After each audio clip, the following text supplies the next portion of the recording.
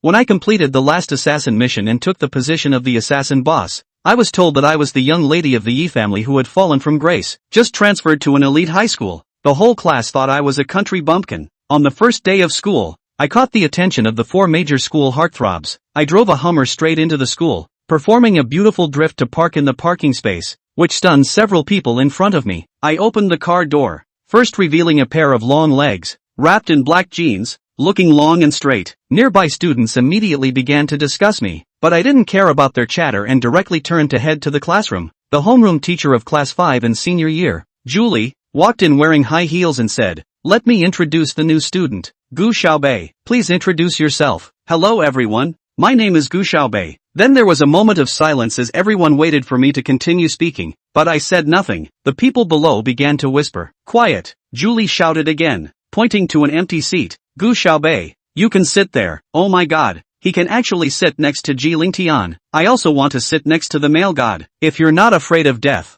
go ahead. I didn't understand what they were saying, but I didn't care. I still didn't know that all of this was arranged by Gu Yuran. Ji Lingtian is the leader of the 4 major school heartthrobs at Victory High School, and he is also the most mysterious and untouchable man. Gu Yuran originally thought I would be severely punished by Ji Lingtian, as all women who dared to approach him would pay the price. However, today, Ji Lingtian did not come to school. After school, Gu Yuran stayed at school to ask the teacher questions, deliberately dragging out the time, not wanting to go home with me. I went back first and met with Xiaoli. Xiaoli has been my assistant for many years and is also the second in command of Tian. His ability to gather intelligence is top-notch in the world. A couple of days ago, someone placed an order for 5 million. Originally, I wouldn't take such a low-priced order, but since the person who placed the order had helped me before, I accepted it as a favor. After putting on a specially made black tight combat suit and disguising myself, I pulled out a butterfly knife and tucked it into my sleeve. I still prefer using this kind of cold weapon. I walked down the street with my hands in my pockets, almost blending into the dark night. Suddenly, a commotion broke out ahead. Normally, I wouldn't interfere in other people's business, but after a woman rushed past, the 2 people chasing her bumped into me hard. Not only did these 2 not apologize, but they even turned back to tease me. "Hey, girl, you look pretty good. After I'm done, let's have a drink together." Just as I coldly raised my eyes, the butterfly knife in my sleeve had already flown out. There's no use keeping a tongue for those who talk too much. Ignoring the 2 men struggling on the ground, I continued walking forward, but I was suddenly grabbed by the ankle at the alley's entrance. I looked down to meet a pair of glassy eyes. Those eyes sparkled with brilliance, although the other features were quite ordinary. Just those eyes alone could be considered otherworldly beauty. This woman seems certain that I will save her. I can smell the scent of a kindred spirit on her. It appears that this woman is also a killer. I glanced back at the 2 people struggling on the ground, shrugged, and thought, well, since I'm in a good mood today and you look good, I'll save you this once. After helping this woman up, I instantly disappeared into the darkness. As the leader of the Dark Sky organization, I naturally have my own place. This building looks unremarkable, seemingly no different from the surrounding villas, but it is filled with traps. If a stranger enters, they won't make it 3 steps before meeting their end. After I finished bandaging him, I sat beside him and started playing on my phone. But when I turned my head, I found that the man had woken up at some point and was staring at me. "There's food in the fridge, and there's a sofa over there. I'll come to pick you up tomorrow morning." I said this succinctly and turned to leave, but the man grabbed my wrist from behind. I usually dislike being touched by others, but for some reason, this man seems to be an exception. "I walked with you." He got up, and although his face was pale from excessive blood loss, he was very determined. I raised an eyebrow and said, "Aren't you afraid of dying?" He shook his head. Since he didn't care, what do I have to care about? After walking out of the villa gate, I heard the man say, "I will repay you in the future." "How will you repay me? You haven't even told me who you are." He calmly replied, "I will find you." As soon as he finished speaking, the man disappeared into the night. I chuckled softly. After all, I am the leader of the Dark Sky. How could I be easily found? Little did I know, the man hadn't gone far and had stopped not far away. "Boss, I've found the person who betrayed you," a man named Cho Mo said.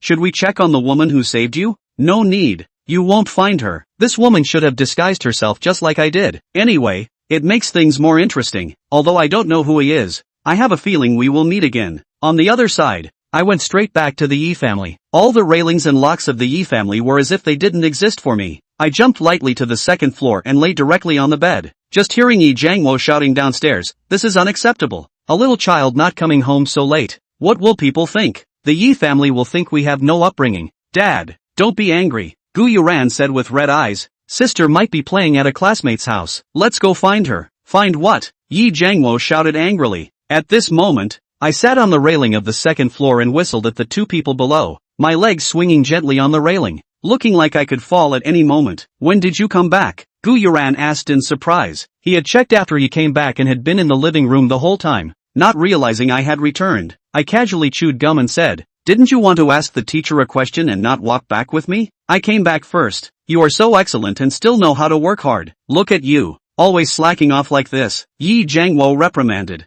I blew a huge bubble, as if I hadn't heard Yi Jiangwo's words. Gu Yuran pretended to choke up and said, Dad, it's all my fault. Please don't be angry with my sister. I then said without hesitation, don't call her sister anymore. My mom only gave birth to me. What kind of talk is that? Yi Jiangwo exclaimed in fury. I jumped down from the railing cheerfully and went straight back to the room. Looking at the item Yi Jiangwo handed me, I asked with a face full of disdain. What is this? This is a dress that Yuran specially picked for you. Hurry up and change. We have to attend a banquet soon. Yi Jiangwo had his own agenda in bringing me back. The Yi family's development hasn't been great in the past 2 years, and having one more daughter means one more opportunity for a marriage alliance. However, Yi Jiangwo didn't take a close look at the dress chosen by Gu Yuran. The outfit was loose and baggy, making the wearer look short and fat, and quite sloppy as well. Gu Yuran was just waiting to see me make a fool of myself, but unexpectedly, I made a face of disdain and said, I won't wear this. This blue is too tacky. I'm just going to wear this one, or I won't go at all. I rolled my eyes while chewing gum. Wear whatever you love to wear. Yi Jiangwo was quite angry. On the way to the banquet, Yi Jiangwo kept a stern face and said nothing, while Gu Yuran had specially dressed up, and her gown was carefully chosen,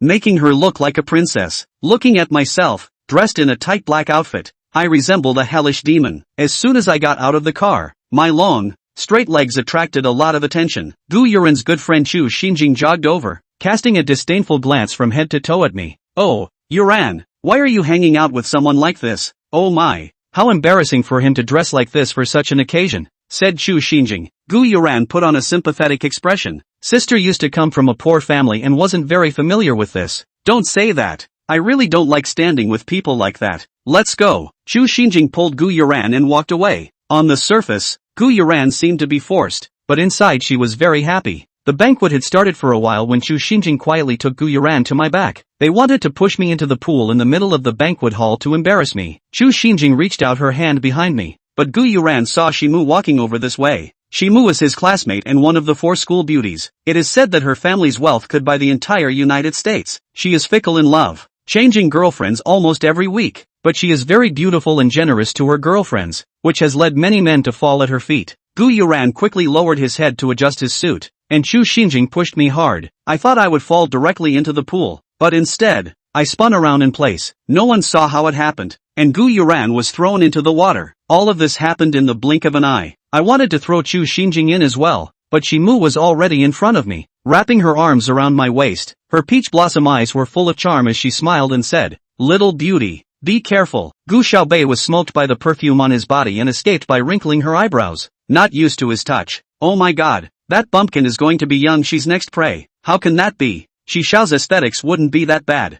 Look at what she's wearing, but she's really good looking. Everyone's attention was attracted by Gu Xiaobei and Shimu, and no one noticed the soupy Gu Yuran. Dad, I don't know what I did wrong. My sister even. Half an hour later, Gu Yuran was finally rescued, lying on Gu Igua's body and sobbing. Are you crazy? Hurry up and apologize to Yuran. Gu Igua yelled towards Gu Xiaobei. Gu Xiaobei absent-mindedly chewed bubblegum. It's the dog that wants to push people into the pool. Who are you calling a dog? Chu Xinjing on the side was anxious. Gu Xiaobei coldly swept her a glance. I didn't say anything about you. What's your hurry? I. Chu Xinjing was instantly weak. Next to him, Silmo held a glass of red wine and suddenly let out a laugh. This girl, a bit of fun. The boy next to him pushed his gold glasses and said in a gentle manner, don't you recognize her? She's Ling Tian's deskmate. The man who was talking to Shimu was called Yi Jieqiao, one of the 4 schoolboys of Shengli, and a well-known ascetic male god in the entertainment industry. Ling Tian still has a tablemate? Shimu raised an eyebrow.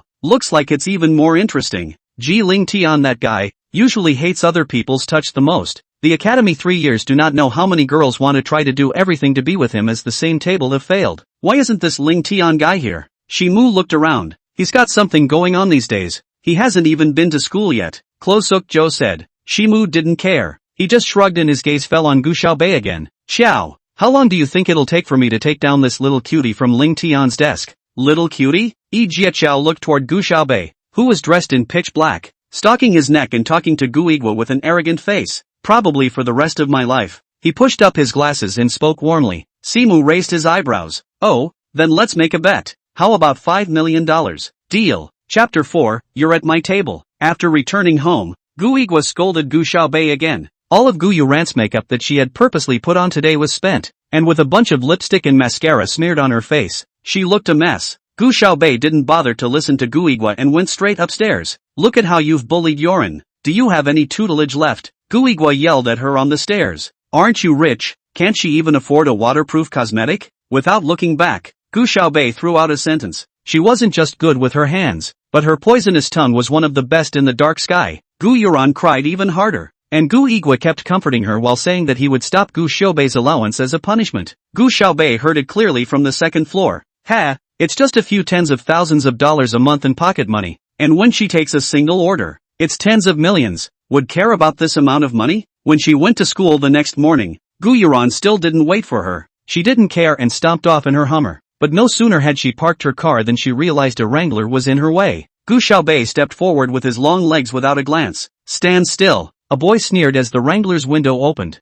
Gu Xiaobei narrowed her eyes at him. Move the car. I don't want to say it a second time, Ji Ling Tian coldly said. He wore sunglasses and was dressed in all black. His temperament was very similar to Gu Xiaobei's, and he exuded a feeling of being uninviting. On what grounds? If it was someone else, they would have obeyed obediently. But Gu Xiaobei was no ordinary person. On what grounds? Ji Ling Tian was instantly shocked. In the entire Xingli Academy, no one had dared to talk to him like this. This is my parking space, he explained, suppressing his anger. Gu Xiaobei shrugged her shoulders. I went to the finance office yesterday to pay for it. This is my parking space. Or Saturday 6 told her that the school parking space was rented once a year, and she went to pay for it yesterday. Ji Ling Tian instantly wrinkled his eyebrows, pulled out his cell phone and called the finance office. The staff member who received his call had a shaky voice. Right. Sorry, Ji Xiao. Your parking space expired yesterday. Yesterday, the new intern didn't renew it for you. Give. Gave it to someone else. This staffer is on the verge of tears. Ji Ling Tian hung up the phone and looked coldly at Gu Xiaobei. $1 million. The rent for this parking space is only $200,000 a year, and he offered 5 times as much to exchange it with Gu Xiaobei. I'll leave first if there's nothing else. Gu Xiaobei whistled as he shook his car keys and whistled as he sailed away. Send out the barkers? Both she and Ji Ling Tian did not recognize each other. Not only did Gu Xiaobei not know that this was the man she had saved, she didn't even know that he was her classmate Ji Ling Tian. The first class is English. Gu Xiaobei has done a lot of European lists. A mouth of English is extremely fluent. Is propped up in the head of the god travels too far. Suddenly, the back door of the class opened, and I wondered who was late. The teacher was just about to get mad, but immediately squeezed out another smile. Ling Tian, you're here. Ji Ling Tian? The entire class's attention was drawn to him. Only Gu Xiaobei was still chewing bubblegum in a daze. Wow. It feels like Ji Xiao is handsome again. I haven't seen Ji Xiao in 2 days. I miss him so much. Many girls were guilty of nymphomania.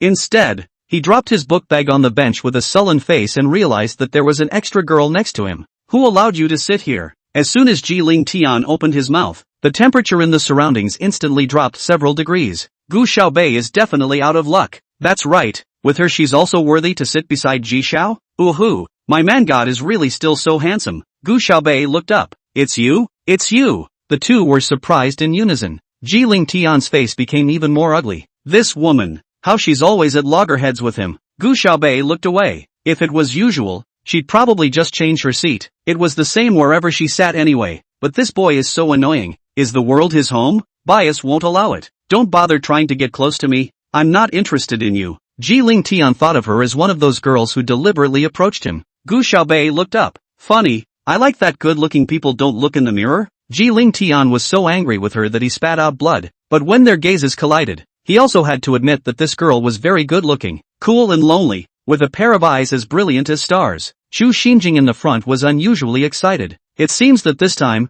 Gu Xiaobei is definitely going to be unlucky. As soon as she gets out of class she's going to go and tell this good news to Yuran. However, Ji Ling Tian divinely sat down and did not continue to argue with Gu Xiaobei. He was still injured and just wanted to rest, and he wouldn't have come to school today if he hadn't been afraid of suspicion, and the eyes were inexplicably familiar to him. Chu Xinjing was filled with disappointment and turned back to keep staring at Ji Ling Tian. What are you looking at? Ji Ling Tian coldly scanned the circle. Class. Everyone rushed to sit upright and the teacher began to continue with that text. The bell rang for the end of class, and Gu Xiaobei and Ji Ling Tian both plopped down on their desks. Ji Xiao actually really let this woman sit next to him. Hey. Oh, why not me? I also want to be at the same table with the boy god. The students next to him were whispering. Shimu came in through the back door with a big grin and smiled at the students in front of Ji Ling Tian. Make way? That female classmate was mesmerized by his smile and rushed to get up. Silhouette sat down and poked Guillermo. The four schoolboys were on good terms, and they were the only ones who dared to disturb Ji Ling Tian while he was sleeping. Ji Ling Tian raised his head with a sullen face. Ling Tian, how is it? Does it feel good to have a new table mate? Boring. Ji Ling Tian was too lazy to care about him. Hey.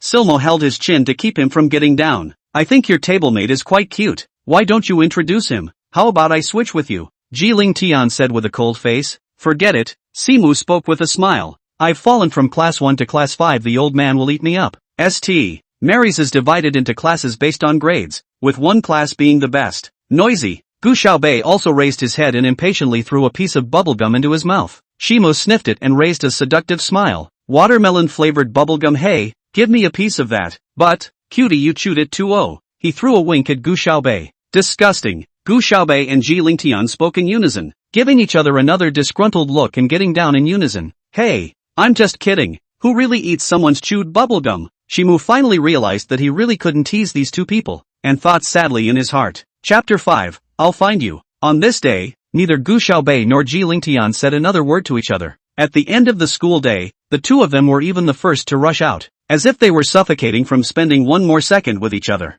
The students behind them began to discuss the two of them. Gu Xiaobei is also too shameless. Even if she intentionally sat next to Ji Xiao, she actually pestered Ji Xiao after school. That's right, my boy god is also something she can approach, but I see that Gu Xiaobei looks very pretty, and Ji Xiao standing together is also very compatible. Hey, what are you babbling about? Look at her in that's what she's wearing. But didn't Ji Xiao also wear all black? Don't you dare talk about my manhood. Gu Xiaobei sat in the car and turned on his cell phone. Beaver sent her many messages. Meet and talk. Go to the villa. Gu Xiaobei replied with a quick reply. With a foot on the gas, the Hummer roared toward her secret villa. Beaver sat at the table with her legs crossed and drank coffee, a habit she had, having to drink at least 6 cups a day to keep her mind going fast. Boss, you're back. Little Beaver jumped down from the table and was about to jump into Gu Xiaobei's arms. Gu Xiaobei poked her away with one finger. She hemmed and hawed. She had always known that Gu Xiaobei didn't like other people's touch, but she just loved to see her boss with a look of disgust still tinged with hopelessness. Here's the information the man sent. He's very sincere. What do you think, boss?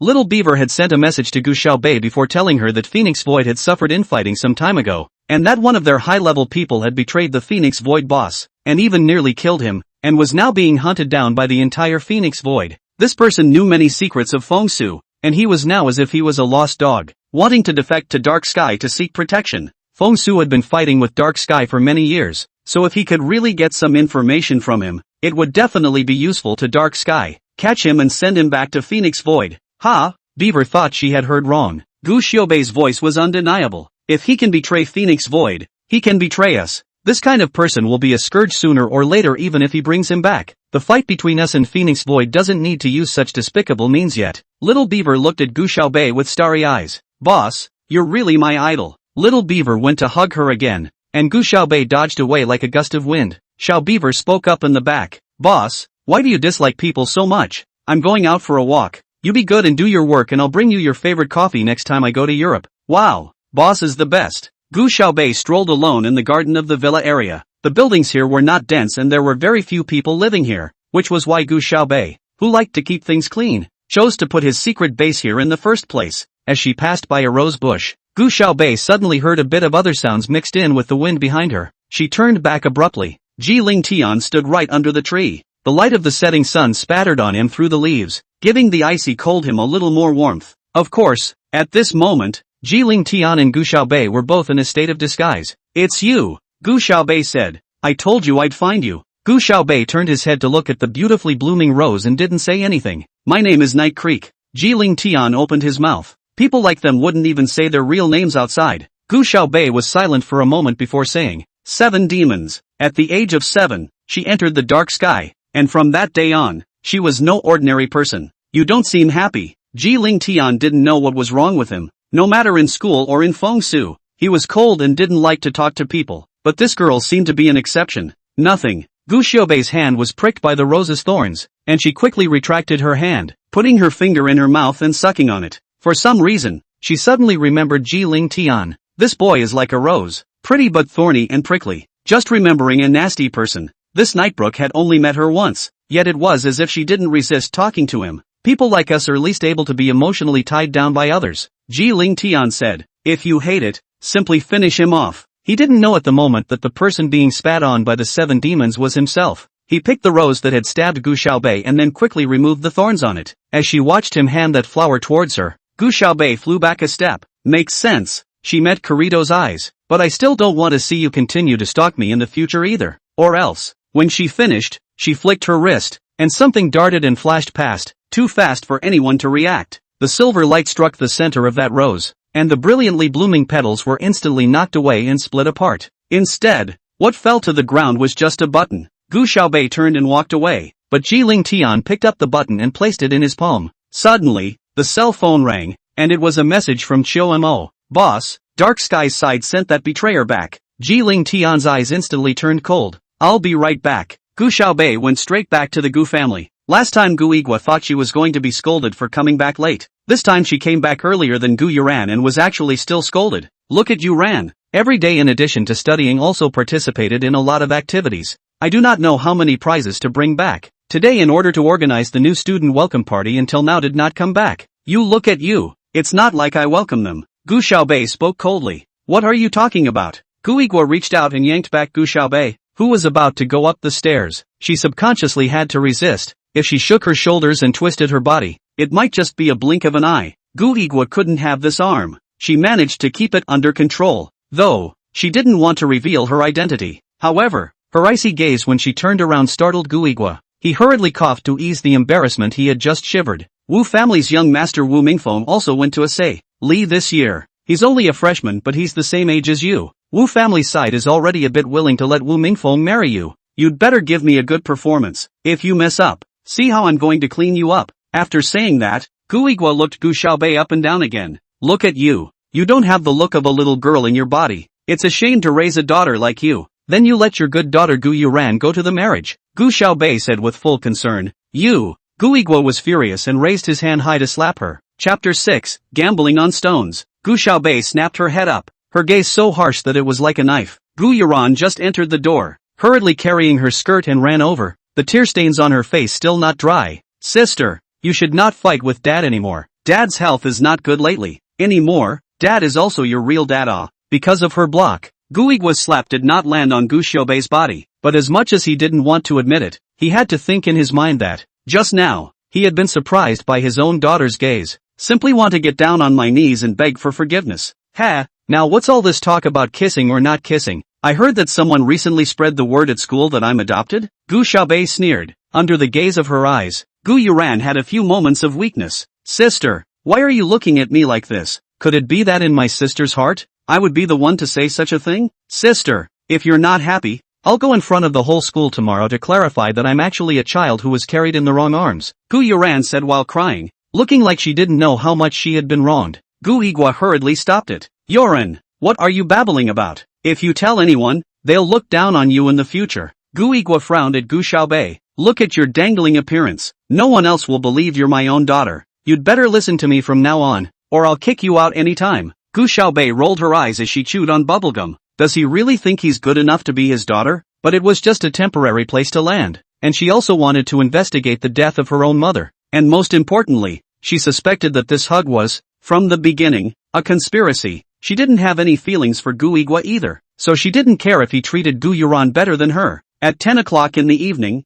Gu Yuran was still practicing next door. Her singing voice was still very good. When she was very young, she went to a special training course. The teacher of that training course was still graduated from the Sliden Conservatory of Music. That's the best music school in the world. But Gu Xiaobei had been hired as a tenured professor at Sliden 3 years ago, and now Sliden had several other textbooks that she had written, and for her to listen to Gu Yuran's singing was tantamount to pouring garbage into her ears. Just at this time, Little Beaver sent her a message. Boss, there's fun at Fengming Residence tonight. Going or not? Phoenix Residence is the largest trading place for raw stones in the imperial capital, and every once in a while, it will release a batch of top-quality raw stones to come, and Little Beaver said that a large batch of goods came tonight, so it is estimated that a lot of people will go. Gu Xiaobei thought to himself that it was better to be idle than to listen to Gu Yuran's magic voice here. She renewed her disguise, opened the window, and disappeared into the darkness as briskly as a wildcat. Little Beaver farted behind her and entered Fengming Residence. Boss, I heard that tonight's raw stone is super top-notch. Do you want to try it? It was important to know that when Gu Xiaobei took over Dark Sky,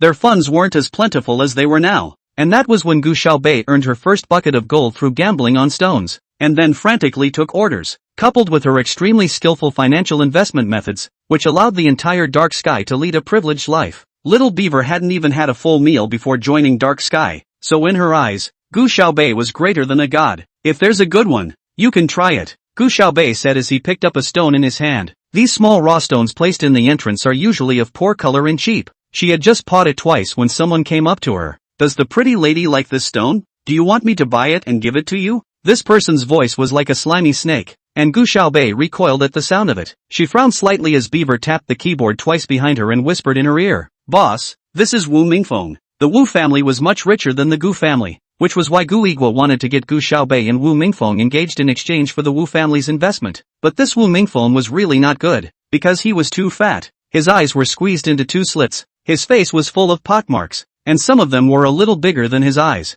Most importantly, his IQ is also not high, obviously the same age as Gu Xiaobei, but this year he has just entered the first grade, and he only knows how to pick up bars and play with girls on weekdays, and he doesn't do anything serious at all. As if she hadn't heard him, Gu Xiaobei casually placed the piece of stone she was holding in front of the staff member next to her. Rub. The staff thought they had heard wrong. Rub? It's a stone out here that can't even be cut to get anything out, and she's actually going to rub it? Shouldn't be here to play with himself. The so-called rubbing and cutting are specialized terms that are used when gambling on stones. Cutting it, that is, first cut off a certain thickness to see if there is any exposed jade inside. If exposed, then cut along the jade. If not, then continue to cut. And what about rubbing? This means that the stone is basically filled with jade, with only a thin layer of skin. That's why it needs to be gently polished, so that it doesn't cut down with a single slice and shatter the jade inside. However, Gu Xiaobei had already paid, and this staff member could only obediently do what she told him to do. Whoa! It had just been sanded not 2 times when the staff member let out a gasp.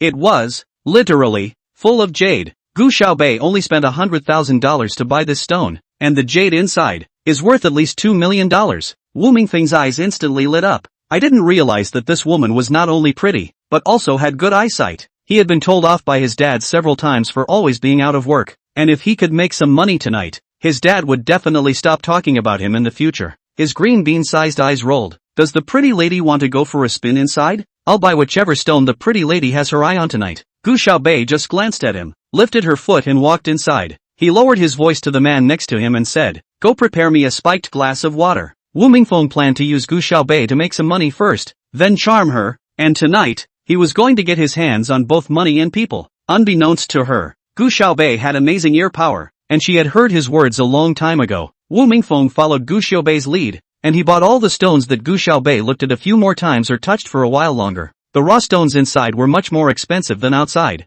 and before long, he had spent $6 million. But what was opened couldn't even be sold for $2 million.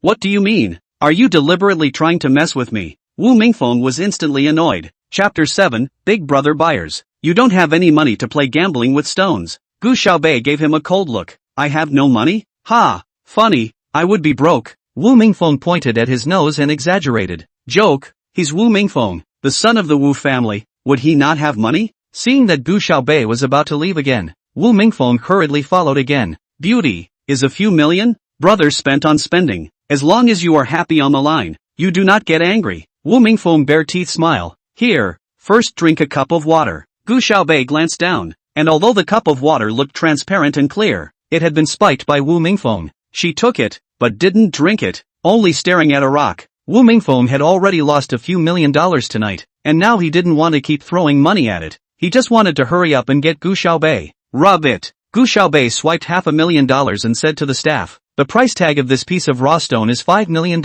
You pay $500,000 up front. Then you can let the staff make a cut at the location you specified. If the jade comes out, you want it, you need to pay another $4.5 million. But if you don't want it, you only need to pay another $500,000. This way, you make less and lose less. The staff polished the spot she pointed to a few times and a green light emerged. Surprisingly, it's a fine emerald. If this were a whole emerald, it would be worth over $50 million. Wu Mingfeng repented. Why didn't he just buy it straight away just now? Me, give it to me. Wu Mingfeng pulled out his card. Swipe it. I'll take this stone. Give me a good grinding. After saying that, he turned his head to Gu Xiaobei and said, Sister, you quickly drink the water. Brother will bring you out to have a good time after earning some money in a while. 10 million down the drain is 50 million. He's going to make a fortune tonight. And, it's a good idea to get this woman as well. Wu Mingfeng's attention was on that piece of raw stone, and Gu Xiaobei took advantage of his inattention and pretended to take a big gulp, but actually poured out a large portion of that glass of water. Asterisk. The staff members sanded a few more times, and Wu Mingfeng instantly cursed out a series of expletives. This stone actually only rubbed out that small area is emerald. The rest, all stone. That small piece couldn't even make a bracelet. At most it could make 2 rings. This time, he could lose a lot of money. This woman definitely did it on purpose. Xiao Beaver in the back cannot help but laugh. Her boss in the gambling market is comparable to the existence of perspective eyes. This Wu Mingfeng wanna mess with the boss. Did not let him lose a fortune is good. Wu Mingfeng gritted his teeth and turned around with a ferocious face, practically wanting to die with Gu Xiaobei. Gu Xiaobei cocked her head and blinked. Brother, don't be angry. Have a drink of water to calm down. She shoved the remaining half cup of water into Wu Mingfeng's hand. Wu Mingfeng was so angry that his mouth was dry, and without thinking, he took it and drank 2 large mouthfuls. Just as he swallowed, he reacted that something was wrong. Wu Mingfeng pointed at Gu Xiaobei. His eyes were dizzy, swayed twice, and collapsed. This. Is this your friend? What is going on? The staff didn't know what to do for a moment. Gu Xiaobei shrugged. I don't know him. I guess he lost too much money and got angry. You guys will see what happens. She marched out, Beaver bouncing after her, making a face back. Ha ha. After resolving Wu Mingfeng, Gu Xiaobei had wanted to go back to sleep, but a man suddenly appeared on the stage, saying that there were some very good color raw stones tonight, which were brought to the auction. Gu Xiaobei and Little Beaver sat down together to watch the fun. Although the raw stones in the previous auction were also genuine, Gu Xiaobei felt that the color was average, so he didn't bid on them. To be able to participate in the auction here are also playing the old hands of the original stone. Not many will go out of sight. The basic price of the auction are similar. Gu Xiaobei yawned while looking at it, and Little Beaver gently nudged her, saying in a small voice, Boss, you're at the same table. She looked up to see, and sure enough, it was both Jiling Tian and Shimu. Jiling Tian is also very good at gambling on stones, and Shimu wanted to come and join in the fun today, so he pulled him along. Gu Xiaobei had changed his appearance and was not worried about being discovered by the two of them, so he dropped his gaze back onto the stage. It didn't matter what she saw, her eyes widened. The stone looked plain and ordinary, and even the people who raised their cards to bid on it were few and far between, but Gu Xiaobei saw it with a single glance, that underneath the roughly 4 centimeters thick skin of the stone was a shallow layer of jade with impurities, and further inside, it was a whole block of imperial green. Imperial green, a rare species that can be found in the jade market. This stone would be worth at least $100 million if it was polished, but now the bidding is even less than $10 million. $10 million. Little Beaver quickly raised her sign at Gu Xiaobei's behest. The price of this stone had been hovering at over 8 million for several rounds, and everyone was only willing to raise the price by a few tens of thousands. No one was willing to bid too much. This time someone added up to $10 million, and then no one made a sound. To offer $10 million for such a stone is crazy. Didn't see it was a little girl, probably out for fun with the family's money. TSK, without some skills dare to come to gamble on stones. Sooner or later you will lose all your family's money. The whispers of the people next to them all fell on Gu Xiaobei's ears. $10 million a time. 10 million 2 times. 10 million 3. The host on stage had a smile on his face. Just when everyone thought it was going to be a deal, someone suddenly said, $15 million. The crowd immediately sucked in a breath of cold air. Who is this? He actually added $5 million in one breath. Gu Xiaobei looked in the original direction. As expected, it was Jiling Tian. Jiling Tian also looked this way. There was no wavering in his eyes, and he didn't look like he recognized her, so it wasn't a deliberate attempt to antagonize her, but he really did see the value of the stone as well. It's fun to play chess. $20 million. Beaver raised the sign again. $30 million. Ji Ling Tian didn't hesitate for a second. The people on the field were stunned by their maneuver. In their opinion, this stone was only worth $10 million at most, but these two people actually raised the price by $10 million in one go. $80 million. When the little beaver offered $80 million, Ji Ling Tian obviously hesitated for a moment and didn't directly add another $10 million, but only added $5 million. By the looks of it, he also saw that the value of this piece of imperial green should be around $100 million, so if he added too much, it would not be cost-effective. Both sides went back and forth, and the last bid was $97 million shouted by Beaver. 97 million once, 97 million twice. Seeing that the host was about to drop the hammer, Ji Ling Tian still had a few moments of hesitation. $110 million. Just a second before the hammer fell, someone suddenly said. However, this voice was neither Ji Ling Tian's nor Little Beaver's. Chapter 8, Country Bumpkin. Simu, who was sitting next to Ji Ling Tian, crossed his legs and absent-mindedly raised his sign. It was he who shouted that just now. It's hard to buy master's pleasure with money. Shimu raised his eyebrows and met Ji Ling Tian's gaze. $111 million. Sold. The host on stage joyfully dropped the hammer. Gu Xiaobei looked at Ji Ling Tian's face from afar and knew that he must be very angry right now. Shimu today pulled him over is to let him do a reference to make a good deal of money. The results, he spent $110 million to buy a piece of jade worth $100 million, carved out the estimated $100 million, which is invested in a lonely. The jade was soon polished out, and everyone saw the piece of excellent color imperial green inside, and they all started to compliment Shimu. I can't imagine that this brother's vision is so old-fashioned at such a young age. What do you know? This is the young master of the Shi family, so it's Shi Shao. No wonder the investment gaze is so ruthless. Seymour raised his lips and responded to the others' compliments one by one. Wherever, it's all natural. Why no way no way. It's hard to have a bad eye when you look at my handsome face in the mirror every day. Ji Ling Tian simply wanted to smash his fist over to see how thick Shimu's face skin was. Gu Xiaobei also saw the polished piece of imperial green, and it was getting late, so she was satisfied and left with little civet. Ji Ling Tian looked towards her back and suddenly frowned. Strange, this person seems a bit familiar. When Gu Xiaobei went back, Gu Yuran had already gone to bed, so she didn't have to endure the torment of Gu Yuran singing, took a shower and went to sleep. The next morning, as usual, she drove herself to school. Ji Ling Tian's Wrangler was parked right next to her parking space, and by the looks of it, he had paid for the space next to hers. Ji Ling Tian was already in his seat when she entered. It was rare for Ji Shao, the head of the 4 schoolboys, to come to school so early, and the girls in the class were resting their cheeks on him. Xu Xinjing was also making a flowery face at Ji Ling Tian, and when she saw Gu Xiaobei come in, she rolled her eyes. The chemistry teacher standing on the podium, Zhao Yenye, coughed twice and tapped the table. All right, quiet. We're going to start class soon. Gu Xiaobei, go stand at the back and listen. On what grounds? Gu Xiaobei didn't move. Zhao Yenye rounded her eyes. You're late and you actually dare to ask the teacher on what grounds? Do country bumpkins know so little about honoring teachers? Last night, Zhao Yenye had already discussed this with Chu Xianjing and Gu Yuran.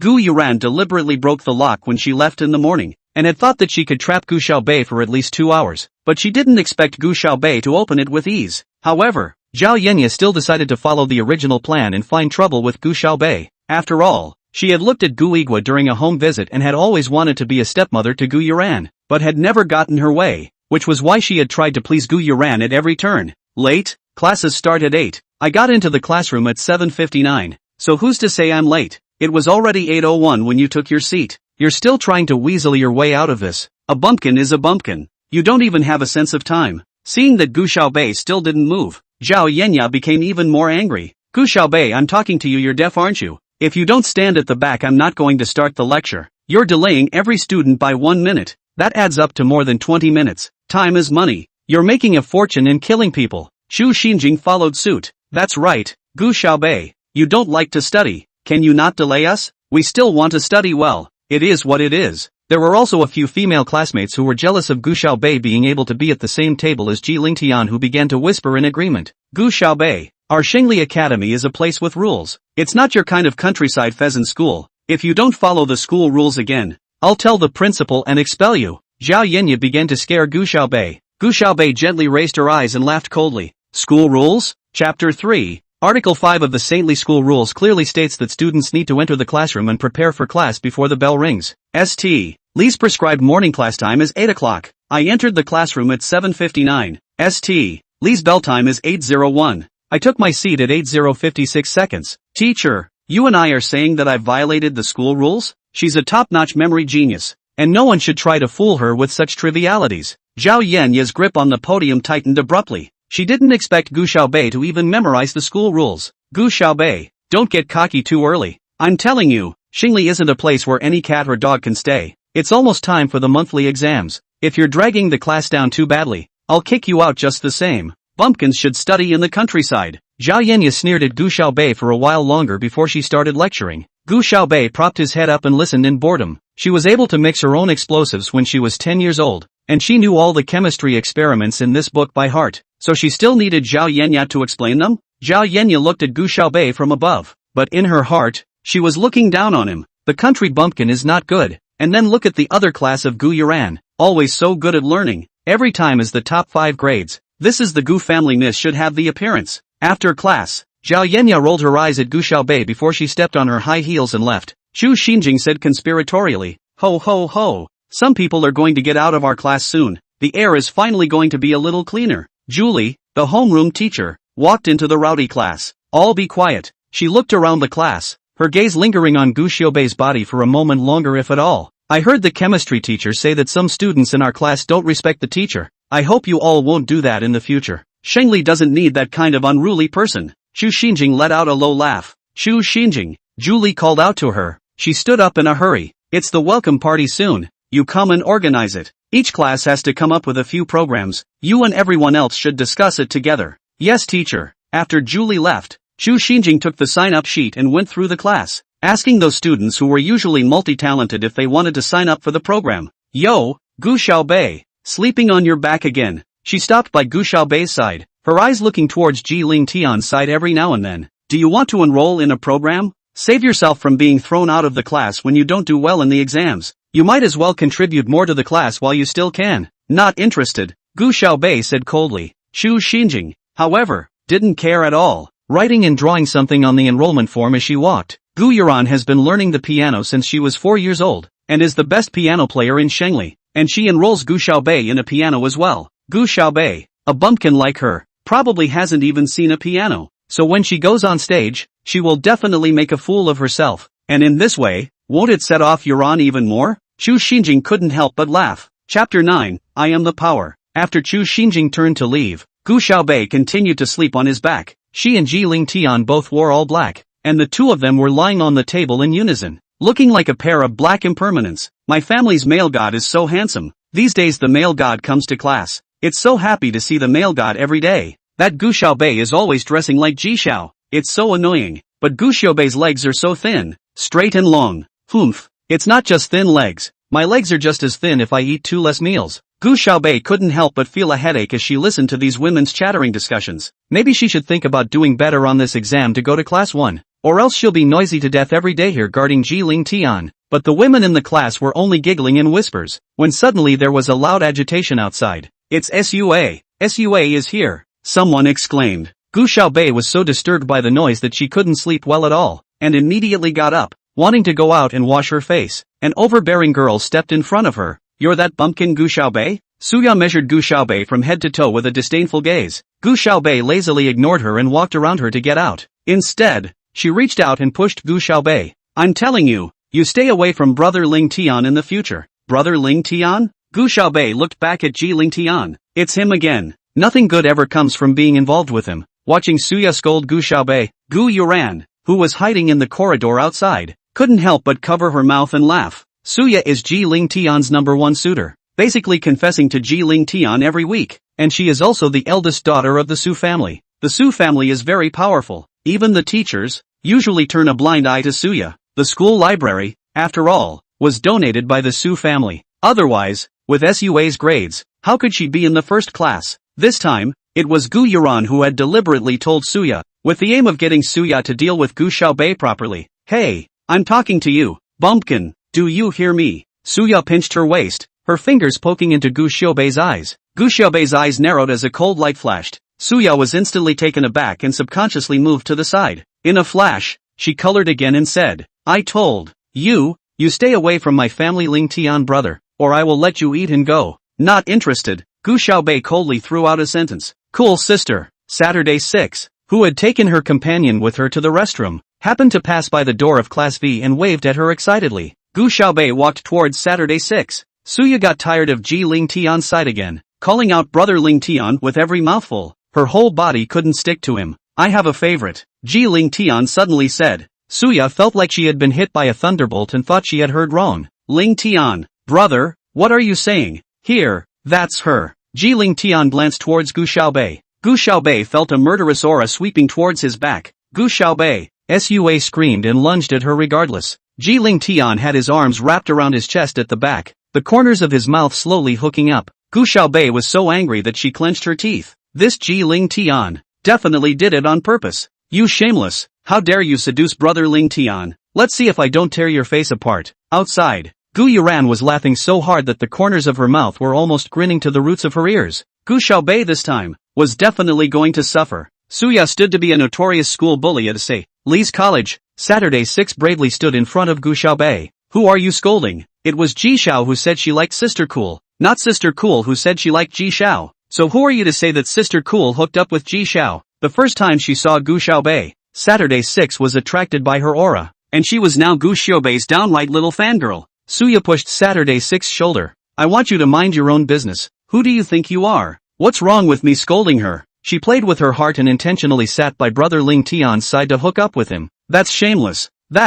With that, she reached out her hand to grab Gu Xiaobei's face. She had long fingernails, and if she scratched them, Gu Xiaobei would break his face. Gu Yuran cheered in her heart. Ji Ling Tian instantly looked aghast and was about to get up. After all, he was only trying to get rid of Suya and cause Gu Xiaobei some trouble in the process. He didn't really want to hurt Gu Xiaobei. But just then, Gu Xiaobei suddenly grabbed Suya's wrist. Ouch! Suya's tears instantly came out. She grimaced in pain, but still scolded. Dirtbag, you hurry up and let go of me. Agu, or I'll have to tell you to get the Agu out of Lee's. Apologize. Gu Xiaobei coldly spat out 2 words. Suya felt that her bones were almost broken. How to scold Gu Xiaobei refused to let go, so she could only cry. I am sorry for. Okay. Only then did Gu Xiaobei let go of his hand, coldly glanced at Suya, turned around and walked out. Seeing that Gu Xiaobei didn't suffer, Ji Ling Tian lazily sat down and closed his eyes intending to rest for a while longer. But how could Suya swallow that? She watched Gu Xiaobei and Saturday 6 walk in front of her and suddenly screamed and rushed over. Gu Xiaobei dodged it lightly, but Saturday 6 wasn't so lucky. She bravely greeted Gu Xiaobei and blocked the slap for him. That crisp slap, Gu Xiaobei's heart jumped when he heard it. Saturday 6's cheek was swollen and had 3 red marks. Gu Xiaobei wrinkled her eyebrows fiercely. She had already spared Suya once. She didn't expect Suya to still seek death. Cool sister. Forget it. Saturday 6 cried in pain, but still tugged on Gu Xiaobei's raised right hand, said in a small voice, I'm fine. The Su family is powerful and influential. Don't hit her for me. You'll get in trouble. Sua smiled smugly, but the next second, Gu Xiaobei slapped Suya hard with his left hand. Power? I am power. Gu Xiaobei was telling the truth. She was the dark sky boss, armed with dozens of skills, and was a top-notch existence in all walks of life. But those who didn't know the truth thought she was talking about the power of the Gu family. How can the Gu family be compared to the Su family? The onlookers were so surprised that their mouths opened so wide that they could even fit an egg inside. You wait for me. Suya covered her face and ran away crying. Saturday 6 was also anxious. Cool sister. What to do?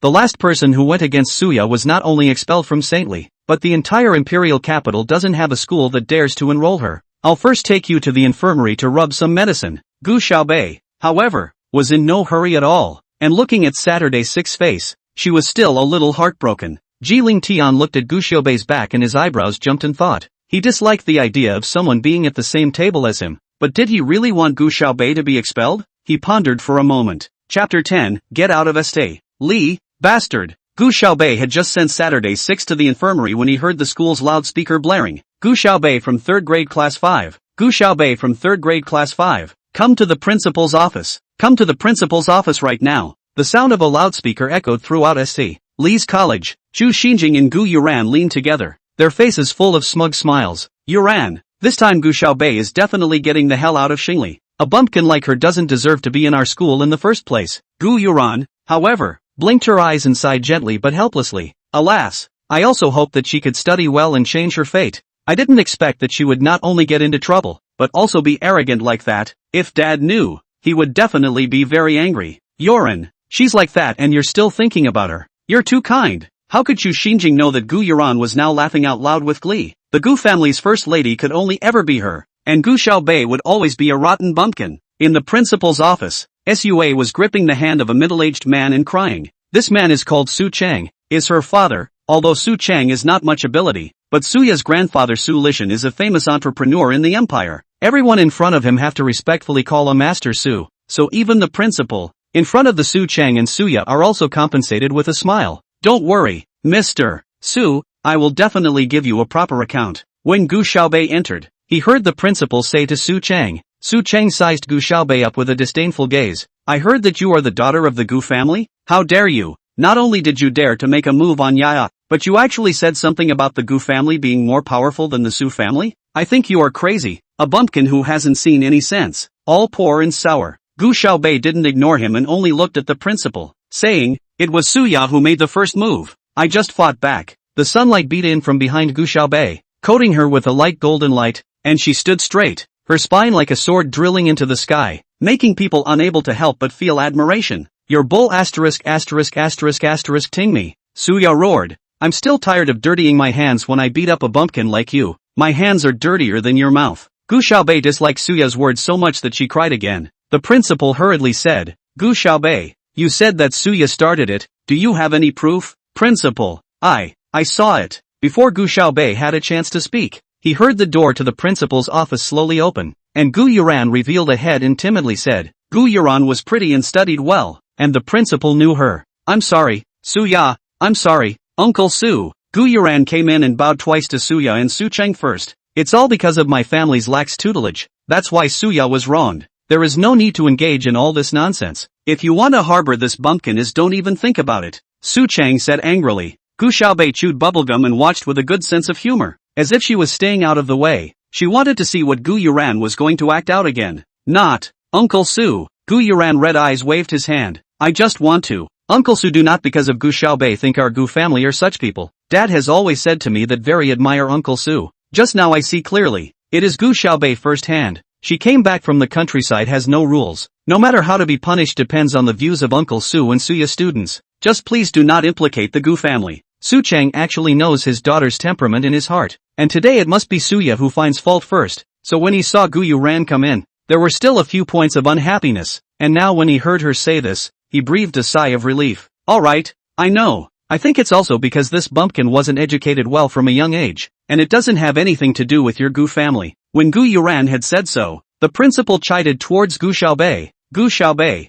what else do you have to say? She shrugged her shoulders and spoke with concern. What's there to say? There's surveillance everywhere in St. Li, just pull it up and look at it. Hateful. Suya clenched her teeth in anger. How could she have forgotten about the whole surveillance thing? Wouldn't everything be exposed if we went to see the surveillance? Suya hurriedly gave Gu Yuran a wink. Gu Yuran's tears were swirling in her eyes, looking aggrieved and hateful. Gu Xiaobei, hurry up and admit your mistake. Would I still wrong you? If you keep pestering me like this, I'm afraid there will be a more severe punishment. Dad has been so good to you. Do you have to implicate Dad before you'll give up? Alright, the principal said seriously. St. Li is a place of mellow school spirit. Absolutely no tolerance for this kind of fighting and trouble. Today Gu Xiaobei you must be fired. Before he could finish his sentence, he received a phone call. As soon as he saw the caller ID, the principal's face immediately changed, covering the microphone and hurried out. Suya raised her chin toward Gu Xiaobei in triumph. Gu Xiaobei, just wait for death you.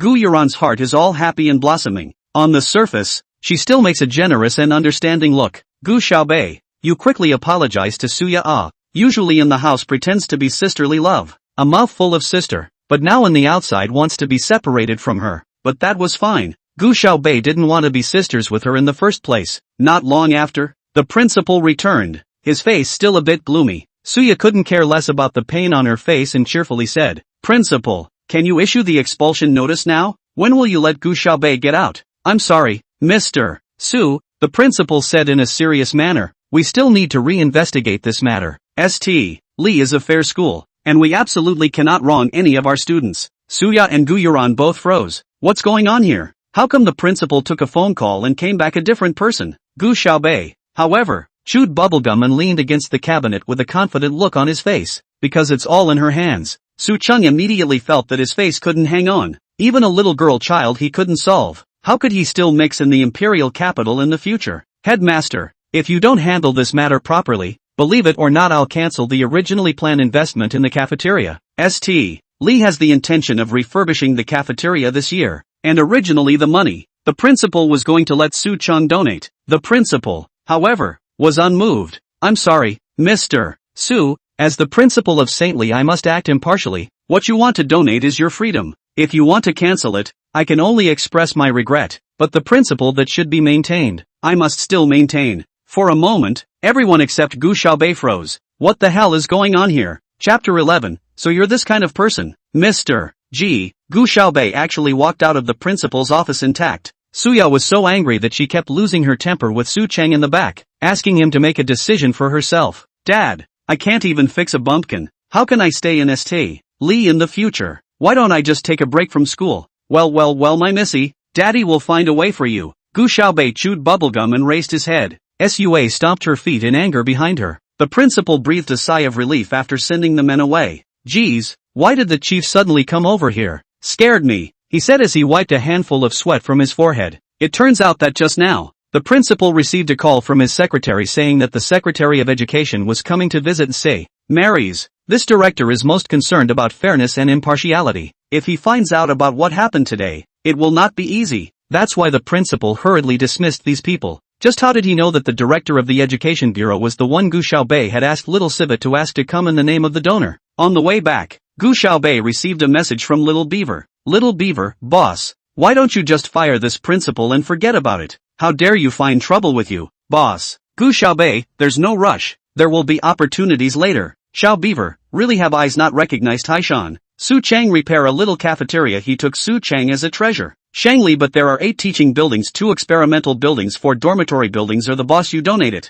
Gu Xiaobei, well, you've reminded me. Since Su Chang has no place to spend his money, find a chance to bankrupt all the businesses in his name. Beaver, the boss is mighty. Although the Su family is a large family, Su Chang has never been able to make a difference, and Su Lishan has only given 4 of his average-sized companies to Su Chang. Gu Xiaobei wants to suppress Su Chang as simple as taking a breath. When Gu Xiaobei went back, her classmates looked at her with eyes like she was a monster. Geez, there are people targeted by SUA who actually make it back in good shape? This Gu Xiaobei's luck is too good. The arrival of the math teacher interrupted the sound of their conversation. This class, Gu Xiaobei spent it in boredom again. For a math genius like her, who had been fought over by Stanford and Harvard together, third grade knowledge was as boring as 1 + 1 is equal to 2. After class, the students got together again in groups, talking about something on their cell phones. Oh my god, did you guys see the news? SUA's family is broke. What?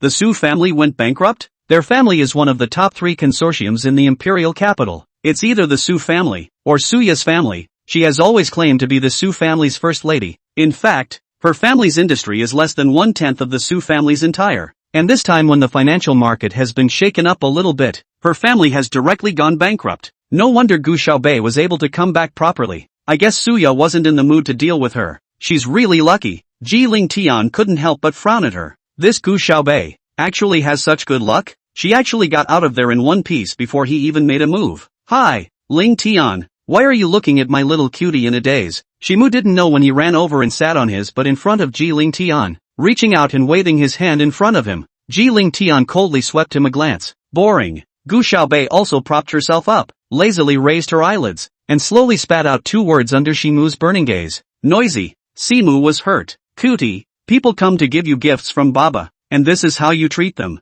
Shimu threw a wink at Gu Xiaobei. Not interested. Gu Xiaobei finished speaking and went to lie down again. Other than Ji Ling Tian, Shimu had never seen someone so cold, and, moreover, he had never seen a girl who was unmoved by his looks and closeness. But the more Gu Xiaobei was like this, the more he had a desire to conquer. Sweetie, this is for you. Like it? Silhouette reached out, and in his hand rested a tiny, emerald green fox, alive as if it could jump in the next second. It's the same imperial green he carved out of the one he auctioned off last night. Although this is only one part of that imperial green, it's worth at least $10 million.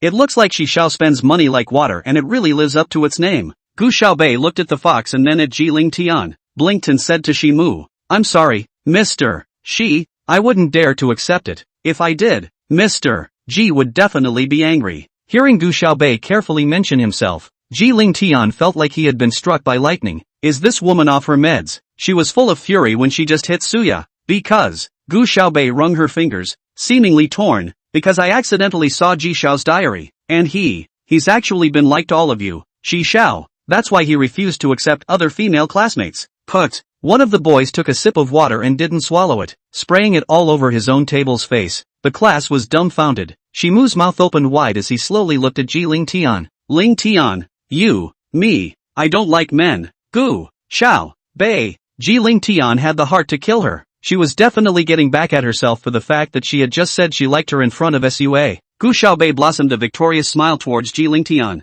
then bounced up like a frightened bunny and stammered. Right. I'm sorry Ji Xiao. I didn't mean to look at your diary. And I didn't mean to confess for you to help 11 Xiao. So Ji Xiao, you mustn't be angry Kidding aside, she is a well-known movie queen in the entertainment industry. Although she has left for 2 years but her acting skills have not regressed at all. Some of the girls were on the verge of tears, not realizing that their guy had a crush on another guy. And some of the rotten girls were even more excited to look at Ji Ling Tian and Shimu, instantly brainstorming tens of thousands of words of a little sweet text. What are you looking at? All of you close your eyes. Ji Ling Tian yelled at the class. Shimu, however, was still playing along with Gu Xiaobei's act, saying with a panicked expression, Ling Tian, what she said can't be true. So the minds of the students who had just been intimidated by Ji Ling Tian became active again. Jillian was so happy that she grabbed the door. Ha ha ha, little cutie. I've never seen anyone who can make Ling Tian suffer like this. Interesting, this is a reward for making me watch a good show. Shimu gave Gu Xiaobei that little imperial green fox and didn't even give her a chance to refuse, leaving directly. Until class started, Ji Ling Tian didn't come back, so Gu Xiaobei was happy to be free. But in just one class, the Savely College's posting bar was full of posts discussing Ji Ling Tian and Shimu. So many students brushed up on it. Gu Xiaobei casually glanced at them in his boredom, but in less than a minute, these extremely hot posts with hundreds of floors were instantly deleted cleanly. There is a big line floating on the front page of the posting, any more nonsense and you'll be waiting. All the students instantly put away their cell phones to behave in class. Gu Xiaobei laughed softly. She knew at a glance that this was Ji Ling Tian finding a hacker to delete all the posts. Calling up the virtual projection keyboard in the ring, he put the phone in landscape, and using the cover of the book, Gu Xiaobei's fingers flipped, and a section of code flew on the screen. Other side. Oh Xia, Shengli's fourth largest schoolmate who had just finished addressing Ji Ling Tian's needs, clapped her hands and leaned back, raising a cute and sunny smile. I say Ling Tian, you still have to come to me for such a small matter. Now you can let me go to class. Up my ass. Ji Ling Tian gritted his teeth and raised his own cell phone to Oh Xia's face. Chapter 12, Gu Xiaobei, you're dead. Oh Xia's eyes widened at once. He had half-length, shaggy hair, dyed a nice bright yellow that looked to be the same color as the sun. How could this happen? Oh Xia beamed, picking up the keyboard on the side and tapping the code again quickly. Ji Ling Tian sat down beside him with a sullen face. Oh Xia is an internationally recognized hacker who, although only 17 years old, has remotely controlled the reorbiting of satellites. He skipped class a lot, but no teacher dared to flunk him because he would hack into the school's registrar's system and change everyone's grades all over the place if he wasn't happy. So something like deleting a posting is a piece of cake for him. But sweat was gradually seeping out of Oh Xia's forehead. Strange, he muttered. Ji Ling Tian gathered his head to look at it. On the screen was a series of codes that jumped around nonstop. Although he couldn't fully read it, he knew that Oh Xia was in some kind of trouble. The other party set up a data interception to block my crawler code. I originally thought that it was done by someone from the school, but now it seems that the school shouldn't have such powerful people. Oh Xia said while puffing up her cheeks, looking puffed up yet cute. Oh Xia's fingers flipped even more rapidly, and were already beginning to show a shadow. It had been a long time since he had met such a strong opponent at home. I'll set up a fake program attack to bypass him first, then I'll delete that data for you. Oh Xia tapped the code while explaining to Ji Ling Tian. Then, Oh Xia smiled and raised an eyebrow. Hack his camera and find out who the other guy really is. Ji Ling Tian also came a little closer to the screen, his brows furrowed. If he found out who this person was, he would definitely make him look good. Unlike the busyness on Oh Xia's side, Gu Xiaobei was just banging on the keyboard with one hand, blocking his attacks, and it didn't look too easy. She thought that Ji Ling Tian had just paid a random hacker, so she didn't fight it with her heart. Suddenly at that moment, her camera butt flickered. Gu Xiaobei was startled and quickly cupped the camera with his left hand, while his right hand quickly tapped the code, and the other side. Ji Ling Tian and Oh Xiao looked at each other. Why did the scene that just flashed by look so much like, say, Li's classroom? Could the other person actually be a student of St. Li's? No way. Oh Xia puffed out her cheeks. There's definitely no second person this powerful in Xingli besides me. Ji Ling Tian's eyebrows but the more frown the tighter.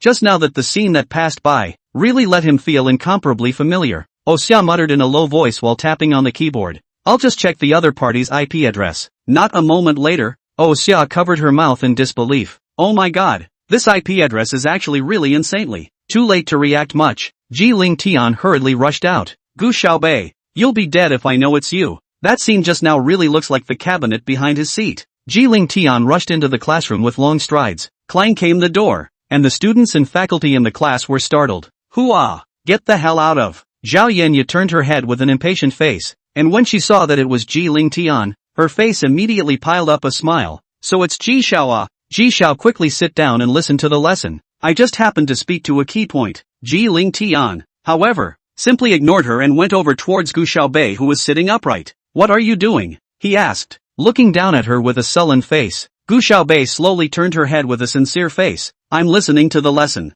Goddamn listening to class. Ji Ling Tian hated to think. 11 out of 10 lessons you were lost in thought, and now you tell me you were listening to the lesson? How could Ji Ling Tian know that Gu Xiaobei didn't listen to this kind of simple lesson because it was too boring, only thinking that she was an uneducated? When things go wrong, there must be a demon. Gu Xiaobei, who didn't listen to lectures every day, suddenly started to listen to lectures, and was definitely covering something up. Gu Xiaobei, you'd better admit it to me. Are you hiding here? Ji Ling Tian bent down and pressed his right hand hard on Gu Xiaobei's table, while his left hand grabbed towards the hole in her table. Gu Xiaobei must have hidden a laptop here. At that moment, Ji Ling Tian and Gu Xiaobei were so close that their breaths were intertwined together. Gu Xiaobei resisted this proximity, and if it weren't for the fact that she was still in class, and if it weren't for the fact that she didn't want to reveal her identity, she would have already struck out by now. But Ji Ling Tian touched a blank. How can that be? Surely you need a computer and a keyboard to write code. How could he have known that Gu Xiaobei's ring, alone, could project a virtual keyboard, and that Gu Xiaobei had packed everything up as early as a minute before he returned? The students all looked this way. They didn't know what was going on, but they knew that Ji Ling Tian was definitely looking for something. Zhao Yenya immediately complacent. This Gu Xiaobei is a bumpkin. Ji Xiao's family, however, has power and influence. It must be that Gu Xiaobei stole Ji Xiao's things and was discovered. She cleared her throat and said, Gu Xiaobei, I didn't expect you to be this kind of person. Even if you don't respect your teacher, you actually have unclean hands and feet. What did you steal from Ji Xiao? Hurry up and hand it over. We sadly can't tolerate thieves like you. Gu Xiaobei's eyes shrunk violently, her complexion aghast. This Zhao Yenya has crossed her path 3 times. Gu Xiaobei, do you hear me? Zhao Yenya pointed at her nose and opened her mouth aggressively. Spittle flying, if you don't take it out again, hurry up and get the hell out of here. At this moment, Ji Ling Tian, however, suddenly received a text message. Xia, Ling Tian, I made a mistake. The IP address is actually encrypted. After I unlocked it, I found that the IP is actually from Northern Ireland. Just now the other party sent a message, saying that she is a wanderer. Yuzi, the top international hacker, can make a multinational company's server go down in 3 minutes if she wants to, make a country's homepage full of praise for hostile forces in half an hour, and remotely control an atomic bomb to explode in any corner of the world in an hour. She was godlike and never did anything but have a good time, for no reason whatsoever. The tweets were all followed by Xiao's proud statements about how he had managed to fight off Yuzi for more than a minute before losing. Ji Ling Tian didn't bother to look at it anymore and directly turned off his cell phone. Junior Ji, this Gu Xiaobei is really unruly. Don't worry, this time I will definitely tell the principal to kick her out. Zhao Yenya was anxious to please Ji Ling Tian. I didn't expect Ji Ling Tian to coldly say, she didn't steal anything, it was my mistake. Zhao Yenya was instantly a bit disappointed. Ji Xiao, if you've really lost something, why don't you search your body? How about I help you search Gu Xiaobei's body? With that, she walked towards Gu Xiaobei. Chapter 13, Gu Xiaobei leaves class 5. Gu Xiaobei squeezed a pen. With a flick of her wrist, the pen would fly out at close to the speed of sound. Before Zhao Yenya could react, one of her arms or legs would be completely wasted. I've said that I made a mistake. Can't you understand? Ji Ling Tian jerked his head up, his face full of impatience. He didn't like Gu Xiaobei and hated this kind of dog-eyed teacher. Zhao Yenya was startled and hurriedly stopped, bending over and saying, yes, Ji Xiao, I'm sorry. Gu Xiaobei, however, lifted her chin to look at Ji Ling Tian. A simple sentence of mistake is all that's needed? Every line of her face was dry and sharp. It was aggressively pretty, with delicate brows but an icy gaze. Ji Ling Tian lowered his eyes to meet her gaze, like 2 icebergs colliding together. Apologize. Gu Xiaobei's thin lips lightly opened. The class sucked in a breath of cold air. Tian, Gu Xiaobei is out of her mind. She actually dares to talk to Mr. G like this. No no no. Isn't there anyone who doesn't know that Ji Xiao is known to have a bad temper? Humph. My boy god won't apologize to her. My boy god is never wrong. The students chattered and discussed. However, after Ji Ling Tian and Gu Xiaobei stared at each other for a while, they actually slowly spoke. I'm sorry. Although it was only 3 words, it also shocked all the students present to the point that their mouths were so wide open that almost everyone could fit a fist in their mouths. After saying that, Ji Ling Tian turned around and left. He's going to find out how the dang hacker Yu Kai can suddenly cross him. Gu Xiaobei wasn't afraid of him checking. That so-called IP encryption was a fake she made. And Oh Xia really didn't find out either. The entirety of what they could find out was just what Gu Xiaobei wanted them to find out. After all, she was the best hacker in the world. Yuko. It took Zhao Yenya a long time to recover from her shock. She rolled her eyes. Gu Xiaobei, I'm telling you, you have to be thankful that Ji Xiao is being lenient with you. Otherwise, I'd have to kick you out. Gu Xiaobei looked at her coldly. It's you who should be thanking Ji Ling, right? If it wasn't for him, you would probably be wasted by now. Zhao Yenya took 2 steps backward at Gu Xiaobei's gaze. You.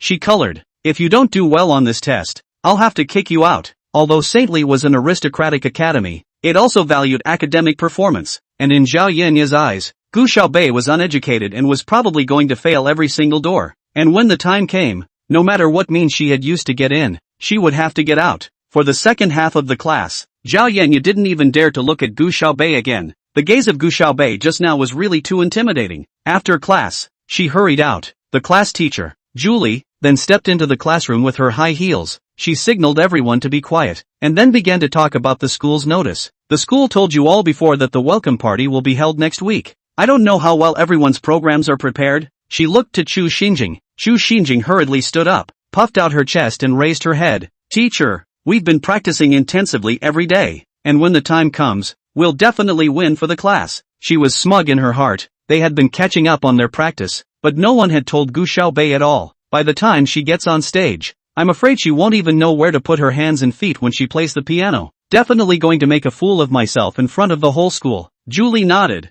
There's one more piece of news to tell. This orientation party may be the last group event for our class. Ha? What the hell? What do you mean last time? Quiet. Julie slapped the lectern. Previously, the tradition of St. Lee was to divide the classes once a semester. But because of the intense pressure of 3rd grade schoolwork, in order to be able to make everyone study in a class that suits them better, the school has temporarily decided to add an additional mapping test next Monday, and the scores of the mapping test will be used as the basis for the division of the classes, and will be redivided into new classes after the orientation evening is over. Chu Xinjing suddenly turned her head to look at Gu Xiaobei, and in her heart, she thought triumphantly, this time, Gu Xiaobei should always get the hell out of Shengli. Instead, there was a wail from the other students. Ah, how come the exams are coming up so soon? That's right, how can we prepare for the party? Can't we just let the people have a good time? Oh my god, I can't do anything right now. How am I going to take the test? Okay.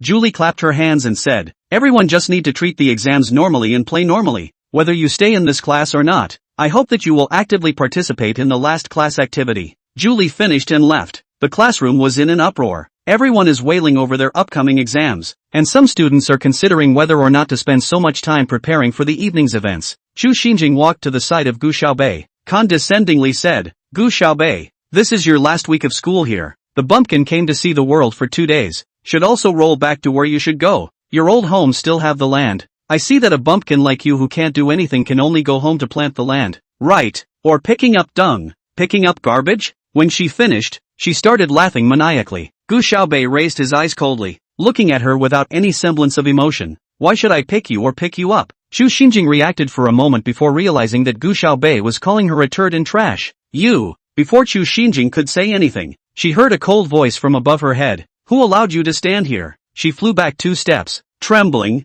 Ji Xiao. As soon as Ji Ling Tian came over, the air pressure and temperature in the surrounding area lowered. He just glanced at Chu Xinjing, and Chu Xinjing hurried back to her seat, sitting straight up, almost not daring to breathe. Ji Ling Tian sat down with a huff. Just now, Oh Xia had already checked. All the things about that swimmer couldn't be found out, and Oh Xia even told him with a wistful face that the swimmer was such a god. The reason why he wanted to have trouble with him was probably just for the fun of it. Fun my ass. Fortunately, Gu Xiaobei did not continue to interfere. Oh Xia also smoothly deleted those posts. Students are busy discussing the upcoming exams and orientation party. That thing's heat slowly dropped down. Otherwise, Ji Ling Tian would probably be pissed off. Although Ji Ling Tian could only tell himself that he should have misread the scene in the camera at that time, and that he had misunderstood Gu Xiaobei, he still felt that Gu Xiaobei was a calamity, and that nothing good could be expected from being with her. It was just as well that he must take advantage of this exam to straighten Gu Xiaobei out of class 5. Chapter 14. Copy me, you hear me? But at that moment, Ji Ling Tian didn't know that what Gu Xiaobei was thinking was also, this exam must leave class 5 and never stay in the same classroom with Ji Ling Tian again. After school, she and Ji Ling Tian dashed out again in unison like two dark shadows. The rest of the class was wide-eyed. Is this Gu Xiaobei annoying? Pestering my male god every day. She's really something. Just now Ji Xiao came back and got mad. I couldn't even breathe. She was actually chewing bubblegum next to me. Yeah. I think Gu Xiaobei is so handsome. I kind of want to pout her. Chu Xinjing finished packing up her books and gave the female classmate who had just spoken a blank look. You really have no taste, and the bumpkin likes it, but if you like it, take a look at it more often, because after the exams, Gu Xiaobei is going to get the hell out of Xingli. After Gu Xiaobei got out of school, he first went to meet up with Xiao Beaver to take care of the recent daily happenings before folding back into the Gu family. Gu Yiguo and Gu Yuran were both seated on the sofa, and when she entered, all she saw was a scene of joy and happiness, but that cozy atmosphere disappeared in an instant when he saw her enter. Gu Yiguo came over in a rage and scolded, Gu Xiaobei, are you crazy? Who are you messing with? You actually messed with Miss Su. What else can you do besides messing me up? It's okay if you're half as sweet as Yuran. If it wasn't for Yuran's plea in front of Mr. Su today, do you know how much of a mess you would have caused? Gu Xiaobei chewed bubblegum and spoke with full concern. Didn't Suya's family go bankrupt? Suya's family is bankrupt, but the Su family is still a big family. It's only a matter of minutes before Mr. Su rises again, and if it wasn't for Yuran's plea today, when Mr. Su rises, he'll definitely take revenge on our Gu family. Why did I give birth to such a white-eyed wolf like you, who can't do anything but cause trouble? The more Gu Yiguo looked at Gu Xiaobei, the more displeased he became. You like to lick the Su family so much, why don't you just go bankrupt too? Good brothers have a property to break together. Maybe Su Chang will be very touched, and will pull you a hand when you have the chance in the future. Gu Xiaobei said. Gu Yiguo covered his chest, so angry at her that he could hardly breathe. Gu Yuran walked over with red eyes. Sister, how can you talk to Dad like that? Doesn't Dad work so hard for the Gu family every day to provide us with a superior life? Sorry to interrupt. Gu Xiaobei made a pause gesture. No one has given me a penny since the day I came back. Gu Yiguo's face was also a little hard to hang on to. It was true that he hadn't given Gu Xiaobei a single cent of pocket money, and he had wanted to teach her a lesson, but then he had forgotten about it. I don't know what she's been spending lately. Maybe it's the money she saved from her old part-time job. Country people are used to hard times, so I guess she has fewer expenses. Sister, don't say that. No matter what, Dad gave you life. You should be nicer to Dad. Don't teachers often teach us to learn to be grateful? Gu Yuran made a magnanimous appearance to persuade Gu Xiaobei. Gu Yiguo obediently took over the conversation. You have to look up to Yuran. She is obedient. Her studies are good. This is what my Gu family's daughter should look like. As for the money, well, he coughed twice uncomfortably. I hear you have exams coming up soon, so I'll give you a reward if you do well. Dad, my sister just transferred here. It's normal that she can't keep up with the curriculum. If she doesn't do well in the exams, you can't scold my sister. Gu Yuran hugged Gu Yiguo's arm and pampered her. Can't you see how good Yuran is to you? Gu Yiguo glared at Gu Xiaobei. Yuran is in the top 5 in her grade every time, so give me a good test and don't embarrass me. Take the test properly? Gu Xiaobei sneered in her heart. She was planning to do well on the exam, but not to not lose Gu Yiguo's face, but to stay away from Ji Ling Tian. No matter how much St.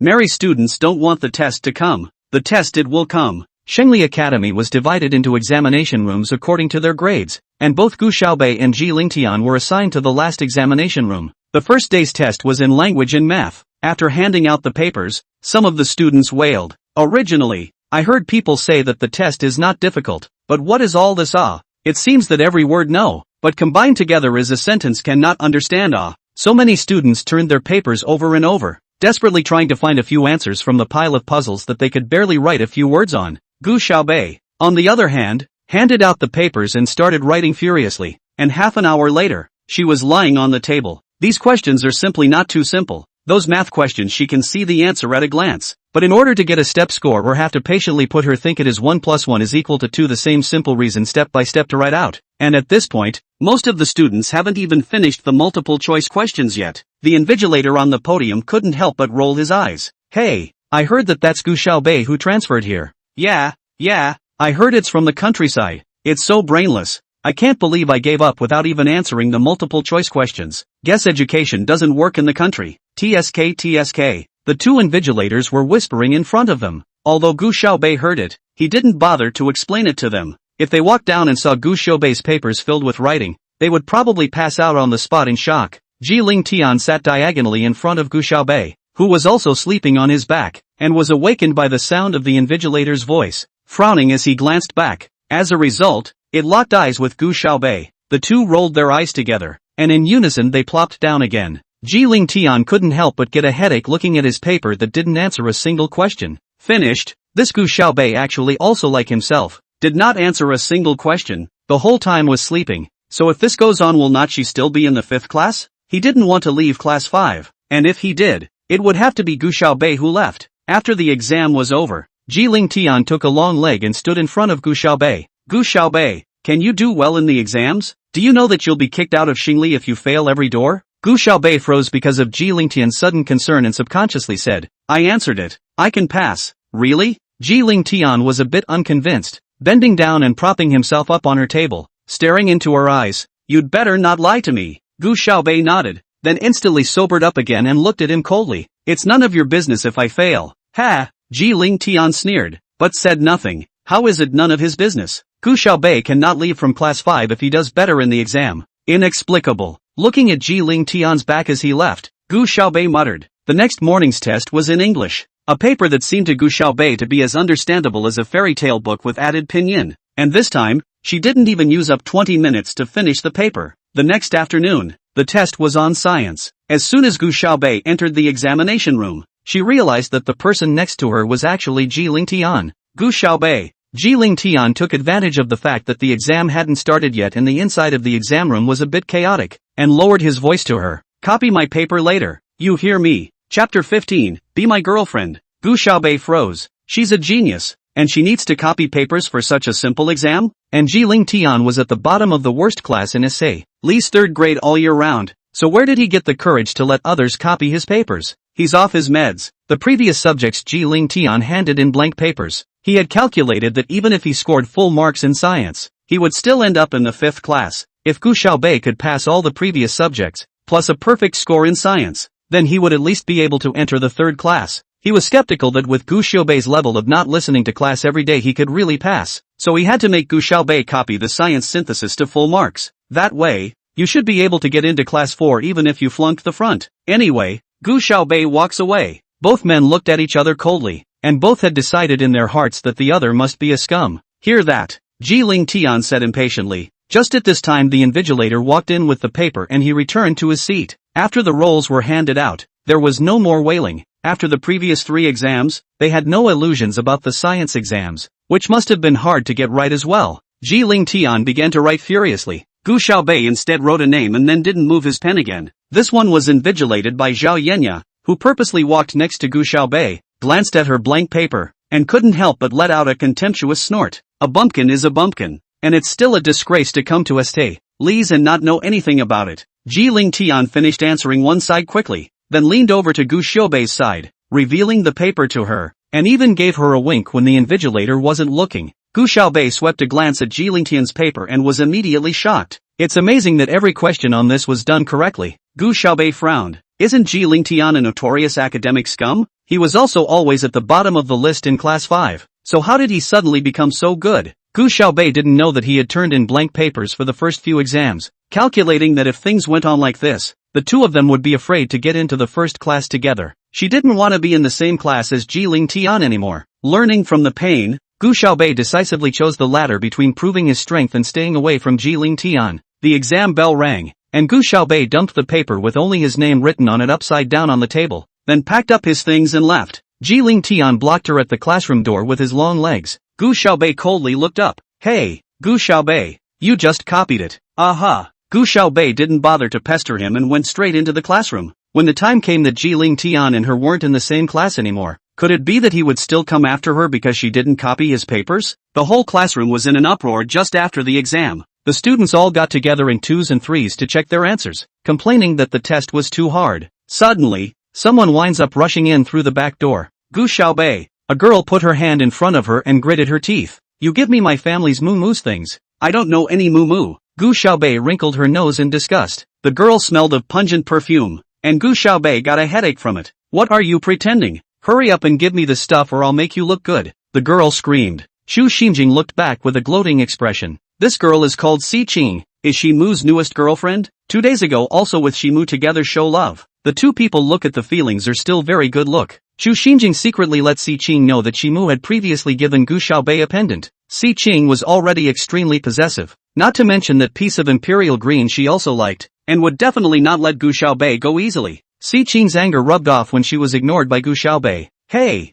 I'm talking to you, do you hear me? Si Qing said angrily. Ji Ling Tian wrinkled his eyebrows impatiently. Get out of here and talk. Did this woman pour a bottle of perfume on her? Si Qing was startled and said in an aggravated manner. Ling Tian, why are you so fierce? Normally, that was how Shimu called Ji Ling Tian, so she followed suit. After saying that, Si Qing felt the disbelieving and envious gazes cast by the students around her. After all, not everyone could be so close to Ji Xiao. Who allowed you to call me that? Ji Ling Tian suddenly chilled his face, and even the air around him chilled as if it was about to freeze. Ji Xiao. Si Qing stammered in shock. Simu just happened to waltz in from outside. Ji Ling Tian saw him with a sideways glance and leaned back impatiently. Your vision is getting worse. Simu raised an eyebrow, puzzled at first, before seeing Si Qing. Mumu Si Qing deflated in aggravation and opened her arms for a hug. Why are you here? I heard that you gave this bumpkin a gift. I want to go back. Who knows that she is not only not to give, but also to people's attitude is not good at all. And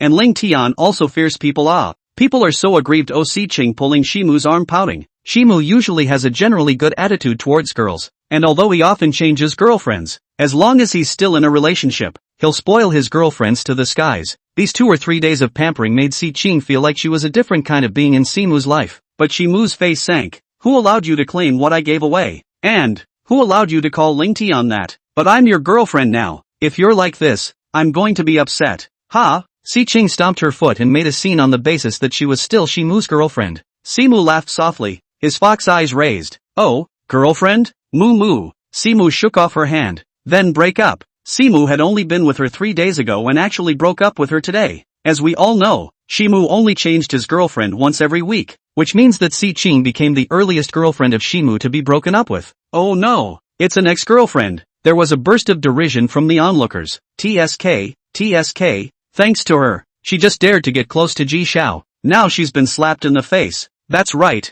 so soon to be broken up. She is still the first one in Shengli. Moreover, Ji Xiao has never flipped off his ex-girlfriend before even when he broke up, so she's really making a big joke out of it. If I were her, I'd just quit school. Right ho, maybe Young Shi is defending Gu Xiaobei? How can that be? Hey, Ji Xiao must be defending Ji Xiao alright. Gu Xiaobei is nothing. Si Qing was still crying and apologizing at the same time, hoping that Shimu would make up with her, but Shimu acted as if he couldn't hear her. He looked at Gu Xiaobei and raised his eyebrows. Hey, cutie, why don't you be my girlfriend? Chapter 16. Ji Ling Tian often bullies me. Oh my god, did I hear it right? Xiao Shi confessed to Gu Xiaobei. Oh my god. Why does Gu Xiaobei have such good luck? Being at the same table with no Ji Xiao, and being confessed to Bai Shi Xiao. What's the big deal? You're still going to get dumped a week from now, the students whispered. Si Qing was hanging on to a face full of teardrops, looking at all of this with disbelief. Moo, this dirt, don't call me that. When you're my girlfriend, you're whatever you say you are, and when you're not, you're whatever you say you are. Siharo froze at his yelling. How about it, cutie, consider being my girlfriend? Shimu looked at Gu Xiaobei again. Si Qing gritted her teeth and looked at Gu Xiaobei. You shameless, how dare you seduce my boyfriend? Just you wait. After saying that, she pulled her feet up and ran out. Simu didn't care about her at all, as if there was someone else with whom she had shown affection 2 days ago. Cutie? Not interested. Gu Xiaobei coldly spat out 3 words. Simu froze. No girl had ever turned him down since he'd arrived at S.A. Li. The students were shocked. After all, St. Li didn't know how many girls were lining up for the proclivity of Shi Xiao. It took a while for Silhouette to come back to her senses. It's okay, cutie, you'll fall into my hands sooner or later. Shimu turned to look at the other students in class 5.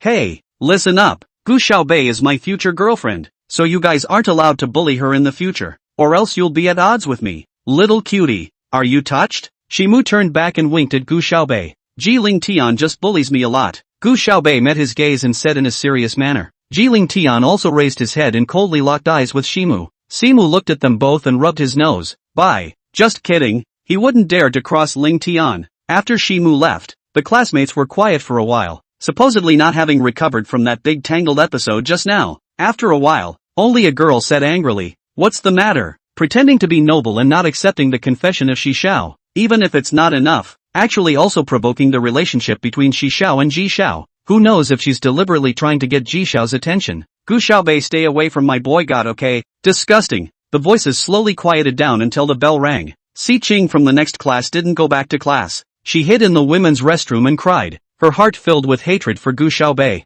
Her family's condition is average. After coming to Shangli, she found that the students around her family are very rich. Food and clothing are all high-grade goods that she has never seen. After she was with Shimu, she could also buy tens of thousands of dollars of dresses, carry 100,000 or so bags, and go to places where she would have to spend tens of thousands of dollars on a meal. For the past 2 days, she had been bragging to her classmates every day about what she had, as if she was born a rich white girl. But now, because of Gu Xiaobei, Shimu broke up with her and she had nothing left. She had the heart to kill Gu Xiaobei. Here, wipe it off. One hand cupped a tissue and handed it over. Si Qing was startled and raised her head only to realize that it was Suya. She didn't pick up the piece of paper. Once upon a time, Suya was the famous Su family's young lady at school. But now, her family was bankrupt. It was as if Sua could tell what she was thinking. My family is broke, but the Su family is still around, and Grandpa won't watch me and Dad be homeless. Suya pinched the piece of tissue paper with 2 fingers and wiggled it twice, narrowing her eyes and smiling.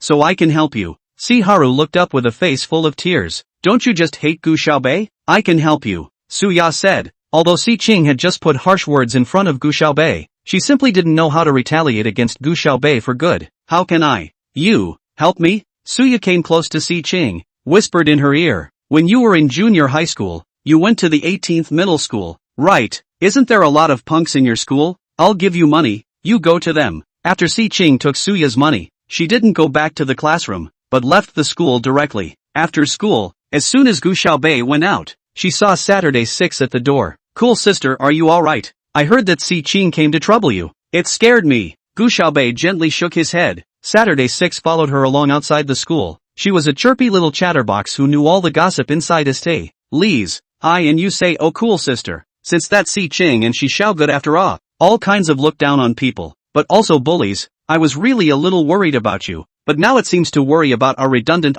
Who are you Is my Saturday 6 cool sister she said, and patted her chest, looking extraordinarily proud. Gu Xiaobei couldn't help but laugh softly. At St. Lee's, Saturday 6 was the sweetest girl she'd ever seen. It just so happened that her car was dropped off for maintenance today, so she skipped along with Saturday 6 toward the bus stop, and it was quite fun to listen to her chatter on the way. However, when the two of them passed an alleyway together, Gu Xiaobei suddenly sensed that something was wrong. Saturday 6 was talking about gossip with a frown on his face when he was suddenly stopped by Gu Xiaobei. She cocked her head in disbelief. Suddenly, a footstep sounded behind them. Because he was still surrounded by Saturday 6, Gu Xiaobei didn't want to cause too much trouble and grabbed her hand to go forward, but when he looked up, he realized that the road in front of him was also blocked by people. There were 6 or 7 punks both in front and behind them, one with a wooden stick in his hand, looking at the two of them with a sardonic smile. Little sister the leader of the yellow-haired punk licked the corner of his mouth. Looks pretty good. Accompany brother to play. Brother let you less beaten. How?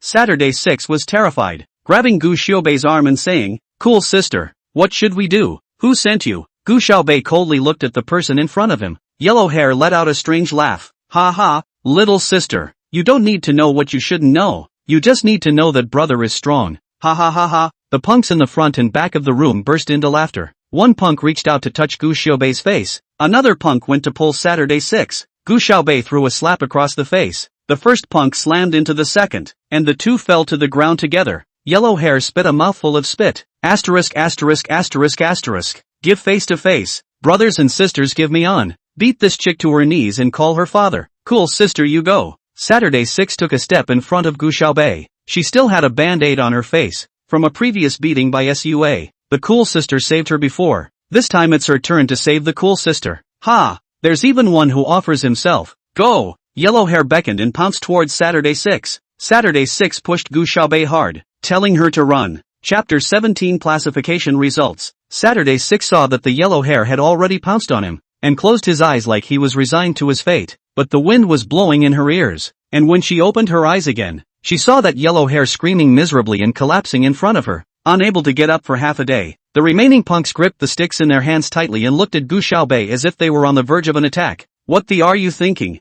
Give it to me!" Yellow hair shouted. The rest of the punks rushed forward with strange cries. Gu Xiaobei's movements were so fast that it was hard to see. Saturday 6's eyes widened, but he also only saw shadows flashing, and those punks flew out with screams. Half a minute later, Gu Xiaobei retreated to Saturday 6's side, clapped his hands, and coldly looked at these people who had fallen 7 times in front of him. You.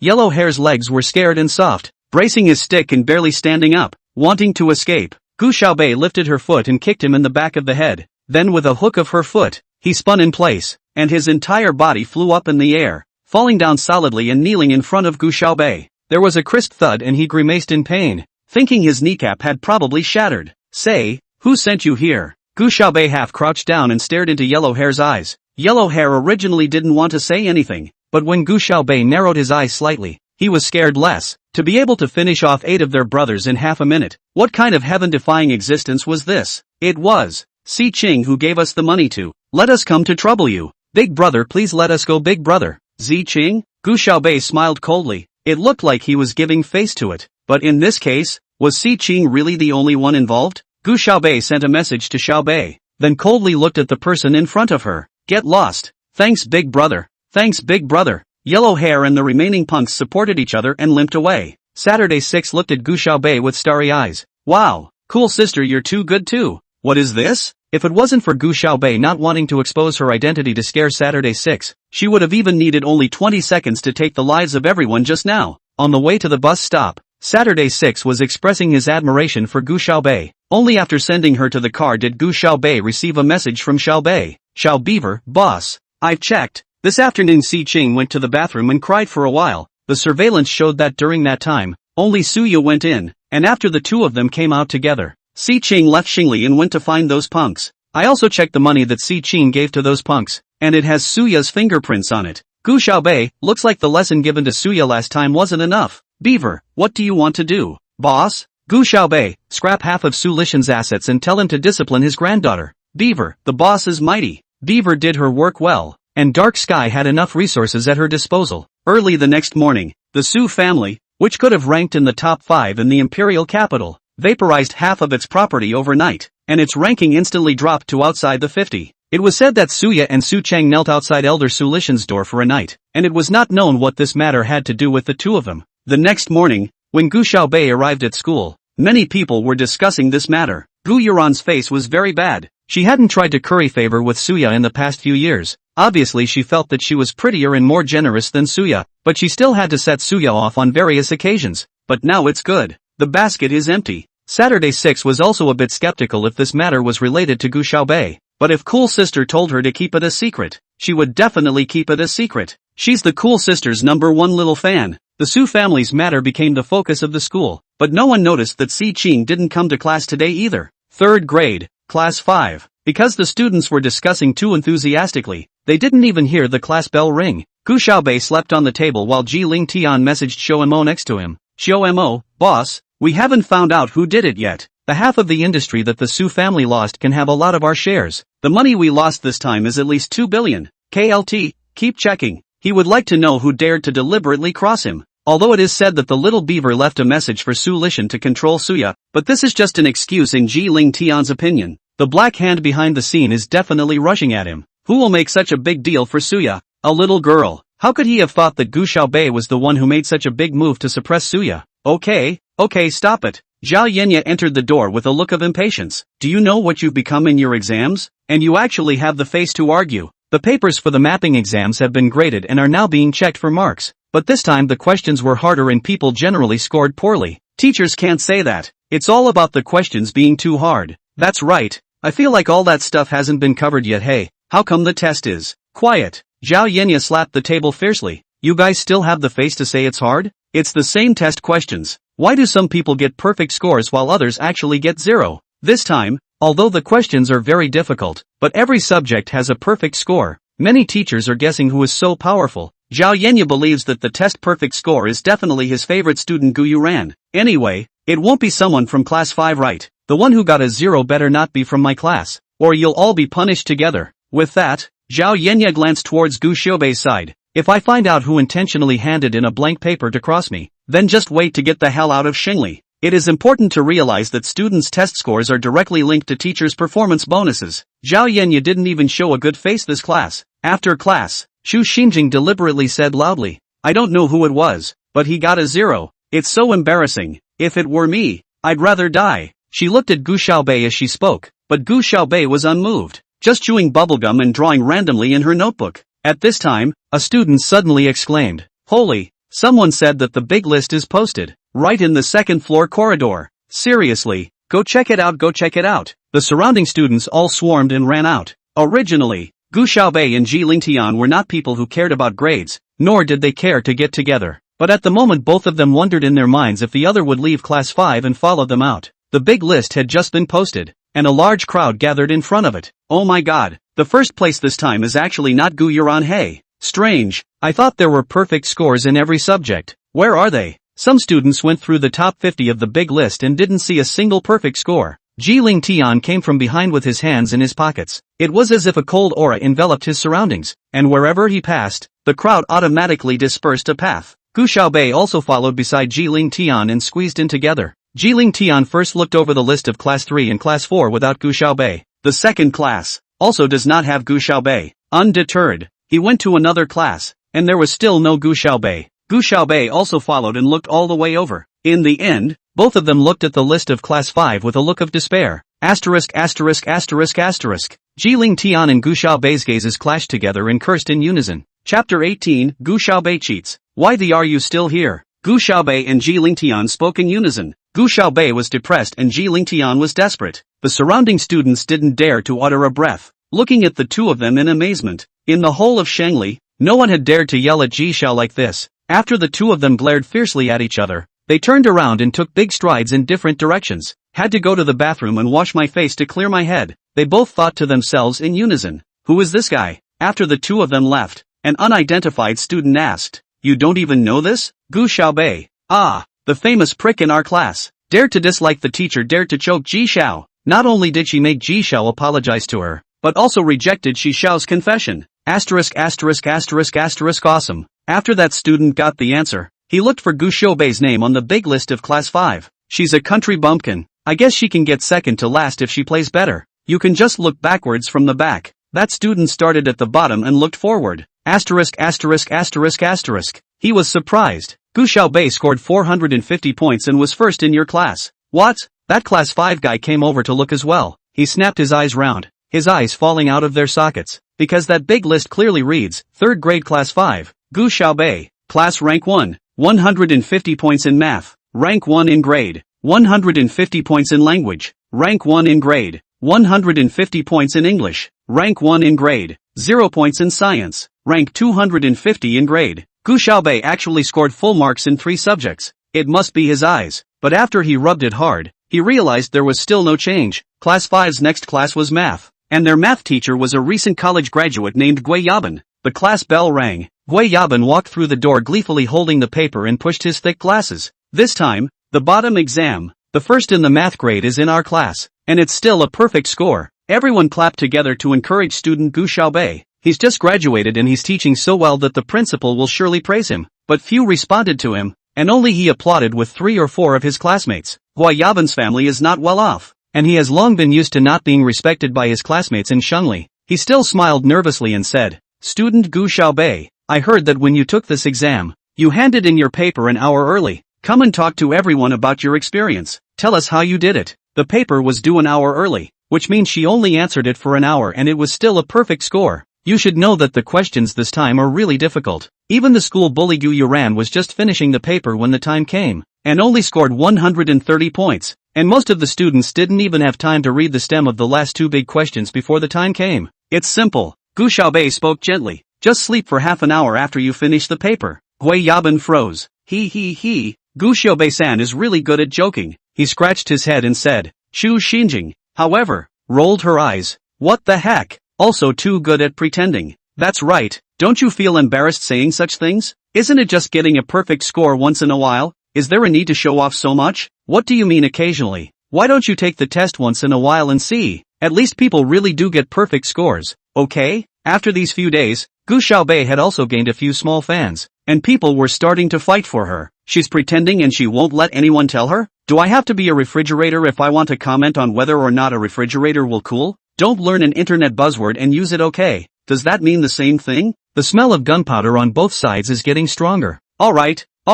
Wei Yaban hurriedly shook his hand to round off the scene. Students, don't argue. Let's start talking about the papers. Student Gu Xiaobei, if you know them all you don't need to listen. You can study on your own. Oh right. Wei Yaban just wrote 2 words on the blackboard, and then turned his head, pushed his thick glasses. Ji Ling Tian student, you have to learn more with your desk. You see people are full marks. You actually 0. Next time don't be like this.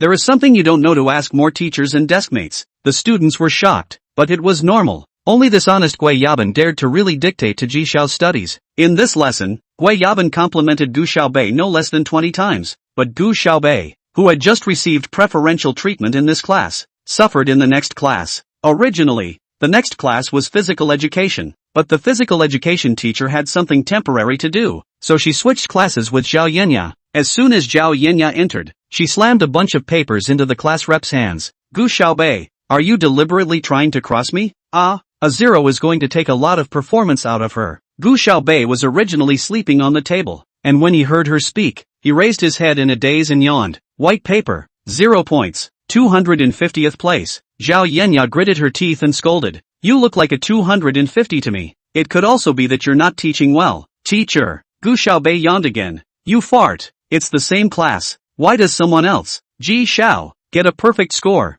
Zhao Yenya was also pleasantly surprised by the fact that Ji Ling Tian had gotten a perfect score on the science synthesis test. Ji Xiao had basically turned in blank papers in his previous exams, and this time he was really giving face. Ji Ling Tian also wrinkled his eyebrows and looked up. He was always impatient with people who disturbed his sleep. Noisy. His cold words instantly brought Zhao Yenya down. After a while, she compensated with a smile. Ji Xiao, you continue to sleep. Since you got a perfect score on the exam, surely that means you know everything. You don't need to listen to the lectures. Jillian buried her head again. Zhao Yenya lowered her voice and looked viciously at Gu Xiaobei. Gu Xiaobei, I'm telling you, this time you're out of luck. Gu Xiaobei, however, didn't care, because she was afraid of disturbing Ji Ling Tian as he slept. Zhao Yenya let her classmates study on their own for this lesson. As soon as class was over, she hurried over to Julie. Julie, no matter what, you must expel Gu Xiaobei this time. She actually dared to turn in a blank paper. Julie was a little hesitant. But, she's first in our class this time. First? Zhao Yenya thought she had broken her ears. How could Gu Xiaobei be number 1? She took the report card from Julie and looked at it. She had thought that Gu Xiaobei was the bottom one, but she didn't realize that she had perfect scores in the other 3 subjects. That's impossible. Zhao Yenya rounded her eyes. Cheating. Gu Xiaobei must have cheated. Chapter 19, Setting Off Gu Yuran? Julie's face didn't look very good either. Although she didn't like Gu Xiaobei either. Being told that the first place in her class was earned by cheating wasn't a very honorable thing for her as a homeroom teacher. Ms. Zhao, you need to have evidence to say such things. Just you wait. I'll definitely find the evidence. Zhao Yenya wrinkled her eyebrows and spoke viciously. After saying that, Zhao Yenya left the office. This matter, she had to go and discuss it with Gu Yuran before she could do so. Julie, on the other hand, is back in 3rd grade 5. After the welcome party, it was time to divide the classes. The rosters of the new classes were already posted on the big list, and most of the students stayed in their original classes, with only a few making changes. However, this part of the change is not willing to go to the orientation party in the name of Class 5 anymore. After all, Class 5 is the worst class in the grade, and their new classes are Class 3 and Class 4,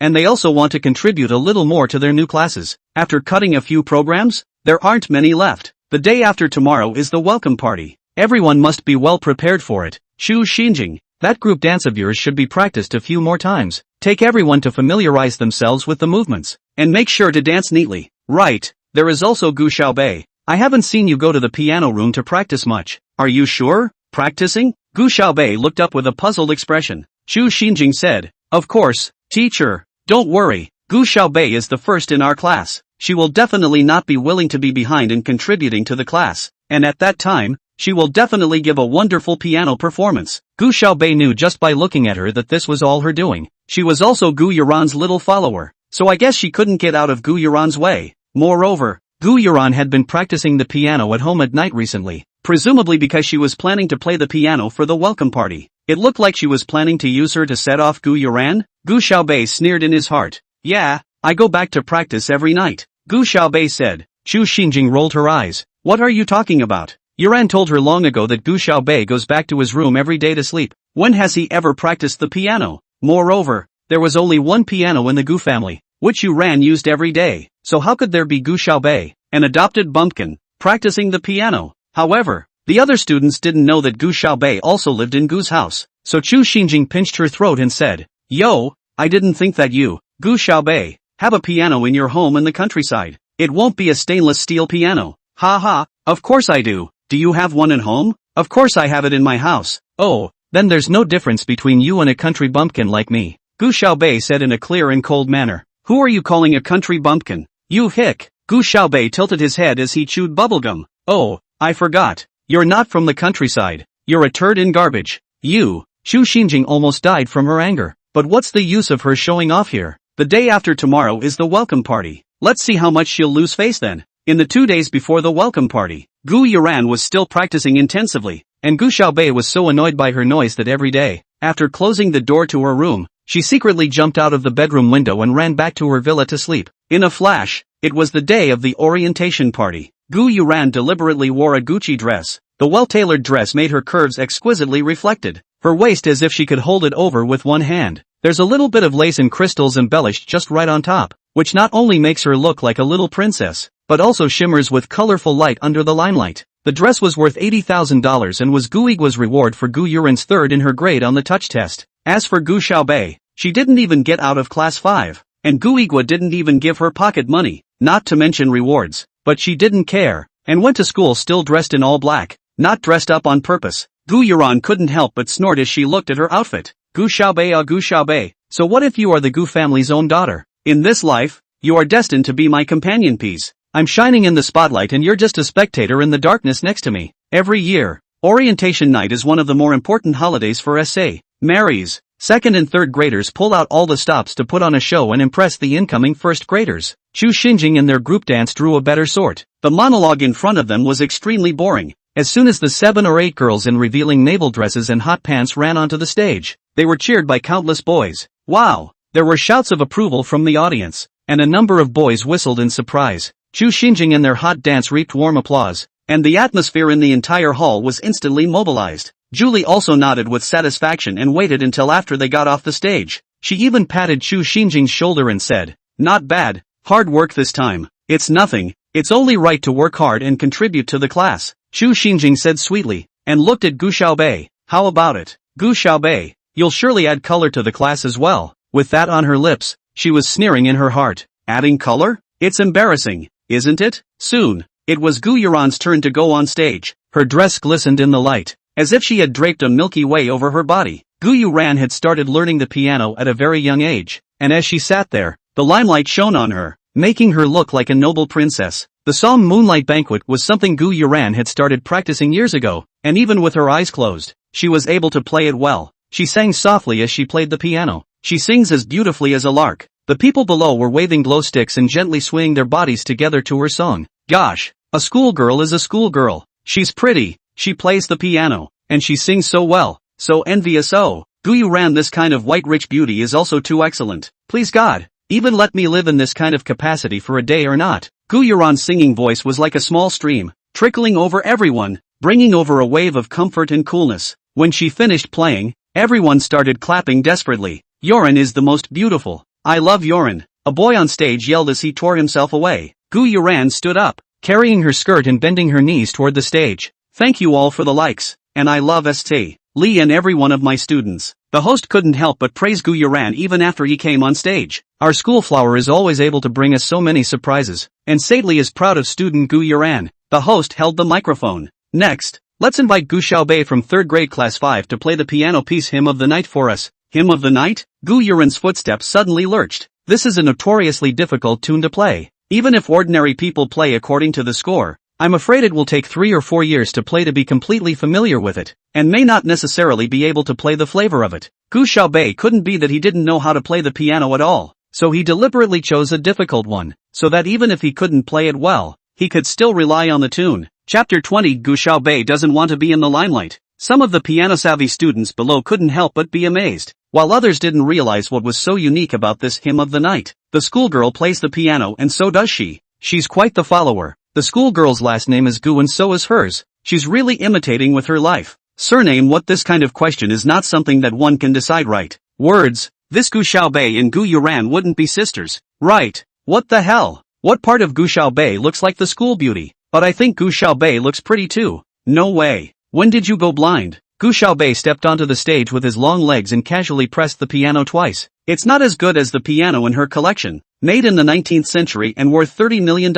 And the intonation is quite a bit worse, but it'll do just fine. TSK, look at her pretentious look. I guess she doesn't know how to play the piano at all. I don't know if I can afford to pay for it if it's broken. My family, Yuran, is the school's flower. She, is a joke. Off stage, Gu Yuran's fiery suitors recklessly slammed Gu Xiaobei. She was dressed in pitch black, and if it weren't for the limelight beating down on her head, she would have almost blended in with the darkness of the stage. But the side of her face was exquisite and unusual, like the finest sculptor had finished it with a single stroke. Shimu sat in the excellent viewing position that belonged exclusively to the four school herbs and crossed his legs and said, "My little cutie can be really good looking." Hey, Silhouette reached out, waving his hand in front of Yasuki Chao's eyes. "Xiao, what are you looking at? You wouldn't be interested in my little cutie too, would you?" Jia Chao gently shook his head. "I just didn't expect that she would choose this song." Yasuki Joe is a well-known ascetic male god in the entertainment industry, who not only knows how to act, but also knows a lot about music. How hard it is to play him of the night, he knows. The cutie picks whatever's right. Silhouette laughed, poking Xia, who was playing with her cell phone next to her. "What do you think?" Xia ignored him, but Shimu was persistent. "Xia, don't play with your cell phone. Every day you check people's information about swimmers. You never find out. You quickly say, 'How is my family's little cutie?'" Xia raised her head to glance at Gu Xiaobei and puffed out her cheeks. "Anyway, Yuzi is the best. I like Yuzi the most. Come on." Simu leaned back, leaning back in her seat. "You don't even know if that Yukai is a man or a woman, and you're falling for someone just because they're a good code writer?" "That's right." Xia puffed out her cheeks, clenched her fist and spoke firmly. "I like it even if Yuzi is a husky." Shimu looked at Xia with a complicated face. "Okay, you're awesome." Gu Xiaobei on the stage pressed the first button. The smooth sound of the piano was like a gust of wind, swiftly blowing past everyone's ears. In an instant, everyone winced, only to feel the pores of their bodies open, and there was not a single spot where they did not feel free. It was the sensation of the evening breeze passing through, like the beginning of the night. Some sharp-eyed people realized that Gu Xiaobei didn't even have a score with him, just closed his eyes and slid his hands recklessly on the keys, the music spilling over everyone like starlight. They felt the moonlight and starlight bathing them, as if they were led by the sound of this zither through the world of night. The Milky Way flows, everything sings lightly, the night slowly drops down to the earth, and all the living beings sink into their perches. For a time, the entire hall was quiet, and everyone suppressed their breathing for fear of the slightest sound that would contaminate the pure music. There was no singing accompaniment or extravagant dresses, but Gu Xiaobei's good-looking swan neck was long and thin and polished, and her unpowdered face was exquisite and unusual, and also white to the point of glowing under the light. She was dressed all in black, like a fallen angel swooping down from heaven to earth with her black wings spread wide, and only a fallen angel would be worthy of this flawless night. Ji Ling Tian, who was originally leaning against the back of his chair in boredom, also couldn't help but straighten up. It's a tune that's just so appealing. By the time Ji Ling Tian reacted, Gu Xiaobei had already finished playing. The song ended, but no one applauded. Everyone was still immersed in that song, unable to return to their senses for a long time. It wasn't until Gu Xiaobei got up that the applause from the stage rang out like thunder. Ji Ling Tian realized that he had actually clapped twice along with the others and hurriedly withdrew his hand with a sullen face.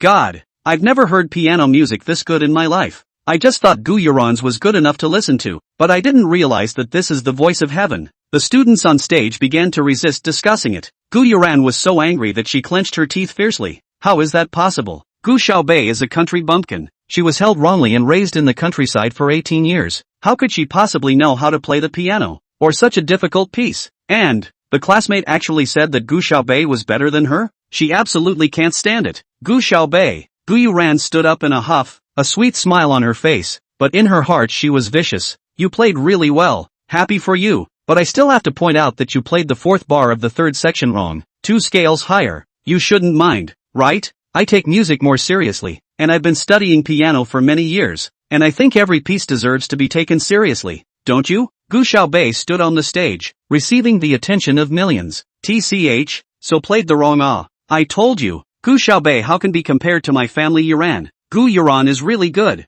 Even hearing the pitch so clearly and remembering which part it's in, Gu Yuran lifted her chin to look at Gu Xiaobei. She absolutely would not allow Gu Xiaobei to steal her thunder. Although she couldn't play Hymn of the Night well, she could still hear it, and although Gu Xiaobei had just played it like that, it sounded good, but a mistake was a mistake. Hey, Gu Xiaobei, you still have the nerve to go on stage and perform when you can't even play a tune right. Get the hell out of here. Some people started cheering backwards. Xu Xinjing also followed to add fuel to the fire. Geez, Gu Xiaobei, didn't you say that you practiced every day just to add honor to the class community? How come you don't know how to play it at all? And if you can't remember it, why would you not bring the score just to pretend to be a bully? You really only have yourself in your heart, not the class community. Gu Xiaobei stood on the stage and was slammed by so many people together. It was at this time, but a gentle voice suddenly sounded from behind. She's right. This student. I studied piano since I was a child and I think I know the score better than you do. There's no need for you to open your mouth indiscriminately here in defense of Gu Xiaobei, affecting the student's appreciation of music and Gu Yuran's face was not good, and she turned her head while speaking, but when she saw who it was, she suddenly couldn't speak. Chapter 21, Goddess of Showbiz. Because the one who stood up was no other than one of the four schoolboys, Yasuki Joe. He entered the entertainment industry when he was in junior high school, and because of his family's good fortune, it was easy for him to get the lead role in big productions, and he lived up to his reputation by nabbing several internationally recognized awards, and at the same time, he has released several albums because he loves music, including one, all of which he arranged and wrote his own lyrics. Therefore, even Gu Yuran didn't dare to choke him. The original version of this piece is how it's supposed to be played. It's just that because it's so difficult, basically no one can do it across several scales in an instant. So the sheet music that's been circulated later on reduces the difficulty a little bit. Clothier Joe explained gently. Gu Yuran, however, felt that she had been slapped hard. Gu Xiaobei played the original version with great difficulty, and instead of hearing it, she pointed out Gu Xiaobei's mistake.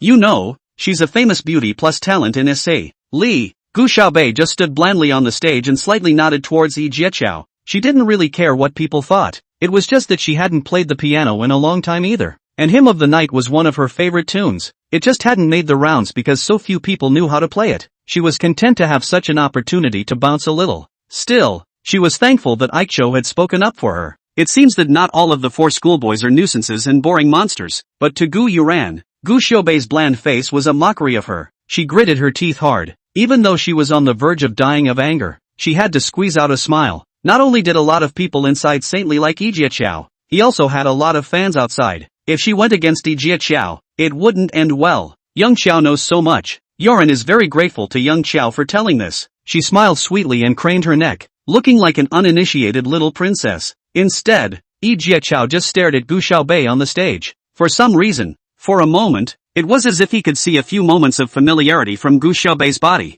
It's like the guy is back. However, he quickly shook his head. How is that possible? The man, who hasn't been seen in public for 2 years. Gu Xiaobei walked away from the stage before Yi Jieqiao came back to his senses. It's nothing, he spoke softly, his voice gentle and nice. It's just that since this song is Jishu's favorite, I've studied it for a long time and listened to it many times as well. Jishu? Hearing this name, Gu Xiaobei's footsteps suddenly lurched, but luckily she had gotten off the stage and there were no more lights, so no one saw the surprise on her face. It was a name she hadn't used in over 2 years. She got into show business 5 years ago because she thought it would be fun. Back then she just casually acted in a couple of movies and got the grand slam of all the awards. She has more trophies than she can fit in a wall of cabinets, and there are even a number of awards she hasn't even bothered to collect. In those days, she was on the cover and headline of every issue of entertainment magazines, and all the news that had to do with her was very hot. She has only acted in 3 movies. The worst one, the box office also has 6 billion. At that time, and her co-starring male lead is still just a little-known actor. But since this movie after the rapid rise in popularity, so at that time, male celebrities in the entire entertainment industry wanted to be paired with her,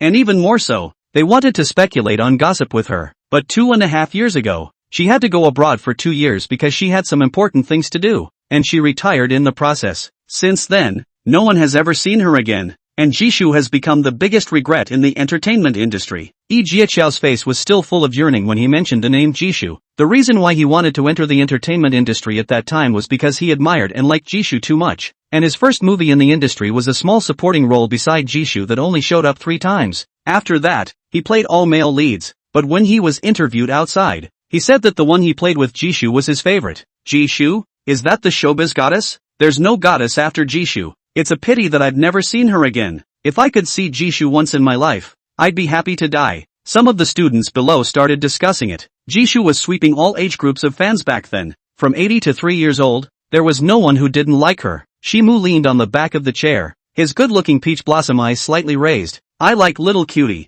Joe can't get enough of Jishu. I say Ling Tian. It seems like you haven't seen you like anyone in so many years. Ling Tian didn't say anything as Oxia peeked over and blinked her starry eyes. I like Yuzi. Shimu pushed him with a disgusted face. Liking Yukai has almost become your personal attribute, so you don't need to emphasize it specifically. Anyway, Yuko is the best. Oxia clenched his fists, and after showing his loyalty, he plunged back into the cyber world to see if he could find the slightest hint about Yuzi. After Gu Xiaobei's performance, there was nothing more to see. Once all the shows were done, it was time to judge the awards. Gu Xiaobei got first place without a doubt, and second place went to Gu Yuran. However, because Class 5 didn't put up enough programs and the other programs weren't very exciting, Class 5 ended up only getting second place overall. But Julie was still happy. After all, Gu Xiaobei's personal first here would have gotten her a commendation from the principal. At the very beginning she even listened to Gu Yuran's intentionally arranging Gu Xiaobei next to Ling Tian, and didn't like Gu Xiaobei much either. But now, she was looking at Gu Xiaobei more and more smoothly. After all, who wouldn't hate a student who's always doing them favors? Gu Xiaobei scored first in the language, mathematics and foreign subjects in the touch test, of which English was still taught by her, and he got first place again in this welcome party, which is really great. However, Gu Xiaobei didn't go up to the stage to receive the award, because not long after she came down, she received a message from Little Beaver. Little Beaver, boss, our last deal against the Su family has been found out. Gu Xiaobei, wait, I'll be right there. At the same time, Ling Tian also received a message. Xiao boss, we found out the results of what happened 2 days ago. Ling Tian's expression was austere. Help me ask the other party to meet. I'll go now. Gu Xiaobei and Ling Tian disappeared into the hall one after the other. Gu Xiaobei didn't know that right after she stepped down from the stage, a boy in the second class of the first year, with a colorful smile on his face, pushed the classmate next to him and said, see, the one just now, that's my horse, and this boy, that's Wu Mingfeng. Although the Gu family wanted to marry the Wu family, Wu Mingfeng didn't want to marry a bumpkin. He just thought that Gu Xiaobei was good looking, had a good body, and could play the piano, so he could sleep around.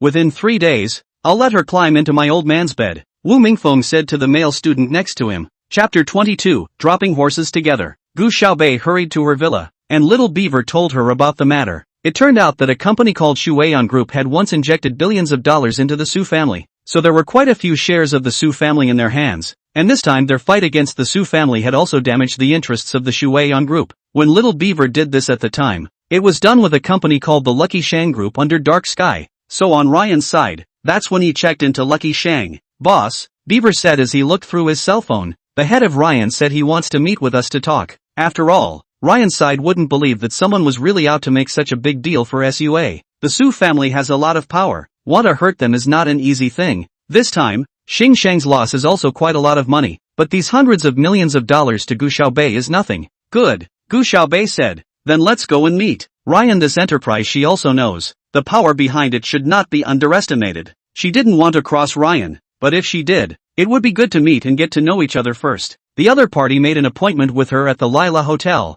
which was the most luxurious hotel in the imperial capital. On the first floor of the hotel is the lobby, where the meals are served, where just one of the cheapest buffets would cost $10,000 per person. The second floor is a banquet hall, which is sometimes chartered out for weddings or dances and annual company meetings. The third through ninth floors are all presidential suites, starting at $30,000 a night. The 10th and 11th floors, on the other hand, were the most private rooms, where you could talk about things without worrying about being overheard or followed at all. Because the security system of the Lyra Hotel is set up strictly against the National Security Department, Gu Xiaobei came over after disguising herself, and after she entered the elevator, she swiped her card and went straight up to the 11th floor. By the time she entered, the people from the Ryan Group were already here. He turned his back to Gu Xiaobei and sat on the swivel chair looking out the floor-to-ceiling window. He turned his head slowly when he heard the door open. In that instant, it was fortunate that there was the concealment of the wide table. Otherwise, Ji Ling Tian's steep grip on the armrests of the chair would have definitely exposed his mind, because the one standing in front of him was no other than the 7 demons.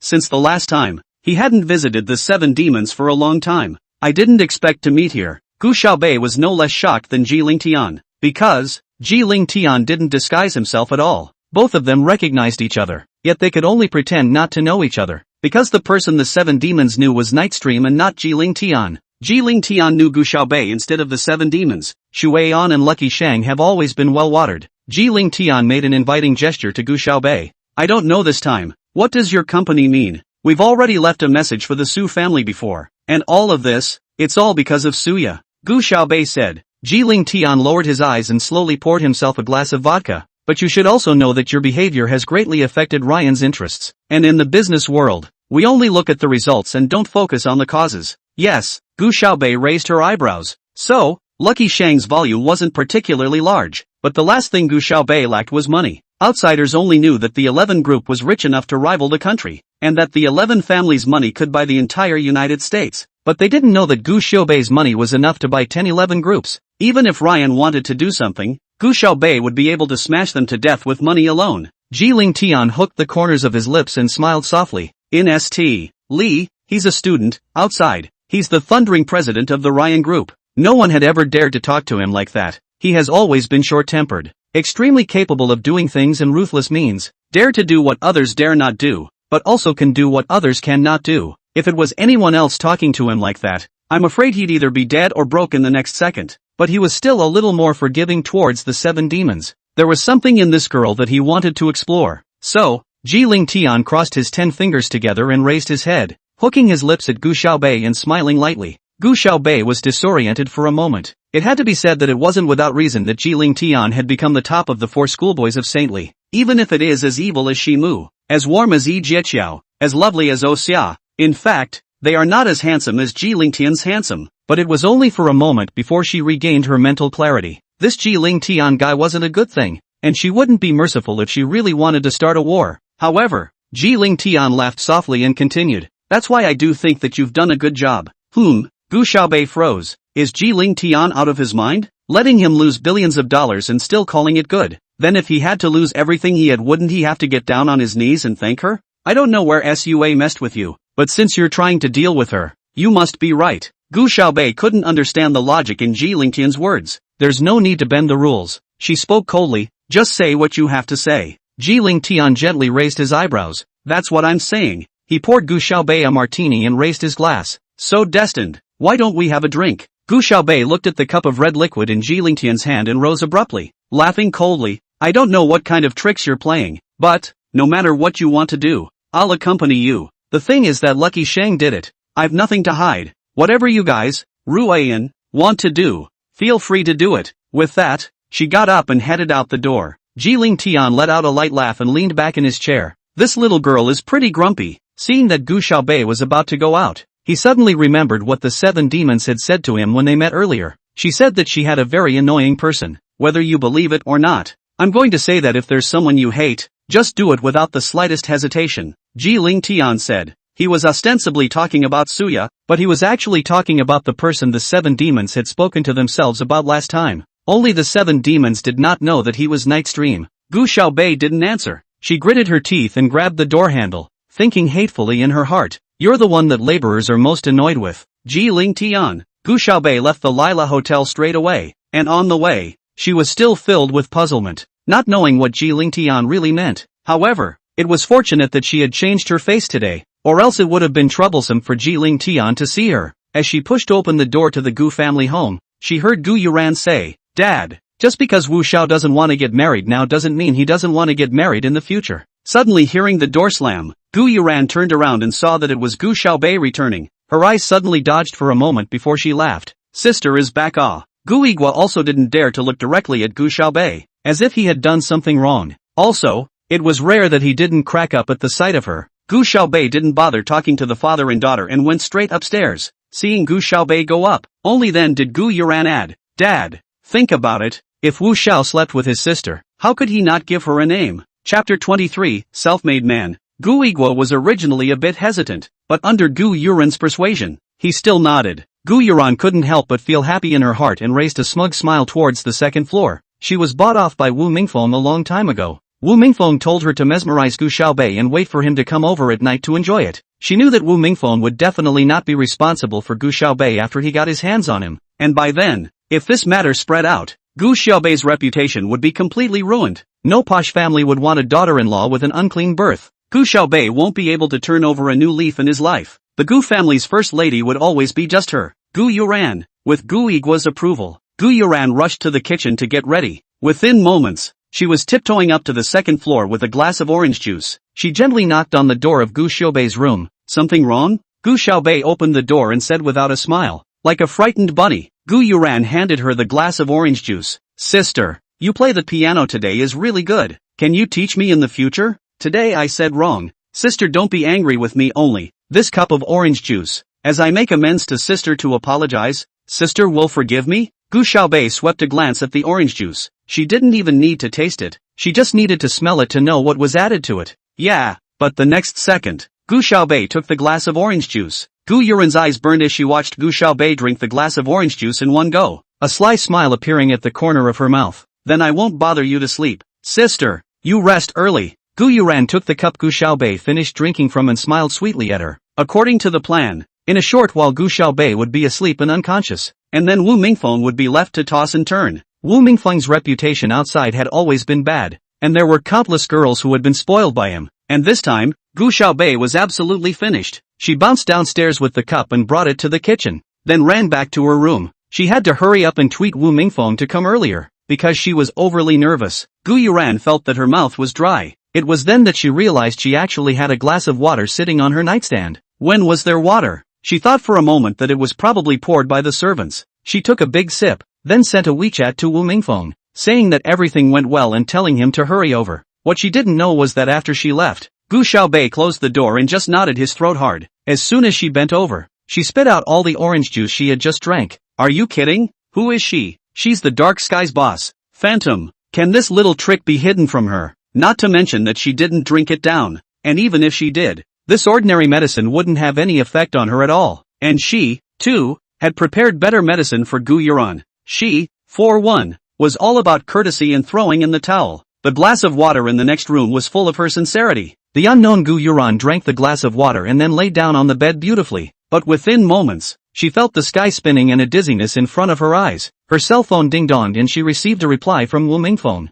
However, she had fallen into a deep sleep, and now she wouldn't wake up even if someone slapped her hard. Wu Mingfeng hurriedly drove his car towards Gu's house. He made his way up to the second floor in the dark, his heart pounding with excitement. When he saw Gu Xiaobei on the stage today, he was already itching for more. Those long legs, just thinking about them was getting to be too much for him. But after going up to the second floor, he was suddenly confused. Earlier, Gu Yuran said, which was Gu Xiaobei's room to come? He sent a Weibo message to Gu Yuran, but he didn't receive a reply. Never mind. Before Gu Yuran said that he would help himself to open the door to Gu Xiaobei's room a crack. So the room that didn't have the door closed tightly must be Gu Xiaobei's right. So Wu Mingfeng walked to the door of Gu Yuran's room, just in time to find that the door was left open. He rubbed his hands together and walked in with an evil grin. There were no lights on inside the house, and he couldn't really see much, except that there was someone lying on the bed, not moving. Wu Mingfeng walked over gently, his even breathing sounding extraordinarily clear in the quiet room. Had ha ha ha. Wu Mingfeng let out a laugh. Gu Xiaobei, I can finally get you. Wu Mingfeng's previous girlfriends were the dainty kind, and he had never gotten a handsome and cold girl like Gu Xiaobei. It's just that he didn't want to get engaged to Gu Xiaobei because he would be bound after that, and he still wanted to continue to wave for a few more years. Women are just for fun. Why should they be given a name? Wu Mingfeng laughed twice and lunged towards the person on the bed. Bang! There was a sound on the ground. Even the bed was about to be smashed down, but Gu Yuran was still unconscious. Next door, Gu Xiaobei leaned his back against the wall and flexed one leg, chewing bubblegum in his mouth. Congratulations, Gu Yuran, you finally made a fool of yourself. Enjoy what you've set up for yourself. She tumbled out of the window, her whole body climbing briskly around the outside of the building as if she had suction cups. In a few seconds, however, she reached the outside of Gu Yuran's window, then raised her cell phone and snapped a few pictures inside. Her cell phone had a professional night shot function, so even if there was not a single light, she could still get a clear picture of the inside.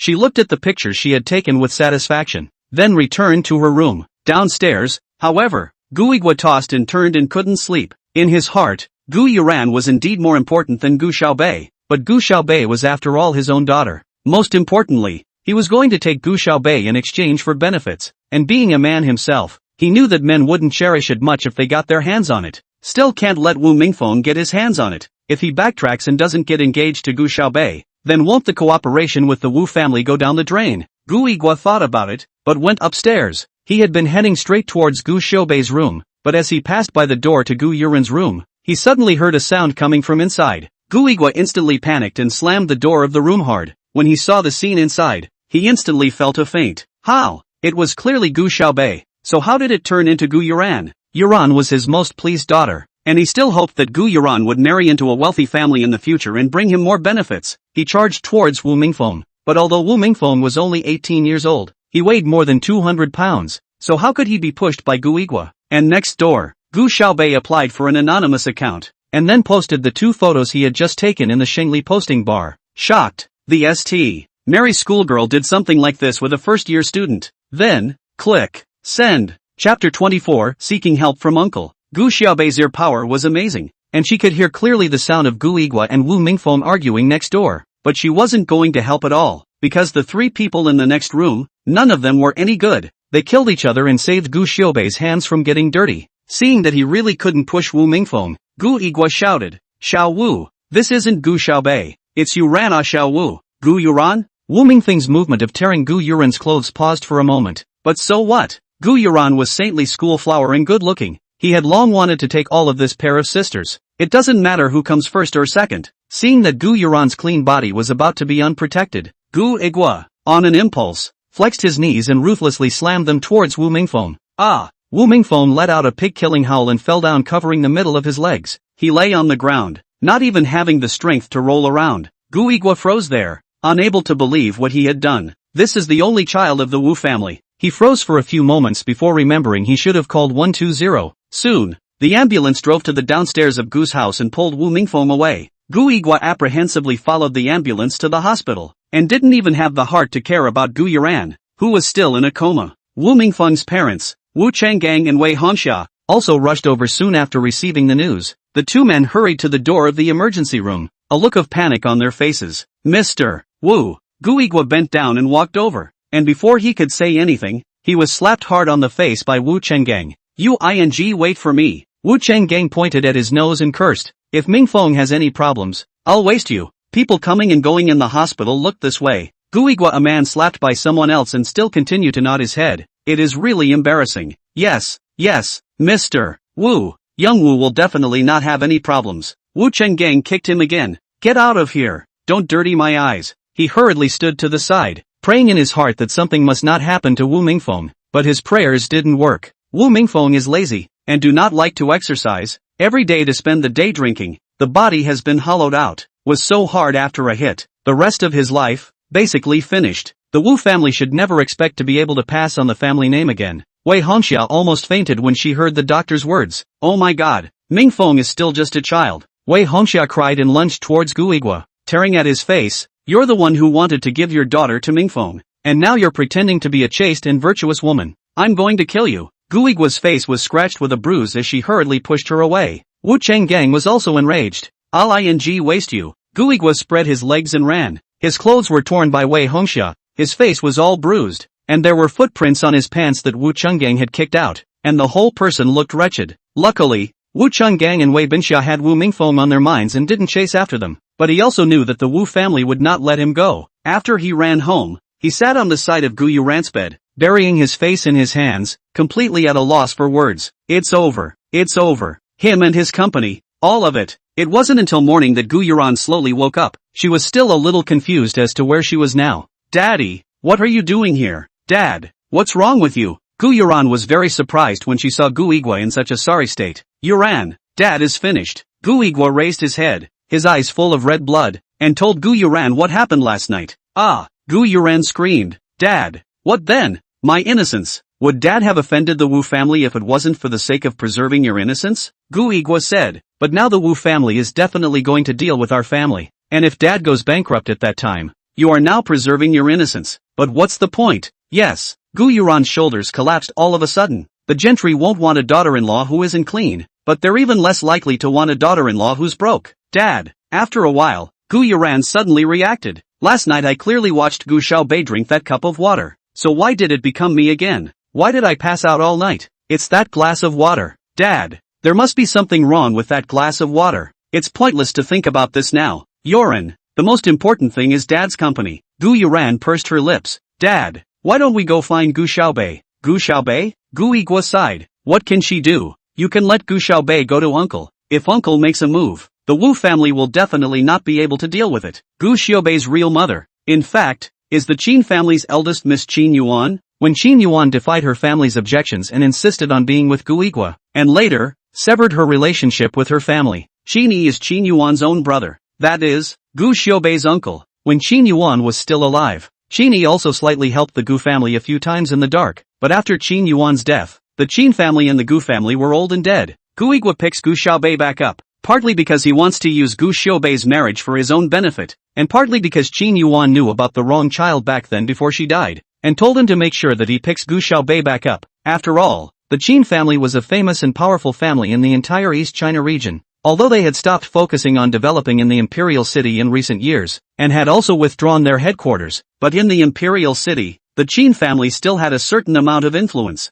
Gu Yigua felt that Gu Yuran had a point. After all, Gu Xiaobei was Qin Yuan's own daughter. The Qin family wouldn't see death to save her. Gu Yigua rushed out of Gu Yuran's room. Gu Xiaobei had just packed up and was ready to go to school when the three of them bumped into each other in the hallway. Xiaobei, are you going to school? There's no rush. Wait for Yuran. Let the driver take you there. Gu Yigua made an appearance of a loving father. Gu Xiaobei looked at it but only felt sick. Forget it, she sneered. I'm not sure someone has the heart for school today. Gu Yuran still didn't understand what she meant. But the next second, Gu Yuran received a Weibo message from Chu Xinjing. What's going on in the posting? Stickers? Gu Yuran clicked on the posting of Saintly College with a puzzled face. The post that Gu Xiaobei posted last night is hot and red, hanging on the first article on the homepage, and the reply has already covered 10,000 floors. Chapter 25, It's all because of Gu Xiaobei. Gu Yuran only felt her brain boom, and her eyes went black. It's over. It's over. The image she's worked so hard for. It's all over. Dad. It must be Gu Xiaobei. It must be Gu Xiaobei. Gu Yuran pointed at Gu Xiaobei's nose, crying and screaming at the same time. She lunged towards Gu Xiaobei, her sharp nails aimed at Gu Xiaobei's face. Gu Xiaobei, however, just looked at her coldly, then gently flicked her body, and she pounced, hitting her head on the window. Oh, Daddy! Gu Yuran cried, covering her red and swollen forehead. She got hung up on the posting, and now she's bumped her head and broken her nails that she had done just 2 days ago. Gu Yigua also saw that post. Gu Xiaobei, did you do this? Gu Yigua held up his cell phone, seething with anger. Yuran is your sister. How could you post something like this? Gu Xiaobei looked up, her face full of innocence. I didn't. It wasn't me. I drank the orange juice Gu Yuran gave me yesterday. I fell asleep. I don't even know what happened. What happened last night? She naively opened the posting bar, covered her mouth and exclaimed, oh my god, so Gu Yuran you and Wu Mingfeng. Before it is not to say that you want to introduce Wu Mingfeng to me. It turns out that Gu Yuran likes it.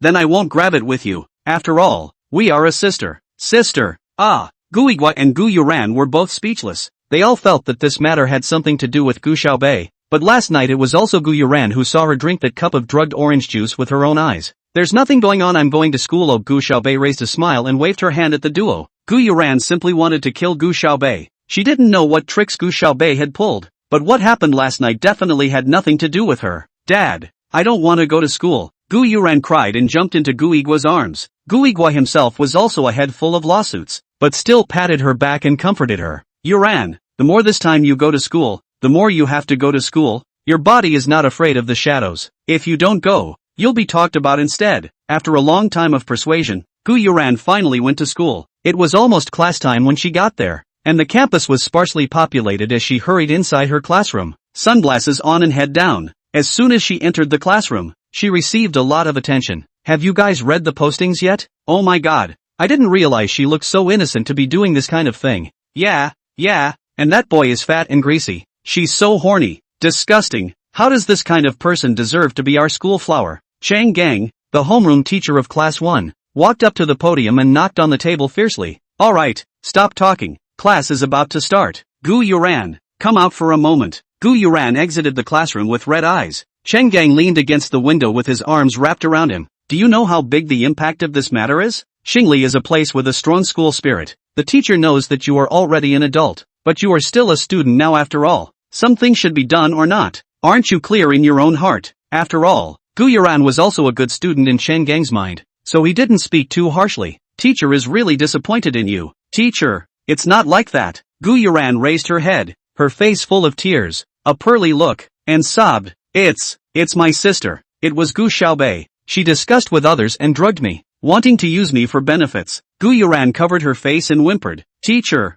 I don't know anything at all, because Gu Yuran usually behaved really well, studied well, and often participated in activities. Cheng Gang instantly believed what she said. Isn't that Gu Xiaobei your father's adopted child, and she's actually this vicious? No way. I must report this matter to the school, and if necessary it's best to call the police and let the law punish her. Gu Yuran shook her head fiercely, tears swirling in her eyes but not falling, looking strong and heartbreaking. Forget it, teacher. She's from the countryside. There are so many things she doesn't know, and although I have the intention to help her, she sometimes feels that I'm showing off and doesn't want to accept my help, and also because her pride is too strong. I guess this time she's just confused for a moment. I don't want to let her go to jail just because of this. Cheng Gang was surprised. Yuran, you're too kind. It's all like this and you're still helping her out. What teacher just said to you was too heavy. Teacher apologizes to you. It's okay, teacher. I'm not afraid of the shadows. What I haven't done is what I haven't done. And Dad got there in time to stop him and didn't let him get away with it. Cheng Gang breathed a sigh of relief. After all, Gu Yuran was the school flower.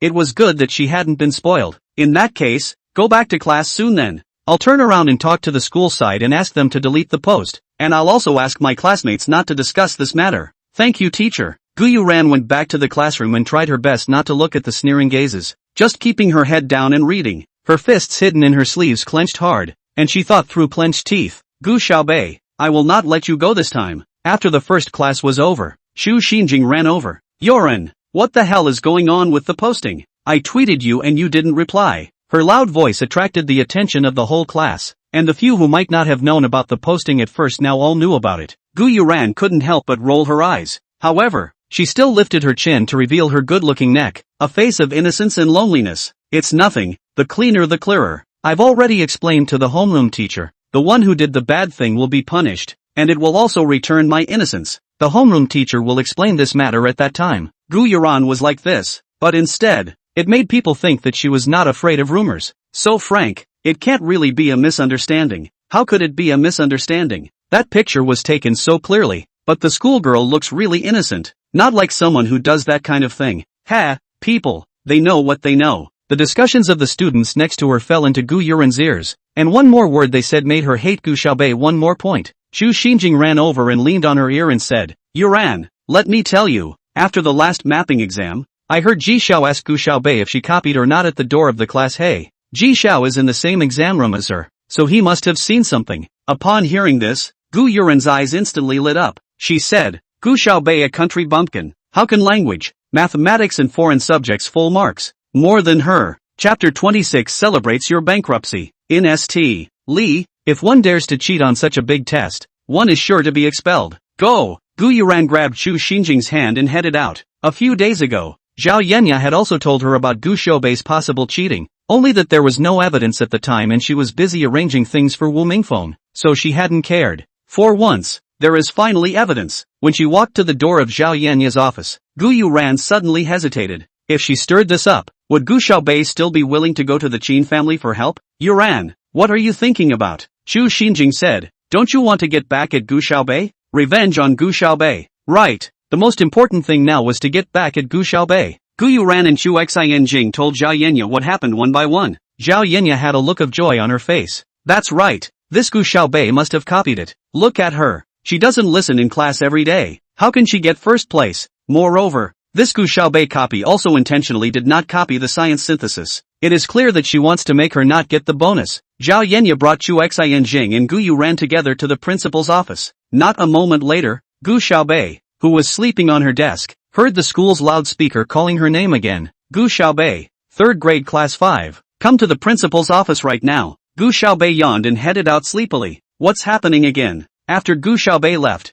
the class began to discuss. I don't know. Hey, I received a text message from Chu Xinjing, saying that Gu Xiaobei plagiarized inside the mapping exam and was called to investigate. Plagiarizing? No wonder. Even Gu Yuran couldn't get a perfect score. She actually managed to get 3 perfect scores. Gu Yuran isn't any good. Okay, didn't you read the post in the bar? Besides, there's no stone hammer yet. How can we say Gu Xiaobei really copied it? She didn't copy. What did the principal tell her to do? Wait and see you. You speak up for Gu Xiaobei now. Sooner or later there will be a time for you to cry. Just wait. Plagiarism? Ji Ling Tian wrinkled his eyebrows slightly. Although he had asked Gu Xiaobei to copy his own science paper, she had turned in a blank paper. So this matter, it shouldn't have anything to do with him. I don't know why. Originally Gu Xiaobei's bad luck, he should be very happy, but this time, actually a little heartbreaking. Noticing the irregularity of his emotions, Ji Ling Tian immediately chilled his face and instantly got down again to continue sleeping. What was Gu Xiaobei? He wasn't going to let this annoying ugly girl affect his mood.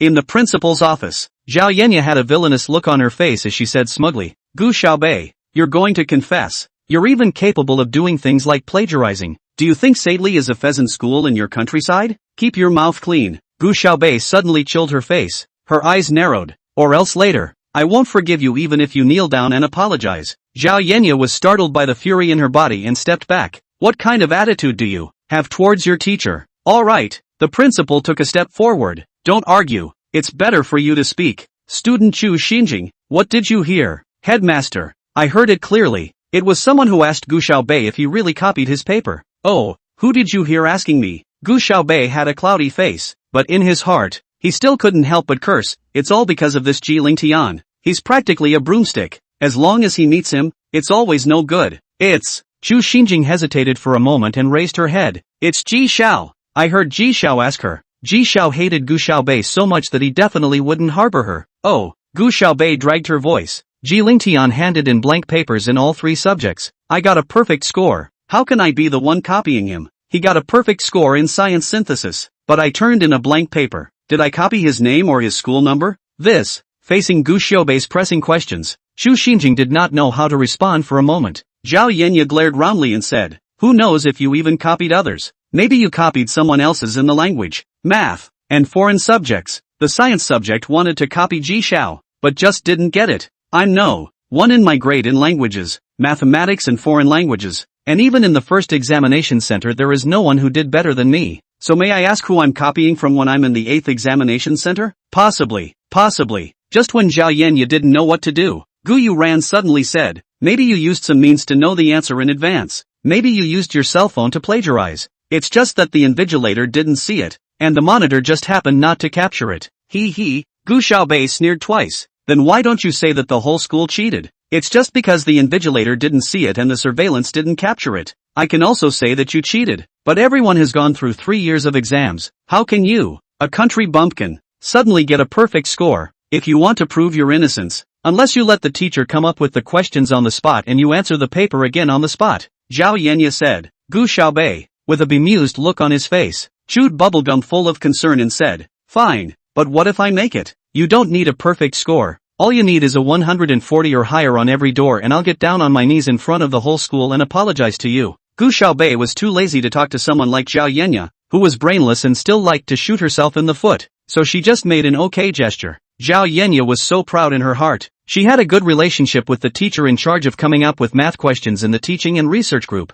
As long as she came up with a set of very difficult papers, Gu Xiaobei was guaranteed to not be able to answer them. When Zhao Yenya ran off to find someone to come up with the questions, the few of them waited in the principal's office. But just then, Chen Gang came with Gu Igua. It turned out that Chen Gang was trying to find Gu Igua to find out what happened last night, and it just so happened that Gu Yuran and Gu Xiaobei were both in the principal's office. So he brought them over. Mr. Gu, it's not that I'm saying, even if it's your adopted child you still need to educate it properly. Otherwise wouldn't you be hurting your own daughter? You ran, and discrediting the Gu family and Shengli Academy? Cheng just saw Gu Xiaobei and had a look of disgust on his face. They still thought that Gu Yuran was Gu Igua's real daughter and Gu Xiaobei was adopted. Gu Igua's face was a bit embarrassed, and he didn't explain, directly pulling Gu Xiaobei to the corner. He lowered his voice and said, Xiaobei, I've heard that your cousin from your uncle's family will be coming to the imperial capital recently, so you should contact him first and get in touch with him. On what grounds? You should get along with your cousin first, so that you can get your uncle to help,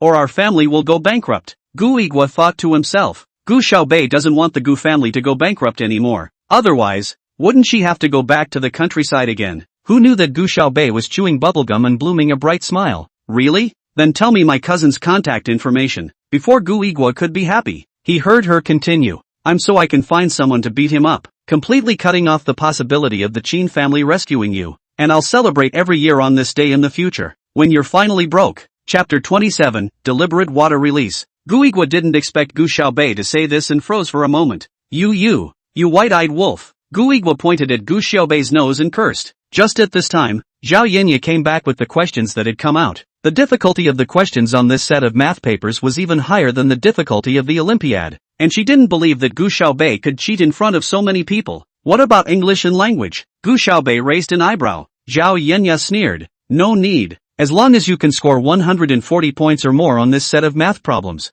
I'll kneel down and apologize to you, but if you can't get it, get the hell out of Saintly. She couldn't wait to kick Gu Xiaobei out, but she was afraid that Gu Xiaobei would use writing essays to procrastinate, so she just let her take the math test. Gu Xiaobei took the paper and flipped through it for a few moments, then suddenly laughed. The question teacher has a grudge against you? What do you mean? Zhao Yinya didn't understand. This paper is too easy. Are you sure that this teacher of questions is not intentionally watered down? What a big mouth. Zhao Yinya thought in her heart. This set of papers, even if you let a senior college teacher do it, it would only take 4 or 5 hours, and you wouldn't necessarily be able to get above 130. And she actually said that it was a deliberate watering down. Gu Xiaobei chewed his gum and hung back. I can give you a chance to change the question. Ha ha, speak from your heart. Zhao Yinya grimaced. You just can't answer this set of questions and want to change them. I'm telling you, don't even think about it. Hurry up and answer. You only have 2 hours. Okay, Gu Xiaobei raised an eyebrow. You're the one who didn't want this opportunity. She read the roll from cover to cover. Gu Yuran also stood behind her, staring at the paper. She had to say that there were a lot of difficult problems on this paper that she had never seen before. This paper was given to her. I'm afraid she wouldn't even get 90 points. She cast a look at Gu Igwa. Gu Igwa instantly understood. Later on, as long as Gu Xiaobei couldn't do this paper, he was going to be kicked out of Xingli, and then he would be able to blackmail Gu Xiaobei into either going to beg for the Qin family's help or dropping out of school. Gu Igwa was instantly at ease. How could Gu Xiaobei possibly be able to do a question that even Yuran found difficult? Hurry up. Are you going to answer or not? Zhao Yinya pinched the answer dead in her hand and urged Gu Xiaobei. At this time, the third grade class, Yi Jiechao knew about Gu Xiaobei being called to the principal's office. Xia, can you find a way to check the surveillance of the examination center at that time? Yi Jiechao said gently. I still don't believe that Gu Xiaobei would do such a thing. Anyone who likes him of the night should have a clean soul. Oh, Xia looked up. He had been looking up information about the swimmer on the internet all morning, but had come up empty-handed. Well, okay. Closuk Zhou was usually nice to him, and it was hard for him to say no. Oh, Xia always carried a laptop with him. He puffed his cheeks. His fingers operated quickly, and in less than 10 minutes, he had already hacked into the school's security system and checked the day's surveillance. After speeding up the multiplier to read it, both of them could be sure that Gu Xiaobei had indeed not plagiarized. I'm going to the principal's office, so copy the surveillance to me on a flash drive. Yi Jiechao still didn't know about Gu Yuran's strong words and thought that if she brought the surveillance, she could give Gu Xiaobei a clean slate. Speaking of which, he and Gu Xiaobei had only had a one-sided relationship, but he always felt that he could see a tiny bit of Jishu's shadow in Gu Xiaobei. Even if it was only for this slight resemblance, he was willing to help her. Closuk Zhou darted toward the principal's office with the flash drive, and in the principal's office at that moment, Gu Xiaobei finished reading the paper, lifted her chin and said softly, it's really too simple. I don't even have the desire to do it. Let's do it this way. I'll read the answers directly and you check them. Bakad, Dada, ABCDA, Babbed, 45%, 7Y8X. Gu Xiaobei quickly finished the answers to the multiple choice and fill in the blank questions and continued. I'll also directly say the big questions and answers. I'll write you the steps again if you don't understand any of the questions. Zhao Yinya stared at the answer in her hand as beads of sweat kept falling from her forehead.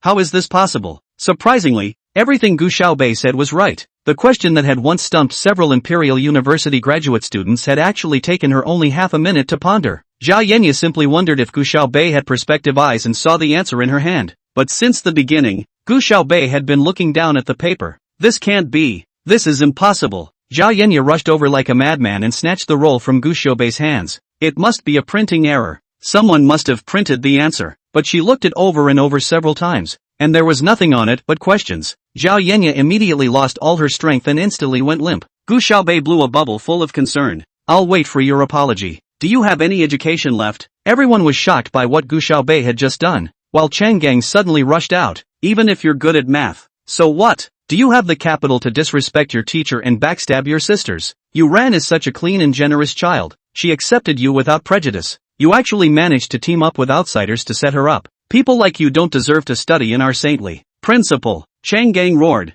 We at saintly have to teach as well as educate people. And someone of Gu Xiaobei's corrupt character doesn't deserve to be in our school at all. Gu Xiaobei raised her eyebrows. I'm backstabbing her with someone else? Fine. Then go to the communications company and pull up the chat logs.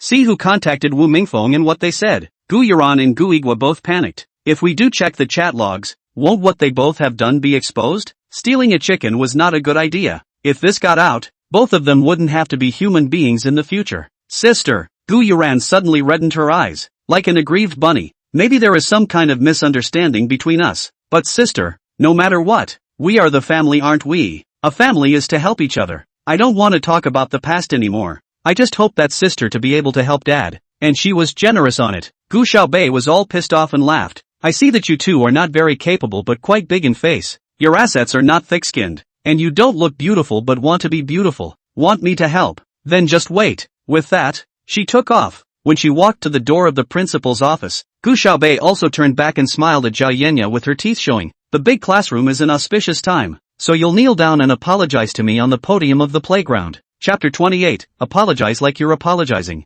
Zhao Yenya didn't want to apologize to Gu Xiaobei. She's a teacher. If she knelt down to Gu Xiaobei in front of everyone, where would she put her face in the future? She threw a look of help towards Gu Igwa and Gu Yuran, but they were both too busy taking care of themselves, so how would they have the time to care about her? Gu Xiaobei stepped out of the door just in time to see Yi Jieqiao, who hurriedly ran over. Yi Jieqiao is the male god of the entertainment industry and the schoolboy of saintly. He usually always has a gentle and leisurely look, like an angel who is not stained by the fire of the earth. No one had ever seen him in such a hurry. Are you okay? Yi Jieqiao asked as he watched Gu Xiaobei walk out with good intentions. Gu Xiaobei gently shook her head. What's wrong? Of the four major school herbs, Xia had once crossed paths with her online but had never met her. Shimu and Jiling Tian were one more annoying than the other, and there was only this Yi Jieqiao, who was kind of nice. It's okay, I was just a little worried about you. Closuk Zhou breathed a sigh of relief. Although Gu Xiaobei didn't reject Yi Jieqiao, it didn't mean she wanted to be such a good friend to him.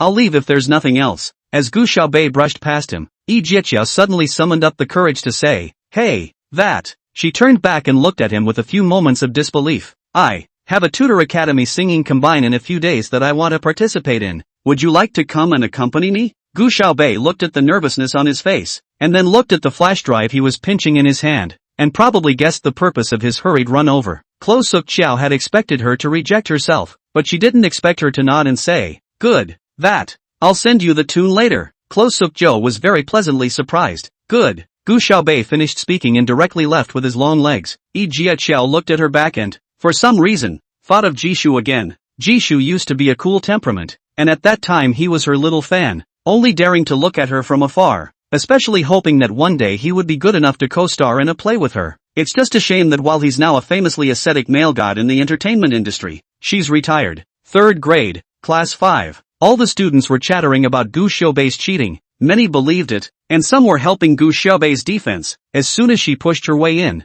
everyone stopped talking. Did she come back to pack her things? It was a while before someone whispered, "You're the one who should be packing, aren't you? You know how to talk bad about people every day. Gu Xiaobei gave you money, you defend her so much." Gu Xiaobei, however, didn't care about the gossip at all and directly sat down in his seat. Jiling Tian inclined his head and swept a glance at her from the corner of his eye. He was about to ask how she was doing, but the words escaped his lips and he swallowed them. Julie came in on her heels. "What about before class? I want to say one thing to you. Our class 5 is a united class group. We should help each other and be friendly. We can't bully our classmates. Not to mention that we can't be prejudiced against our classmates and purposely throw dirty water on them." Speaking here, Julie also glanced in Chu Xinjing's direction, and Chu Xinjing hurriedly lowered her head, not daring to say a word. After 2 classes in the morning, it's recess. The students sparsely descended the stairs, ready to go to the playground to do exercises. But when we arrived at the playground, we realized that the atmosphere was a bit strange today. Zhao Yenya, who was usually always overbearing, was now standing on the podium with her head bowed, as if she had done something wrong, and didn't even dare to look up at anyone. The students had gathered in the playground, and Zhao Yenya raised her head to look at the bustling people below. She saw Gu Xiaobei in the crowd at a glance. Gu Xiaobei was chewing bubblegum and looking at her with a half-smile. Finally, Zhao Yenya's heart crossed and she took the microphone and said, "Here today, I'm going to say one thing, because I made a mistake in my investigation. I misunderstood Gu Xiaobei's classmate from the 3rd grade 5 class, and here I'm going to apologize." When she finished, she just nodded and tried to leave. What kneeling? Her willingness to apologize is giving Gu Xiaobei face. Shoo! Something cut through the air and hit the bend of Zhao Yenya's leg all at once. She fell to her knees hard and uncontrollably. With a loud bang, Zhao Yenya screamed and fell to her knees in front of the entire school. "Teacher, an apology should look like an apology. How can you not say sorry?" Gu Xiaobei said sweetly, but she was more intimidating this way than she was cold. Zhao Yenya couldn't even crawl. She looked around and wondered what had just hit her. Of course she didn't know that Gu Xiaobei had actually just thrown an inconspicuous small stone over there, and that small stone had long since fallen to the ground and mixed with the other small stones. So how could Zhao Yenya see it? "Yes, I'm sorry." Zhao Yenya was on the verge of tears, and rather than talking to Gu Xiaobei, she was talking to the mysterious person who had just attacked her. The students at the bottom were talking. They hadn't even seen Gu Xiaobei make a move and thought it was haunted. "Hurry up, drag her down." The principal waved his hand, and 2 staff members dragged Zhao Yenya down. "Ah, I'm sorry. Zhao Yenya yelled like she was crazy, afraid that the mysterious man would hit herself again, while Ji Ling Tian, who was also in the queue, couldn't help but glance towards Gu Xiaobei. That just now could be hidden from others, but not from him. What's haunted? Someone simply struck out. Is it Gu Xiaobei? He sized Gu Xiaobei up from top to bottom with a searching gaze. What for? Gu Xiaobei looked back without showing any weakness. Never seen a beautiful woman before. Ji Ling Tian coldly rolled his eyes. Narcissist. After this incident, Gu Xiaobei was completely famous and saintly. Everyone knew that she was the student who made the teacher kneel and apologize. Since then, Gu Xiaobei had become the new school bully of saintly. Gu Yuran was about to die of anger. How is it that everything good catches up with Gu Xiaobei? Not only had she slapped Zhao Yenya's face, but she had also become famous throughout the school. And surprisingly, Xiao Xiao had invited her to help accompany him in the Imperial College joint singing competition. You know, if you get a place in this competition, not only can you get extra points for the art college exams, but you're even likely to be seen and go straight into the entertainment industry. She had been working hard to enter this competition, but Gu Xiaobei had easily hugged Xiao Xiao's thigh. But at this time, Gu Yigua told her something else. It turned out that Gu Xiaobei's cousin, the young master of the Qin family, Qin Yuner, was coming to the Imperial City soon, just for this singing competition. He's here to be a judge. Gu Yuran's eyes rolled and suddenly thought of a way. Perhaps she would be able to participate in the competition as well as solve the Gu family's pressing problems. Chapter 29, I'm 007. Gu Yuran told Gu Yigua about her thoughts. Gu Yigua was instantly happy. Yuran, how did Dad raise such a smart daughter like you? He said in surprise. Wait, Dad will go find your cousin's contact information for you right now. Gu Yuran nodded obediently. When she was small, she had also met Qin Yuner a few times. The Qin family's wealth and status was much better than the Gu family's, and although she had felt like a little princess since she was a child, she was practically like a servant girl in front of a true prince like Qin Yuner. How she wished that she could get involved with the Qin family. Then in the future, all the powerful families would look at her in a high light. Originally, after Qin Yuan's death, she thought she would never have another chance. But now, the chance has come again. Gu Xiaobei, if you're not willing to help yourself, don't blame me for using you. After school, Gu Xiaobei had wanted to go back to the villa to take a good rest for a while, and in the meantime, she asked Little Beaver to help her look for the piano in her collection, but only just after starting the car, she received a text message. 007. Something's wrong. The S.A. is waiting for you. It was her secret cell phone, and only people in the S.A. knew the contact information. It's been a long time since she's heard from the SSS. Without the slightest hesitation, she stepped on the gas and headed towards the villa. Before entering the S.A., she had to change before she could do so. What she didn't know was that in the Wrangler Park next to her at the time, Ji Ling Tian also received a text message. 005. Something's wrong. The Special Security Bureau is waiting for you. He hit the gas just as hard and went for it. Half an hour later, Gu Xiaobei and Ji Ling Tian arrived at the secret contact location of the Special Security Bureau one after the other. Special Security Bureau, the full name of the National Agents Safety and Security Bureau. Here there are the most powerful agents in the country. Usually do not belong to the jurisdiction of any department. When there is no mission, they can do whatever they want to do. Only when they encounter major emergencies, they will be recalled. They only had code names but no names. And even Chang'an, who was responsible for contacting them every time, didn't know their real identities. And 007 and 005? The best agents in this. 007. 005. It's been a long time. Gu Xiaobei and Ji Lingtian struck a chord and extended their hands to greet each other. Gu Xiaobei pulled her hand out of Ji Lingtian's hand and laughed softly, using so much force. It seems like 005 you still harbor a grudge against me? Their rankings and monikers are earned through competition. Originally, Chang'an wanted to rank them according to the size of their ability starting from 001 and working backwards, but everyone felt that the codename 007 was the most powerful, so they started a scramble. The final contest was between Gu Xiaobei and Ji Lingtian. It was a pity that in the end, it was just a little bit short, and Ji Lingtian lost to her, so she was 007 and he had to reluctantly pick 005. Just trying to see if you've regressed in your skills. Don't worry, you haven't even stepped back. How dare I step back first? Alright, you two don't pinch each other when you meet. This time the mission is very urgent. Hurry over and look. Chang'an handed the two piles of information to both of them respectively. These two ancestors are the treasure of the Special Security Bureau. As long as the two of them go out, there is no mission that can't be accomplished. But the two of them were also notorious for not getting along, and whenever they got together, they were on fire. This person is Wang Youmu, who appears to be an entrepreneur on the surface, but in fact has been traveling between the country and the Golden Triangle region for many years, conducting smuggling deals. It would be fine if this was all alone, but recently, we found out that Wang Youmu has gotten the information related to our country's latest anti-stealth fighter radar through a special channel, and if this information leaks out, the consequences will be unimaginable. The target is now staying on the 8th floor of the Lyra Hotel. Here is his relevant information, but the Lyra Hotel security system is updated very quickly, and we can't get any specific information. At this point, we can only rely on the two of you. Gu Xiaobei finished reading the information and nodded. No problem. 007 is very confident? Ji Lingtian's mask reflected a cold light as he laughed softly. 005 scared? Then let me do it myself. The two looked at each other through their masks, both seeing a bit of fire in the other's eyes. Chang'an couldn't help but rub his temples. This pinches up again. No, it's just that I thought that maybe we could have a competition, and if I win this time, your code name will be mine. How about that? Ji Lingtian said. Gu Xiaobei laughed softly. It's true that a thief's heart won't stop, so I'll give you a chance. Thanks a lot. Ji Lingtian extended his hand. You're welcome. Gu Xiaobei shook his hand, both sides using a great deal of force, and she gritted her teeth. Chang'an looked at 007 and then 005, and said with a bitter face, two ancestors, this mission is really very important. Shut up. The two of them turned their heads in unison and yelled at Chang'an. Chang'an hurriedly covered his mouth and didn't dare to utter a single breath. Who is he inviting and who is he messing with?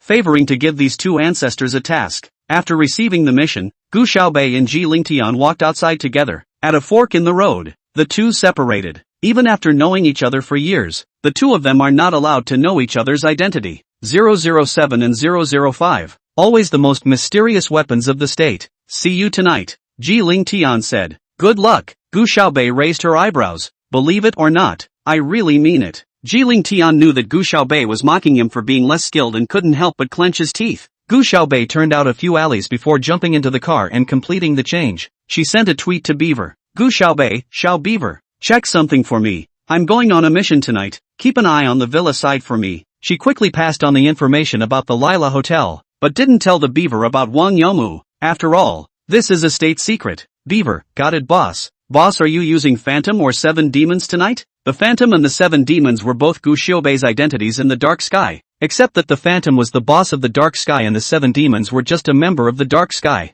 Even in the Dark Sky, few people knew that the Seven Demons were phantoms. Gu Xiaobei thought for a moment and said, Phantom it is, because she had to go on a mission. Gu Xiaobei did not look back home tonight, and Gu Igua and Gu Yuran were still anxious for her not to go back, so that it would be easier for them to make mischief on the Qin family's side. Chapter 30, Hello, 007. Although built in the center of the busiest city in the empire, the Lyra Hotel is surrounded by silence, because Lyra always insists on giving its customers the best experience. But not far from it is a collection of lighted bars. Wang Youmu goes to the bar every day for a few drinks before returning to Lyra. Gu Xiaobei used the Phantom's mask today, wearing a sexy deep V dress, and walked straight into the bar. She walked over to the bar and sat down, her slender fingers clamping down on a goblet, squinting as she watched the liquid in the glass shake gently. Not far away, Wang Youmu was instantly attracted to her. That's right, that Wang Youmu's profile. The first thing that is written in the first item is, good color. The phantom has a sexy, seductive face that no man can resist. As expected,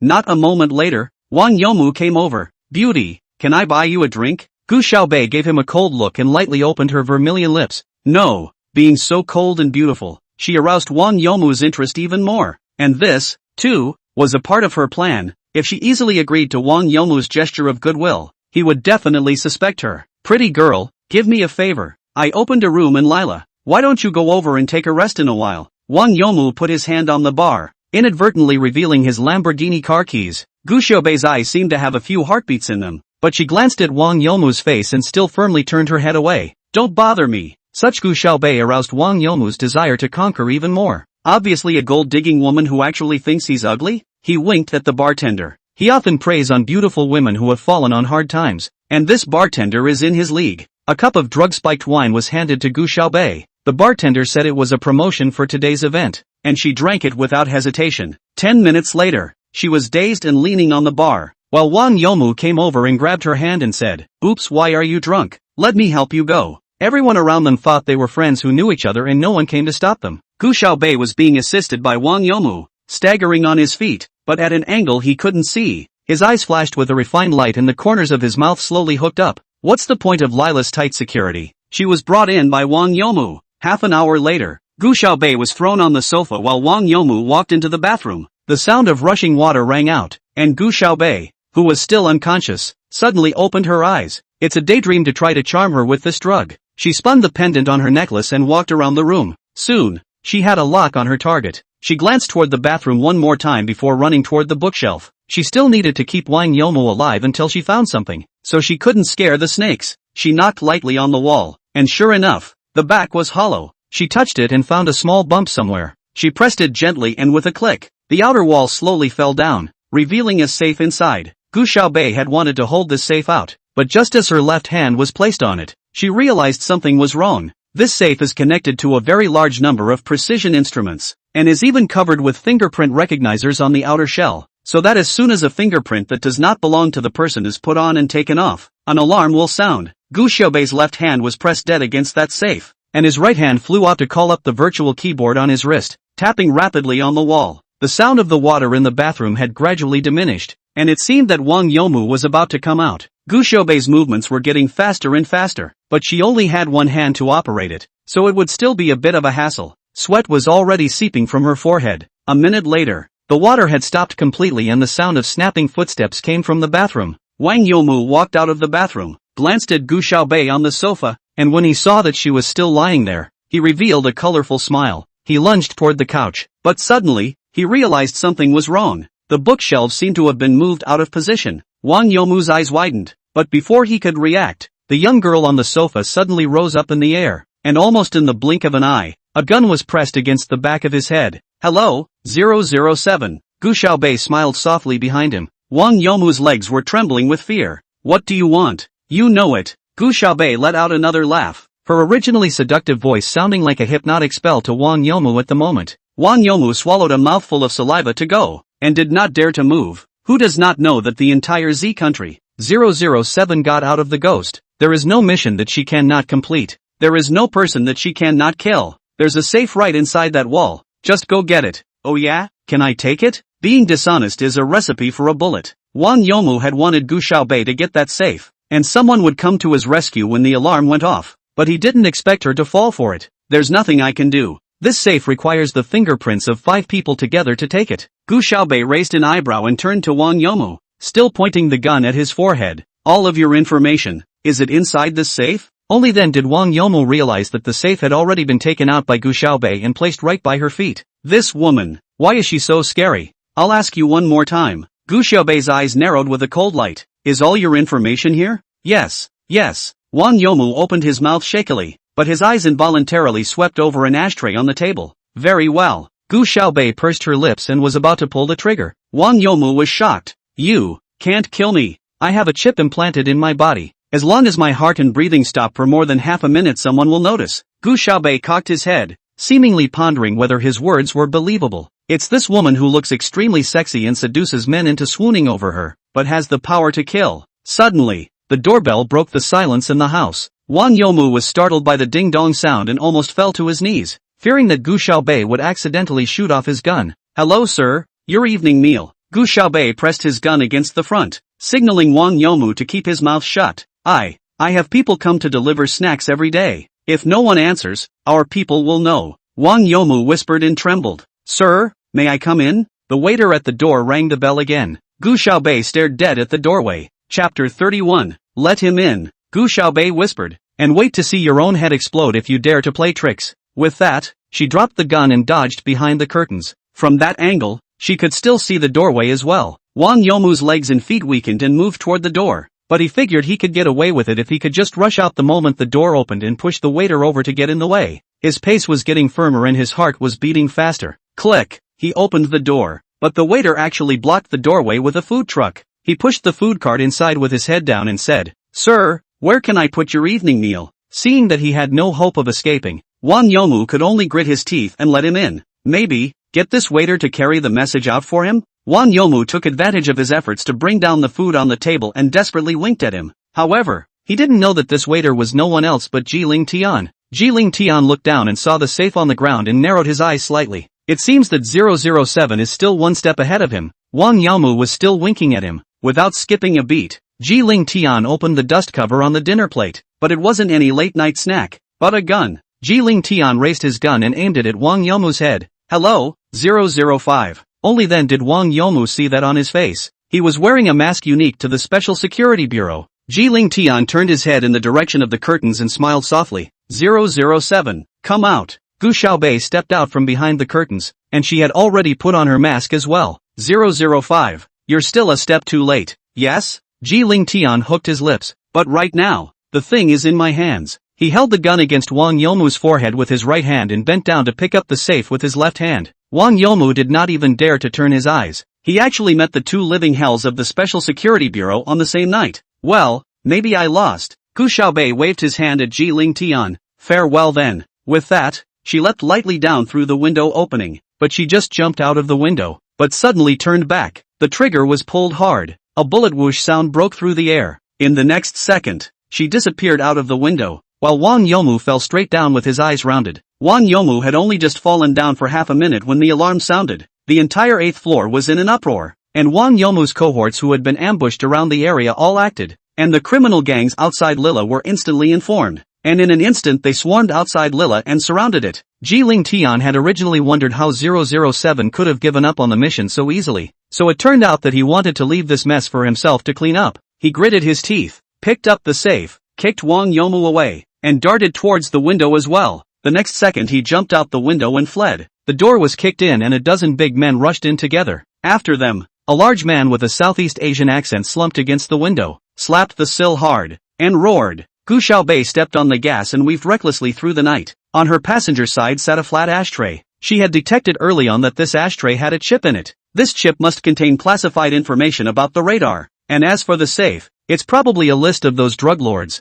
So let's give 005 a slight reward for his help in solving the mess. Gu Xiaobei hooked his lips and stepped on the gas, and the car rushed out like an arrow off the string. She had wanted to go straight to Chang'an and give him the stuff, but not long after she drove out, she realized something was wrong. The cars around her seemed to be following her. Gu Xiaobei looked aghast, pulled out his cell phone, and quickly sent a message to Little Beaver, Fengla Avenue. Pick up, Beaver, roger that. At this moment, Jiling Tian's side also realized that something was wrong. Those who were originally chasing after him seemed to be getting fewer and fewer, and after he had finished with a group, there were almost not many people still chasing after him. He couldn't help but glance down at the safe. Could it be that the real information is not here? He remembered that 007 seemed to be holding something in his hand when he jumped out of the window and fled. Those guys, they should all be off chasing 007 by now. If she hadn't realized it, the consequences would have been unimaginable. Without hardly the slightest hesitation, Jiling Tian immediately turned his head and ran wildly in another direction.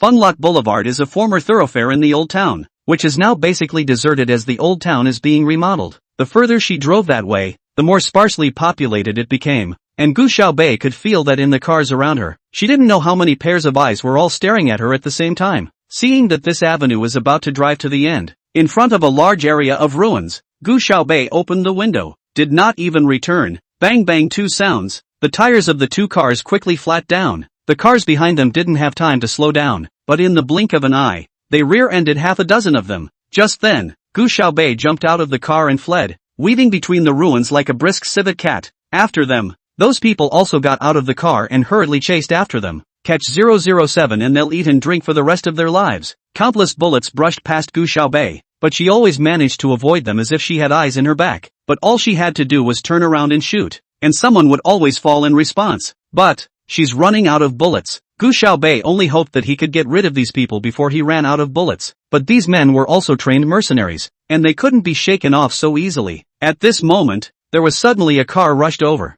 A person quickly leapt out of the night sky, directly jumped to the side of Gu Xiaobei. Bang bang, two sounds, to solve the two people who were about to approach her. Gu Xiaobei inclined her head, her ink hair flying, blocking her mask and leaving only a pair of seductive eyes. 005, 007. The two smiled at each other. Good cooperation. The two of them are the rivals of the Special Security Bureau who meet and pinch each other. And they are also the comrades who have cooperated with each other the most since the establishment of the Special Security Bureau. After having Ji Ling Tian on board, the two of them had significantly improved their combat power. But that ashtray didn't just have the chip for the classified documents, but also the tracking chip. It drew one group after another, almost like a dense leech. It seems that the other side has really put their money where their mouth is. If they can catch 005 and 007 at the same time, they'll be rich. Suddenly, when Gu Xiaobei raised his gun and turned back, he realized that he had run out of bullets. At that very moment, to the right and behind, each had a bullet coming towards her heart. Even a dead 007 is extraordinarily valuable. Chapter 32 Rumors about Gu Xiaobei. Just in the nick of time, Ji Ling Tian suddenly pushed Gu Xiaobei hard. Gu Xiaobei bent down obediently, but with a hook, he took Ji Ling Tian's spare magazine from his waist, and then with a twist of his body, he had already replaced the magazine and raised his gun to meet it, and it all happened in just a second. It was just that the bullet had already flown close, colliding in midair with the bullet Gu Xiaobei had shot out, and Ji Ling Tian raised his hand to block it for her, the exploding shrapnel cutting his wrist. The pain was excruciating, but he didn't hesitate at all and remained back to back with Gu Xiaobei, exposing his most vulnerable parts to each other and fighting together. Just then, a roaring sound rang out, and the mercenaries who were chasing towards them couldn't help but look over their heads. A helicopter that was hovering above them. Not far away, Beaver was tapping away on his iPad. She wasn't even very good at driving cars, let alone airplanes, but luckily she had a program written by her boss that she could control remotely. A few people couldn't dodge and were crushed under the helicopter. Gu Xiaobei jumped onto the airplane with a flip, then waved to Ji Ling Tian. This 007. It's really her. Ji Ling Tian also grabbed her hand and jumped up. The people below were squealing with anger and started shooting desperately at the helicopter. But the shell was bulletproof, so even if they took a rocket launcher, it couldn't be broken. Gu Xiaobei jumped into the cockpit and skillfully operated the extremely complicated-looking instrument panels. Some climbed aboard and held on for dear life, refusing to let go. Ji Ling Tian probed out and gave the man a shot in the arm, while Gu Xiaobei threw the man down hard with a fling. Sit tight. Gu Xiaobei maneuvered the plane to spin in place and then soared up, and those on the ground could only look up and watch them fly away. Completely helpless, Gu Xiaobei parked the airplane on top of a building, then jumped down with Ji Ling Tian. The plane would still have to be taken away by Beaver's remote control later, or those people might track them based on the plane's flight path. Ji Ling Tian's wrist was still bleeding, and Gu Xiaobei drove him back to the secret contact base. Before going there, she had already greeted Chang'an, who had also prepared injury medicine to wait for them there. On the way back from flying the plane, Gu Xiaobei had already removed the classified chip from the ashtray, and then threw the rest of the part with the tracking chip down directly and casually. Those people will have to jump in the river if they keep tracking. She threw that confidential chip to Chang'an, who had just finished helping Ji Ling Tian bandage, reached out to catch it, and in passing opened that safe to take a look, which was indeed a list of all those drug lord fugitives in the Golden Triangle. Ancestors, you two are truly my ancestors. Finishing the mission so quickly, Chang'an smiled all over his face. Looking at the entire Special Security Bureau, only 005 and 007 have this kind of skill. It's okay, next time certain people should just try not to get hurt. Gu Xiaobei leaned against the wall in a good mood, holding his arms and taunting Ji Ling Tian. Ji Ling Tian gave her a cold look. If it wasn't for me, I'm afraid that certain people still don't know if they can come out alive. Going out on a mission and actually not knowing that they need to bring enough ammo? Oh, I wonder who stole the fruits of my victory. I wonder who framed the war veterans. Seeing that the two of them were about to argue again, Chang'an hurriedly stood between the two of them. Alright, two ancestors, you two are the best. Alright. Ha, humph. They both gave each other a hard blank stare and turned their heads in unison. After handing over the things to Chang'an, the two of them didn't stay long and went back to their respective homes. Gu Xiaobei went back and dealt with some things with Little Beaver, and then directly stayed at the villa for the night, not even looking back home. She also didn't know that Gu Yuran and Gu Igua discussed things until late. Gu Igua made 100 efforts to inquire about the contact information of Gu Xiaobei's uncle, Qin Yi. Gu Yuran sent a message to Qin Yi. Uncle, in order to fulfill Mom's dying wish, Dad and I have already picked up Gu Xiaobei. My sister looks a lot like Mom, but grew up in the countryside, so her personality isn't very good. A few days ago, his sister was almost defiled by Wu Mingfeng, who said that his dad, Wu Changgang, had once taken a fancy to his sister. Luckily, his dad came in time to stop it, so that his sister was not bullied into it. My sister also gets along well with the male students in her class. A few days ago, she even participated in the Tudor College singing combined competition with a male student,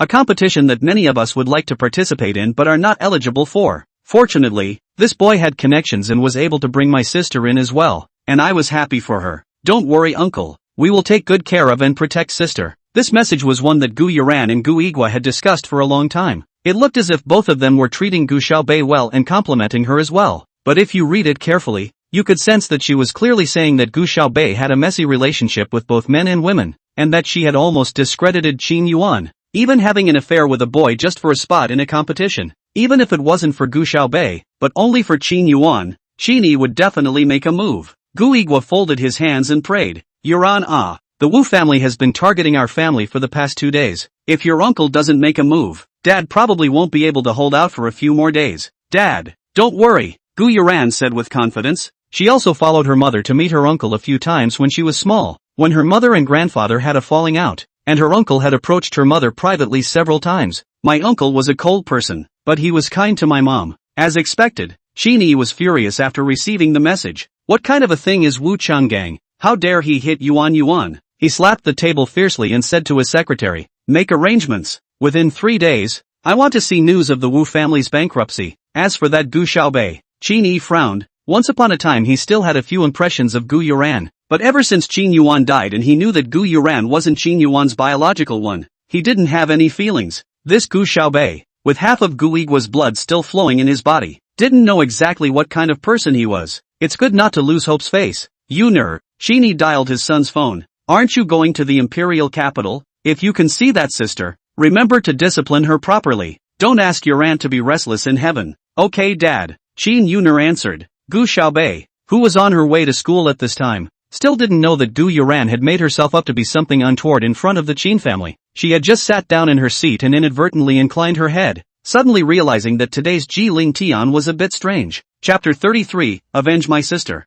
In the past, Ji Ling Tian came early and slept on the table, but today it is strange. I don't know what kind of book I'm holding and reading. Ji Xiao, who was always ranked at the bottom of the 3rd grade class 5, actually reads books too? It is said that many in the school wondered if he could read or not, but last time's first place in the science comprehensive made Gu Xiaobei know that this Ji Ling Tian was more than likely just like himself, just too lazy to answer those questions. She doesn't want to be overly flashy at school. As far as Jillian is concerned, why? She doesn't care either. Seeing her come over, Ji Ling Tian slightly sidestepped his body and leaned the book more towards his side, as if he was guarding against her. Cut, Gu Xiaobei thought to herself, begging her to look. She doesn't necessarily want to look. What Ji Ling Tian was reading was a book about airplane piloting. He had always thought that he and 007 were not on par, but last night he realized that 007 actually had so many things on him that he wouldn't, but 007, sooner or later, would be his. It was still early morning study and classes hadn't officially started, so Shimu swaggered into class 5.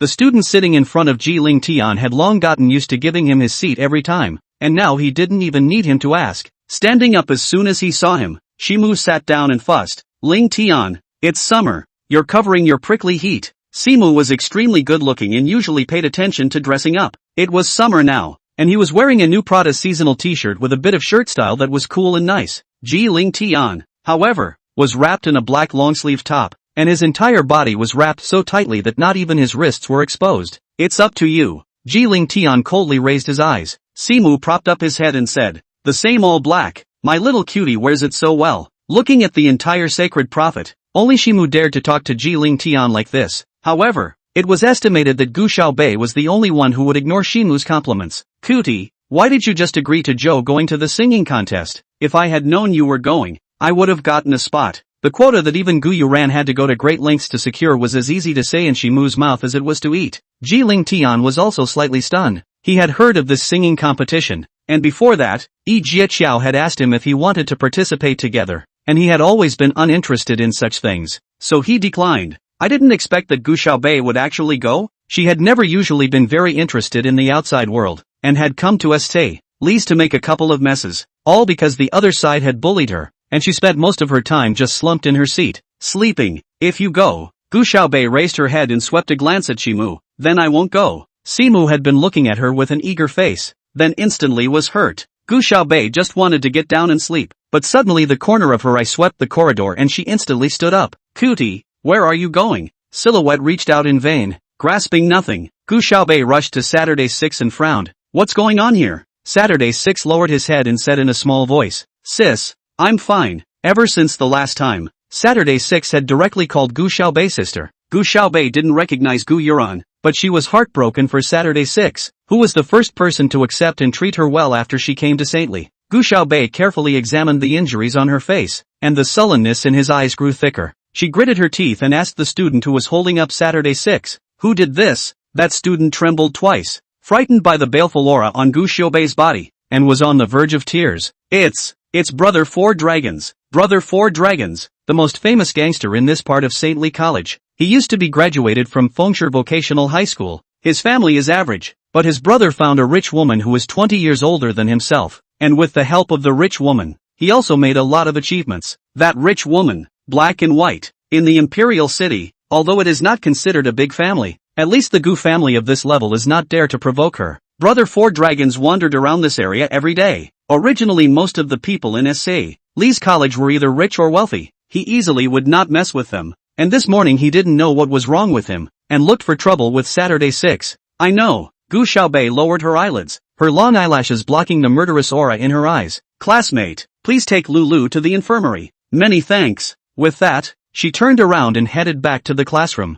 Jiling Tian couldn't help but look at her with a sideways glance. Even he could tell that Saturday 6 was definitely in trouble because she got too close to Gu Xiaobei. Could it be that this Gu Xiaobei was afraid of Brother Four Dragons? Classes. Gu Xiaobei flew below and sent a message to Little Beaver. Beaver, boss, it's just a punk, even if he has some background. So what? Are we still afraid of him? Gu Xiaobei, I'm going to move Suya along this time. She had just hacked Brother Four Dragon's cell phone and found the record of his contact with Suya. Beaver, who had received the message, froze. With Gu Xiaobei's stature, even if he wanted to handle dozens of people at the same time, it wouldn't be a problem, but her identity couldn't be exposed, so she could only do it in the shadows, and if she went too far in the open, she would surely bring in the police. Gu Xiaobei had asked her to contact Mu Changsheng, presumably to take care of the mess behind her. Beaver, who are you doing this for? Boss, to get so worked up? Gu Xiaobei, a sister. Xiao Beaver put down the phone, a face of aggression. The boss has a sister. The boss's favorite person is not her anymore. However, she still took care of all the things Gu Xiaobei had explained. All day long, the school has been talking about Saturday 6. Got it. In the future, you can't get too close to Gu Xiaobei. She's just a spoilsport. You didn't see that Saturday 6 just said a few more words to her and got beaten up. Yeah, Brother Four Dragons never touched anyone from Saintly before. I hope Gu Xiaobei doesn't infect us with bad luck before. It's also Saturday 6's bad luck. I heard that Brother Four Dragons warned her that from now on, she'll beat her once she comes to school. Some of these words also reached Gu Xiaobei's ears, but it was as if she didn't have much of a reaction. Still chewing gum and playing with her cell phone, and sleeping on her desk after class. TSK, Saturday 6 is so unlucky, getting beaten up for nothing. This Gu Xiaobei didn't even go to the infirmary to see her. That's not true. I guess she's afraid that Brother Four Dragons is onto her. Soon the day passed. After school, Gu Xiaobei grabbed her book bag and walked out. The alleyway outside St. Lee's. Brother Four Dragons staggered along surrounded by a few minions, a toothpick in his mouth. You're really great, Brother Long. You were able to get your hands on the Su family's miss. Ha! Brother Four Dragons waved his hand. Haven't really gotten laid yet. I beat up that chow whatever before she let me kiss her on the mouth. So I guess it's going to take a few more days to get laid. Dragon is mighty. Suya and her dad hadn't been fully forgiven by Elder Su, and she now had her credit card limits lowered quite a bit. So if she wanted to deal with Gu Xiaobei and Saturday 6, she could only fall in love with Brother Four Dragons. Brother Four Dragons was being touted by his little brother, and his whole body was floating. when he turned the corner, but he saw a girl dressed in black leaning against the wall, one leg bent up on the other wall, blocking their way. Chapter 34, A family should be neat and tidy. Gu Xiaobei looked up as a gust of wind blew by, her inked hair blocking half of her face, revealing her good-looking eyebrows that held a full murderous aura and anger. The light struck from behind Gu Xiaobei, and the blood-like remnants of the sun hung over her shoulders, causing people to shiver. Little sister. Brother Four Dragons rubbed his hands together and walked towards her. What?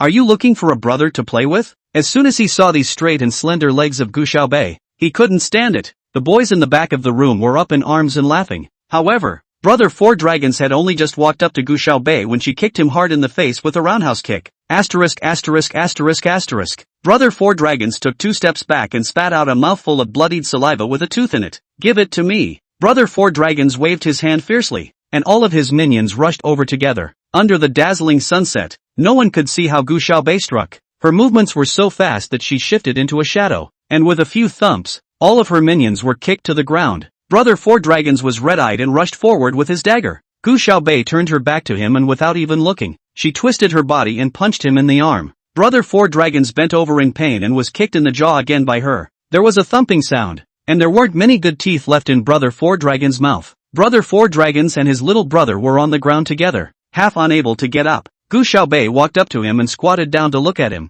the corners of her mouth slowly hooking up. Do you know who Lao Zi's brother and sister-in-law are? Brother Four Dragons couldn't even say a word as his face was stomped on by Gu Xiaobei. Gu Xiaobei laughed softly. You can tell me, and when the time comes to carve a tombstone for you, the family will be neat and tidy. Brother Four Dragons was too scared to speak. Remember, don't mess with people you can't afford to mess with in the future. Gu Xiaobei got up and walked out of the alley. The setting sun trailed her long shadow, and Brother Four Dragons didn't even dare to touch her shadow. Gu Xiaobei went back to the Gu family. She still smelled a little bad with a bit of blood on her, and she was going to go upstairs and take a shower first. Gu Igua and Gu Yuran were on the first floor, not knowing what they were discussing, and when they saw her come back, the two of them had a nervous look on their faces. Gu Xiaobei swept the two of them away and went straight up the stairs. Dad, sister just looked so scary like that. Gu Yuran told Gu Igua about today's Saturday 6 being bullied. Gu Igua said, then you'll have less dealings with her in the future.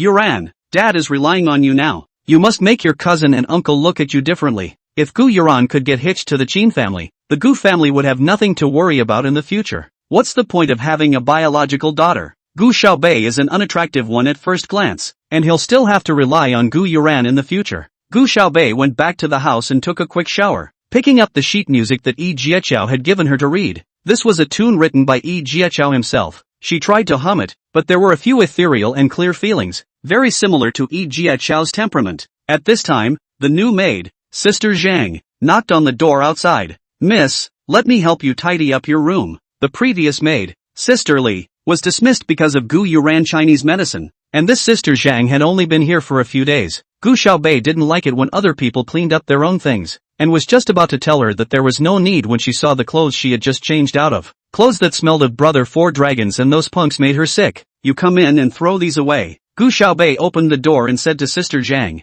Just then, Beaver called her. Gu Xiaobei glanced at Sister Zhang and covered the microphone and hurried toward the other end of the corridor. The sheet of music floated to the floor. Gu Yuran came up from downstairs, and when she saw that the door to Gu Xiaobei's room was open, she couldn't help but look inside. However, they found that Gu Xiaobei was not there and only Sister Zhang was alone. Gu Xiaobei always locks the door in his spare time and never lets anyone in. What's this? Gu Yuran went in and took the piece of paper in Sister Zhang's hand. I don't know if it's something Missy doesn't want anymore. She just told me to throw these clothes away. Gu Yuran only swept a glance and her heartbeat missed a beat. She had studied piano for many years, and one look at the score was unusual. She tensed instantly, but just said, it's okay, give it to me. It's something I put here with my sister. Gu Yuran hid the sheet music in her pocket and hurriedly walked out. Gu Xiaobei was on the phone with Little Beaver over there. Little Beaver said that he had already contacted Mu Changsheng, and while he was surprised that Gu Xiaobei would make a big fuss over an ordinary student, he also said that no matter how big a mess she made,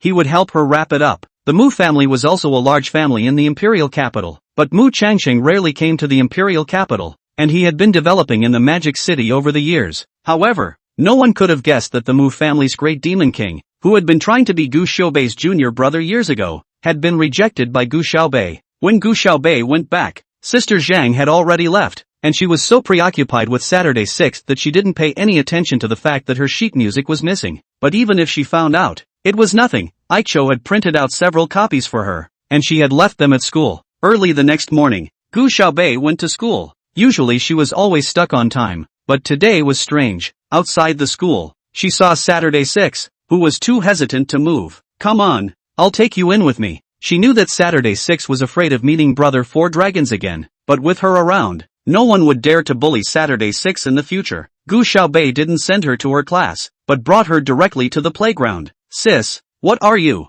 Saturday 6 wondered. Gu Xiaobei casually leaned against a tree and took out a bubblegum to chew on. "Wait for someone." On the morning of Saintly, many of the students who had been sent by the limousine entered the school in 2s and 3s, and when they saw Gu Xiaobei and Saturday 6 standing in the playground, they couldn't help but incline their heads and mutter a few words to the person next to them. Surya didn't come until it was almost 8 o'clock. She walks jerky and stares at her cell phone the whole time. Since yesterday evening, Brother Four Dragons hasn't answered her calls. Suddenly, someone whistled at her. Surya looked up and saw that it was Gu Xiaobei and Saturday 6 standing there. 10 minutes later, the entire school building was a mess. Asterisk asterisk asterisk asterisk asterisk asterisk asterisk asterisk go and see. Miss Su got beat up, right on the playground. Yi Jieqiao was originally not interested in these things, but was dragged away by Simu to watch the fun. Ji Lingtian was sleeping on the table, very upset about the fact that he was being disturbed. He looked up, his messy hair matching his amber pupils, and his whole person exuded an air of discontent and annoyance. "What's the noise?"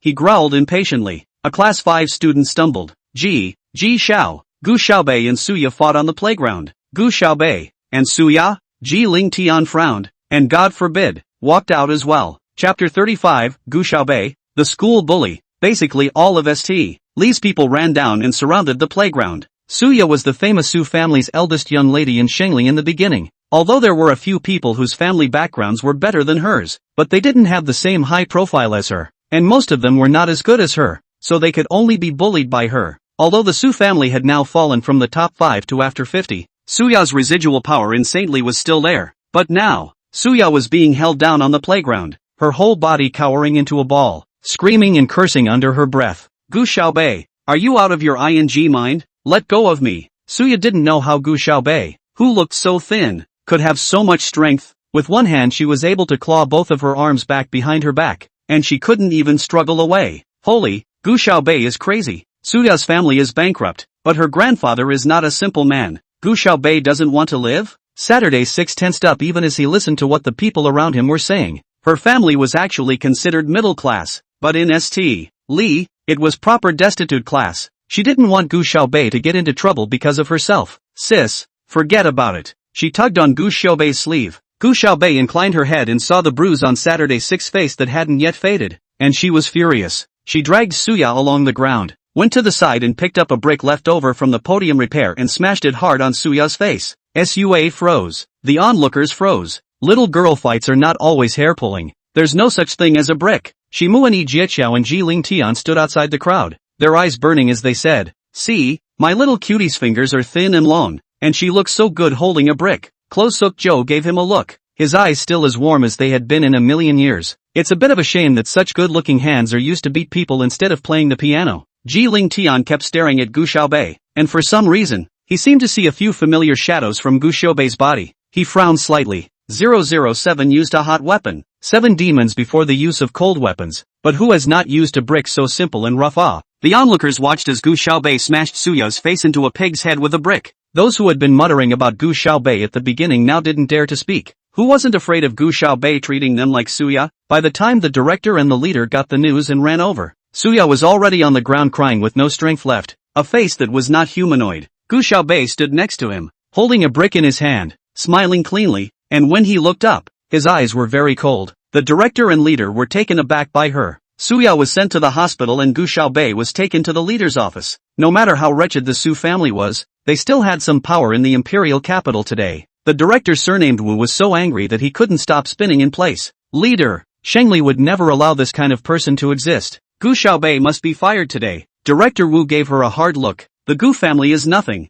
but a subsistence level in St. Li. The leader is also angry. Can be in the Holy Li as a leader will not be a simple character? He also intends to do here to know some big names, so that in the future to contribute to their own family. I've already called Master Su. It's up to him how to settle things today. Suliyama quickly rushed over. Because of Xing Shang's action some time ago, the Su family had not been able to slow down. When he heard about Suya's accident, he was originally very angry, thinking that this granddaughter had caused trouble for him again. But after hearing that Suya had been beaten beyond recognition, he was instantly annoyed. Even if the Su family is not as good as it used to be, that's not something that anyone can come and step on. I've already contacted a lawyer. There has to be an explanation for what happened today. Our Su family's face can't be slapped by anyone. As soon as Su Lishan entered the door, he yelled at the leader. He didn't even look at Gu Xiaobei. A little girl is worthy to talk to him? The leader hurriedly nodded his head. Gu Xiaobei chewed bubblegum and took a step forward. Su Lishan, I remember what I told you about keeping your granddaughter in check. Su Lishan shuddered at the words.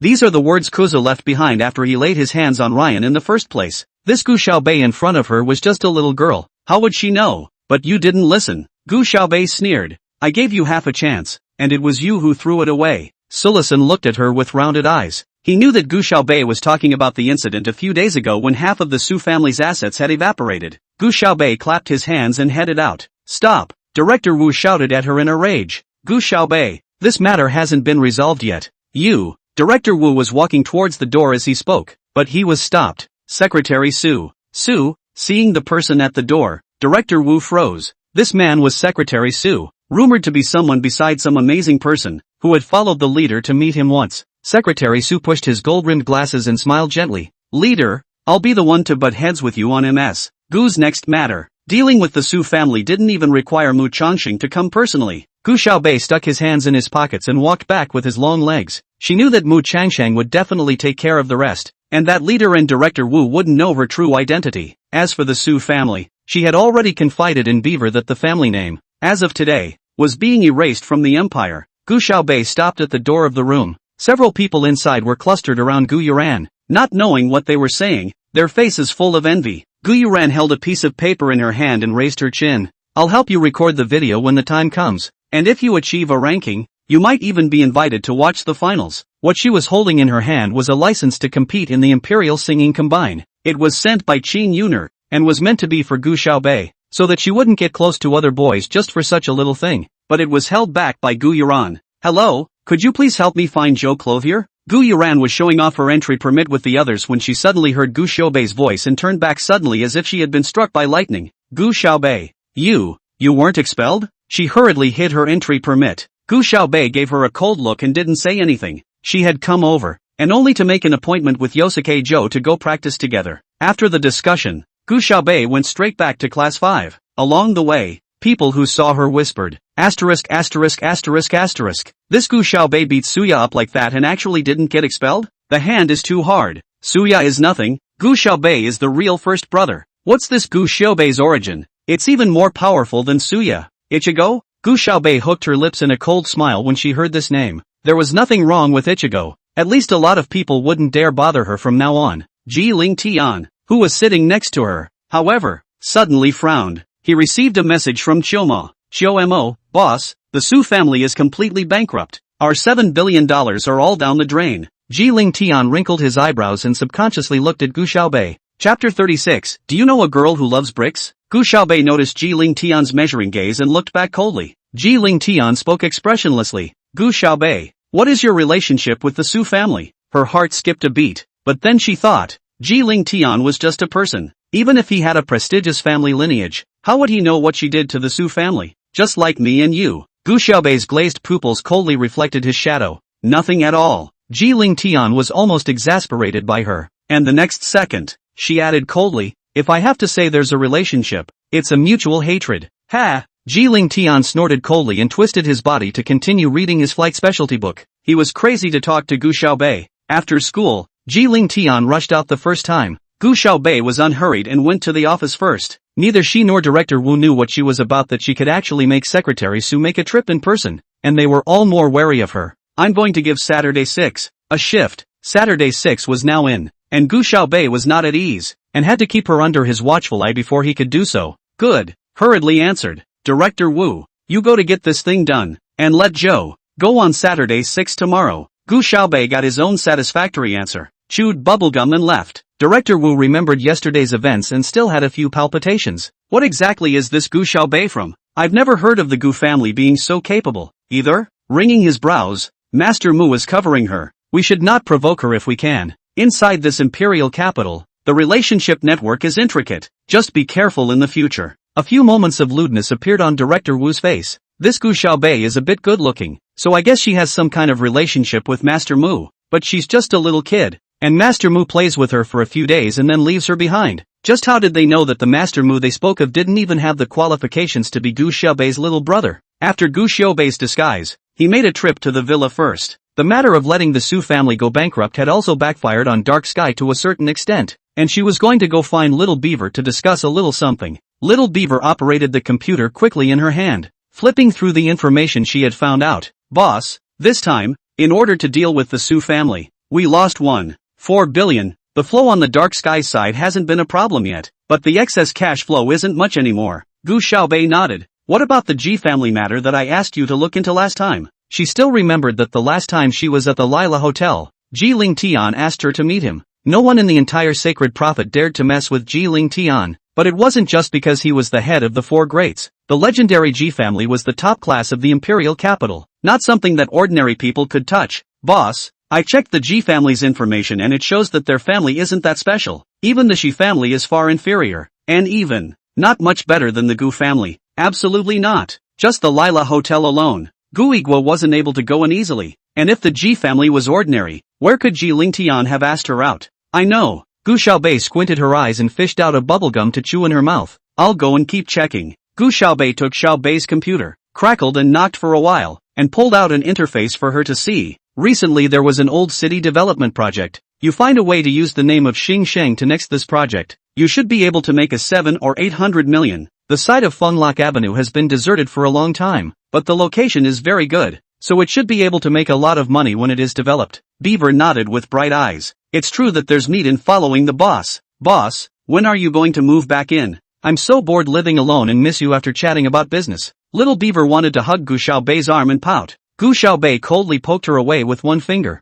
Beaver laughed indulgently from across the room. Wait a while, Gu Xiaobei said softly. I still have some things to do in the Gu family. Beaver suddenly stopped laughing. Neither Gu Igua nor Gu Yuran knew that Qin Yuan had gone to see Gu Xiaobei before she died. At that time, Qin Yuan and Gu Xiaobei talked a lot and wanted to take her back. Gu Xiaobei said she had to think about it. Who knew that before she could think about it, Qin Yuan passed away? Gu Xiaobei suspects that there is something wrong with Qin Yuan's death, while others looked at Gu Xiaobei with coldness. Little Beaver knew that it was just her hard protective shell. Then boss, I'll wait for you to come back. Beaver commiserated. Gu Xiaobei nodded. At this moment, Ji Ling Tian was also in this villa area, discussing things with Xiao Mo. Xiao Mo didn't know why he suddenly wanted to change the contact location in this villa area, but the boss said it, so he just obediently listened. That project of the old town renovation, make sure that Shuayan takes it to make up for our loss on the Su family this time. Ji Ling Tian opened his mouth expressionlessly. Fenglok Avenue is where he and 007 fought side by side the last time,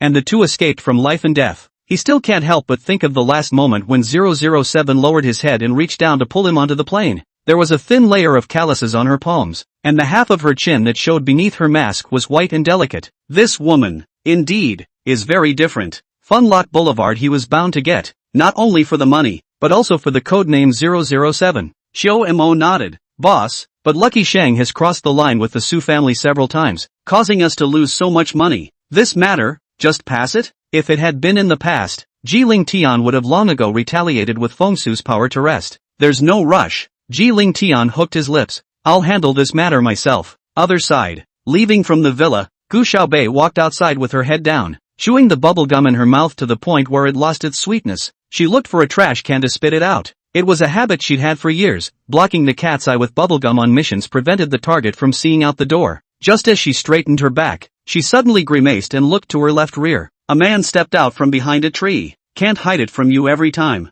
I told you to stay away from me. Gu Xiaobei squeezed the dagger in her sleeve, her gaze cold to the bone, her eyes a good-looking pair with a fury. Yeah, Ji Ling Tian hooked his lips, but I still can't help thinking about you. What should I do? Whether in or at Fengshu, he had always been cold and unsympathetic, but in front of this 7 demons, he was extraordinarily different. He's using, now, the same face as Night Creek. Boring. Gu Xiaobei rolled her eyes. Ji Ling Tian took a step to the right, blocking her path. Want to die? Gu Xiaobei's dagger twirled between his fingers. Ji Ling Tian moved forward, the veins under his neck throbbing gently. Do you know a girl who likes to slap other people's faces with bricks? The last time Gu Xiaobei and Suya had a conflict, the Su family's assets shrank by half, and he asked the person in charge of Xingsheng to meet with him, and the one who came was the 7 demons. This time Gu Xiaobei beat up Suya, and the Su family went straight to bankruptcy, and Xiao Mo said that this time, it was still done by Xingsheng. Chapter 37, the style of the tune is more suitable for Gu Yuran. Gu Xiaobei's heart missed a beat. She didn't move on her face and only looked at Ji Ling Tian. Is it related to you?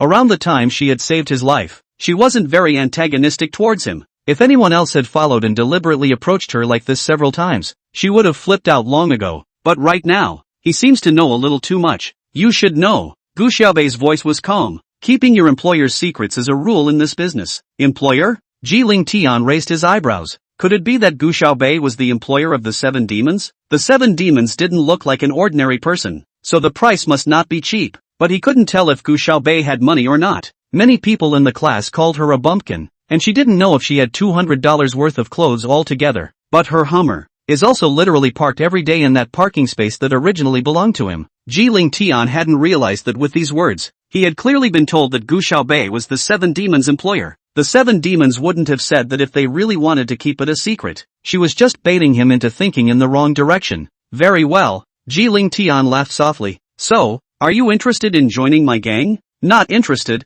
Gu Xiaobei looked at him with her arms wrapped around her. I already have a gang. Ji Ling Tian wasn't surprised. With a body like hers, it would be strange if she didn't have a gang. How about letting me guess which gang you're in? Dark Sky? He had already asked Xiao Mo to check. There was no such person as 7 demons in the Phoenix Void. With her skill, she would definitely not commit herself inside a small gang. Apart from the Phoenix Void, it would only be Dark Sky. He didn't miss the momentary surprise in Gu Xiaobei's eyes. Sure enough, the guess was right. However, in the next second, Gu Xiaobei was also heartened. Since this night Brook would guess like this, it meant that he was definitely Fengshu. I never thought that I would save someone from my rival gang in a rare act of kindness. Consider what terms Dark Sky is offering you, and I can help you apply for a double. Almost, he exposed himself as the head of the house. Gu Xiaobei almost laughed out loud. Double? Double the price and you can poach someone's boss? Not interested. Seeing that she was about to leave again, Ji Ling Tian pursued. You have to tell me, what is the reason you stayed in Dark Sky? Some years ago, Dark Sky was still far inferior to Phoenix Void, but in the past few years, it actually caught up and returned to a position where it was evenly matched with Phoenix Void. Gu Xiaobei blinked and thought about it. Because she is the boss.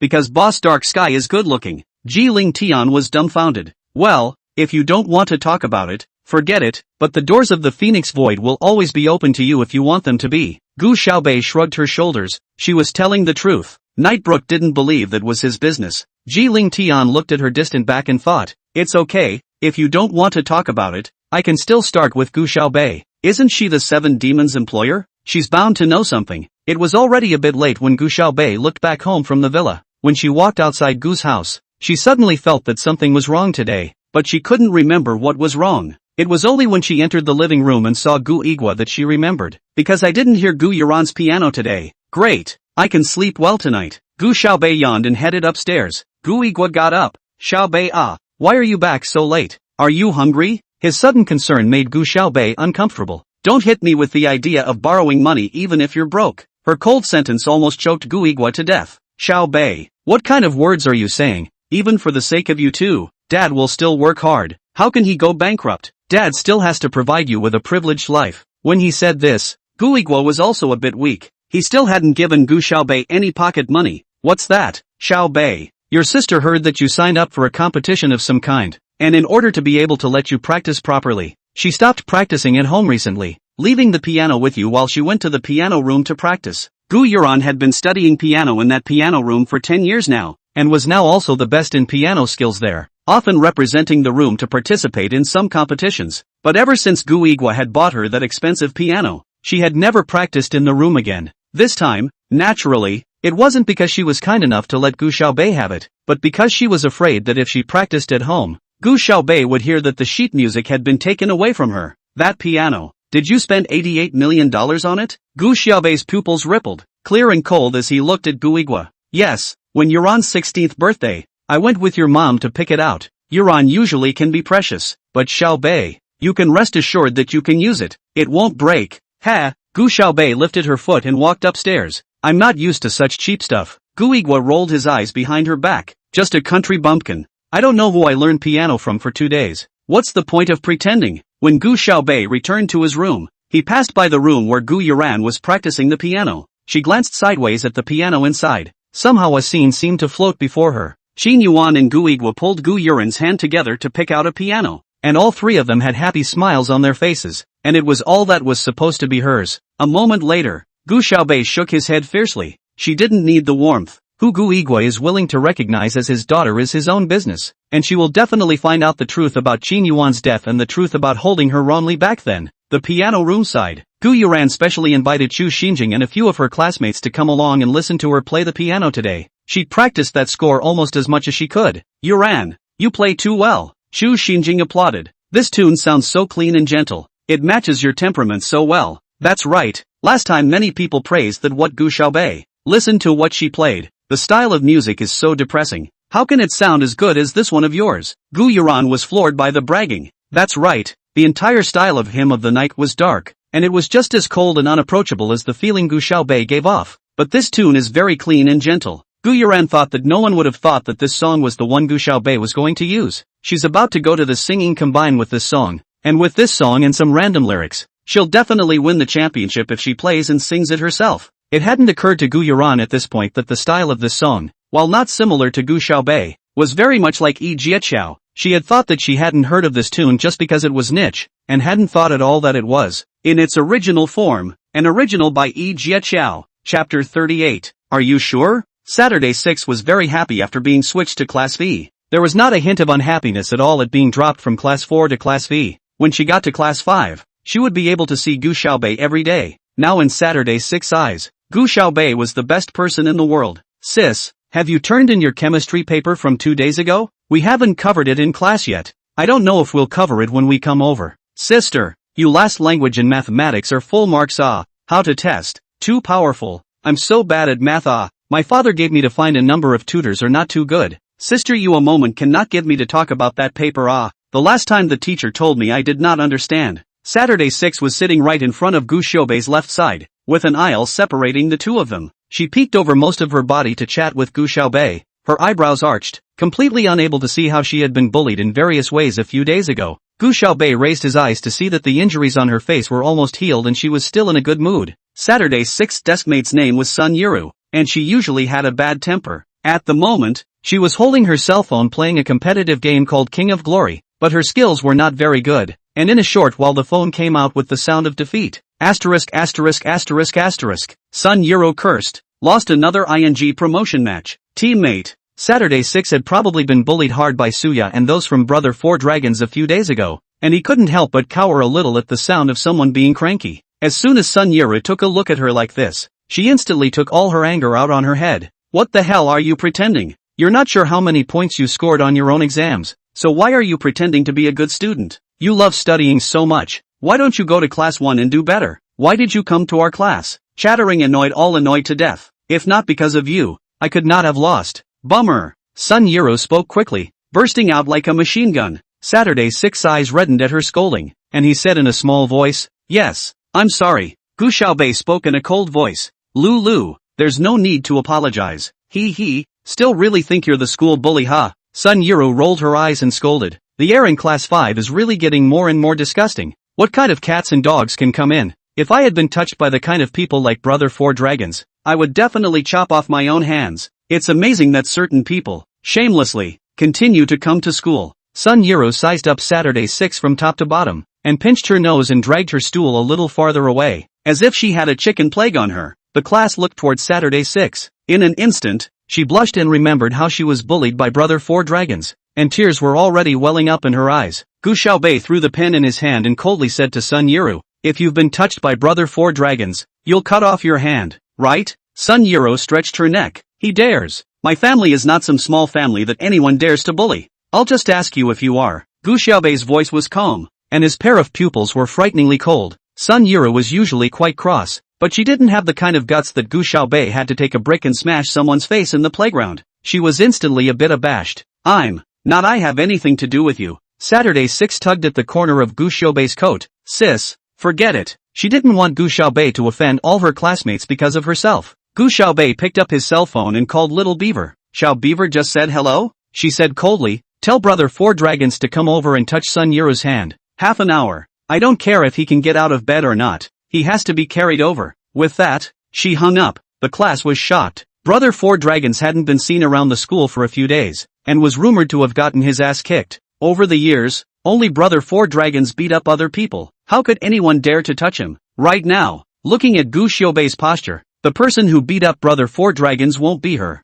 Sun Yuro instantly panicked. She stumbled back 2 steps, holding the table. Gu Xiaobei, don't you pretend there, make it look like the real thing. I tell you, I am not afraid of you. Sun Yuro is a single-parent family. Her mother and the people on the road is also known. These years her mother has made a good living, all thanks to the help of the big brother on the road. Gu Xiaobei glanced down at his cell phone. There are still 28 minutes and 43 seconds left. With that, she resumed her seat and got down. The 5th class looked at each other. That feeling of spectating Gu Xiaobei smashing Suya's face with a brick was back. Although Sun Yuru's mouth was hard, she was still scared in her heart, and she hurriedly sent a text message to her mom, asking her to prepare to come and save herself. Soon, her mom, Sun Shu, texted back, 4 dragons? I was just having dinner with his sister-in-law. Silong was beaten up this time, and his sister-in-law said that she definitely wants that person to look good. If your classmates have anything to do with this, just wait for your bad luck. The corner of Sun Yuru's mouth picked up a cold smile. She didn't panic and started another game.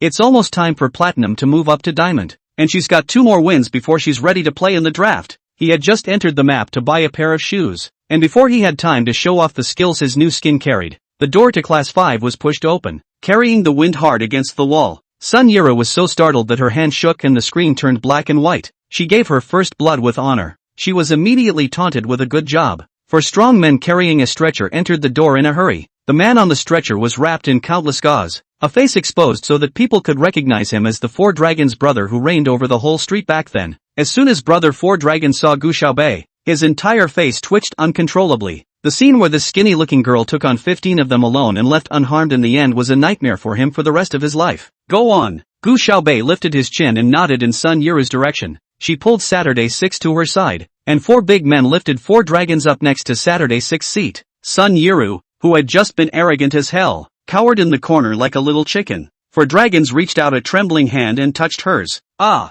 Sun Yuru screamed. All right, carry it back. Gu Xiaobei said expressionlessly. Brother 4 Dragons was carried back to lie on the stretcher again. Sun Yuru pressed her back against the wall in death, her right hand trembling unceasingly as she stared at Gu Xiaobei. Gu Xiaobei, you wait for death. Brother 4 Dragons' sister-in-law is Sister Yu. You will surely have bad luck. Sister Jade, the name of Fong Yuxiang, the old city by the demolition of the rich woman. The road also recognized a lot of Big Brother. Under the perennial rays a bunch of small gangsters. Gu Xiaobei took a piece of watermelon-flavored bubblegum and threw it into his mouth, saying in a cloudy voice, cut off your unwanted hand first. Chapter 39, Who is your daughter? All the students froze. This Gu Xiaobei is also too valiant. Sun Yuro sat on her but on the stool and looked at Gu Xiaobei in horror. Gu Xiaobei, you don't be arrogant. I'm talking to you. You. Sun Yuro dead grabbed the corner of the table. The heart is afraid of not being able to, or mouth hard. You don't think that you hit Suya, you are the school bully. Count your luck. Su family bankruptcy, no one cares about you. This time sister you will definitely call you good.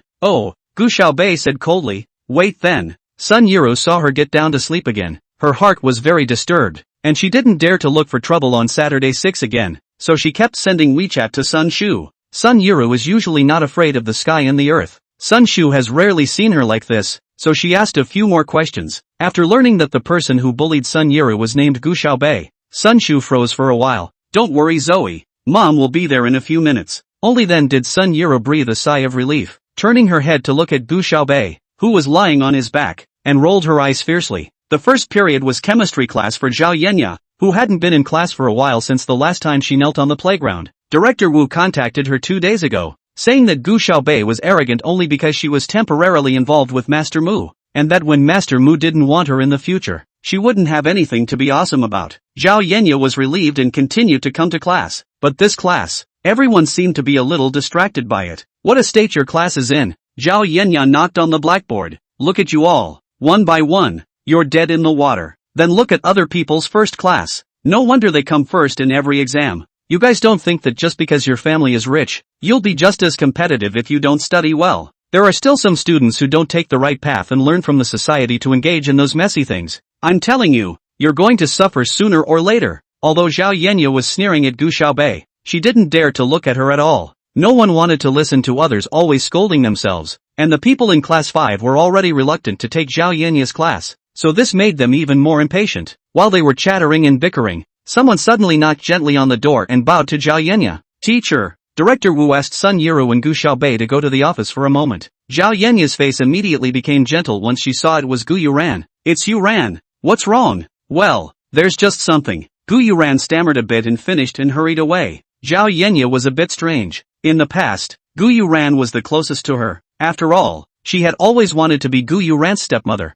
Knowing that it was Sun Shu who had arrived, Sun Yiru got up and headed out, even kicking Saturday's 6th stool and rolling her eyes at Gu Xiaobei. Wait for death. You! Gu Xiaobei yawned and slowly got up, striding out with his long legs, carrying a lazy body but a strong aura. Zhao Yenya's eyes turned, always felt a little wrong, threw the book and ran out after it, letting the students study. Wow! Just now did you guys feel that the school beauty's aura is completely inferior to Gu Xiaobei's? Nonsense! Gu Xiaobei is the school bully. What's the use of having a strong aura? My goddess Yuran is good looking. Gu Xiaobei looks good too. Those long legs are simply handsome. Okay? Unconsciously, more and more people in class 5 were attracted to Gu Xiaobei, and many felt that her kind of flamboyant and lazy beauty was not much more advanced than Gu Yuran's kind of deliberately feigned sophistication. Zhao Yenya stepped into Director Wu's office with Gu Xiaobei. Sun Yiru was one step ahead of the two of them and had already gone in and pulled Sun Shu's hand to tell her off. Mom, it's this Gu Xiaobei. I just said 2 words and she's going to cut off my hand. Sun Shu took Sun Yiru's hand and glanced at Gu Yigua. See, this is the daughter you educated? Gu Yigua hurriedly took Sun Shu's hand and apologized to her, telling her not to be angry. Gu Yuran hurriedly said, Aunt Sun, don't be angry. Gu Xiaobei, she's from the countryside and doesn't quite know the rules. Dad has disciplined her many times, but she just doesn't listen much. Sun Shu grunted again, and Gu Yigua hurriedly apologized by squeezing her shoulders, and the two looked as if they were showing love. Zhao Yenya froze as soon as she entered and subconsciously glanced at Gu Yuran. Gu Xiaobei, you hurry up and come over here. Gu Yigua yelled as soon as he saw Gu Xiaobei coming. The Sun family has a lot of assets, and if Gu Yigua can marry Sun Shu, his future will be secure. And he knows that Gu Xiaobei won't go to make good relations with the Qin family for himself, so his attitude towards Gu Xiaobei is just as bad as before. Why don't you hurry up and apologize to Ro Ro? Gu Yigua yelled at Gu Xiaobei without asking. What else do you do but cause trouble? Did I send you to St. Lee's just so you could get into trouble every day? Sun Yiru grabbed Sun Shu's hand and looked at Gu Xiaobei triumphantly. See, not only did my mom help me, even your dad helped me. In fact, the combined financial strength of the Sun and Gu families was not as strong as the original Su family, and it would be a no-brainer for Gu Xiaobei to move them. She smiled coldly. Gu Xiaobei quickly apologized to Sun Yiru. Don't give dad any more trouble. Okay, Gu Yuran was urging her. Gu Xiaobei, you think you really have something to fall back on? I'm telling you, you're just a bumpkin led back from the countryside. No one will care about you at all. Sun Yiru was smug. Gu Xiaobei pulled out his cell phone, intending to send a message to Little Beaver. But just then, a man's voice suddenly came from the doorway. Who says no one cares about her? The office froze. Everyone turned around to look, but it was Simu leaning against the door, raising an eyebrow at the people in the office. Gu Yigua's face changed. Xiao 11. This is my family matter, so I don't need you to care. Family matter? Shimu laughed. Gu Xiaobei and your family, or Sun Yiru and your family, why can't I see it a bit? Sun Shu didn't recognize Shimu, coldly grunted. What's it to you? I'm married to Gu Yigua. Ro Ro is his daughter. No more than a bumpkin pro led back from the countryside? Zhao Yenya froze at the words. Gu Yigua wants to marry Sun Yiru's mom? What about her? No wonder Gu Yuran had just swallowed her words.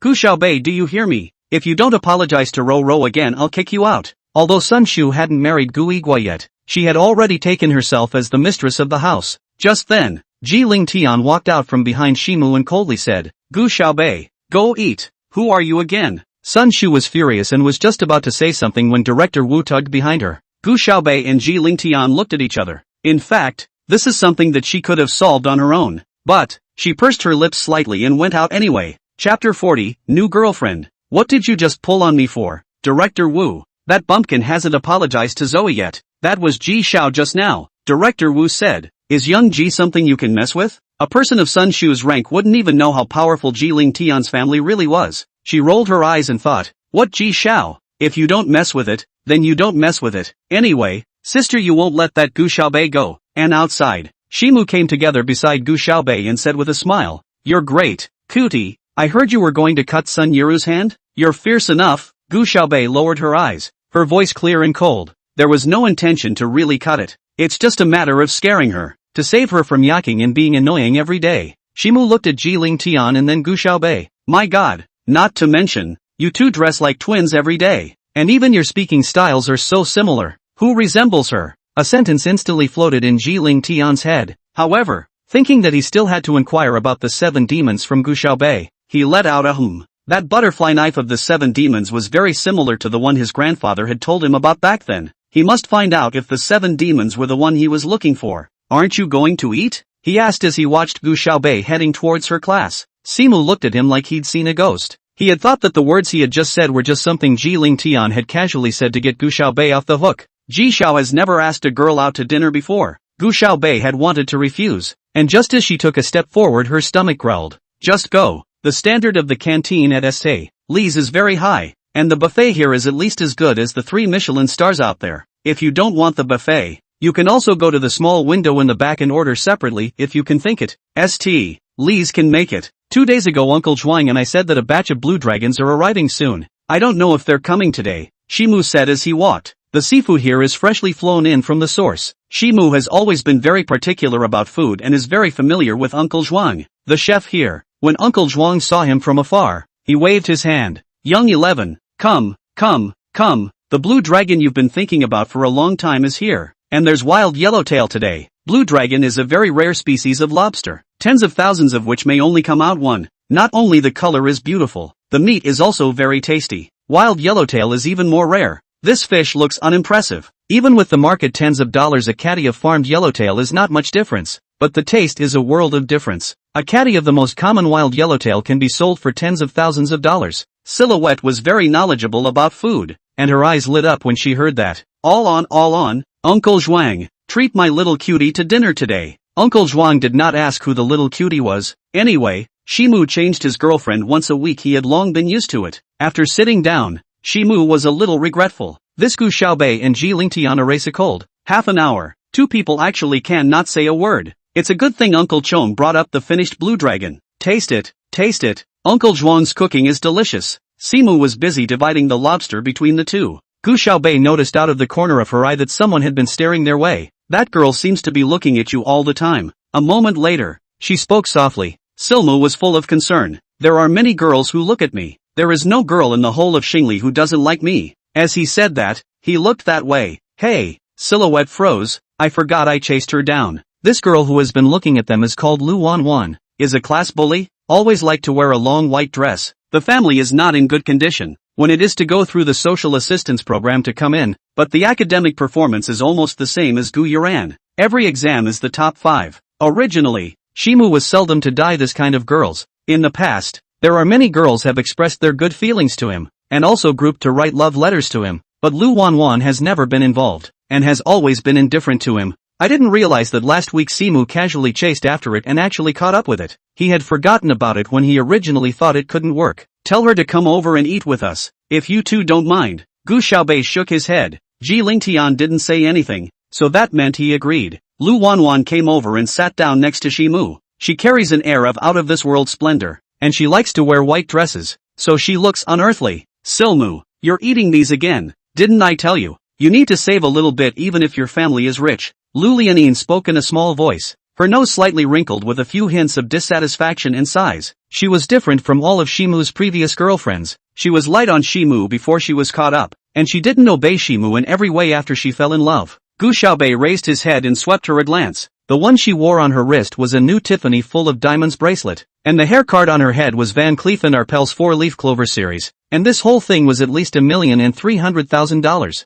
She is from an ordinary family and her family's annual income should not be more than $300,000 a year. Uncle Zhuang had the plate of wild yellowtail brought over again. Well, it seems that I was wrong about you. You still know how to economize. Lu Wanwan gathered her hair and pushed back the blue dragon that Shimu had served in front of her. I'll just eat the yellow fish. I don't want to be told that I'm with you because of money. The yellowtail is also sold at the supermarket near my house, so I'll make it for you next time you go. Shimu was too embarrassed to poke at Lu Wanwan for not recognizing the wild yellowtail, and hurriedly said, "Okay, hurry up, Ling Tian, you two try it too." Gu Xiaobei picked up a chopstick of fish and chewed it a few times. Well, there were 3 extra drops of lemon juice added. Otherwise it should have neutralized the sweetness of the sugar perfectly and stimulated the freshness better.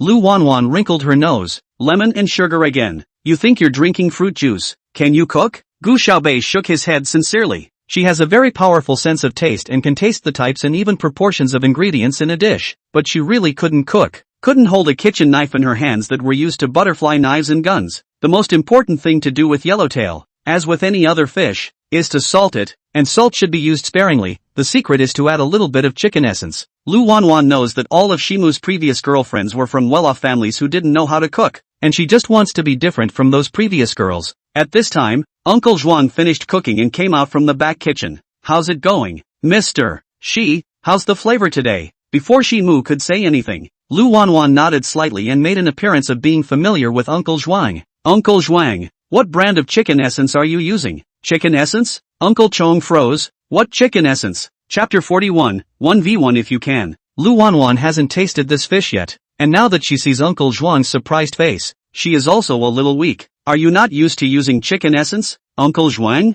Then do you use salt or soy sauce?" Lu Wanwan glanced at the plate of fish. It looked clean and fresh, without the color of soy sauce. "This wild yellowtail is the most important thing is tender. I will not add any extra seasoning affects its own flavor. We'll only add a little bit of sugar to improve the freshness. By the way, there is lemon juice. Lemon can also improve the freshness, but also can be neutralized off the excess sweetness of sugar. But 11 Xiaohao like to eat a little bit of acid, so I lemon juice added a few more drops. A few people can still eat accustomed to it." Lu Wanwan's face became increasingly ugly. How high and mighty she had just been, and how humiliated she was now. I didn't expect the student to be so knowledgeable about cooking as well. Lu Wanwan wasn't an ordinary person, and instantly regained her demeanor and smiled at Gu Xiaobei. "Why were you being modest just now? Maybe you can even spar with Uncle Zhuang sometime." Gu Xiaobei knew that she was hostile towards her because of Shimu, but she hadn't done anything as excessive as Si Qing, so Gu Xiaobei didn't want to bother with her. "I really can't cook." Lu Wanwan still wanted to say something, but was pressed by Shimu. Okay, eat. It won't be good if it gets cold." During this meal, Lu Wanwan was staring at Gu Xiaobei all the time. She had known for a long time that Shimu had once made several overtures to Gu Xiaobei, but Gu Xiaobei had refused to agree. I didn't realize that there were people in the world who used this kind of refusal tactic as much as she did. Lu Wanwan thought. She would never let Gu Xiaobei have his way. After dinner, Shimu accompanied Lu Wanwan for a walk while Gu Xiaobei went back to the classroom with Ji Lingtian. The two of them had always been a state of incompatibility, and suddenly going back to class together should have been an explosive event. But when they went back, their classmates were all gathered around a boy named Zhu Ziru, and not many people noticed that the two of them were back. "Wow, you're awesome. You're actually the strongest king. Great God begs for a belt. Great God, Daddy take me. I'm strong in assisting thieves." Recently, there are a lot of people in the class who like to play King's Honor, but most of them are in the diamond segment, and there are very few people who can go to Starburst. And now that Zhu Ziru actually went to King, of course, everyone is surrounding him.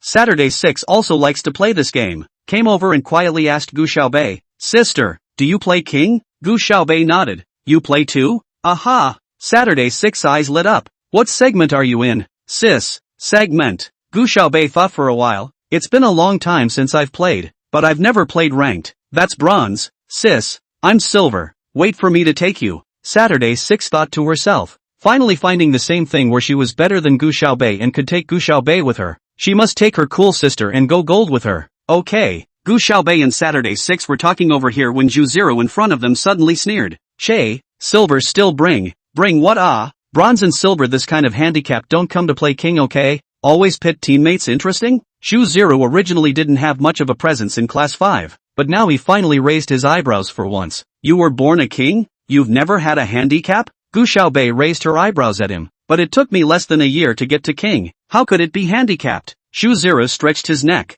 Gu Xiaobei coldly said, "All kings rise from bronze. Bronze and silver is handicapped. You have not had a handicap time. Is it possible that your mother was pregnant when she played king every day?" through your brain and gave birth to a segment? Asterisk asterisk asterisk asterisk. Shu Zero slapped the table fiercely. If you're ing capable, come 1v1 with me. You're not worthy. You're the one who doesn't dare. Zhu Zero usually looks like a coy person, and after going on the king, the person is also hardened. The students next to him all had a few moments of eagerness to see this school bully Gu Xiaobei being pressed and beaten in the King's Canyon. Gu Xiaobei, however, wasn't interested in fighting him one-on-one at all. Gu Xiaobei, you wouldn't dare. Ha ha, there are times when the school bully gets hammered on the ground. The students next to him followed suit. Quiet. The homeroom teacher, Julie, came in from outside. It's almost time for class. Why are you still arguing? The students rushed back to their seats in a flurry. Immediately it's the day of the major college's singing combined competition. Gu Xiaobei, Yi Jiaqiao's side in the school applied for you guys to be able to go and practice for 2 sessions every afternoon.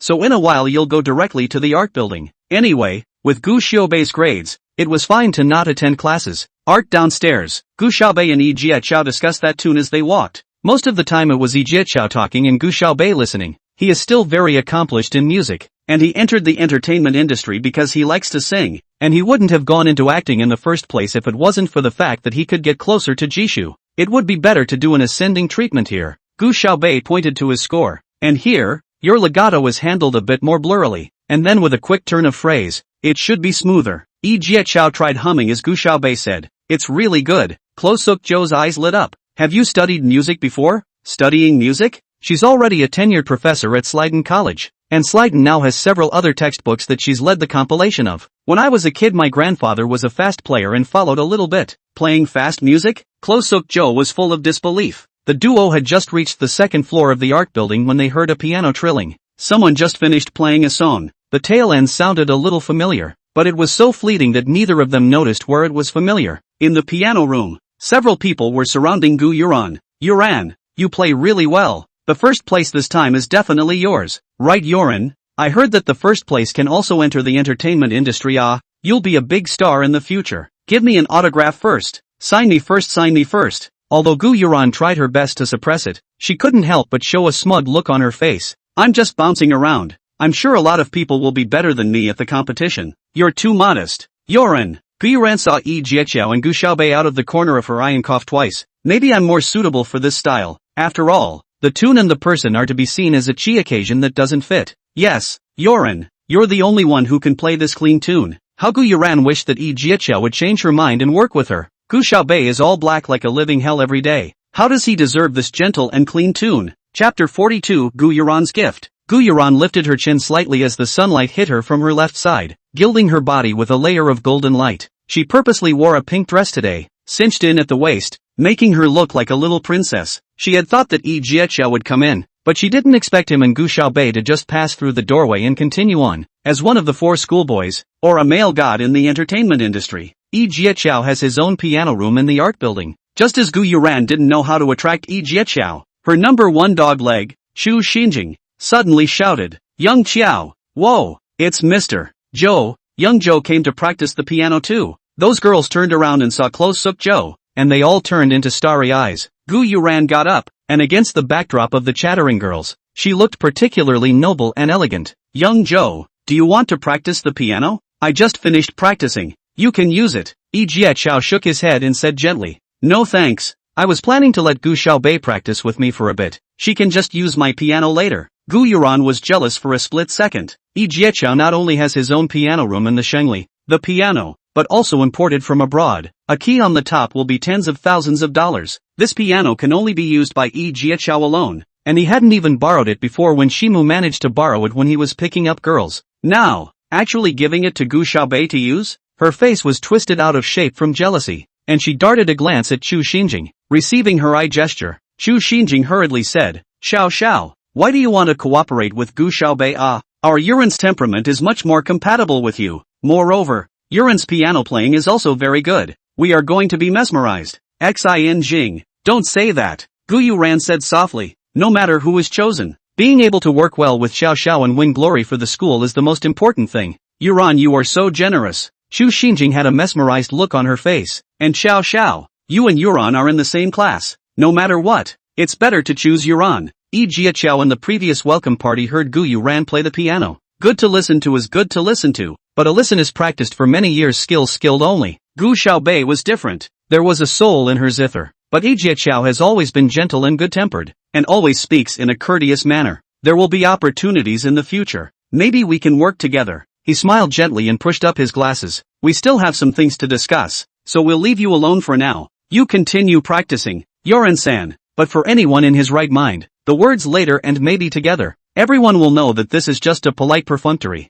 But Gu Yuran, these people, took the scene-stealing remark seriously. After Yi Jiaqiao and Gu Xiaobei left, Xu Xinjing said with a surprised look on her face, "You ran. Did you hear that? Mr. Xiao said that he would work with you in the future. I told you, you are the school beauty of Xinli. Gu Xiaobei is no match for you. Mr. Xiao is just too nice." I guess Gu Xiaobei took the initiative to go to him. He was too embarrassed to refuse. If Mr. Xiao could choose himself, he would definitely choose you. That's right, you ran. You play the piano so beautifully, and you're so pretty and graceful. You and Young Xiao are so eye-catching standing together. You're practically the hero and heroine of a TV show. You'll definitely be chosen for this joint competition. By then you'll be a big star. Maybe you can even do a TV series with Young Xiao. Yeah, you ran. You'll definitely be even hotter than Jishu in the future. Gu Yuran was flattered for a few moments. That's right, that Gu Xiaobei can be really disgusting. I heard that she even provoked the relationship between Shi Xiao and his girlfriend during lunch today. Lu Wanwan was so angry that she went back to the classroom very early at noon. What's the point of provoking? Does Lu Wanwan dare to say anything about Gu Xiaobei?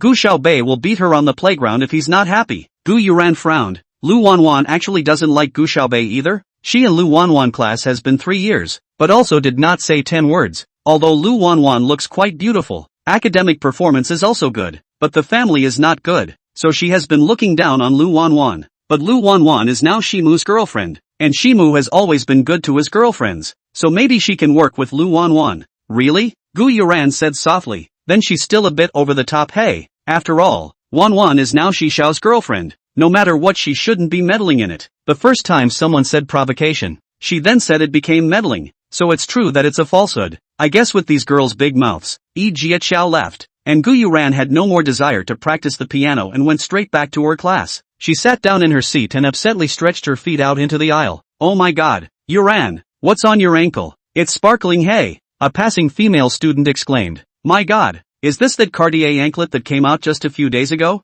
I see it's going for over $700,000 on the official website. Wow, it's a diamond. It's so shiny. Only then did Gu Yuran take her foot back. This is my father's previous business trip to the United States when he helped me buy the United States to be cheaper. It is only $500,000. $500,000. Hey, geez, an anklet costs $500,000. Yuran, you really are a princess. Listening to everyone envying and praising Gu Yuran, Lu Wanwan's face became increasingly ugly. None of the Gu's last name made her look good. This Gu Yuran's grades have been on par with hers for 3 years, and many times always a little bit better than her, and moreover, her family is still very rich. Lu Wanwan touched the bracelet and hair card that Shimu had given her. She now also has very expensive things, just that she wants to give Shimu a different feeling, wanting to be fine and stay by his side for a while longer, so she is not willing to accept too many gifts from him, wanting him to feel that she is a girl who is not gold digging at all and is very pure. So now, she only had these 2 things that she wore every day. Unlike Gu Yuran, who could change her jewelry every day, the people next to them were still chattering around Gu Yuran.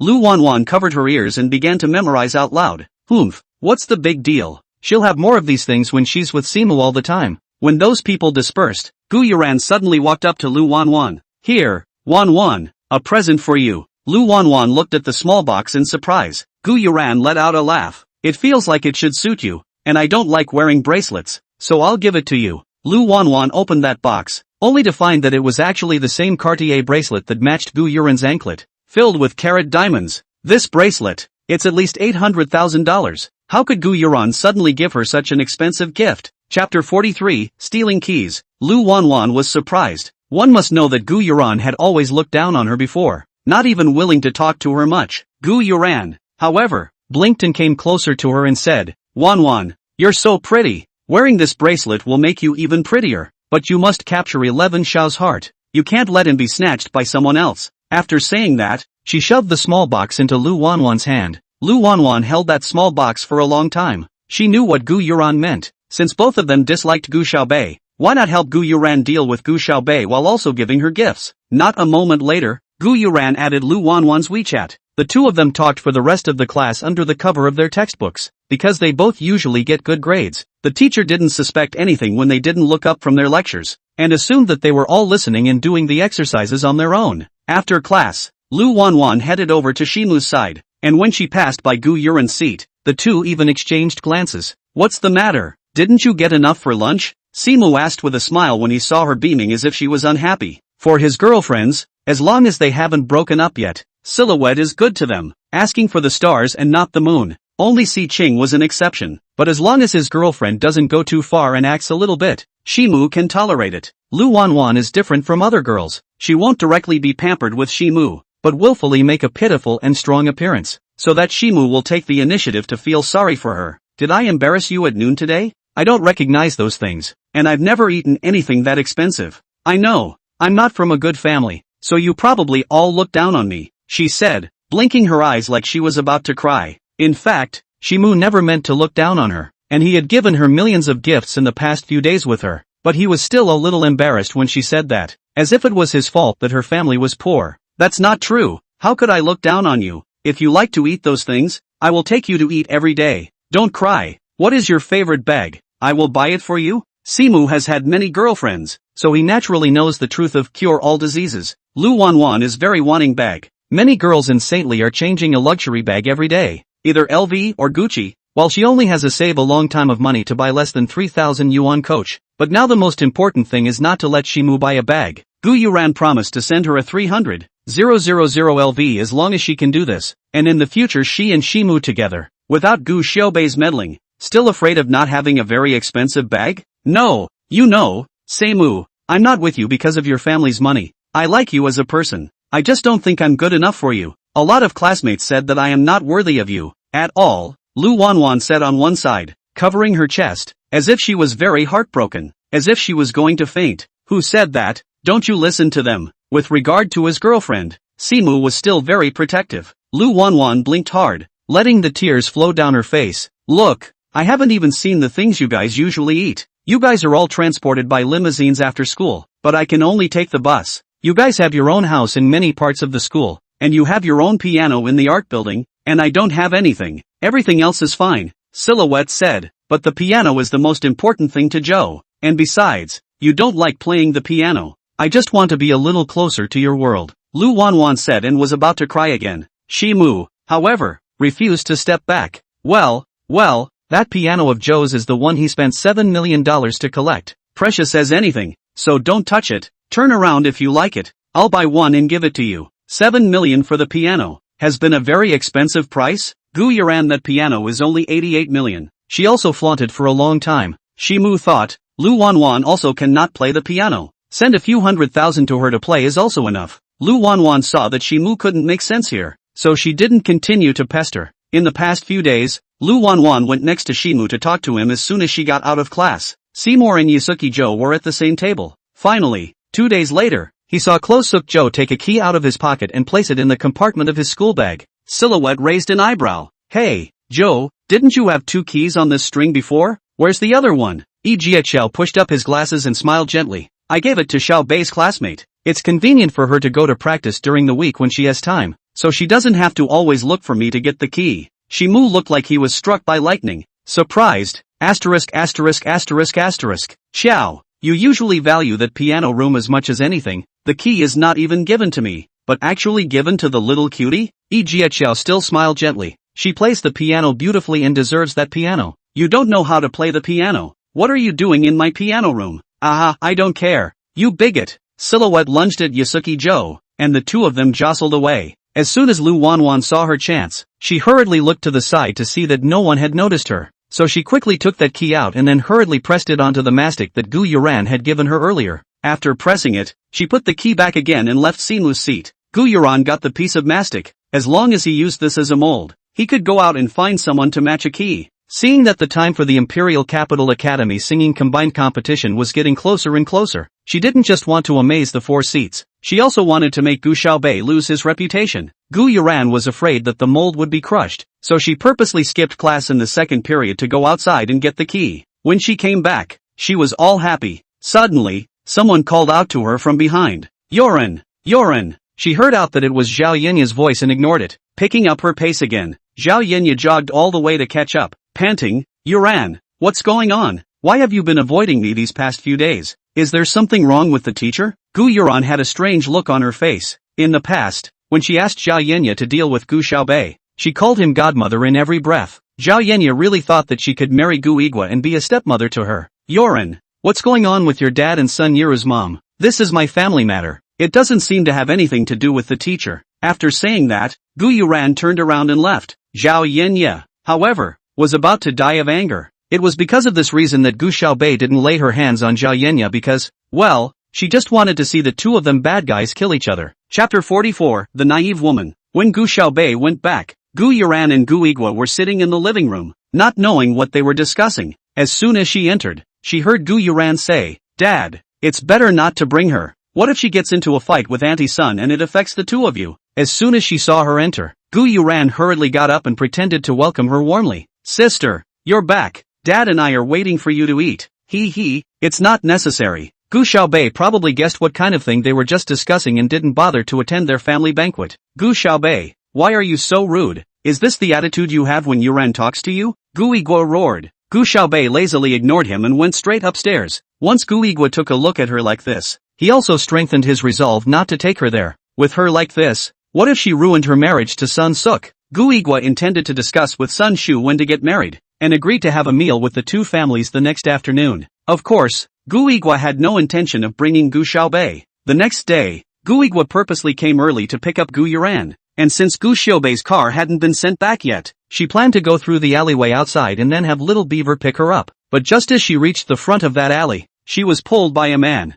"May I ask if you're from St. Lee's too?" Pulling her, this person looks also in the early 30s, well maintained. The clothes on the body cannot see the brand, but at a glance the price is very expensive. It should be Italian high luxury private customized. Gu Xiaobei nodded. "So, you guys can go back already?" Gu Xiaobei nodded again. The woman looked disappointed and deflated. "Ah, I misremembered the time again." She sighed and turned her head back, muttering, "Can't stop that little brat this time." Gu Xiaobei also followed her in the same direction, the two of them walking one behind the other, and she watched this woman walking while talking to herself, which was kind of cute. Just then, a few people suddenly stopped the two of them in their tracks. Surprisingly, it's a bunch of punks. "Boss, why is there one more?" a small punk said to the leading red-haired punk. The redhead swept the woman away. "Whatever, don't spare any of them." "Ah, you dare to hit people." The woman's eyes widened. "Believe it or not, I'll tell your families." "Ha ha ha ha ha." The punks laughed indulgently. "Go tell if you can. You're not good children at all."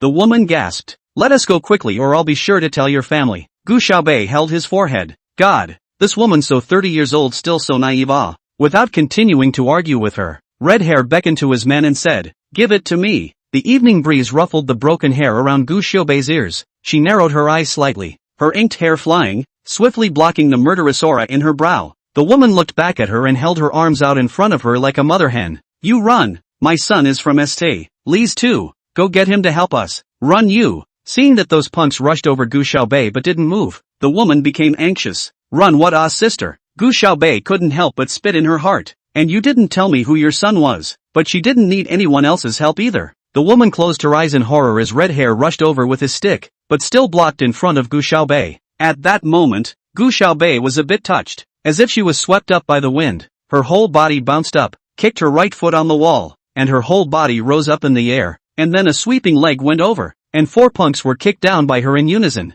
The few punks behind them froze at the sight of this situation. However, once they thought of the money given by Sister Yu, they immediately rushed up again with strange shouts. The corner of Gu Xiaobei's mouth lifted up an evil smile. The punk at her right foot tried to get up, but she kicked him in the face, and then bang, bang, bang, bang, bang, bang, bang, bang, bang, bang, bang, bang, bang, bang, bang, bang, bang, bang. 3 more punks were swept to the ground by her. A punk got up from behind her and picked up a steel pipe and was about to slap her on the back of the head. She didn't even look back. She just grabbed one of the punks by the collar and threw it behind her. The 2 punks collided, and their eyes popped out. It took the 3 punks a great deal of effort to get up from the ground, and Gu Xiaobei didn't bother to kick them over again. At this time, the redhead suddenly took out a knife from somewhere and stabbed it towards Gu Xiaobei. All of this happened in just 2 short minutes. The woman still didn't know what the hell was going on. She just kept her eyes closed and kept the action she had just done. Although she was scared, she still said,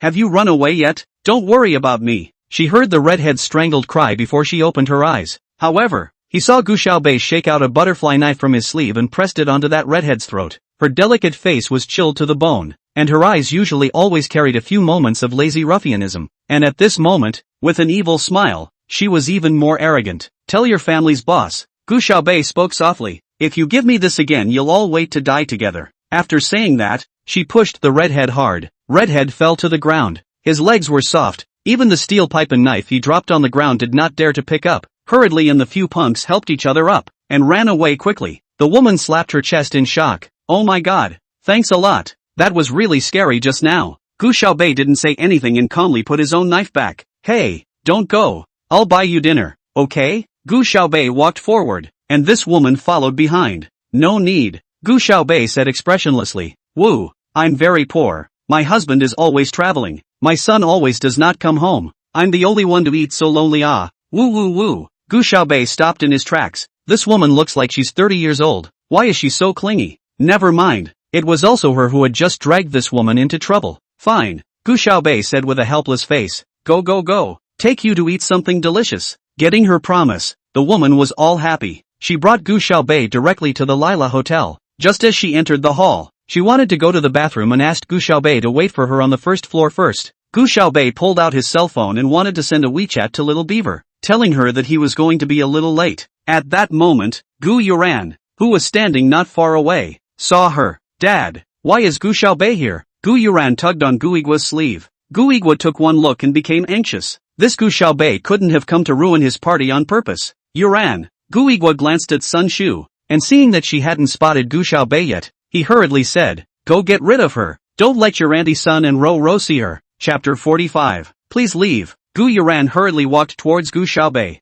"What are you doing here?" She wrinkled her nose and chided. Gu Xiaobei lifted his head and swept her a glance. "Eat? Ha! You're still eating." Gu Yuran gasped and laughed. "Gu Xiaobei, you'll die if you don't pretend. Do you know where this is? And you're still coming to eat?" Lila Hotel can not just have money to come. It is a symbol of the status of the high society in the imperial capital. Gu Igua, in order to be able to invite Sun Shu to have a meal here, can spend a lot of money and trust a lot of relations. "Does it have anything to do with you?" Gu Xiaobei said coldly. Gu Yuran was furious and waved at the security guard not far away. "How may I help you, ma'am?" This security guard had been working at the Lila Hotel for a year now, and with one sweeping glance, he could tell how much the clothes on a person were worth. Gu Yuran is wearing an Armani dress worth more than $70,000, and Gu Xiaobei's outfit looks like it was bought from a small street store, and it would be nice to add up to $500. "How can anyone enter your place? Do you know that we pay to eat here? You have to protect our dining atmosphere and safety, right? This kind of bumpkin comes in. Is it intentionally affecting our mood?"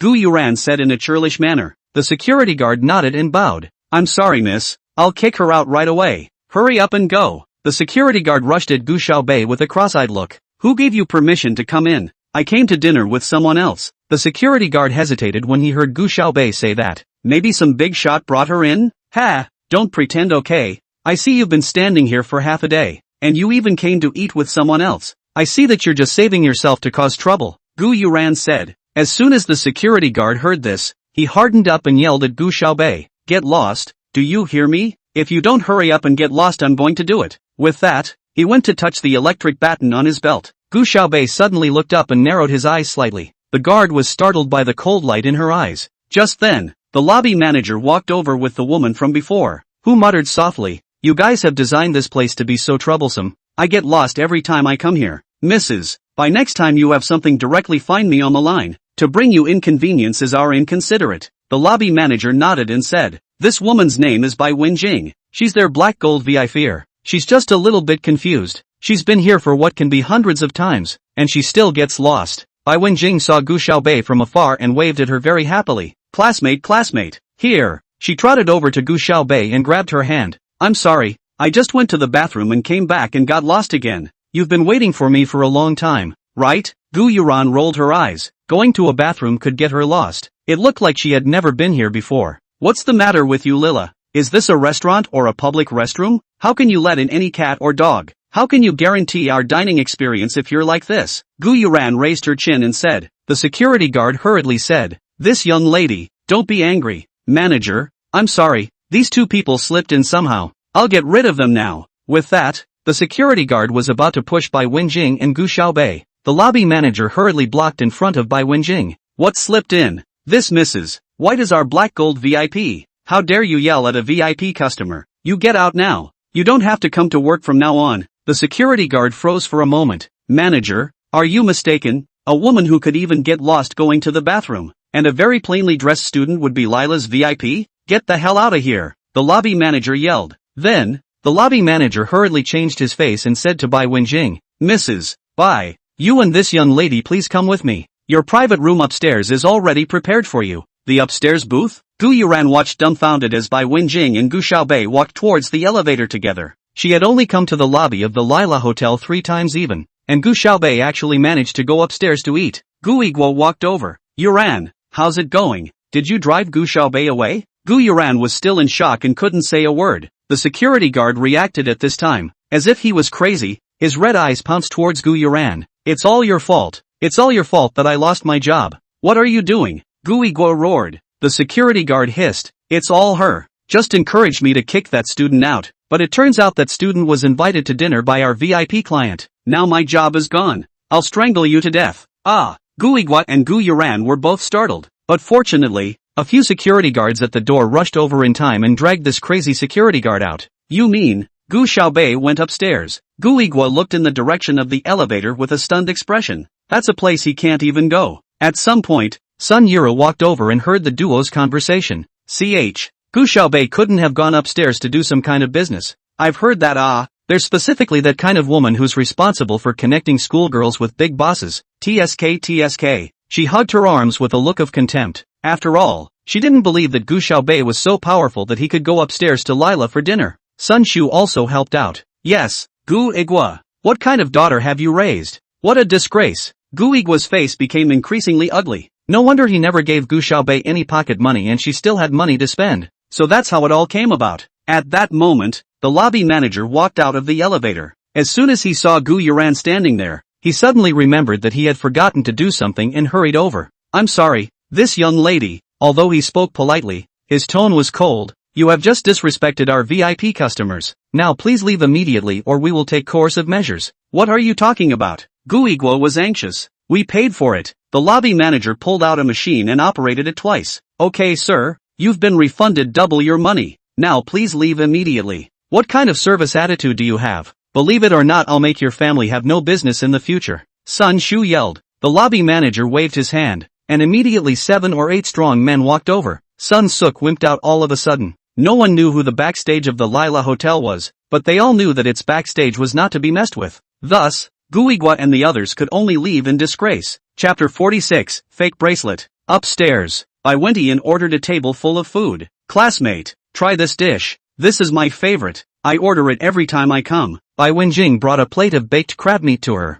Gu Xiaobei also enjoyed the dish, and she realized that most of the dishes Bai Wenjing ordered were her favorites. Class, does St. Li have a lot of classes during the week? Okay, then my son still ignores me every day, Bai Wenjing said in an aggrieved manner. She rested her hands on her cheeks and deflated her mouth for a moment. By the way classmates, aren't you all playing a game right now called? What's it called? Well, King Pesticide? Yes, it's King Pesticide. What is that? Is it an old man surnamed Wang who teaches people how to play pesticide? But I don't like the sun. Hey, can I play it at home? Gu Xiaobei looked at her with a complicated expression. No, she said with a black face. It's a mobile game, not some kind of pill popping, and it's not called King Pesticide. It's called King's Glory. Cell phone games? Bai Wenjing's eyes lit up. I love playing cell phone games. Can you help me place one? Gu Xiaobei nodded and took her cell phone. During this meal, Bai Wenjing was practically like a curious baby, asking her a lot of strange questions, so it took 2 people over 2 hours to eat. When Gu Xiaobei went back,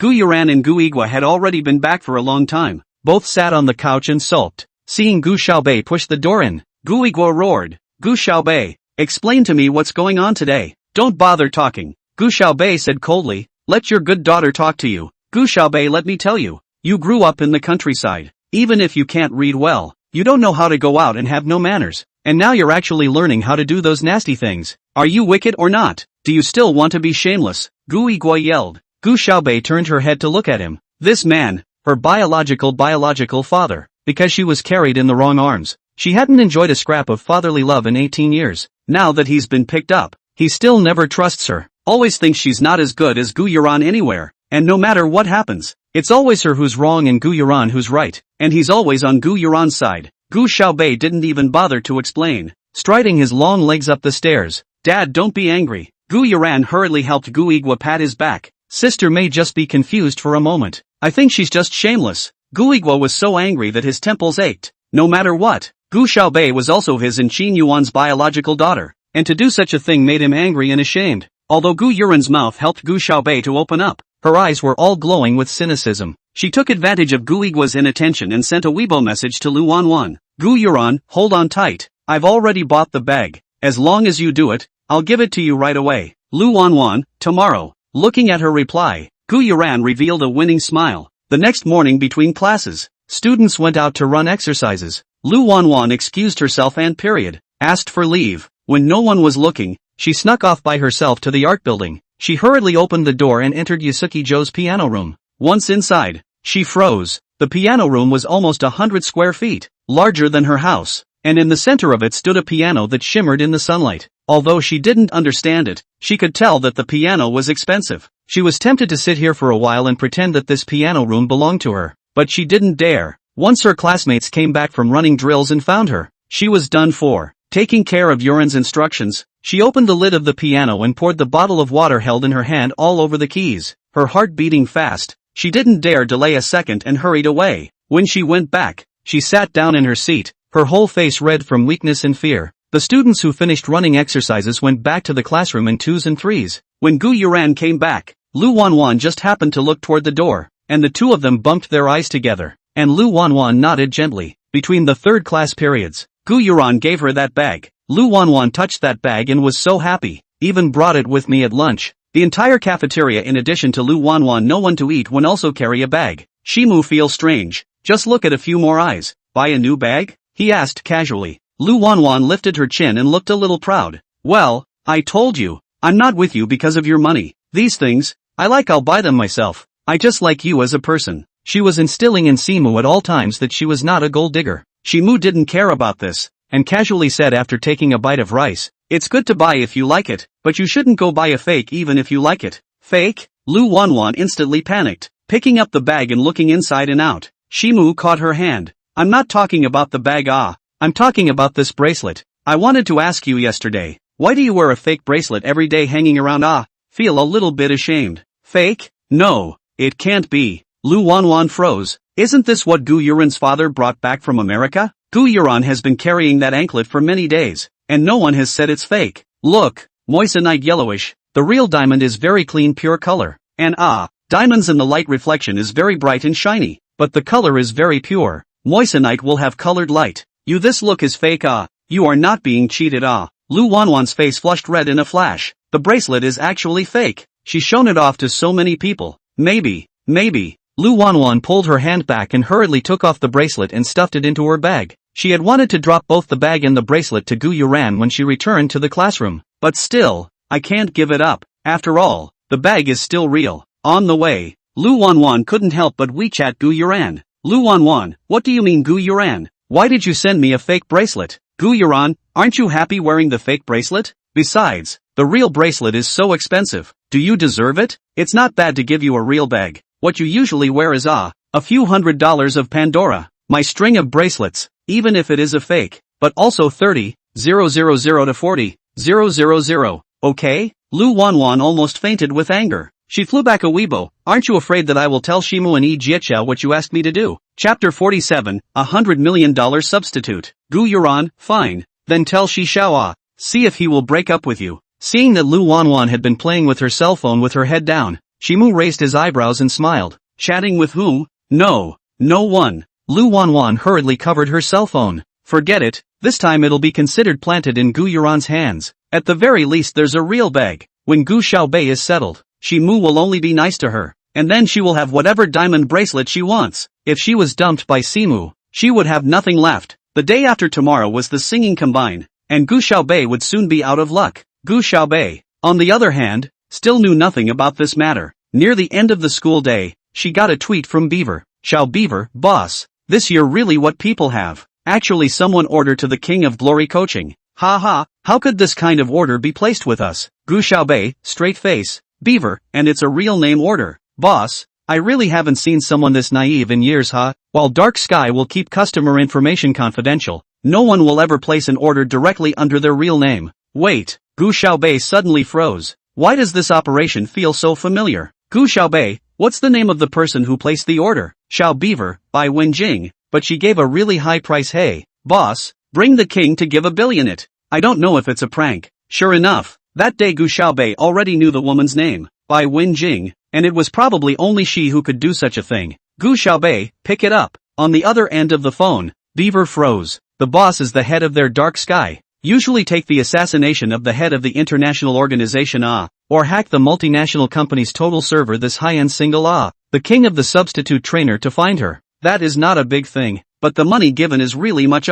They also lost a lot of money in the last time when they screwed the Su family. I guess the boss is also for the Dark Sky. Woo woo, little Beaver thought in his heart. The boss is really too amazing. Sacrificing himself for others. Great publicity and selflessness. Little Beaver, by the way boss, that mask of your 7 demons has a little flaw. I sent it to be repaired. I'm afraid I won't be able to send it back today. Do you want to use Phantom? Phantom's face was the boss of Dark Sky, and it was very seductive looking, so Gu Xiaobei thought about it. Gu Xiaobei, it's fine. I'll go directly. Bai Wenjing's kind of iron bean would probably not suspect anything. After school, Gu Xiaobei went directly to Bai Wenjing's place according to the address provided by Little Civet. After ringing the doorbell, a middle-aged woman came out and opened the door for her. Gu Xiaobei explained the reason for his visit and showed her Bai Wenjing's message. This way please, miss, madam is upstairs. I'll take you in. This middle-aged woman was called Li Ma, and had taken care of Bai Wenjing for many years. Li Ma brought Gu Xiaobei to the living room and went upstairs to call Bai Wenjing. When Bai Wenjing learned that the substitute trainer had come,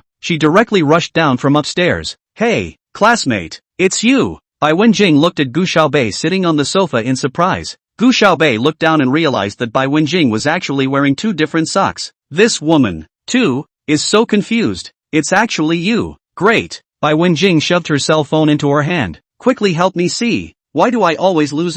Just now the system also prompted me to be reported. Is it because I charge too much money to break the rules of the game? Gu Xiaobei took it and looked at it. Bai Wenjing's record is all losses. Heroes and skins are all bought. There was even an inning where she went 0-49-0 with a hard hit. What kind of level does it take to not even be able to dabble in an assist? Gu Xiaobei rubbed the corner of his forehead. It seemed that this 100 million was not a good deal. It would be fine if Light wanted to go up to Starburst. Gu Xiaobei would be able to help her play up there in no time. But when she placed the order, she said that she wanted to teach her and take her with her. I'll log into my account and take you along, Gu Xiaobei said as he operated quickly. Helping Bai Wenjing add her friends. I'll assist you. It was a good thing that she hadn't played ranked, and she used to play matchmaking, so she was also at the bronze segment, and she could directly play ranked with Bai Wenjing. Bai Wenjing went in and chose Hou Yi in seconds. It's okay to pick Hou Yi. I'll take you along for development in the early stages, and then you can stand and jerk at the back. The so-called standing jerk means that after Hou Yi has developed well in the early stage, he can just stand and hit people later.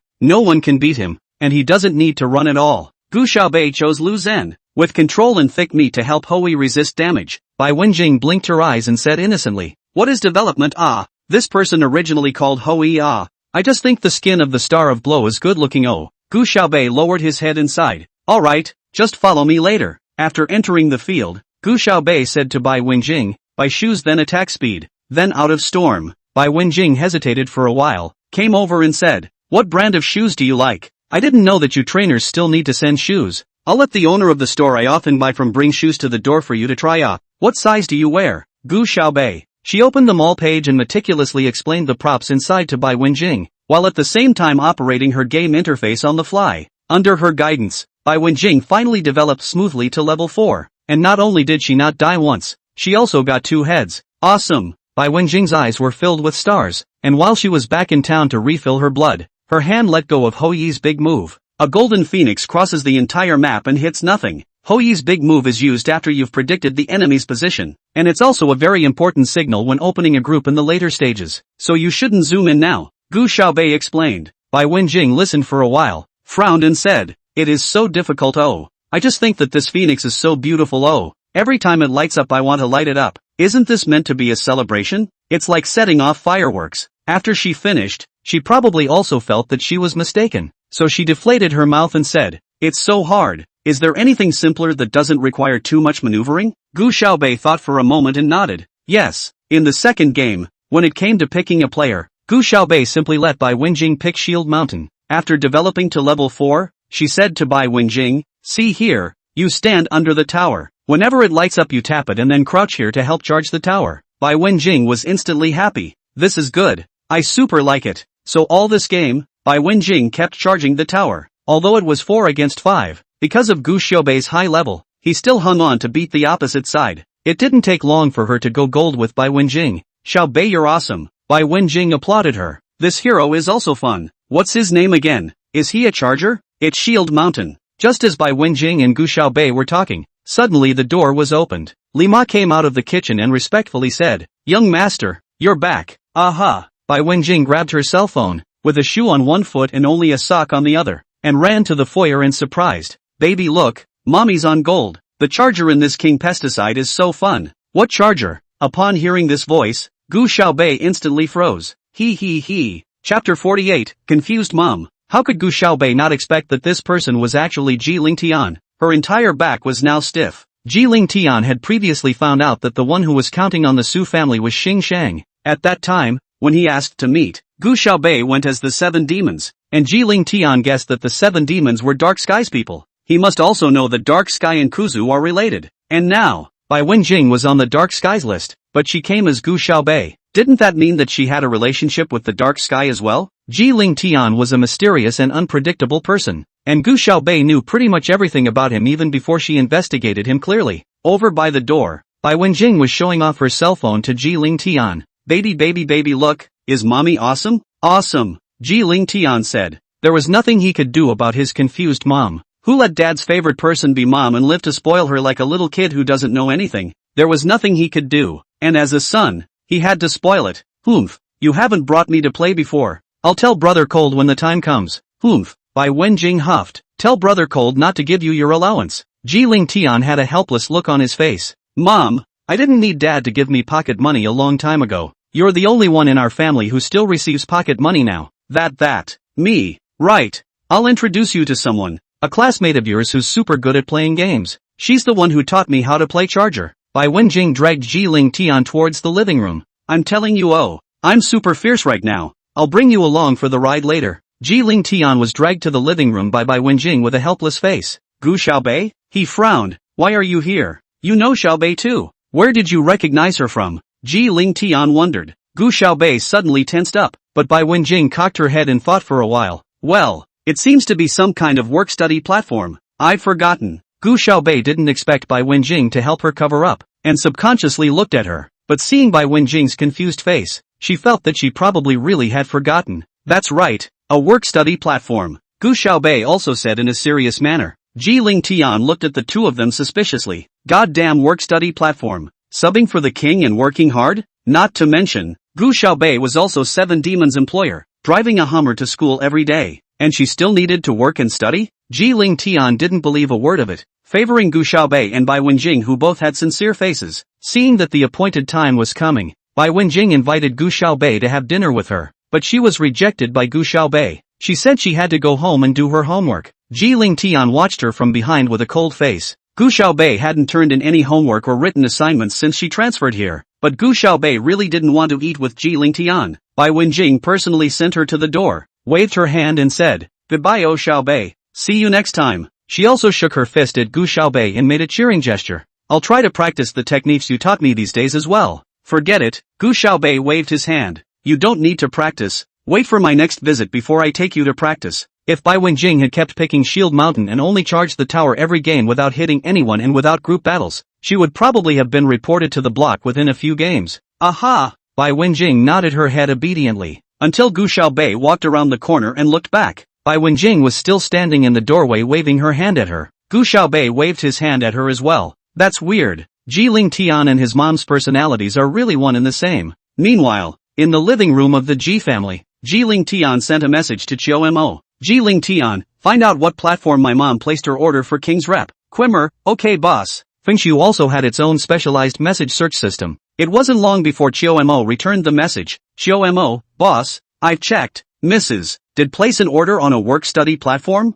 And Gu Xiaobei had taken orders for piano tutoring here before. And the day Mrs. placed her order. Gu Xiaobei just happened to go up to write an evaluation for that piano tutoring assignment, and took Mrs. S order in passing. Jiling Tian felt that every word of this message from Chiu Mo was normal, but together it was incomparably nonsense. But Chiu Mo would never lie to him. Is it really such a coincidence? How could Jiling Tian know that just after leaving the Ji family's front door, Gu Xiaobei turned his cell phone on, projected the virtual keyboard onto his left arm, and then operated it quickly with his right hand? She had long since erased Bai Wenjing's ordering information from Dark Sky, then found a work-study platform to replace it on, and to make it more realistic, she also made a record of her former tutoring and browsing traces of searching for jobs on the platform. At her level, even if Xia came to see it, she wouldn't necessarily be able to see the loopholes, let alone Chiu Mo. Jiling Tian was still a bit unconvinced, took his cell phone and opened that platform, and went to find Bai Wenjing. Mom, did you find Gu Xiaobei on this? Bai Wenjing stuffed her cheeks and chewed slowly like a squirrel.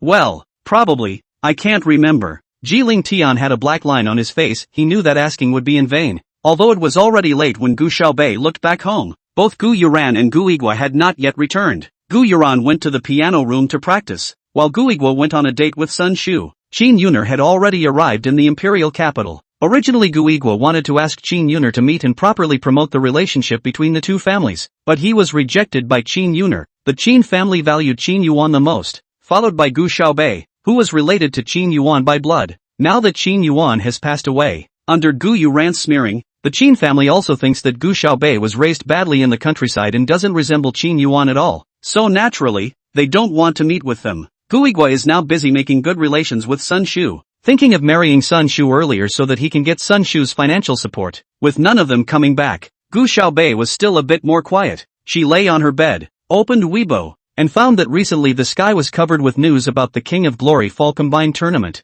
Honor of Kings, now the hottest handheld game in the world, holds a joint tournament every year in East Asia, and it is said that there is a possibility of running it to Europe this year. Team CWZ is the hottest team in China in recent years, and is also treated as the most likely team to win this season's Fall Combine. After all, King's Honor is a domestically released game, but since last year, the momentum of the battle teams on the H side has been growing. No one wants the title to go to another country this time. Chapter 49, Problems with the Piano. However, in the previous several friendly matches, the domestic side lost to H. Now many netizens feel that there is not much hope for the domestic team to win the championship, but they still run to the CWZ team's microblogging below to cheer and encourage. But there were some mocking comments present in those cheering voices. Go CWZ, CWZ will win, please, keep the championship trophy at home, please. Oh, what kind of eating skills are those of CWZ? Give the screen a sprinkle of rice. Are the chickens better positioned than they are? Blackie off. With Chuo here,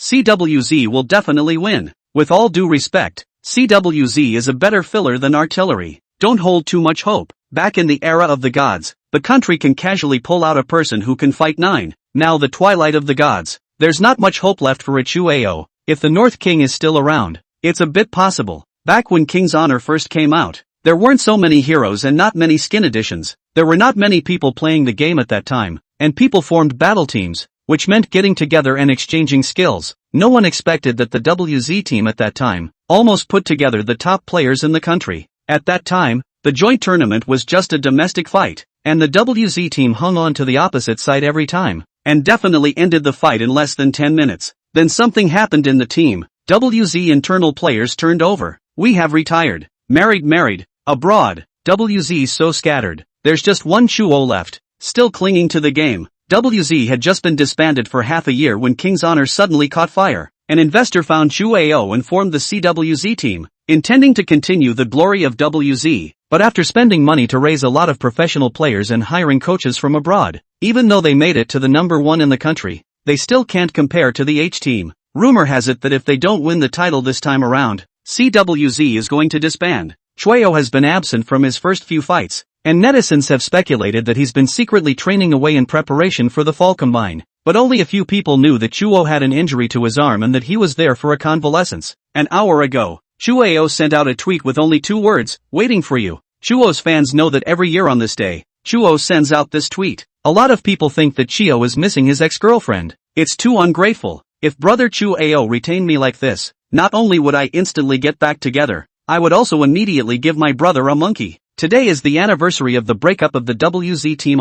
This comment, though, was instantly drowned in a sea of it. Gu Xiaobei stared at his cell phone for a while and then threw it aside. She pulled out the sheet music and looked at it for a moment longer. The day after tomorrow was the singing combine, and since she had promised Yusuke Joe, she had to do it right. There's really nothing too difficult about this score, and anyone who has taken a few years of piano lessons can play it down without any problems. But this was exactly where Gu Xiaobei had a good feeling about Yi Jiaqiao. A lot of people in the music industry nowadays focus more on technique and neglect the soul of the music. When they write a tune, they hate to use all the tricks they know so that the average person can't even play it, so as to show how good they are. But music is supposed to benefit the people. It is supposed to be understood by most people, so that most people can play and sing, so that it can be passed on. This tune by Closuk Joe is simple, but it's not easy to play with soul. Gu Yuran practiced in the piano room until after 11 at night. She had already played this piece very smoothly. Xu Xinjing and the others said it was particularly good. Even the teacher in the piano room complimented her on how well she played it, but she just felt that it was still close to something. What was so close?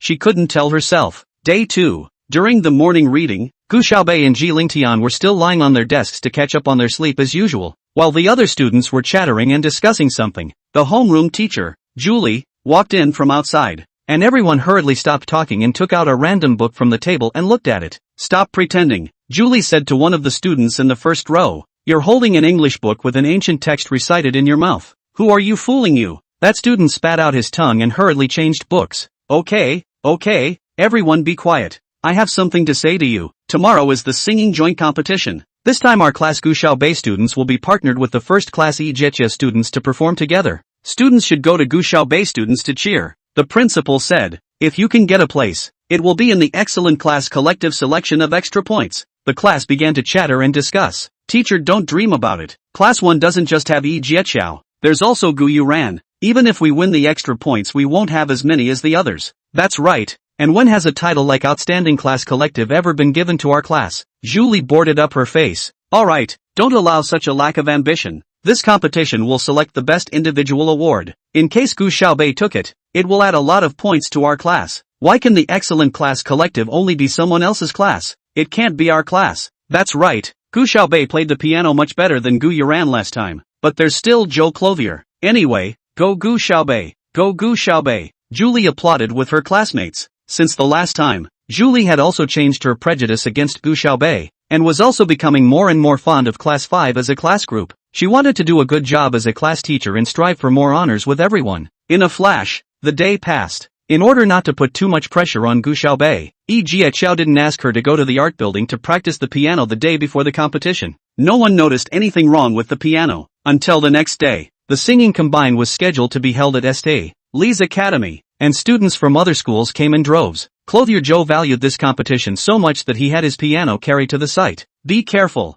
Closuk Joe had been following the person who carried the piano, for which he was very precious. Shimu came next to him and said, "This is your piano. Joe, I've never seen it before. You're doing a better job of hiding it than hiding your girlfriend." Clothier Joe laughed and nudged him. Instead, Shimu ran over and opened the lid of the piano. "No matter. I have to touch your piano today to see what kind of good thing it is that you've been hiding it so much and refusing to show it to me." When he finished, he pressed one of the keys. Instantly, Closuk Joe's face changed. "This piano doesn't sound right." Gu Xiaobei on the side froze along with him. Chapter 50, Gu Yuran's original. This piano of Yi Jiaqiao's was not as good as the one in Gu Xiaobei's collection, but it was still considered a top-notch piano, and he treasured his piano and always took good care of it. 2 days ago the sound of this piano was exceptionally crisp and lilting. Why has it suddenly become dull and sluggish? Closuk Joe rushed straight over, flung himself on top of his piano, and reached out to touch it. The tips of his fingers, stained with a touch of dampness. Yi Jiaqiao is very good-tempered, is the most approachable of the 4 schoolboys, although it is the entertainment industry's male god, but in the school but never bullied classmates, who are very gentle. Students looking for him to take pictures and sign autographs.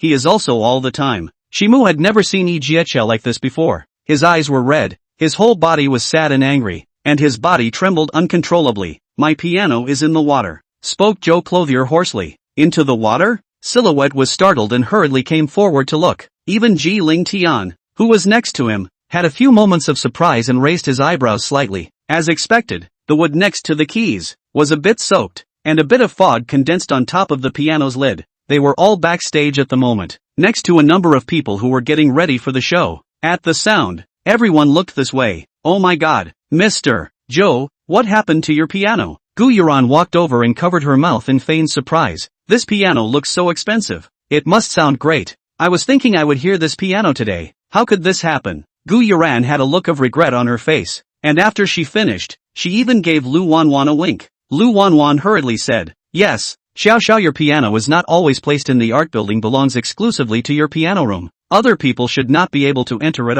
After she finished speaking, she suddenly looked at Gu Xiaobei fiercely as if she remembered something. Xiao Xiao, I remember hearing you and Shimu say earlier that you gave Gu Xiaobei a key. It shouldn't be. Gu Yuran also hurriedly looked at Gu Xiaobei. Gu Xiaobei, how could you do this? Do you know how much this piano is worth? Money is still secondary. The most important thing is that the piano is very important to a person who makes music. How could you do such a thing? Not me. Gu Xiaobei spoke faintly. Her gaze swept over Lu Wanwan and Gu Yuran's bodies, her intuition telling her that this matter definitely had something to do with the two of them. Lu Wanwan was furtive in her heart as Gu Xiaobei looked at her, and raised her voice to cover up her emptiness. Who else could it be if not you? Besides you, only Xiao Xiao can enter the piano room. Did Xiao Xiao himself pour water on the piano? Shimu, this Gu Xiaobei is really too much. Xiao Xiao trusts her so much and you guys treat her so well. Simu sank back and didn't say anything. Yasuki Joe just stroked his piano with a sad face. Oh Xia, who had been querying Yuzi on the side,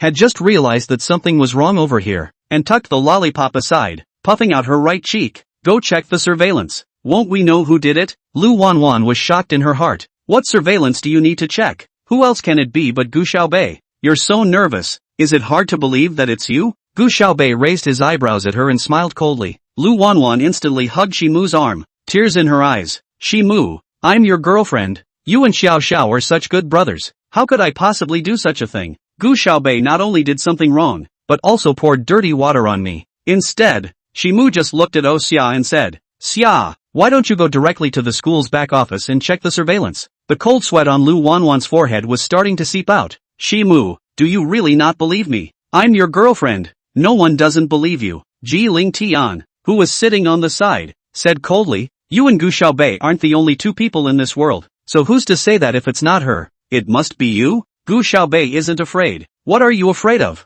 Ji Xiao, I didn't. Lu Wanwan also intentionally or unintentionally, since she got together with Shimo to show that she and Yi Jiaqiao and Oh Xia are very familiar with each other. But the only thing that she has never dared to get close to is Ji Ling Tian. She also didn't expect that Ji Xiao, who had always been cold and disliked meddling in other people's business, would actually help Gu Xiaobei. Clutching a laptop, O'Shaughnessy's fingers flipped as he queried the surveillance of the art building from the previous days. There was a period of time the afternoon before last when the surveillance was destroyed. He slurred, holding in his candy. Lu Wanwan instantly breathed a sigh of relief. Can you recover? Clothier Joe asked. His right hand was tightly clenched into a fist, usually such a gentle person, but at this moment he was actually speaking through clenched teeth. Yes, O'Shaughnessy nodded, but it will take 2 hours. Gu Xiaobei stood aside to look at his screen. This level of destruction, if it was for her to recover, 20 minutes at most would be enough, but she also didn't want to expose herself in front of these people. Since Oh Xia could recover,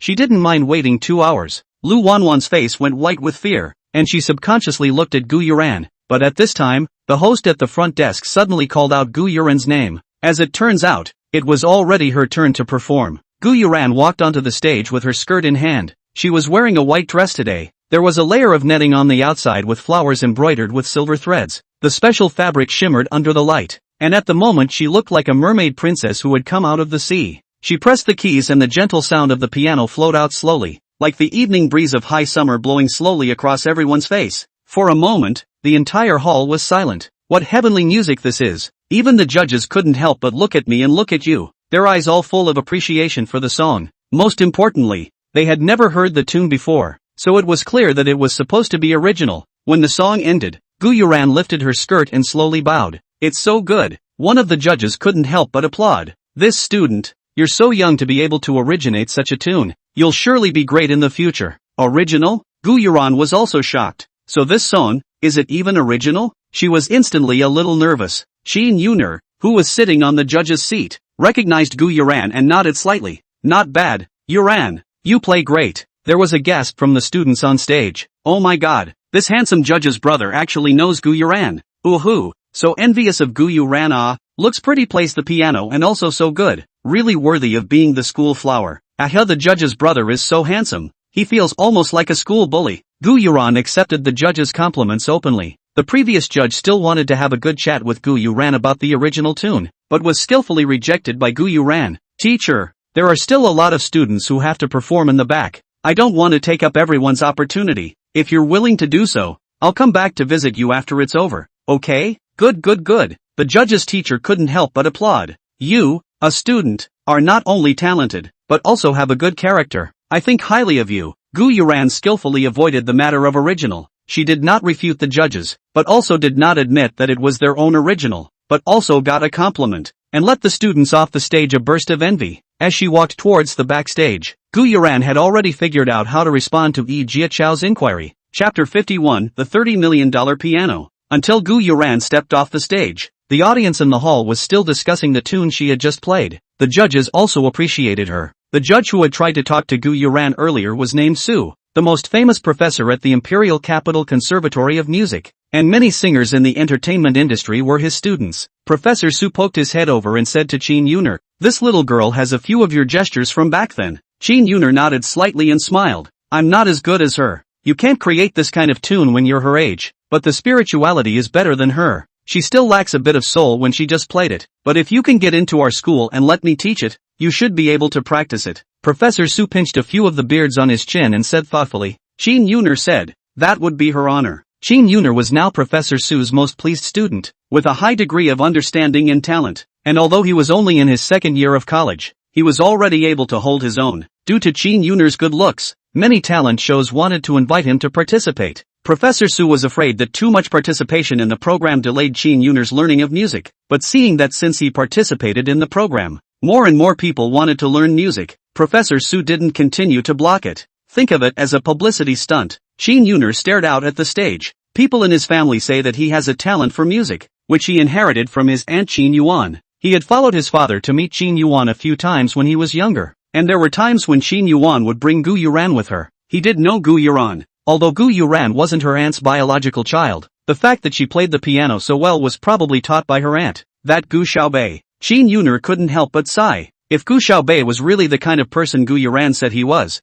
it was really a waste of his aunt's genes. However, he had already asked Gu Yuran to give Gu Xiaobei a license to compete, so he should be able to see Gu Xiaobei's performance later as well. Speaking of which, he hadn't met this cousin of his. At this time, Gu Yuran had already arrived backstage. Lu Wanwan was still staring at Xia's computer with a nervous face, but she didn't dare to stop him from recovering the data. Gu Yuran instead had a look of confidence on her face. "Student Gu Yuran, may I ask where the score you just played came from?" Yi Jiaqiao's voice was muffled for a split second as he was in a hurry, but even so, he spoke with dignity. Gu Yuran blinked and looked at Gu Xiaobei with an innocent face. "It's my sister who gave it to me." "Ah, sister?" Simu frowned. Gu Yuran tilted her head in an innocent manner. "Yeah, don't you all know that Gu Xiaobei is my sister?" She covered her small mouth in surprise and looked at Gu Xiaobei accusingly. "Sister, why don't you tell everyone? We're all friends. It doesn't matter if we know. After Dad picks you up, we'll be a family." Gu Yuran said this as if Gu Xiaobei was adopted by Gu Igua. "You guys don't have any prejudice against my sister," Gu Yuran said. "My sister is very nice to me, knowing that I'm going to participate in the competition. She even gave me this score on purpose." "Sister, thank you really." Gu Yuran was determined to pour all the dirty water on Gu Xiaobei. This score was originally written by Yi Jiaqiao. It was intended to be performed on stage today. "When did I ever give it to you?" Gu Xiaobei calmly said. Suddenly, she remembered that she had lost a copy of the song sheet at Gu's house before, and at the time, she had thought that it had been unintentionally taken away and thrown away by Sister Zhang. Gu Yuran was smart enough that if she insisted that this score was her original, she would easily be poked and prodded, so she didn't directly admit it on stage just now. She looked at Gu Xiaobei with a surprised expression. "Sister, this is the piece you and Mr. Xiao are going to play, so how can you give it to me?" "I'm sorry, Xiao Xiao. I'm sorry." She hurriedly bowed to Yisuki Qiao. "I didn't know that the tune that my sister gave me was the one that you were going to use. Otherwise, I wouldn't have played that tune anyways." Gu Yuran got the better of her, as if all of this was something Gu Xiaobei had told her to do. Just at this time, Gu Xiaobei received a message from Little Beaver. "Boss, the piano has been delivered." Because Yi Jiaqiao's piano was destroyed, Gu Xiaobei had Xiaobei move the one in her collection over. When she went out to pick up Little Beaver, Lu Wanwan rolled her eyes and said, I really didn't expect her to be this kind of person. Not only did she give Xiao Xiao's score to someone else, but she actually destroyed Xiao Xiao's piano on purpose. Xiao Xiao is so good to her. She's simply a white-eyed wolf. Gu Yuran's eyes widened with a bit of unworldly naivety. How did sister leave? Doesn't she explain? Sister should apologize even if she did something wrong. How can she avoid it? Shimu Qing coldly said to Lu Wanwan. The matter hasn't been investigated clearly yet. Don't talk like that. Lu Wanwan couldn't wait for Xia's side to be unsuccessful, so she could take advantage of the fact that Gu Xiaobei had given the score to Gu Yuran, and in one fell swoop, put the blame for destroying the piano on Gu Xiaobei as well. Shimu, you know, I've always had sand in my eyes, and I hate this kind of white-eyed wolf the most. Just as she finished speaking, Gu Xiaobei came in with the people carrying the piano. Put it there. Gu Xiaobei pointed to the empty space in front of him, then coldly glanced at Lu Wanwan. Lu Wanwan was startled and instantly grabbed onto Shimu's arm. Yi Jiachao turned back to the piano and was instantly shocked to see it. Is this, pray? His voice was hoarse, but it was hard to hide the light in his eyes. Pray is the name of this piano, hand-built in the 19th century by one of Italy's most famous pianists, which was bought by a private buyer at an exhibition 10 years ago and has not been seen in public since. The Chinese word pray means to pray, and its sound is as beautiful as a hymn, like a mortal bathing in divine light. Pray, although Gu Yuran didn't recognize it, she had heard of it. That $30 million piano? Are you looking at it wrong, Xiao Xiao? How could a bumpkin like Gu Xiaobei have something so expensive? Lu Wanwan also froze. $30 million? She's never seen so much money in her life. Even if you want to show off your own piano, there's no need to break young Xiao's. Lu Wanwan was so jealous that her face grimaced. Just then, Xia stopped her hand movements and said, the video is back. Lu Wanwan looked like she had been strangled. Suddenly unable to speak, she subconsciously glanced at Gu Yuran, and the other parties still looked unperturbed. Everyone came together in front of Xia's computer. On the monitor, a girl is opening the door to the piano room, and the moment she opens it, she looks up and everyone gets a good look at her face, and that face was clearly Gu Xiaobei. Chapter 52, Prove It, We Won't Break Up. Good for you. Although Lu Wanwan didn't know how it happened, she still instantly pointed at Gu Xiaobei's nose and scolded. Now what do you have to deny? You did it. The other students in the backstage also probably heard what happened clearly and accused Gu Xiaobei. Heavens, how come this Gu Xiaobei has such a vicious heart? That's right. How nice is Xiao Xiao? It's like an angel. How could she do such a thing? People like that should get the hell out of SC. Li, okay. Shut up. Ji Ling Tian yelled with a gloomy face. It's noisy. For a while, everyone dared not make a sound. Gu Xiaobei walked over to Xia and looked at the video on his screen. Yes, that's her face. No one else is pretending. Look at the decoding format of this video again. Gu Xiaobei said. Xia blinked. He had just been so busy recovering his files that he hadn't really noticed that. 30 seconds ago it was PAL. By here it was in PCL format. Then later it was in PAL format. O'Shea said with a puckered cheek after a moment's careful scrutiny. No one present could understand what he was saying except Gu Xiaobei. Gu Yuran was instantly a bit nervous. Her hands clenched into fists behind her back. Her face still feigned calm. Obviously the guy said it would never be discovered. Xia's fingers continued to flutter on the keyboard. Gu Xiaobei stood by unhurriedly as she pointed this out. And with Xia's level, she would soon be able to solve this problem. Sure enough, 10 minutes later, Xia let out a long sigh of relief. There! Someone used code and editing to cleverly hide the traces that this video had been modified. The original file of this video should have been copied from the previous few days. Xia put the two videos together and showed them to everyone. Gu Xiaobei went to the piano room with Xiao on that day. It's just that Xiao wasn't in the surveillance footage at the time. He came over after Gu Xiaobei opened the door. Sure enough, Gu Xiaobei's movements in the two videos were exactly the same. It may just be Gu Xiaobei imitating his own movements and going again. Lu Wanwan said with a pale face. Xia blinked her big eyes. I can still find the original files that were deleted and covered up. Let's just take a look and see. He typed in a line of code and hit enter. A new video resurfaced for all to see. This video is much clearer and smoother than just now. It's just that the face of the girl in the video is turned into Lu Wanwan. The gazes of the crowd instantly landed on Lu Wanwan again. It's not me. She stepped back nervously. It's Gu Xiaobei. It's Gu Xiaobei. It was her. It was clearly her just now. How did it turn into me in the blink of an eye? It must have been her who messed up. Lu Wanwan nervously stepped on her shoelace and fell to the ground at once. It's not me. It's not me. Her eyes filled with tears, and she bit her lower lip like a pear, shaking her head fiercely. Silmu, you believe me. She looked sadly at Silmu. For his part, Shimu looked down at the bag that Lu Wanwan was carrying in her hand. These days, wherever she goes, she takes this bag with her. You said that you bought this bag yourself, but this bag costs $100,000 in China. And your family's annual income is only $200,000 a year. How did you buy it? Simu had only ever given her expensive jewelry. Never money. I had a friend bring it from abroad. Which country? The United States. Lu Wanwan's eyes fluttered, not daring to look directly at Simu. How much did it cost? 60,000. Me. I've been saving my pocket money and yearbook for years to buy this bag. Which friend? Do you have a small check? Chat logs are fine. Simu, don't you believe me? Lu Wanwan bit her lower lip. Her eyes were red and she looked aggrieved and strong. I'm your girlfriend. You just didn't question Gu Xiaobei. Why are you coming to question me now? It's been almost 4 days since you fell in love with me. And logically, there are still 2.5 days left for me to break up with you. But Lu Wanwan, if you can show me the proof, I won't break up with you. And you'll be the first girl in the history of Xingli to fall in love with me. Simu, for more than a week. Some of the girls backstage couldn't help but gasp. Lu Wanwan is really lucky. If she could really be in a relationship with Sean for more than a week, she would be the envy of all the St. Li girls. Lu Wanwan also froze, with teardrops still hanging on her face, her mouth half open as she looked at Simu. I deleted the chat because I trust my friends so much, so I also didn't ask for a small check either. Which friend? Message her and I'll see. Lu Wanwan suddenly raised her head. She got up from the ground and looked at Simu in a strong and stoic manner. Simu, I know that my family isn't as rich as your family, but rich people aren't the only ones who have dignity. I don't want to let my friends know that my boyfriend doesn't even have the least amount of trust in me. Even more so, I don't want to let my friends know that my boyfriend doesn't have any respect for me. The onlookers had tilted a bit in her direction. Such a strong and pretty girl shouldn't be doing this kind of thing.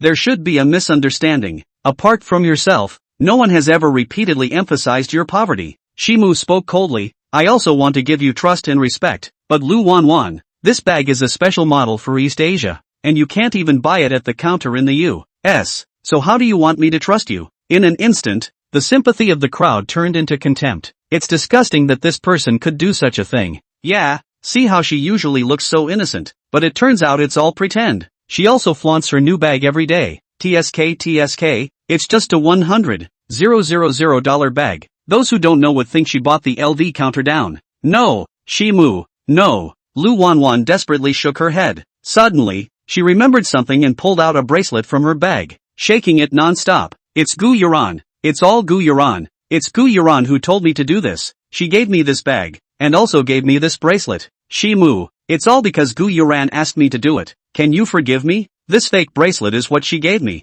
She's still wearing the same fake anklet on her foot. Gu Yuran blinked her eyes, her face full of candor. What are you talking about? Classmate Lu Wanwan, how come I can't understand a word of it? Don't you pretend. You did all of this. You told me to steal Young Xiao's key, and then gave me the key that was matched, and told me to go to the piano room and destroy Young Xiao's piano to frame Gu Xiaobei. All of this was your doing. This bag, and the fake bracelet and anklet are the evidence. Do you dare to show everyone your anklet? Chapter 53, Silly White Gu Yuran. Although this bracelet is fake, it is very beautiful, so Lu Wanwan has not been willing to lose it. What fake anklet? Gu Yuran had an innocent look on her face as she lifted the hem of her skirt, revealing her slender, white ankles. This is my father in the United States to bring me If you need a small ticket, I can also give to find for you. Gu Yuran was sneering at Lu Wanwan with every word. The diamonds on her ankles reflected pure light in the light, and they looked authentic. Lu Wanwan lost all her strength and fell to the ground at once. How did this happen? How did this happen? Simu didn't expect his girlfriend to actually do such a thing and hurriedly apologized to Yi Jiechao. Joe, I'm sorry. Closuk Joe waved his hand. It's okay, it's not your fault either. He looked towards Gu Xiaobei and said hoarsely, Student Gu Xiaobei, I won't be able to perform on stage with you, but I still hope that you'll be able to go ahead and play this piece. I'd love to hear what it sounds like when it's played on a prey. Just use the version we finished changing later. Gu Xiaobei nodded. Yi Jiechao loves music and has been preparing for this competition for a long time. He wrote the song from the tune to the lyrics himself, and he's really sorry that he can't hear the song being sung, but his voice had gone hoarse and it was impossible for him to go on stage. Just then, Ji Ling Tian suddenly grabbed the sheet music in his hand and said, I'll go for you. Ling Tian? Yi Jiechao froze. Few people knew that Ji Ling Tian also sang very well, only that he had never liked to show it in front of people. At this point, the host on stage had already begun to prod. Thank you, Ling Tian. Yi Jiechao nodded, not allowing for the slightest hesitation. Ji Ling Tian and Gu Xiaobei both walked onto the stage together. The lights were dimmed, and only one beam of light struck down from above Ji Ling Tian's head. There was a gasp from the audience. Is that Kisho? Ji Xiao actually performed on stage? I don't remember Ji Xiao signing up. Oh, in my lifetime I can actually hear a male god sing I'm dead, I'm dead. Ji Ling Tian was wearing all black, and the light shone, casting a shadow on him, like a black angel spreading its wings. Gu Xiaobei's hand was placed on the piano, and the pleasant singing voice spread out like moonlight. In an instant, everyone's mind was seized. Ji Ling Tian's song and Gu Xiaobei's zither fused together, like a gust of wind blowing over another gust of wind, a stream of water melting into another stream of water. The vines and branches intertwine, twinning with each other and growing ever more lush. Is this the piece Gu Yuran just played? Shoo! Someone on the stage heard a few moments of familiarity and couldn't help but ask the person next to him, only to be signaled to be quiet by the person next to him. How in the world could such a beautiful piano sound exist? Gu Yuran in the background was green in the face. The score was slightly different from the one she had stolen, but with this alteration, the tune had a higher level of meaning,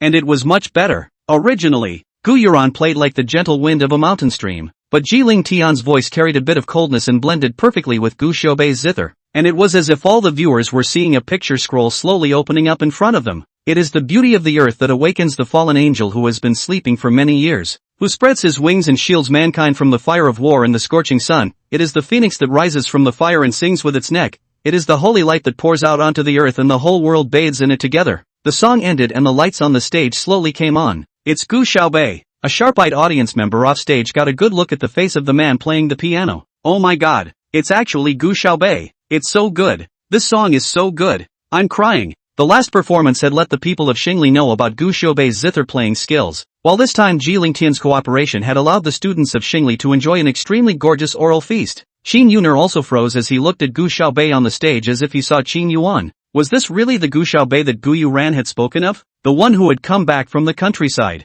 who was uneducated, and who had been in an affair with many boys. Professor Su had been so engrossed in the performance he had just given that he hadn't regained his senses for a long time. The next couple of programs he was simply not interested in watching anymore. Originally, when he heard Gu Yuran's zither, he already felt that it was very good, but when he listened to Gu Xiaobei and Ji Lingtian's playing again, he felt that Gu Yuran had completely tainted the piece. The fine-tuned score is smoother and more natural, while Gu Xiaobei's playing gives the piece its soul. Yes, this was the soul he had been looking for. Although there was still one more program performance to go before the end of the show, Professor Su couldn't help himself and rushed straight to the backstage. This student, do you have time for us to talk? Professor Su ran over towards the corner where Gu Xiaobei was. Gu Yuran was standing right next to Gu Xiaobei, and since she had an appointment with Professor Su before, she subconsciously assumed that he was here to see her. She took a half step forward and nodded slightly. Professor, we can go to the studio and talk. Classmate, Professor Su, however, didn't even look at Gu Yuran and ran directly to Gu Xiaobei,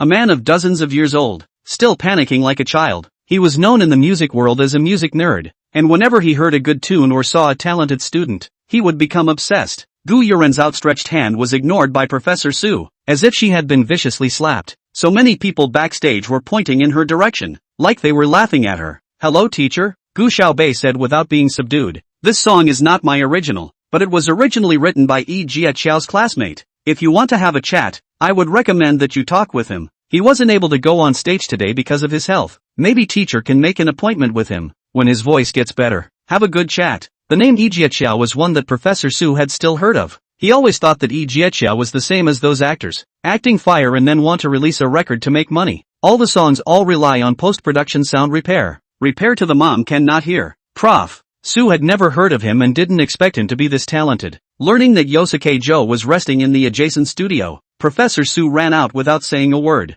Gu Xiaobei laughed at the back and shook his head. It seems that this reputation of being a music nerd is really not an empty claim. Gu Yuran was furious when she watched Gu Xiaobei being praised while she herself was being laughed at. She squeezed out a smile and said, "Sister, I didn't realize that you were going to play this piece today as well. Then why did you even give me the score at that time? Did sister want me to set off sister? Next time there is such a thing. Sister just talk to me directly la." As soon as the people backstage heard this, they immediately started whispering. Gu Yuran is also too stupid and sweet. She's quite happy to be taken advantage of. That's right. I didn't expect Gu Xiaobei to have such a deep heart. Even if she plays the piano well, she doesn't have to use others to set herself off like this. Disgusting. What's the point of being good at playing the piano? Thai character. Chapter 54, Preneurs. Gu Xiaobei let out a low laugh, but his face was cold. Is this another attempt to create a silly and sweet persona? It seemed that Gu Yuran was a lot smarter than she had imagined, and even Oh Xiao was almost hidden from her just now.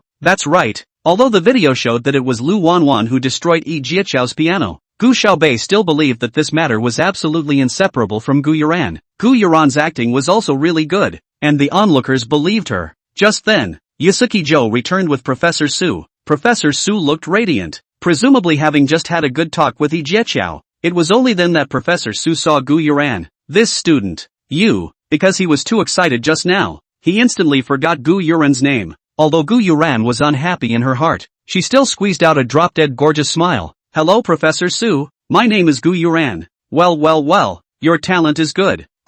Professor Su said as he walked towards Gu Yuran, but right at this moment, his eyes suddenly lit up. Gu Yuran lifted her chin slightly and extended her hand to try to shake Professor Su's hand. Just now, she mistakenly thought that Prof. Su was going to come to her only to be ignored, and she had already lost face in front of everyone. This time, she must get her face back, but she didn't expect that she would once again be ignored by Professor Su. Professor Su's eyes lit up as he walked right past her to the piano behind her. Is this Prey? Just now the lights on the stage were too dark, he didn't see clearly. At that time, although he also thought that it was Prey, but then he thought that this level of piano couldn't possibly appear in an academy. He didn't expect that it was really Prey. Professor Su was so excited that he was on the verge of tears. Many years ago he liked Prey very much. Just 10 years ago Prey never appeared in public again. He can only look at a picture to look at the ocean. So it's Prey's voice. No wonder.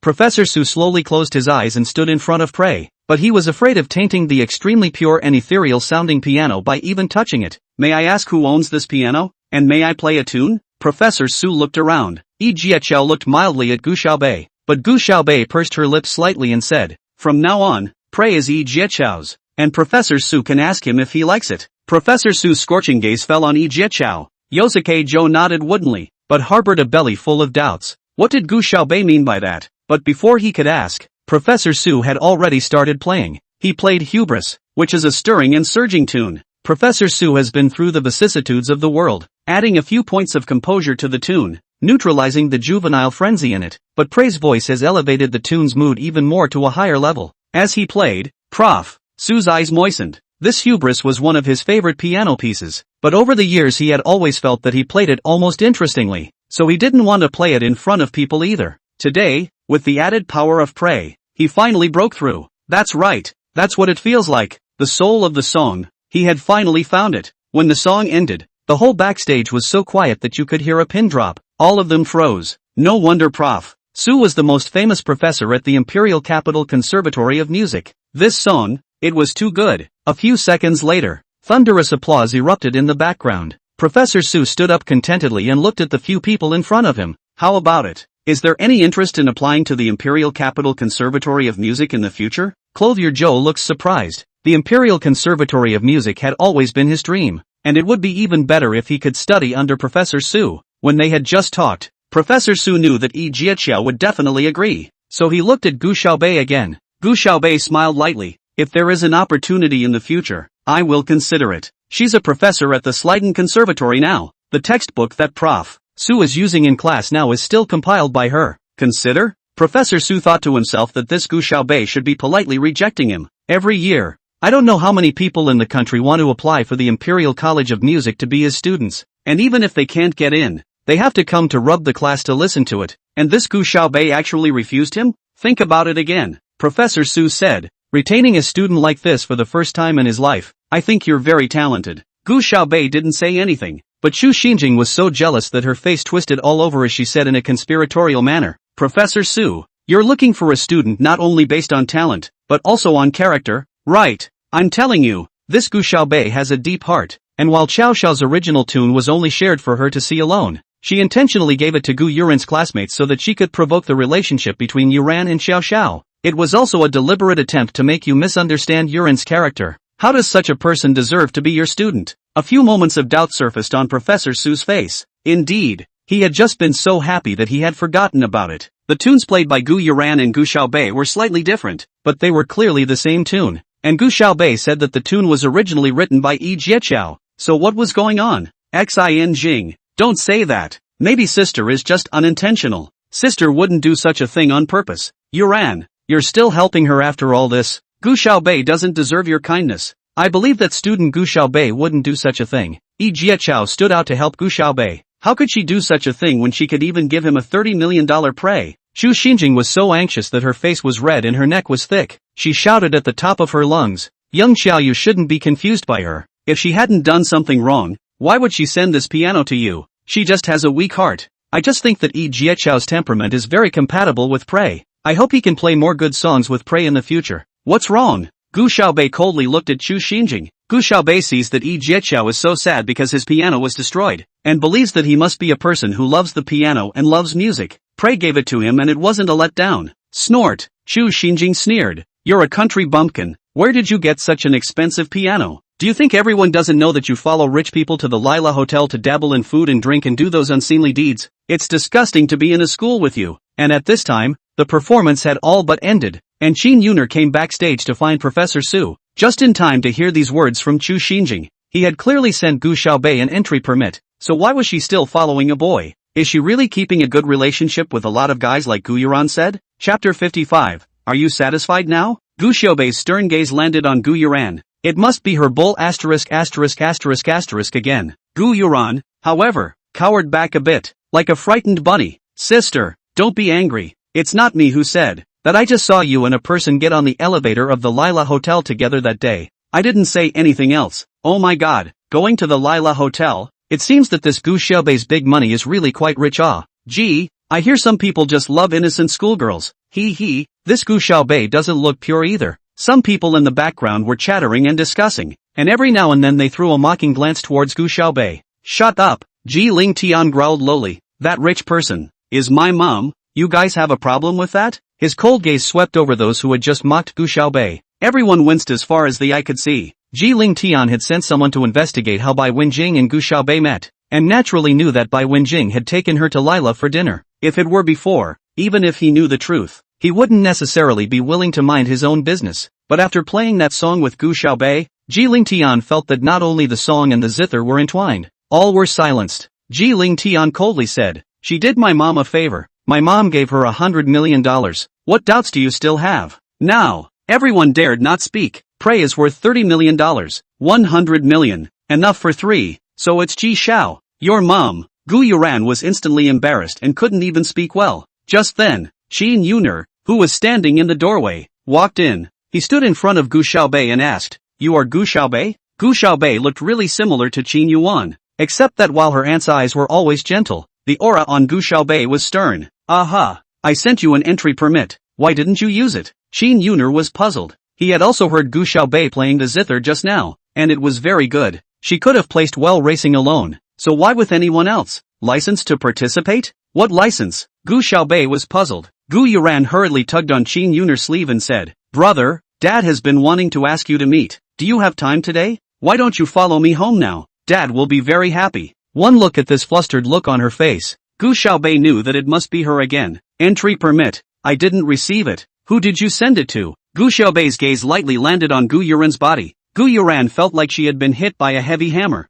and her face turned pale all of a sudden. Qin Yuner also looked at her. Yes, I'm sorry, brother, I think that my sister can already compete, so I can't use that license, and I also really want to prove myself, so that my father and uncle are proud of me. That's why I'm. Gu Yuran bit her lower lip tightly, her tears barred down, looking aggrieved. Gu Xiaobei hugged his arms and coldly watched her act pitiful. The Imperial Capital Academy singing combined competition isn't something that anyone can participate in. As far as I know, you didn't get a license in the beginning. Gu Yuran's student, right? Gu Xiaobei looked at her with a smile, but his eyes were icy cold. The license that was originally given to me was withheld by you privately, and I didn't know that you would be able to come and participate in the competition. So what was the reason I gave you that sheet of music for? There were also sounds of dawning realization from the onlookers. Gu Xiaobei has a point. What was the point of giving Gu Yuran the songbook if she couldn't come to the competition at all? And she actually withheld the license that originally belonged to Gu Xiaobei. Really good heart. Just now you were acting pathetic.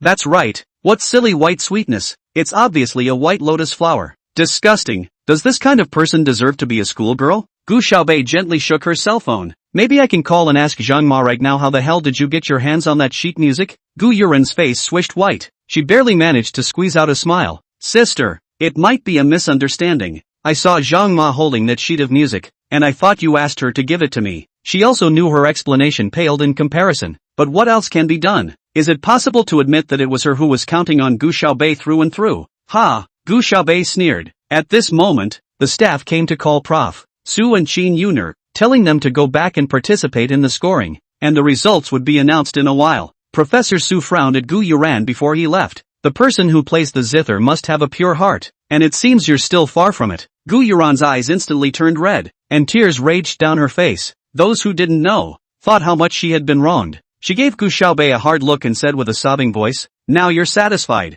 Then she ran out crying. It was over. She was criticized by Professor Su, and she wouldn't be able to do well in the future even if she got into the Imperial Capital Conservatory of Music. Qin Yuner looked at her back and couldn't help but sigh as well. After all, she was also the sister he had known since childhood, and he couldn't bear to be too harsh on her. Soon the selection was made. Gu Xiaobei and Ji Lingtian undoubtedly scored the highest points, even far away from the second place by a large margin. Prof. Su was a decent person, and although he couldn't see Gu Yuran's behavior, he still didn't interfere with the scoring of the other judges. In the end, Gu Yuran got 4th place, more than 20 points lower than Gu Xiaobei and Ji Lingtian. However, none of the three went up to claim their prizes. The fact that Ji Lingtian and Gu Xiaobei didn't like to be in the limelight was one thing, and another reason was that the two of them had received messages from Qiu Mo and Xiaobei respectively. Boss, the nail households in the old city side refused to demolish, and now the project cannot be pushed. The relevant department said that whoever can solve this problem, let whoever take over the project. So the two of them disappeared in unison, and the class teacher, Julie, received the award instead of the two of them, smiling from ear to ear. Gu Yuran was accused by the crowd and didn't want to go up and show her face at all, so she asked her homeroom teacher to go and receive the award. Listening to all the people around her praising Gu Xiaobei, she was about to die of anger. Pulling out her cell phone, she sent a message to Sun Yiru, "You can just watch her be so graceful?" Soon, Sun Yiru returned WeChat, "Hee, see how long she can still scenery. I let my mother ask Sister Yu. Sister Yu did not intend to let her go." Gu Yuran then sneered. Sister Yu was the most famous snake in the old city. She had countless relatives working as gangsters over there, and this time Gu Xiaobei was sure to be out of luck. Today, due to a competition, the school didn't schedule classes and allowed everyone to move around freely, so Gu Xiaobei and Ji Lingtian's skipping class didn't get caught. Gu Xiaobei went straight to Little Beaver's place. "Boss, our biggest competitor right now is the Shuian group, and they're interested in this piece of land as well." "Ryan," Gu Xiaobei narrowed his eyes, "Isn't that Ji Lingtian's property? And boss, that sister you gathered a large group of punks, intends to go to the school entrance to block you. It is said that as long as you can't beat it, you'll beat it to death." Little Beaver said. The corner of his mouth twitched. "These people are afraid they are tired of living." Gu Xiaobei laughed softly, her starry eyes radiant. "Really? Then I won't bother them to block me. I'll go by myself." Chapter 56. I heard you were looking for me. In the old town, Fan Yuxiang was holding a cigar and was swallowing it. Brother Four Dragons sat next to her and said with a bitter face, "Sister-in-law, that Gu Xiaobei really isn't one to be messed with. We'll have to find more people." Fan Yuxiang glanced at him. 20 people isn't enough? These people have been following me for 10 years or so. She's a little girl, she can still go to heaven on her. Anyway, 7 or 8 of us couldn't beat her that day. Brother Four Dragons muttered in a small voice. "You're all a bunch of ing losers." Fan Yuxiang banged her cigar on the top of Brother Four Dragons' head. "I'll show you what it means to be a real Taoist. A little girl who knows a bit of kung fu and still thinks she's great. Not just some school bully. I'll make her kneel down and call her father." Brother Four Dragons didn't dare to say anything. Don't see that he usually yells and shouts outside, but in front of his sister-in-law, he doesn't dare to utter a single breath. "Well," Fan Yuxiang rolled her eyes. "How's that thing you told you and your brother to look at 2 days ago going?" "Sister-in-law, my brother and I looked at it. Ruian and Lucky Shang sighed to give the conditions are good, but according to sister-in-law your command, we did not agree to one. That piece of land are basically our relatives. We have discussed together. Absolutely have to ruthlessly pit a sum of money to be able to do." "Well," Fan Yuxiang squinted her eyes and exhaled a cloud of smoke. "Wait for Ruian and Xing Shang to raise the price first, and then, at least one of us will have to get to this number." She held out a hand and waved it in front of Brother Four Dragons. Four Dragons gulped down a mouthful of saliva to go. That piece of the house was built when a family also spent tens of thousands of dollars 2 years ago to sell out. A house sold 200,000 no one wants. Now to demolish. Fan Yuxiang will dare to open up a big mouth. A family tube to 5 million. She'd have to part with at least $1 million if she could really ask for it. 30 families over there, she'll make $300 million.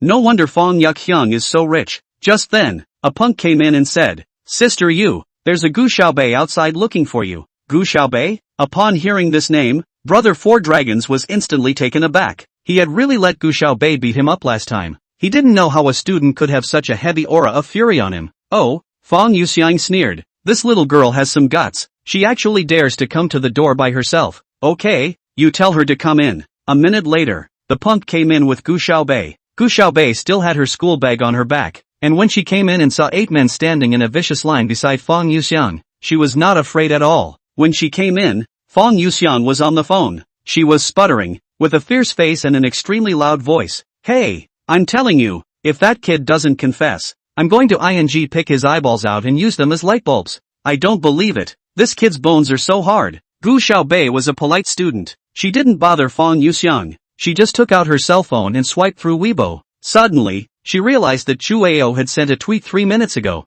Chuov, finally waiting for you to come back. The comments below went over 10,000 instantly. My Ogami waited today, waited and waited. Fat 7 slipping away. Is that ex-girlfriend back? CWZ famous little fan, not it. I always thought Chu Ao waited for the king of the north. Gu Xiaobei frowned slightly. To be honest, she had also always thought that Chu Ao tweeted on that day every year, waiting for their teammates who had played King of Glory together back then. Is there really an ex-girlfriend of some kind? Fang Yuxiang squinted at Gu Xiaobei. If anyone else would be scared less, this little girl is actually playing with her cell phone? Ha, a bit of skill. You came to see me for something? Fang Yuxiang exhaled a smoke ring at Gu Xiaobei. Gu Xiaobei put his cell phone in his pocket and raised his head. Yes, I heard that you were planning to go to the school to follow me and block me and have a group fight, so I came here first by myself in order to avoid trouble. Ha ha, if you're afraid, just say so. If you kneel down and beg me, I might be able to let you go. Gu Xiaobei glanced at the time. I have a work-study tutor to go to in 40 minutes. It'll take about 20 minutes on the way.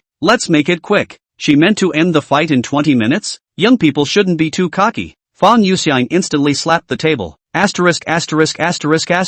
Get that together. In all her years of socializing, she hadn't seen such a wild one. Wait. Gu Xiaobei raised his hand. Fang Yuxiang sneered. Now you want to beg for mercy? Gu Xiaobei pulled the phone out of his pocket and put it on the table next to him along with his school bag. No, I just put on the tempered film. I'm afraid it'll break in a while. Come on. She hooked her index finger. Asterisk.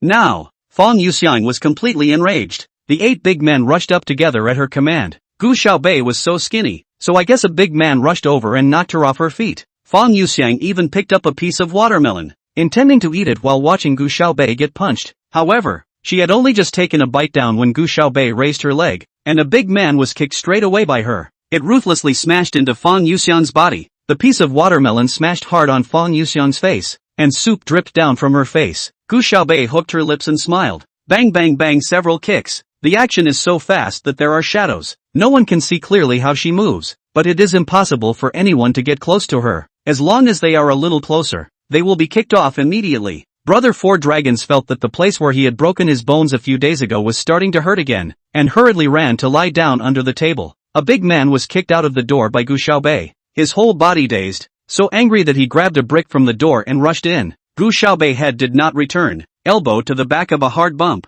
and then lifted hard. The big man's jaw shook twice, upper and lower teeth knocked together, a mouth, while spit out a large mouthful of blood, which also clamped 7 or 8 teeth. She picked up the brick and weighed it in her hand. There were Fang Yuxiang's subordinates who had just been aggressive lying on the ground, and the thin Gu Xiaobei stood in the center, the corners of his mouth hooked up, all dressed in black and arrogant and handsome. She raised an eyebrow. Next time you want to block me, just contact me directly. After saying that, she raised her hand and the brick flew fiercely towards Fang Yuxiang. Bang! Fang Yuxiang was smashed squarely, and her forehead instantly bulged with a large bag. Watching Gu Xiaobei sail away unharmed, Fang Yuxiang was almost furious. She yelled at the punk next to her. Contact Ko Shang and Ryan for me. Aren't their 2 companies very capable? Whoever can screw this Gu Xiaobei to death. I'll let whoever demolishes it have their chiefs come and see me. Now. Immediately.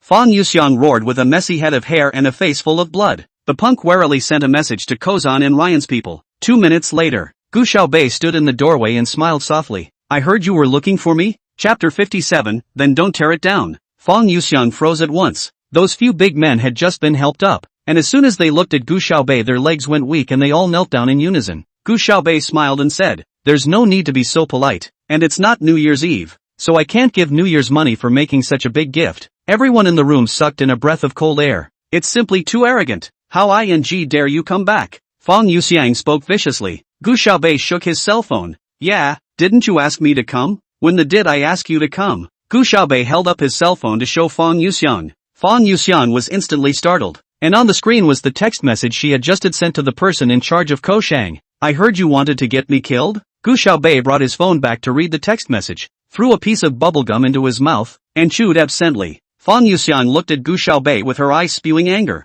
but she didn't dare do anything rash. Gu Xiaobei sat on the table, one leg gently rocking, and blew a bubble while a dozen people watched. She was a student anyhow. How could she be related to Kuzu? So what if there is a relationship? Fong Yuxiang gritted her teeth and thought, the core of the old city is her territory. She put the word that she is not allowed to demolish and relocate. Fortunately Rise this matter will not want to do. Since you're one of Lucky Rise's people, I won't talk much nonsense with you. Fong Yuxiang sneered. Don't you guys want this piece of land? $30 million for one. 30, 900 million, 900 million. Gu Xiaobei let out a laugh. Fong Yuxiang is really stinky. Tofu wrapped in garlic is a staple food. The mouth is not small. The house on your side, as far as I know, cost less than 50,000 back then. The year before last when it was listed at 200,000 couldn't be sold. Now it's going to be demolished. If the price goes up, it probably won't be more than 500,000 for a family. And you and I are asking for $30 million?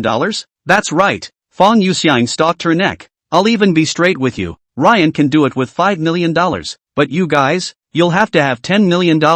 Let this little girl go wild. Oh, so you're thinking that Ryan will give you $5 million? Gu Xiaobei chewed bubblegum and wiggled her legs, a few cool smiles flickering in her starry eyes. Ha! The center of the old city is all up to me. If you guys want to take this project, you'll have to go through the old lady. I also told you, I give the order. You money is not in place. None of them will sign the demolition agreement. Your area, indeed, is prime real estate in Old Town. That's right. Fong Yuxiang thought that Gu Xiaobei hesitated, and proudly said, in the center of the old city, the youngest of the houses is 60 years old, and there are a few ancestral halls inside that have a history of hundreds of years, and it rains and leaks in the rain and blows in the wind. But, you have to give me $30 million for a family, and the ancestral halls count separately. $60 million for the ancestral halls. Gu Xiaobei chewed bubblegum and looked at her with a smile. Fong Yuxiang's heart was furrowed by her look, and Brother Four Dragons on the side even directly shivered, because that day, when Gu Xiaobei beat him until he broke his bones, that was how he laughed. Since the location is so great and the house is so historic.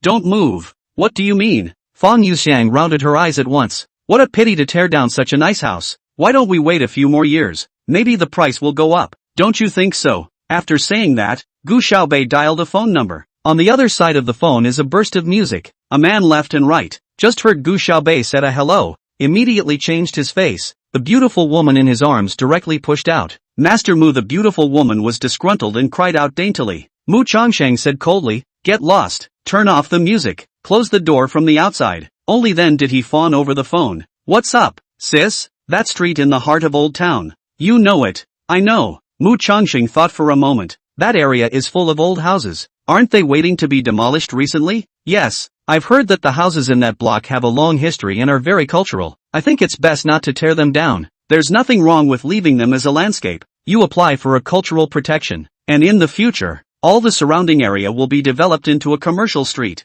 And leaving this piece behind as a cultural reserve is also considered to be a special feature. As soon as Mu Changsheng heard this, he knew that Gu Xiaobei was angry and didn't know who he was planning to fix again. Okay, don't worry sis. Within 10 minutes. No, 5 minutes. I'll have the redhead document sent down. Aha. Gu Xiaobei answered in a clear and cold voice. Mu Chongsheng smiled fawningly. Is there anything else I can do for you, sister? Yes. What? Sis, you say. I promise to do it. Mu Chongsheng was about to go crazy wanting to be Gu Xiaobei's little brother, and even though he was still 2 years older than Gu Xiaobei, he always called out with a mouthful of sis. Don't call me sister. After Gu Xiaobei finished speaking, she hung up the phone. Fong Yuxiang looked at her dumbfounded. Just now, Gu Xiaobei's words made Fong Yuxiang listen in awe. What do you mean? No more demolition? Demolition is the decision of the top. The development of the old city is the focus of this year's work in the imperial capital. She said not to demolish and not to demolish? You're capable of pretending. Fong Yuxiang scolded.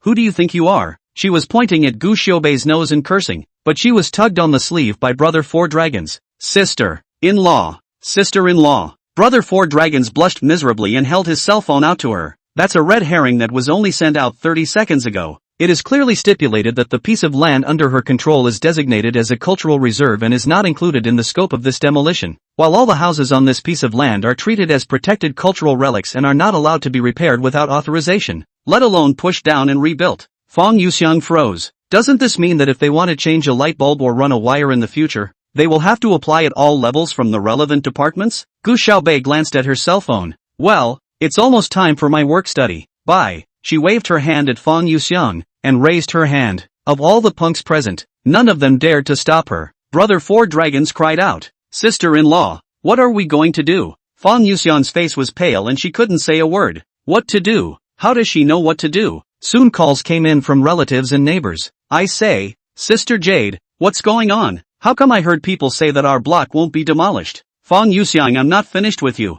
I'm still waiting for the money to buy a house for my son. Before the family gave 1 million you did not allow to sign, saying that you can get 5 million. Where is the money? Where's the money? If I don't see the money, I'll fight you. Within an hour, Fong Yuxiang's phone calls and text messages didn't stop. On Gu Xiaobei's side, he went directly to the Ji family's villa. It was time for her work study again. Chapter 58, My Shoes. Since she had been here the last time, Mrs. Li saw that it was her ringing the doorbell and opened the door straight away. Bai Wenjing came down from upstairs with a head of messy hair. As soon as she saw Gu Xiaobei, her eyes widened in surprise. Xiaobei, you're here. Come on, come on, come on. I just happened to receive a gift for you. Hurry up and give it to you first, or else I'll turn around and forget it again. She took Gu Xiaobei's hand and headed upstairs. Bai Wenjing's hand was very soft and warm. Gu Xiaobei usually resisted other people's intimate touch, but at this moment, being pulled by Bai Wenjing, she actually felt a little bit of peace of mind. She obediently followed Bai Wenjing to her room.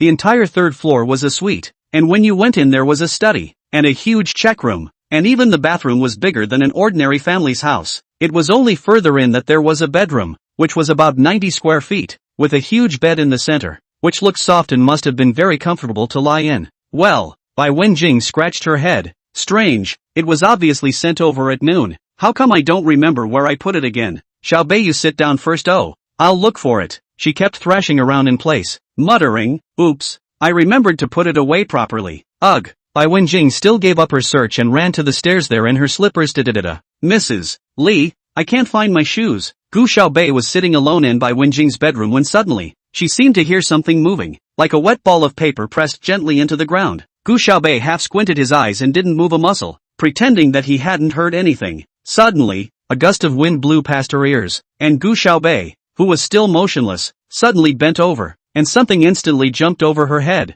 A silvery white cat lay on the bed, blinking its big eyes at her. It tilted its head, seeming a bit dissatisfied with the fact that it didn't scare Gu Xiaobei. Gu Xiaobei kneaded a ball of paper and tossed it between his two hands. The cat, attracted to the ball of paper jumping up and down, arched its back and bobbed its head along with it. Suddenly, it straightened up and jumped all at once, but just at that moment, Gu Xiaobei flicked that paper ball. Before the cat could react, the ball of paper hit him right in the forehead. Meow. Even though the ball of paper was light and fluffy and didn't hurt at all, it was still angry. It arched its body and meowed at Gu Xiaobei, very dissatisfied. Gu Xiaobei, however, couldn't help but laugh. Big fatty. Bai Wenjing came up with Li Ma, and when she saw that the cat was purring at Gu Xiaobei, she called out to him, you're bullying again. Meow meow meow. Obviously Big Fatty is being bullied. Big Fatty got angry and turned around, pointing his ass at Bai Wenjing. It turns out that I've been putting it downstairs and wanted to give it to you when you came, so try to see if you like it. Bai Wenjing picked up Big Fatty and put it on her lap, gently scratching its chin. Big Fatty squinted his eyes and made a purring sound, enjoying himself immensely. Gu Xiaobei opened it, only to find that the box actually contained a pair of shoes. Didn't you want a pair of shoes last time? I happened to have a redemption coupon, so I took it and exchanged it for you to try, Bai Wenjing said happily. Gu Xiaobei pursed her lips slightly. Well, this is King's new model this season? King? What king? Blinked Bai Wenjing, looking at her with an innocent face. Li Ma bent down and whispered, Ma'am, have you forgotten? This redemption coupon was found by Mr. Young Master has always liked this shoe. Oh, Bai Wenjing slapped her head. Look at this brain of mine. I remembered. Yes, yes, yes. King is the most famous international brand of trendy shoes. The cheapest shoes cost 6 figures, and every shoe is on sale in limited quantities. Generally Europe and the United States out of the new models will immediately sold out. Asia side of the few people can buy. Ji Xiaohan is also a relationship to get this redemption coupon. It's better to return it, Gu Xiaobei said. Ji Ling Tian's fiery temper. If he knew that the shoes he wanted were easily given to Gu Xiaobei by Bai Wenjing, he didn't know how much of a tantrum he would throw. It's fine. Bai Wenjing waved her hand. I see he still has shoes to wear. If he dares to get upset, I won't allow Brother Cole to give him pocket money. Gu Xiaobei couldn't argue with Bai Wenjing, so he gave it a try. King's shoes are really comfortable and good-looking. Gu Xiaobei's legs are already thin and long, and after wearing these shoes, it's even better that people can't take their eyes off them. Good-looking, Xiaobei. It's so pretty. Next time I'll give you a pair of shoes. Bai Wenjing had a happy face. No. Gu Xiaobei hurriedly waved her hand. If she sent a pair of shoes every time she came, when she brought Bai Wenjing to play on Stargaze, she could go back and open a shoe store herself. Ah, don't you need to buy shoes first from now on? Bai Wenjing cocked her head. Gu Xiaobei nodded. Well, it's okay not to buy shoes if you keep playing Shield Mountain. Good da. Then let me know what you want next time. Xiaobei. Big Fatty broke away from Bai Wenjing's legs and jumped onto Gu Xiaobei's feet, about to tear her shoes. Meow dash. These are the shoes my young master wants. Take them off quickly. It had just bitten twice when Bai Wenjing pinched its neck and picked it up. Big Fatty. Bai Wenjing huffed. If you keep bullying people you won't get a snack today. Meow dash. Ooh-hoo. Big Fatty is so aggravated. Today Gu Xiaobei and Bai Wenjing are still playing very smoothly, without much effort. She is on the gold one. 2 more games. It is platinum. At this segment. Not to mention Bai Wenjing has been charging the tower and not participating in group battles, even if the 4 teammates on their side send all the way. Relying on Gu Xiaobei to fight 9, they can still win. It was only an hour a day, and they couldn't play more than a few games, or else she would soon be able to take Bai Wenjing on Starburst. After the work study ended,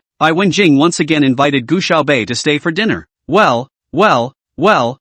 Bai Wenjing took her hand and shook it, pouting. Just eat with me. No wonder Ji Ling Tian's dad spoiled his mom like this. There were really very few people who could resist Bai Wenjing's pampering. Gu Xiaobei still agreed, but the dishes had just been served when Ji Ling Tian returned. Has the baby eaten yet? Bai Wenjing probed. Looking into the living room, Jillian walked in after washing her hands. Not yet. It's all the ones you don't like to eat. Bai Wenjing smiled and said. Ji Ling Tian sat down at the table. It's fine. I'll just take a few random bites. Well then. Bai Wenjing looked still a little disappointed, as if she resented Ji Ling Tian for disturbing her time alone with Gu Xiaobei. Big Fatty slowly skipped over and jumped onto Ji Ling Tian's lap in a flash. Meow. Young master, that girl is wearing your shoes. Meow dash. You hurry up and punish her. Ji Ling Tian haphazardly stroked Big Fatty's fur. When Big Fatty saw that Ji Ling Tian didn't understand what he meant, his eyes rolled and he directly jumped up and peeled his chopsticks to the ground. Big Fat. Ji Ling Tian chided it and bent down to pick up the chopsticks. Suddenly, he motioned.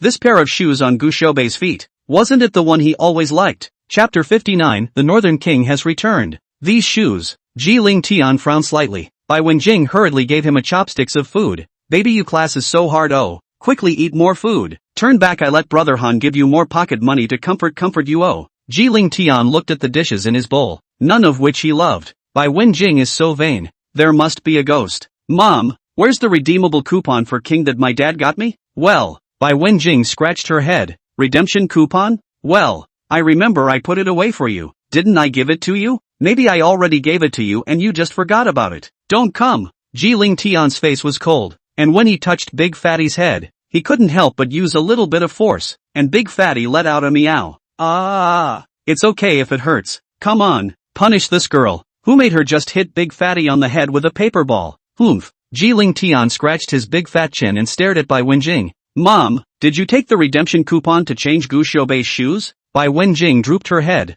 Well, I forgot about it. I'll definitely give it to you next time. Ji Ling Weather clenched his teeth, but there was nothing he could do about this mom of his. Otherwise, in a while, she made a phone call to her father to complain. Ji Xiaohan, a transoceanic phone call came over. Can be enough to count him for 3 hours. Although it was said that a tiger's venom would not eat its children, if he dared to upset Bai Wenjing, Ji Xiaohan could lay his hands on him and make his company go bankrupt. Although his company, too, was considered the Ji family's property. This might be the kind of thing where you beat up even yourself when you're mean. Baby, you don't upset well. Or tomorrow to buy your school opposite the cupcake to eat.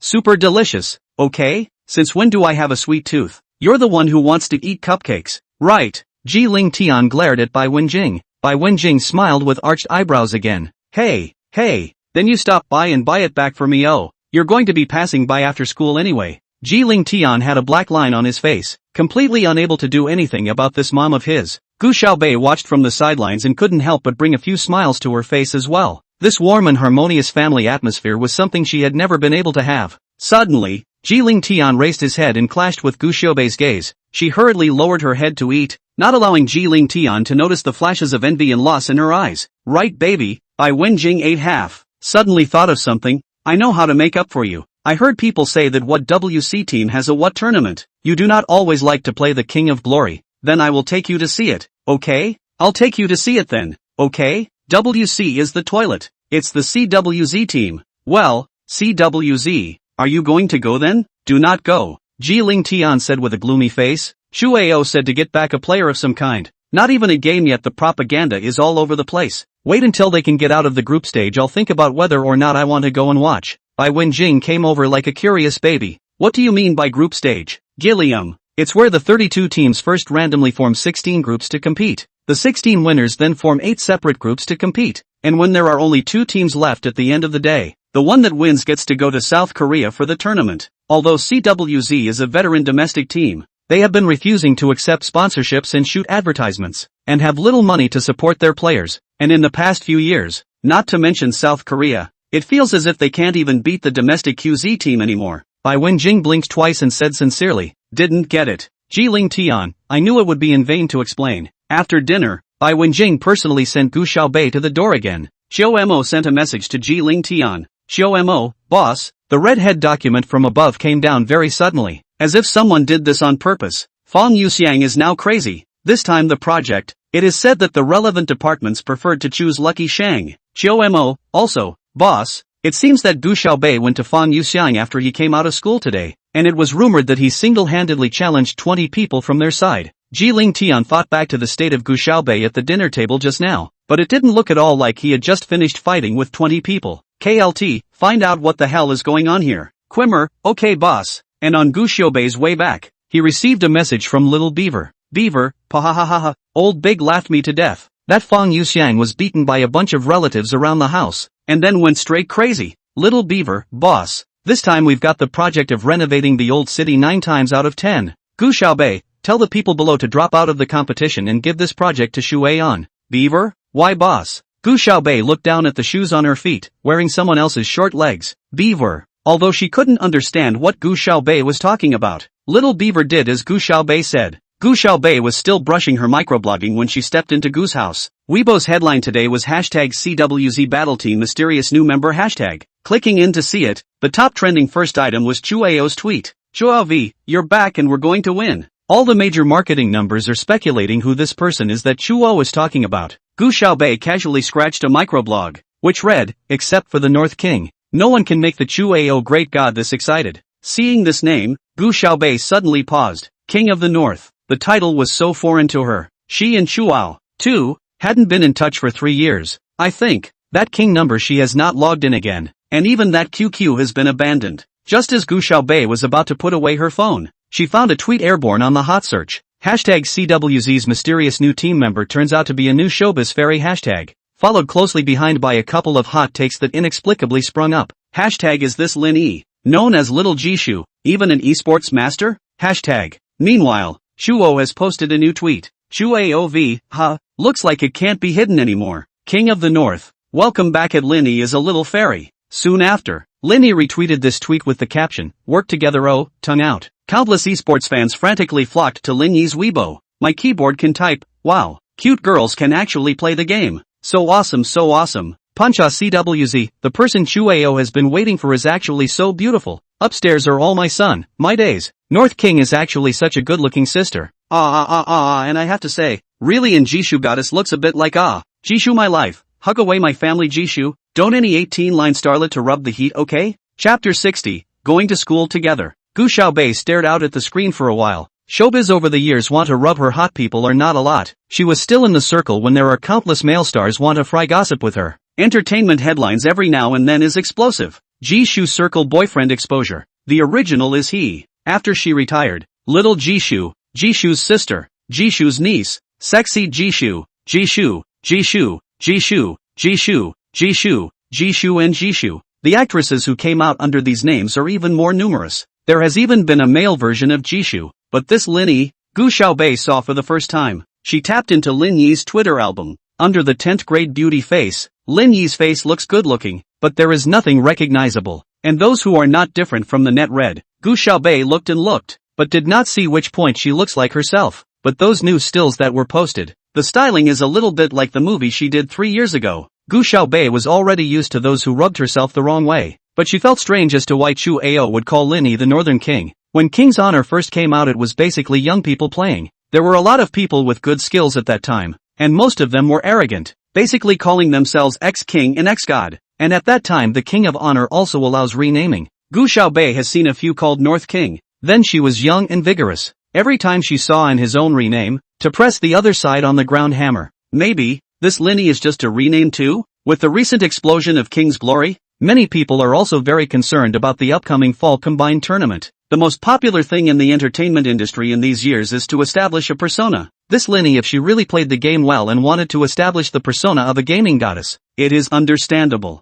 She's retired anyway, and she doesn't want to be bothered with what happened before. She opened the door of Gu's house and tried to go upstairs. Gu Xiaobei. Gu Yiguo huffed and yelled as he sat up from the sofa. Next to him, Gu Yuran was still crying and wailing non-stop, with a pearly, aggrieved look. Gu Xiaobei, why are you bullying Yuran? I told you, you two will be sisters from now on. Have you ever been a sister like that? Are you upset to see that Yuran is better than you? Gu Yiguo felt that Gu Yuran had a good personality and was multi-talented, and had been raised by his side since she was a child, and was close to him, and this time when the Qin family came, he only needed to get on good terms with the Qin family, so that the Qin family could arrange a good marriage for Gu Yuran, and he would not have to worry for the rest of his life. As for Gu Xiaobei, not to mention the fact that she wasn't close to him at all, let's just say that in a luxurious family, who would want a daughter-in-law like Gu Xiaobei? I bullied her? Gu Xiaobei sneered. Was it me who made her steal the sheet music? Was it me who made her take the license? Was it me who made her smart in front of Professor Su?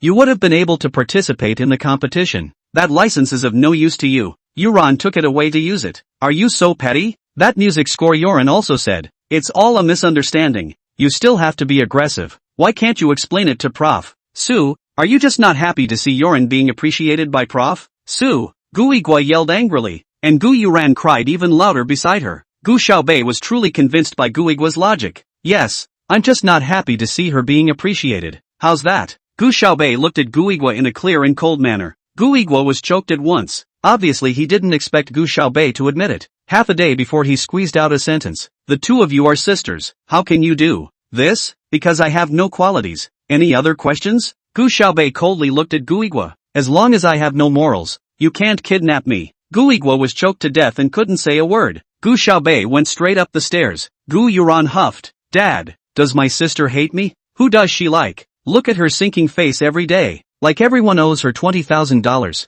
Yuran, you ignore her. Gu Yuran deflated her mouth. Bean-sized teardrops barred down, looking extraordinarily callous. Dad, it's all my fault. Don't get angry with your sister. After all, she's your real daughter. What's the use of a biological daughter? How can she be half as sweet as you? How much did your mother like you even when she was alive? If it wasn't for the fact that your mother wanted to pick her up before she died, I wouldn't have cared about her. Gu Yiguo clenched his teeth in anger, and couldn't help but sigh. Luckily, your mother isn't around anymore, or else she would have to be pissed off as well. Hearing Gu Yiguo mention Qin Yuan, Gu Yuran's eyes flickered twice with a few unnatural moments, but Gu Yiguo didn't notice anything different about her. Alright Yuran, don't cry. Gu Yiguo patted her shoulder. Your cousin came to the imperial capital this time as well. You need to get on good terms with him. The Qin family has access to a higher class of people, and that will be good for you in the future as well. I know, Dad. Gu Yuran nodded her head in a well-behaved manner. Early the next morning, when Gu Xiaobei went downstairs, she found that Gu Yuran was actually waiting for her downstairs.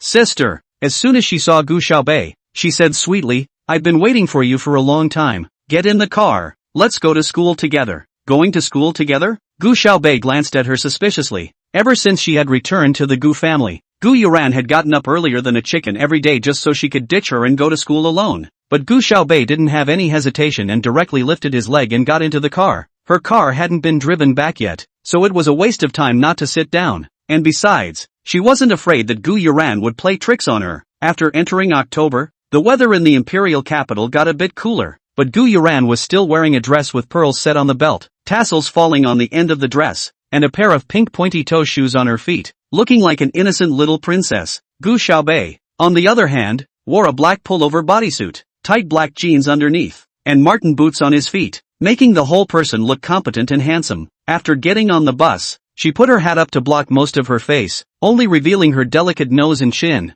her long eyelashes covering the coldness in her eyes, naturally permeated with a sense of coldness and arrogance. Gu Yuran rolled her eyes when she saw that Gu Xiaobei wasn't looking at her and wrinkled her nose in disgust. She didn't want to ride with this dirtbag if there was a way. Oomph, a whiff of poverty. The driver stopped the car at the gate. Gu Yuran and Gu Xiaobei got off the bus from two directions respectively. Sister, let's go together. Gu Yuran trotted over and tried to hug Gu Xiaobei's arm, but she was coldly shrugged off by Gu Xiaobei. There were a few students in the back whispering about it. Hey, isn't that the school beauty and the school bully? Why are they together? I heard the two of them got into a fight backstage during the singing combine. Got into a fight. Why? I'm not sure, but I've heard that Gu Xiaobei was adopted by Gu Yuran's father. Gee whiz, adopted and all that yanking. Why did I hear that it was Gu Yuran who took something of Gu Xiaobei's? So many people saw it backstage at the time. Che, an adopted back bumpkin can have anything Her things are not all the Gu families. The Gu family should be people's Gu Yuran's okay.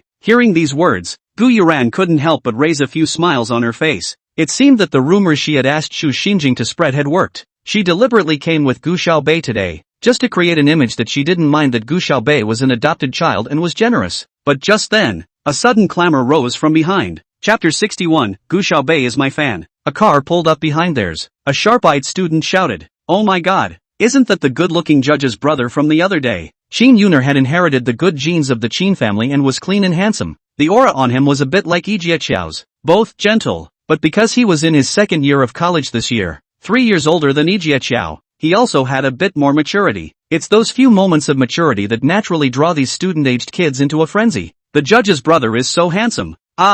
Isn't the competition over? How come Brother Judge is here again? I wish I could see Brother Judge every day. Gu Yuran had already known that Qin Yuner was coming to Shengli, so she wasn't surprised. She just smiled serenely and said, "It's true that we'll be able to see each other every day. Brother Yuner is going to be a teaching assistant in our school for a while. The purpose is to screen and cultivate students who have artistic talent." Wow, really? How did you know that? Yuna, the girl next to her screamed, so happy she was about to pass out. Because Brother Yuner is my cousin.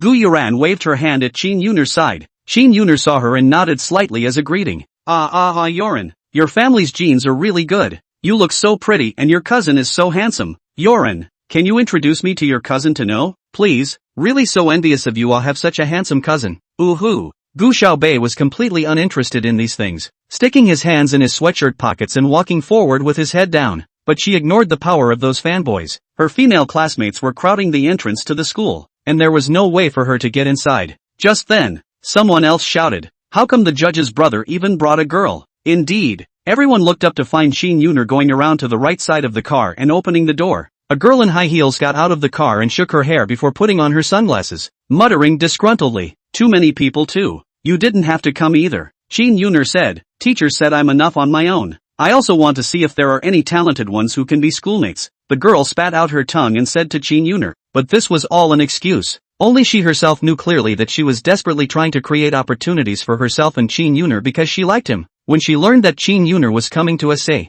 Lee as a teaching assistant, she hurriedly asked to come along, because she had gotten out of the car and shook out her hair before putting on her sunglasses. Some of her classmates had recognized her. "Is that Linny?" Some of her classmates pointed at her excitedly, though there were still a few moments of uncertainty in their tone, because even though Linny was wearing heavy makeup, she didn't look like she had blown out skin like in the selfies on Weibo. Her nose doesn't look as delicate as it does in the photo either, slightly collapsed at the bridge, but overall she was still pretty. After all, she was an actress and quite a bit prettier than the average person. Not to mention, she was wearing exquisite makeup. "It's really Linny. Hey, why is Linny coming to our school too? She's not the judge's brother's girlfriend, is she?" Qin Yuner smiled lightly. "No, Sister Linny is also here to help as a teaching assistant. If you guys work hard, you can be Sister Linny's schoolmates." Linny's eyes flashed a few moments of displeasure when she heard Qin Yuner's clarification, but with the sunglasses covering her, no one could see it. "Really? Then we'll definitely work hard." The onlookers were happy. Linny didn't dare to lose her temper with Qin Yuner, so she poured out her dissatisfaction on her classmates. She walked forward side by side with Qin Yuner, frowning and whispering, "So annoying, being recognized again. You are now a showbiz fairy and an esports goddess. It's normal to be recognized. The blame only lies in the fact that you're too hot. Qin Yuner laughed in a low voice. Linny gathered her hair in a high and mighty manner, but on her lips she said modestly, I still have a lot to learn. Senior will have to teach me more in the future. But the number of people surrounding them was increasing, and Linny was getting more and more annoyed. Since acting in a few dramas, rubbing off on Jishu's popularity, and setting up the persona of a gaming goddess, her fans have grown, especially after Chu Ao certified that she was the Northern King of that year. Her fans even went up by 1 million overnight, and it all started when she was buying a small number on some treasure, and inadvertently found that the QQ level was very high. It should have been applied for years ago, and then it was abandoned. And this QQ actually binds a king account. She just logged onto the QQ. Chu Ao contacted her. She originally thought it was a scammer, but the agent persuaded her to go along with it, and she became the King of the North. She had also worried about whether the real King of the North would come looking for her, but on second thought, she thought that no one had used this QQ for several years, so she guessed that person had long since forgotten about it, and the game is played so well, mostly a stingy stinking beggar. This number is given to her to be more useful. Who would fan a fat geek who only plays games? She's a showbiz fairy. If someone really comes to your door, just have your agent give you tens of thousands of dollars or hundreds of thousands of dollars to get rid of it. Linny was also considered an internet-addicted girl, and her own King's Honor had reached the Staryu segment, so she also had a certain level of esports. She was now really thinking of herself as the King of the North and Little Jishu, and she was strutting her stuff everywhere she went. Can everyone move over? She raised her voice slightly. This is a school.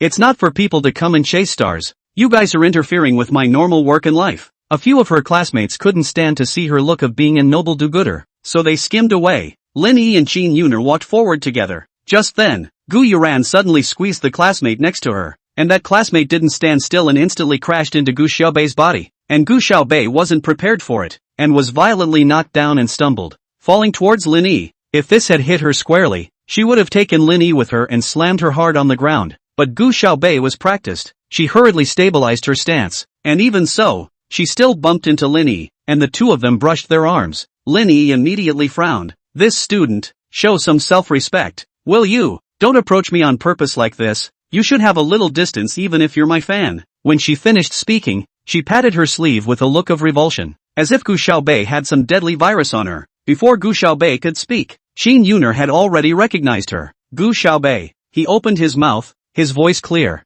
Senior, you know her? Linny was filled with surprise at once. Chapter 62. Fairy sister. This is my sister. Dad just picked her up from the countryside. She's kind of brother Yunel's sister too. Qin Yuner didn't say anything, but Gu Yuran smiled at Linny first. When Linny heard the words fairy sister, she was quite comfortable, so she smiled and nodded to Gu Yuran. But when she looked at Gu Xiaobei, her face sank. So it's from the countryside. No wonder this all looks worthless. Linny rolled her eyes under the cover of her sunglasses. Gu Yuran's words made people misunderstand that Gu Xiaobei was adopted by Gu Igua. But back then, Qin Yuan's matter was not allowed to be mentioned in the Qin family so far. So Qin Yuner didn't explain. Xiaobei, the professor asked me to ask you. Gu Xiaobei had no intention of talking to them. And before Qin Yuner could finish his words, she plugged her headphones in and walked away at a fast pace with her sweatshirt hat on. Linny snorted coldly. A country bumpkin is a country bumpkin, doing whatever it takes to get close to her, and actually purposely bumping into her. That is,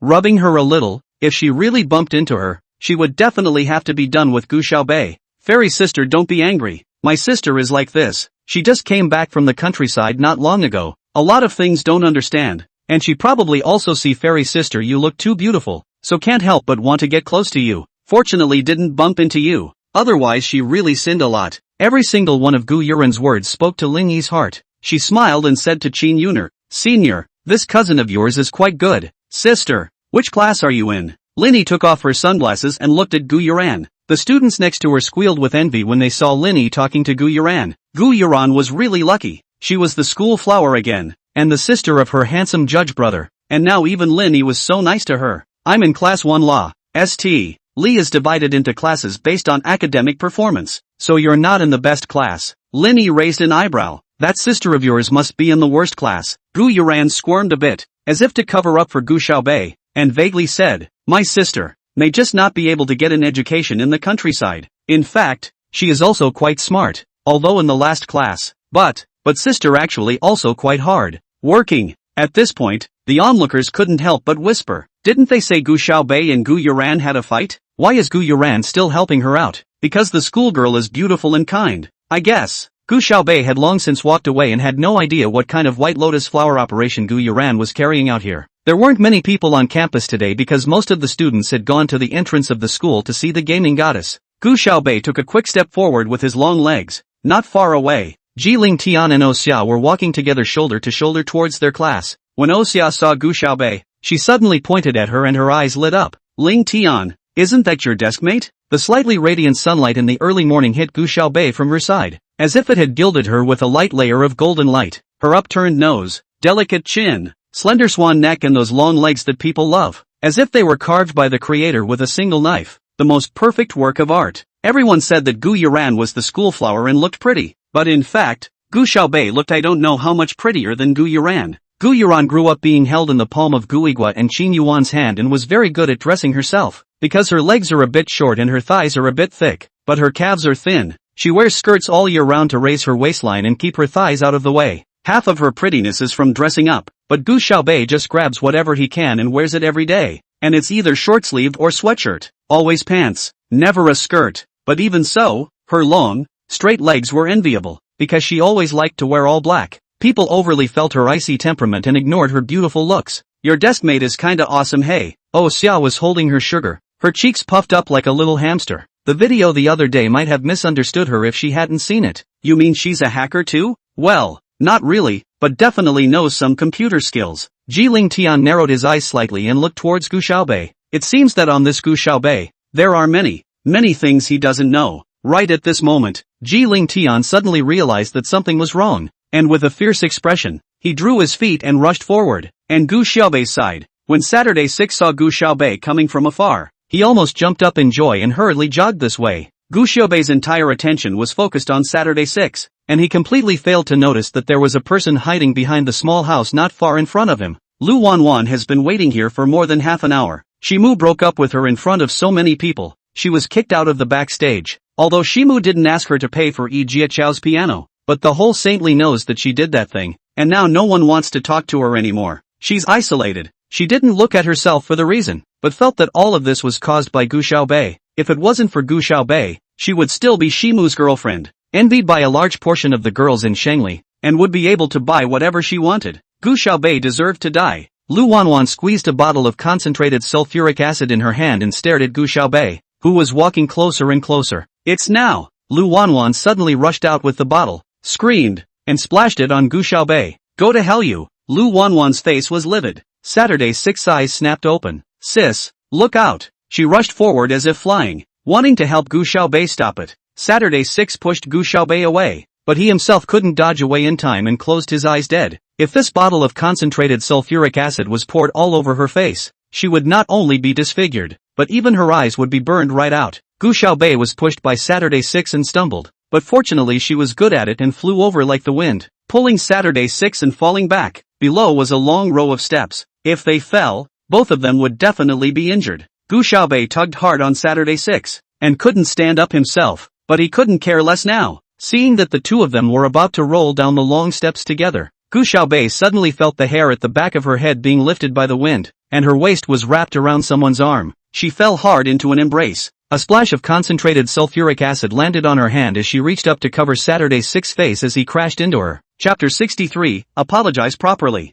Lulu, is there anything wrong? Gu Xiaobei had just watched as 6th Saturday met the acid that had been thrown at her head on. Saturday 6 was scared white and hurriedly shook his head. I'm fine, sis, how are you? At this moment, the drilling pain came, and Gu Xiaobei hurriedly rushed to the grass next to him, grabbing the water pipe that was irrigating and rushing it towards his hand. Luckily, it was just a splash, and promptly rinsed with plenty of water, so nothing happened. Lu Wanwan was still standing there frozen. What's going on? Where did this Saturday 6 come out from? And why did Ji Xiao suddenly pop up as well? But before she could react, Gu Xiaobei coldly went over with his long legs and grabbed her collar in one go. Lu Wanwan was only 1 meter 6, but Gu Xiaobei was 1 meter 6'8", and her entire body was lifted up by Gu Xiaobei, her feet dangling in the air. What are you doing? Lu Wanwan remembered Gu Xiaobei's reputation as a school bully and the fact that she had once pressed Suya to the ground and slapped her face with a brick, and all of a sudden her face went white. Gu Xiaobei laughed coldly. You should be glad that the sulfuric acid didn't splash on Saturday 6, or else,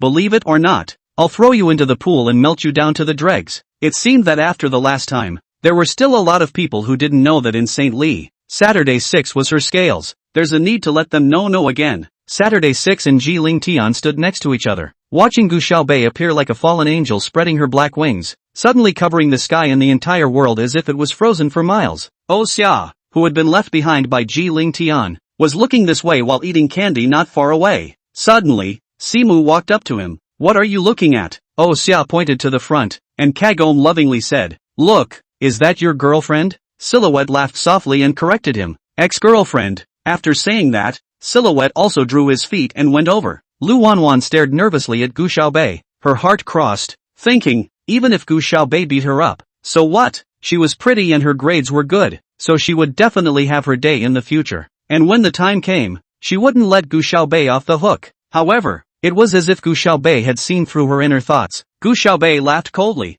her starry eyes hiding the ice of the ages. Don't worry, I won't beat you. You'll be expelled from St. Lee immediately. And from today onwards, all the academies in the imperial capital will not accept you for enrollment. You lie. How could you possibly do that? You can try. Gu Xiaobei cocked her head and laughed softly. Coincidentally, at this time, Simu also walked over. Lu Wanwan rushed over as if she had seen a savior. Silmu, you save me, you save me. Lu Wanwan pounced over and tried to grab Shimu's arm. Previously in love, Shimu was so good to her, wanting the stars not to give the moon. The last breakup must also be just gas words. In fact, Shimu heart still like her. That must be it. But Shimu didn't even look at her and walked straight to Gu Xiaobei's side. What's wrong with the hand? He asked with concern as he watched from afar as Gu Xiaobei's right hand seemed a bit unnatural. It's okay. Lu Wanwan looked at Shimu's eyes full of only Gu Xiaobei, simply about to die of anger. Shimu, no matter what, I was once your girlfriend. Are you just going to let her bully me like this? Lu Wanwan bit her lower lip tightly,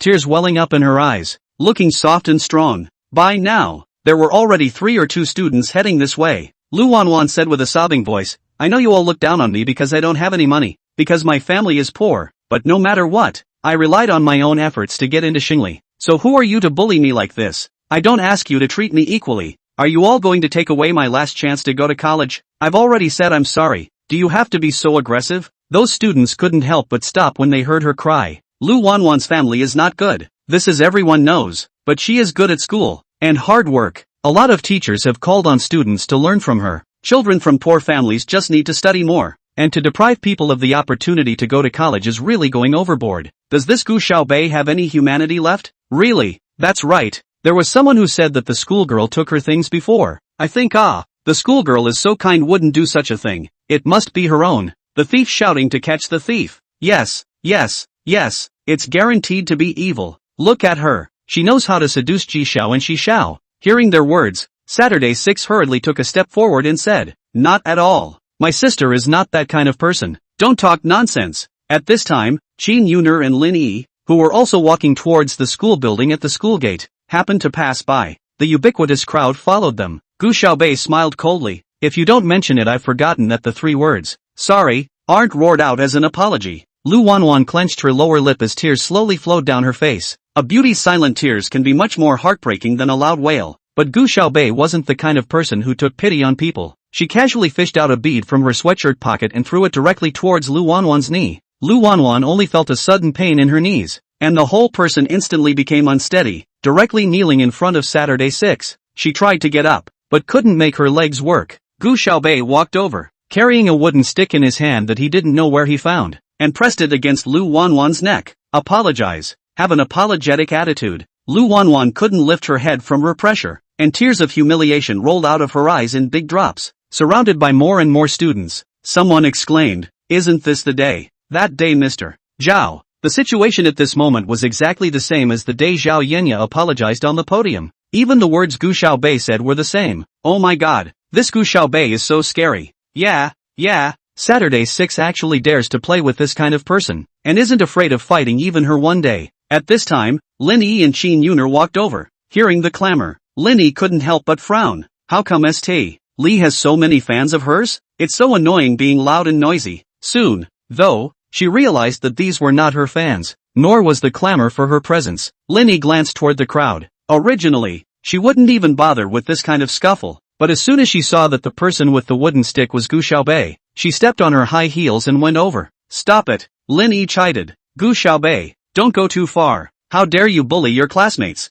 I'm going to tell the principal and have you expelled. Lin Yi thought, she is a big star. The principal will surely give face. Gu Xiaobei this kind of bumpkin. It's not like she can drive away as much as she wants. Chapter 64 Lin Fengxia. Hearing that someone was backing her up, Lu Wanwan cried even harder. Lin Yi wrinkled her eyebrows at Gu Xiaobei and chided. You've gone too far. Don't apologize to the others yet. Gu Xiaobei was unmoved, only looking coldly at Lin Yi, saying, who are you to tell me what to do? Ha, you don't even recognize me? I'm little Jishu. It's the goddess of gaming. Lin Yi tilted her chin up. Her 2 new dramas have garnered a lot of fans. And after she made the name Little Jishu, although she has been mocked by many, she has still attracted a wave of fans. After Chu Ao certified that she was the king of the north, her title of gaming goddess was even more out of the circle. Don't you have a name of your own? Ha? Lin Yi froze at once. What do you mean? Why do you say Little Jishu? Don't you have a name of your own? You. Lin Yi was so blocked by Gu Xiaobei that she couldn't speak. She had gotten used to introducing herself without saying the word Lin Yi. After all, too few people in the entertainment industry knew Lin Yi, but everyone knew Jishu.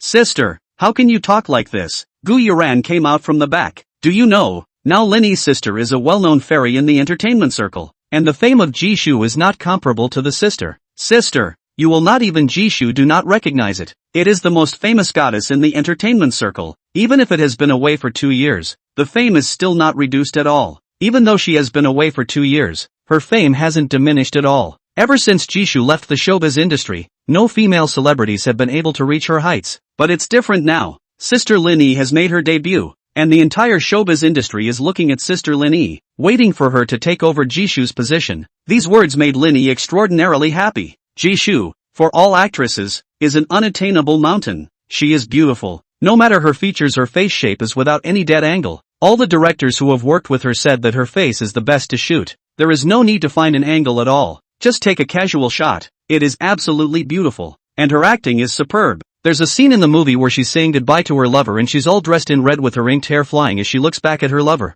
In those eyes, there were 3 points of desolation, 3 points of reluctance, and 4 points of favor for the subjects of the world. This scene has become the seal of approval in the history of domestic cinema, and Jishu has taken a grand slam of domestic and foreign awards. Gu Xiaobei looked at Gu Yuran with a smirk. If Gu Yuran knew that the Jishu she praised incessantly was actually Gu Xiaobei, she would probably have died of anger on the spot. The prep bell rang and class was about to start in 10 minutes. A good number of students started to head for class, but there were more who wanted to stay and watch the fun. Yi Jiachao passed by and saw Gu Xiaobei standing there and said gently, Xiaobei, why aren't you going to class yet? Last time, Gu Xiaobei insisted on giving him the prey. He pushed back several times, but Gu Xiaobei was very insistent, and in the end, he could only accept it. Now, Yi Jiachao also truly considered Gu Xiaobei as his friend. Yasuki Zhou? Lin Yi looked at him with what seemed to be a few moments of surprise. I didn't expect to meet you here. I've heard that you've rarely taken up theater since you were in 3rd grade, so you're taking classes here. Klosuk Zhou looked back at Lin Yi. He had always had a pretty good memory,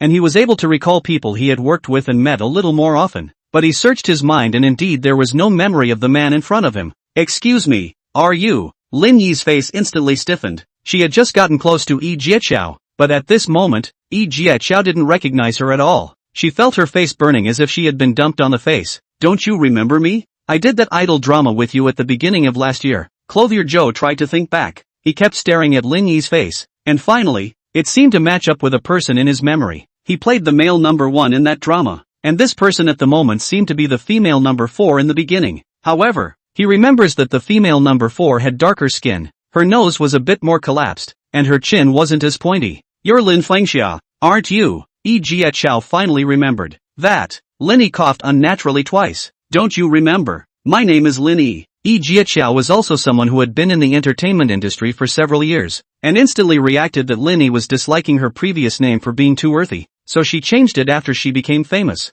Not to mention, Lin Yi is many times better than Lin Fengxia. If it were someone else, she might have poked her, but Yi Jiachao had always been gentle and kind, so she just nodded and said, I'm sorry, I remembered it wrong. Why are you here too? I remember you're already in college. Once Lin Yi heard that Yi Jiachao actually remembered that he went to college, he was on his high horse. Yes, our school will go to the major colleges every year to select some more talented students. The upgrade exam can be admitted at a reduced score. This year it is me and my senior came to Xingli. I did not think that I would meet you. But the students of this Shangli are really uneven. Just now I saw this Gu Xiaobei actually bullying her classmates. It's simply too detestable. I don't think someone like her even deserves to study in the same school as you. Yi Jiaqiao turned back to look. Lu Wanwan was still crouching on the ground, crying non-stop. He also saw clearly what happened last time, and knew that this Lu Wanwan was not as pure and innocent as she appeared on the surface. That's not who Kahaku is, he said gently but firmly. Linny obviously didn't expect Yi Jiaqiao to speak for Gu Xiaobei and froze for a moment.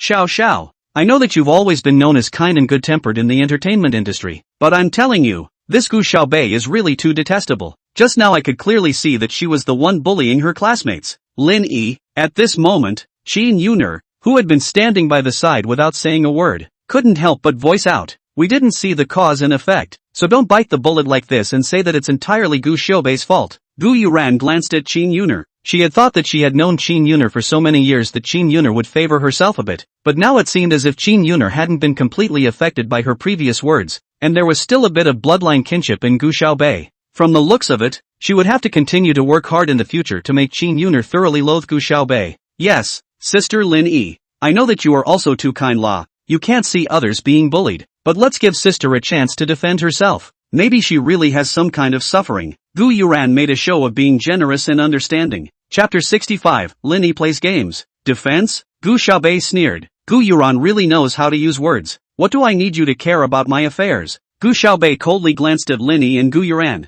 Qin Yuner frowned slightly. The aunt he remembered had always been very gentle and good-tempered, and although Gu Xiaobei looked very much like his aunt, her temperament was really worlds apart. Gu Xiaobei, he couldn't help but speak. No matter what happened, you can't do this. You can tell the teacher or you can tell the director and principal. Qin Yuner hoped that Gu Xiaobei wouldn't be so bad-tempered, or else he would definitely suffer in the future when he arrived in society. Oh, Gu Xiaobei raised an eyebrow. I need other people to judge what's right or wrong when I do something. Ji Ling Tian, who was standing behind the people, suddenly hooked his lips and smiled. The way Gu Xiaobei had just fought to protect Saturday 6 made his heart skip a beat. At the moment, she was so arrogant, and it fit really well with his temper. Gu Xiaobei, he said coldly as he walked up, go back to class. Although his tone was cold, the onlookers were shocked. Ji Xiao had always been a loner, and usually the most he got close to in school was with the other three schoolboys. Usually any girl who wanted to get close to him didn't have a good ending. They had all guessed that Gu Xiaobei and Ji Xiao wouldn't be able to do the same table for a few days before being retaliated against, but they didn't expect that not only had she always been Ji Xiao's tablemate, but she was now actually on such good terms with Ji Xiao. For a while, everyone threw jealous glances towards Gu Xiaobei. Young Ji? Qin Yuner called out to Ji Ling Tian. Lin Yi subconsciously looked at Qin Yuner. The Qin family is one of the most powerful families in Mordor, and she has been following Qin Yuner's side in the hope that she can be with him, so that in the future she can use the Qin family's power to develop better in the entertainment industry. Who was this person in front of him that could actually make Qin Yuner use honorifics? This is the son of the imperial capital Ji family, one of the four major families in the country. Qin Yuner saw Lin Yi's doubt and whispered, the four families. Lin Yi was instantly stunned. Her family wasn't particularly well off, so there were a lot of high society things that she didn't know about. But since entering the entertainment industry, she has learned a lot of secrets. For example, although the four great families have developed separately, they actually share allegiance to the same master. However, I heard that something happened to the previous master, so the four great clans are not a whole now, and they are all searching for that master's offspring. Ji Xiao. Lin Yi also squeezed out a smile, using her best angle to Ji Ling Tian and ruffled her hair, but Ji Ling Tian was choked by the perfume odor on her body, covered his nose, coldly swept a glance at her, and held his breath as he said to Gu Xiaobei, don't go yet. Then, with long legs, he headed for the classroom. Scratching her head, Lin Yi did not attract Ji Ling Tian's attention at all, and she felt as if she had been slapped hard again. However, at this time, Gu Xiaobei had already left after Ji Ling Tian. The bell for class had already rung and the students were running towards the classroom. Lin Yi was very dissatisfied and pouted. Senior, look at that Gu Xiaobei. She's also too dismissive of us. She bullies her classmates. I say a few words. Can't it be that she's still justified? If my fans know that I've been wronged, they definitely won't let her go. Well, Qin Yuner reassured her. I'll talk about her when I find the time. Lin Yi then reluctantly nodded. However, in her heart, she still hated Gu Xiaobei very much, thinking that she would have to punish her severely sometime before she could do so. Qin Yuner first took Lin Yi to greet the principal, who also welcomed them very much and let them hold events at St. Lyris as they pleased. selecting those who were talented and also interested in studying at the Imperial Conservatory of Music. After speaking with the principal, Shin Yuner went to 3rd grade class 5 first. He stood at the back door and saw Gu Xiaobei in the back row sleeping on the table, so he called her twice. Gu Xiaobei yawned and got up, all languid, but with a stern arrogance in his brows. "How's your hand?" Shin Yuner asked. Gu Xiaobei froze for a moment. She also thought that Shin Yuner was specially run to teach her a lesson. Did not expect, but came to care about her? "This ointment you take," said Shin Yuner, then grabbed her hand and stuffed something into it. "Just wipe it according to the instructions. You're a little girl. It won't look good if you have a scar on your hand." Shin Yuner looked so much like Qin Yuan that at that moment, Gu Xiaobei tilted her head to look at him and thought in a trance that she saw Qin Yuan. "You should also collect your temper in the future. How can a little girl like you keep roughing up people? I heard that you even hit someone with a brick before. Is this something a little girl should do? In the future, if there is anything, whether you are bullied or anything else, just go and tell the teacher. Or tell me as well. How can you do it yourself? So it's not your fault too." After Qin Yuner finished speaking these words, the original momentary warmth on Gu Xiaobei's face disappeared. Sure enough, still here to teach her a lesson. Qin Yuner sighed. Although Linny wasn't considered a big hit right now, she had quite a few fans. If Gu Xiaobei got tough with her, in case she was manhandled by her fans, she would have a hard time in the future. But how did Gu Xiaobei know what Qin Yuner was thinking? She thought that Qin Yuner was trying to side with Gu Yuran and Linny and deliberately came to find trouble with her. And as for this ointment, it was just a sympathetic gesture. "I don't need you to mind my business. I'm sleepy. Go back to sleep." Gu Xiaobei coldly threw out a sentence, turned around and went back. Qin Yuner looked at her back and couldn't help but sigh again. The next class was supposed to be chemistry, and just as everyone was taking their chemistry books out and preparing for Zhao Yan's usual sneer, the person who pushed the door in turned out to be Linny. "Hello everyone." Linny smiled and waved her hand. "I've already greeted your homeroom teacher. This class will not be held. I will be responsible for the artistic development of our class. I will teach you a lot of music and dance and acting knowledge, so that you have a systematic understanding of the entertainment industry. I will teach you a lot of music and dance and acting knowledge, so that you have a systematic understanding of the entertainment industry, and students with talent can be prioritized for admission to the Imperial College of Music. Oh, then wouldn't you be able to go to the same college as you? Fairy sister. Wow, isn't it great to be a star when you're picked? It's great. I want to. Pick me. The class instantly clamored. All right. Linny clapped her hands. Let's get to know each other briefly first. Which one of you with specialties would like to come and perform a program? The students looked at me. I looked at you. None of them volunteered to go on stage. After all, Linny is a person in the entertainment industry. If the performance is not good, won't it be laughed at? Just then, someone suddenly raised their hand and said, "Sister Fairy, does playing games count as a specialty?" Everyone looked over in the direction of the voice, and it turned out to be Zhu Zira speaking. He is now a Class 5 King of Glory God, and has brought many of his classmates to the segment level. Yeah, isn't Fairy Sister a gaming goddess? Try playing a game with Zhu Zira. Wow, Linny is the King of the North. It's rumored to be even more powerful than Chu Ao. Can Zhu Zira beat her? Even if we can't beat them, it's normal. Bei Wang is an esports player. He's going to participate in this fall combined tournament with CWZ. Hit 1. The students all started to get up in arms. Chapter 66, The Fairy Arrives. Zhu Zira was also a bit eager to try. He used to be a very inconspicuous character in Class 5, but since his segmentation went up to King, many students in the class began to admire him. Although he also relied on other friends to bring up the King, it would have been difficult to bring it up if he was not capable of doing it himself. Recently, he also often took his classmates to play the game, and took several of them to the diamond, and now everyone in Class 5 calls him Big God, and there are even girls who have started confessing to him. He's never played with a pro before, though, later, even if he lost, he could take it out and brag about it. After all, to be able to fight with the North King once, that was an opportunity that many people could not even beg for. Linny was still somewhat confident in his level of King's honor. She laughed softly. "Well, since you guys want to see me play the game so much, then I'll play with you guys for once. But when you're done in a while, be a good boy and put on a show." The students instantly cheered. "I'm not too familiar with your classmates, so just help me choose 4 teammates," Linny said. Zhu Zira instantly became the object of attention. "Zhu Zira, pick me. I want to team up with Linny. Pick me. I'm a strong auxiliary thief. Brother Zhu, please." 3-0-0-0 wins 60%. Lonling King humbly begs for a fielding position. Zhu daddy pick me, okay? I'll pay for all your meals next month." For a while, the entire 5th class was in an uproar. Lin Yi is a gaming goddess. If she can team up with her to play games, It's enough to brag for a lifetime. Xu Ziru used to be an obsequious presence in the class, but now he was strutting his stuff. Sun Dan, Li Meng, and you, the four of you team up with Lin Yi. Xu Ziru ordered 4 people. Sun Dan and Li Meng are both little girls that he wants to pursue, and the remaining 2 are considered to be the better ones in the 5th class of the king's fight. Instantly, both Sun Dan and Li Meng threw winks at him. Xu Ziru heart happy. This time, at least can take one it. In the past, his family's condition was average, and no girl in his class was willing to fall in love with him at all. And now he finally had a chance. Those who weren't chosen weren't discouraged and continued to gather around Xu Ziru,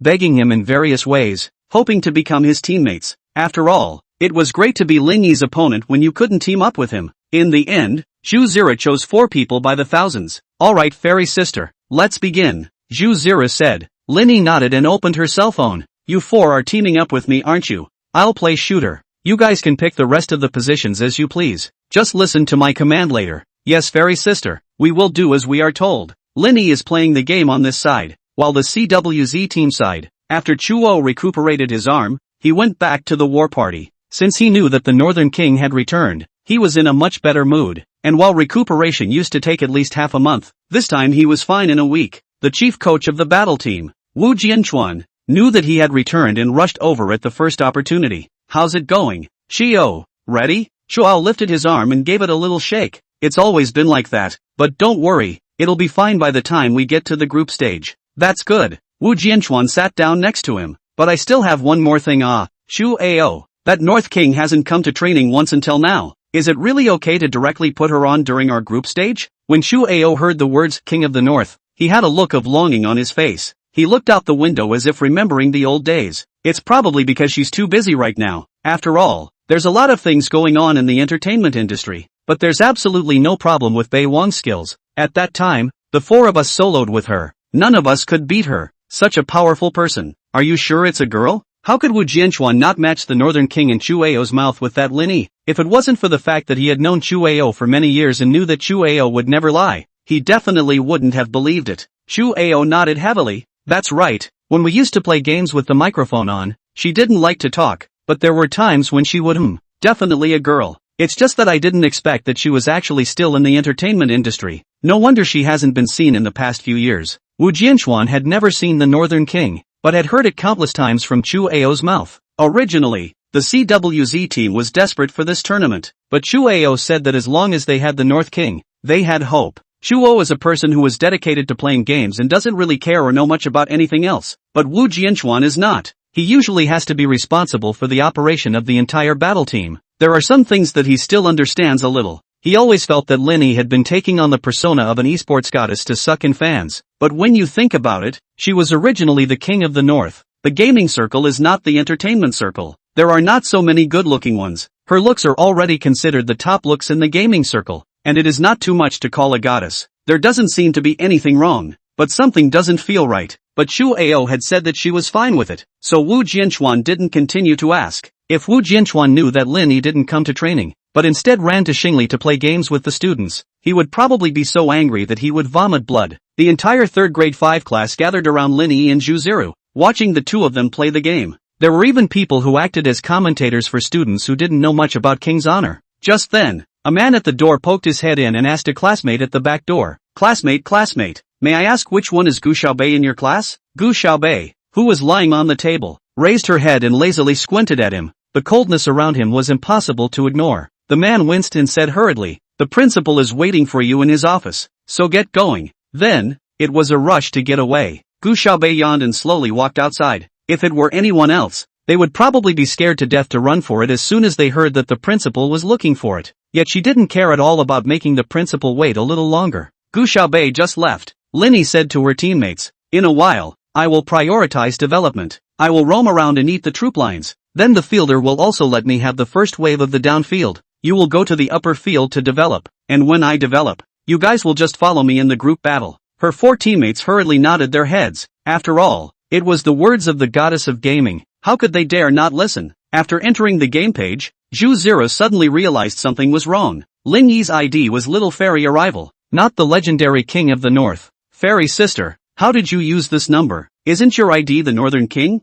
When Juzira said that, everyone was also puzzled. Chapter 67, Can you play games? Linny suddenly felt weak for a moment. She hadn't used the Northern King number much, so she subconsciously logged into her account. And that account should have been unplayed for years. So many new heroes are not available, but instead the previous heroes are especially complete. Well, Linny made a natural-looking face. That account of mine is the account of a battle team, to be used for tournaments in the future, and it can't be divulged now, so I'm using a small number. Wow, the trumpets are starbursts. It's also too powerful, truly worthy of being a goddess of gaming. Ooh, goddess, can you give me a chance to play games with you in the future too? For a while, the students all began to wildly praise Linny. Okay, play the game. Linny drifted off a bit. As they entered the King's Canyon, Gu Xiaobei also stepped into the principal's office. For Gu Xiaobei, the principal still really had a bit of a bad grasp of the scale. After all, there was no telling if Master Mu had dumped her yet now. Gu Xiaobei, looking for you here, it's something to talk to you about.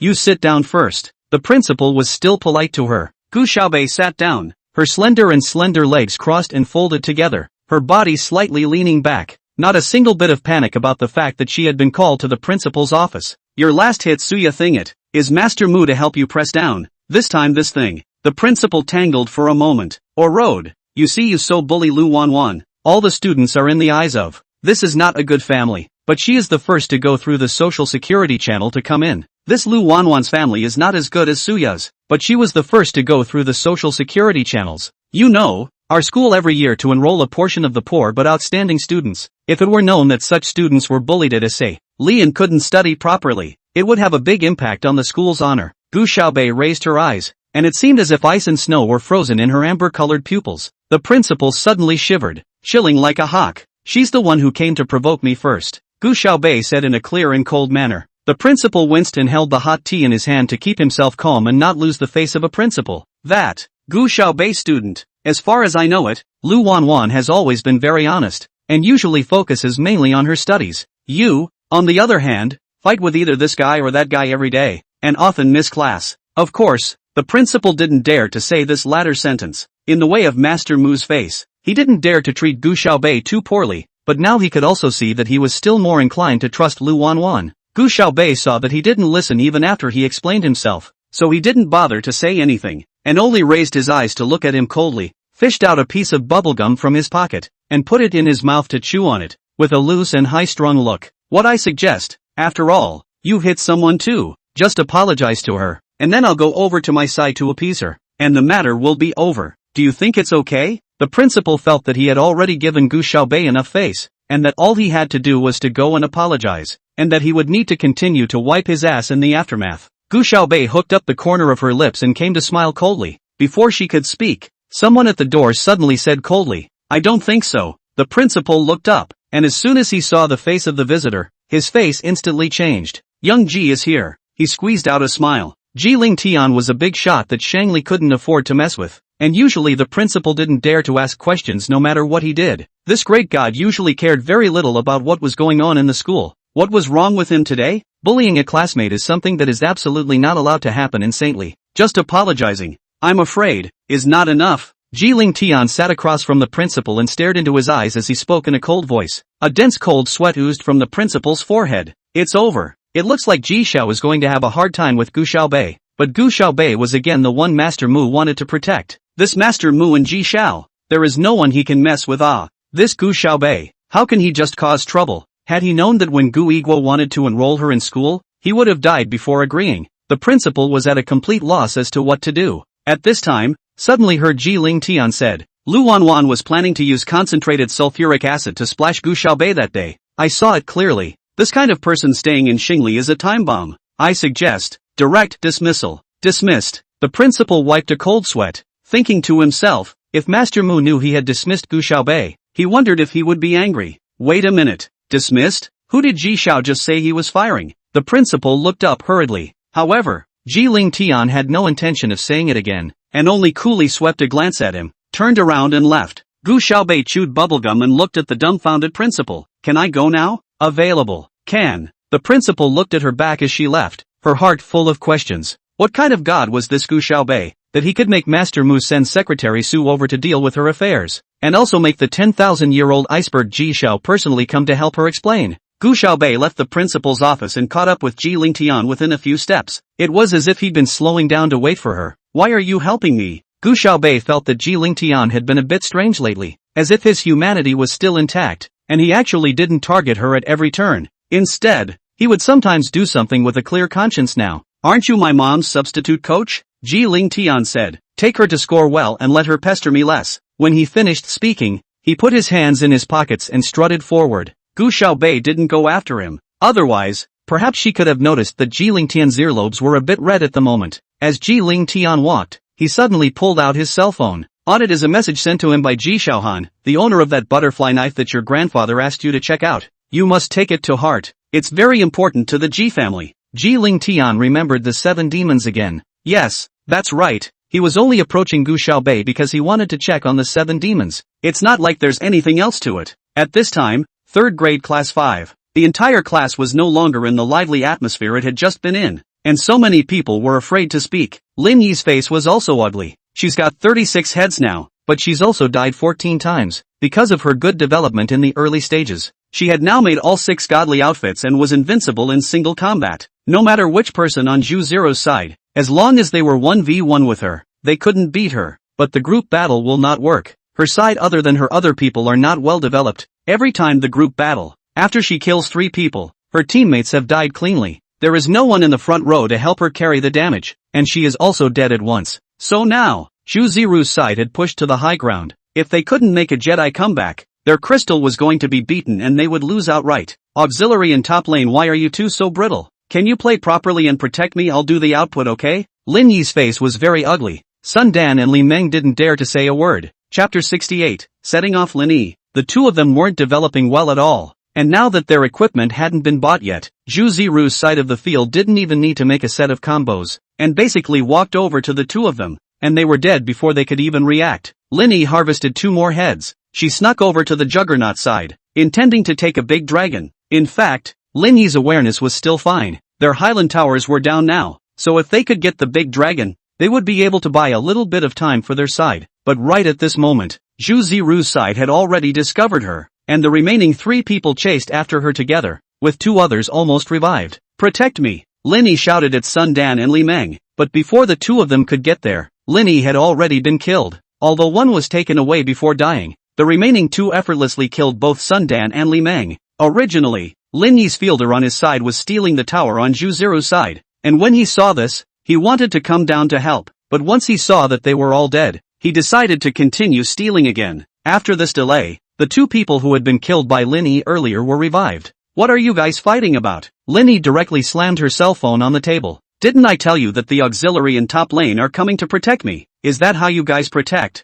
I'm the output. What are you guys doing back there? And the playing field? What are you doing in the field? Picking Lingji, can you cooperate with me? Your sense of playing the game is too poor. I really don't love fighting people like you. Not even close to the sense of an electric campaigner. Lin Yi lost her temper, and her teammates on her side didn't dare say a word. Sun Dan was on the verge of tears. She and Li Meng had just been revived and were walking from the spring to Lin Yi's side, but she died before she could get to Lin Yi. What could she do? Lin Yi yelled towards Zhu Ziru again. What else is there to play? Deliberately assigning a bunch of vegetable pussies to me. Before this game was finished, she simply exited the game screen and slammed the door. No one in the entire 5th class spoke. After about 10 minutes of silence, only then did someone speak up in a small whisper. Did we make Lin Yi angry? But you can't blame us for losing a game, can you? Isn't she the king of the north? People have said that it's our awareness that's so bad. If she was working with an electric player, she would have played well, right? Yeah, she's a big star after all. Why don't we go apologize to her? Yeah, it's all Sun Dan and Li Meng's fault for playing the game so poorly. Lin Yi is angry. She came to our school to pick talented art students. What if she gets angry and doesn't pick our class? Blame Sun Dan and Li Meng for what? It's still not Zhu Ziru's choice. Zhu Ziru, you go apologize. That's right. Zhu Ziru, you go apologize. Zhu Ziru was pushed out by everyone. He had no idea where Lin Yi was, and after going out for a stroll, he could only come back with his head hanging down. Gu Xiaobei and Ji Lingtian had also returned. Saturday 6 came over next to Gu Xiaobei's seat to talk to her. Just now that Lin Yi is so fierce.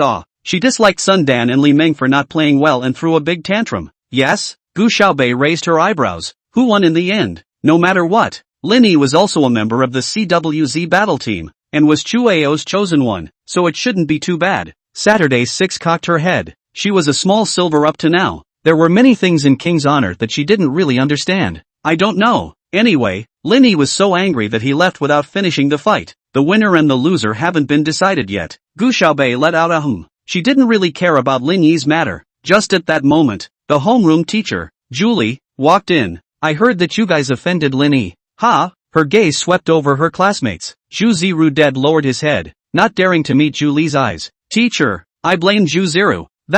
What if Lin Yi doesn't pick our classmates anymore? Let Zhu Ziru go apologize to her. The students were chattering away. Okay. Julie raised her hand and pressed it down. Don't be in a hurry. Everyone, the main person in charge this time is still Qin Yuner. He has already spoken to the principal, and will hold a tryout in the school tomorrow. So everyone go and participate. Xu Xinjing, you'll be in charge of helping everyone count the programs, and all the students who want to enroll will come and try out. Because the music academy doesn't just have a music department, it also has a dance department and an acting department or something like that. So it doesn't matter if everyone sings and dances or goes up and does a play or something. They'll be fine. Okay, teacher. Xu Xinjing hurriedly agreed. The homeroom teacher of the first class had spoken about this matter in the class one step ahead of time. So Gu Yuran also knew about the auditions and had sent a WeChat to Xu Xinjing 3 minutes ago. Xu Xinjing thought to herself that this time, Gu Xiaobei was definitely going to make a fool of himself. The last time I enrolled her in piano, I didn't expect to be surprised by her crooked appearance. This time, she won't be so lucky. Without even asking Gu Xiaobei what she meant, Xu Xinjing directly wrote her a watersleeve dance project. It should be noted that before her debut, Lin Yi was a student of the dance department of the Conservatory of Music. What she is best at is the watersleeve dance. Gu Yuran wanted Gu Xiaobei to dance the watersleeve dance in order to make a fool of her on one hand, and on the other hand to set off Lin Yi and please her. After all, if Gu Xiaobei made a fool of herself on stage at that time, she could smoothly request Lin Yi to do a watersleeve dance to show everyone what really looked good. When the time came, with Gu Xiaobei as her foil, Lin Yi would definitely be stunning. In order not to be discovered by Gu Xiaobei, Xu Xinjing had been hiding this list. Gu Xiaobei didn't really notice either. Until the next day, Saturday 6 had signed up for a play with everyone, and had wanted to drag Gu Xiaobei along, but she had little interest. Before the auditions began, Saturday 6 ran to the front to look at the ordering of the performances, and suddenly realized that Gu Xiaobei's name was suddenly right at the fifth. In front of her was Gu Yuran, with the program being a piano solo, while Gu Xiaobei's name was followed by the watersleeve dance. Saturday 6 heart tightened and he hurriedly ran to find Gu Xiaobei. Sis, when did you sign up for the watersleeve dance? You should know that the watersleeve dance is not an ordinary dance. When dancing the watersleeve dance, a person has to wear a dress with long sleeves, and if you don't know how to dance, the sleeves will be shaking around like two rags, which is unattractive. Dancing well in watersleeve dance requires very solid basic skills. The sleeves should be integrated with the person, and there is a kind of beauty of flowing water. Now at this time, Gu Xiaobei is too late to learn now. Do you want to go on stage and make a fool of yourself? As soon as she heard Saturday 6 words, Gu Xiaobei sneered. She knew that it was probably Gu Yuran and Xu Xinjing up to no good again. And maybe, there's Lin Yi. After all, Lin Yi previously starred in a TV series. She starred in the role of the character although only the second female. But there is a dance to move the world's reputation. She did not use a body double at that time. Dance is also good. That a video has also been edited out and sent to the microblogging, the agent for her to buy the hot search and the water army. A time of the heat speculation is very high. A lot of people have seen that video. It seemed that they were planning to let her set off Lin Yi. Very good. Gu Xiaobei hooked his lips. Then let them see what is called lifting a stone to smash their own feet. Chapter 69, Astonished as a Man. Sis, what should we do? Saturday 6 was in a hurry. It's fine. Gu Xiaobei spoke softly. Don't worry. I'll have someone send a dress. Xu Xinjing didn't talk to Gu Xiaobei in advance, just to make sure that Gu Xiaobei didn't have any way to prepare in advance, and could only wear the clothes in the school storehouse when the time came. Even if Gu Xiaobei knew a little bit of dancing, the clothes in the storehouse that were bought years ago and were of poor quality would never stand out. Saturday 6 was still worried, but when she saw Gu Xiaobei's calm face, she put her heart down again. Cool sister decathlon. There's absolutely nothing wrong with that. The watersleeve dance requires makeup. So Gu Xiaobei went backstage and asked Little Beaver to contact Saturday 6 when she came. Little Beaver quickly sent over the dress Gu Xiaobei had asked for. This dress was handmade by the national master Chang'ing. Master Chang'ing is already in her 70s this year. She is very knowledgeable about the national folklore. When she was young she helped to make costumes and props in various ancient TV dramas. After she was 60 years old she no longer did it herself.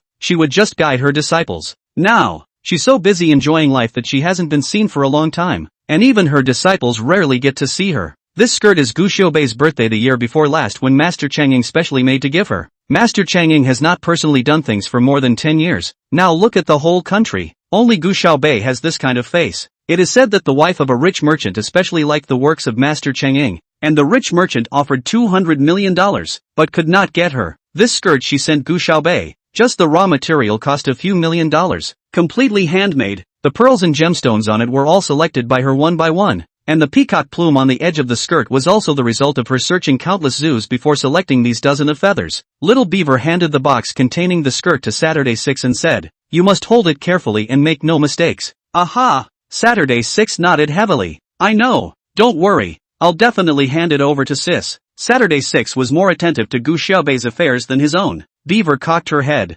"Well, aren't you the one, Saturday 6? She snapped to attention. Saturday 6's eyes widened in sudden surprise. "How did you know? Sis has mentioned me to you before." She knew that although Gu Xiaobei looked cold, he was actually very kind to her. It turns out that Sis even mentioned her to her friends. Ooh. Saturday 6 moved to tears. Beaver pouted and grunted. So it was this little girl that the boss had been looking up to. Obviously it just looks a bit naive. Humph. Beaver turned and walked away. Saturday 6 was puzzled by her humming, wondering what she had done wrong. But the important thing right now was to go deliver something to Gu Xiaobei. Saturday 6 hurriedly went and gave the dress to Gu Xiaobei. When Gu Xiaobei finished changing her clothes, she was instantly shocked. "Sis, you're too beautiful." Saturday 6 was so excited that he almost bit his tongue. Gu Xiaobei liked to wear all black clothes in her spare time, and they were all very ordinary short-sleeved and sweatshirts, looking cool and dashing, but this ordinariness hid her beauty. At the moment, she just put on a little bit of makeup and it made her look good.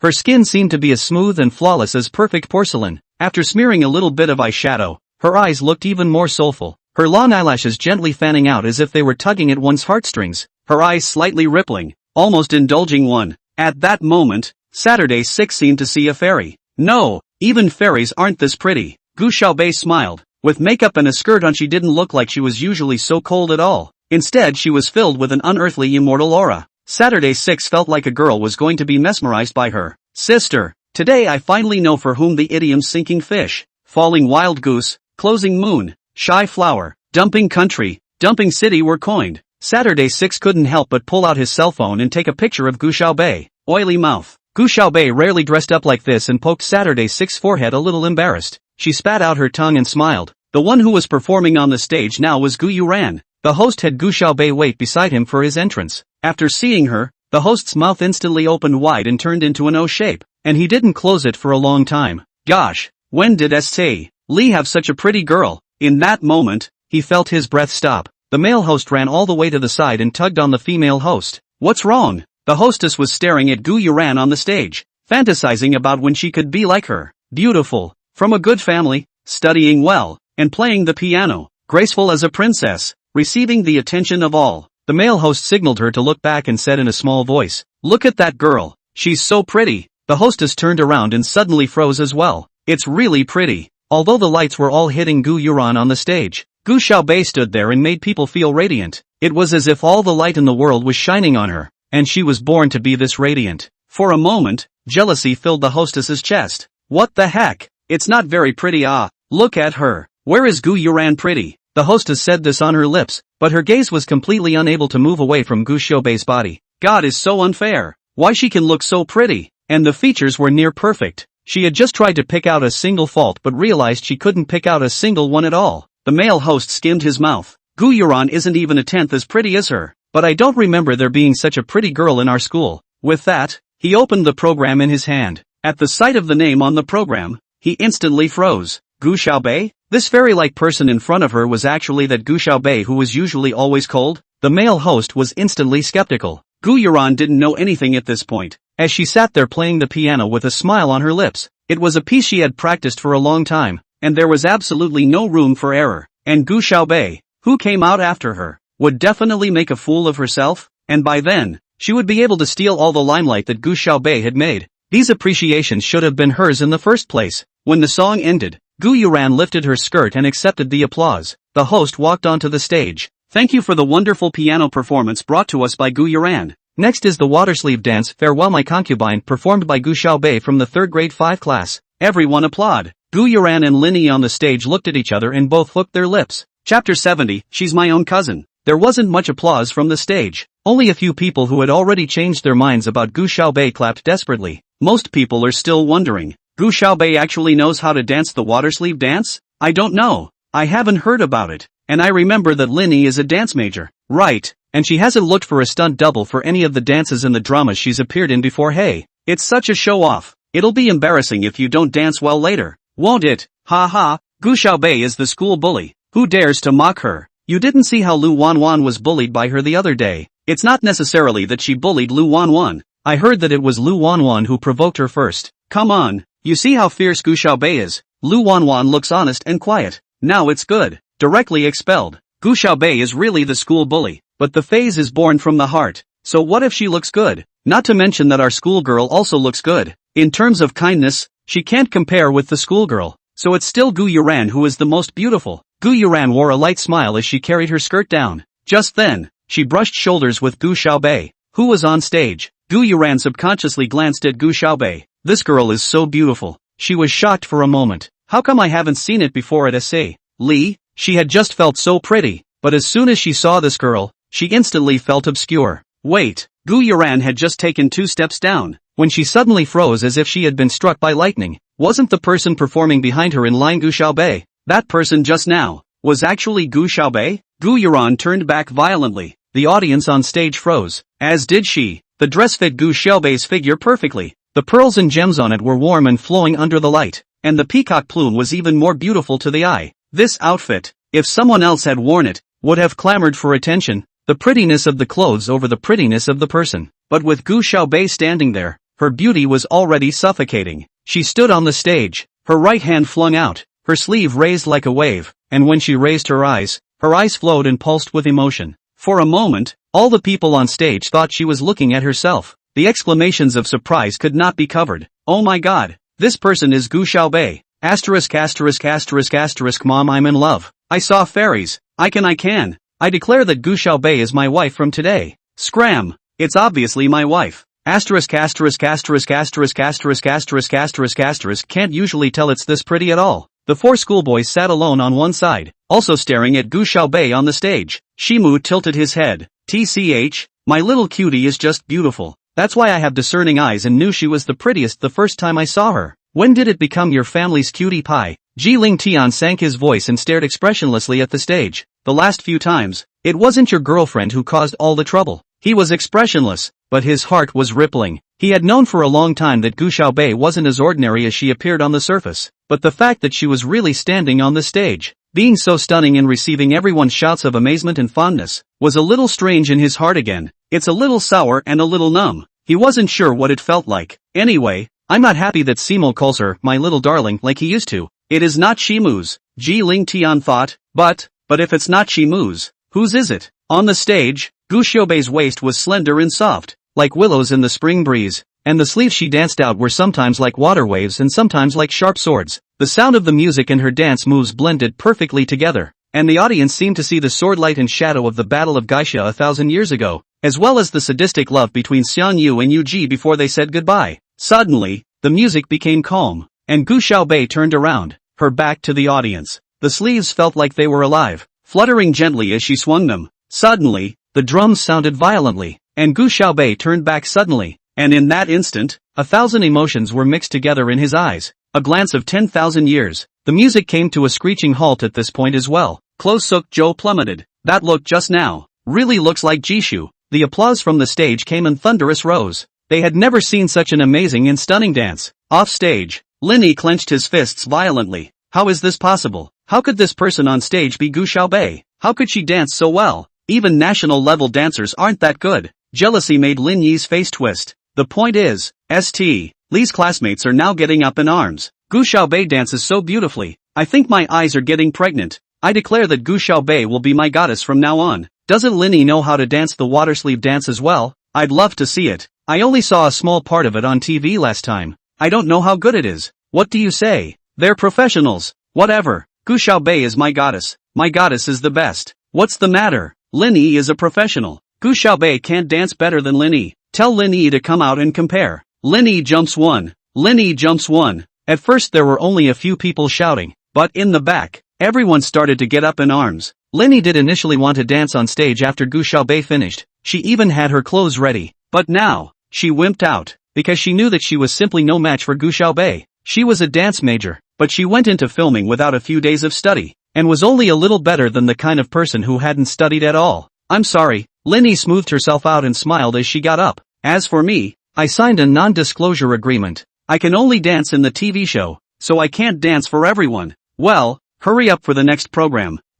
Everyone was disappointed, but had to accept it. After all, Linny is a big star. How can a big star dance casually? Linny huffed and puffed and sat down, saying to Qin Yuner next to her, Senior, I didn't expect this Gu Xiaobei to know how to dance. I don't know who she learned it from in the countryside. I've heard that some girls in the countryside, if they have a little bit of talent, they will be seen by that kind of people, and then deliberately sent to learn singing and dancing, so that in the future they can go to serve those rich old men. If Gu Xiaobei is this kind of person, will it discredit you? Senior Qin Yuner gave Linny a faint look. It's probably genetic. My aunt was good at dancing back in the day. Your aunt? Isn't Gu Xiaobei adopted? Qin Yuner looked at Linny, his eyes rippling. No, she's my aunt's biological daughter. Linny froze. As soon as she opened her mouth, she stammered. Then isn't she your own cousin Senior? Gosh, she had just actually badmouthed his cousin in front of the senior. Chapter 71, Buying Grandma. But didn't Gu Yuran clearly say that Gu Xiaobei was adopted? But Linny thought back carefully.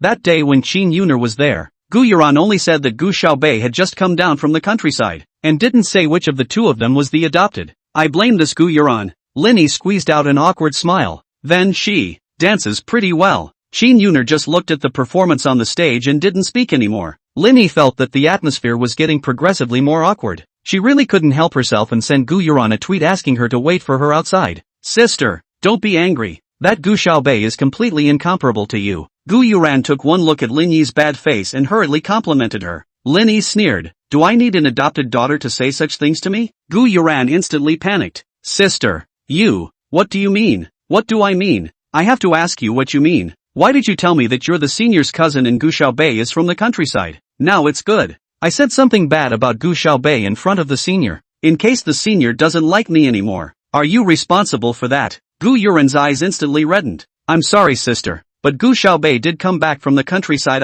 and she was raised in the countryside with all the problems. How could brother Yuner like her? Besides, who knows if she is really mom's real daughter Linny was still on fire, but once she heard Gu Yuran's words, she suddenly calmed down. Yes, Gu Xiaobei has lived in the countryside for so many years. How could he know so many things? There must be something wrong with this. Quickly tell me from which village Gu Xiaobei was picked up. As soon as she saw this reaction from Linny, Gu Yuran was delighted in her heart. With Linny out of the way, Gu Xiaobei would definitely be out of luck this time. Even a pheasant from the countryside wants to turn into a phoenix. Only she is the daughter of the Gu family. Gu Xiaobei, hurry up and go to hell. After separating from Gu Yuran, Linny directly contacted her manager Ding Hong. Sister Hong, look up someone for me, and I'll send you the basic information later. What's wrong, little auntie? Who messed with you again? Ding Hong was used to Linny's temper. As long as someone in the entertainment industry messed with her, she would have to buy all kinds of bribes to buy water armies, digging up people's black information,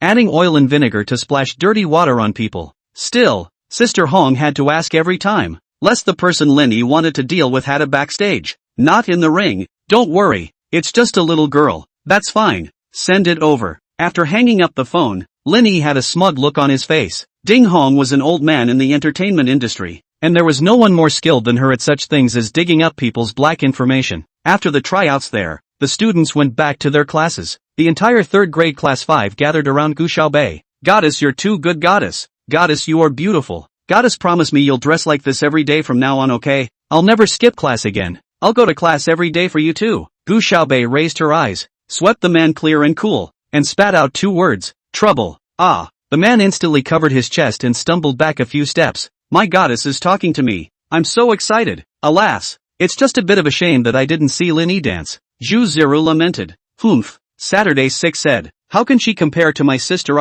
Still have the nerve to call little Jishu every day. Always rubbing my goddess hotness. Annoying. In the end, where does it look like Jishu Isn't your goddess Gu Xiaobei? Of course not. Saturday 6 subconsciously denied, and hurriedly looked at Gu Xiaobei, explaining, my sister is my relative. Jishu is my goddess. Looking at Saturday 6's careful appearance, Gu Xiaobei couldn't help but want to laugh. This little girl, as if she was afraid that she would get angry. You like Jishu a lot? Aha! I think Linny is just prettier than Jishu, Zhu Zira said. He is a person with a strange personality. He likes to go against others. Others say Jishu is beautiful, he has to say Linny is beautiful, but also always like to say that others follow the trend. He is the one who has his own opinion. Such people are commonly known as barbers. Saturday 6 hated him the most, and directly blanked him, saying, when did you go blind? Ha, I still think people who like Jishu are blind. What's all the noise? Ji Ling Tian yelled as he raised his head with an impatient face. All of you get back to your seats. The students didn't dare to mess with him and dispersed. Gu Xiaobei sat down and suddenly heard Ji Ling Tian whisper something.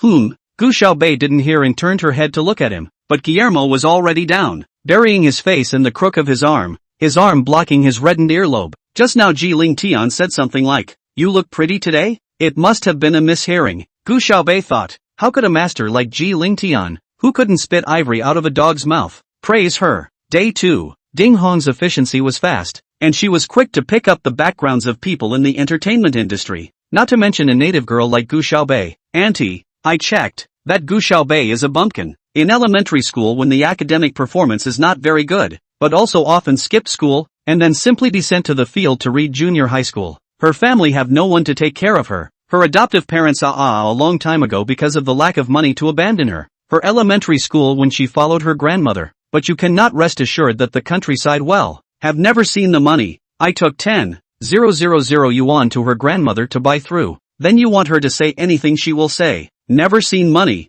I took 10,000 yuan to her grandmother to buy through. Then you want her to say what she will say what? Okay Sister Red. Love you. Linny hung up the phone and smiled coldly. Anyway, she had already badmouthed Gu Xiaobei in front of Qin Yuner, and she had already formed a bond with Gu Xiaobei. Since this was the case, it would be better to let Gu Xiaobei be unable to become Qin Yuner's sister. And at that moment, Gu Xiaobei, who was blissfully unaware of what Lin Yi had done, walked into the classroom with a few things. Here, she handed it directly to Saturday 6. What is it, sis? Saturday 6 took it and opened it, instantly surprised. Love you, sis. Saturday 6 was on the verge of tears with excitement. This turned out to be 3 signed photos of Jishu. To know Jishu originally did not like to take pictures and signatures. After she retired from the circle, the original has her signature photo of the people are also their own to save. Usually are rarely taken out to show people. Belong to the money cannot buy things. Gu Xiaobei had actually given her 3 at once, and she was so excited that she was about to faint. Sun Yiru rolled her eyes and said, He, what are you happy about? We don't know if it's true or not yet. Humph. I've loved Jishu for so many years. Can I not recognize her signature? Saturday 6 carefully saved the 3 photos. Chu Xinjing was most displeased with Saturday 6, who was close to Gu Xiaobei. Just at this time, Lin Yi passed by the class entrance. She hurriedly waved to Lin Yi. Fairy sister, our class Gu Xiaobei gave Saturday 6 3 autographed photographs of Jishu. Please come and see if it's real or fake.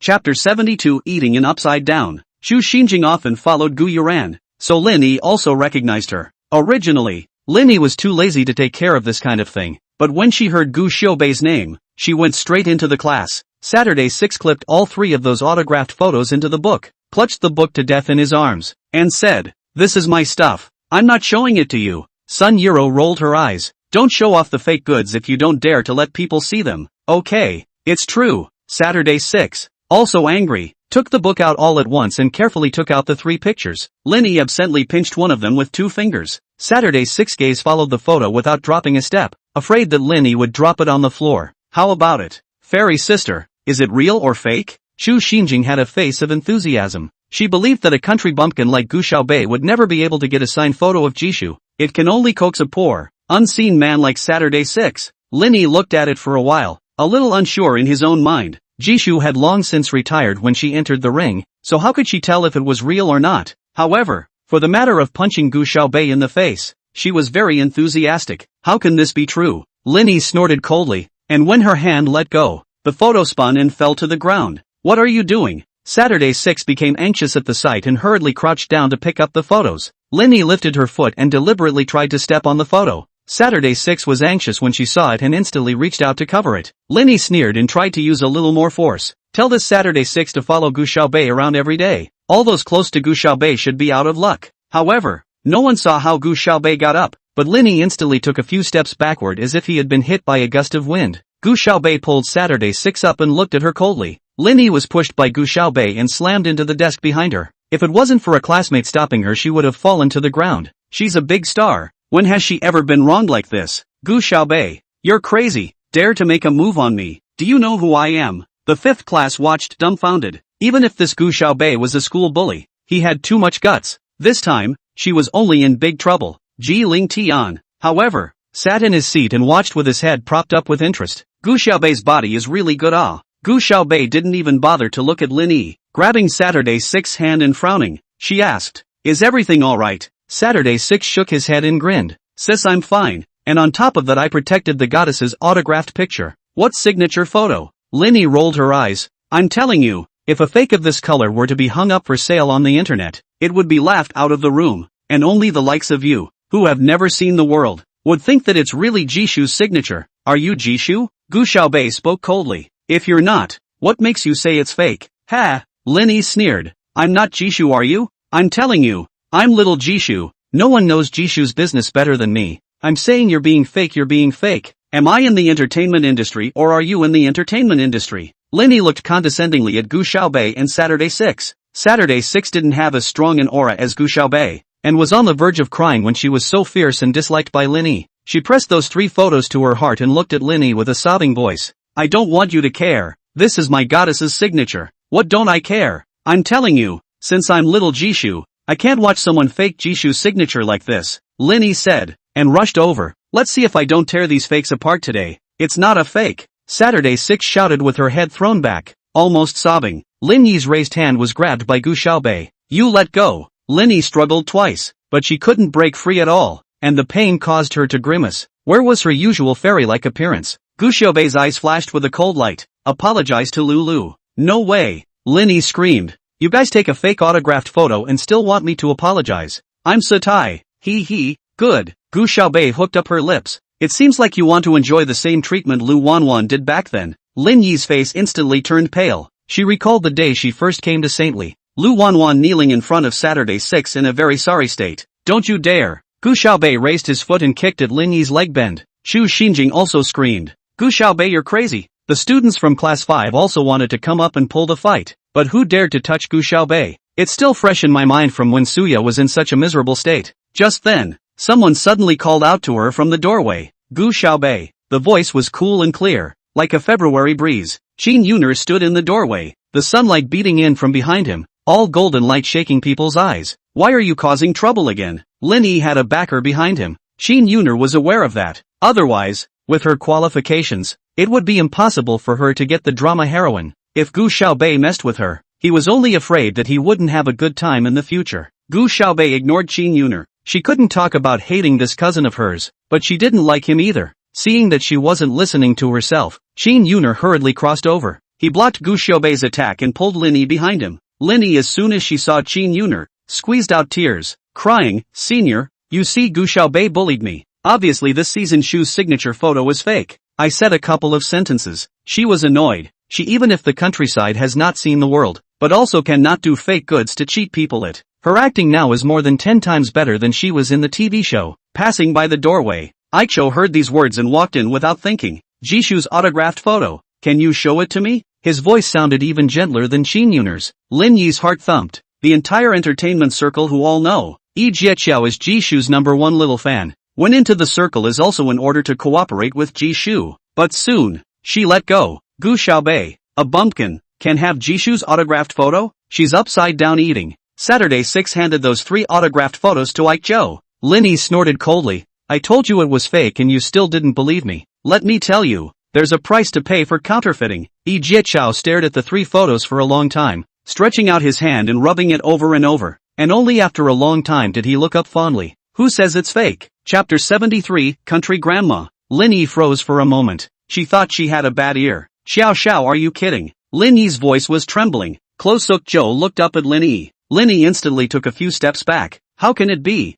How could Gu Xiaobei have a signed photo of Jishu, and 3 of them at once? Lin Yi's face turned pale all of a sudden, feeling that the entire 5th class was casting skeptical gazes at her. Didn't they say she was from the entertainment industry? Didn't they say she was little Jishu and Jishu praised her before she retired from the industry? But she couldn't even recognize Jishu's signature. Lee Jiachao returned those 3 photos to Saturday 6 and said, I really envy you. You know, there shouldn't be more than 50 autographed photos of Jishu in the whole country. He likes Jishu so much and is in the entertainment industry. Not to mention the fact that he is close to the water. And there are many people who know he likes Jishu and will give him autographed photos of Jishu. But it's been years, and he's only collected a total of 5 real ones. Nah, I'll give you one. Saturday 6 looked down, choosing before graciously handing one out. Seeing that Yi Jiachao wouldn't accept it, she turned her head back to Gu Xiaobei. Sister, can I give one to Mr. Xiao? Of the 4 schoolboys, Yi Jiachao was the gentlest and had helped her help Gu Xiaobei a few times, so Saturday 6 wanted to repay him a little.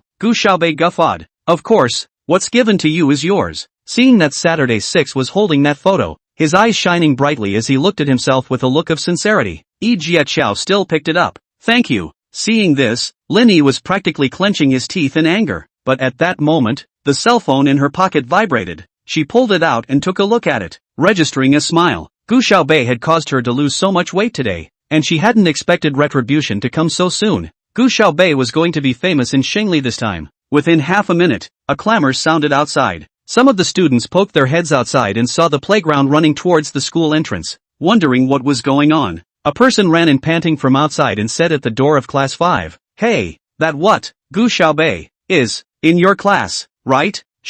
Her grandmother came to look for her, right at the school entrance. When he finished speaking, he ran away, afraid that he had missed the good show. Grandma? Gu Xiaobei frowned. Lin Yi looked at Qin Yuner. Senior, it's Gu Xiaobei's elders who are here. How can we let Grandma sunbathe outside? Hurry up and go take a look. She had a good mouth, but she couldn't hide her smugness at all. Gu Xiaobei turned around and headed out, and the students of class 5 all followed. Jiling Tian was usually very uncomfortable with the hustle and bustle, but after thinking about it, he still followed. At this time, the entrance to the school was already crowded. An old woman in her 50s, dressed in rags, sat in front of the school and spilled her guts. You're dead. My granddaughter, whom I brought up with my own hands, doesn't want me when she enters the city. How can I live as an old woman alone? Why don't I just die? I'm not living. This old lady named Li Guishan howled at the top of her voice, and all the students of Saintly were attracted to her. Grandma, get up. The ground is cold. Don't sit on it. The other students disliked the fact that Li Guishan was covered in mud and looked like she hadn't bathed in days,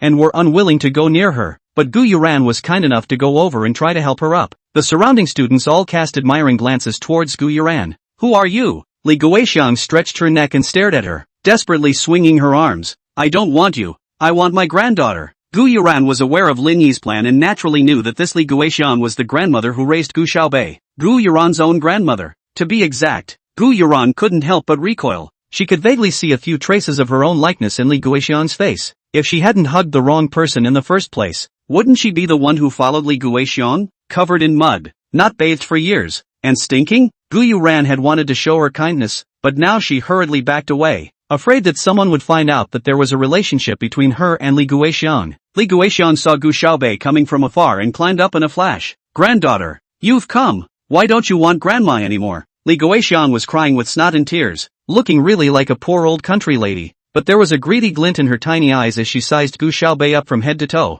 then skimmed her mouth in disdain. What's going on? Didn't you say Gu Xiaobei was recognized by a rich family? But looking at what she's wearing, it's not worth much. Li Guishan, I told you that I have no relationship with you in the future, Gu Xiaobei coldly said. When Li Guishan was in elementary school, the village school would give out an egg every day, and Li Guishan would run to the school every day and she would ask for the egg down and give it to Wang Zhuzi. Wang Zhuzi is Li Guishan's daughter's son, has been raised in Li Guishan home. Li Guishan's son preference, usually have good food and drink are tight to Wang Zhuzi. Gu Xiaobei every day to eat and wear not warm. Wang Zhuzi bullied Gu Xiaobei every day back then, and as a result, one time, he was beaten up by Gu Xiaobei and ran back to complain to Li Guishan. Li Guishan kicked Gu Xiaobei out and told her to die outside. That time, Gu Xiaobei was saying that he would never have anything to do with her again. Xiaobei, what are you talking about? Didn't you say that when you go back to the city and find that rich father, you'll bring both grandma and brother over for a better life? Li Guishan pulled Wang Zhuzi out from behind the tree. Your brother can miss you too. Xiaobei, hurry up. Take us back to your father's house. Wang Zhuzi looked at Gu Xiaobei with a greedy face. His harumphing. I didn't realize that the short and skinny Gu Xiaobei from back then had actually grown so beautiful now. But as soon as he turned his head, he saw Gu Yuran again. How come city girls are so good at dressing up? Wang Zhuzi looked dumbfounded for a moment. Gu Yuran felt like Wang Zhuzi's gaze was trying to strip herself naked, and rolled her eyes as she made her way to the crowd. Li Guixiang said that she was about to go over to grab Gu Xiaobei, but she was shaken off by Gu Xiaobei. Do you believe I'm calling the police right now? Yeah, report it. Li Guixiang pulled out her voice. I just don't believe it anymore. The law doesn't let granddaughters control their grandmothers anymore. A scoundrel like Li Guixiang wouldn't be afraid of the police. At this time, Linny in the crowd gave Li Guixiang a wink. All at once she remembered the purpose of her visit today. I'm telling you, Gu Xiaobei, don't think you're great just because you found a rich father now. When I shake out your life, I'll see how you're still great.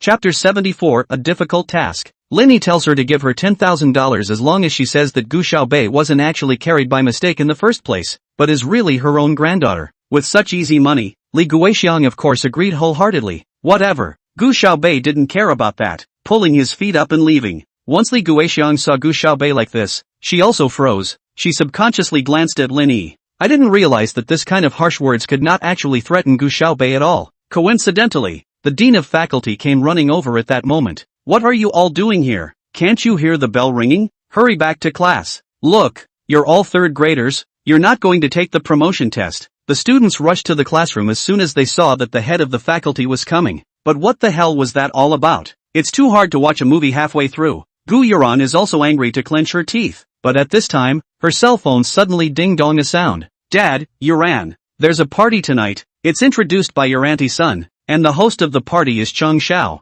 So you should come back from school and dress up properly. Gu Yuran hurriedly replied, Okay Dad. Cheng Xiao, his first name is Cheng Wuan, is the second son of the Cheng family in the imperial capital. He went abroad to study some years ago and has only recently returned. The Cheng family was considered powerful in the imperial capital, and Gu Yuran's eyes turned and thought of a good idea. She hurriedly replied to Gu Igua, Dad, let sister come along too. Gu Igua, let her do whatever she wants and she'll get into trouble. Gu Yuran, Dad, after all, sister is your real daughter. Still need to promote the father-daughter relationship. Gu Igua, Yuran, you're just kind-hearted. Don't worry, no matter what, Dad will treat you as his own daughter. So let's listen to you at night and take Gu Xiaobei with us as well. The corners of Gu Yuran's mouth floated up into a smile. Gu Igua thought that Gu Xiaobei was his own daughter even now that he treated her so poorly, and when he thought that Gu Xiaobei wasn't his own, he would definitely kick her out of the Gu family. What was the point of making a scene in Saintly? Letting the entire upper class know that Gu Xiaobei was a real bumpkin was the most important thing.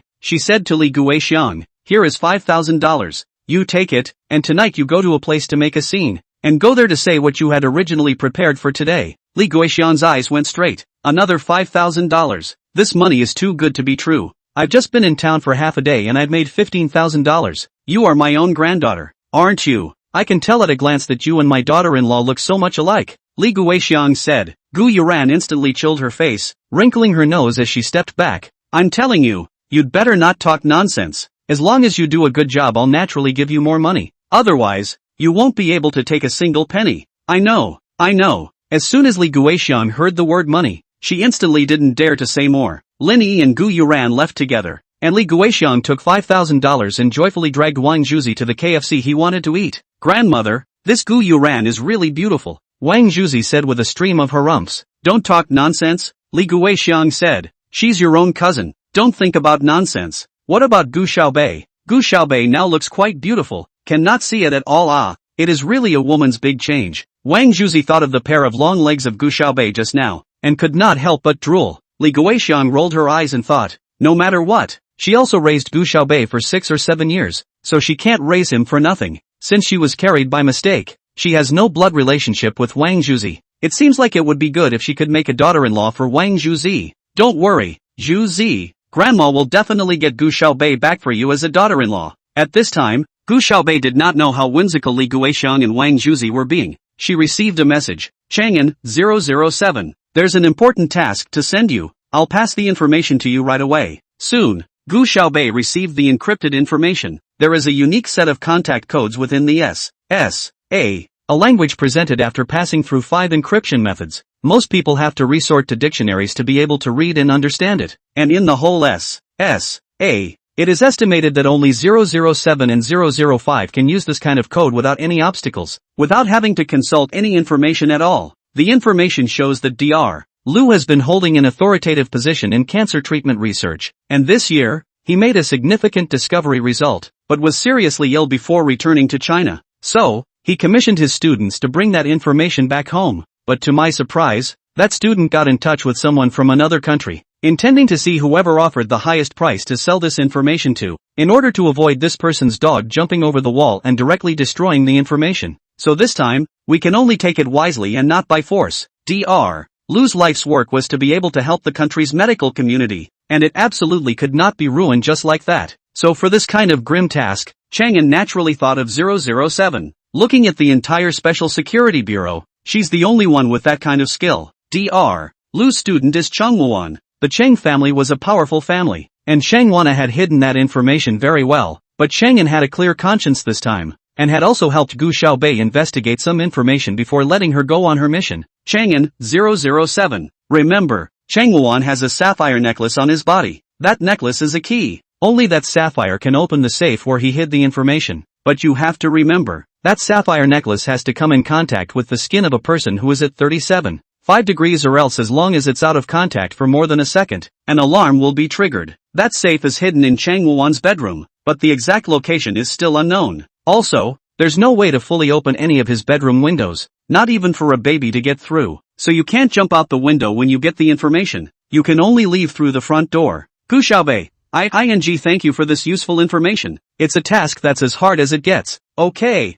Chang'an, what's the point of being polite with me? Well, I'll withdraw first. Gu Xiaobei hadn't even been in class, and had been thinking about how he was going to accomplish this task before he did. The Cheng family was not an ordinary family. How she was going to blend in was a difficult task. Pretending to be a janitor? Just then, she also received a text message from Guigua. Guigua, Gu Xiaobei, don't run around after school. Hurry back and dress up. At night your auntie Sun and I, as well as Ro Ro and Yu Ran, are going to the Cheng family's banquet, and you'll follow to see the world. The Cheng family's party? Gu Xiaobei suddenly narrowed his eyes. Looks like she has a way to get in fair and square. Gu Xiaobei replied quickly. Got it. Chapter 75, Attracted by Gu Xiaobei. Guigua was still a bit strange. Originally he thought that Gu Xiaobei would definitely refuse, but it was fine to take her with him, no matter what. Gu Xiaobei had also inherited Qin Yuan's beauty, so in case any of the males of the family took a fancy to her, he could hurry up and get her engaged, and change some resources as well. Moreover, Gu Xiaobei,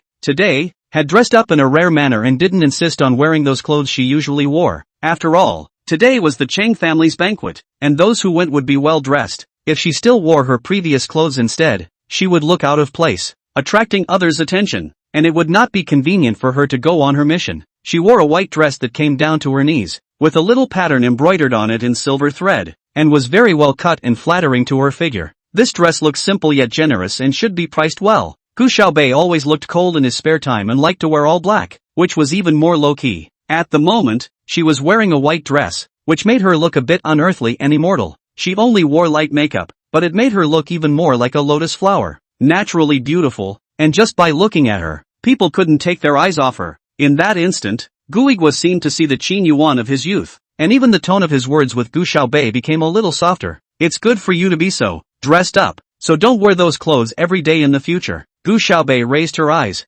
coldly swept a glance at him, and didn't say anything. Guigua came back to reality in a flash. That's right, even when he was dressed up, Gu Xiaobei still had the same bad temper. At this time, Gu Yuran also came out from inside the room. Compared to Gu Xiaobei's simplicity and generosity, Gu Yuran was much more grandly dressed. She wore a pale pink dress with a ring of pearls around her waist and a shiny diamond necklace around her neck. She had also purposely put on very heavy makeup. Her eyelashes grew like fans, and her already not so obvious eyelids were now even more blocked by her eyelashes so that they couldn't be seen at all. Originally, Gu Yuran was also considered relatively white, and wearing pink was okay, but once she stood next to Gu Xiaobei, she was compared to her. Gu Xiaobei was so white that it looked like she was glowing, setting off her yellow and dark skin, and with that pink skirt, it made her aura even more earthy and village-like. Gu Yuran clenched her teeth in anger when she took a look at what Gu Xiaobei was wearing. This Gu Xiaobei, didn't she usually only like to wear sweatshirts and jeans? Why did she put on a skirt as soon as she heard she was going to Cheng's house? Still not trying to seduce Cheng Xiao? What a heartbreaker! Gu Yigua greeted the two of them and hurriedly got into the car, saying that Sun Yiru and Sun Shu had already departed. A few people met in front of Cheng's house. Sun Shu today and Sun Yiru dress up are very grand. Neck on the hands of the set of the left and right, itching to put all the jewelry on. Sun Shu was filled with boredom when she saw Gu Xiaobei. If Fang Yuxiang hadn't inexplicably gone crazy last time, she wouldn't have been able to let Gu Xiaobei live until now. Sort of lucky for her. Yo, Sun Shu measured Gu Xiaobei from head to toe. I say old Gua, you brought her here to disgrace your eyes this dress, don't know still think it is in the street begging for food. Gu Yuran walked over and smiled. Ante Sun, you and Zoe's bracelets are so pretty. Are they the same model? Yes, Sun Shu stretched her neck. This is what I bought in Italy. Any one of the gems on it is worth a car. Some people, I'm afraid they've never seen something so valuable in their lives. Gu Xiaobei swept a glance. And both of them were wearing a 7-colored gemstone bracelet on their wrists, each gemstone almost as big as a small thumb cap. She remembered that when she had gone to Africa on a mission, she had been given a few raw stones, and the ones she had brought on the skin of the stone and thrown away when she cut it were bigger and better in size and color than the ones the two of them wore on their wrists. This kind of thing couldn't even get into Gu Xiaobei's eyes, and it was just the two of them, who wore it like a treasure. Gu Yigua smiled and took Sun Shu's hand. Thanks to you, how else could we come to the Cheng family's banquet? Sun Shu stretched her neck. Let's hurry in, go in and let you guys see the world. Sun Suk walked to the door and showed the invitation to the security guard. The Cheng family was not an ordinary family. Not just anyone could get in, and those who came to the banquet had to have an invitation. I'm sorry, ma'am. The guard opened it up and looked at it, bending slightly. With regular invitations like yours, a maximum of 4 people can use one. Once Gu Yuran heard this, she hurriedly grabbed Gu Yigua's arm. Then what to do Sun Yiru pointed at Gu Xiaobei's nose and said, then just don't bring her in. She's a disgrace anyway. It is a great humiliation to arrive at the door only to watch others go in and be left at the door. The thought of humiliating Gu Xiaobei made Sun Yiru happy. Then this young lady, I'm sorry, the security guard said. Gu Xiaobei pursed her lips slightly. If it were normal, she wouldn't even bother coming to a place like this. But today was different. She was on a mission. Let them all come in. Just then, someone in the courtyard spoke up. Several of them looked up to see, only to see a man in a shirt leaning against the wall. The collar's buttons unbuttoned twice. Slightly open lapel revealing 3/4 of a good-looking collarbone. The cuffs casually pulled up. The diamonds on the cuffs flickered with glittering light even from so far away. Chang Xiao. The security guard turned around and hurriedly bowed. It's an honor for several of you to come to the Cheng family's banquet. All come in. Chang Wana had said so. So the security guards naturally would not stop them. Gu Yuran's heart was unusually excited. Oh my god, this person was actually Chang Xiao. Chang Xiao is actually so good looking, and he'd been looking this way the whole time, so he must have been looking at her. Luckily she'd made a point of dressing up today. Gu Yuran hurriedly lowered her head, checking to see if there was anything inappropriate about what she was wearing. But she didn't know that Chang Wuan's gaze didn't fall on her for a single minute. He had been staring at Gu Xiaobei the entire time. In the past few years since he left the country, Chang Wuan has slept with all kinds of girls, aristocratic young women from Europe, black teenage girls from Africa. He'd tried every kind of woman, but there had never been any woman who could catch his eye like this young girl. It was as if his breath had been snatched from him, and his whole being could not be restrained from staring at her all the time. She just stood there, doing nothing, and carried her own maddening attraction. Chang swallowed a mouthful of saliva. This maiden, he must take tonight. Gu Xiaobei walked inside with them and clashed her eyes with Chang Wuan's. This man made a gentlemanly appearance of a fluttering gentleman, but his gaze hid a naked desire that he couldn't hide. Gu Xiaobei pretended not to notice and moved his gaze away. Chapter 76, Self-Indulgence. The hall on the first floor of the Chang family was filled with golden decorations. Even the corner of the table in the middle of the hall, that was edged in gold. Soothing music played in the hall, and waiters in tuxedos held trays in their hands, ready and waiting to serve them. Sun Yiru and Gu Yuran were shocked as soon as they came in. Although the Gu family and the Sun family were both considered rich, they were not as generous as this. Such a wide hall, such a luxurious house, they couldn't even think of it. How wonderful it would be to marry into the Chang family and become the Chang family's mistress. When the guests were almost here, Chang Wuan walked up the steps, holding a microphone and smiled. It's an honor to invite all of you to my dinner party today. The theme of today's buffet is the Italian Alba white truffles and Emmaus caviar that I brought back from abroad, so you all can taste it. And in a while I will have someone play music, so you can dance a few dances if you're in the mood to do so. And I hope that you all can have fun today. Alba white truffles and Emmaus caviar. Many people in the hall let out a gasp. Most people have just heard of these two things without ever eating them, and the rest, even more so, have never even heard of them. To know, this white truffle on the growth of the environment requirements are extremely harsh, cannot be artificially cultivated, and the annual production is very small. 2 or 3 pieces can be sold to 200,000 yuan. Emmaus caviar is also a gem of caviar, costing $7,000 for a single gram, and almost tens of thousands of dollars for a small bite. The Chang family, on the other hand, could actually prepare such expensive things for so many people to eat without batting an eye. That's the real hoi polloi. After Chang finished speaking, he looked towards a corner. Sun Yiro and Gu Yuran instantly became excited. Chang Xiao was definitely looking at himself. They both pulled out the small mirrors in their handbags and touched up their makeup again. Sun Shu pushed Sun Yiro in the back. Row. You have to seize the opportunity. Although Gu Igwa also wanted Gu Yuran to gain Chang Wanna's favor, he didn't dare to grab it with Sun Yiro in front of Sun Shu, and only silently cheered for Gu Yuran in his heart. Chang walked over with his hands in his pockets and a casual look. A number of people along the way tried to ask him to dance, but he refused. Chang walked up to them. Gu Yuran got up and sure put her hand out. She couldn't help but smile, fantasizing about Chang Wan grabbing her hand and starting to dance, wrapping his arm around her waist and swaying gently, all the people casting envious and jealous gazes at her, and her being the center of attention in the room. When Sun Yiro took a look, she immediately rolled her eyes. Gu Yuran, what do you mean? What are you talking about, sister? Gu Yuran blinked with an innocent look. You wouldn't be trying to steal Chang Xiao from me. Sun Yiro gritted her teeth and sneered. Seeing Chang Wan getting closer and closer, Gu Yuran raised an innocent smile on her face and looked like she was being generous. What does sister mean by that? Chang Xiao was supposed to be looking for me. How is it that I'm the one grabbing it from sister? Gu Yuran was confident in her looks. She's the schoolgirl. Sun Yiro is nothing. The more jealous Sun Yiro was, the more fierce her face was, the more it accentuated her beauty. Gu Yuran was usually polite to Sun Yiro. That was to help Gu Igwa to please Sun Shu. But in front of Chang Wan, Gu Yuran would not give in. If she could be looked at by Chang Wan, Sun Shu and Sun Yiro wouldn't even be worthy of her shoes. Sun Yiro was so angry that she wanted to slap Gu Yuran, but Chang Wan had already come forward, so she could only suppress her temper. Chang Xiao. Sun Yiro stepped out one step ahead of Gu Yuran. Shall we dance together? Chang Xiao. Sun Shu also smiled and said, do you still remember? You even met with Ro when you returned to China last year, and you even complimented Ro at that time. Chang had no impression of the two of them at all and didn't even look at her. Sun Shu and Sun Yiro were left out in the cold with embarrassed faces. Gu Yuran lifted her chin and proudly reached out. Let's go. Chang Xiao.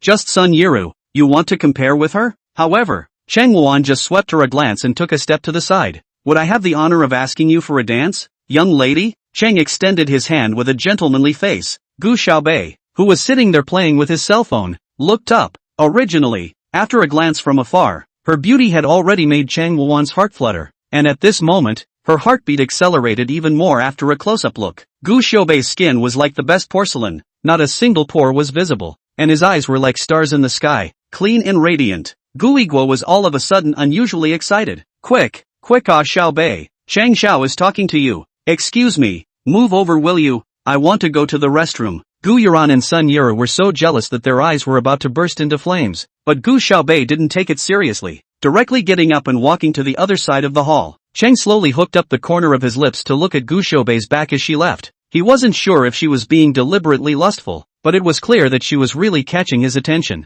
Gu Yuran walked up to Chang Wan, blinked her eyes and said gently, Chang Xiao, my sister is like this. She has a strange temper. Chang Xiao, don't be angry. She's your sister? Yes. Gu Yuran pinched the corner of her coat, a look of difficulty. She was just picked up by dad from the countryside. She should not have seen much of the world. Suddenly coming to a place like Chang's house she was scared. So Chang Xiao, you must not be angry, and do not blame your sister, okay? Gu Yuran thought that a man like Chang Wan should like a little white flower with a good heart like her the most. Sun Yiro rolled her eyes. It's just a bumpkin. Even Chang Xiao dares to reject it. He simply doesn't know what's good for him. Is this your family's tutelage? Sister, Gu Yuran bit her lower lip, and before she finished speaking, her tears came out first, in a pitiful and aggrieved manner. Chang had absolutely no interest in watching the two of them engage in verbal sparring and left directly. Sun Yiro angrily slammed her bag on the side, pointing at Gu Yuran and scolded. Good. Usually look at you honest and decent. I did not expect that it is also a shameless.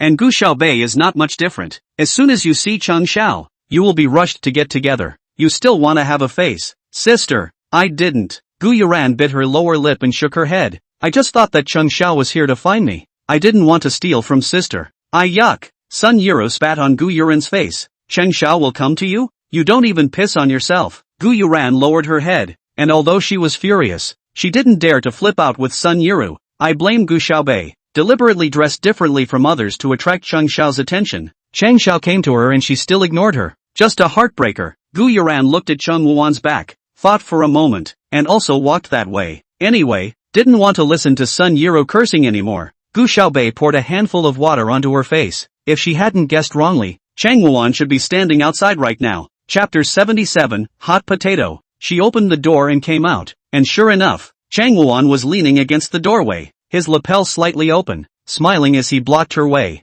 Out of the corner of her eye, Gu Xiaobei saw that Gu Yuran was taking a glass of red wine from the waiter's hand and walking over this way. Her mind instantly coiled with a plan. What's the matter with Cheng Xiao? Gu Xiaobei cocked his head and said, "You don't look like a country bumpkin." Chang Wuan came close to Gu Xiaobei, smelling the fragrance on her body if anything, and lowered his voice. "Want to play lust with me? No need to play. I'm very interested in you, but I'm not interested in Cheng Xiao." Gu Xiaobei blinked. The sapphire around Cheng Wuan's neck danced in front of her eyes, but there was no way she could steal this sapphire in front of Cheng Wuan. Gu Xiaobei smiled lightly at Cheng Wuan and directly got out from under his arm, heading out. Cheng looked at her back and tugged his tie loose. He was getting annoyed. There's no woman he wants that he can't get. Cheng followed Gu Xiaobei, and the two of them walked to the entrance of the hall one after the other. And just then, Gu Yuran also walked over. "Cheng Xiao, can I buy you a drink?" Gu Yuran raised her cup and said. She thought that Cheng Wuan must be in an irritable mood since he had just been rejected by Gu Xiaobei. So maybe he would like her when he saw how considerate she was?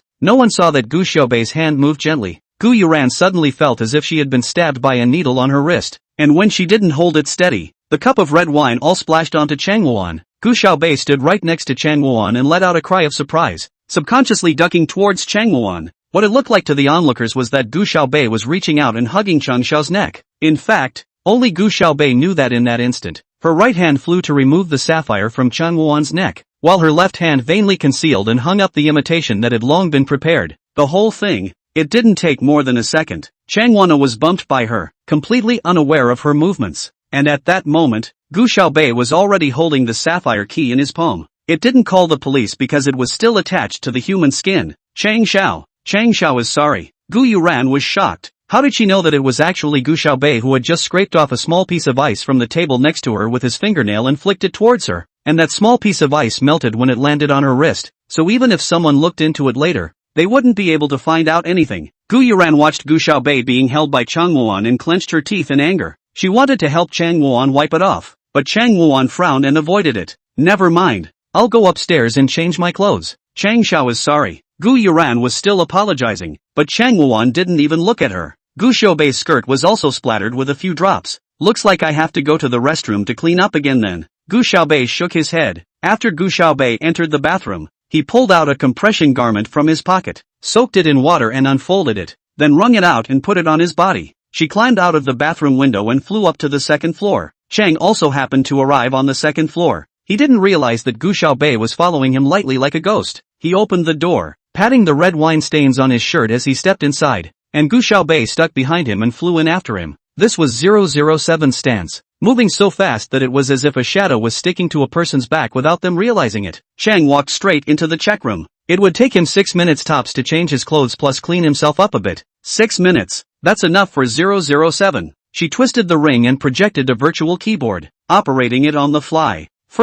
She first hacked all the surveillance of Cheng's house tonight. Cheng family's surveillance system is Cheng wanna spend a lot of money to find someone specially done. Protection is very tight, but to the internationally renowned hacker swimmer, this is just a small matter. Then, she used her necklace and tested the wall in Cheng Wana's room. A lock opened with a sapphire must be a lock with electronics that her necklace can detect. At that moment, there was a low sound of water running from inside. It seems that Cheng Wuan is already taking a shower. As expected, she found the end behind a wall, reached out and knocked. It was hollow. Gu Xiaobei quickly took out the piece of sapphire and pressed it into the depression in the wall. There was a click and the wall slowly opened. Inside lay the classified document. The sound of water running in the bathroom had stopped. Gu Xiaobei tucked that confidential document into his bosom, then carefully closed that secret door again. She held the sapphire in a death grip. Cheng changed his clothes and walked out from the check room. He was completely unaware that Gu Xiaobei, at this moment, was lying on the ceiling above his head. He took a few steps forward, and Gu Xiaobei jumped down from it like a kitten and followed him again. And all of this, Chang Wuan was still unaware of it. Chang went straight down the stairs, but Gu Xiaobei tumbled out of the corridor window and jumped back inside the bathroom. She used her own cell phone to scan all the documents and sent them to Chang'an.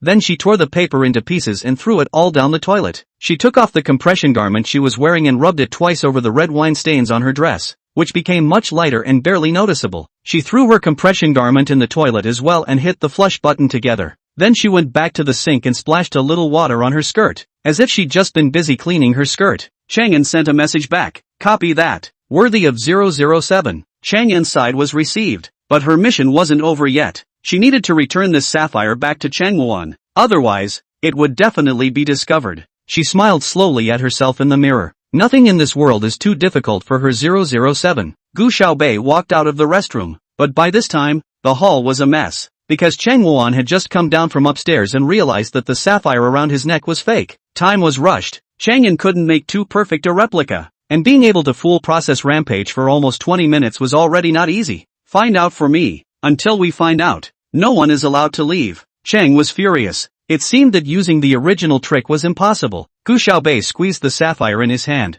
At this point the sapphire seemed like a hot potato in her hand, but it wasn't like she could just throw it, because it would alert the police as soon as it was out of a person's skin and temperature for more than a second. Chapter 78, A Shocking Secret. Changwuan stormed out, and the guests in the hall cringed. The sapphire is said to be worth $500 million, and if we don't find it, no one in the room will leave. Chang's gloomy gaze swept over everyone's body. He had already sent someone to check the surveillance. If he found out who did it, he would definitely make that person experience something that was more horrible than death. Skinned and boned, all of them were shivering. They were scared to death when Chang Wuan, who just now had a gentle face and told everyone to have fun, suddenly turned into a demonic appearance. Gu Xiaobei, however, walked over with a cloudy face as if he didn't know anything. Sister, where did you just go? Do you know that Cheng Xiao lost his sapphire? Why are you still walking around? As soon as Gu Yuran saw Gu Xiaobei, she shouted at the top of her voice, deliberately making people focus on Gu Xiaobei. I went to the restroom. Wasn't it you who spilled the red wine on me in Changshao? Gu Xiaobei said clearly and coldly. Instantly, Chang Wuan's skeptical gaze landed on Gu Yuran. This woman, from the time she entered the gate, has been deliberately approaching him, and just now even poured half a glass of red wine on him. Gu Yuran didn't expect that instead of pouring dirty water on Gu Xiaobei, she would be turned against her, and immediately panicked. Sister, what are you talking about? I was just careless, Gu Yuran explained in a panic, and could barely stand. Gu Xiaobei smiled shallowly. I didn't say you did it on purpose either. What are you explaining? Changwana frowned slightly as he walked towards Gu Yuran, the huge oppressive force on him making Gu Yuran almost unable to breathe. Chang Xiao, Gu Yuran panicked and stepped back, accidentally touching something behind her, and a plate of cupcakes all fell on her skirt. She looked wretched to the core. Young master, the surveillance video was transferred out. Someone stumbled and ran in. Only then did Chang Wuan turn around, snatched the flash drive, plugged it into the computer, and looked at it. But today's video, it's pitch black and you can't see anything. What's going on? Chang roared at the butler. The housekeeper shivered. Young master, should be, today's surveillance was hacked by someone. I don't know what's going on either. Blacked out? Chang gritted his teeth, veins rippling on his forehead. The surveillance and firewall systems he spent so much money on were hacked without a word? Just then, the originally dark surveillance video suddenly popped out a line of colorful words. Wanderer to this place. I wish you happy every day. Such a relaxed tone made Chang Wuan so angry that he almost smashed his computer. Asterisk. He raged and kicked the table. The glass containing the cocktail pinged and shattered on the floor, dripping over $100,000 worth of liquor. Happy days? He's happy my ass. Keep checking for me. Cheng Wandering tugged hard on his tie and tilted his head back to pour down a large glass of wine. When he finished drinking, he simply slammed the glass on the floor. Search me if you can't find out. Anyway, he would never allow this sapphire to leave here today. The sapphire alarms when it's removed from a person's skin and body heat. So right now, the sapphire must still be in this house. Just then, a clamor suddenly rang out from outside. Changwana wrinkled his eyebrows fiercely and said angrily, Go out and see what's wrong? The butler was busy running out. Soon the butler came running back. Young master, there's an old lady outside making a scene, sitting at the door and splashing around, saying that she knows a shocking secret. A shocking secret? Changwana's eyebrows jumped. Is it hard to believe it's about sapphires? Although the surveillance was destroyed, it's possible that this old lady was passing by and saw something? Bring her in. Soon the butler brought in the man. As soon as Li Guixiang entered, many women covered their noses. This old lady, she must not have had a bath in half her life. His body smelled rancid, the clothes looked new, but there was some soup spilled on them, and the hair was muddy in a line, so it was disgusting. You said that you know a shocking secret? Chang asked, looking at her impatiently. Li Guixiang hurriedly nodded her head. Yes. Say it. Chang Wuan sat down, crossed his legs, narrowed his eyes at Li Guixiang, and coldly said, if it's true, I'll give you $50 million. $50 million.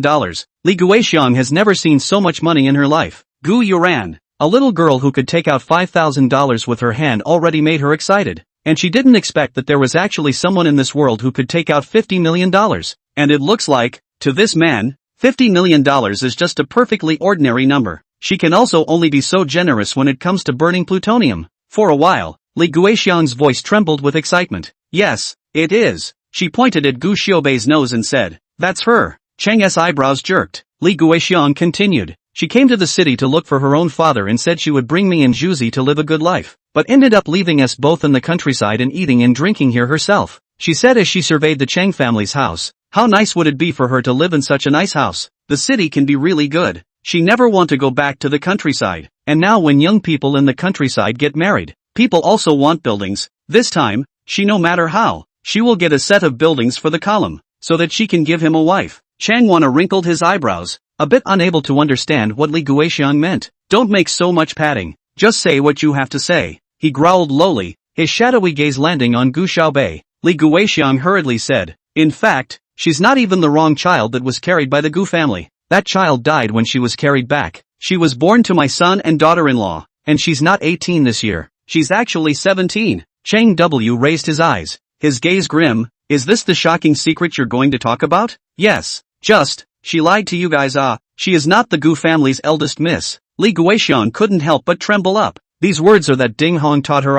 Also Gu Yuran told her to make a mess. How this man looked as if he did not love to hear it. I'm telling the truth. Li Guixiang gulped. The money you promised me can be given to me. I'll give you. Chang Wuan smiled sardonically and got up, gently moving his wrists and walking to Li Guixiang. Li Guixiang licked the corner of her mouth and looked at him with a longing face. But the next second, Chang Wuan kicked over. I'll give it to you. Who the gave you the balls to come over here and coax me to play? Li Guixiang was kicked out 3 meters away by Chang Wuan, her back hitting the wall and sliding down again. Chapter 79, Homework. Li Guixiang screamed, Agu. Throw her out for me. Chang yelled at the butler. The housekeeper hurriedly had someone drag Li Guixiang and throw her out. Li Guixiang was dragged outside like a dead dog, screaming non-stop. Gu Yuran didn't even have the courage to look at her, afraid that he would get involved with her in some way. She had thought of having Li Guixiang come to the Chang family tonight to make a scene, in front of all the powerful families of the imperial capital, so that Gu Xiaobei's identity as a country bumpkin would be realized.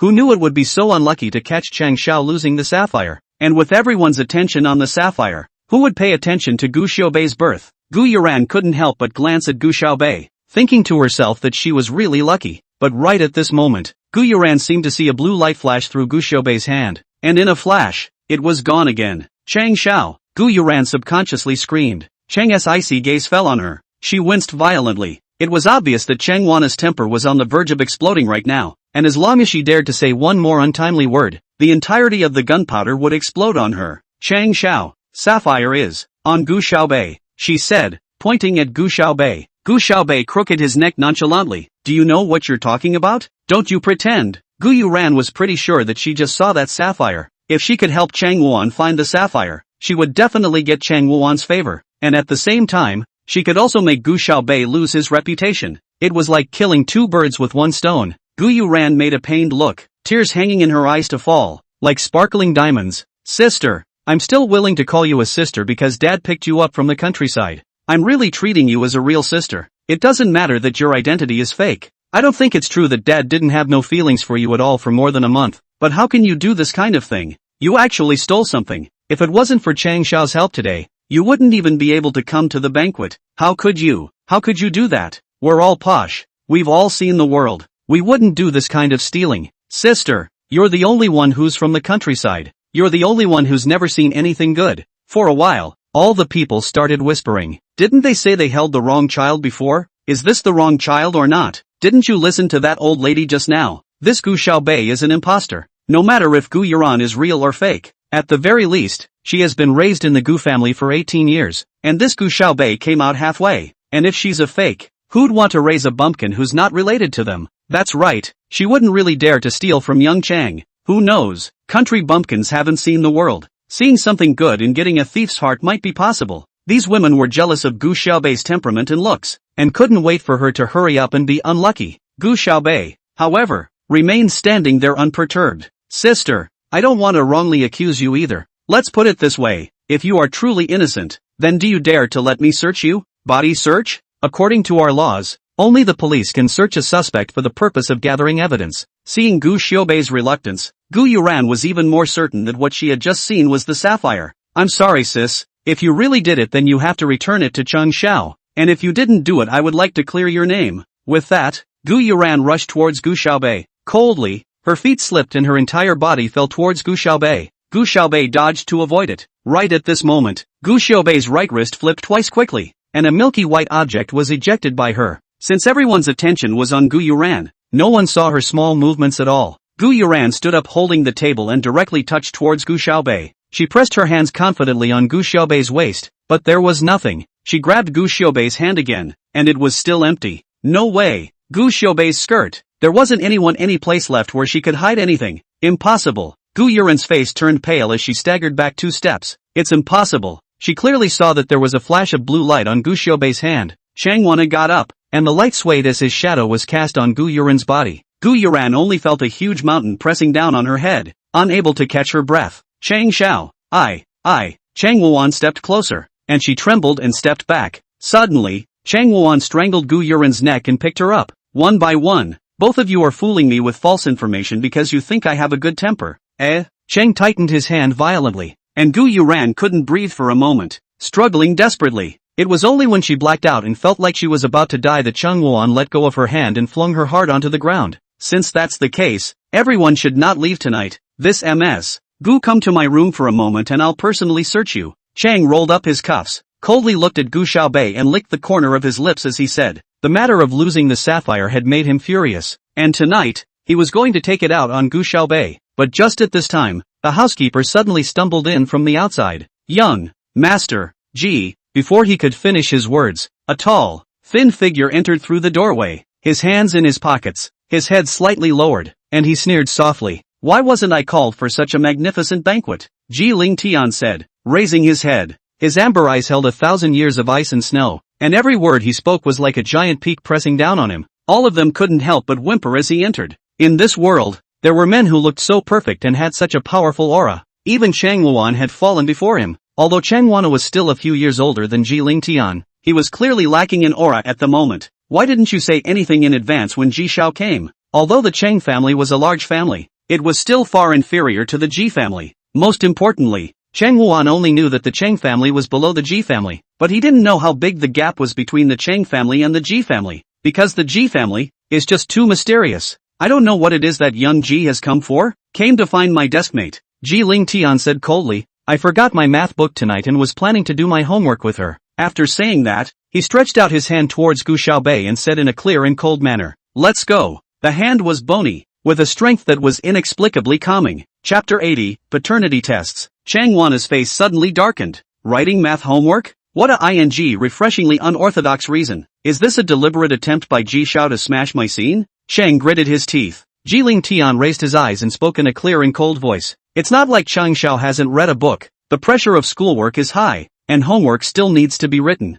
Chang wandering almost gritted his teeth. Ji Ling Tian, however, didn't care about that, striding over with his long legs, grabbing Gu Xiaobei's wrist and heading out. Hurry up and write in a while. Lend me a copy afterward. Before Ji Ling Tian left the door, everyone in the hall heard him say these words. Everyone was dumbfounded. Is it true that this person had to go against Cheng Wuan to steal him just to copy a math homework? And Chang Xiao actually didn't dare to stop him? What the hell is this? There were many other guests today whose rank at home was simply not worthy of recognizing Ji Ling Tian, so the worldview was now collapsing as well. In their opinion, Chang Wuan was already the sky of this imperial capital. I didn't realize that the sky was the limit. Gu Yuran and Sun Yira looked at the doorway, their eyes also filled with jealous rage. Ji Xiao, don't let her fool you. She's an imposter, a country bumpkin. Sun Yira was very dissatisfied and ran outside with her skirt in hand, wanting to tell Ji Ling Tian the truth. Suddenly, her feet slipped and she instantly fell. She burst into tears. Chang was already upset, but now he was even more upset. He was just about to go over and kick Sun Yero when he suddenly stopped again. Why is there so much water on the ground in good time? Chang W took a closer look, but found that there was a plate of something that was melting at an abnormal rate. It was a plate of fresh-cut salmon with a plate full of ice underneath, to keep those slices of salmon on top fresh and tender. The food at today's banquet was basically fresh, and it all needed crushed ice to keep it fresh, but everything else was fine, except for this plate, which was almost half melted. Chang swept a glance at the housekeeper. The butler rushed off to skim the plate. Young master, your sapphire. The butler froze too. This sapphire, how did it end up in this tray of ice? Chang picked it up. The outside of this sapphire was wrapped in a thin piece of salmon, much like human skin, and close to the salmon was a thermostat sensor that maintained the temperature, which is why the sapphire didn't alarm. Wrapped around the outside, however, was a layer of quicklime, which reacted with the water to generate heat, preventing the thermostatic sensors inside from freezing, and also causing the disc of ice to melt faster. I just don't know when this was put in. With all that preparation, it must not have been improvised. Ha, Chang Wana sneered. Rewind the surveillance. I want to see last night's. The steward hurriedly operated. Last night's video, on the contrary, was not hacked. He saw a man standing at the gate, waving his hand at the monitor. On her face, she wore a mask. Chang Wuan recognized it at once. 007? He's actually being targeted by the S.A. Chang Wuan lost his strength all of a sudden, and his entire body went limp in the chair. He didn't even have the courage to glance upstairs at the safe. 007 went out on a mission and would never return empty-handed, and what he had, he definitely didn't have. Chang, in order to avoid being found out the end of the story, plus there wasn't quite enough time at the time, so she only did this small section. Apparently, Chang Wuan had been tricked into thinking that 007 had come on a mission last night, so he would no longer suspect the people who had only come to the banquet today, including, of course, Gu Xiaobei. And over there, Jiling Tian was cold as he led Gu Xiaobei towards the Gu family. He knew from Chang'an that 007 was on a mission today and thought to come over to see if he could help her. But before he even arrived at Chang's house, he heard Chang'an say that 007 had completed his mission. He had wanted to turn around and go back, but he ended up learning that Chang Wana was furious today, wanted to leave everyone behind, and was extra interested in Gu Xiaobei. At that moment, he didn't know what he was thinking, but anyway, by the time he reacted, he had already broken into the banquet hall of the Process family. Although the Ji family was powerful to the heavens, they had kept a low profile in recent years and hadn't clashed much with others. Jiling Tian stepped on the brakes hard and stopped in front of the Gu family villa. That, Gu Xiaobei pursed her lips and spoke. I didn't bring my math book either. I finished writing it in class today. Jiling Tian gave her a cold look and said succinctly, Get off! She had only just gotten out of the car when Jiling Tian slammed his foot on the gas and roared off. Gu Xiaobei looked at Jiling Tian's car and made a face. Fierce off fierce. Want to copy other people's homework and still so draggy. Gu Yuran and Gu Igwa came back a little later. After Chang Wana's side found the sapphire, the whole person was still lost in thought, and it took a while before he remembered to let the housekeeper release them all. After all of these people's families were also either rich or noble, and there was nothing going on, so he couldn't afford to cross so many people at the same time. On the way back, Gu Yuran was in a foul mood. She still, to this day, has a sore neck. Why did Chang Xiao treat her so roughly? But he was interested in Gu Xiaobei. There's also Ji Xiao. Usually don't see how much he loves to study. 11 out of 10 times of the exams are handed in blanks. And today he actually has to write math homework? Why was this Gu Xiaobei like a vixen who could seduce anyone? After arriving at the entrance of Gu's house and getting out of the car, Gu Igwa suddenly called out to Gu Yuran. Yuran, do you think Gu Xiaobei really isn't Dad's daughter? Gu Igwa was torn. Today, Li Guixiang's words had been circling around in his heart. Gu Xiaobei really looked like Qin Yuan, even more beautiful than Qin Yuan. But if she really is his daughter, why is she so unattached to him? Gu Yuran's footsteps lurched. I was just so angry that I forgot about this layer. So what if Gu Xiaobei could attract Cheng Xiao and Ji Xiao? As long as Gu Igwa didn't recognize her as his daughter, she would be immediately driven back to the countryside. When the time comes, she can only raise chickens and feed pigs with Li Guixiang,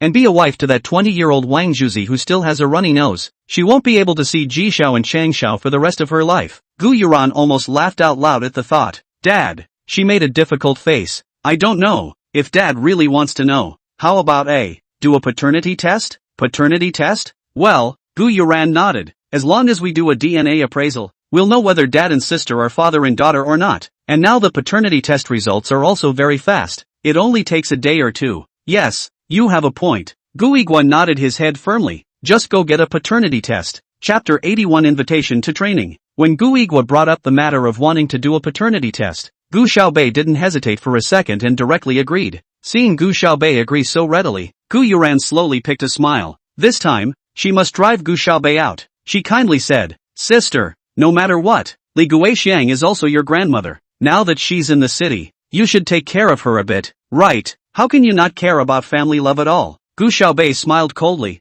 "I don't know if she's my grandma, but she's definitely your grandma. You're full of kinship and affection. Why don't you take care of her?" At that time in the Chung family, I don't see anyone hiding as far away as you. Can it be that you are afraid of standing too close and being seen that you and Li Guixiang look a bit alike? Gu Yuran was poked in the sore spot and her face instantly turned red. Gu Xiaobei swept a glance at her, smiled coldly, and went straight upstairs. Early the next morning, Gu Xiaobei went with Gu Yigua to do a paternity test. Only when they were done did Gu Yuran send a Weibo message to Lin Yi. "Sister, the paternity test is done." "Got it," Lin Yi quickly replied. Gu Yuran put her cell phone away and revealed a winning smile. Third grade, class 5. It was already a bit late when Gu Xiaobei stepped into the classroom, and she hurriedly sat down. Ji Ling Tian, who was originally sleeping on the table, raised his head to look at her. Today's Gu Xiaobei didn't deliberately dress up. It was still the same as before. Her hair was tied up casually, revealing her bare forehead.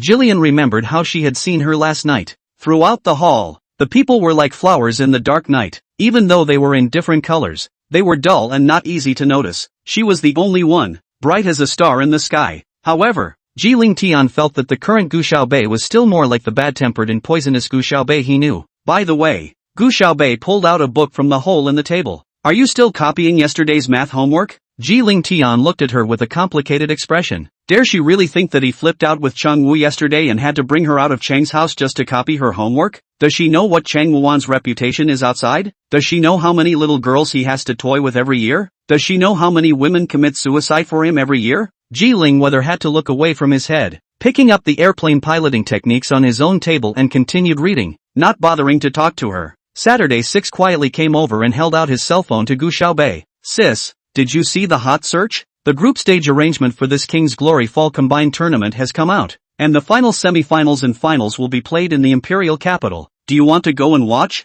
Gu Xiaobei stared out at the screen of his cell phone. "There's a lot of heat on Twitter about this. The sun don't sprout. CWZ is in the spotlight this time. A win would be a victory for the country. A loss would be an infamous death. Upstairs is my son. CWZ can still win? It can't even beat the domestic team. Not to mention the Korean team. Probably can't even get out of the group stage. Lose face at home. Don't go abroad to lose face. King of Glory is originally a domestic game. Now all the good ones are Koreans. Don't you think it's too good to be true? Your keyboard has become a spirit. Hot comment trouble do not yin and yang well. CWZ again, how that is all the country. A few other domestic famous team which is not with a foreign aid? The shooters and fielders are all Koreans. And when they win, they have the nerve to say that they are fighting for their country's honor. Shu Ao is my own life. Don't argue, okay? Shu Ao said. Don't want to use nationality to attract war. We are all domestic teams. Whoever wins, that is for the country to win. Shu Ao also interacts with his fans a lot more than before, and it looks like he's still in a good mood and confident about this fall combine. And as soon as this hot search came out, the topic hashtag small Jishu Lin Yi, the goddess of gaming hashtag immediately parachuted back into the hot search, attracting a lot of people's attention, and giving Lin Yi another big wave of powder. Lin Yi was originally a little-known 18-line star, relying on the support of the Gold Master behind it to climb to the 3rd or 4th line, now relying on this wave of gaming goddess marketing, coupled with the new TV series bumping Jishu's look from the movie back then, and using the name Little Jishu everywhere. She is also considered to be among the second tier. Chu Ao had been in the gaming circle for many years, and his fans were in the minority. Although Lin Yi's looks were ordinary in the entertainment industry, she was one of the most beautiful in the gaming industry. So now a lot of people are high on the Chu Ao and Lin Yi pair of CP. The two of them interacting with that microblogging below the hot comments are now all CP fans, all kinds of secretly looking for food to eat. Even if Lin Yi liked one of Chu Ao's tweets, it could make them excited for days. But how do these fans know that Chu Ao and Lin Yi, up until now, have never met? Seeing that the day of the competition was getting closer and closer, Wu Jinchuan was also anxious. He was the head coach of the CWZ battle team, and had poured his heart and soul into the team over the years. If they lost again this time, the CWZ team would face disbandment. Chu Ao, can't you contact Lin Yi? She hasn't come to the training until now. Even if she's highly skilled, she should at least practice matching with you guys and familiarize herself with each other's gaming habits. Chu Ao pursed his lips slightly. his bangs falling down to block his dark eyes. In fact, during this period of time, he was also a bit strange. Although the North King was cold in nature, but in the past, he never pushed back when he shouted at her to play games. And during this period of time, every time Linny contacted him, she was discussing with him about sending out tweets for hype, or rather than a consultation, a notification. She'd arrange it straight away, how she wanted him to tweet, how she was going to interact, how she was going to inadvertently get a little bit of sugar found by the CP fans. Chuao felt like a toolman, but she was the king of the north, and he was too embarrassed to refuse. But Wu Jianchuan was right. It was time to familiarize himself with his teammates anyway. Chuao sent a message to Lin Yi. Chuao, North King, do you have time lately? There are 2 or 3 more days before the group stage. You come to the battle team and we'll play a little match. I know you have good skills, but everyone wants to meet you. Meet her? Lin Yi sneered. A group of dead geeks who played games also wanted to see her. If it wasn't for the fact that Chuao was a bit of a fan, in order to hype up the name of the goddess of gaming, she would have ignored him. Besides, she didn't have time to train. She had to stay in Sately and see how Gu Xiaobei was unlucky. Lin Yi thought about it and replied to Chuao, I'm sorry I've been busy lately. I think CWZ's strength is still there. You guys play a little bit in the group stage first, and then I'll go on when it's later in the season. Okay? Chuao was too embarrassed to force Lin Yi. Plus he also felt that the North King was their secret weapon and couldn't be released at the beginning. Okay, wait for you, Chuo replied. Lin Yi sneered. At this moment, she just happened to pass by the entrance of Class 5, and also heard the words that Saturday 6 had just said. Chapter 82, 6 tickets. The King's Glory's Fall Combined Tournament is also something that cats and dogs can go to just because they want to? Lin Yi entered and sneered. Sun Yuru followed and said, that's right, some people rushed to give others as licking dog. How? Still think she can invite you to see the game? Tell you what, she is a bumpkin, can stay in the Imperial City for a few days, still do not know, will soon be driven back to the countryside to feed the pigs to go. I'm not interested in feeding you, Gu Xiaobei said coolly. You have bad ears. I said you feed the pigs. Who told you to feed me? Just after Sun Yuru's words, many students laughed. Why is her IQ so low? Sun Yuru heard everyone laughing at her before she reacted to the fact that Gu Xiaobei had just called her a pig. Gu Xiaobei, you're looking for death, aren't you? Sun Yuru cursed and rushed over to hit her. She raised her eyes coldly, a gaze that froze Sun Yuru's movements. After all, smashing Si Qing's face with a brick on the playground, pressing Lu Wanwan to kneel down and apologize in front of the entire school. All of these things could be done by Gu Xiaobei. She was a bit afraid to provoke Gu Xiaobei. I tell you, Sun Yuru gripped the corner of the table. Colorful. You will be unlucky you. After saying that, Sun Yuru excused herself to go to the restroom and hurriedly ran out of the classroom. The students next to him all turned their heads to look at Gu Xiaobei. Wow, Gu Xiaobei, you're awesome. Sun Yuru usually likes to bully her classmates. Only you can scare her. That's right, Gu Xiaobei. Can I hang out with you from now on? Now in class 5. Although there were still students who looked down on Gu Xiaobei, there were nevertheless more students who showed her kindness. After all, Gu Xiaobei had fought for the class several times, and although he was bad-tempered and cold, he at least hadn't bullied them for no reason. This was much better than those people like Sunny and Si Qing. Lin Yi took a look at how so many people were starting to like Gu Xiaobei and huffed. I really didn't think that the people in your class were so devoid of aesthetics. After that, she just left. She was going to make the 3rd grade 5 regret it. During the second period between classes, there was a ruckus in the hallway. It seems to be coming from the first class side. You know, class 1 is the class with the best grades, and usually even after class, it's all about studying and discussing problems, so how could it be so noisy? Some students ran out to see what was going on. The first one to run back was Zhu Ziru, followed by several drooping male students. Some people are really annoying. Every day they know how to get into trouble when they can't help. This is great. Obviously Lin Yi is in charge of our class selection and is closer to our class. But now, all the benefits have been taken up by the first class, Zhu Ziru said while giving Gu Xiaobei a hard blank stare. What do you mean? What benefits of our class have been taken up by the first class? A classmate, unsure of the truth, asked. Zhu Ziru looked viciously at Gu Xiaobei and said, Lin Yi asked for 6 tickets for the group stage from CWZ, and gave them all to class 1, none to our class. What? 6 tickets? Day, can we go see it live? I've heard that this is a tough ticket to get. 2 days ago all the seats from row 30 back were snatched up, and the cheapest corner tickets are selling for over 7,000 apiece. 7,000? Don't be ridiculous. I'm telling you, it's at least 30,000 even at the scalper now, and you need to find connections, otherwise you can't even buy it with money. Crying, I really want to go. Did Lin Yi really give all 6 tickets to class 1?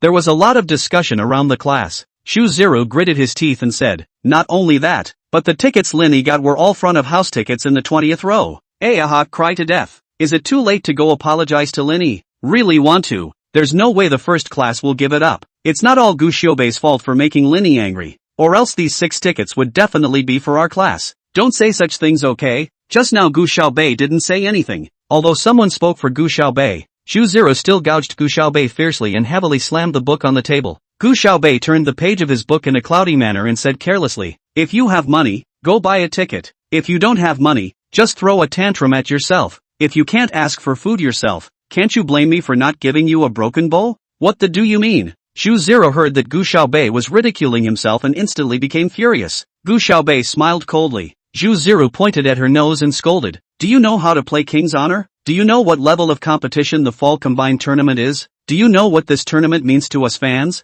You don't even know how to play a game. Yet you're here talking in a shady manner. What gives you the right to tarnish other people's dreams like that? Do you know how important King of the North is to us? Do you know that the North King and Chu Ao playing together is something that how many people have wanted to see for their entire lives? Now because of you, none of us can go. A few of the boys in the class began to sigh as well. Yeah, who wouldn't want to see the North King and Chu Ao fight on the same stage? But that Linny didn't fight very well last time. Although Saturday 6's voice was a bit shaky, he still came out to help Gu Xiaobei fight. Besides, if you guys can't go, it's none of my sister's business. Last time is that teammates cannot cooperate. The North King is more powerful, but also cannot be a big god with 4 rookies.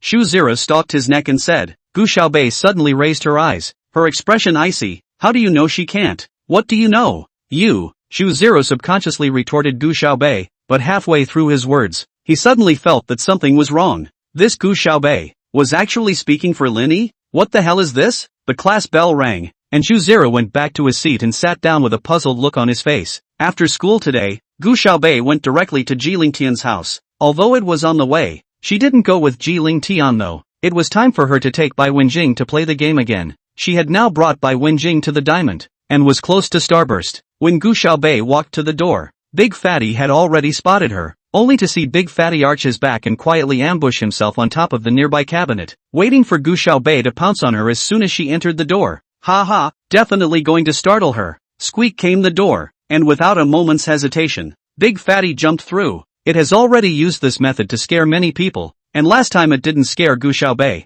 and was punished by Bai Wenjing for 3 days of not being allowed to eat canned food, and it still holds a grudge. But in the next second, Big Fatty was picked up by Gu Xiaobei by the skin on the back of his neck. This piece of skin is the cat's death knell, and when it is carried, the cat will not be hurt or harmed, but it will be completely defenseless. Meow dash. Hawk, hurry up and let go of me, you hateful woman. Chapter 83 Paternity Test Results. Gu Xiaobei came closer to Big Fatty, and one person and one cat stared at each other. She slowly hooked her lips. Next time you try to scare me, I'll throw you in the freezer and freeze you into a popsicle for a fortune cookie. Meow. Aha, this woman is scary. Somebody save Big Fatty. But no one could hear its meows. Big Fatty had to arch his body as hard as he could, rubbing his furry head against Gu Xiaobei's chin. Oh, Biggie spare me. Big Fatty doesn't want to turn into a fortune teller. Looking at Big Fatty's instantly changed face, Gu Xiaobei couldn't help but laugh. She reached out with her index finger and tickled the big fat chin. Big Fatty made a purring sound and squinted his eyes in enjoyment.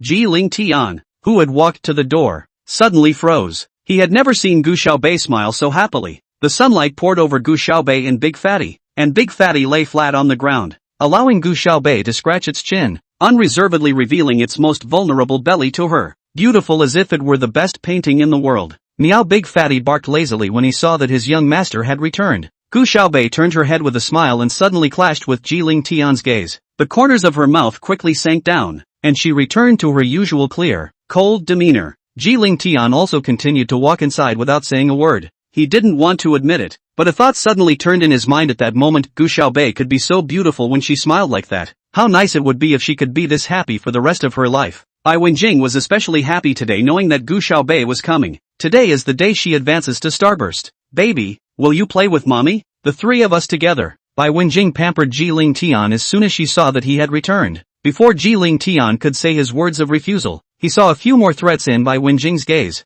As long as he dared to say a single word of no, she would immediately call Ji Xiaohan. Alright, Ji Lingtian said helplessly. I'll find a Starburst trumpet. Am I still playing Charger today? Bai Wenjing blinked her eyes with a look of innocence. Gu Xiaobei said. You can play whatever you want. Xiaobei, you won't mind me dragging you down if I lose, right? Bai Wenjing asked carefully. Gu Xiaobei shook her head. It's fine. You can play whatever you want. Anyway, even if Bai Wenjing sends her all the way, she is still able to bring it with her. So she is afraid that Bai Wenjing herself will be unhappy if she loses. Then I'll play Hoi. Bai Wenjing said happily. I just watched a video today, and people are saying that they are going to come out with something.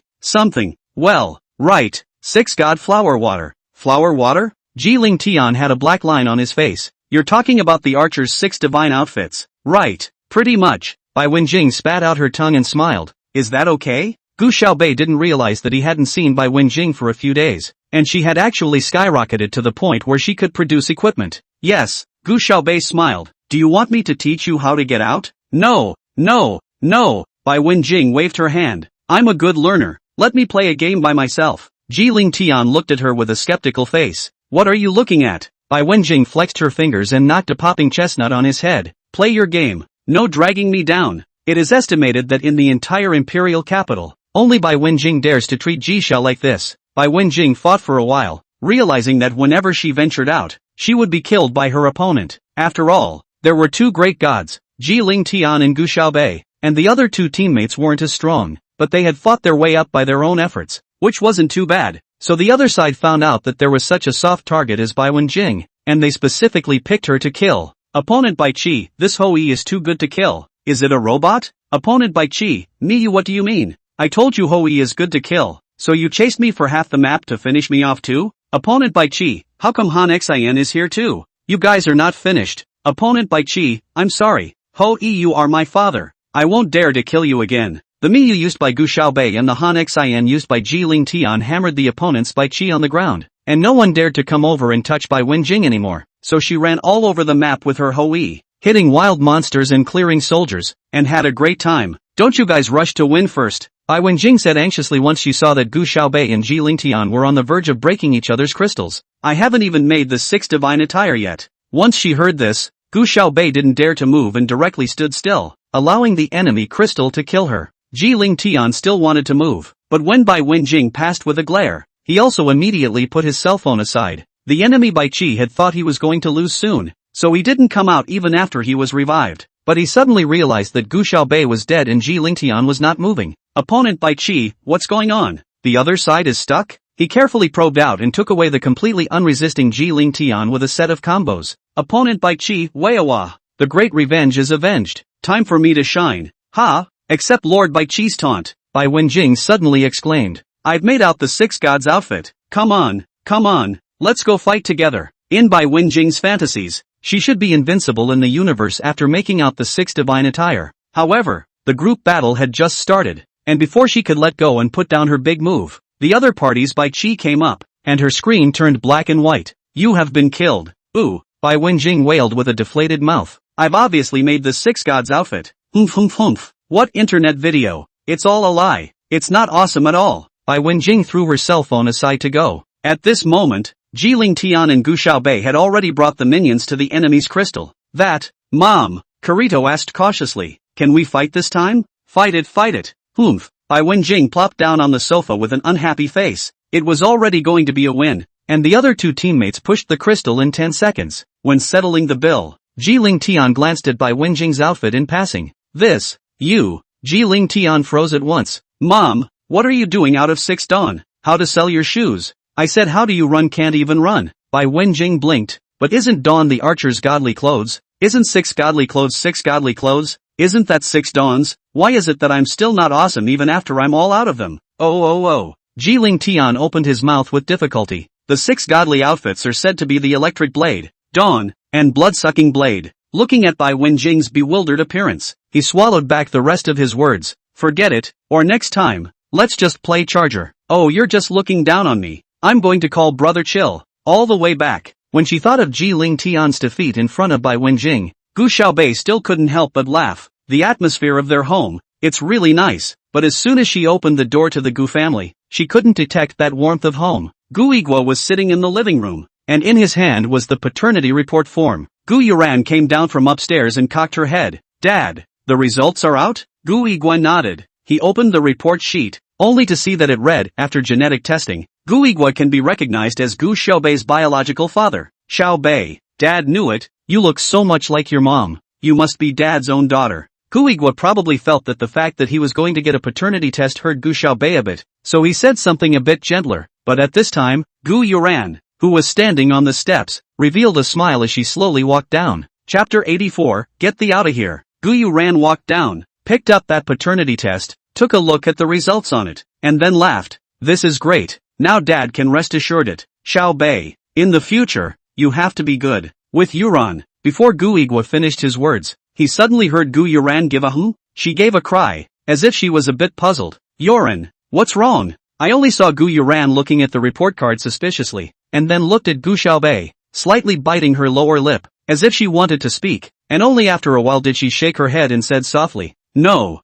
nothing. As soon as Gu Yigua took a look at the situation, he knew that something was definitely wrong. Johan, it's okay, go ahead. What's wrong, Dad? It's really fine. It should be that I've misread it. Gu Yuran glanced at Gu Xiaobei again, with a look of wanting to say something. The more she was like this, the more Gu Yigua wanted to know what had happened. Gu Xiaobei hugged his arms and looked at her coldly, a sneer on his lips, wanting to see what tricks she could play again. Yuran, Gu Yigua said with a cold face, are you still Daddy's good daughter? How can you hide something from Daddy? Quickly say it. What's going on? Gu Yuran bit her lower lip tightly, a look of watering eyes, and only after a while did she firmly open her mouth. Dad, I didn't mean to provoke the relationship between you and my sister. I just think that this appraisal report is a bit of a problem. There's a problem? Gu Yigua was instantly startled. Yeah, I've seen appraisals online before, and it doesn't seem to be the case. After Gu Yuran finished speaking, she glanced at Gu Xiaobei and immediately took 2 steps back like a frightened bunny. I'm sorry, sister. I didn't mean to say that. Maybe I misread it. I was just talking casually. Gu Yigua's gaze fell on Gu Xiaobei. She was born beautiful and delicate. A pair of eyes is very similar to the former Qin Yuan, bright and eye-catching. Only Qin Yuan does not have such a bad temper like her, much less like her. Her gaze is always cold, as arrogant and cynical as possible, and does not put anyone in her eyes. Gu Yigua didn't say anything. He just took out his cell phone, took a picture, and sent it to whoever he wanted. Gu Xiaobei chewed bubblegum with a face full of concern. Gu Yuran glanced at her, a cold smile spreading in her heart, waiting to be kicked out of the Gu family. This move was still something Ding Hong had taught Lin Yi, who in turn had taught her. If a paternity test was forged that stated that Gu Xiaobei was not Gu Yigua's daughter, then it would easily be refuted by Gu Xiaobei. She could ask for a retest and Gu Yigua wouldn't necessarily refuse, and the results of the second test would not be as good as the first one for tampering, and Gu Yigua would definitely pay extra attention to it. But what if they faked a real one? This result states that Gu Xiaobei is Gu Yigua's daughter, but it is a forgery. Then Gu Yigua would definitely think that Gu Xiaobei had forged it, and he would never trust Gu Xiaobei again. Of course, he's not going to bother retesting it again. After all, if Gu Xiaobei was really his daughter, why would he need to fake the results? Soon, Gu Yigua received a reply. Mr. Gu, this is indeed not the standard paternity test result format, and there is something wrong with the official seal on it, so I suggest you check it out. Gu Yigua paid attention to the public number of that appraisal organization, entered the code on the results. The screen showed, sorry, there is an error in your query, please re-enter. Gu Xiaobei actually faked a copy of the results to fool him. Pop! He slammed the report card down hard on the table. Gu Xiaobei, what do you mean by that? He grimaced ironically, veins throbbing on his forehead. I can't believe she's not his real daughter. No wonder she's not close to him at all. Sister, explain this to Dad. Don't call her sister. Gu Yigua yelled. She's not even your sister. How do you even have the face to live in my house? Gu Yigua stormed out. Although the Qin family still didn't treat him well up to now, because he had retrieved Qin Yuan's daughter, the Qin family had given him a little help. Now that he learned that Gu Xiaobei was not even his and Qin Yuan's biological child, how would he face the Qin family in the future? Would Qin Yi think that he was deliberately lying to him? Gu Xiaobei, still with a cool demeanor, coldly said, I said on the first day that you were the one who had to make me come back, not that I wanted to come back on my own. Get out of here. Gu Yigua pointed outside and roared. Ha! Gu Xiaobei let out a cold snort from his nose. Fine, but remember, you asked me to come back. I came back. You asked me to get out. I'll get out now. But if you want me to come back in the future, even if you kneel down and kowtow to me, I'll only be able to think about it. Sister, what are you talking about? Dad, don't be angry. Maybe there's some kind of misunderstanding in this. Gu Yuran hurriedly helped Gu Yigua pat his back to smooth his hair, with an anxious look as if he was really thinking about them. Sister, don't go. Gu Yuran hurriedly jogged to pull Gu Xiaobei's hand. Gu Xiaobei raised his arm fiercely, and Gu Yuran fell to the ground in a flash. Yuran, don't mind her, tell her to get lost. It's just an imposter. Gu Xiaobei went straight up the stairs. She hadn't put much in Gu's house in the first place, and in a few minutes of work, she had lifted down everything she owned in a suitcase. She didn't even look at Gu Yuran or Gu Igua. Her thin lips pursed, and she walked out with her long legs dragging her suitcase. Gu Igua raised his head and saw the side of her face. In that instant, he felt violently that the determination on Gu Xiaobei's face at this moment was especially similar to when Qin Yuan decided to elope with him. Dad, what are we going to do?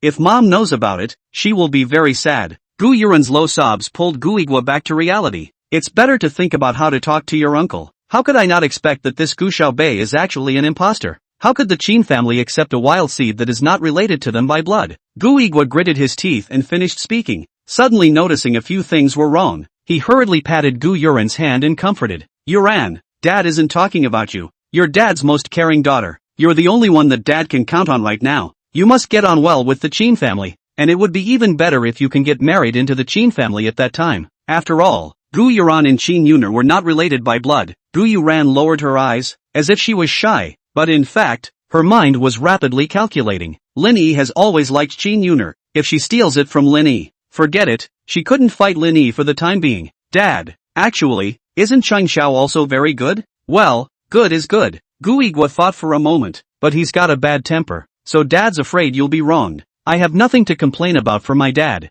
I'll try my best. At this point in time, the Gu family, just like a scene of a father's kindness and daughter's filial piety. No one cared at all whether Gu Xiaobei was going to sleep on the streets after leaving from the Gu family. Chapter 85, You're a Single Dog. Gu Xiaobei drove the car directly to the villa. This house of the Gu family was not even a third as big as her villa, and she had long since had enough of it. Before, she stayed in the Gu family because she wanted to fulfill Qin Yuan's last wish, and in the meantime, see if she could find out the truth about Qin Yuan's death in the first place as well as the fact that she was carried in the wrong arms. But during her time in the Gu family, she hadn't found anything special other than that Gu Igua's brain wasn't working too well. Perhaps, she should take this opportunity to bring the Qin family's attention to her and see if she could make a move from the Qin family's side. Beaver was overjoyed to learn that she was coming back to stay. Boss, you're finally back. She had just reached the door when Beaver darted out and tried to hug her. Gu Xiaobei stretched out a finger and disgustedly pushed her away. In the past, little Beaver would have hemmed and hawed in this situation, but this time, she deflated her mouth and said accusingly,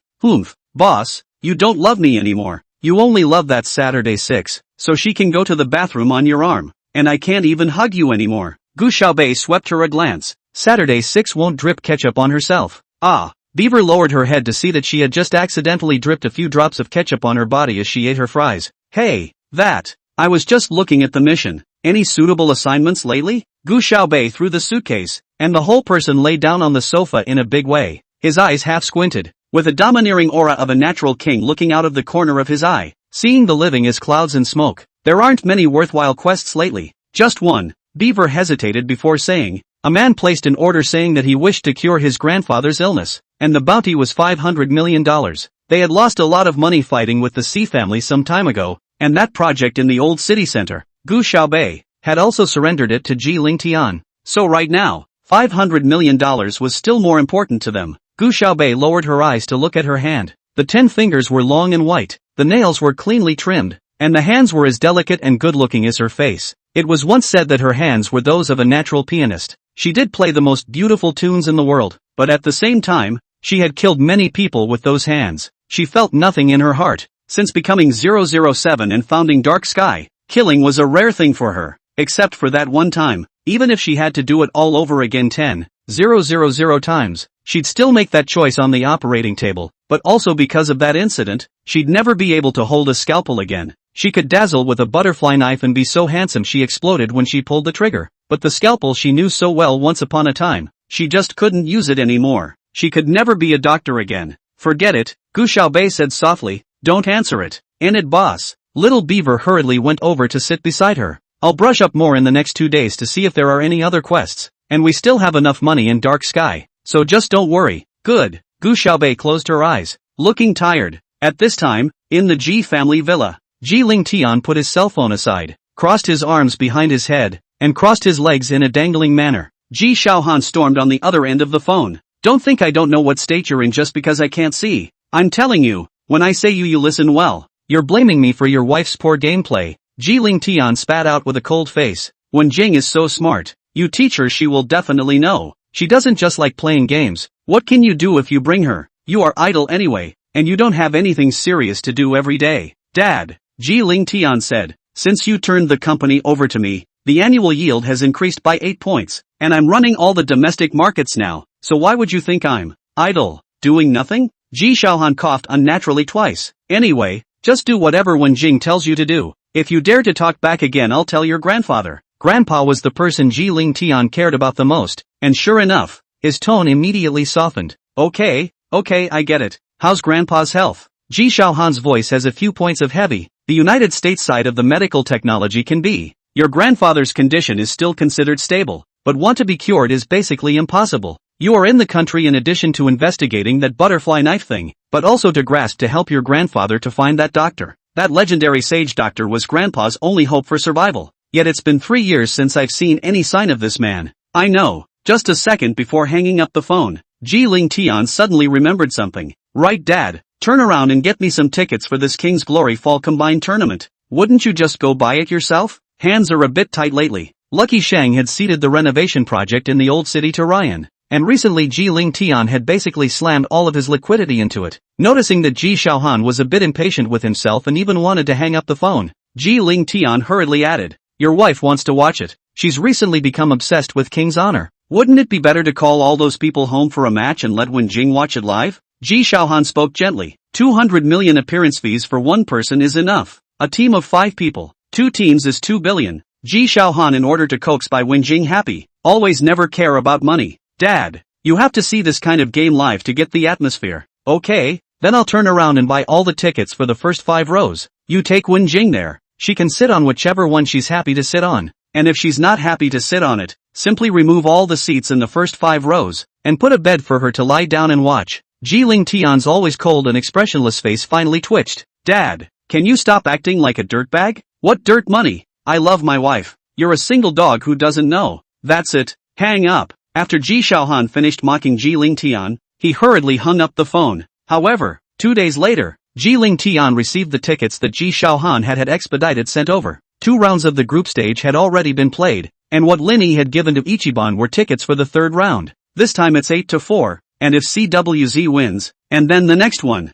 it's the semi-finals. This time in the top 8, only CWZ and AW is a domestic team. The rest are all Korean teams, especially King in the past 2 years in South Korea. The momentum is very fierce. This group stage is more than 5 hurdles to beat 6 generals. Did not lose, is regarded as the favorite to win the championship this time. CWZ and AW drew together to go for the 8-4 spot. In other words, no matter who wins, only one team in the country will walk into the quarterfinals this time. Linny is still interacting with Chu Ao on Twitter, but she actually wants AW to win. Because of that, she doesn't have to be on the field. She had already promised Chu Ao that as long as CWZ made it to the quarterfinals, she would go to the next semifinals and finals. Chapter 86, Goddess of Gaming? For the 8-4 group stage, a class of students who got tickets took time off work to go see it. These days, these 6 students are basically walking across the street at S.A. Lee's, so many people were trying to curry favor with them. After all, tickets were hard to come by and it was so hard to get in to see the game that they could only plead with the 6 of them to take more videos. This is a true master's duel. On the day of the 8-4, most of the students in S.A. Lee did not have the heart to go to class, and when the teacher looked at the situation, he simply let them off, allowing them to watch the live broadcast on a projection screen in the class. AW team also belongs to the more famous team in China in the past 2 years. Their shooters and fielders are Koreans with strong skills, and they have beaten CWZ teams several times in friendly matches before. So for once, most people still think AW will win. Before the start, AW teams playing field Park Yu-Jen said to Chu Ao in broken Chinese, I heard that CWZ team's camp is quite far away from here, so I won't delay you guys in a while, and I'll just send you guys back home in 2 matches, okay? He laughed out loud. All of the matches are best 2 out of 3, and Park Wookyun means that they are not given a chance to play a 3rd match at all. Chu Ao gritted his teeth and squeezed out a smile as well. Then we'll wait and see who it is that goes back home. In the first game of the opening round, it didn't take long for AW's side to give away a tower due to a mistake in the middle of the road, and it proceeded to get a blood taken, along with the wilds in the lower road. CWZ instantly economic suppression of AW. It is important to realize that when a professional player is competing, the slightest mistake will create a snowball effect, and what starts out as a small gap will become larger and larger in the end. Even though everyone on AW's side was strong, there was no way to save the day, and after 30 minutes of support, they still lost. Chu Ao raised an eyebrow at Park Yoo-jian and smiled. Park Yoo-jian slammed the mouse straight away and gritted his teeth. Don't get cocky too soon. At halftime, a cheer went up from the students on SA Lee's side. Chu Ziru's face turned red with excitement. Old me said CWZ can be great. Chu Ao will win. Even Saturday 6 was excited, tugging on Gu Xiaobei's hand and shaking it all the time. Sis, that Chu Ao is so handsome. What do you think? Handsome or not? Handsome or not? Ji Ling Tian, who had only been sleeping on his back at first, suddenly raised his head and glanced at Gu Xiaobei. It was as if he was eager to know her answer. It's okay, Gu Xiaobei said. Super handsome. Saturday 6 puffed up his cheeks. I want to go to the scene to see Chu Oa. Sister, do you want to go? Gu Xiaobei hesitated for a moment, not answering directly. Just then, Ji Ling Tian suddenly pushed a few tickets over. For the semi-finals and finals, he said coldly, my mom wants to go see it, and if I don't want it, I'll throw it away. Want. Saturday 6, who usually didn't dare to utter a single breath in front of Ji Ling Tian, was bold at the moment and pressed those tickets at once. Young Ji, you're really a beautiful person with a good heart. A beautiful person with a good heart? It was the first time that Ji Ling Tian, who had always been cold and unfeeling, had been complimented like this. Sis, will you come with me? Saturday 6 looked at Gu Xiaobei and pouted. Gu Xiaobei slowly nodded. Only then did Jillian get down to sleep again, shielding her reddened earlobes with her arms. God knows, he saw Gu Xiaobei King play so well. Usually also go to microblogging to search for CWZ related information to see, so he guessed that she should want to go to see the game, so intentionally asked Ji Xiaohan to buy these tickets, but embarrassed to give it to her directly, so he had to take an extra copy and bring it with him on Saturday 6. Ji Ling Tian didn't admit that he had these bent minds. Anyway, buying too much is buying too much. It was meant to be thrown in the trash, and whoever dares to say that this young man likes Gu Xiaobei will hammer his head. Soon, the second game began. This one, obviously AW was much more cautious. They were already technically strong and after 20 minutes, won by a slight margin. At this point, the score was 1-1. This next one is going to be very important, both on and off the field. Both players and spectators are very nervous. Wu Jianxuan secretly pulled Chu Ao to the back and whispered, Chu Ao, can you really not let Lin Yi come over? You've seen AW's strength. It's pure luck that we won the first match. If we lose this one, we won't have a chance. Chu Ao thought for a moment and gently shook his head. I promised the Northern King that I would invite her when the semifinals are held. Chu Ao, well, use the same method we trained with earlier, Chuao said. Wu Jianxuan's eyes widened in surprise. Isn't that our secret weapon? We said we'd wait until the finals to use it. It's okay. I'm sure that as long as we have the North King in the semifinals and finals, we won't be able to use any secret weapons. Wu Jianxuan saw that Chu Ao was firm and had no choice but to nod his head and agree. This tactic, which was researched by the CWZ team over several sleepless nights, was very lethal, but it would also be easy to restrain if others knew about it. That means that if they use it this time, they won't be able to use it in the semifinals and finals. But in order to win this one, Chio had to come up with this tactic early. The third one started and all the guys got nervous. Lin Yi, who was watching the game in the lounge, was no exception. She hadn't even dared to go to the field to watch the match today because she was afraid that Chu Ao would pull her on temporarily. She also received a message from Chu O before the third game started. King of the North, when I win, I'll see you in the semifinals. Her hands were shaking, but she replied, okay, go for it. At this time, the microblogging is full of discussions about the match, and 8 out of 10 of the microblogging hot searches are about the glory of the king. Because she never showed up for the group stage, there are already people online who are skeptical about her title as a gaming goddess, and a lot of gaming fans have become disgruntled with her. If CWZ does win, she'll have no reason to push back.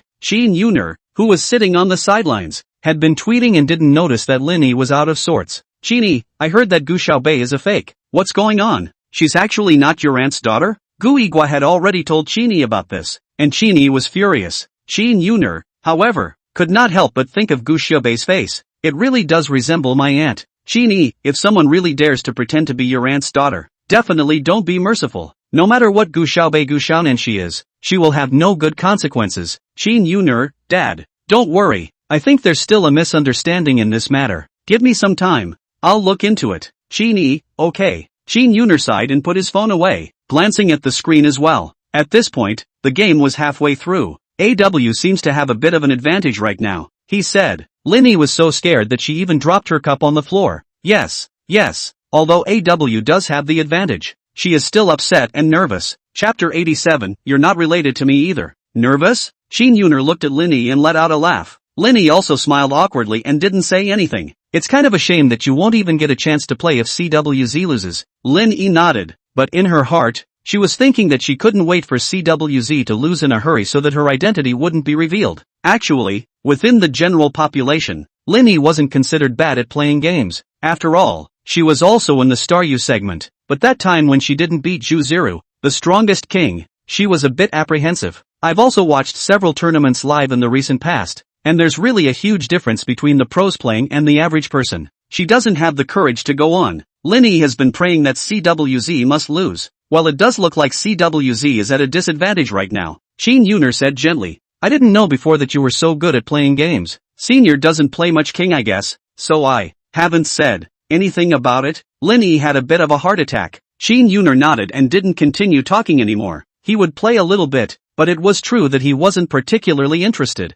And most importantly, he was now more concerned about Gu Xiaobei's problems. Shin Yuner opened the door and went out. When she passed by the entrance of the first class, Gu Yuran saw Shin Yuner, hurriedly carrying her skirt out. Cousin. She was wearing a little pink dress today, with a pink hairpin in her hair, and smiled crookedly, looking like a dainty little princess. Shin Yuner nodded. Where is cousin going? I heard that Xiaobei moved out of the Gu family. I don't know where she's living now. I'll go ask. Sister definitely has a place. Gu Yuran scuffed the ground with her toes, wringing the corners of her coat, looking like she wanted to say something. Back in the old days, my sister often didn't come home at night as well, and I heard from others that she had a good relationship with several of the boys at school. After saying that, she covered her little mouth in surprise. Cousin, don't think too much. Oh, I didn't mean that. Shin Yuner frowned slightly as he looked at her. Just because Shin Yuner had a gentle personality didn't mean he was a cutie. No matter what, he was also 3 years older than Gu Yuran, and college was a small society, so he had experienced quite a few things. The matter of Gu Yuran playing Yi Jiechao's original song in the previous academy singing joint competition had already made Professor Su very unhappy, but it's also true that she never admitted that she originated that tune.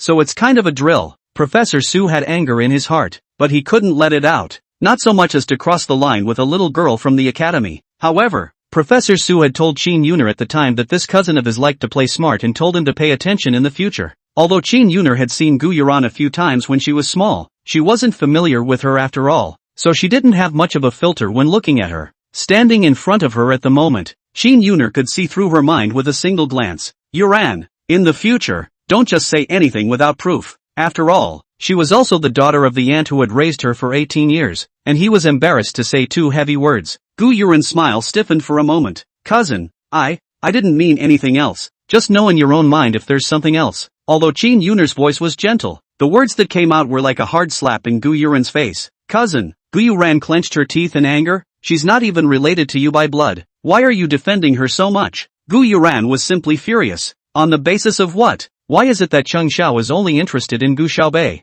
Ji Xiao, who is so cold, is actually nice to her, and Jie Qiao and Shimu are even more so. Now, even Shin Yuner was favoring Gu Xiaobei. She's not just a bumpkin from the countryside. What's so great about her anyway? Shin Yuner stood still and looked at her with a cool gaze. Yuran, you and I are not related by blood either. Gu Yuran felt like she had been slapped hard. Her face turned hot, and if there was a crack in the floor at that moment, she would have loved to get into it. Luckily, it was only her and Shin Yuner right now. If there were any other students who had heard the words, she would have had the heart to die. Looking at Shin Yuner's back, Gu Yuran clenched her teeth fiercely. She definitely wouldn't let Gu Xiaobei have a good time. When Gu Xiaobei didn't come, she was the jewel of the Gu family and the school flower of Xingli. But what about now? Everything was ruined. All because of this bumpkin. Shin Yuner went straight to class 5. Gu Xiaobei was still sleeping on his seat. Shin Yuner sent one of his classmates to call her out. She came out with a yawn. Her eyes half squinted with laziness and coolness. Xiaobei, where have you been staying for the past 2 days? Gu Xiaobei raised her eyes to look at Shin Yuner and said in a clear and cold voice, a friend's house. Which friend's house? Shin Yuner asked subconsciously,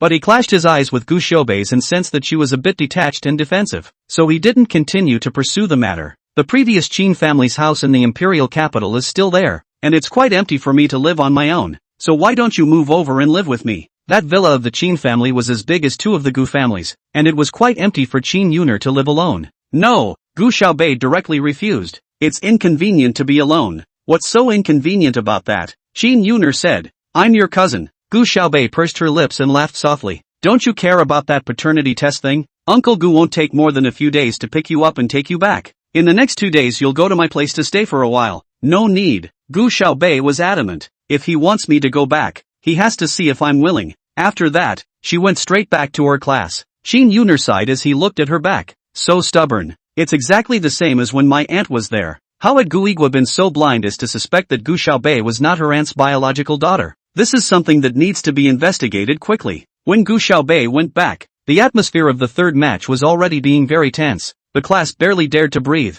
their eyes staring unblinkingly at the curtain. Gu Xiaobei swept a glance and suddenly frowned. The tactics on CWZ's side look familiar. She suddenly remembered a few years ago. Back then, she and Chuo and 3 others used to play games together. Everyone was bored and developed a new tactic. As long as you use this tactic, you can turn defeat into victory even if you're too far behind your opponent. At the time, though, none of the other 3 were too interested in that tactic except for the 2 of them. After all, at that time, in the entire king's honor, the 5 of them could walk sideways. How can anyone beat them? The tactics Chu Ao was using now were very similar to the ones they had developed together. Chapter 88, Winning. Only, Chu Ao had obviously made some improvements. After all, playing a game is a very personalized thing. The players he has now are not the same 4 players he had back then. Gu Xiaobei sat down and carefully observed the situation. Although AW was still briefly ahead right now, she could see that as long as CWZ's side was able to hold a wave and manage to grab the big dragon this time, they had a good chance of bouncing back. But this tactic is very skillful.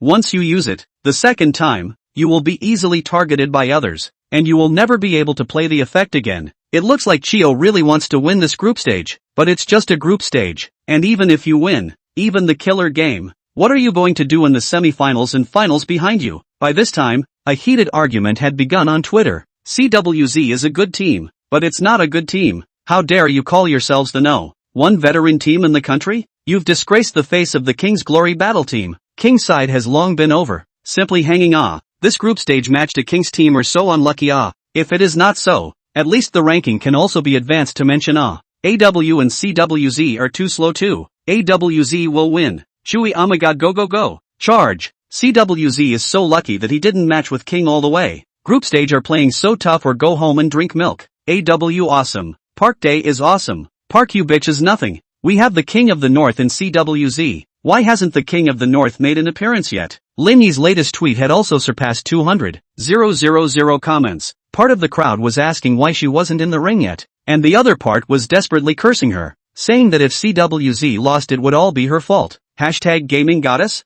Hashtag this topic instantly leapt onto the Hot 100. Lin Yi's microblogging fans went up by 50,000 in 6 minutes. I just don't know how many of them are black fans who rushed over to scold her. Ding Hong called Lin Yi Sister Hong. I really can't stand it anymore. Those fans are sick. Right, 2 days ago they were calling out goddess in every mouthful, but now they're starting to curse me. I can't swallow this breath. I want to dislike them. I want to hang them. A good little ancestor. Anyway, we now have heat. And recently there is a game-themed youth idol drama is being approached. The producer side specially came to the door wanting to let you play the female lead. The payoff can be high. Let them say a few words. Okay. For the sake of money, Lin Yi put up with it. Don't worry about it, seeing as CWZ is going to lose this one. You send out a tweet saying that you'd love to go on the field and play, and that you hope CWZ will meet you in the semi-finals. So it's not your fault if you can't go on the field when CWZ loses. Ding Hong's little plan crackled. I've made all the arrangements on my side. When the time comes, Xiao Jishu and the title of Goddess of Gaming will be marketed together, and then you'll sell a wave of misery. Push all the pots of not being able to go on the field and play the game onto CWZ's body, and then make everyone who wants to see you play the game go to watch your new drama. Little auntie,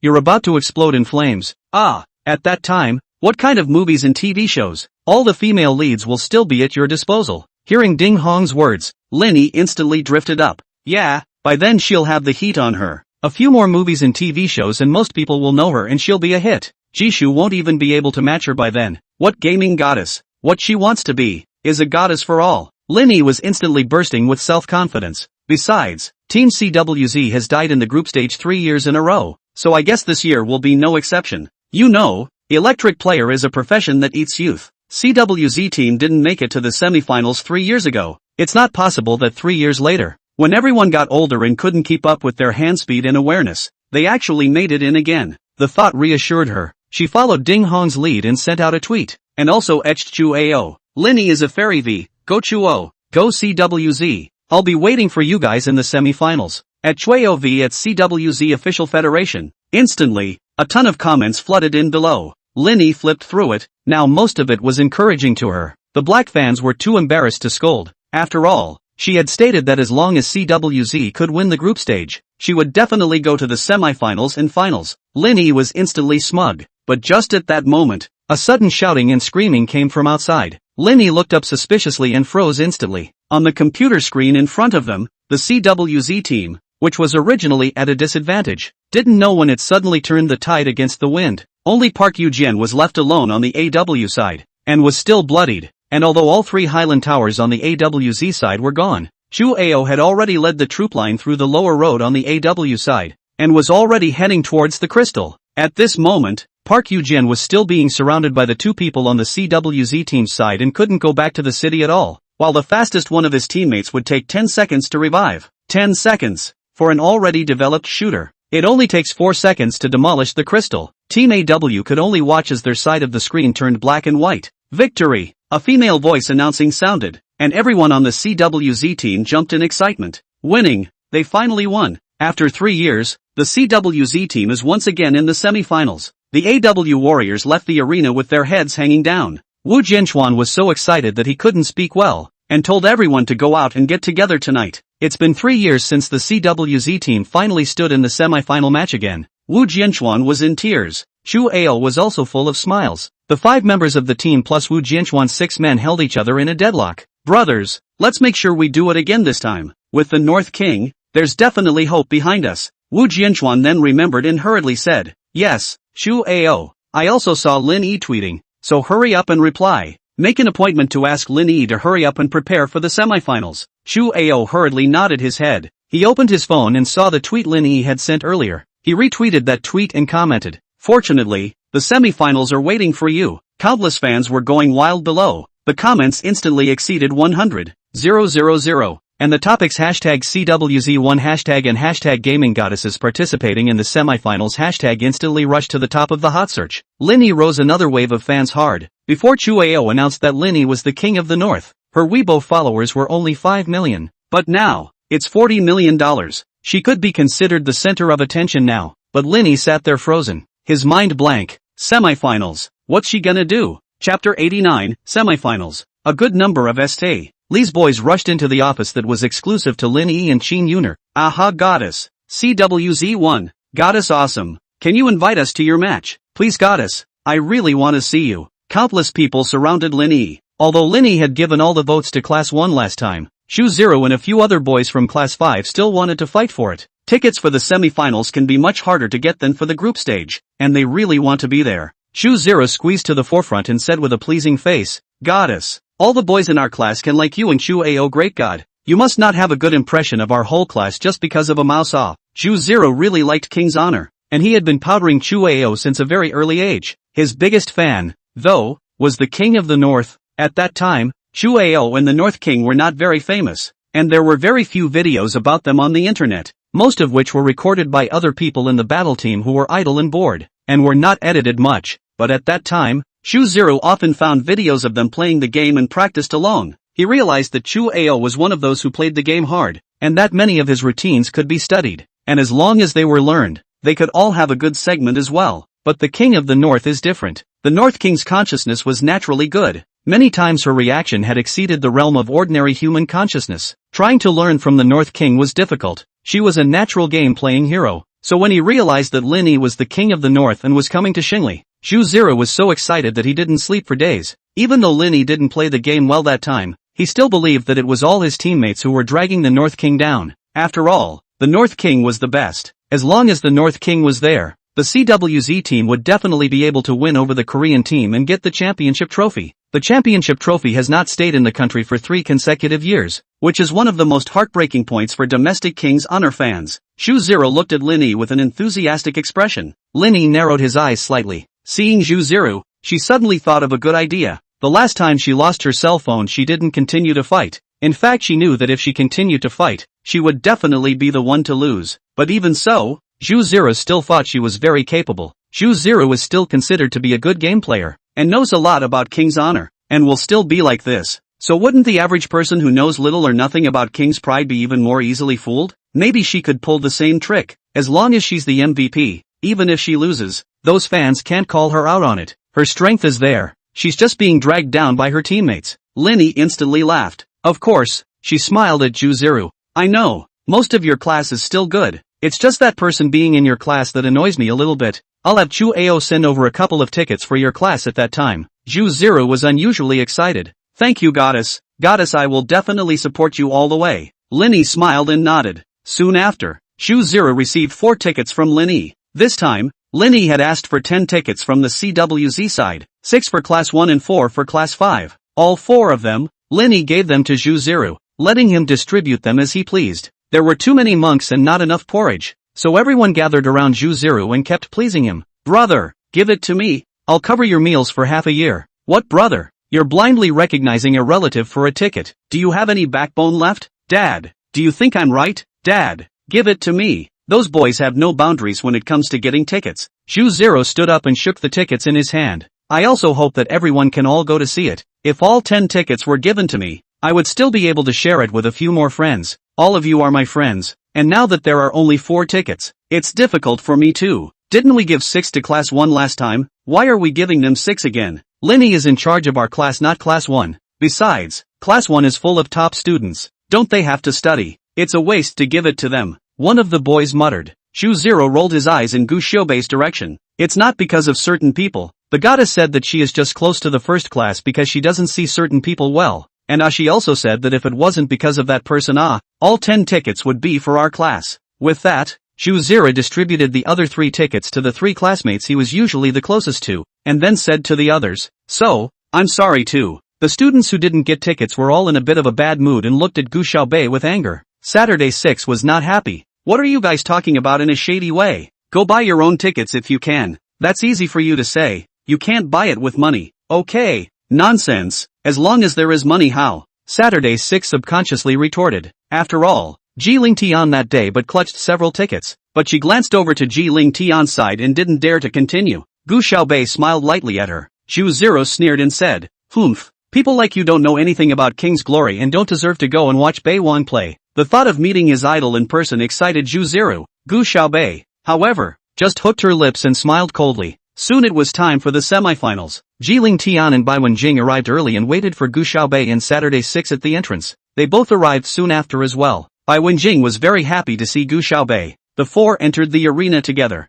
Zhu Zero and the others had also arrived, but they were in the 20th row, while Gu Xiaobei and the others were in the first 5 rows, so Zhu Zero didn't even notice them, and was just talking non-stop about the excitement in his heart with the friends beside him. Backstage, Linny is already wearing the CWZ uniform and is ready to go to the ring. It was the first time the CWZ players had seen such a beautiful girl playing the game, and one of them was thrilled. Asterisk asterisk asterisk asterisk, you're so beautiful, King of the North. Shu Ao. It's not brotherly enough not to introduce such a beautiful Northern King to us earlier. Shu Ao let out a laugh. I'll show you in a while. The North King's operation is even more beautiful. Linny pursed her lips slightly and smiled. I'll be playing Archer in a while, so please prioritize letting me develop. In fact, when playing the game, everyone is doing their own thing. Not that the fielders and shooters are a bit more powerful than the assistants and tanks, but it's kind of a tactic to let the others let the economy go and prioritize the development of the fielders and shooters. Although a few of the team members were not happy, they nodded their heads for the sake of Linny looking so pretty. Shu Ao,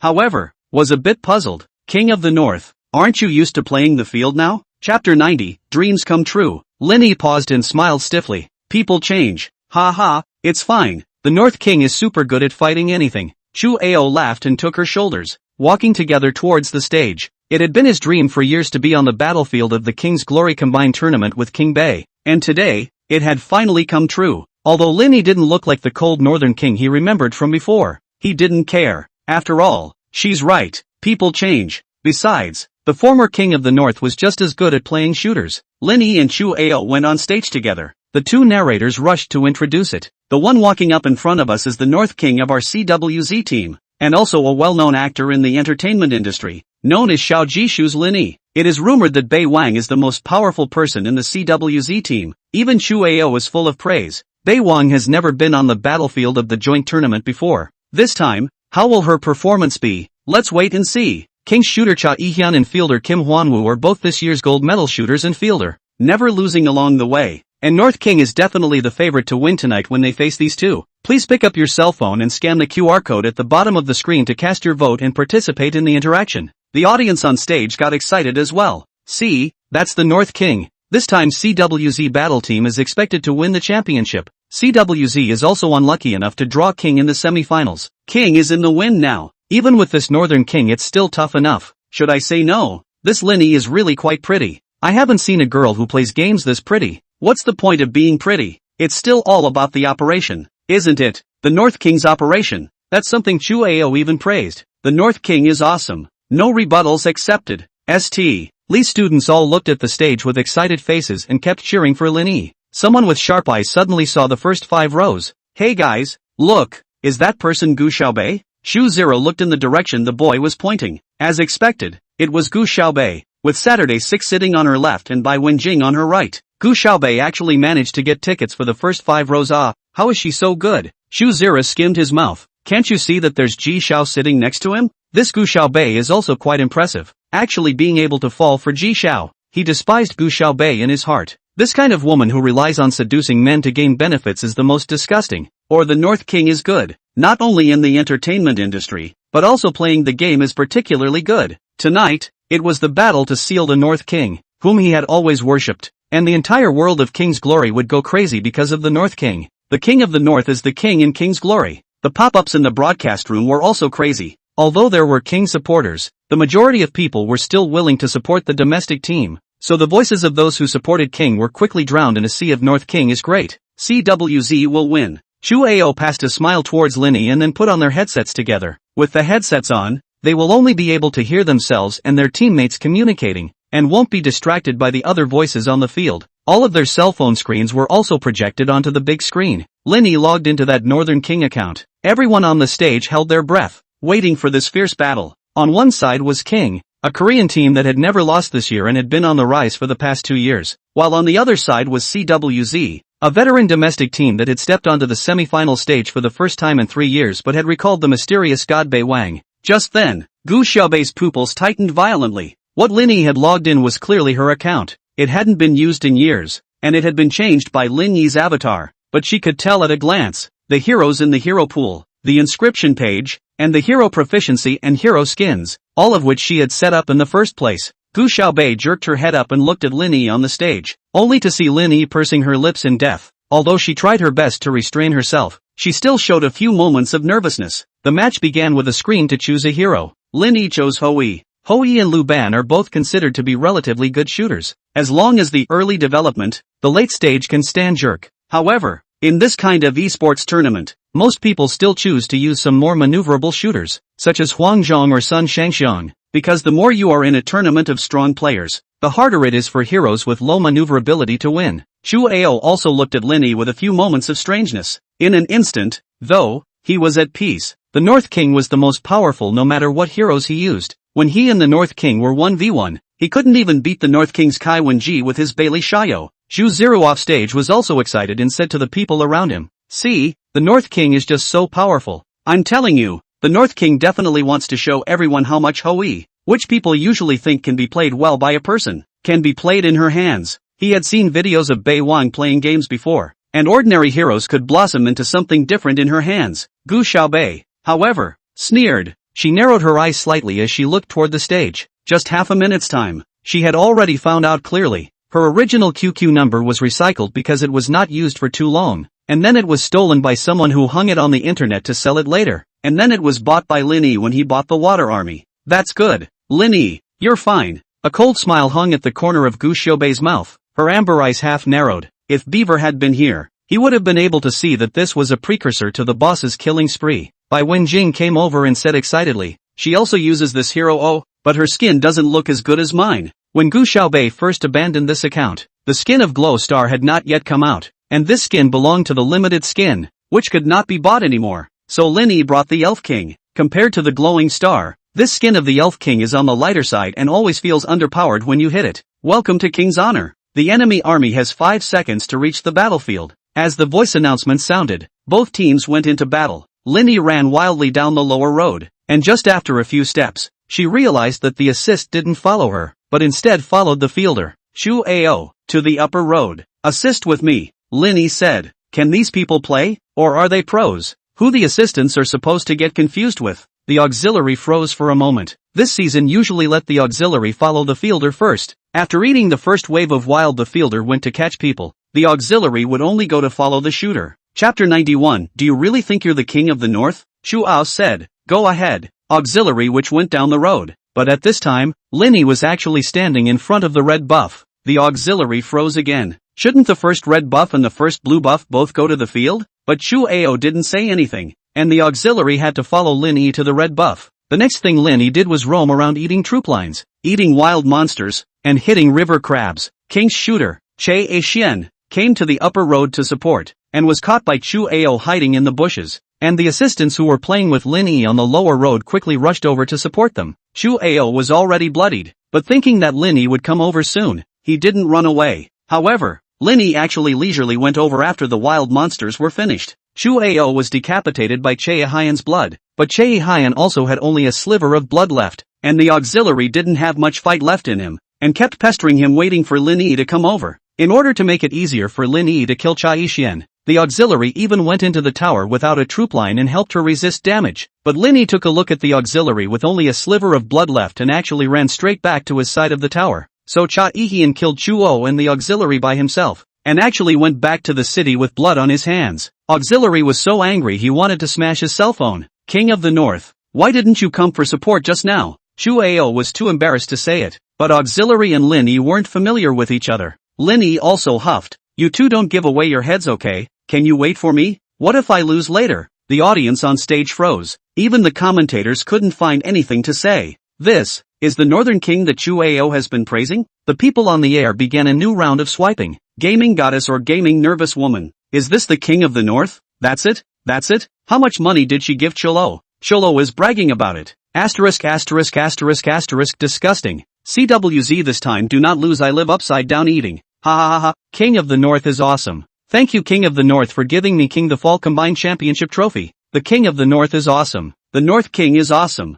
Although the live broadcast is now being screened again by the words North King is awesome, it is obvious that the people who are screened have changed. Now the swipes are mocking the CWZs. Off stage, the boys from Saintly also looked at Zhu Zero strangely. Brother Zhu, what's going on? Although Zhu Zero was also shocked, he was still a dead duck. Bei Wang definitely has her own considerations. We'll just keep watching. Linny was still continuing to roam around and eat troop lines. The mages in top lane on CWZ's side were not getting any development at all. Even Chu Ao could only risk going to the anti-field and develop in the opposing side's wilderness area, as the wild monsters on their side had all been hit by Linny. The mage was instantly unhappy and hurriedly finished all the troop lines on his side while Linny didn't come over. Linny, mage, what's wrong with you? Didn't you agree to let me prioritize my development? Mage, how long are you going to develop? You've been developing for almost 8 minutes. Haven't you developed enough? When you've developed, you should go and hit someone. Linny, didn't you see when I just got the head? What's arrogant about someone who died twice? Mage, asterisk asterisk asterisk asterisk. If Chu Ao hadn't just sent him to his death,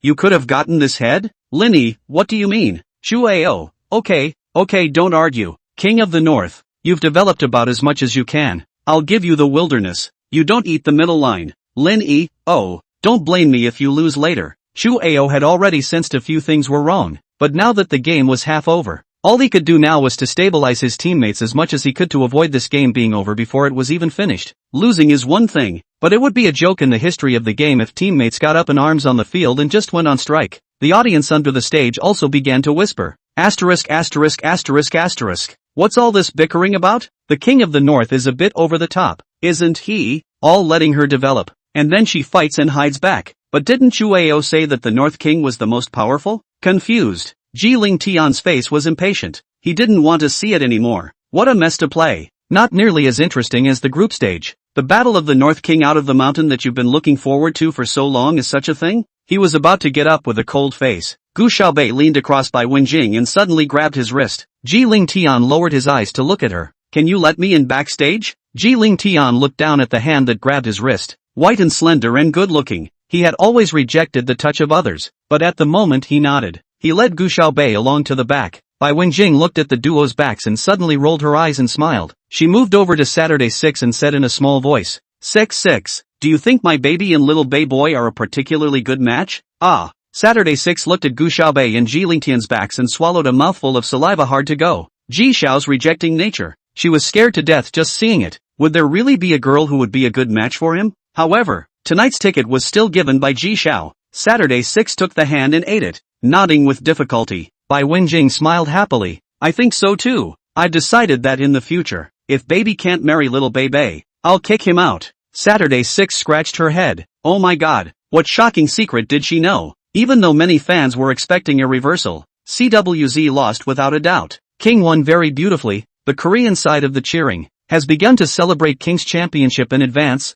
and the domestic side of King's fans in the live broadcast room and microblogging has been screened. At this moment, the words "the North King is powerful" seem particularly ironic. The CWZ players huffed and puffed their way back to the lounge. What's going on, Chuo? Is this the King of the North you were talking about? What's wrong with me being the King of the North? You can't fight on your own and you want to blame me? I'm the MVP. Don't you know how you got your MVP? Funny. One of the players huffed and took off his uniform and slammed it on the table. Chu Ao hurriedly calmed everyone down. Don't let me fight, pull back. Then I'll leave. Linny said angrily. Just leave. Just like you still have the nerve to call yourself the King of the North. A teammate choked back. Linny laughed coldly. Ha, I'm not the King of the North. Are you? Just then, in the corner of the lounge, a clear and cold female voice said, Linny, you've been using my account for half a month, and you really think you're the King of the North? Chapter 92, The Arrogant Northern King. Linny instantly froze as if he had been struck by lightning. The rest of the team turned their heads to the corner. Just a girl leaning against the back of a chair,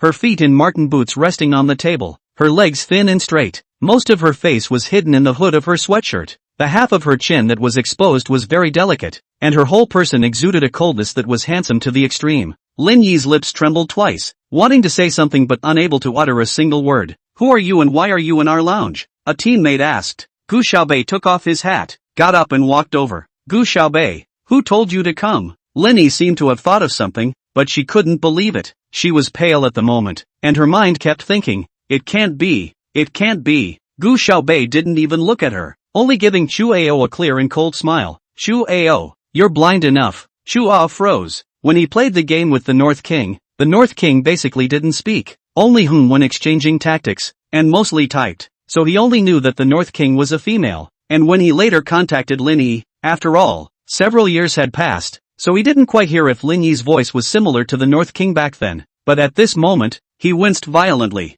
This evil aura, this coldness, this arrogance, who else but the King of the North? Lin Yi, is my account fun? Gu Xiaobei walked up to Lin Yi and looked at her coldly. Lin Yi took a few steps backward, her face pale as she kept shaking her head. Who are you to say that this is your account? This is mine. Yours? Gu Xiaobei stepped closer. You deserve it too. She turned her head to Chu Ao. I taught you how to play your shooter back in the day. What makes you think something so trashy is me? Chu Odin became excited. Yes, this is the North King. When they played the game together, it was usually him playing shooter North King playing field, but few people knew that his shooter, in fact, was also taught by North King. Who are you calling trash? Lin Yi was instantly anxious. She became irritated and rushed over to Gu Xiaobei, wanting to slap him. However, her wrist was viciously clutched by Gu Xiaobei. Ah! Lin Yi only felt as if her hand was going to break. It hurt so much that she was sweating coldly. Gu Xiaobei, let go of me. Or I won't let you go. Gu Xiaobei yanked violently, and Lin Yi fell to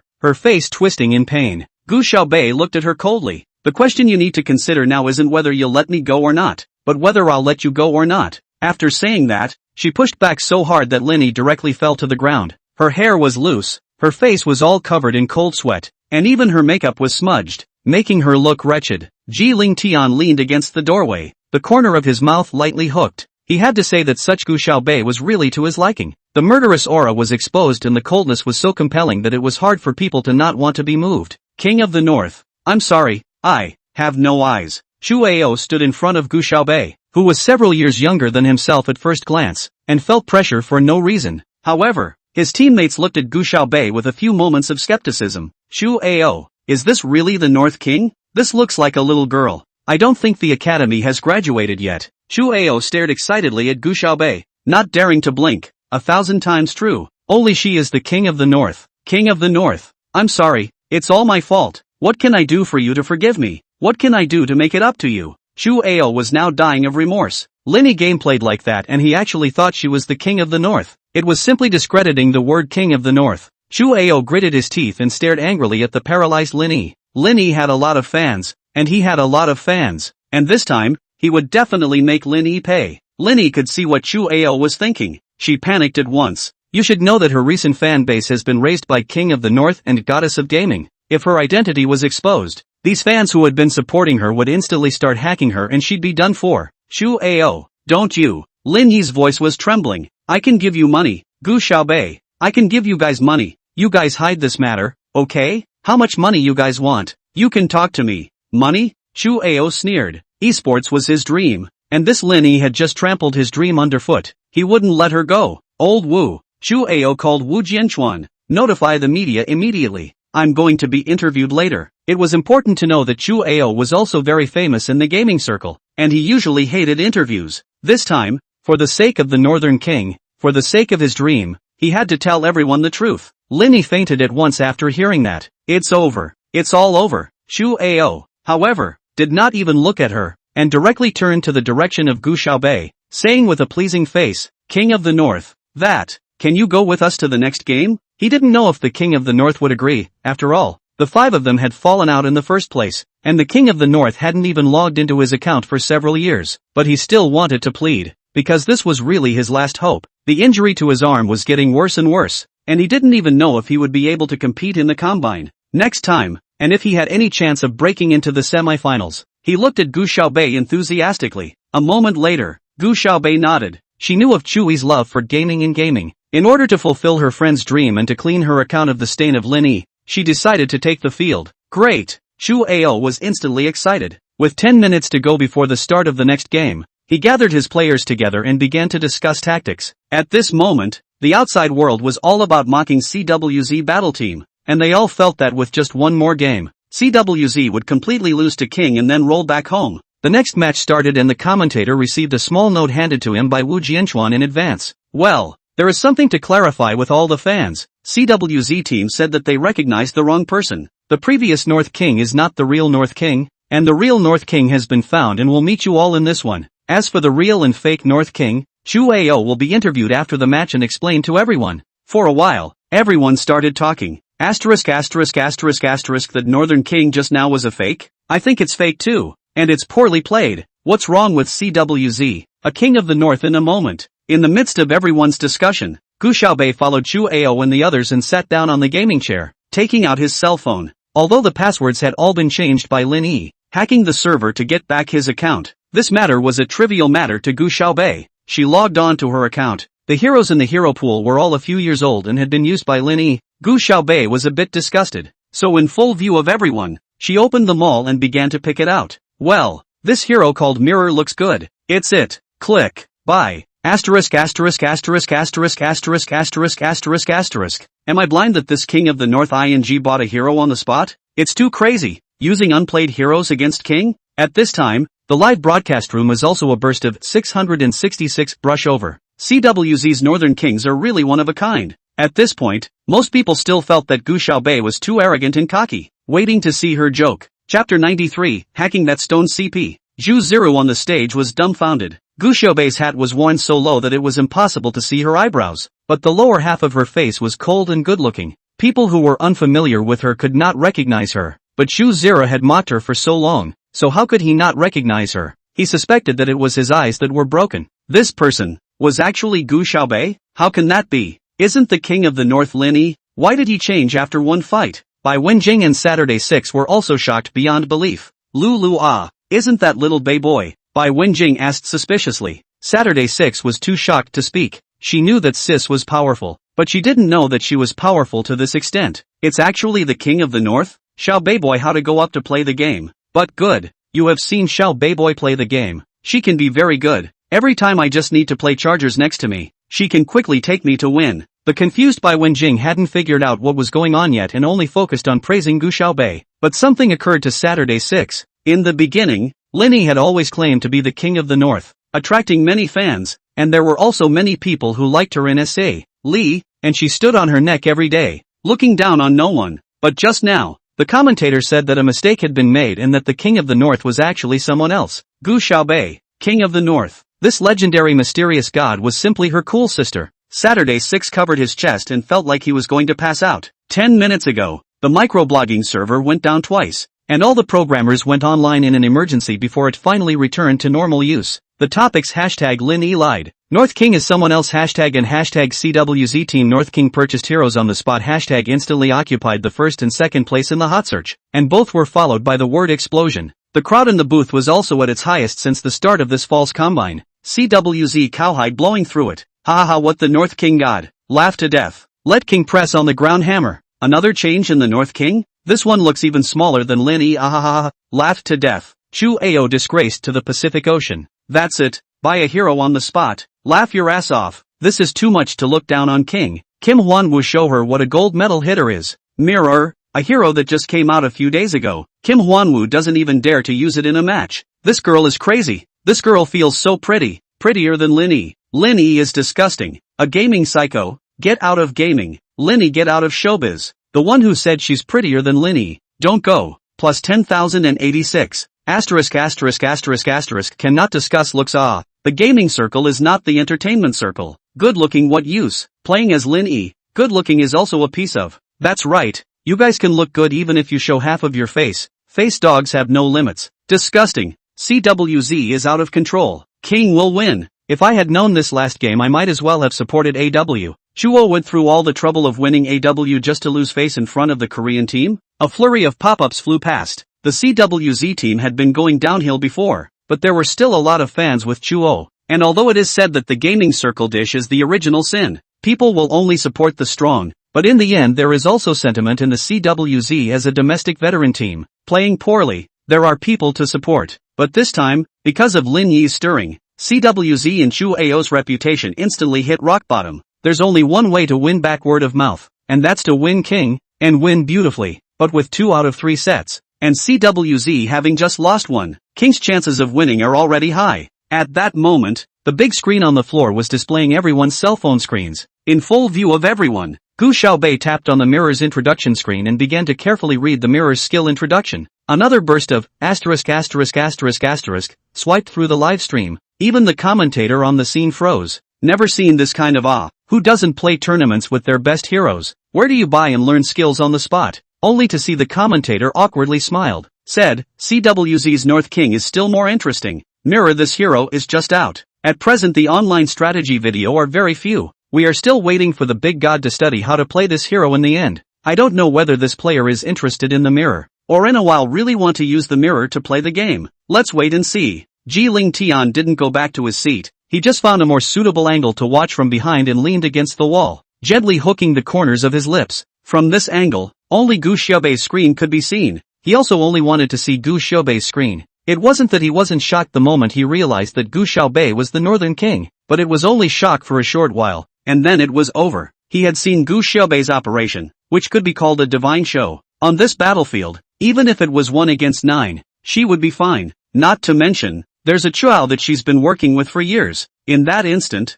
Ji Ling Tian suddenly realized that a few moments of sourness surfaced within him. In fact, looking at the skills, he was no worse than Chu Ao. It was just that he had been reluctant to step into the esports world. Perhaps if he wanted to, he could even sit on it at the moment and fight in tandem with Gu Xiaobei. Thinking of this, Ji Ling Tian hurriedly shook his head. Who's going to be alongside her now?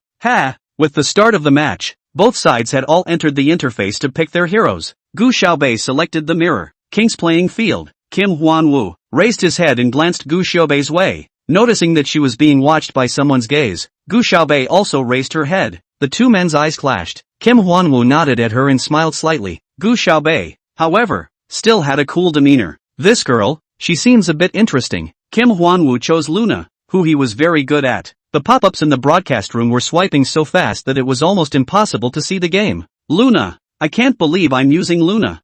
Kim Hwan-woo Luna is super cool, but he doesn't use it much. Large-scale online video of Luna's extreme operation will be relaxed soon. Everyone pay attention to the recording. Ha ha ha ha. There's definitely a bunch of resources on the B station tomorrow. I want to get high on CP. The North King's golden god matches a face-off. 3 seconds later. Asterisk asterisk asterisk asterisk I just want to get high on a CP. How come my big number is instantly hacked? Luckily I have an infinite number of small numbers. And in the corner, Ji-Ling Tian held his cell phone. The corner of his mouth slowly hooked up. WeChat page. A message from Oxia to him. Oxia, okay, I'm done hacking. Next time, can you not come back to me for this kind of small thing of hacking the live room account? I'm a top hacker. My time is precious. I need to use it to find Yuzi. Chapter 94. You're also very talented. Welcome to King's Glory. The enemy army has 5 seconds left to reach the battlefield. All the players put on their headsets and instantly got into a tense state. Shu Ao, you go get a red. Auxiliary and I will go to the opponent's field. After taking the opponent's red we will have a level 1 group. The commander of the CWZ battle team was usually Chu Ao. And at this moment, when Gu Xiaobei gave the word, the others didn't know whether they should listen or not. What's more, anti-field, that is, going to the opponent's house to fight, usually go to fight the blue buff, because in this case, it is closer to their own shooter, and it is easier to support in case of accidents. Does this Gu Xiaobei know how to play or not? With Lin Yi in front of them, the rest of the CWZ players had doubts in their hearts. Opening against the red. Ha ha ha, this King of the North looks like a rookie too. Did CWZ take a script from the joke book today? Here comes the professional funny. A riotous noise rose from the stage. But instead of discussing with the other students, Shu Zero stared dead at the person on the stage. This routine,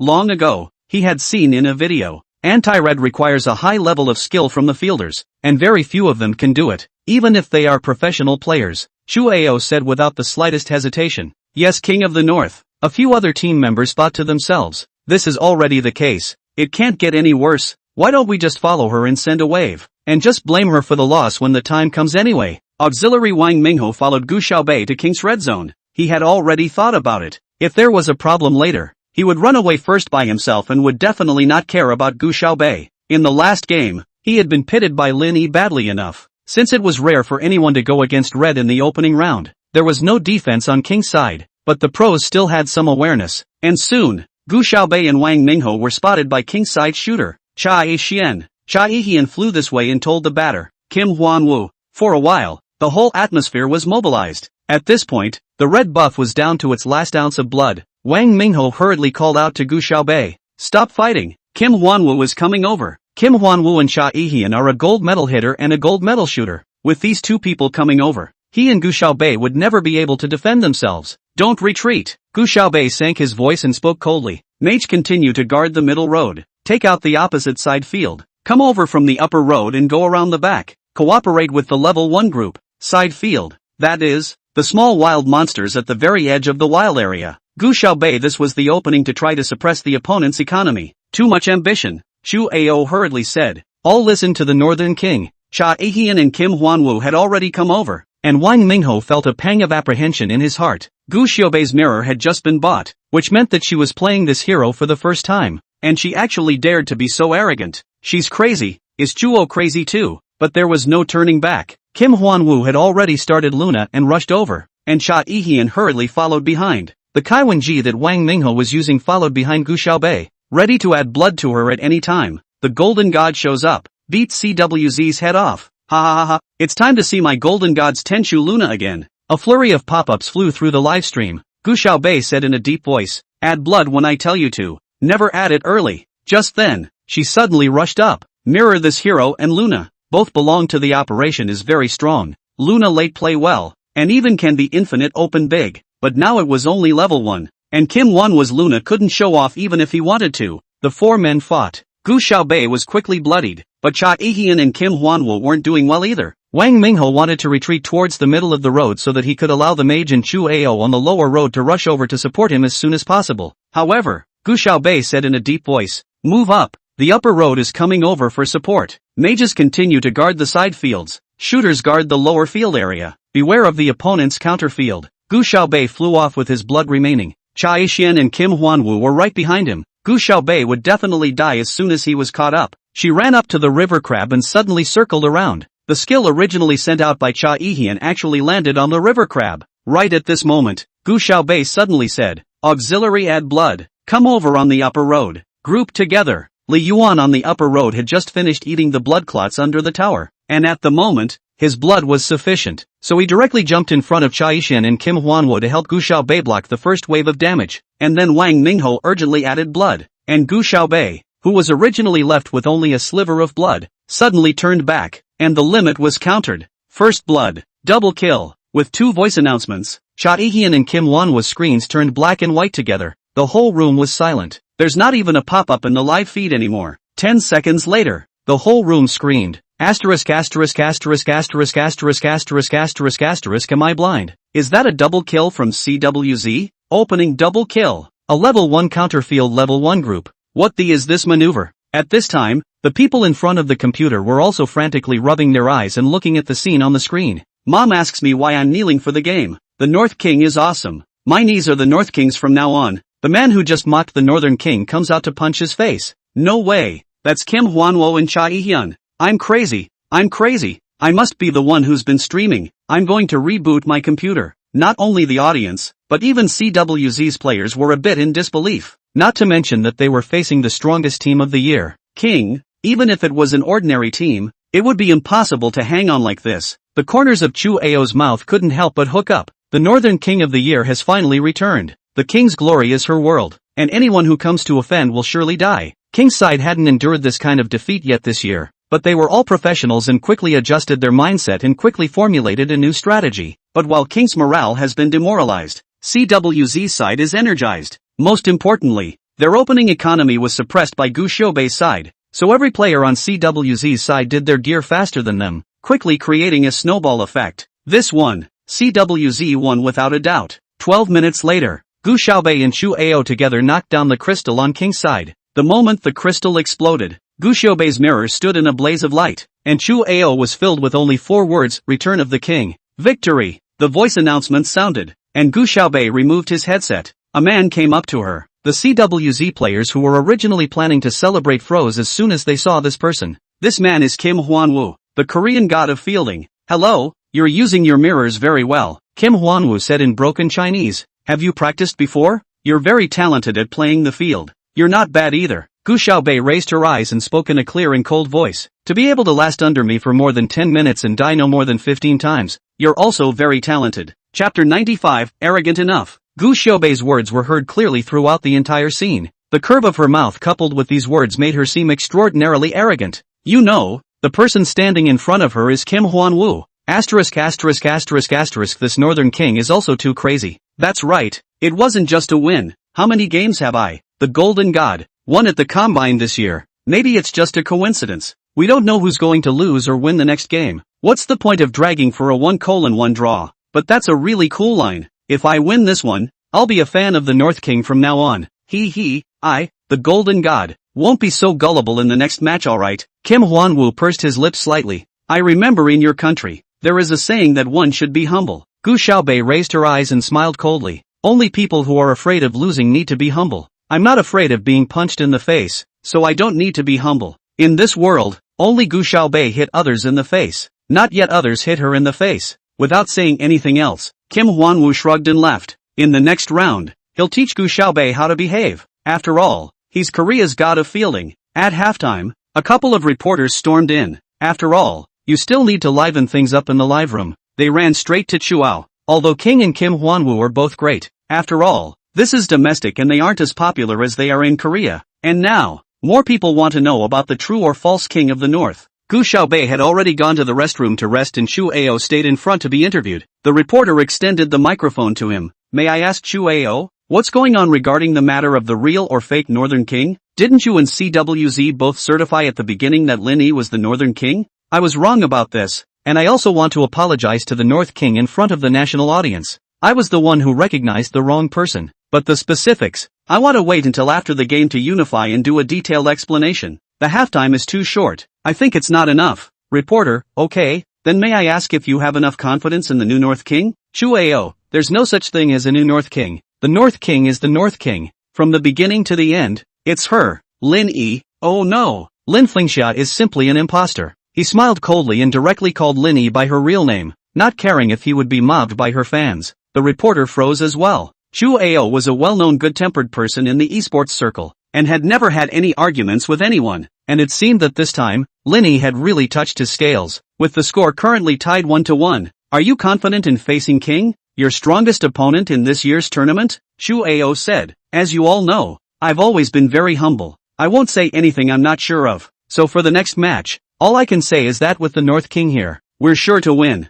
A flurry of pop-ups swiped through the live feed. Asterisk asterisk asterisk asterisk. This is what Chu O said. Am I deaf? Is this called modesty? That's crazy. That's King. Really speechless. Did not think that now Chu Ao also become like this. CWZ is simply a face to lose. The words are put here. Sit down and wait for the face. 666. The reporter also smiled awkwardly. Coincidentally, at this time the intermission ended and the players returned to their positions. She hurriedly extended the microphone to Gu Xiaobei. May I ask King Bei, do you have anything to add to what Chu Ao just said? After all, the reporter didn't want CWZ to lose too badly in a while, thinking that if Gu Xiaobei could be a bit more humble, he would have something to say in a while even if he lost. Gu Xiaobei hid most of her face in the shadow of her hat, revealing half of her chin cold and bright. She gently hooked her lips, her voice icy cold, like thin snow in February. Material time. My favorite TV show starts in 32 minutes. It takes me 20 minutes to get home from here, and 2 minutes to go upstairs plus turn on the TV. So,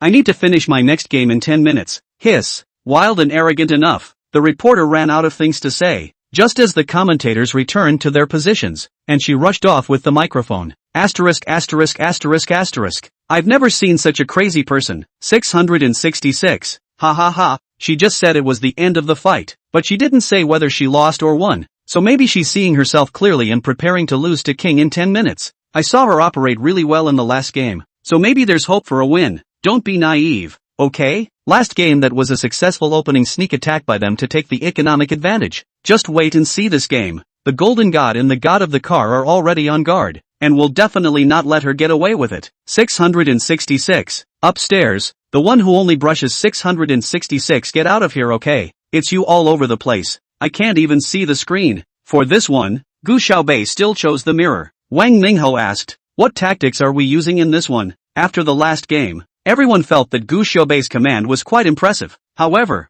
they didn't feel that Gu Xiaobei was at a higher level than Jin Huanwu, and they were also of the opinion that Gu Xiaobei had won by ploy. But used tactics couldn't be used again, and this time, King's side was definitely on the defensive, and they were hoping that Gu Xiaobei would come up with new tactics. Gu Xiaobei's clear and cold voice came from all of the CWZ players' earphones. There's nothing special about the tactics, just play the way you're usually used to playing. I familiarized myself with the last game, and now I already know how the mirror should be played. There was silence in the CWZ internal communication channel. So you were familiar with the heroes in the last game? Can't play at all and still hammers King to the ground for an opening double? 666. 666. I'm so glad you're here. I'm so glad you're here. Someone, pluck out my knee to cheer up the big man. Disgusting or not, who can't say mean things? Please really win, okay? You crossed over when you won the last one? Oh, anyway, I don't believe she can win another Golden God. 666. At first, the people of CWZ thought that Gu Xiaobei was just casually speaking harsh words, but after the match started, they realized that Gu Xiaobei was for real, because she really didn't say a word. Only Chu Ao smiled faintly and slowly shook his head, thinking in his heart, mortals, you guys have only been shocked a few times. When I was playing the game with King of the North, that's what was shocking every day, okay? On King's side, everyone's face is solemn. As upset as it was, they had to admit that they had met their best opponent of the year. Originally, CWZ was not in their sights, and they even felt that drawing CWZ in the semifinals was equivalent to a break. But this inning, they'll play well. Kim Huan-woo used his best player, Jian Wei, in this game, while the middle mage pick was Athena, both of which were very much mirror skill restricted heroes. Other than Gu Xiaobei, no one had ever gotten the full attention of King. Chapter 96, The Heavenly God Show. After the opening game, King's side cooperated tightly and didn't give CWZ any chance to oppose the field at all. Every outfit and every move shows how well King's 5 players work with each other. This team, 3 years have not changed the players. They usually eat and live together, extremely familiar with each other, and even sometimes do not need each other to speak. As long as a look, will be able to understand each other's meaning. The God of Gold is awesome. The God of Cars is awesome. And King rushes. Ha ha ha ha ha ha. CWZ is stupid. Can't find the breakthrough right. The last game is to give you a little sweet to make you happy. You really arrogant up. Go CWZ. Return of the King of Kings. Please, leave the championship trophy at home. Gaming without borders. Don't be so narrow-minded, okay? Professional chicken artifacts. Can see through, can lock head. Reasonable and fair price. Add Q. 7654 Umbrella 2A. What the hell is going on upstairs? Report it. In the opening 3 minutes, Kingside gained a little bit of an advantage, and Kim Hwan-woo was slightly relieved. Tyrant was killed by Cha Ehyun, but Chu Ao took both of their heads, so both sides were basically at an even match right now. King would have to take Dark Tyrant if he wanted to close the gap. Kim Hwan-woo glanced at Gu Xiaobei's location on the minimap. She wandered up the road for a bit, seemingly trying to help Li Yuan take down Shaehyun along with her, but didn't find a chance to do so, and she headed back towards King's Wild area. Without a field of vision, Jin Huan-yu couldn't see Gu Xiaobei, but based on experience, he guessed that Gu Xiaobei had gone to King's field to counter the field, and after countering the field, he should be cooperating with Li Yuan to play Che Yixian together. He decided to give up a wild area and take the Dark Tyrant. Kim Hwan-woo started to head towards Dark Tyrant while the assist followed up this way and the middle mage was ready to support. Cha Ehyun, on the other hand, continued to play against Li Yuan, holding Li Yuan and Gu Xiaobei at bay. Kim Hwan-woo had reached the Dragon Pit's heel. Chu Ao hadn't realized it yet and was still pushing the tower on the lower road. Just as Kim Hwan-woo had the Dark Tyrant beaten down to a third of his blood, Chu Ao also noticed the end and rushed this way. And that, in turn, was a part of Kim Hwan-woo's plan. Not only did he intend to take down the Dark Tyrant, he also intended to kill Chu Ao. After all, right now Chu Ao was the person with the best development in the CWZ team, and as long as the shooter couldn't get up, CWZ would be finished. The boys from Saintly were still discussing endlessly, and one of them inclined his head and asked Zhu Ziru, "Brother Zhu, who do you think will win?" CWZ, Zhu Ziru said without the slightest hesitation. Not really, although CWZ won the last hand. It's obvious that King has the upper hand now. Zhu Ziru didn't say anything, he just stared at the front. He knew that Gu Xiaobei was the real king of the north. Even if there were 3 more kings, they wouldn't be able to beat her. There were quite a few other people in the live room who thought the same way as the boy from SA. Lee, King's assistants and mages are coming over, and Chu Ao still dares to charge forward. What a headcase. Ha ha ha ha ha. Chu Ao is going to be ambushed this time, right? Laughing to death. Or I, the golden god, am great. This North King and that Linny is not much different.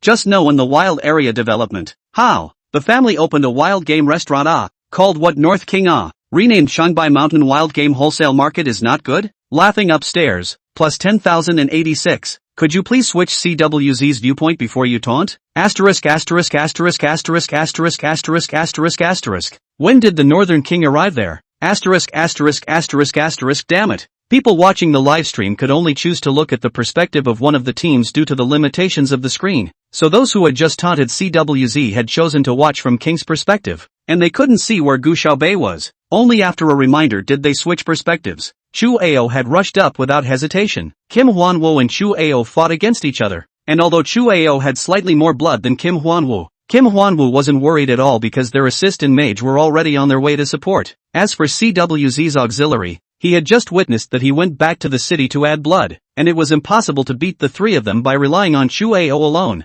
Annalie has been slain, our teammate has been killed. Double kill. After 2 consecutive voice announcements, Kim Hwan-woo instantly froze. The auxiliary and mage were surprisingly both killed in action in an instant, because his teammate was killed. Kim Hwan-woo's line of sight was filled with Gu Xiaobei's figure. How is this possible? Why is she suddenly coming from up the road? And it's amazing how the blood level barely decreases when you kill 2 people in one breath. Cha Ehyun's voice came from the headset. I'm sorry, brother Hwan-woo. I thought that Northern King was ambushing in the grass, but I didn't realize that she left after playing the field. Although Dark Tyrant was down to his last ounce of blood, Kim Hwan-woo chose to give up and resolutely turned around and headed for his home field. Chu Ao wasn't going to give up the Dark Tyrant, so this would buy him a little time to escape. Hatefully, all of his efforts have gone to Chio, and hitching a ride on 2 heads, the secondary and the mage. The tanks on King's side also rushed over to support Kim Hwan-woo, but right at this moment, Gu Xiaobei suddenly rushed out from the slant with a burst of brilliant to the extreme maneuvering, and the tank didn't even know how to block the damage when he tried to help Jin Huanyu, because Gu Xiaobei's mirror is just too showy. She actually calculated even Kim Hwan-woo's escape route.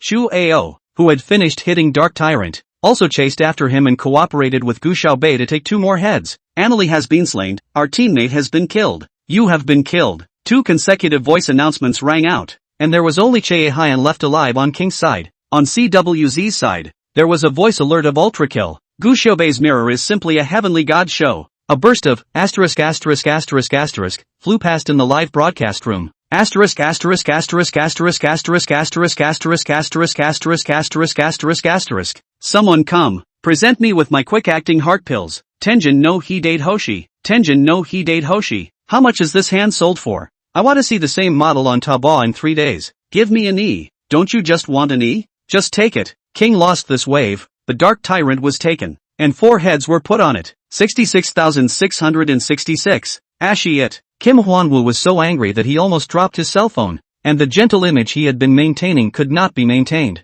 Cha Ehian, go back to the city and guard the crystal right now. CWZ's tanks were demolishing towers on the upper road. And the mages were demolishing towers on the middle road, but neither of them could attack as fast as the beaters and shooters. And at this point, Gu Xiaobei and Chu Ao had gone to the lower road together, and it was only a matter of time before the 4 of them resurrected, and then they'd have knocked out all the towers on the lower road. Cha Ehian immediately abandoned the tower and prepared to return to the city. The corner of Gu Xiaobei's mouth slowly hooked up. Chapter 97, The Return of the King. Gu Xiaobei's face was mostly hidden in the shadow of his hat, but the lower half of his face could still be seen by the live audience. 6 This wave of operation is simply the creation of Zhongxing Xiu. Asterisk asterisk asterisk asterisk. The smile is cool and valiant enough for me. Mom, I'm finally in love. Upstairs, be more reserved, okay? She's your girlfriend because she's good at the game? Oh, she's my wife, okay? Ji-Ling Tian leaned against the wall and took out his cell phone to send a Weibo message. Ji-Ling Tian, help me hack 2 more accounts. O'Shaughnessy, gasps, Kirito, now. Oh xia, okay got it QAQ. The CWZ players were all excited.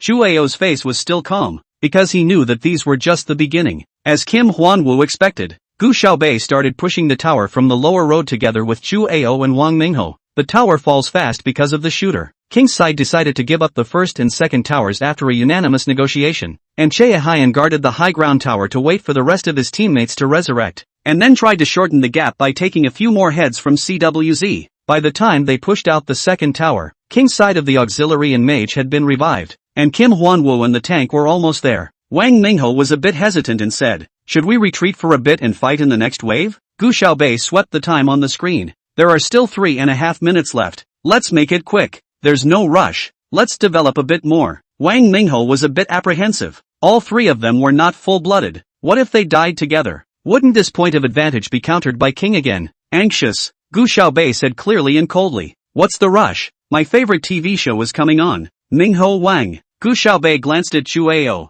and the 2 of them looked at each other before nodding together. In that instant, Chu Ao felt as if he had traveled back in time. Back to the days when the 5 of them were fighting side by side. As soon as Chai Hyan saw both his mentor and assistant coming, he also got a boost and instantly rushed out. Gu Xiaobei's head. He must take it today. Gu Xiaobei stepped back, but Cha Yixian was still in hot pursuit. The moment Kim Hwan-woo yelled out "No!" it was too late. Chai Hyan's screen has turned black and white. Double kill. Triple kill. Auxiliary and mage only just came out and died again with Chai Yixian. Ashy. Kim Hwan-woo cursed and charged along with the aide. The most feared thing about playing a match was not being calm, and Jin Huan-yu was now in a hurry, his mind only thinking about killing Gu Xiaobei. Gu Xiaobei and Chu Ao were both bloodied, and he believed that he could take a double kill this wave. Kim Hwan-woo rushed straight out. Gu Xiaobei circled around King's Field. Chu Ao blocked Jin Huan-yu, and Gu Xiaobei actually hit a wild monster before turning back to continue the battle with Jin Huan-yu. This was a disgrace to Kim Hwan-woo. Ha ha ha ha ha, my mom. This wave is hard enough on the face. Isn't this a duel between 2 great martial arts masters? A life for a life when one of them throws his sword and eats a bun before continuing to pick up his sword to answer the battle. This is too much of a slap in the face. The Golden God killed her. North King 666. There are now significantly more people in favor of CWZ than King in the broadcast room. Kim Won-woo's eyes reddened and his hands operated quickly. On the contrary, Gu Xiaobei had a cloudy face. Her 10 fingers were long and slender, and her movements were beautiful to the extreme as she operated on the screen. Her fingers rising and falling and sliding constantly, as if she were playing a musical piece, playing a dirge made exclusively for King. Ultra kill, 4 kills, pentakill, 5 kills. Kim Hwan-woo was decapitated along with the assist who rushed over to support him. Aced, regiment. On King's side, there's not a single survivor left. 66,666. The fight of the century. King of the North is awesome. Asterisk asterisk asterisk asterisk asterisk asterisk asterisk asterisk. The wind and water turn. King also has the day of all the members of the reunion. CWZ is awesome.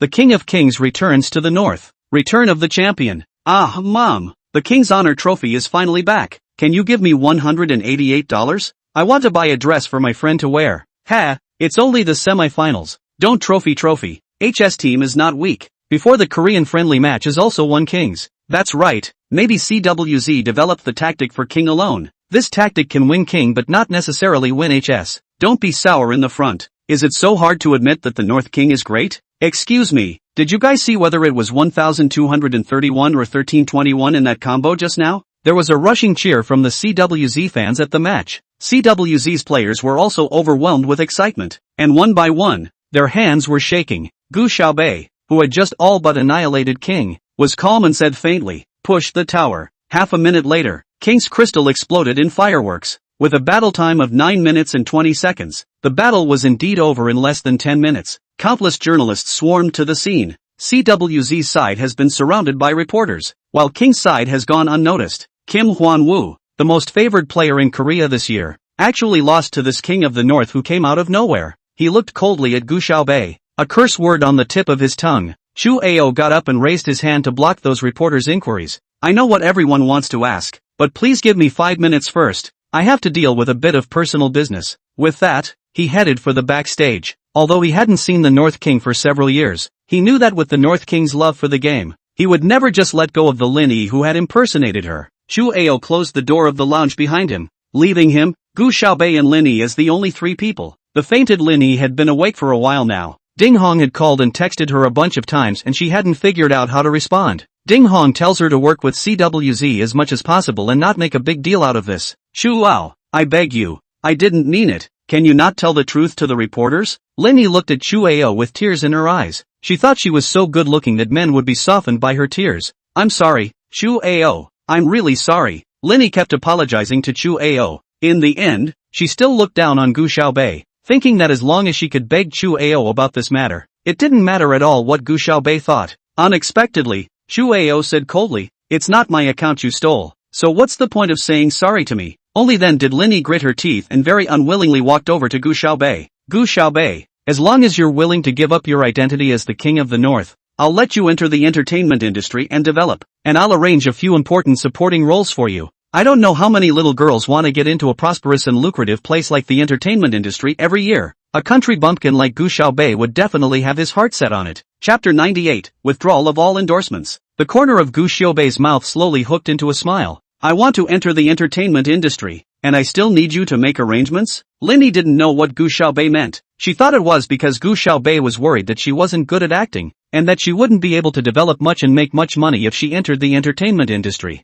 "Okay, it's okay if you don't want to enter the entertainment industry. I can give you money. Is 100,000 enough? 200,000? 200,000 okay?" Gu Xiaobei still looked at her in a clear and cold manner, not moved in the slightest. "I can tell you the truth about the paternity test. Don't you want to go back to the Gu family? If you are kicked out by the Gu family, you will have to go back to the countryside." Lin Yi was anxious. "I'm telling you, it's actually Gu Yuran who messed up. Don't you want to know the truth?" Gu Xiaobei raised her eyes and slowly hooked her lips. "Fine, how about if you tell me the truth? I'll help you plead with Chu Ao. How about that?" Lin Yi hurriedly nodded. At the same time, Gu Xiaobei turned on the recording function of his cell phone. Lin Yi didn't care if she would sell Gu Yuran. Anyway, in her eyes, Gu Yuran was simply an unimportant person. That paternity test is Gu Yuran found someone to do the trick. In fact, you are the daughter of Gu Igwa, but she hid the real one, and then found someone to forge a copy of the results written on it is the same. But because it is a forgery, so Gu Igwa will certainly suspect that it is you who moved, and then will not be carried out again for paternity test. Oh, Gu Xiaobei raised her eyes in a clear and cold manner. Gu Yuran is that powerful? To be able to come up with this kind of tricks and still have this kind of connections? Lin Yi's eyes averted and she stammered. Yes, it might be that she recently met someone. I introduced her to a few people in the entertainment industry before, but I don't know how far they've developed. Maybe it's those men who helped her do it. In the latter sentence, Lin Yi hadn't lied. She had promised Gu Yuran something before in order to get him to help her with an errand. But Gu Yuran has always wanted to enter the entertainment industry. But although she is considered good-looking, she has no recognizability, and even if Lin Yi could find a way for her, at most she would be allowed to play a passerby with no lines. Gu Yuran was definitely unwilling, so Lin Yi introduces her to a few young stars whose families are still in good condition and lets her get to know them. Gu Yuran has her heart set on moving up the ladder, and since Lin Yi can't make it on this path, she's going to go and curry favor with those male celebrities. Oh, Gu Xiaobei didn't know whether to believe it or not. and slipped her cell phone back into her pocket. Linny instantly became anxious. You promised. If I tell you the truth, you'll plead with Chu Ao. Chu Ao, don't bother with her. Gu Xiaobei raised his head and said to Chu Ao. Chu Ao hasn't said anything yet. She turned her head again and laughed softly. Her eyes were converging with sharpness and coldness. Her voice sounding, I begged for mercy but Chu Ao, he doesn't listen to me. What can I do? After saying that, Gu Xiaobei headed out. She waved her hand at Chua without looking back. I'll go ahead and watch TV at home. Linny pounced towards Gu Xiaobei as if she was crazy. Gu Xiaobei, you dare to trick me. You'll pay for it. Chua grabbed her shirt and yanked her back. You'd better think about whether or not you're going to pay for it yourself first. Chu Ao strides out, ready to talk to the reporter about this Lin Fengxia thing. As soon as he pushed open the door, countless reporters surrounded him. Chuo, may I ask why the Northern King changed midway through the game? May I ask why CWZ decided that Linny was the king of the North in the first place? Is this a joint marketing effort between the gaming and entertainment worlds? Who exactly is the real king of the North? And why has he never shown his face? Why didn't the king of the North come to the interview? What's next for CWZ, and are you confident about the upcoming final? Countless microphones instantly reached out to Chu Ao's heel. Chu Ao raised his hand and said, don't be in a hurry. Everyone, one by one, I will answer for everyone. Gu Xiaobei went out and saw Ji Lingtian, who was still waiting for her outside. Thank you for today, Gu Xiaobei said softly. I didn't know before that you were actually the legendary famous Northern King. The corner of Ji Lingtian's mouth slowly hooked up, and although it still carried a bit of coldness, his eyes contained a bit of warmth that hadn't appeared before. Well, Gu Xiaobei said with a slice of calm, the gaming skills that I purposely practiced in order to work and study. Gilliam, it's enough to make up this kind of nonsense once. It's not like I'm a cutie pie. At the entrance of the competition site, Gu Xiaobei and Saturday 6 stood together, saying goodbye to Bai Wenjing and Ji Lingtian. Little Bei boy, you were so good just now. You were awesome, Bai Wenjing said with starry eyes. Gu Xiaobei laughed softly. I'll even go and take you to play with me in a few days. Too good. I'll wait for you at home. Xiaobei boy, you must come. Oh, okay mom. Ji Lingtian spoke coldly. Are you familiar with her? Why are you calling her so closely? What's the matter? I want you to chase after Xiaobei. I want her to be my daughter-in-law. Ha! Ji Lingtian's face flushed red. Luckily it was dark outside and no one noticed anything. Without a word, he tugged Bai Wenjing toward the parking place. AI. Baby, what are you doing? If you do not let go, I'm going to tell Brother Cold. Ji Lingtian sat in the back row with Bai Wenjing, coldly playing with his cell phone without a word. Baby, do you really not like little Bei boy? Bai Wenjing came over to ask him. Ji Lingtian coughed and coldly said, not like it. Then why are your ears so red? Are you shy? Bai Wenjing poked his earlobe. Ji Lingtian forced himself to be calm. I'm cold. The car air conditioning opened so hot you still cold. Bai Wenjing contemptuous skimmed his mouth, suddenly as if remembering something, suddenly widened his eyes. God baby, you will not be young on the kidney deficiency it. Mom, Ji Lingtian couldn't take it anymore. Ha ha ha. Bai Wenjing covered her stomach and laughed out loud. Ji Lingtian angrily opened his cell phone and continued to reply to the message. Xiao boss, how do you plan to deal with Linny? Ji Lingtian, withdraw all her endorsements, change the lead role for the unfinished TV series, and don't allow the finished ones to be released in theaters. Xiao okay boss. Only then did Ji Lingtian turn off his cell phone, leaning back with his arms wrapped around his hands, leaning against the car seat with a cold look. He couldn't help but recall Gu Xiaobei's every move today. He gently touched his left wrist that had been clutched by Gu Xiaobei. On it, there seemed to be remnants of her warmth. Gu Xiaobei, who had returned to the villa, picked up his cell phone and opened Weibo. Tonight, the entirety of the Chu Press Q&A session has leapt onto the hot seat. Linny used to dream of occupying the hot searches, and now her dream has come true. 8 out of 10 hot searches are related to her. It's just a shame that the name in the number 1 hot search is her real name, Lin Fengxia, and not Linny. Hashtag Lin Fengxia posing as King of the North. Gaming goddess persona collapsing? Hashtag Ding Hong called again, and even the ringtone had a soul-chasing quality to it. Chapter 99, Huge Liquidated Damages. Linny picked it up in a panic. Sister Hong, what am I going to do? You have to come up with a solution for me. I'll figure it out for you. Who the hell is going to figure it out for me? Do you know what's going on right now? All your endorsements have been pulled, and you have to pay a huge amount of liquidated damages. In the past, when Linny was making money, Ding Hong called her little auntie and little ancestor, but now she has turned her back on her. Lin Yi's heart thumped. Because of the titles Goddess of Gaming and King of the North, she has gotten a lot of endorsements and made a lot of money, but both titles were fake, and according to the contract, she was required to pay people back. Linny forced himself to calm down and said, Isn't my new TV series Payroll coming over soon? When it's aired there's still a share, and the ones that are being negotiated. Didn't you say yesterday that the advance payment is also coming over? And this money should be more than enough to compensate for the breach of contract. Right? More than enough my ass. I wouldn't need you to remind me if this money actually worked. Sister Hong, what do you mean by this? What do you mean? Your new drama has been called off. It has to cut out all the scenes with you in them before it can be aired. But aren't I the female lead? If I'm cut out, then what's there to watch? So yeah. Now the producers are also demanding damages for breach of contract. And the ones that were in talks have blown up, and people are looking for new actors. I'm telling you, you have to find a way for me this time. I'm not going to help you fill this hole. $600 million. You'd better find a way. After saying that, Ding Hong hung up the phone viciously. Linny was instantly paralyzed. She had only just become popular for a short time, and she hadn't made much money. $600 million.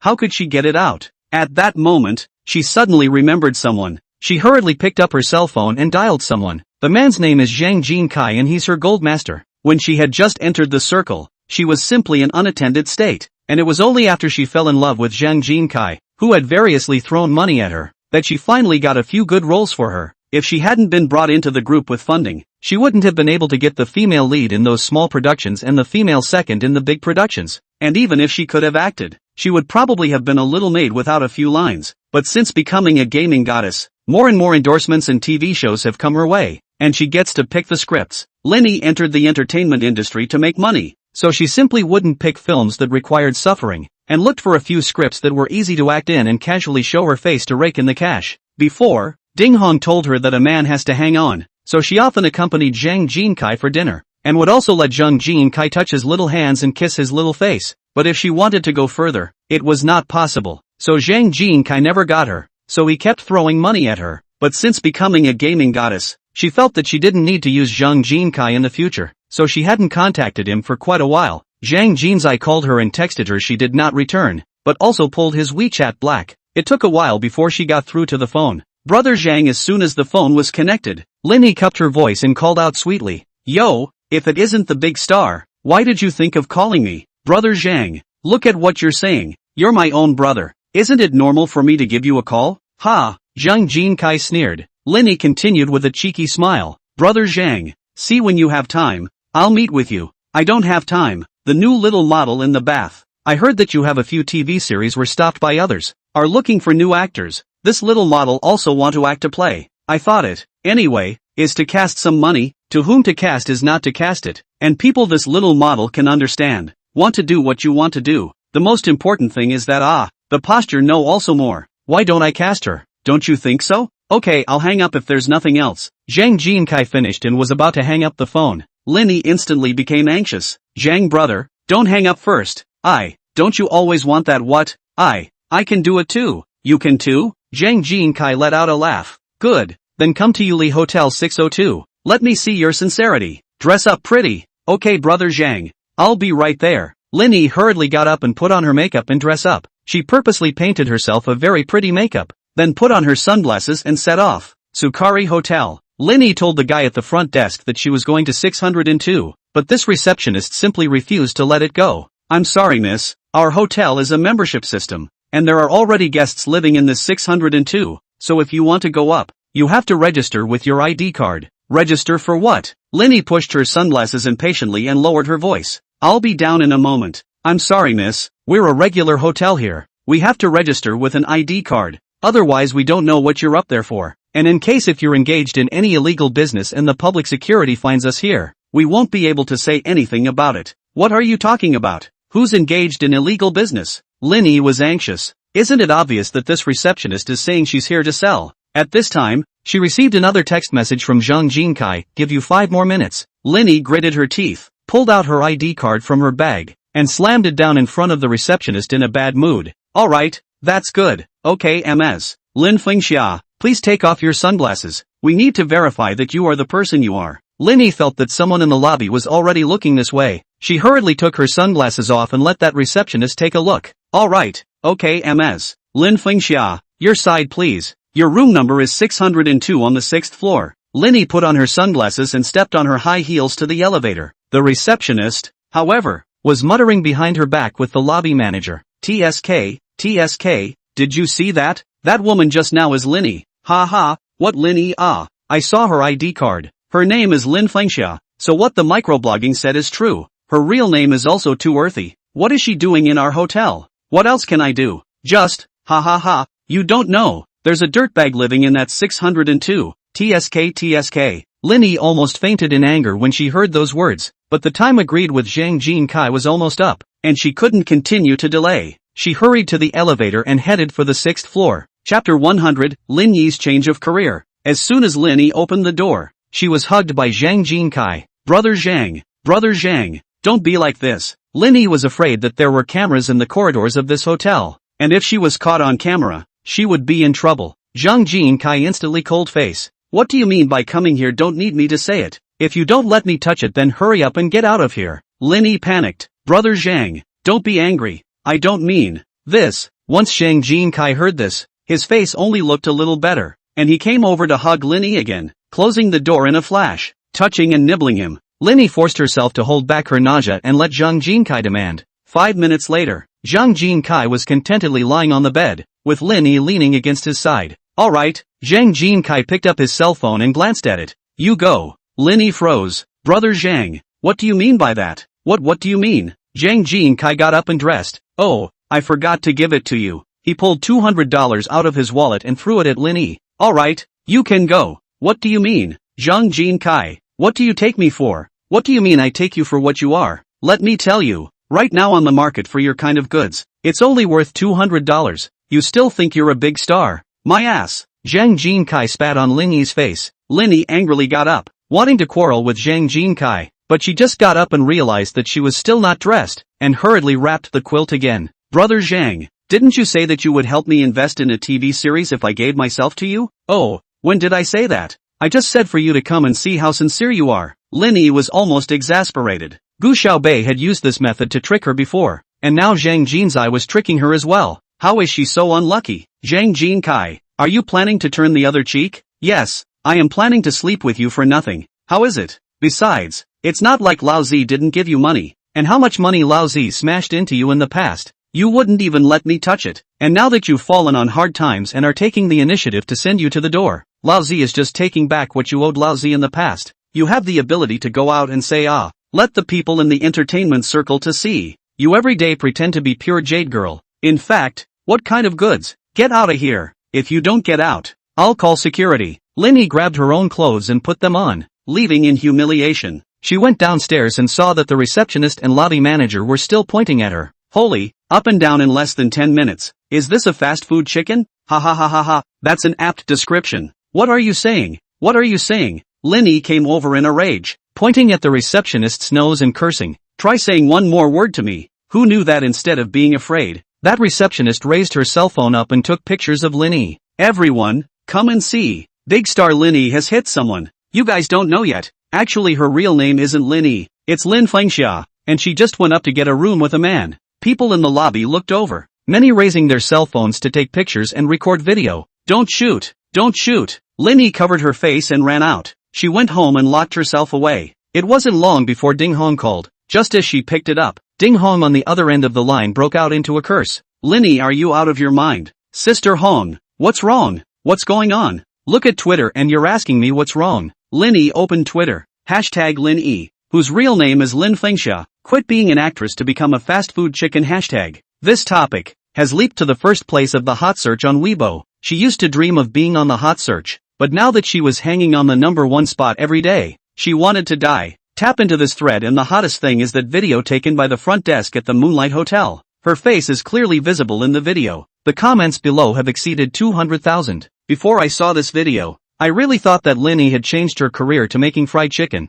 so it seems that I was still too naive. The city set is deep. I'm going back to the countryside. Isn't this the gaming goddess? See beggars, this is your goddess. Don't talk nonsense, okay? Our gaming goddess is someone else. Only the North King is the real gaming goddess. Plus 10086. Although the King of the North only reveals the lower half of the face, but really absolutely beautiful. I feel like the kind of cold beauty. I do not know whether the final will show his face. Linny, get lost. Don't rub the gaming world the wrong way. It's disgusting. TSK, isn't this that little Jishu? Ha ha, before also keep saying that they rely on the ability to enter the entertainment industry. What clean little white flower. It turns out to be rely on this kind of ability. Hugging away my Jishu. Please don't rub Jishu's nose in any cat or dog, okay? This video is a fake, right? You see this person's chin, and Linny is not at all like Do not believe rumors, do not spread rumors. Sit and wait for the official rumor. Do not just throw dirty water on the actor, okay? My mom, capturing a fan alive. Linny actually has fans now. She still uses others to pour dirty water on her? Wasn't she the one who impersonated the North King? She's not the one who had the cheek to go to the tournament and almost caused CWZ to fail to make it to the finals? Lin Fengxia has thick skin and her fans are good enough to wash the ground.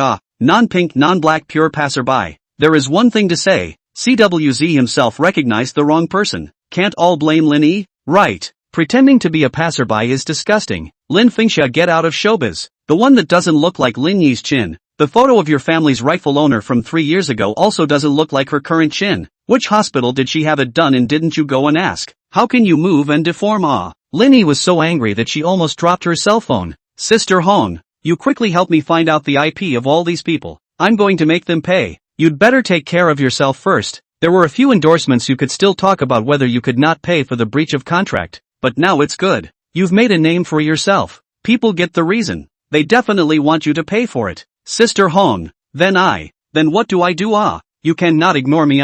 Linny cried all of a sudden. Ding Hong was also furious, but Linny was her artist after all, so if she didn't care, she would be jointly and severally liable. It's not like there's no way. You know Chang Xiao? Is it Chang Wana? Yes, Chang Xiao has always liked Jishu. You can't count on the title of esports goddess now. You can only count on the title of little Jishu. I'll have someone see if they can get on Chang Xiao's line. If he can take a look at you, you'll be flying high. Lin Yi was instantly excited. Sister Hong, then I'll be relying on you for everything. Chapter 101, Let the Wanderer check 007. In the Cheng family manor, Chang Wana leaned inside the recliner. He was wearing silk pajamas. His chest was open with 2 buttons, revealing the upper half of his pecs. He had a cocktail in his hand and was shaking it gently. The servant at his side cautiously came up. Chang Xiao, Ding Hong contacted you and asked when you have time, wanting to make an appointment to meet you. Chang wandering impatiently tugged at the neckline of his pajamas and asked with a frown. What Ding Hong? Young master, it's the same Ding Hong who has matched you with actresses before. She asked if you're interested in that little Jishu? Chang Wuan put his wine glass aside and sneered.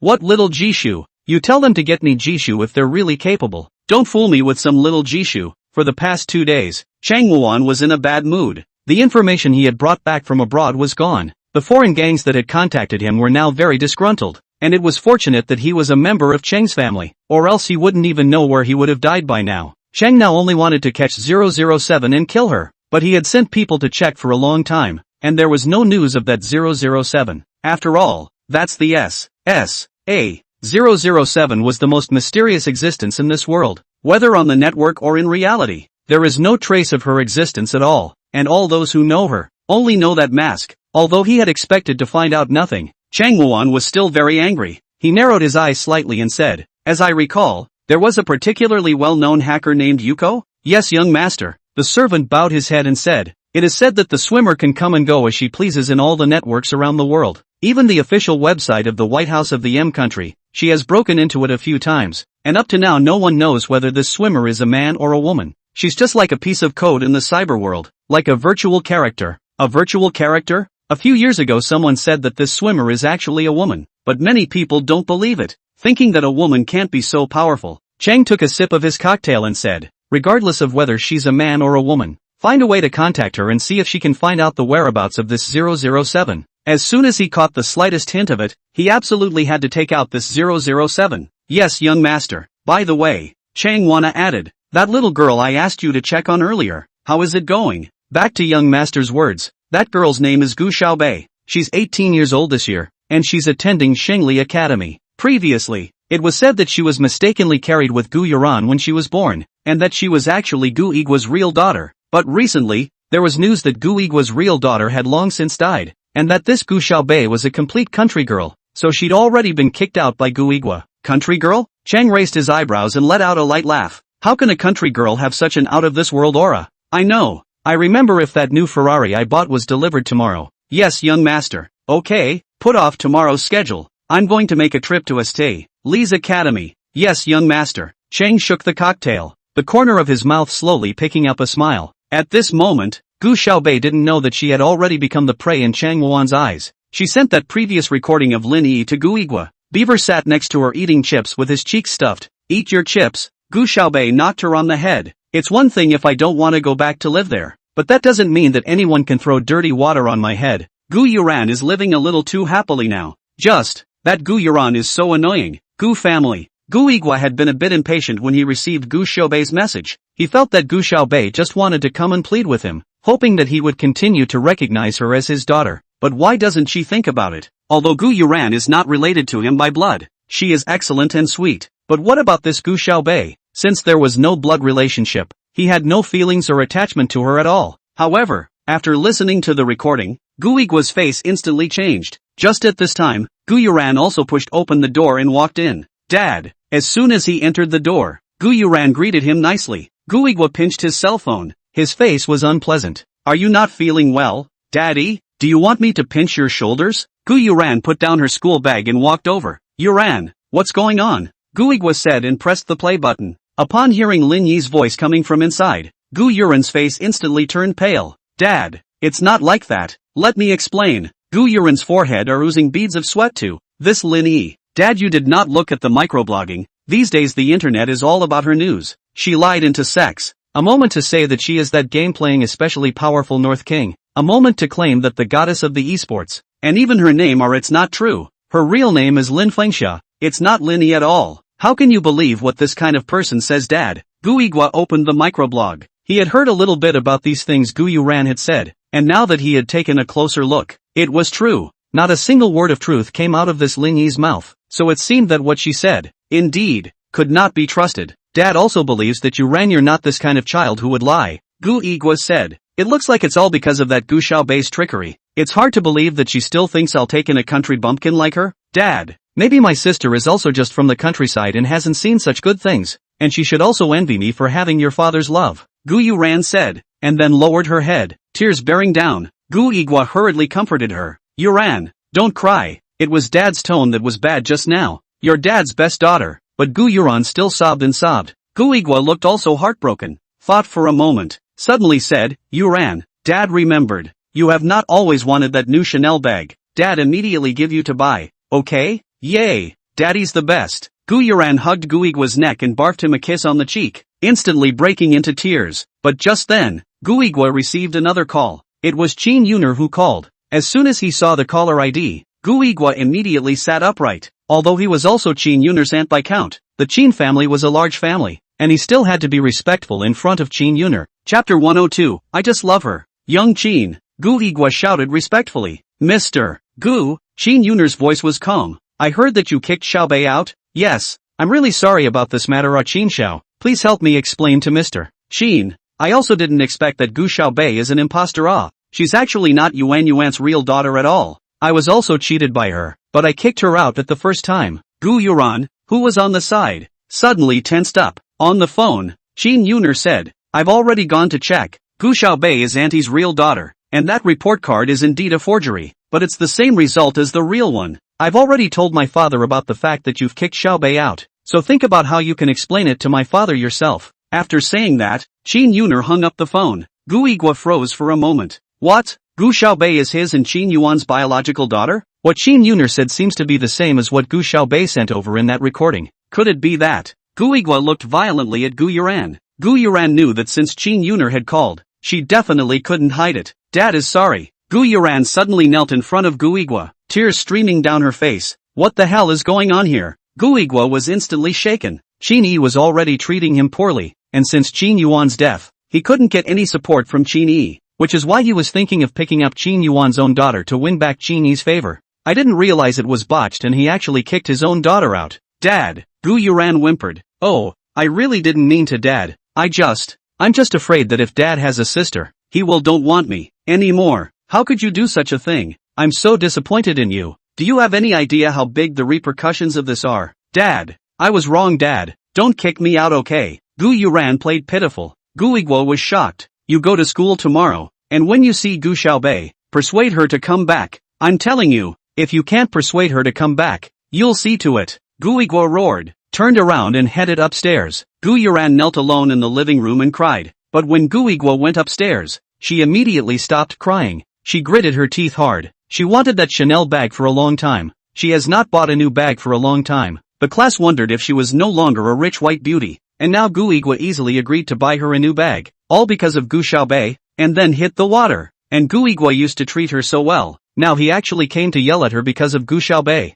Gu Yuran simply had the heart to kill Gu Xiaobei. Early the next morning, when Gu Yuran got up to go to school, Gu Yiguo coldly said behind her again, "Don't forget your mission today." "Dad, I know," Gu Yuran said obediently. "I'll be sure to beg my sister properly." But in her heart, she hated Gu Xiaobei to death. In St. Lee's College, the students were discussing the just concluded semi-finals of the King's Glory Fall League in Linyi. "Did you see that? Linyi is being raked over the coals on Weibo. Ha ha, what Linyi ah? It's clearly Lin Fengxia." When she came here on the first day, it was said that Xiao Xiao had called her by this name. At that time she didn't recognize it, so it turns out that her real name is this. She's really too shameless to pretend to be the King of the North. TSK. Lower your voice, lower your voice. We have Lin Yi's #1 fan in our class. Those few people said and even glanced in Zhu Zero's direction. You know, Zhu Zero had been all kinds of pleasing to Lin Yi before. Zhu Zero glanced towards Gu Xiaobei's side. He purposely hid in the corner when the game broke up. He could now be sure that the King of the North was Gu Xiaobei. He was so remorseful that he didn't sleep all night. Since playing the game of King of Glory, the North King is the person he admires the most.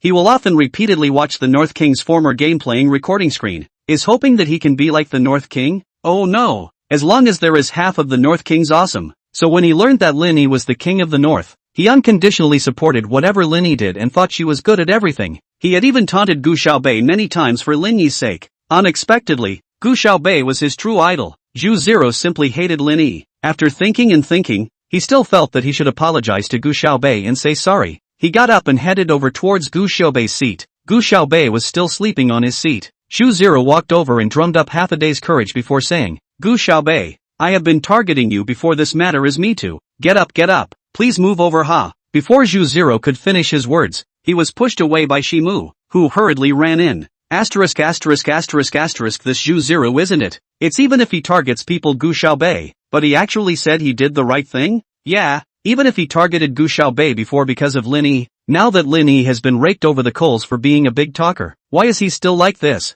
Lin Fengxia's bad luck now isn't Gu Xiaobei's doing. What's he doing here? A few students whispered. Zhu Zero was angry and anxious. He's not saying he's right. He's saying he's sorry, but Simu had already taken his place, and he could only leave resentfully. Asterisk.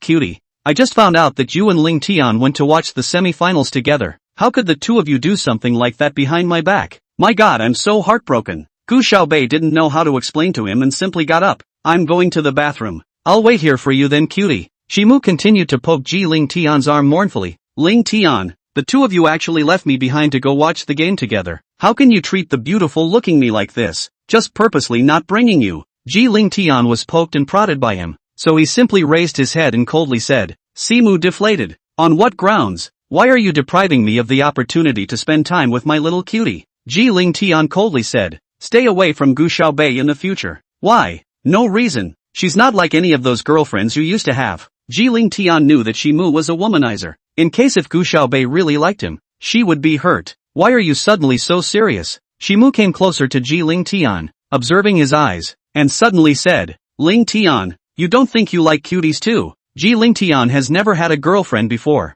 Ji Ling Tian said, yes, I do like her. How's that? He knew Simu wouldn't necessarily take it seriously, so he simply admitted it. But Shimu suddenly looked at the door with a dumbfounded look and said, little cutie, you come back so soon? Chapter 103, a female classmate surnamed Gu. Ji Ling Tian rolled his eyes. He knew that Shimu had always been good at pranks, but the next second, Gu Xiaobei's cold voice sounded behind him. Ji Ling Tian, what are you doing again? The thing about Si Qing last time was that if it wasn't for Ji Ling Tian's nonsense about liking her, Si Qing couldn't have hated her and had to cross her. She had only just made peace with Ji Ling Tian a few days ago. Why did he come back with this trick? This time it's all about who to pick on her. Gu Xiaobei was simply furious. In the past few days, she still thought that Ji Ling Tian was an okay person, and should have changed his nature with a clear conscience. But now it seems to be that rivers and mountains are easy to change and nature can't be changed. And Ji Ling Tian is still this dead look. If you start any more rumors, I'll blow your head off. Gu Xiaobei said. Ji Ling Tian didn't expect such an outcome. What is this Gu Xiaobei brain thinking? Silhouette covered her stomach and burst into tears of laughter. Laughing my ass off. For the first time in his life, Ling Tian liked a girl, confessed to a girl, and was actually misunderstood as a rumor and a prank. Ha ha ha ha ha, literally laughing my ass off. Simo laughed so hard he couldn't breathe. Ha ha ha ha ha ha, he laughed while pounding the table. The class looked this way, wondering what was going on. Ji Ling Tian coldly picked up Shimu and threw him out of the classroom. Ling Tian, you have a cruel heart. Shimu wailed outside, slapping the door. Laugh again and I'll blow your head off. Ji Ling Tian gritted his teeth as he rushed outside. Only then did Simu head in the direction of the first class, but Ji Ling Tian still heard his bursts of laughter coming from the road. Pissed off, Ji Ling Tian's face became even more ugly. As soon as Zhu Zira saw that Shimu had left, he walked towards Gu Xiaobei again. Gu Xiaobei, what I actually want to say to you is that I was right about what happened before. Right your ass. Ji Ling Tian had nowhere to vent his anger. He just got down and tried to sleep and was woken up again by Zhu Ziru, roaring, if you think you've done so right, you go to Lin now to claim credit. Don't hang around in front of me, get lost. How could Zhu Zira dare to confront Ji Ling Tian and hurried back to his seat? He was practically in tears at the moment. Why is it so hard to say I'm sorry to Gu Xiaobei? Although Ji Ling Tian had helped himself to get rid of Zhu Ziru, Gu Xiaobei still didn't have much goodwill towards him. Seeing that Gu Xiaobei didn't care about herself, Ji Ling Tian ignored her as well, holding that airplane pilot's guide and reading it. He's booked up and will be practicing on site in a few days. I heard there's an airplane piloting contest in a while, so if it goes well, maybe he can go to that too. The day went by, kind of calmly. Lin now had no face to meet anyone, so of course she wouldn't come back to Shengli, and Qin Yuner also returned to the school today, to report to Professor Su about the situation of the special students found in Shengli, so that they could discuss the next step together. Gu Xiaobei walked towards the school entrance after school, and although he and Ji Ling Tian went one after the other, neither of them paid attention to the other. At this time, Ji Ling Tian received a WeChat from Bai Wenjing. Bai Wenjing, baby, today, Li's mom made delicious Kobe beef and Alaskan deep sea cod. You bring Xiaobei obediently back together to eat Ji Ling Tian, not with. Bai Wenjing, humph, don't come back without you, and I'm going to complain to Brother Cold. Ji Ling Tian was simply furious. Why was his mom treating Gu Xiaobei better than she was treating him? He would rather be kicked out of the house than take Gu Xiaobei back for dinner. Just then, a person suddenly rushed out from the crowd and blocked Gu Xiaobei's path. It turned out to be Gu Yuran. With red eyes, she grabbed Gu Xiaobei's sleeve and said, Sister, will you just come home? Do you know how worried Dad and I have been the last few days you've been outside? Oh, worried? Gu Xiaobei coldly shook off her hand. A few days ago, wasn't it the two of you who kicked me out? Sister, don't say such things. No matter what, we are all family. You go back quickly, okay? Gu Xiaobei ignored her and walked straight ahead. Sister, Gu Yuran cried again. Dad hasn't slept well for days. He just doesn't know where you live. He's really worried about you. Just come home. Do you want me to get down on my knees and beg you to do that? Gu Yuran said, and with a clench of her teeth, she literally knelt on the ground. School was now out and there were many students on the road. When she did that, everyone would point fingers at Gu Xiaobei, saying that she was not affectionate and that her heart was cold. Gu Yuran was trying to morally kidnap Gu Xiaobei, but Gu Xiaobei was still unmoved, and to Gu Yuran's surprise, not many people cared about this matter of her kneeling down either, because everyone's attention was drawn to the Ferrari at the door. This Ferrari has smooth lines and pulling colors and is expensive and good looking. My God, isn't that the Ferrari that was auctioned off in California just a few days ago, rumored to be worth tens of millions of dollars? Asterisk asterisk asterisk asterisk. Who is so rich? Chang got out of the car amidst the whispers of the crowd. He was wearing a silk shirt with a bit of a casual touch today, still with two buttons unbuttoned and the cuffs casually pulled up, leaning against the car door and picking at his own sunglasses. Wow, so handsome. God, it's really handsome. My God, it feels like he's even more handsome than Xiao 11. Only Xiao Ji is a bit more handsome than him, but Ji Xiao is so much more icy than him. Oh, look at his smile. It's really so nice. There was a florid squeal from the girls gathered around. Those girls all darted towards Chang Wuan, wanting to take a closer look at this handsome and rich boy. Gu Xiaobei, however, had already dodged through the crowd and walked out of the school from the corner. Chang hooked his lips and said to a girl, Classmate, is there a good-looking girl in your school with the surname Gu? Although Chang was interested in Gu Xiaobei, he only wanted to play around, and for a while he only remembered her surname Gu, but forgot what her name was. That female classmate was so excited that she was on the verge of passing out because Chang Wuan was talking to him. A student named Gu? And good-looking? Gu Yuran froze for a moment. Chang Xiao should be here to see her. It must be that Cheng Xiao had left an impression on her last time at the banquet, and she's the schoolgirl of St. Lee's. Her last name is Gu and she's good looking, so she must be the one. That female classmate also looked over in her direction and suppressed her excitement. Yes, yes, yes, you're looking for our school beauty, right?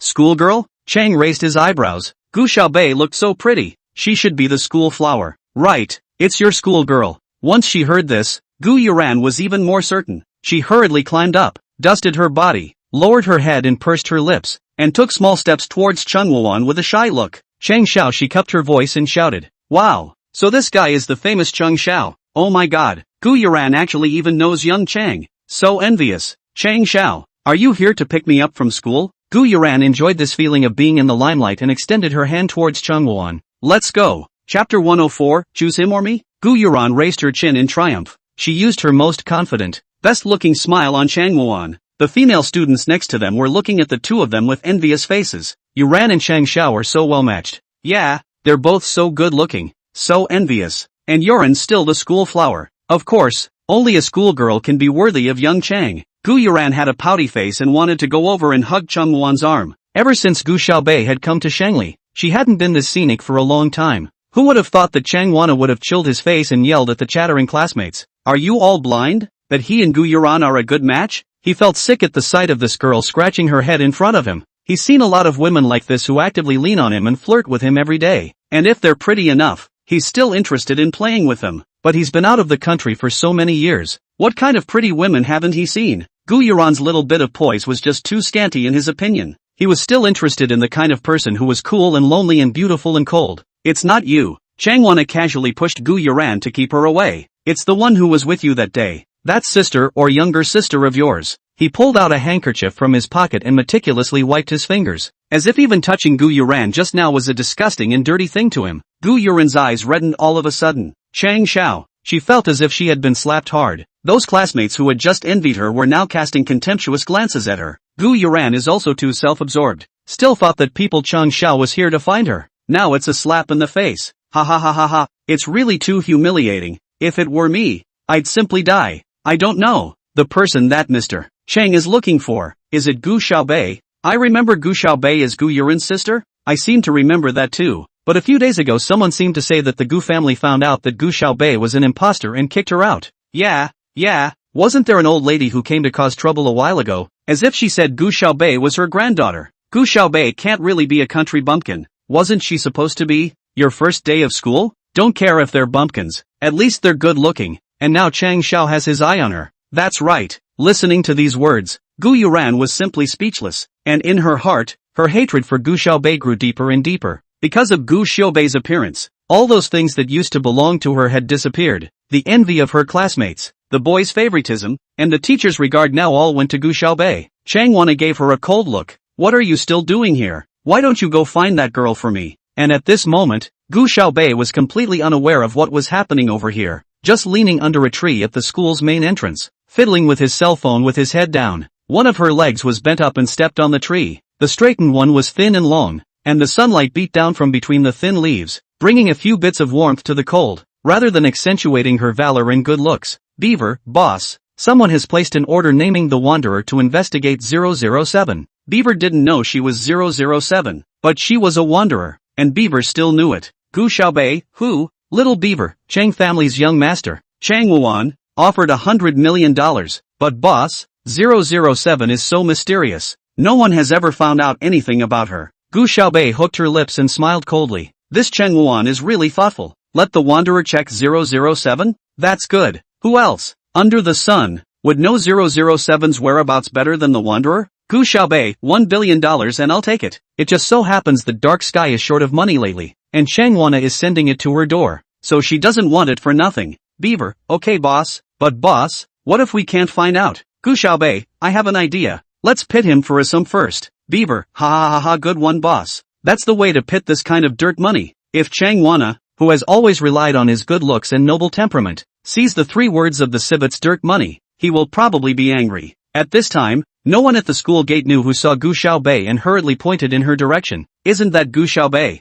Chang Wana also looked this way. Sure enough, although Gu Xiaobei didn't dress up today, she wore her simple sweater and jeans in a way that ordinary girls simply couldn't. The valor was so extreme that the coldness couldn't cover her heart-catching beauty. Chang wandering hung his sunglasses on his collar, crashing his shirt collar down a little more, revealing his nice collarbone. A smile curled at the corner of his mouth as he walked towards Gu Xiaobei with his hands in his pockets. Gu Xiaobei looked up after replying to the message, and suddenly realized that a group of people were coming towards him in great numbers. Oh, come on, here comes the dirtbag himself. Gu Xiaobei's eyes were clear and cold as she watched Cheng Wuan approach towards her. Gu Yuran clenched her teeth in anger on the sidelines. Didn't this Gu Xiaobei act like she wasn't interested in Chang Xiao at the banquet that day? She knew it. This Gu Xiaobei was just trying to refuse. She's deliberately using tactics. What a heartbreaker. Chang Wana walked over to her, looked at her condescendingly, and cocked his head. Go. He had never been much of a hothead when it came to women. Where to? Gu Xiaobei laughed lightly. Newly bought Ferrari. Take you for a ride. Chang Wana didn't think about whether Gu Xiaobei would reject him at all and directly stretched out his hand towards her. Right at this moment, Ji Ling Tian,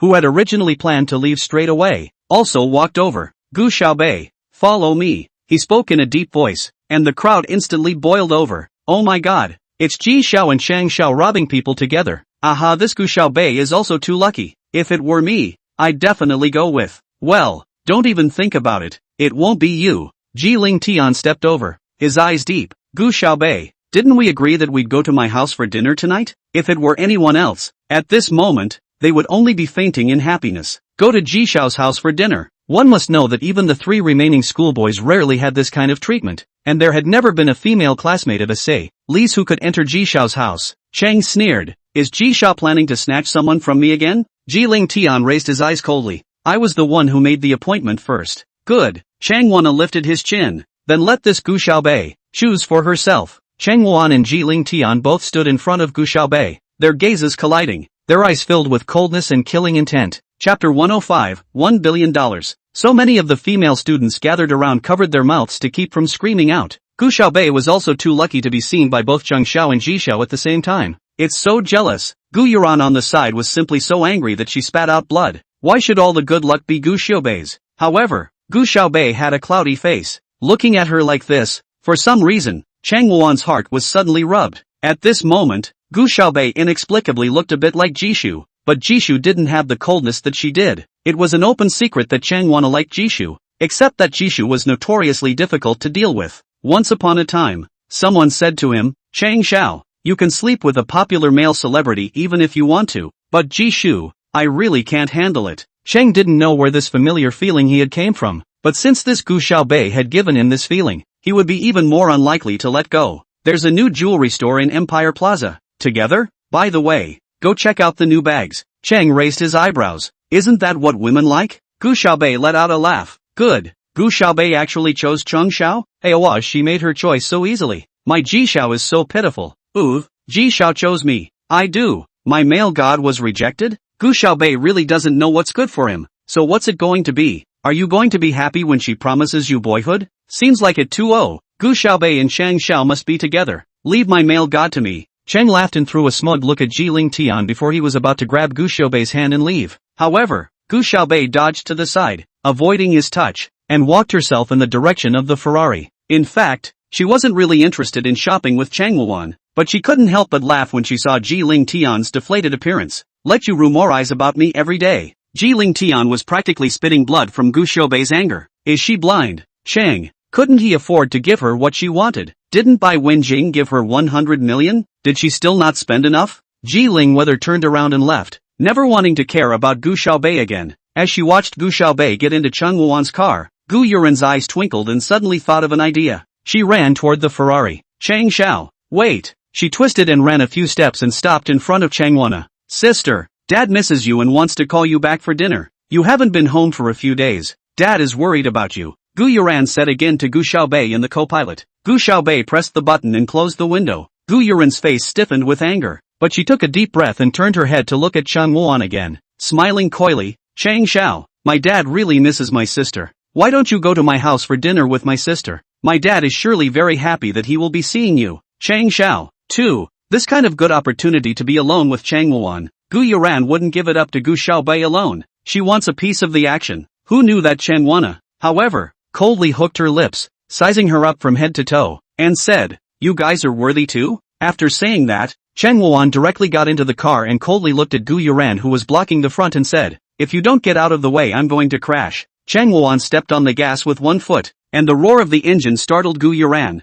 who took 2 steps back and fell to the ground in one fell swoop. Ha ha, this Gu Yuran is really out of her depth. That's right, she actually invited Chang Sha to her house. She doesn't even think about it. Chang's family is in the imperial capital. What kind of rank is that? Chu Xinjing came over and helped Gu Yuran up. "Yuran, don't be angry. That Gu Xiaobei is just good at hooking up with men. Chang Xiao just hasn't seen through her real identity yet. Wait until Chang Xiao knows that she's an imposter, and she'll die without even knowing how she'll die. She's just a country bumpkin. Does she really fantasize that Chang Xiao will like her?" Gu Yuran softly opened her mouth. "Xin Jing, don't say that. No matter what, Dad and I treat my sister as family. Yoran, you and Uncle are just too kind. Not far away." Ji Tian narrowed his eyes slightly as he watched Chang Wuan's car carry Gu Xiaobei's car away. He knew in his heart what kind of person Chang Wuan was. He originally didn't want to care about Gu Xiaobei, but within a few steps of walking out, he gritted his teeth again and sent a text message to Bai Wenjing. "Kirito, I invited her. She's not going." "Bai Wenjing, how can that be? Doesn't Xiaobei obediently not want me?" "Ji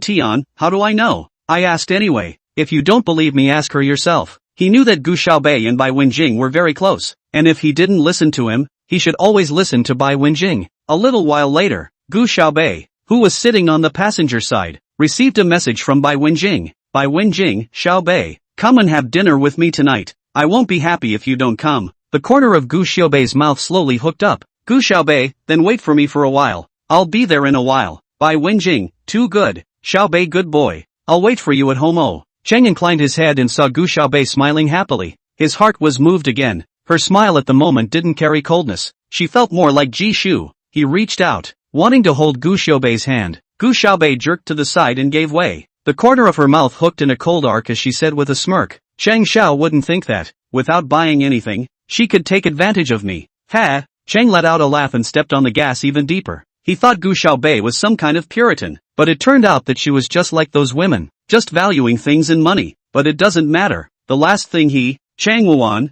lacks is money. Imperial Plaza was the busiest shopping center in the imperial capital, and ordinary people didn't even have the qualifications to enter this place. Cheng directly led Gu Xiaobei up to the 3rd floor, where there was an entire floor of jewelry stores. Gu Xiaobei casually pointed to a store. "I want to go there." Cheng's eye sank. It was one of the most expensive jewelry stores in Imperial Plaza, and even the most ordinary ring cost $10 million. But in order to take down Gu Xiaobei, he was willing to shed some blood. He took Gu Xiaobei along with him and headed that way. Gu Xiaobei slowly hooked her lips. She had gotten the news before. Today Princess came with a new batch of jewelry, and there was a string of turquoise sea and starry sky necklaces that was especially suitable for Bai Wenjing. At this moment, someone called Chang Wuan. After glancing at the caller ID, Chang Wuan said to Gu Xiaobei, "Go over there yourself first. I'll take a call and come over to swipe your card later." Gu Xiaobei didn't worry that he would run away and was not willing to hang out with him, so she nodded. "Young master." Chang Wuan picked up the phone and heard the person on the other side say. Yuzi's side wrote back, saying that he can take the order, but he wants $1 billion.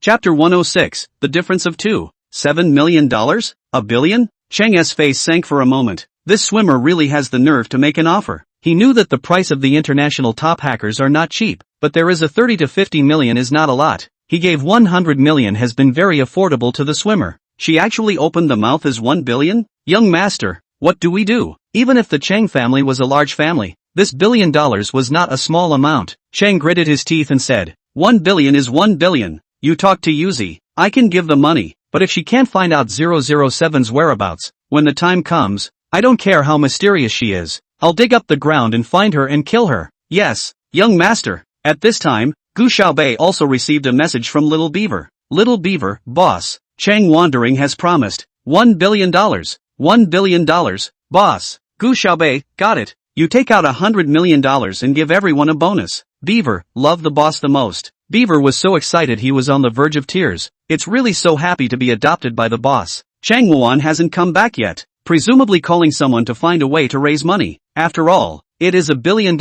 Even Chang Wandering also need to dispatch a little. It is impossible to say take out immediately. Gu Xiaobei swept the jewelry in the counter, none of which were satisfactory. The jewelry is nice, but the design is not colorful enough and the materials used are not top-notch. A slightly older sales clerk looked her over from head to toe and rolled her eyes in contempt. This saleswoman surnamed Lu. Everyone calls her Sister Lu. She is relying on the relationship of her husband's uncle to come in as a saleswoman, because she used to sell clothes in the mall, so she can see at a glance whether what the guests are wearing is worth it or not. She is cold with customers who don't seem to have any money, and extra patient with those who seem to have money. Are you buying it or not? She had an impatient look on her face. Gu Xiaobei raised his head and pointed to the display case behind him. Bring that string of necklaces over for me to take a look. Sister Lu rolled her eyes and said, that's our VIP showcase. Just about anything costs more than $80 million.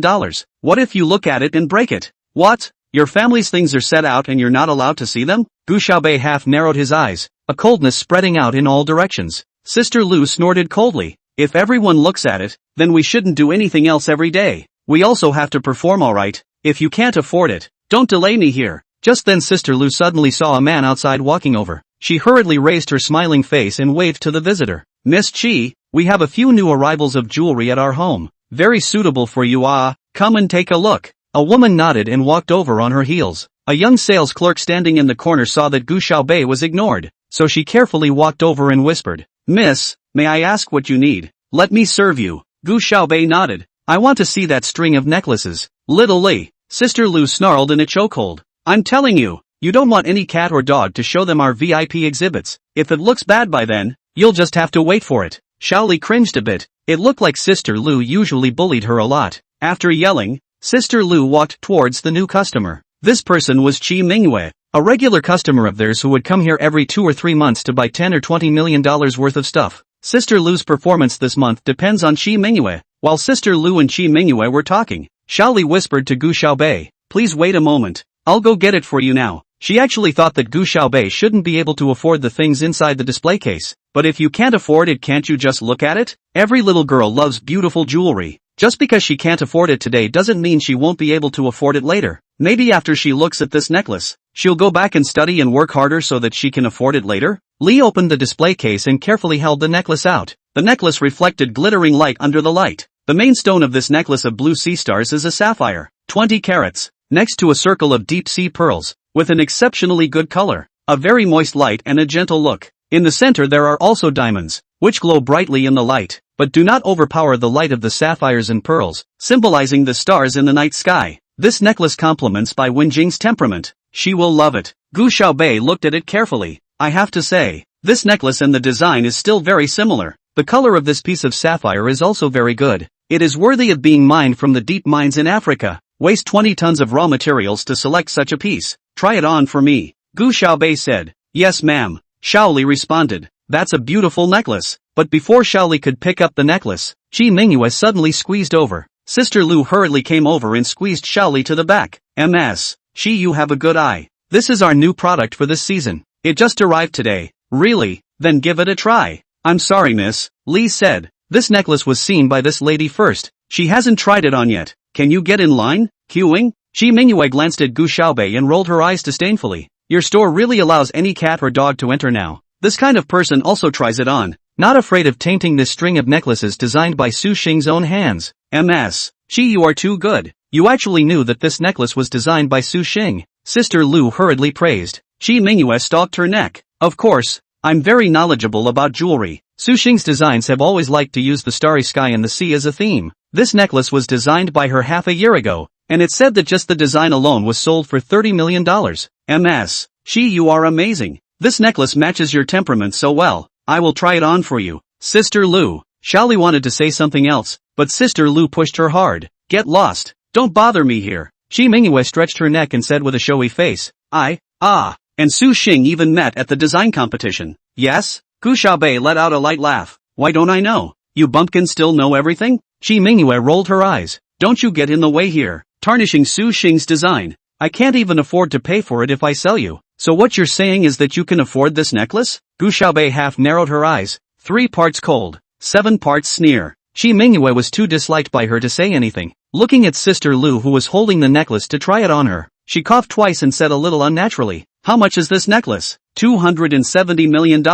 You are a member of our store. You can discount 99%, a total of $267,300,000. And after buying, you will be honored as our store's diamond VIP. We must know that this necklace on the gemstone is extremely precious. This price, really special bargain. The corner of Chi Mingyue's mouth twitched. At a 99% discount, it's $2. 7 million cheaper. She's missing the 7 million. She's missing the 260 million. Chapter 107. I'll buy it myself if you don't want to. MS. Chi, let me try it on for you? Sister Lu said with a longing face. If Chi Mingyue really bought this necklace, she wouldn't have to worry about her performance this year. Chi Mingyue hesitated. After all, the greatness had been blown out of proportion. If she said she couldn't afford it again, where would she put her face? But it was over $200 million, and she really couldn't afford to take it out. The most expensive jewelry she usually bought was 20 million. Sister Lu smiled and said, I remember that you, Miss Chi, are also very knowledgeable about jewelry design and have even designed your own jewelry and participated in competitions.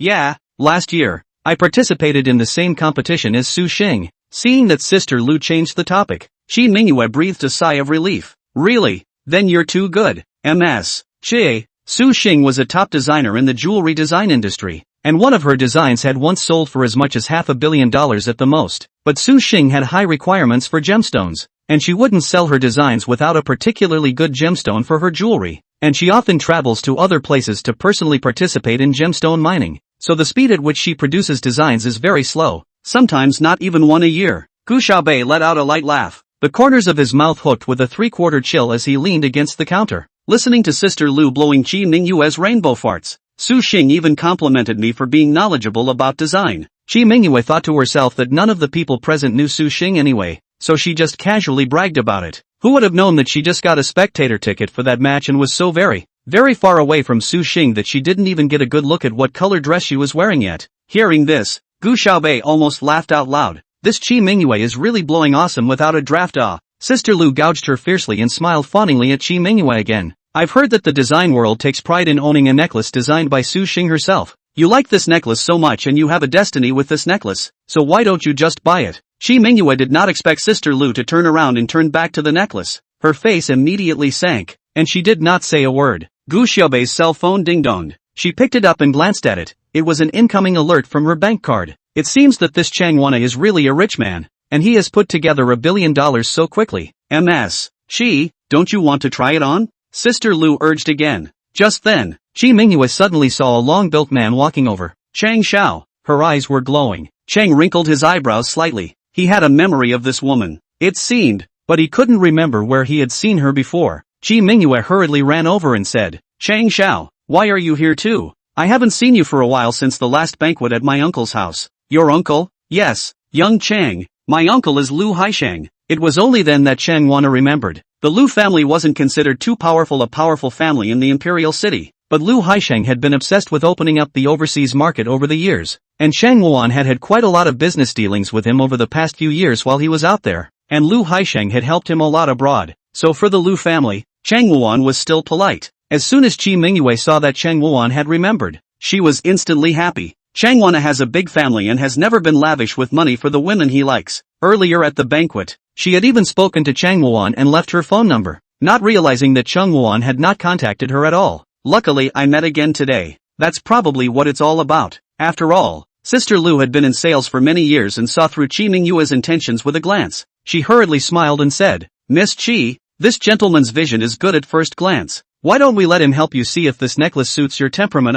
Yes. Chi Mingyue happily walked over and lifted her chin, allowing Sister Lu to try it on her. Chang walked over to Gu Xiaobei and said, Have you chosen? Well, Gu Xiaobei slowly hooked her lips. Just this one. She pointed at the necklace that Sister Lu was holding and was about to put on Chi Mingyue's neck. Everyone in the room froze. Sister Lu looked at Gu Xiaobei incredulously, and Chi Mingyue looked dazedly at the duo who were talking. What's going on? Why would Chang Xiao know this girl? Chang Xiao came over today. Is he accompanying this girl to go shopping? Chang Xiao's eyes sank and he wrinkled his brows. Bring it here. How could Chi Mingyue dare to grab something with Chang Wana? She only watched as Sister Lu brought that necklace in front of Gu Xiaobei again. How much? Chang asked while reaching for his card. The smile on Sister Lu's face was almost full. $270 million.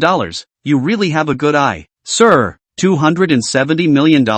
Chang's movement to take the card paused for a moment. It wasn't that he wasn't willing to give up. In order to take down Gu Xiaobei, although spending more than 200 million would be a pain in the flesh for him, it wasn't completely unacceptable. However, he had only just given Yuzi $1 billion, which had already drained the company's recent liquidity. So where would he get another 200 million or so to go now? He's got less than $50 million on his card now. Originally thought that Gu Xiaobei is a country girl. I guess I can't want much expensive things. $30 to $40 million can coax her very happy. How do I know that she directly looked at the treasure of the town store? Don't want to give up? Gu Xiaobei gave a crooked smile. How come? Changwana hooked his lips in a smile. I just think this necklace is too mature and doesn't fit well with your temperament. But I just like this one. Gu Xiaobei gently hooked her lips and took out a card from her pocket. Since Chang Xiao doesn't want to part with it, I'll just buy it myself. Everyone present looked at Gu Xiaobei with disbelief. $270 million. In her condition, she shouldn't be able to come up with $27,000. Chang Wandering's face was immediately very ugly. For the first time in his life, the Imperial Chang Xiao was ridiculed for not having money. Shi Mingyue laughed coldly. Oh, you are dreaming. Did you hear clearly? It's $270 million, not $270. Do you have that much money in this card? She didn't believe that Gu Xiaobei, who looked like a student, could come up with so much money at once. Sister Lu was a bit hesitant, wondering if she should go and help swipe the card. After all, it wouldn't take much to swipe the card, and in case if she did, she'd be able to withdraw $2 million. But what if she couldn't brush it off and she offended Shi Mingyue and Chang Xiao? While she was hesitating, Gu Xiaobei looked at Xiaoli and said, "Where to check out?" Xiaoli froze for a moment, then stammered, "We have a credit card machine right here in the store." "Miss you wait a moment." Shi Mingyue wasn't going to leave either, so she leaned to the side and waited to see Gu Xiaobei hit his face. "Oh, she's definitely here to play hard to get. I guess I was trying to sneak out at first while the sales clerk took her to swipe her card, not realizing that there was a card machine right in the store." Chapter 108. Cheng Wu is not reckless. You're not planning on leaving. Are you planning to run away after pretending? Shi Mingyue watched Gu Xiaobei move his feet and immediately sneered. Gu Xiaobei, however, was too lazy to pay attention to her and just looked around the store casually. The necklace was expensive, but she, as the designer, was able to take a cut from the middle, so in the end, it was probably just over 100 million. The sapphires and deep-sea pearls and diamonds inlaid on this are top-notch, and over $100 million for these isn't a bad deal. A minute later, Li returned with the card in hand, his whole body wobbly on its feet. Shi Mingyue snorted. How about that? Didn't brush it off. Xiaoli glanced at her, then respectfully returned the card to Gu Xiaobei with both hands, saying, "Miss, this is your small ticket. Please keep it. $270 million has been swiped successfully. Thank you for your visit. I'll help you wrap the necklace." What?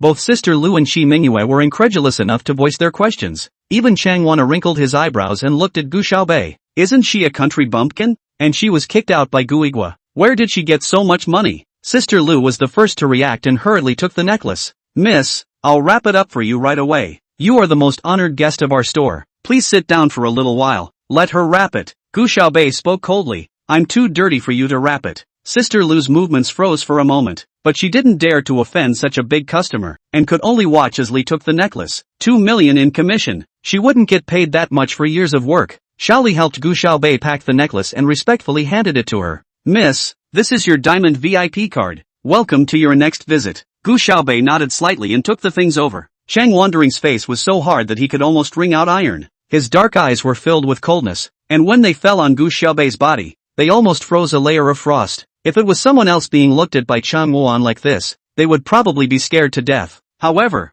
Gu Xiaobei just shook the thing in her hand and tilted her head to give Chang Wuan an easy smile. "Chang Xiao, next time don't learn from others to pick up girls if you don't have money." With that, she turned and walked away, her pace brisk. Abominable. Chang Wandering gritted his teeth fiercely and clenched his right hand into a fist. He, Chang, had never been toyed with and ridiculed like this in his life. Shi Mingyue came up when she saw this, cupping her throat and letting out a laugh. "Chang Xiao, this woman is too ungrateful. She actually dares to mock you for not having any money. She doesn't look at it either. In the entire imperial capital, there are a few that can compare to you." As she said that, her hand wanted to take Chang Wuan's arm and climb up along to touch his pecs. If she could fall for Chang Wuan, she wouldn't have to worry for the rest of her life. However, Chang Wana gritted his teeth fiercely and directly shook off her hand. "Chang Xiao." Shi Mingyue was thrown away by Chang Wuan and fell to the ground, her elbow hitting the ground, causing her to grimace in pain, almost thinking that her bones were broken. Chang Wanders tugged at his tie grumpily, the corner of his mouth picking up a cold smile, his eyes flashing with bloodthirsty light. "Very well, Gu Xiaobei, I'll remember your name." If at first Chang Wuan just wanted to toy with Gu Xiaobei, but now, he was really interested in Gu Xiaobei, because this woman, she was unlike anything he had ever encountered before. Gu Xiaobei carried the necklace's box at a brisk pace and sent a message to Bai Wenjing. Bai Wenjing, Xiaobei boy, how come you haven't come? I miss you so much. Oh, you're almost there. Tell me. Oh, I let Li Ma start cooking, otherwise it will not be good if it gets cold. Gu Xiaobei, okay, I'll leave now. You guys eat first, no need to wait for me. Bai Wenjing, it's okay, the baby isn't back yet anyway. Are you guys together? Ji Ling Tian didn't go back either? Gu Xiaobei raised his eyebrows slightly, but didn't think much of it. She sent a tweet to Beaver. Gu Xiaobei, in Princess, there was a salesperson named Lu, fired her, and there was a young salesperson named Li, promoted her. Beaver, okay boss. These people simply didn't know that many of the stores in Imperial Plaza had Gu Xiaobei's shares, including, of course, this Princess jewelry store.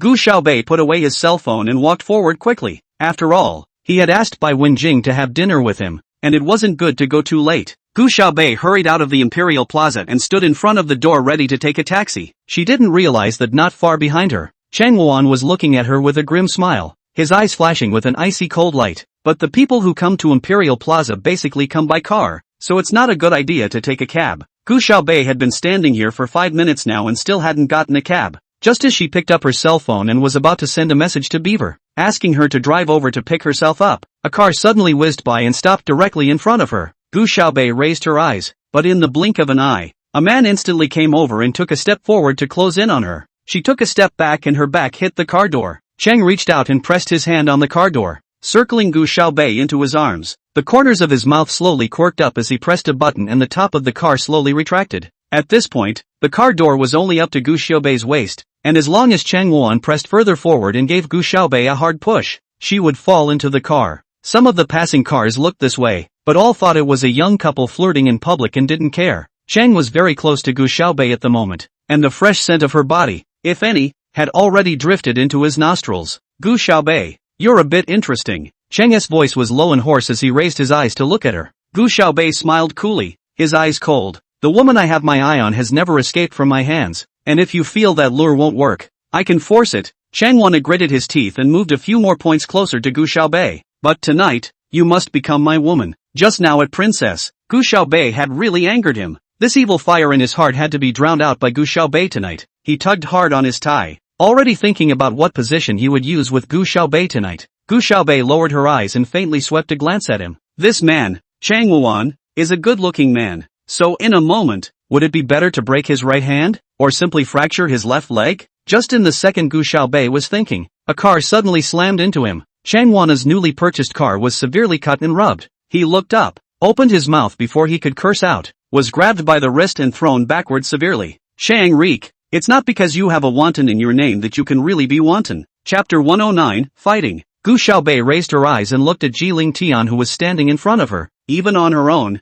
she could easily solve Chang Wuan, and she wouldn't let him get away with it. But the moment Ji Ling Tian rushed over and angrily shook off Chang Wuan, her heart suddenly felt a little warmth. For so many years, she licked blood at the tip of the knife, walking on thin ice, thought she had cultivated a heart as steel, but this second, actually had a few moments of emotion. The fine sunlight spilled out and landed all over Ji Ling Tian, who looked coldly at Chang Wuan with a few moments of sulkiness. Chang Wuan was thrown by him and stumbled. After stabilizing himself, he laughed coldly and reached out to wipe the corner of his mouth. What does Ji Xiao mean by this? It means what you see. The gazes of Ji Ling Tian and Chang Wuan collided in midair, like two ice prawns sputtering with cold light. Chang nodded while sneering, pointing at Gu Xiaobei. So, for the sake of a woman, Ji Xiao, you've crossed me several times? Taking people from my house doesn't count, and now you come to crash my car. Is Ji Xiao deliberately trying to punch me in the face? The Chang family had also been doing very well in the imperial capital over the years, and aside from the four great families, the Chang family was basically considered to be the premier existence. What's more, the remaining three of the four great families, with the exception of the Ji family,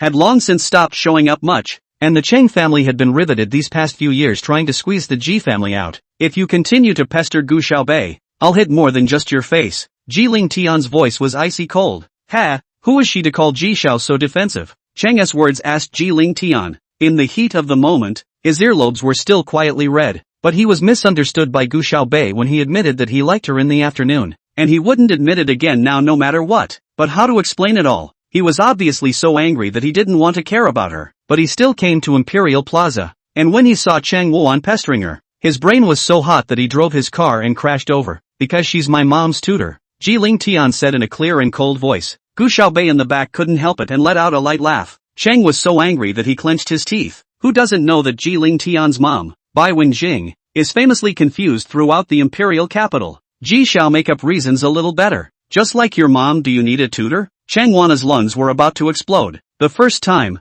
Ji Ling Tian took Gu Xiaobei away from his house, saying that he wanted to copy her homework. This time, it's actually possible to even say something like she's a ing tutor? Ing governess. Damn you. Ji Ling Tian slammed his fist on his face. Dare to curse me? You're living out of your mind. Chang Wanna's face was askew. The corner of his mouth cracked and blood oozed out. Looking at the imperial capital, who isn't calling him with a mouthful of Cheng Xiao? A mouthful of Master Wan. But this Ji Ling Tian in front of him is still 3 or 4 years younger than him, and actually dares to make a move. Chang Wan was on fire. His right hand clenched tightly into a fist, but he didn't dare to make the next move. In these few years, the Chang family had indeed developed rapidly, and it had given him the backbone to choke on Ji Ling Tian. But if the two families really move, the two families will turn against each other, and the one who will end up being sanctioned and going bankrupt will definitely be the Chang family, and the Ji family will only hurt some of their vitality. He wouldn't dare. Ji Ling Tian grabbed Gu Xiaobei's wrist and headed back, throwing her into the passenger side with one hand before leaning over and helping her fasten her seatbelt.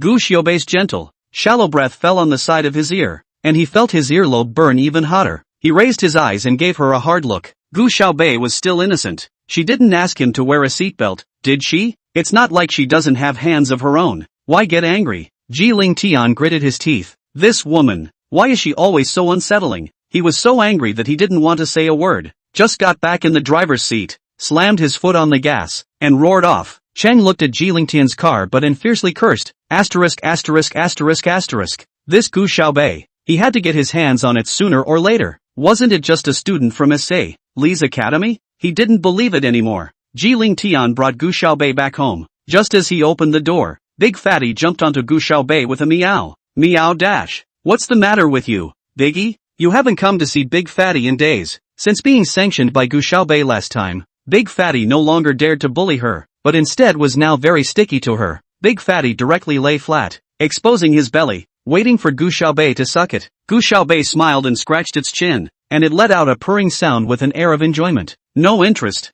Ji Ling Weather had to scold fiercely. Bai Wenjing was now filled with Gu Xiaobei, and even Big Fatty was now starting to curry favor with Gu Xiaobei. This family will never be the same again. Bai Wenjing snapped on her slippers and ran down the stairs. Little Bei boy, you're finally here. I'll have Lee's mom cook dinner right now. That steak is super delicious. Yes, thank you. Humph. You and I are still saying thank you. Bai Wenjing hugged Gu Xiaobei's arm with a happy face, completely not noticing her own son standing next to her. Ji Ling Tian felt a gust of wind blowing by, as if he had become a transparent person in this house. This is a gift for you. Gu Xiaobei handed the box over. So beautiful. Bai Wenjing sighed in awe as soon as she saw the jewelry box. As soon as I saw how beautiful the packaging was, I knew the jewelry inside must be even more beautiful. She opened it carefully. The moment the box was opened, even Big Fatty climbed up from Gu Xiaobei's lap. His pupils dilated, and he let out a meow. It's really so beautiful. Sapphire is like the ink blue night, but also like the deep sea wave scales,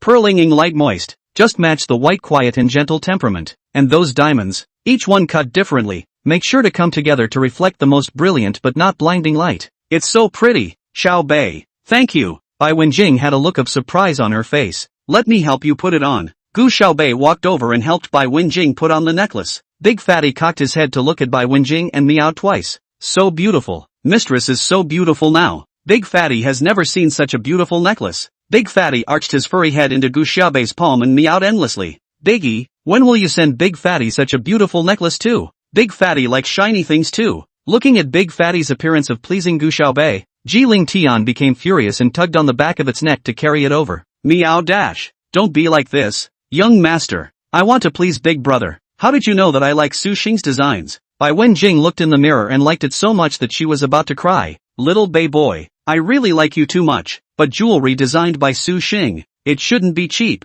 Ji Ling Tian jerked the big fat cat's head with one hand and frowned slightly at Gu Xiaobei. In fact, he was also a bit surprised that Gu Xiaobei had been kicked out by Gu Igua now. So where did he get the money? Chapter 110, Ji Xiao's kidney deficiency? The money I saved from my previous work-study program. Gu Xiaobei smiled at Bai Wenjing. Bai Wenjing admired her new necklace in the mirror. Little Bei boy, you've really worked too hard. I can't believe you've been working hard all this time. A few black lines crossed Ji Ling Tian's face. Work study. This kind of excuse, I guess only Bai Wenjing would believe it. It's not like anyone is going to put out $1 billion to have someone take them to King's honor these days. This string of necklaces, it must be at least $200 or $300 million.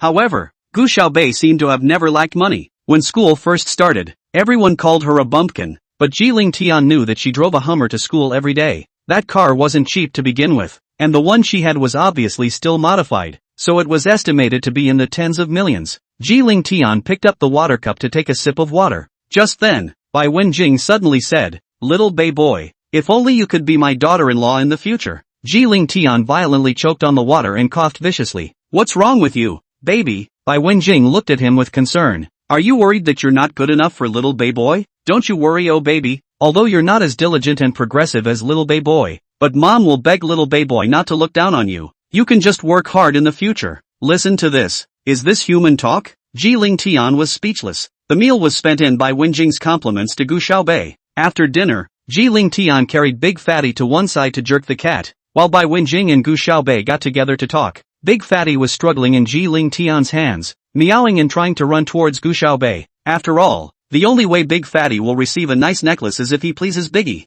"Young master, you'd better let go of me. It's impossible for Big Fatty and you. After all, I'm just a kitty. Cats and humans can't love each other. Don't you force me." Ji Ling Tian couldn't understand the meaning of Big Fatty's meow and reached out to press it back into his lap. Bai Wenjing didn't know what she said when she leaned over and whispered in Gu Xiaobei's ear, and Gu Xiaobei couldn't help but smile when she glanced over to Ji Ling Tian's side. Ji Ling Tian raised his eyebrows with a few moments of doubt. After chatting for more than 2 hours, Bai Wenjing bid farewell to Gu Xiaobei with great interest. "Xiaobei, good boy. You have to come and eat often. Oh, what do you like to eat? I'll let Lima make it for you." "Yes." Gu Xiaobei let out a laugh as well. She was carried by mistake as a child and left Qin Yuan, and that parent in the countryside went out to work and left her with Li Guixian. Li Guixian loves Wang Zhuzi and has been treating Gu Xiaobei harshly. She hadn't enjoyed any motherly love at all, but around Bai Wenjing, she was really feeling the sensation of bathing in motherly love. With Bai Wenjing, she felt especially relaxed. "Baby, go and see off little Bei boy." Ji Ling Tian pretended not to hear. "If you don't go, I'll tell brother cold." Bai Wenjing huffed. Ji Ling Tian had no choice but to drive Gu Xiaobei. The two of them were in the same confined space, and it was as if Ji Ling Tian could smell the faint aroma of Gu Xiaobei's body. It wasn't that pungent perfume smell, instead it was lightly sweet, like the milky scent of a child's body, very clean and nice. Ji Ling Tian felt a few moments of apathy. He coughed twice and said coolly, "Don't take what my mom said to you seriously. What daughter-in-law is not daughter-in-law. Bai Wenjing thinks too much." Gu Xiaobei laughed softly. "But auntie and I talk about many things. Which one are you talking about, Ji Xiao?" Ji Ling Tian inclined his head to look at her, just in time to collide with her clean eyes, and instantly his heart fluttered. "Is it something about your weak kidneys?" Key, squeak, an ear-splitting sound rang out as Ji Ling Tian stepped on the brakes hard. Gu Xiaobei didn't hold back and laughed out. Ji Ling Tian's earlobes reddened along with the side of his face. "What's wrong with Bai Wenjing? Why is she talking nonsense about everything?" Gu Xiaobei smiled with a curved brow. Unlike her usual self, who was always cold, at some point, it was as if her relationship with Ji Ling Tian had eased. In the past, it was always tit for tat,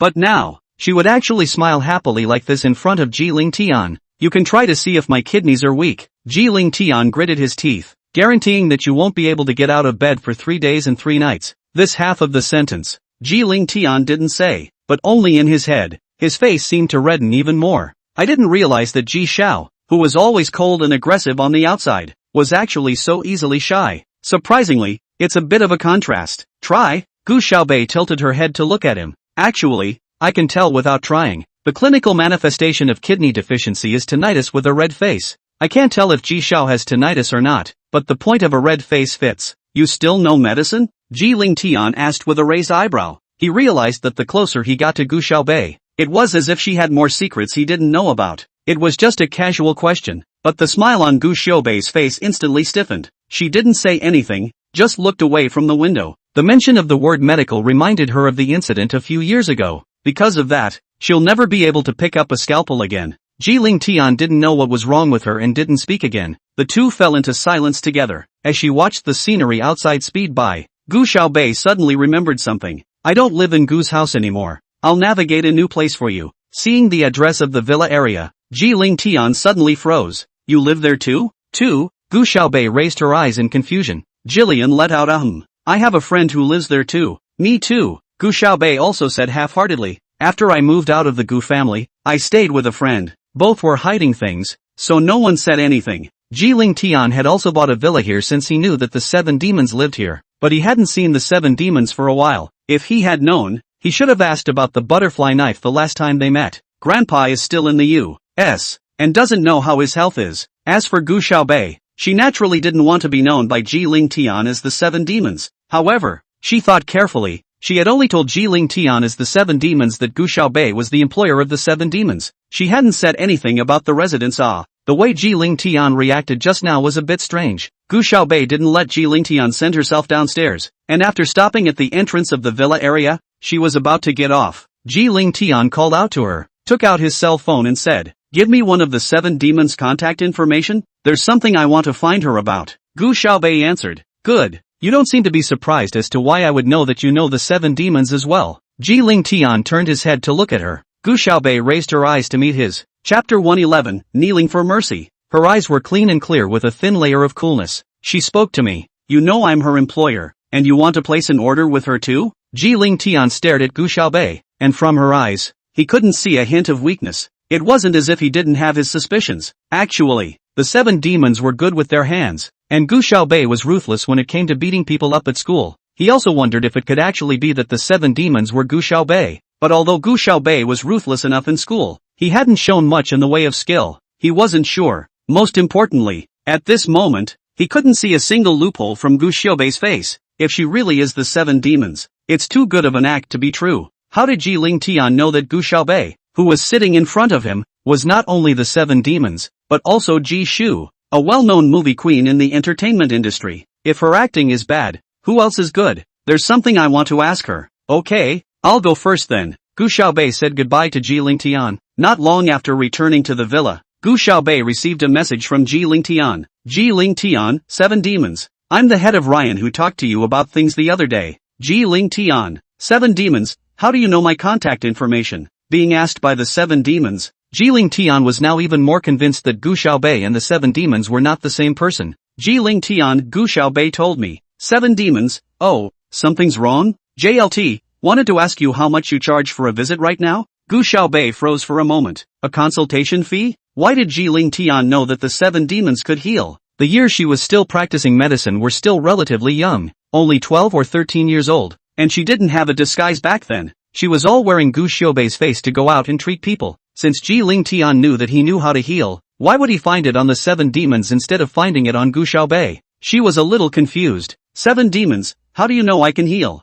Kirito, is it hard to find out? This thing? Gu Xiaobei stared at the words sent by Jiling Tian on the screen and didn't reply for a long time. Jiling Tian, if you're willing to make a visit, the consultation fee is whatever you want. Grandpa's condition in the United States did not know when he would deteriorate, and Jiling Tian could not do anything about it. Otherwise, he wouldn't have sought out the 7 demons so abruptly. 7 demons, you're looking into the wrong thing. I don't know how to heal. After she replied, she simply tossed her phone aside, and she didn't read any more messages she received. She curled up into a ball, her old nightmares coming back to haunt her. Killing wasn't such a terrible thing for her, but she's killed her own patients on the operating table. This incident, which became a lifelong nightmare for her, made her tremble whenever she picked up a scalpel. She hadn't lied to Jiling Tian, and it was impossible for her to be a doctor in the future. Suddenly, the cell phone rang again. Gu Xiaobei didn't want to care, but the ringing was really harsh. She picked it up, only to find that it was Gu Igua calling. She casually hung up, but Gu Igua still wouldn't stop hitting. Something's wrong? Gu Igua called for the 4th time before Gu Xiaobei picked up and asked impatiently. Xiaobei ah. Gu Igua called very intimately on the other side of the phone. Look at you living outside. Dad is also uneasy ah. You'd better hurry home. Ha. Gu Xiaobei sneered. Gu Igua snapped. What happened before was all Dad's fault. Dad apologized to you, okay? As long as you come back, both Dad and Yuran will apologize to you. When Gu Yuran came back today and didn't bring Gu Xiaobei with her, he threw a huge tantrum. He was even more anxious when he learned that Qini would be coming to the imperial capital soon. Gu Xiaobei was Qin Yuan's own daughter. If he hadn't gotten Gu Xiaobei back by the time Qini came to the imperial capital, Qini would definitely not let her go. Gu Igua, do you still remember what I said to you when I left? Gu Xiaobei spoke coldly. Of course Gu Igua remembered. At that time, what Gu Xiaobei said was, when you asked me to come back, I came back. Now you ask me to leave. I'll leave. but if you ask me to come back later, even if you kneel down and beg me, I need to think about it. Xiao Bei, do you still really want Dad to kneel down and beg you?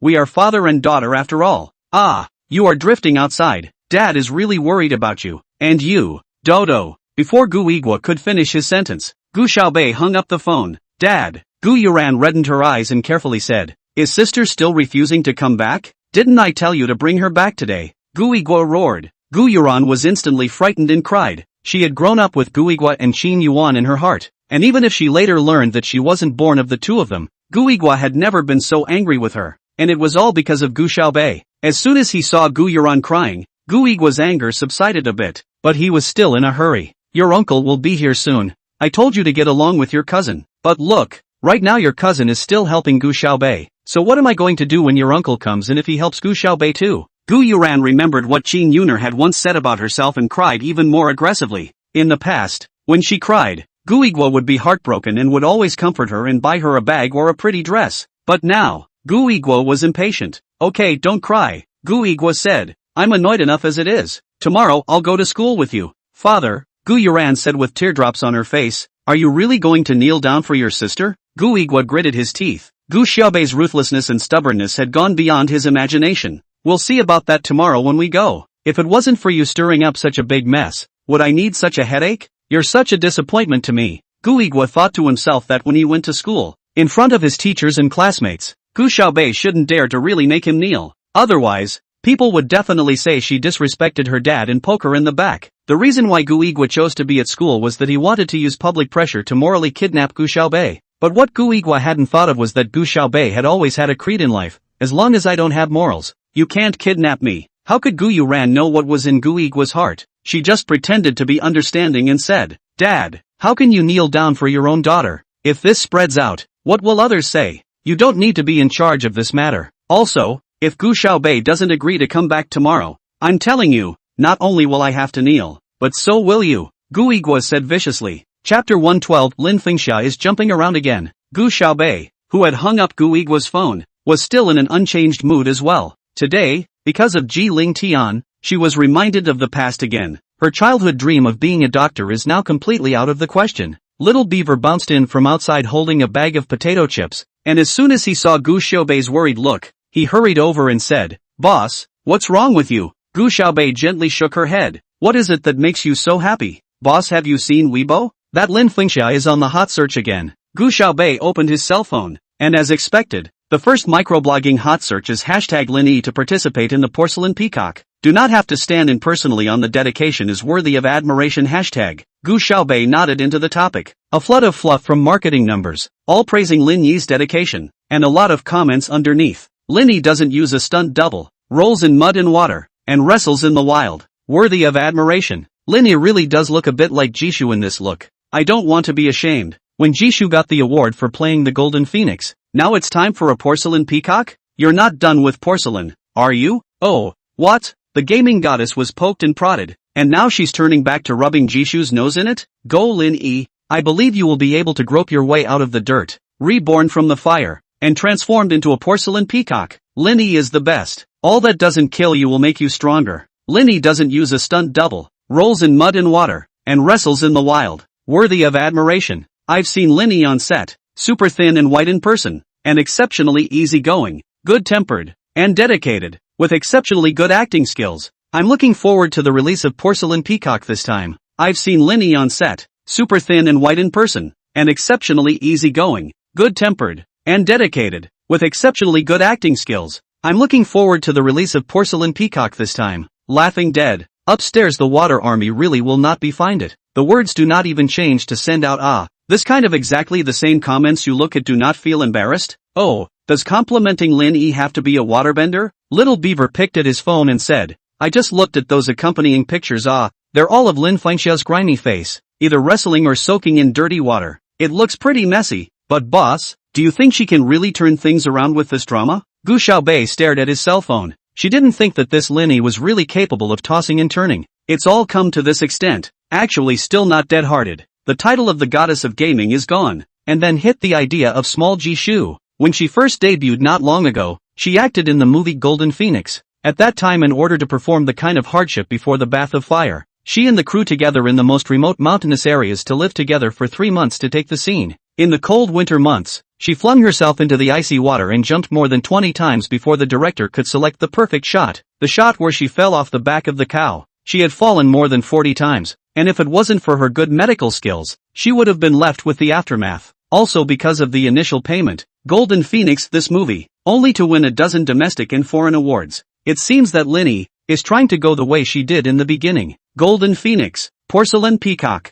Gu Xiaobei hooked her lips and smiled coldly, but she didn't believe that Linny was so capable of suffering. Little Beaver, go check. Gu Xiaobei came close to Little Beaver and spoke to her. Beaver's eyes lit up. Okay boss. In the matter of checking information, the most powerful paparazzi in the entertainment industry can't compare to Little Beaver. In the cast, Linny threw all the boxed lunches that were delivered on the floor. What's all this? I do not eat. Didn't I tell you to order it for me individually? What are you doing? Feeding the pigs. Linny yelled at the staff. I'm sorry sis, I'm sorry, but our area is too remote, and the meal I ordered for you today wasn't delivered, so I'm just going to trouble you if you can make do. Can't. Am I the same as you guys? How can I eat the same meal as you guys? Linny picked up the hot soup on the side and threw it all over the staff. Go set it for me right now. If you starve me and can't start the movie on time, wait until you go and explain to the director. The staff member was scolded severely, but he didn't even dare to cry out in pain and rushed out. The director of this drama has also been in the entertainment industry for many years without catching fire. He also wants to take advantage of Linny's topic this time, and then rubbing the heat of Jishu, so that this drama will catch fire. Although Linny now has a bad reputation, but black and red is still red. Jiling Tian had greeted all those big directors before, so now no big director dared to work with Linny. But this kind of small director was different. He didn't even deserve to know who Jiling Tian was. Linny impatiently sat down on the sofa and stepped on it without taking off her shoes. It's extraordinarily dirty everywhere, a layer of mud, and this couch was especially made for her, and she doesn't want to step anywhere but on it. Hearing someone push open the door and enter, Linny instantly chilled her face. She thought it was the staff coming back, but when she saw that it was Ding Hong coming in, she immediately squeezed out a full smile again. Sister Hong.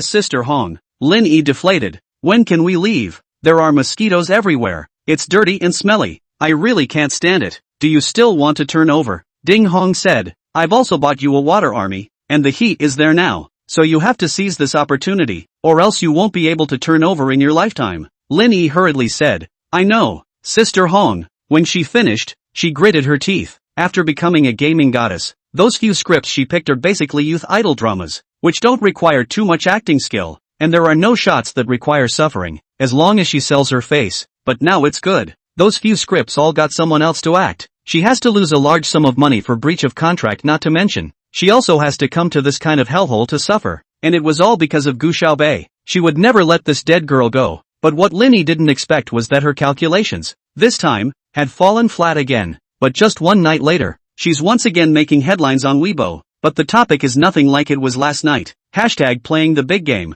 bullying the staff, picking at the pictures. This is the dedicated Lin Fingxia? Hashtag. The moment he saw this topic, Ding Hong stormed out. That's what's going on. Didn't she pay all those marketing numbers? How come they all deleted last night's content and started posting Linny's black stuff? Ding Hong began to call the big V's. What's the matter with you guys? Is this your cooperative attitude? I'm the one who paid for this. This time, in order for Linny to turn over and help her earn more money, Ding Hong had also invested a lot, and if she lost, she would lose it all. Chapter 113, Becoming Jishu. But those big V bloggers are weird too. We also did not mean I do not know why. Yesterday's content was inexplicably deleted, and today's those content is not what we sent and to delete also deleted cannot be deleted. To remind the lack of authority, our account seems to have been hacked. Ding Hong clenched his teeth in anger. What kind of powerful hacker would want to deliberately cross Linny? But now is not the time to think about that. This hot search has been hanging for so long. The water army that was bought before was all useless, and now the internet is full of voices mocking Linny.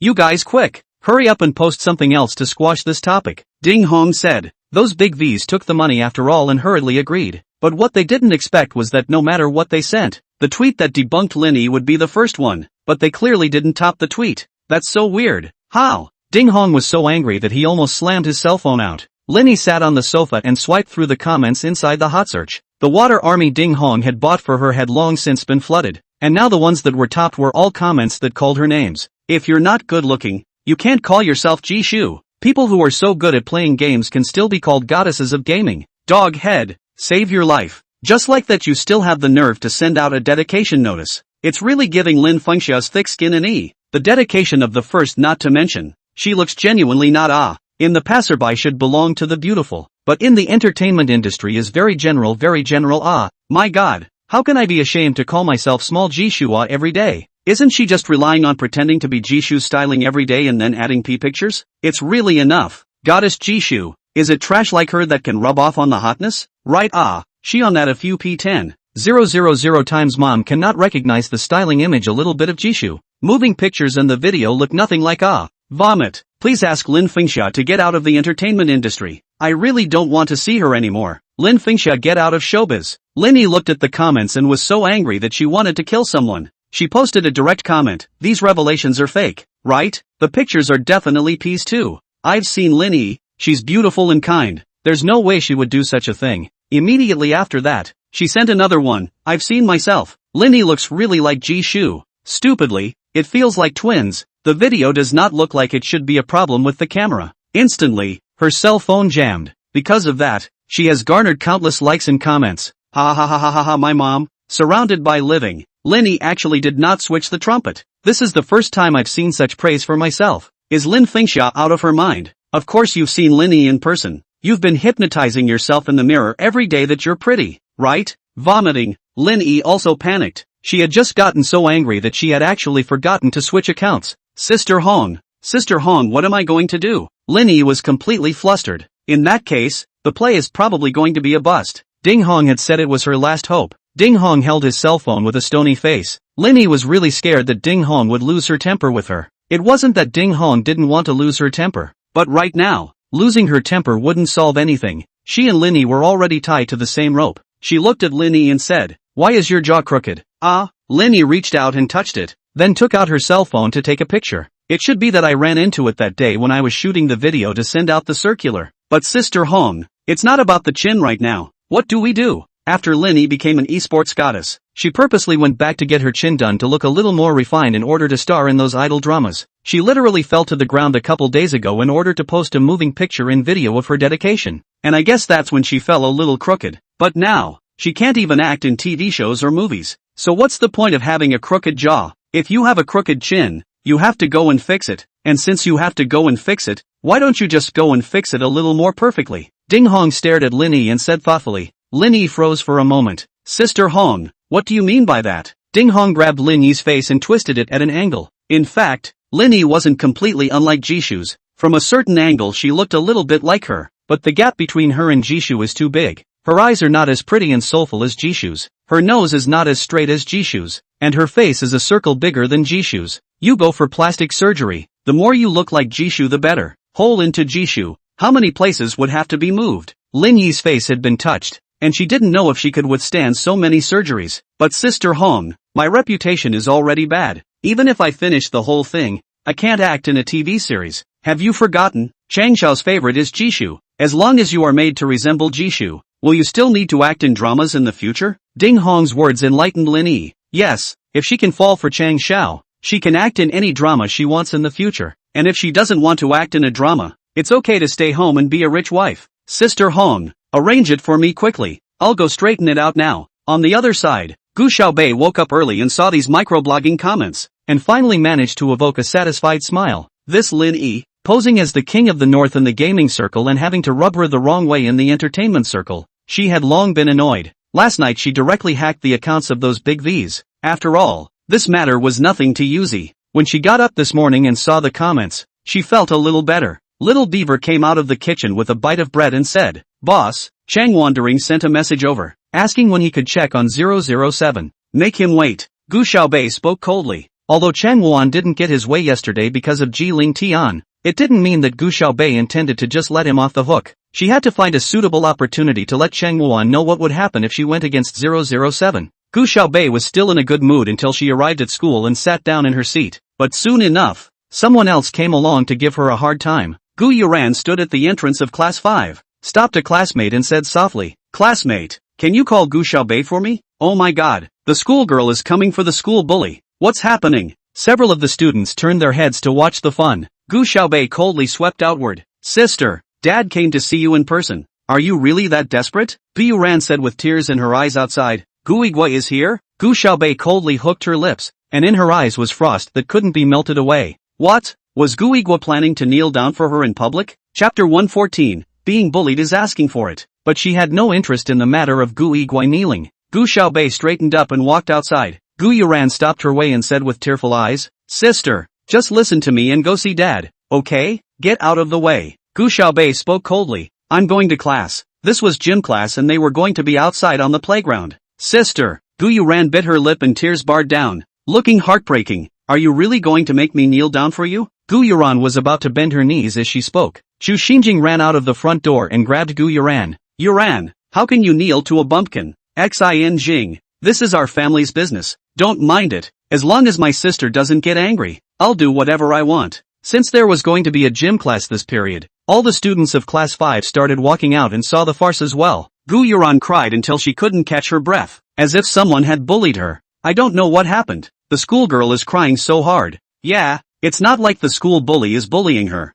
I don't think that schoolgirl is any good. She just knows how to act pitiful. The other person, Gu Xiaobei, obviously didn't do anything, and she just started crying. How can you say that? If there was nothing, how could the schoolgirl cry so hard? The crowd of onlookers grew. Saturday 6 walked out of the bathroom with a high-pitched shout. Sis, let's go to class. However, once she saw so many people surrounding Gu Xiaobei, she instantly froze. Gu Xiaobei nodded at her, not even looking at Gu Yuran, and came straight over. Let's go. Saturday 6 walked down with Gu Xiaobei and asked in a low voice. Sister, is everything alright? Gu Xiaobei gently shook her head. It's fine. Gu Yuran was still standing in place, looking at Gu Xiaobei's back as he left, tears sliding down in big drops, with a look of having been greatly wronged. After all, she was pretty and studied well, and before Gu Xiaobei came, she was the recognized school flower of Shengli. And although there were quite a few people who thought that Gu Xiaobei was prettier now, many people still felt that Gu Yuran's temperament was a bit more down-to-earth. Many of her classmates gathered around Gu Yuran to comfort her.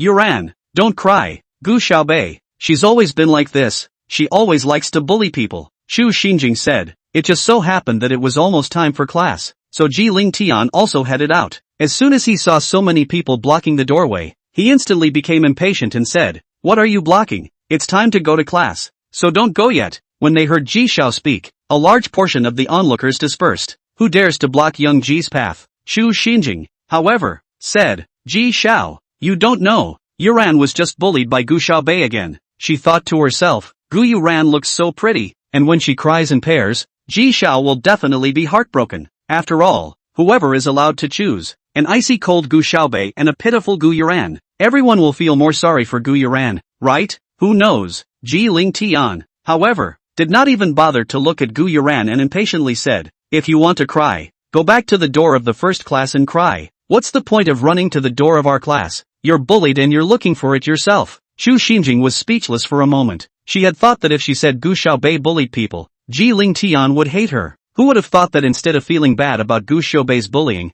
Ji Ling Tian would feel that her bullying wasn't hard enough? It's best to bully Gu Yuran to the point where she doesn't dare to come to class 5 anymore, saving her from crying and crying every day, which is annoying to look at. If Gu Yuran knew that Ji Ling Tian was thinking this in his heart, he would probably be furious. Ji Ling Tian headed straight for the playground. Xu Xinjing was still comforting Gu Yuran. Gu Yuran wiped a handful of tears and said, Xin Jing, you go to class first. Don't worry about me. I'm going to look for my father. Then Yuran, you don't cry anymore. Oh, Xu Xinjing said. Gu Yuran nodded. School entrance. After hearing Gu Yuran's words, Gu Igwa immediately became furious. What? She actually ignored you? Gu Igwa was very angry. Gu Xiaobei has been kicked out for several days now, so how come he's not panicking at all? Is it really with those unsavory men? At first, he thought that Gu Xiaobei wasn't his own daughter, so of course he wouldn't care. But now Qin Yuner had told him that Gu Xiaobei was his own daughter, so if she really got involved with a man who wasn't one of the three, he was really ashamed of her.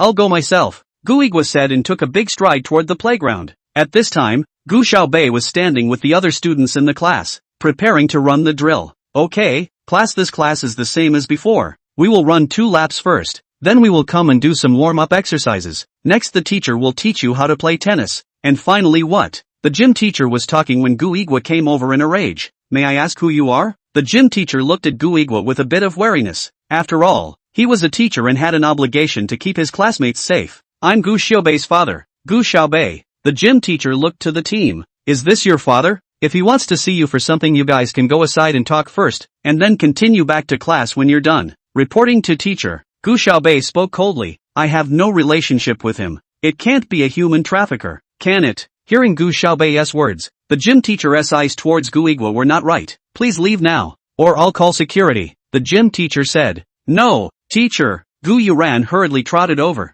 This is my father. He came over today in the hope of persuading my sister to come home. My sister hasn't come home to stay for a few days now, and my father is really worried about her. I don't know where she's staying outside. The reason why Gu Igwa didn't say these words was that if other people talked about Gu Xiaobei's indiscretions, he wouldn't have a good face. But Gu Yuran couldn't wait for others to scold Gu Xiaobei for going out and fooling around. Geez, this Gu Xiaobei is only a student. He wouldn't just go out and do that kind of thing. Who knows? I can't believe she won't even go home when she's told to. There were whispers in the crowd. The gym teacher did recognize Gu Yuran, and when she heard her say that, she looked at Gu Xiaobei again. Gu Xiaobei smiled coldly. Gu Igwa, you can't have forgotten what I said to you at the time, right? You said I wasn't your daughter and told me to get lost, and now that I've done so, I'll go back if you tell me to? Sister, do you still want Dad to kneel down for you before you'll come home? Before Gu Igwa could say anything, Gu Yuran cried again. She just wanted to make people think that Gu Xiaobei was another indiscreet and unfilial person in public. But just then,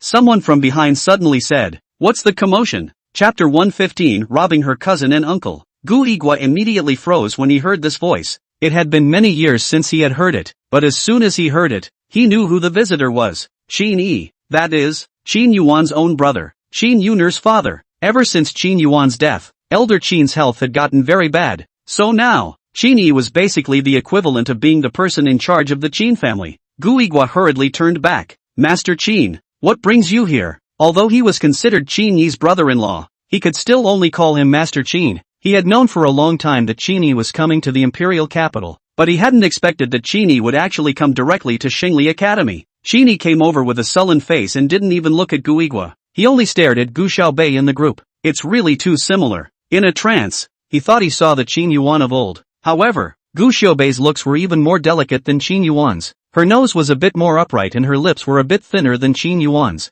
That's why Gu Xiaobei didn't look as gentle as Qin Yuan, but instead had a bit more coldness. But when she was small, Qin Yuan pursed her lips in anger. Much like Gu Xiaobei now, Qin Yi suddenly felt his eyes get hot. It was as if he had gone back to the time when he was small and took Qin Yuan outside to play with him every day. How nice it would be if people never grew up in their lives. Qin Yuan will not meet Gu Igwa, will not elope, and will only remain his well-behaved little sister for the rest of her life. Qin Yuner also followed Qin Yi and said, "Dad, that's Gu Xiaobei. Xiaobei, come here." Qin Yi looked at her and extended his hand. He had actually saved up a lot of anger before he arrived. He had heard Gu Yuran and Gu Igwa say a lot about Gu Xiaobei. Growing up in the countryside, he had a short temper, got bottom grades, and beat up people inside the school. But the moment he saw the face, he lost all his breath. Seeing Qin Yi treat Gu Xiaobei so nicely, Gu Yuran was simply on fire. "Uncle," she put on a good-natured air. "Papa has come here today on purpose to persuade his sister to come home." To her surprise,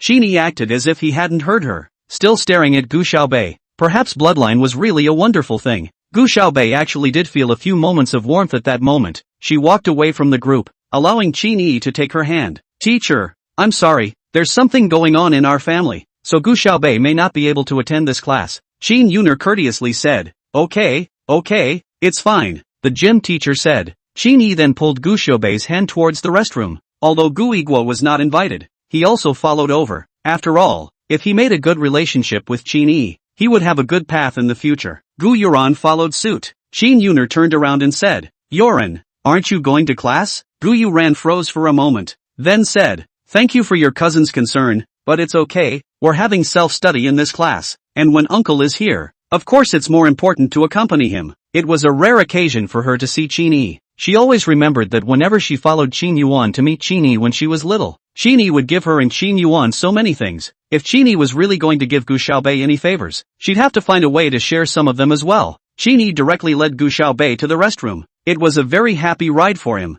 Qin Yuan's death was a big blow to him, and although Master Qin had kicked Qin Yuan out many years ago, he still missed her in his heart, so his health hadn't been very good since her death. Qin Yi thought to himself that now that he had Gu Xiaobei, maybe Master Qin would get better when he saw her. "Xiaobei Are you still used to living in the imperial capital now? Do you want to follow uncle to the magic city? Sheenie asked with a smile. Sheen Yuner, who was on the side, was dumbfounded. In the magic city, Sheenie was notorious for his bad temper, and so many people would be scared when dealing with him. Sheen Yuner was very good and was considered one of the better developed young men of the Qin family's generation, so he wasn't very afraid of Sheenie. But even so, he was always respectful in front of him. He had never seen Sheenie speak to someone with this kind of attitude before. Gu Yuran in the back was so jealous that her eyes were on fire. Obviously these things, they used to belong to her. This was her cousin, her uncle, and now it was all Gu Xiaobei's. And Sheenie actually had to take her back to the Magic City. You should know that the development of the Magic City in the past few years has been particularly good, completely not worse than the Imperial City, and most importantly, the Qin family's status in the Magic City is one of the best. The Gu family in the Imperial City cannot be ranked at all.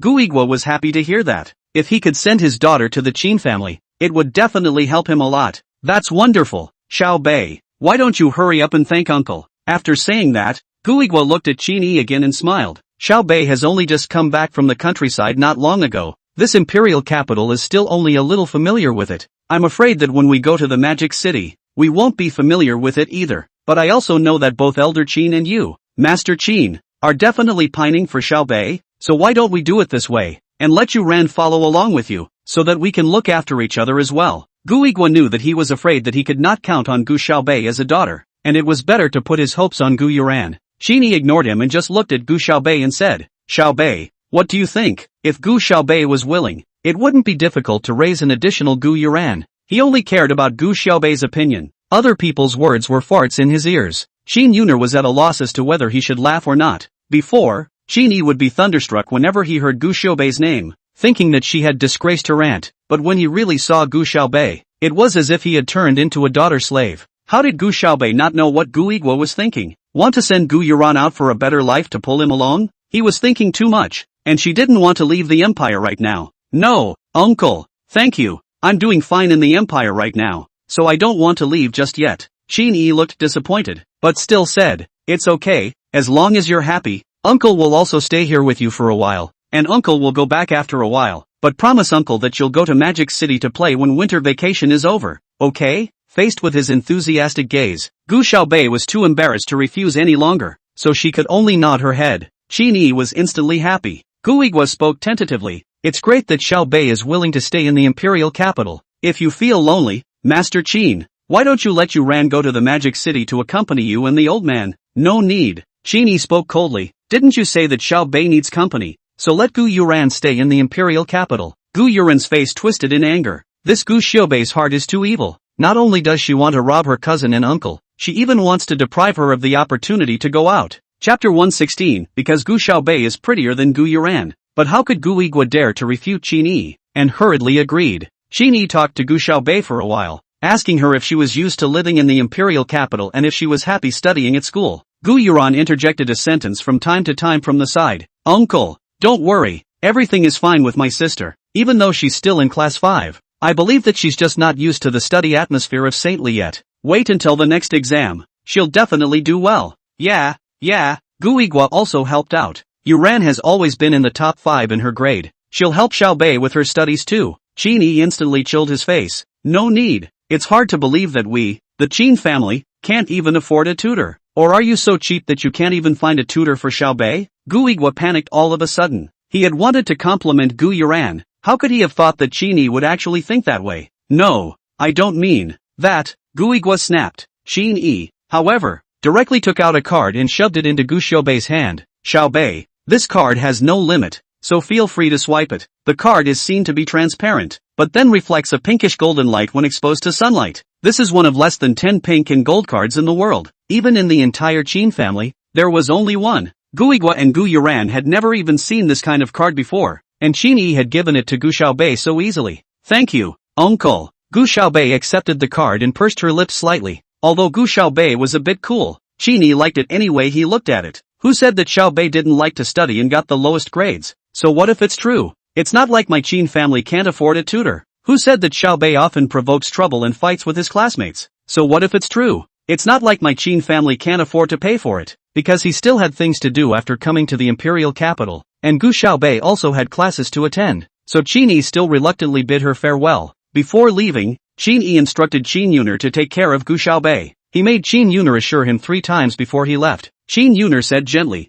"Xiaobei, let me send you back to the classroom." "No need, cousin, you go and get busy," Gu Xiaobei said. From the time he came to the imperial capital, Gu Xiaobei was actually very resistant to such things as affection, but just now in Qin Yi, she felt that warmth of home. It was like the kind of warmth he felt from Bai Wenjing and Ji Lingtian when he was in the Ji family. Since gym class was already over, Gu Xiaobei went back to the classroom. Between classes, the entire 5th class was chattering away. "Hey you guys, what's going on today? The guy who came looks so powerful. The clothes on him are worth a lot of money, and his aura is very strong. Even Gu Xiaobei's dad calls him Master Qin, but Gu Yuran calls him Uncle Ah. It's strange, and he's still here to find Gu Xiaobei. But didn't they say that Gu Xiaobei is an imposter? Just a bumpkin, and has been kicked out? You guys, could it be that Gu Yuran is the imposter? Ah, you really dare to guess." Chu Xinjing rolled her eyes. How good is Yuran's temperament? And look at that Gu Xiaobei. It must be that people found out that Gu Xiaobei is an imposter and came to the door.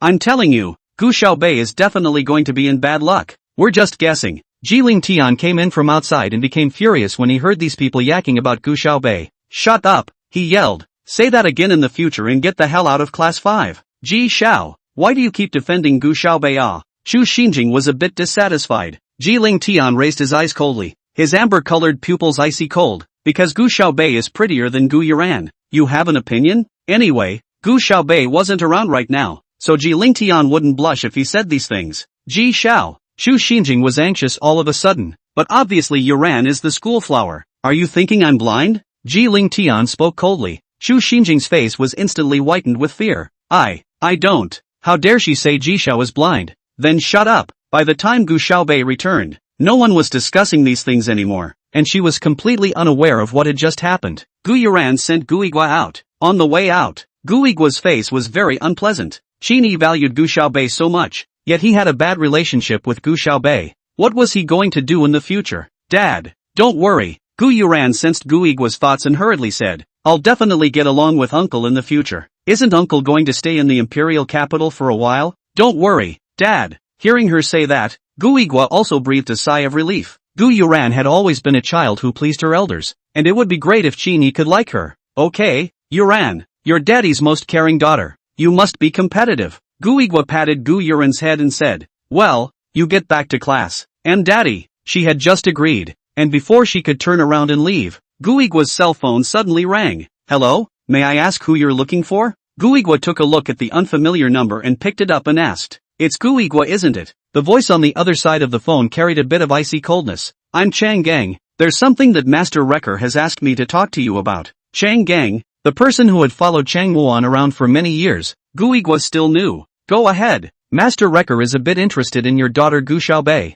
Make some arrangements. Turn around and send your arrangements directly to this cell phone number. I'll let Master Wrecker know." After saying that, Chang Gang hung up the phone. After all, he hadn't thought that Gu Igua would dare to refuse. But this time, Gu Igua really wanted to refuse. "Dad, what are you going to do?" Gu Yuran heard the voice on the phone and tilted her head to ask. Gu Igua certainly knew what Chang Gang meant by arranging a bit. Chang Wuan's love of playing with women was famous throughout the entire imperial capital. If it was usual, he would definitely be willing to send Gu Xiaobei to Chang Wuan's bed. But now, alas, what can I do? This Gu Xiaobei is always causing me trouble. But even if Master Wrecker has taken a liking to her, I can't do anything now that your uncle is in the imperial capital. Gu Igua sighed. It seems that we can only refuse Master Wrecker for now as well. Let's see if we can find a chance to arrange it later. If your uncle is willing to join forces with the Chang family, we can marry Gu Xiaobei off. A hint of jealousy flashed through Gu Yuran's eyes. Let Gu Xiaobei marry Chang Wuan? On the basis of what? She glanced at the screen of Gu Igua's cell phone and quickly wrote down the string of phone numbers. Chapter 117, Getting Your Hands On.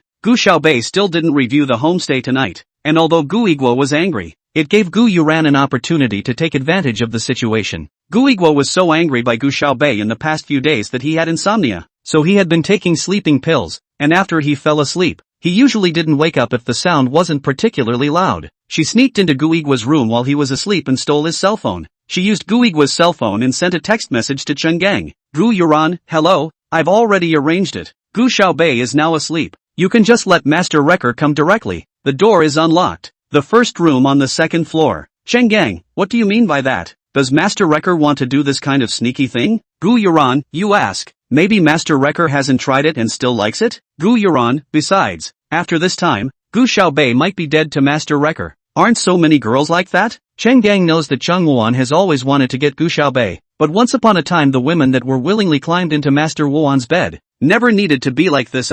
But he went ahead and asked anyway. Cheng Wuan leaned back in the recliner, the corner of his mouth gently hooked up, and a cocktail was shaken in his hand. Ha, he laughed softly, the corners of his mouth slowly curling up. Kind of interesting, so go ahead and try it. This Gu Xiaobei's temperament was cold and valiant. For this kind of woman, Cheng Wuan was very conquering. He was so used to sleeping with the ones that came to his door that he really wanted to try something new. I just don't know what this Gu Xiaobei will be like when she wakes up and realizes that he put her to sleep. Cheng Wuan was a bit expectant. Cheng Gang contacted Gu Yuran again. Cheng Gang, then arrange it. Master Wrecker will be there soon. Gu Yuran, okay, in the future, you'd better contact me at this number. 137x times x times x times x times x. Gu Yuran reported her new phone number to Cheng Gang after school this afternoon, so that he wouldn't reveal himself later when he continued to contact Gu Igua. Cheng Gang, got it. Gu Yuran was instantly happy. She hurriedly deleted all these text messages, then pulled off the electric switch of her room again,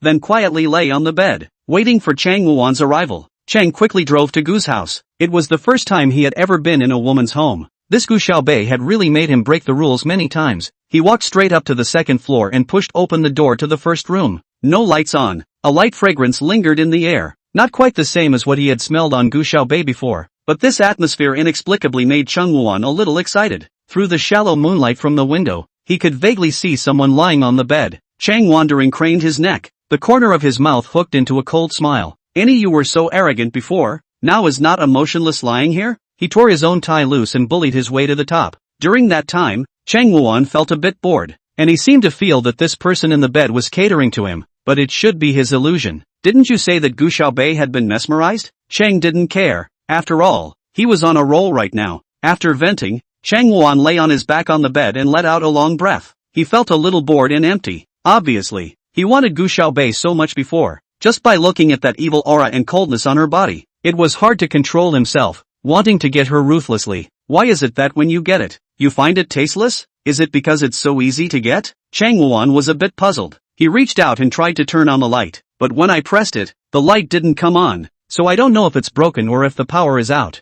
Just then, Cheng Wuan suddenly received a phone call. The phone jingled and the person next to him seemed to move. However, the process of wreaking havoc did not care, and directly picked up. Hello? In the darkness, Cheng wandering half squinted his eyes with a hint of impatience. That is, he was calling now, and if this call had come a moment earlier and disturbed him, he would have had to kill the person on the other side of the room. Cheng Shao, a woman on the opposite side of the room, cupped her voice and called out to him. Cheng Wana was now in sage time and impatiently said, Speak, Cheng Shao, do you still remember people? I'm Qi Mingyue. Qi Mingyue? Cheng wrinkled his eyebrows. He had always had trouble remembering the names of women, and even Gu Xiaobei, who he was very interested in, was barely remembered until now. Cheng Shao, you forgot again. My uncle is Lu Haisheng.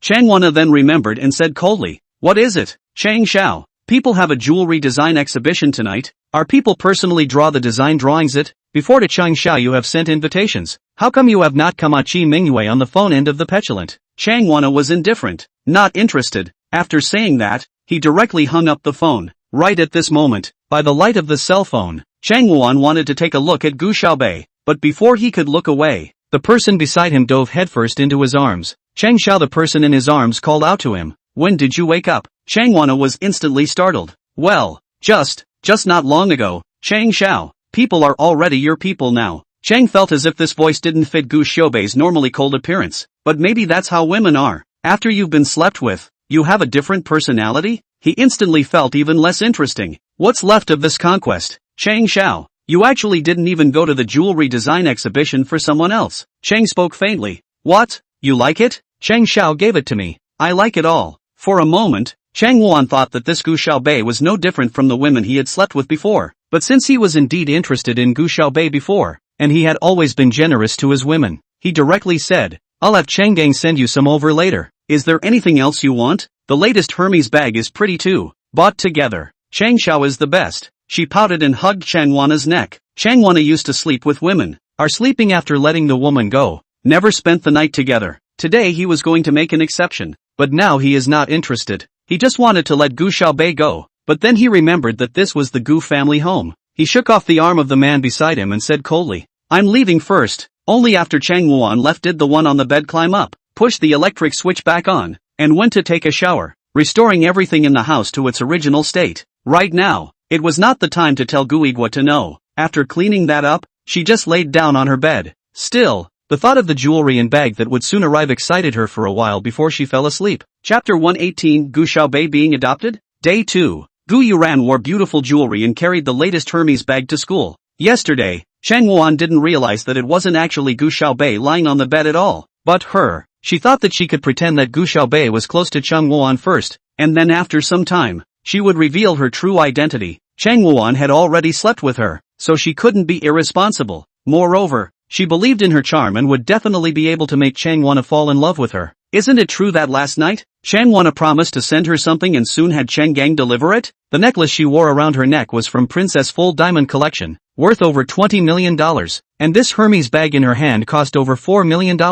She has never bought such expensive things. Her most expensive bag is the Chanel, more than 100,000, or when she had her 18th birthday, Gu Yigua gave her. Just after stepping into the classroom door, Gu Yuran was surrounded by envious gazes. "Geez Yoran, that's too pretty. This necklace is really beautiful. The diamond is 5 carats. Wow, this bag I know. My mom has always wanted it, but it's hard to get. And it said that you have to buy enough 7 million things at the Hermes counter to qualify for this bag. Oh my god, this necklace and this bag look so good on you Yoran." Her classmates gathered around her. Gu Yuran pretended to be unconcerned and pursed her lips. "It's nothing, it's all what my family bought for me." "Geez, your family treats you well oh Yoran." Yes, you are truly worthy of being the Gu family's eldest young lady. The man who came yesterday was your uncle, right? Qin Yunar's father? I didn't realize that you're related to Qin Yunar as well, and your uncle looks so rich." Gu Yuran smiled faintly. "Well, Qin Yunar is my cousin then." Everyone was envious again. Who didn't know that Qin Yunar was Professor Su's favorite student? And Qini is rich at first glance. The group didn't disperse until the bell rang. Still, several students were whispering, "Did you guys see that? That necklace and that bag are super expensive." Yeah, yesterday there were actually people who suspected that actually Gu Yuran was an imposter and not the daughter of the Gu family. I really laughed my ass off. If she wasn't the daughter of the Gu family, her father would have bought her such expensive things? Maybe her dad didn't buy it. Didn't she say it was bought by her family? Even if it was bought by her uncle, it must be because she's the eldest miss of the Gu family. Otherwise, how come her uncle didn't buy it for Gu Xiaobei? Fair enough. Everyone discussed it enthusiastically, and these words, too, fell on Gu Yuran's ears. She was instantly smug. On this day, from class 1 to class 5, everyone was discussing Gu Yuran's new jewelry and bag. Gu Xiaobei also heard some of it, but she didn't care at all. After all, she was the most internationally renowned jewelry designer, Su Xing. Although Gu Yuran's necklace was expensive, it didn't have much design at first glance, so even if it was given to her for nothing, she wouldn't want it. She's being forced to read a book by Saturday 6. Last exam, Saturday 6 didn't do so well, so her mom and dad were a little upset. The midterm exam is coming up. Although this midterm exam is not divided into classes, but Saturday 6 still want to do better, so that mom and dad also a little bit happier, but she was afraid that she wouldn't be motivated to study alone. So she had to drag Gu Xiaobei along. Even for study materials, she bought double copies, but there was a lot of homework that she had fallen behind before Saturday 6, and with the forced brushing up, there was still a lot of knowledge she didn't know either. A lot of questions she looked confused. A glance at the reference answer, she thought she knew, but the next time she encountered a similar question, she was still confused. "Sis, what to do?" Saturday 6 dropped his pen and frowned sadly. "When school is over, let's both go to the bookstore to buy some new study materials," Gu Xiaobei said. It didn't help that Saturday 6 was doing these questions painfully, and she knew of a couple of study packets that should be good for Saturday 6. "Really? That's great sis, let's go together later. My treat," Saturday 6 exulted. Looking at how happy she was, Gu Xiaobei also couldn't help but hook his lips and say, "Good." When school was over, Gu Xiaobei walked outside with Saturday 6, but just as she got to the front of the school, she saw a familiar car. "6, wait for me, I'll go over there." Gu Xiaobei walked towards the car. There was a man in front of the car who was looking inside the school, and as soon as he saw Gu Xiaobei walking over, he let out a sigh of relief. "Big brother," the man rushed to welcome him. This was Secretary Su, who had been following Mu Changsheng around. Mu Changsheng called Gu Xiaobei's sister. Of course he didn't dare to follow suit. so he called Big Brother every time. What's wrong? This Secretary Sue was usually always calm, but today he was so anxious, so I guess something was wrong. Big Brother, I really can't help it. Master Mu won't let me call you. He snatched my cell phone away. I came over here to look for you while Master Mu was asleep. Master Mu's illness. It's back. Mu Changsheng was the young son of the Mu family in the imperial capital, and the reason why he was named Changsheng was because he had been weak and sickly since he was young, and some doctors even said that he wouldn't live past the age of 18. The family wanted him to live forever. You know, I won't be a doctor anymore, Gu Xiaobei said softly. Big Brother, I'm begging you, if you're not going to do the surgery, at least go and see Master Mu, even if it means prescribing some medicine. Otherwise Master Mu will really be finished. Secretary Sue was anxious. Gu Xiaobei thought for a while. In the beginning, she was the one who saved Mu Changsheng from death. Better go check it out. 6th Saturday. You go home first. Gu Xiaobei shouted from afar to 6th Saturday. Saturday 6 nodded. Only then did Gu Xiaobei get into Secretary Sue's car. She didn't realize that not far away, someone had filmed the whole process of her getting into the car, and in the photo taken from that angle, Secretary Sue, who was helping Gu Xiaobei open the car door, lowered his head in order to show respect, rather like he was kissing Gu Xiaobei. Xu Xinjing smiled coldly. She opened the school's posting board and uploaded all these pictures. Explosion. St. Li's school bully, Gu Xiaobei, has been adopted by an old man from outside the school. There were pictures and the truth. And this time, Gu Xiaobei was definitely speechless. Xu Xinjing laughed as she swiped through the posters. Soon there were many replies below. Asterisk asterisk asterisk asterisk no way. The school bully has someone to keep him. How dare she be so rude if she's not adopted? She had the guts to beat up Miss Siqing. It's disgusting. A student doing this kind of thing. Chapter 119 Deletion of Posts. Gu Xiaobei followed Secretary Su to the Mu family. Master Mu has been in a coma for several days. Originally thought it was just a recurring thing. It's not like it hasn't happened in previous years. Got a doctor to look at it. And it's all better. And Master Mu won't let it bother you. But this time it's just not going to work. Secretary Su looked at Gu Xiaobei sitting in the back row in the rearview mirror inside. This is the third day. I was still able to drink something, but now I can't feed anything. The old lady has been crying at Master Mu's bedside for a few days now, and her eyes are almost blind. And Master Mu said he wouldn't let you be contacted for any reason, saying he was afraid of going against your principles. Gu Xiaobei sat in the back row. His thin lips pursed slightly. His young face was clean and good-looking, and he was permeated with a sense of coolness. If he hadn't experienced it himself, Secretary Su wouldn't have believed that the young girl in front of him, who was only 18 years old, had already been a holy doctor 5 years ago. Without her, Master Mu would have died long ago. 1,000 mistakes are all my fault. I came to find you. If you're not happy later, or Master Mu is not happy, I'll bear the consequences. Big brother, I beg you. I can't just see Master Mu die like this. When she said the word death, Secretary Su's voice was also a little choked. Gu Xiaobei's eyelashes fluttered, and her long eyelashes cast a shadow under her eyes, blocking the look in her eyes. She still didn't say anything. Secretary Su's heart was lifted high, but he also knew that this big brother's temper had always been cold. No refusal, so that's a yes. After arriving at Mu's house, Gu Xiaobei headed straight upstairs, and Secretary Su hurriedly followed behind. Mu Changxing's room is in the best location of the Mu family, sitting in the north and facing the south, with abundant sunlight and excellent feng shui. The old lady had once said that even if she passed all the Mu family's fortune to Mu Changsheng, she had to tell this grandson of hers to survive. Gu Xiaobei pushed the door in, and Mu Changsheng was lying on that huge bed, looking more and more dry and thin. In the past 3 days, Mu Changsheng has lost so much weight that he has lost his shape, and he relies on an 4 drip every day to renew his life.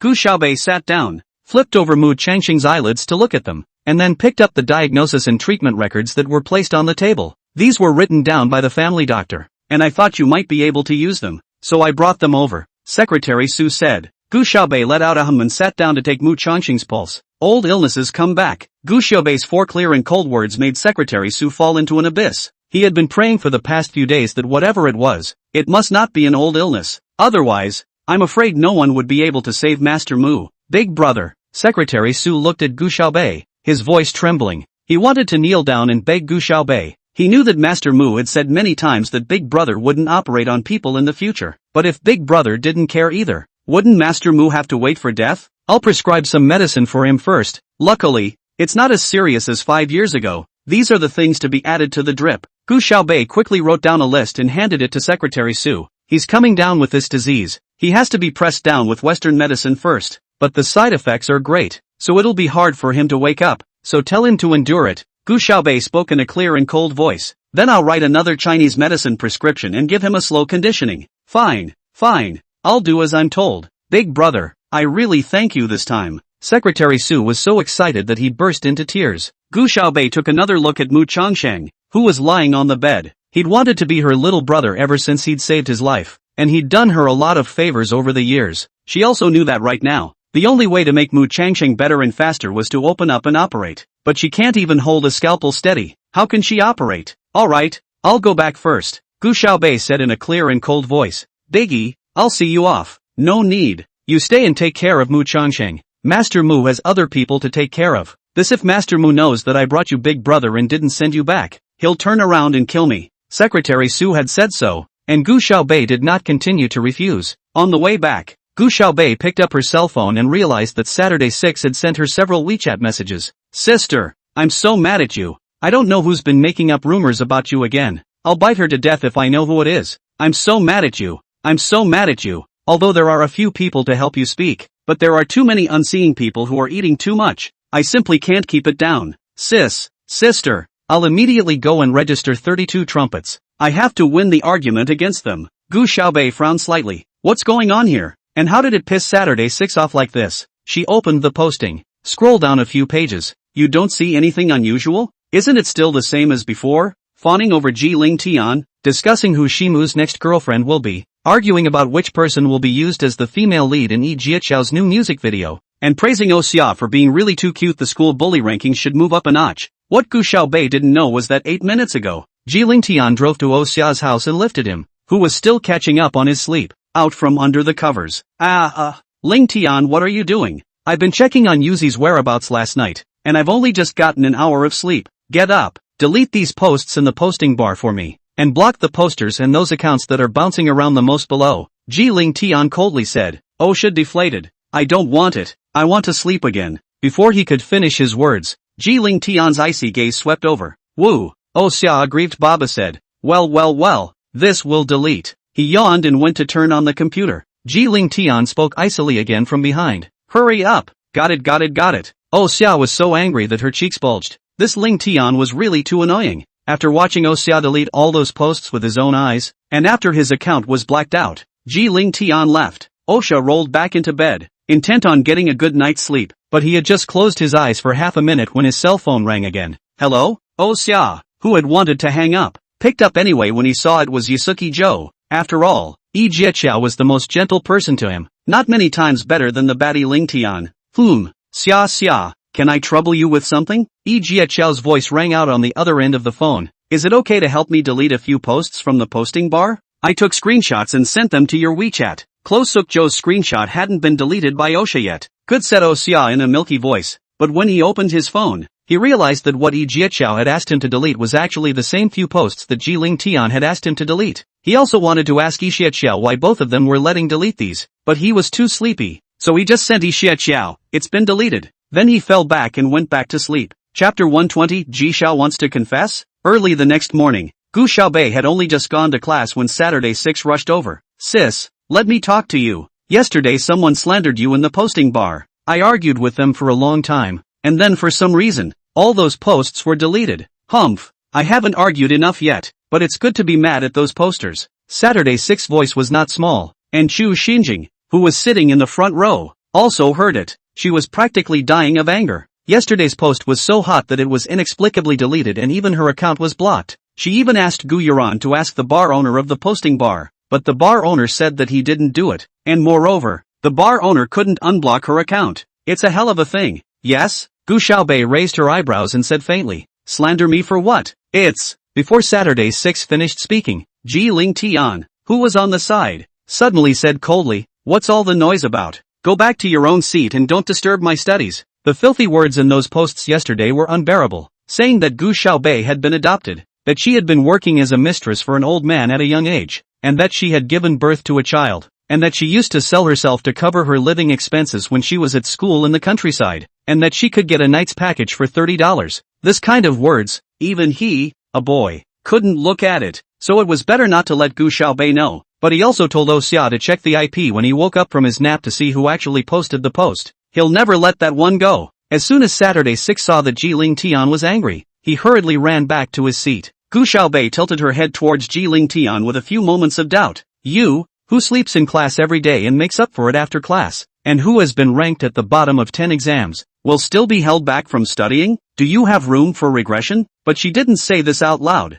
After all, the last exam, Ji Ling Tian scored a perfect score in science synthesis. 0 eggs in all the remaining subjects though. What are you looking at? Ji Ling Tian's earlobes turned a little red from her stare and he coldly said. Gu Xiaobei turned her head with a ch. Don't let me see it. Right at this moment, Ji Ling Tian received a message from Xia. Ling Tian, I found out. That IP is from the Green Apple Internet Cafe 2 streets in front of the school. The cafe is a dynamic IP, so I don't know exactly which machine position it is. Ji Ling Tian replied. Got it. Now that we know which internet cafe it is, it's a good thing. Ji Ling Tian sent a message over to Chiu Mo. Take down that Green Apple Internet Cafe near Xingli. Close it down and keep it closed. Have all the staff check the surveillance to see who posted yesterday's post. Yes, boss. Chiu Mo quickly replied. Gu Xiaobei still didn't know what was going on. Sitting next to Ji Ling Tian chewing bubblegum and blowing a bubble every now and then, Ji Ling Tian inclined his head to look at her. The sunlight just happened to hit from the direction of the side of Gu Xiaobei's face, bringing a few points of warmth to her who was usually always cold. Her eyes were clear and beautiful, a shimmering light flickered in them,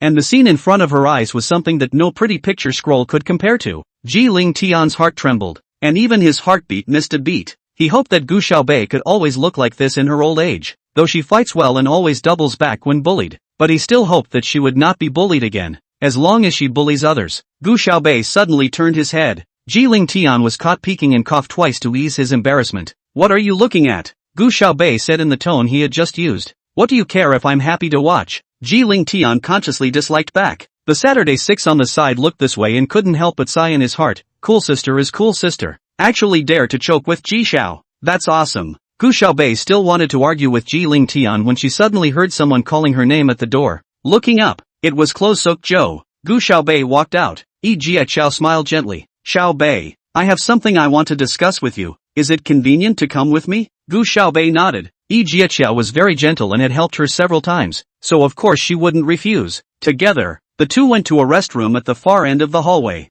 Xiaobei, my new song is going to be released soon, and I have to shoot a music video. My manager has found me a few actresses, but I don't feel like I have that kind of feeling, so I would like to invite you to shoot a music video for me. Is that okay? Gu Xiaobei thought for a moment, then pursed her lips and said, I'm sorry, I don't really want to go. Xiaobei, I really like this song, and I would like to make a music video to go with it. Can you listen to the song first, and then think about whether or not you want to come to the shoot? Jia Xiao opened the recording in his cell phone and handed the headphones to Gu Xiaobei. Gu Xiaobei listened for a moment and instantly froze. When this song was being written, what was swirling around in Jia Xiao's head was always Jishu's shadow. Gu Xiaobei was hit with a familiar feeling. When she heard the chorus, the line she looked back. Time rushed away. Who stayed in 1,000 worlds, not carved into her heart. She immediately made up her mind. Good, she agreed. Clothier Joe is really a good talent for making music. Great, Xiaobei. Jia Xiao was very happy. I'll talk to my agent about preparing costumes and props for you, and I'll contact you when we're back to shoot. He found many actresses to audition for the movie, but none of them had Jishu's temperament and flavor on them. Only Gu Xiaobei had ever given him that feeling. Good. Gu Xiaobei pursed her lips slightly and faintly said, and the 5th class sighed. Gu Xiaobei had just been called away by Jia Xiao when Ji Ling Tian received a message from Chiu Mo. Boss, it's been checked. It's this guy. In the background, Vengeance Mo sent the photo over. Ji Ling Tian glanced at it, then raised his eyes, his cold gaze instantly locking onto a girl in the front row. Chu Xinjing was still talking highly with the front table when she suddenly winced. Ji Ling Tian got up, his icy voice sounding like he wanted to freeze the entire world. Chu Xinjing, come out for a moment. When he finished speaking, he took a big stride out the door. Chu Xinjing froze for a moment. Just now, did Ji Xiao call her name? Wang Qijing from the front table pushed her. What are you staring at? Ji Xiao told you to go out. Hurry up. Chu Xinjing was a bit puzzled. Strange, what was Ji Xiao looking for her to go out for? Wang Qijing squeezed her eyebrows and said, Xinjing, I see that Ji Xiao is in a big hurry. It can't be that he's going to confess his love to you. You know, Ji Xiao was always cold, rarely spoke to girls, and even more so, never went out alone with a girl. Chu Xinjing's face also reddened. Several of the students next to us came over when they heard the sound. What? Confessions? We're going to see it too. Chu Xinjing had a red face and wriggled out. Could it be that Kisho had discovered her goodness and beauty? Chu Xinjing covered her face and laughed sheepishly. Chapter 121 MV Actress. Ji Ling Tian was waiting for Chu Xinjing on the rooftop. Behind Chu Xinjing, there were several onlookers following behind her. Ji Xiao's confession is a sensation. Chu Xinjing wriggled over and lowered her head shyly. Ji Xiao, what are you looking for from me? It can't really be a confession. In the future, she'll be Ji Xiao's girlfriend, and she'll be able to walk sideways in Shengli. Chu Xinjing almost laughed out loud. Is this man you? Jillian handed the cell phone screen to her eyes. Chu Xinjing looked away. The surveillance of the internet cafe wasn't very clear, but students who were together every day could still recognize her at a glance, not to mention herself. Chu Xinjing's face instantly went white. After she took the picture at that time, she was going to post it directly from her cell phone, but then she wanted to apply for a few more trumpets so that she could top the post, so she went to the internet cafe anyway. Unexpectedly, it was actually found out by Ji Ling Tian. Ji Xiao, Chu Xinjing didn't understand what this matter had to do with Ji Ling Tian, and how he came to find himself, but before she could finish, Ji Ling Tian directly tugged on her collar. The students sprawled out behind them on the stairway to watch were agitated. Aoa, is that going to be a forced kiss? So sweet. Ji Xiao's confession is so domineering. But the next second, they were dumbfounded. It was because Ji Ling Tian yanked Chu Xinjing's collar and directly mentioned her outside the rooftop. As soon as she let go, Chu Xinjing would fall. Ki Xiao. Chu Xinjing was so scared that she was on the verge of crying out, and she closed her eyes in death, not daring to look down. You really do have the guts to do anything. Chu Xinjing. Ji Ling Tian gritted his teeth when he called her name, as if he had squeezed 3 words out of his teeth. Chu Xinjing didn't know how she had angered Ji Ling Tian, but she couldn't say anything even though she wanted to ask. She just kept crying. The students gathered in the back were dying of fear. You know, this is the 5th floor. If she fell, Chu Xinjing would be crippled even if she didn't die. But they looked at me and I looked at you, and no one dared to go up and stop them. After all, that's Ji Xiao. Just then, Julie walked up behind them. What are you doing? Julie was also a little surprised to see so many of her class coming together at the rooftop stairway. Teacher, check it out. Wang Qijing hurriedly dragged Julie over. Glancing inside, Julie was instantly shocked. This is going to cost her her job if someone does get killed. Julie hurried up. Student Ji Ling Tian, what are you doing? Julie rushed up and tried to free Chu Xinjing. After all, Ji Ling Tian didn't really want to make a scene at the school, and with Julie also coming, he carried Chu Xinjing back again. Chu Xinjing's legs went limp, and she immediately collapsed to the ground, crying out with a wow sound. Just now, she really thought she was going to die. Ji Ling Tian coldly looked out of the corner of his eye at her. Don't suspect your life is too long. After that, he left straight away. Chu Xinjing was so frightened that she cried out. She had no strength at all, and even now a faint smell of urine lingered on her body, because she just peed herself a little bit. Chu Xinjing, what's going on? How could Ji Xiao suddenly be like this? Although Julie had just saved Chu Xinjing,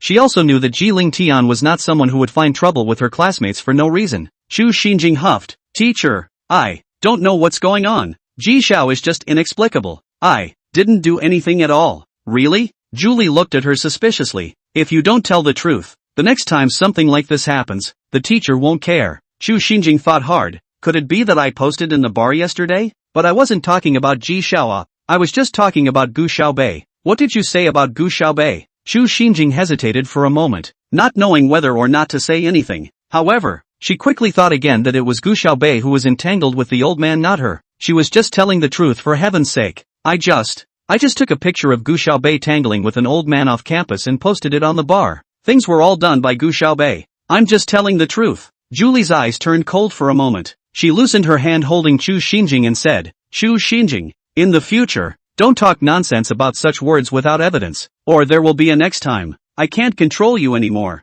With that, Julie left as well. Chu Xinjing was lying alone on the rooftop, crying, and Wang Qijing was making sure that Ji Xiao wouldn't come back before she ran up and helped her up. Chu Xinjing gritted her teeth fiercely. This time, it was all Gu Xiaobei's fault. Isn't she just a country bumpkin, or a shameless hick who likes to tangle with old men? Why did Ji Xiao and the homeroom teacher defend her? Chu Xinjing was furious, but go back to the class. She just sat down, in front of Julie said, before the class I want to say one thing to the students first. Our 5th class is a big collective of unity and friendship. I hope that the students do not do things detrimental to the interests of the collective. And in the Shengli, reading is very important, and more important to be a good person, no matter what the results of our class. Don't make the kind of slander classmates and nonsense things to come. After saying that, Julie even glanced at Chu Xinjing. In this lesson, Chu Xinjing didn't even listen and was angry the whole time. She must find an opportunity to get back at Gu Xiaobei again before she could do so. After class, Yi Jiachao came to find Gu Xiaobei and called her out. This time it's a new record for the second anniversary of his debut, and the lead single from it, Listen to Her in the Season, is something he's been working on for a long time and is still preparing to take to the competition. The agent was also very impressed, so he quickly sent over everything he wanted. Yosuke Joe had his manager bring the photographer and everything, and was going to start with an interior shot on this side of the school's piano room. The song's music video features a scene where a valiant red-clad heroine crosses paths with a piano-playing black-clad girl. Both are played by Gu Xiaobei, symbolizing past lives, and the growth of the song's protagonist. Broker Yang Zio had been wondering what kind of person could make Yi Jiachao take a glance and not even want those actresses. But when Gu Xiaobei put on that black dress, sat down in front of the piano, and pressed the first key, he instantly froze. Good looking. It's really so good looking. It's that kind of vibe. She sat there, shoulders straight, her nice swan neck and the large expanse of exposed shoulder connected in a high and lonely beauty, cold to the core. Yang Zio couldn't dare to imagine how beautiful she would look in that black dress. Not only Yi Jiachao, even he felt that Gu Xiaobei was sitting there. And apart from being a few points colder than Ji Shu, his temperament really matched by 8 points. It's a song that was really made for her. Yang Zio couldn't help but take out his cell phone, shoot a small video, and then send it to the circle of friends. Close's songs are already good, and with this girl starring in the music video, this year's breakout hit, Predetermined. Chapter 122, The more I think, the more wrong I get. Yang Zio was unusually excited. Soon, he was rewarded with a large number of likes and comments. Lao Yang, where did you find such a good seedling? The female lead of my new movie hasn't been decided yet. Lao Yang sent a contact information to me. This temperament is simply stunning. Brother Yang has found a treasure this time. Don't be so stingy, General Manager Yang. Introduce everyone to get to know my artist MV has not found a good person in a couple of days to save a bureau. Drink together Yang Zio looked at these comments below and couldn't help but laugh. Humph, just you people. You still want to rob Xiaobei? What a thought. He had asked Yi Jiachao that Gu Xiaobei had no plans to enter the entertainment industry for the time being, and only then did he send out this little video to eyeball the people in his circle of friends. Otherwise, he wouldn't have dared to let others see such a big treasure. Gu Xiaobei's aura was one of the best, and his comprehension was also very strong. Previously, Yang Zio managed to find an actress with a decent appearance, but after several auditions, he couldn't get into the groove. But Gu Xiaobei's movements of playing the zither and the song blended together in a way that was simply beautiful. Yang Zio didn't even need a second take. One line passed. Xiaobei, this will do for our interior scenes. After the shooting, Yang Zio hurriedly came over. Look, when do you have time? I'll arrange it. Let's go to the exterior shooting? The dress is also in the process of being made. We can put it on in 2 or 3 days. Okay, Gu Xiaobei said. After Yang Zio and Yi Jiachao said goodbye, he hurriedly pulled the photographer away. He wanted to hurry back and enjoy the footage he'd just seen, editing it along the way. We'll wait a couple days to shoot the exteriors as well and put it all together with Yi Jiachao's vocals. Yang Zio couldn't dare to think about that scene. By then, the airplay on all the major platforms will surely explode. And at this time, the Chang family, Chang Wuan was lying in the recliner, his slender fingers grasping his cell phone and was flipping through it in a bored manner. He had always wanted Gu Xiaobei before, but after sleeping with her that night, he found it a bit tasteless again. It's not at all the same feeling that I saw before. Originally, he had felt so uninterested since he returned to China, and it was so hard to find a woman who interested him and took her so quickly that he instantly became bored. Just then, he saw Yang Zio's circle of friends. Chang Wuan likes to play with actresses and has a lot of contact with people in the entertainment industry, so he has also added a lot of agents on WeChat.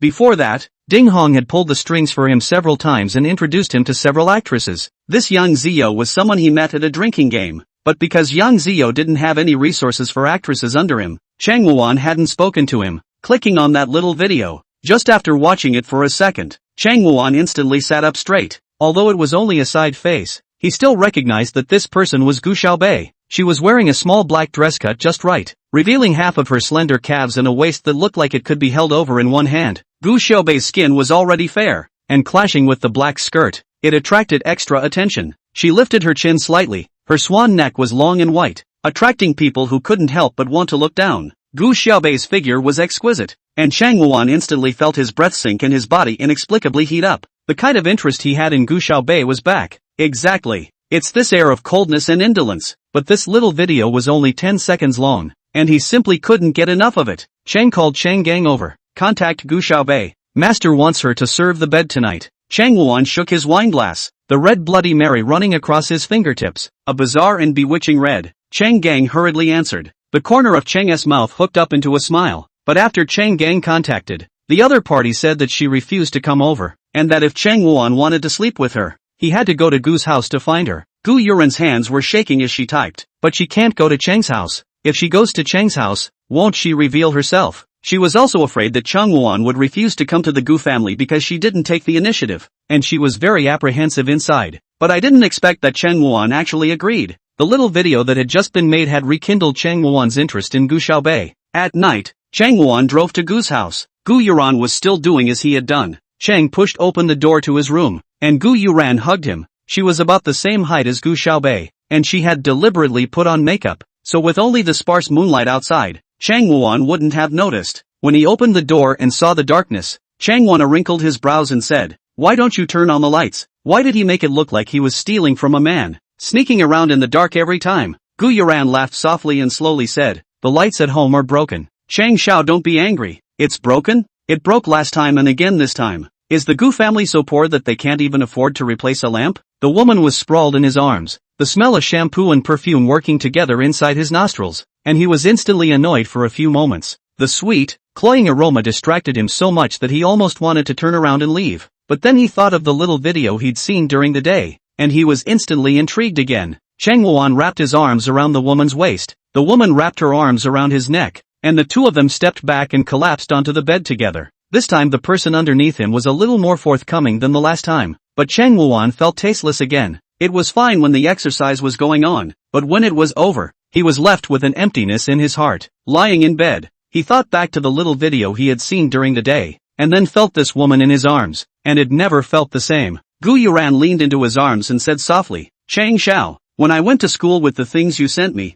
many of my classmates envied me." Chang Wana let out a hum. How could he not know what that meant? Coming from a woman's life? Anything else you want? I'll have Chang Gang send it over to you later. People want LV bags and limited edition necklaces. Gu Yuran hugged Chang Wuan's arm tightly and pouted. Doesn't Chang Xiao think that all of them go well with me? Chang thought of Gu Xiaobei's cool temperament during the day, and how it didn't match those fancy things. But sleep all you want. Buy something. He doesn't mind. Chang Wuan still didn't spend the night here, and after returning to Chang's house, he directly asked Chang Gang to send his things over. Gu Yuran was filled with complacency. The other day her jewelry and bag had shocked the entire third grade section of SA, Lee's, and there were even a lot of underclassmen running over to try to get a look at it. She feels that only expensive jewelry and bags are good enough for her, but it's been on her back for days and she wants a new one. If she could continue to develop with Chang Wuan in the future, she would definitely become the envy of the entire Xingli. But what she didn't know was that the more Chang Wuan's side thought about it after he went back, the more wrong he felt. Chang Gang! Chang shouted. Chapter 123. Don't touch her. Chang Gang rushed over. Make your arrangements. I'm going to St. Lee's today. Chang Wana didn't know if it was because he couldn't see his face, but he always couldn't find his daytime feeling at night. This time, he would personally go to St. Lee to stop Gu Xiaobei. Master Wrecker, do you want to talk to Gu Xiaobei? No need. Chang Wana frowned, rather impatient. It's already my woman. I can go to her whenever I want. It's hard not to have to say hello to her so she can get ready. It's not like I'm going to steal someone. When he said those two words, Chang Wandering clenched his teeth again. That's twice now, and the lights have always been off. He'd never done anything this sneaky before. Yes, Master Wrecker. I'm going now. You bring me the car, Chang said. Chang Gang hesitated for a moment. Master Wrecker, have you forgotten that today you have an appointment with General Manager Qin to discuss business? Chang moved with a start. Yes, Qin would make a rare trip to the imperial capital, and the Chang family had recently had the intention of trying to develop in the Magic City, so he had asked Qin to talk about business. Then wait until I finish my business, Chang said. And at this time, Gu Yuran was still showing off her new bracelet, new ring and new bag in class, oblivious to what would await her after school. Yuran, this bracelet of yours is so pretty. This is the one that LV just sold, right? My aunt and uncle are senior VIPs at LV, but they have to wait for months if they want this bracelet. This bag is so beautiful. Your family is really rich. You actually have so many expensive bags. So many students came up to her seat and wanted to touch her bracelet and bag. However, some students also raised questions. I remember that the Gu family is not particularly rich. Right, Gu Yuran before backpacks are basically coached that one. There are a few Chanel, basically a few $1,000, $10,000 or $20,000. There is only 100,000 or so limited edition. How suddenly so rich? That's a true statement. Although the Gu family was rich, it could only be regarded as middle of the road in Shangli, and it was even less ranked in the imperial capital. So how could it not buy such expensive things for Gu Yuran for 3 days without celebrating the New Year or festivals? Maybe her uncle bought it. Don't forget, her uncle is exceptionally rich at first glance, and her cousin is Qin Yuner. Just look at Qin Yuner. But then why did her uncle go to Gu Xiaobei that day instead of her? Gu Yuran was also apprehensive inwardly as she listened to these words. She was terrified of being poked and prodded about her origins. However, she forced herself to calm down and said, "The cleaner the clearer. There are some personal matters in the family that I'm not at liberty to tell everyone, but I'm sure that everyone will understand in the future. Time will prove everything." That's right, Yuran is the school flower. Just this kind of temperament. Does that bumpkin have it? But I see that Gu Xiaobei's temperament is also very good. And it's even prettier looking than Gu Yuran. When did you go blind? Hearing that people were starting to speak up for Gu Xiaobei even in the first class, Gu Yuran couldn't help but clench her fists. She's going to have to try harder than that. As long as she could be with Chen Wuan, her uncle would definitely think highly of her and would recognize her to the Qin family at that time. Not to mention Dad. When the time came, she would get back all the things that were taken away by Gu Xiaobei. In the afternoon, Secretary Su sent a message to Gu Xiaobei, saying that Mu Changsheng had gotten quite a bit better and reassuring her. Knowing this, Gu Xiaobei was sort of relieved. Mu Changsheng's side was fine, so Gu Xiaobei made an appointment to go shopping for study materials together on Saturday 6. Who knew that when she got to the door, she would actually be stopped again? Chang Wuan drove a Lamborghini today, and he came 3 minutes early and parked his car across the school entrance. He could be seen by students leaving school, and there were whispers about who the car really belonged to. Chu Xinjing took Gu Yuran's arm and walked out together, constantly complimenting Gu Yuran's bag and necklace. Before, she and Gu Yuran's family was about the same, and both of them bought pretty much the same things. So how come overnight, Gu Yuran was suddenly so rich? It seems it's good to have a rich uncle. Suddenly, Chu Xinjing pointed at the school entrance and said, "Look, Yuran, that car is so beautiful." Gu Yuran raised her head. Just then, she saw Chang Wuan open the car door and walk out. Gu Yuran was instantly taken aback. How did Chang Wuan come? If Chang Wuan saw these things on her, wouldn't she be exposed? Gu Yuran hurriedly stopped and stammered, "That, Xin Jing, I think I have a book I forgot to take. Will you accompany me back to class to get it?" Chu Xinjing kind of wanted to stay and watch. After all, this man who stepped out of the car was really too handsome. Xin Jing. Gu Yuran tugged her again. Only then did Chu Xinjing nod. As for Gu Xiaobei at this time, he had already walked to the school entrance with Saturday 6. Chang also saw her and got out of the car. Gu Xiaobei. Chang Wana ripped his tie loose, took off his sunglasses, and called out to her. Gu Xiaobei looked up and only glanced at him, then continued talking to Saturday 6 as if she hadn't seen him. Chang was instantly enraged, but such Gu Xiaobei also aroused his desire to conquer. It's that feeling. It's nothing like the one at night. Gu Xiaobei, didn't you hear me calling out to you? Chang took a big stride towards Gu Xiaobei. He blocked in front of Gu Xiaobei, but Gu Xiaobei just smiled coldly. Didn't I tell Chang Xiao that if you don't have money, don't learn from others to fall in love? Her beautiful eyes were like the stars of the night sky, and her amber pupils were clear and cold with a trifle sneer. Chang instantly gritted his teeth. You slept with me several times, and you still look so noble? Where's the thing I sent you? Why don't you bring it with you? His direct gaze swept Gu Xiaobei from top to bottom. What? You play chaste girl with me in the daytime, but when you get to bed at night, you become a player of everything? Gu Xiaobei's eyes suddenly narrowed, chills spilling out. What is this Chang Wuan talking nonsense about? The onlookers, who had heard these words from Chang Wuan, began to point their fingers at Gu Xiaobei. My God, I didn't realize she was like that. Looks like the posters were right. She pays to sleep. It's disgusting. I don't want to be in a school with people like that. Chang reached out, about to grab Gu Xiaobei's hand. He had to look at Gu Xiaobei's face today and make her sleep with him. Gu Xiaobei's hand shook, and Chang Wuan suddenly felt a pain in his wrist, and his entire body slammed hard against the car door. Interesting. Chang Wuan's eyes sank, licking the corners of his mouth as he walked towards Gu Xiaobei again. Spicy enough, but this time, before Gu Xiaobei could strike, Ji Lingtian suddenly appeared like a gust of wind and blocked in front of her. Ji Lingtian had also heard all of those words from Cheng just now. Don't touch her. Ji Lingtian's voice was low, coldness spreading, and everyone around him winced. Chapter 124, The Hero Saves Beauty. Chang Wana and Ji Lingtian looked at each other, a coldness spreading out from the two of them. The students who had gotten out of school gathered around and watched the two dudes face off. Oh my God, Chang Xiao is so handsome, but no matter how handsome, it's not as handsome as Ji Xiao. My male god is the most handsome. Why are those two fighting? It seems to be because of Gu Xiaobei. My god, I'm so envious of Gu Xiaobei. Actually two handsome guys fighting over her. I think Gu Xiaobei is just a red-faced scourge. She just knows how to seduce men. That's also because people Gu Xiaobei is good-looking. Speechless, why is Gu Xiaobei so disgusting? It seems that what was said in the posting bar before is true. I wonder who's going to win. Ling Tian didn't want to hear others speak ill of Gu Xiaobei, and roared in a low voice. What are you looking at? All of you get out of here. For a while, no one dared to gather around, and all hurried out with their heads down. The corners of Chang Wuan's mouth hooked up coldly. He had a good business talk with Qin Yi this morning, and Qin Yi is also considering cooperating with the Chang family to develop the market on the Magic City side. So now, Chang Wandering stood in front of Ling Tian and had a bit of backbone. Ji Xiao, things don't come in threes. This is already the third time you've snatched a woman from me. Ling Tian's eyes were icy cold as he stepped in front of Gu Xiaobei, pulling the corners of his mouth into a sneer. So, Chang was enraged by Ling Tian's disdainful words and instantly clenched his teeth. Ling Tian, what do you mean? I'm telling you, I still have to take Gu Xiaobei away today. Gu Xiaobei raised her head to look at Ling Tian's back. He was a head taller than her and could keep her protected when he held her back. It was the same thing that day at the Imperial Plaza. He crashed into Chang Wuan's car regardless and had to take her away.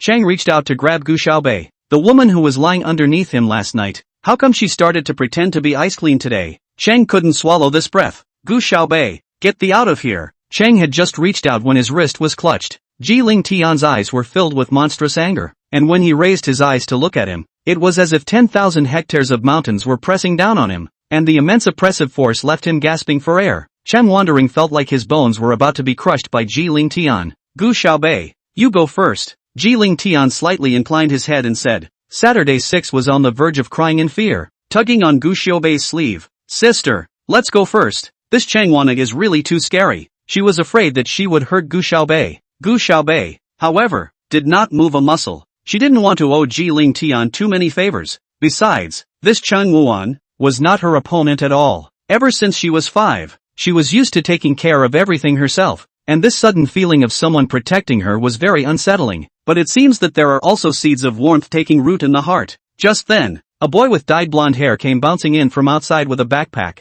He bit into his lollipop and instantly froze when he saw that everyone was heading outside from inside the school. He picked up his cell phone and looked at it. Oh my god, so it's 5 p.m. I thought it was 5 in the morning. Looks like I'm going to go back to sleep. O'Shaughnessy patted himself on the head and said, he'd been up all night yesterday checking on the Wanderer's whereabouts, and he'd been so up that he was disoriented. Woke up and looked at his cell phone as 4:40. He packed up to come to school. Originally thought that today finally do not have to miss class, and also came especially early, waiting for the class teacher to praise him. Did not think that actually all dismissed. O'Shaughnessy, Ling Tian called out to him. Take Gu Xiaobei and Saturday 6 away. Ha! Osha had just taken a step and came back biting into her lollipop. Okay, he said dutifully. After all, it is the Ling Tian Demon King. He dares not disobey.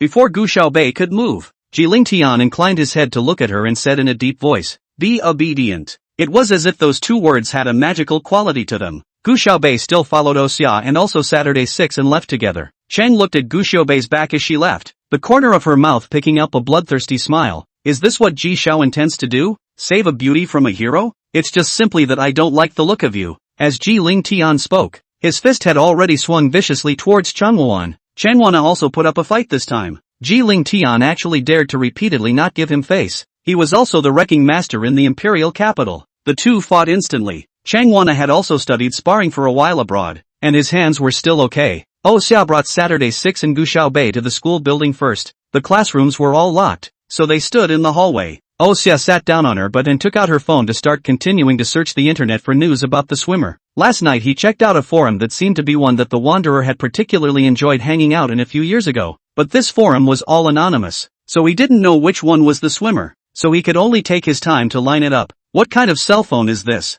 I want to buy one too. Saturday 6 squatted next to Xia and asked with a curious face. She saw that Xia had a keyboard that pulled out from underneath this phone, and that she could type much faster than a normal cell phone. If she had this cell phone, if there were any more rumors about the artificial cool sister in the future, she would be able to walk down the road and curse passionately with them. No need to go home and get a computer. It's just a little ugly. Saturday 6 rested his cheeks, a little despondent. This phone is heavy when the keyboard is folded up and the bezel is black all around. It's just so corny. Xia gave Saturday 6 an exasperated look. You have no aesthetic at all. Look, This cell phone of mine can also draw out an antenna, can receive information from many different bands, and can also send Morse code. Oh Xia showed off his cell phone to Saturday 6. Saturday 6 deflated again and said, "It feels even uglier, as if it's one of those old black and white televisions." Oh Xia huffed and turned away. "Not talking to you anymore." Gu Xiaobei glanced at the cell phone in Oh Xia's hand. This phone, she had used it before, when it was issued by the International Hacker Alliance.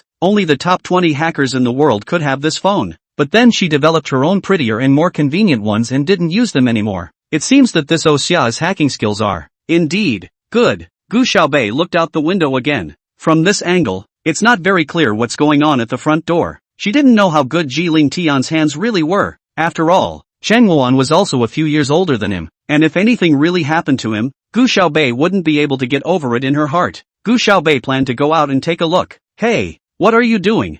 As soon as Oh Xia saw that Gu Xiaobei was heading out, she puffed out her cheeks and asked. The great demon King Ling Tian said no one is allowed to go out until he arrives. Chapter 125, stopping her talking back with kissing. Gu Xiaobei had wanted to force his way down. O'Shaughnessy was no match for her anyway, but looking at this cute face of Oh Xia, she couldn't lay her hands on it. "I'm going to the bathroom," Gu Xiaobei said with an innocent face. Osha puffed out her cheeks, bit into her lollipop, and slurred. "Really?" His eyes were big and round, with a little droop at the end, and his cheeks were puffed out, making him look like a cute little puppy. Gu Xiaobei nodded. She's a well-known movie queen, Jishu. When it comes to acting, no one can compare to her. "Okay." Osha moved out of the way then. "You'll have to hurry up then." Gu Xiaobei quickly ran downstairs. Oh Xia had just picked up her cell phone and instantly reacted that something was wrong. He opened his mouth and the lollipop fell to the floor. "You're going in the opposite direction. The women's restroom is that way," Gu Xiaobei shouted without looking back. "Lulu, stop him." Saturday 6 hurriedly blocked in front of Oh Xia. "You get out of the way. The great demon King Ling Tian will kill me." Oh Xia was so aggravated that she was on the verge of tears. "Ha ha, girls just cheat. Woo hoo hoo." Oh Xia was a boy no matter what, and still had more strength than Saturday 6. Seeing that she couldn't stop him, Saturday 6 jumped straight over and hugged him around the waist. "No way, no going." Saturday 6 wrapped his arms around Oh Xia's waist in a death grip. "You let go. Ling Tian told me to keep an eye on Gu Xiaobei. I don't care. Sis told me to stop you." The two are entangled. O'Shaughnessy was furious. He managed to break away from Saturday 6 and hurried down the stairs. But Saturday 6 hit the railing and suddenly whimpered. Ouch. Oh Xia didn't want to care about her, but when she looked back, she was covering her arm and it wasn't like she was faking it. He walked over carefully. "I'm sorry, are you really hurting?" Saturday 6 deflated and showed his arm to Osha. "It's all bruised." "Ah." Oh Xia didn't know what to do for a moment. He scratched his head and said, "I'll go and stop Gu Xiaobei first, and then a moment later come back and take you to see a doctor. Okay?" Saturday 6 huffed. "No way. I'm dying of pain. Are you just going to leave me here by myself?" "So what to do?" Oh Xia scratched his head again and fished out a few lollipops from his pocket. "Why don't I treat you to some candy? It's imported from Switzerland. It's delicious." "No." Saturday 6 refused with a deep sense of humor, but then he saw Oh Xia peeling that candy away and thought it looked as if it might be quite tasty. "Well, then I'll have one, but you have to wait here until I've recovered before you can leave, or else I'll be here by myself. What if I can't get back home when I turn around?" Oh Xia stared with big innocent eyes. But didn't you touch your arm? You don't use your arms to walk either." "I broke my foot too. Do you want to see it?" "Okay." "Nah, here's your candy. Help me peel it off. My arm hurts." "Well." Osha dutifully helped Saturday 6 peel a lollipop and handed it to her. Saturday 6 took the opportunity to pounce on him and throw his arms around him. "You, what are you doing?" Oh Xia exclaimed. "My arm hurts, don't you move." Although Saturday 6's arm hurt when she moved it, she was still happy inside, because she helped her cool sister stop Osha. She's got a use for it, too. 10 minutes later, Saturday 6 and O'Shaughnessy sat down together and began to work out exactly which flavor of lollipop was better. Oh Xia didn't realize that Saturday 6 had actually eaten so many types of candy as well. One of them,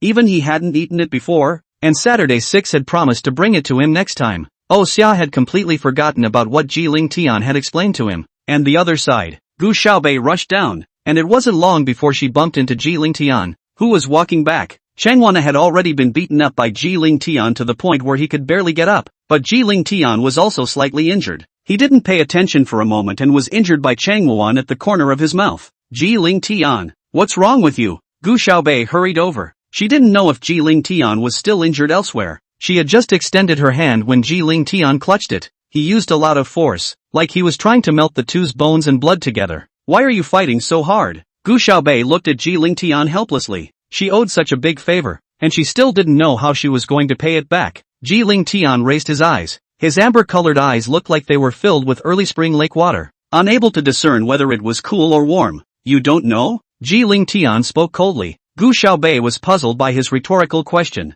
How would I know? Gu Xiaobei, do you have no brain or do you have mold on your brain? Did I tell you not to get entangled with Changwuan? Ji Lingtian was practically dying of anger. For some reason, looking at Ji Lingtian's rage like this, Gu Xiaobei instead thought for a while without a rush and said slowly, said that? Ji Lingtian only felt a surge of anger surging through his heart. Do you know what kind of person Changwuan is? Do you know that when he was in China, a popular actress jumped off a building for him after he dumped her? Her whole face was ruined, and she couldn't even stand up. But Changwuan didn't even look at her, and when he saw the news, he even celebrated by treating her to a party, because she couldn't pester him anymore. Changwuan has slept with more women than you've ever seen, and the people he's dumped are so dense they could fill a playground. Do you think you can play with him? Gu Xiaobei didn't expect Ji Lingtian to be so angry, blinked and subconsciously explained, I have nothing to do with him. It doesn't matter much, he comes to school every day to block you, which is every day. It's not just once? Gu Xiaobei, can you not talk back when I speak?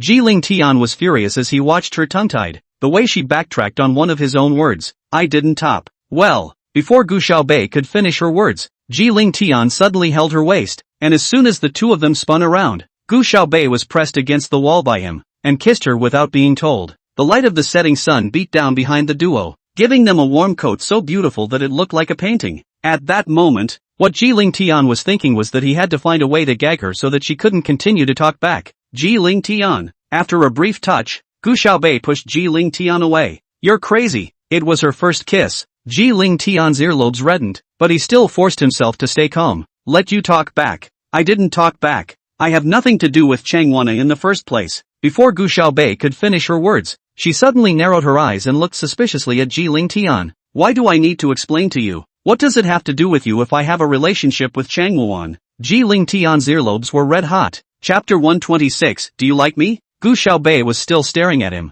Ji Lingtian realized that Gu Xiaobei, this person, had a kind of magic. Nothing that came out of her mouth was anything he loved to hear, but he couldn't help but be attracted to her. I like to see her head propped up and lost in thought during class. I like to see her sleeping on her stomach after class. I like to see her face tense, nervous and serious when she plays games. Love to see the corners of her mouth slowly curl up when she wins a race. Love to see her bullying back after being bullied, looking out of the corner of her eye with disdain and condescension. Love to see her, like her. Those three words just popped into his mind and he instantly panicked. Ji Lingtian turned his head away, refusing to look at Gu Xiaobei again, and only said, I just don't see Changwana's eyes. What do you care? Gu Xiaobei turned after him, still staring at him. Ji Lingtian, you don't like me, do you? Gu Xiaobei herself was a bit in disbelief when she asked this, but lately Ji Lingtian was just too strange. Jillian looked away again. When he met Gu Xiaobei's eyes, he was nervous. When he got nervous, he wanted to kiss her. What nonsense are you talking about? Ji Lingtian stiffened his mouth. I like you? What do I like about you? Do I like the fact that you wear all black every day? Do I like the fact that you fight with others all the time? I like that you can't say a single good word out of your mouth. What do I like about you? Don't dream of me liking you. Ji Lingtian was usually always cold, and when he spoke to people, he would say one word less if he could. It was rare for him to say such a long string of words, but he was genuinely so nervous that he had to finish quickly to hide his nervousness and unease. If you're good, you're good. Gu Xiaobei was furious and stormed. You're still all black every day, and you just got into a fight with someone else. You talk nice. Bah! Gu Xiaobei was so angry that she turned around and headed straight upstairs. Ji Lingtian stood by himself. So, do they both have so much in common? Ji Lingtian touched his reddened earlobes and suddenly smiled. He thought that if Gu Xiaobei asked him next time, he must look her in the eyes and say, yes, that's right, Gu Xiaobei, I just like you. Gu Xiaobei had already arrived upstairs. Saturday 6 still had his arm around Oxia, and the two were using Oxia's ugly cell phone to look at Swiss candy together, exploring which one would look a little more delicious. Lulu, Gu Xiaobei stood at the bottom of the stairs and called out to her. Come on, let's go buy study materials. Coming sis. Saturday 6 hurriedly got up. She then reacted to the fact that she was still holding Oxia's arm, and the two were very close. Saturday 6 blushed, let go and ran downstairs. Oxia was so angry at the back that she puffed up her cheeks and was on the verge of crying. You lied to me too. You just said you broke your foot. Saturday 6 paused in his running stride. Forgot about this. You guys just lie. Oh, Xia was so angry that she stomped her foot. That. Saturday 6 turned back, a little embarrassed. I'm sorry, I'll be sure to bring you that yummy candy tomorrow. O'Shea drummed her face and didn't say anything. Only after watching Saturday 6 and Gu Xiaobei walk to the next floor did Xia peek out from the handrail and said, You promised. No lying to me this time. Definitely won't lie to you. Saturday 6 swore. Gu Xiaobei took Saturday 6 to the bookstore. She had already had that study material set aside in advance, or else it would have sold too much to grab. After buying the materials, Gu Xiaobei first sent Saturday 6 back home. Sis, I will definitely study hard. Definitely won't let those people look down on us. Saturday 6 made a cheering and encouraging gesture. Gu Xiaobei couldn't help but smile, rubbing her hair and saying, Then you have to work hard. Sis, you have to do well too. Show them what we're made of this midterm. Take the test properly? Gu Xiaobei thought about it.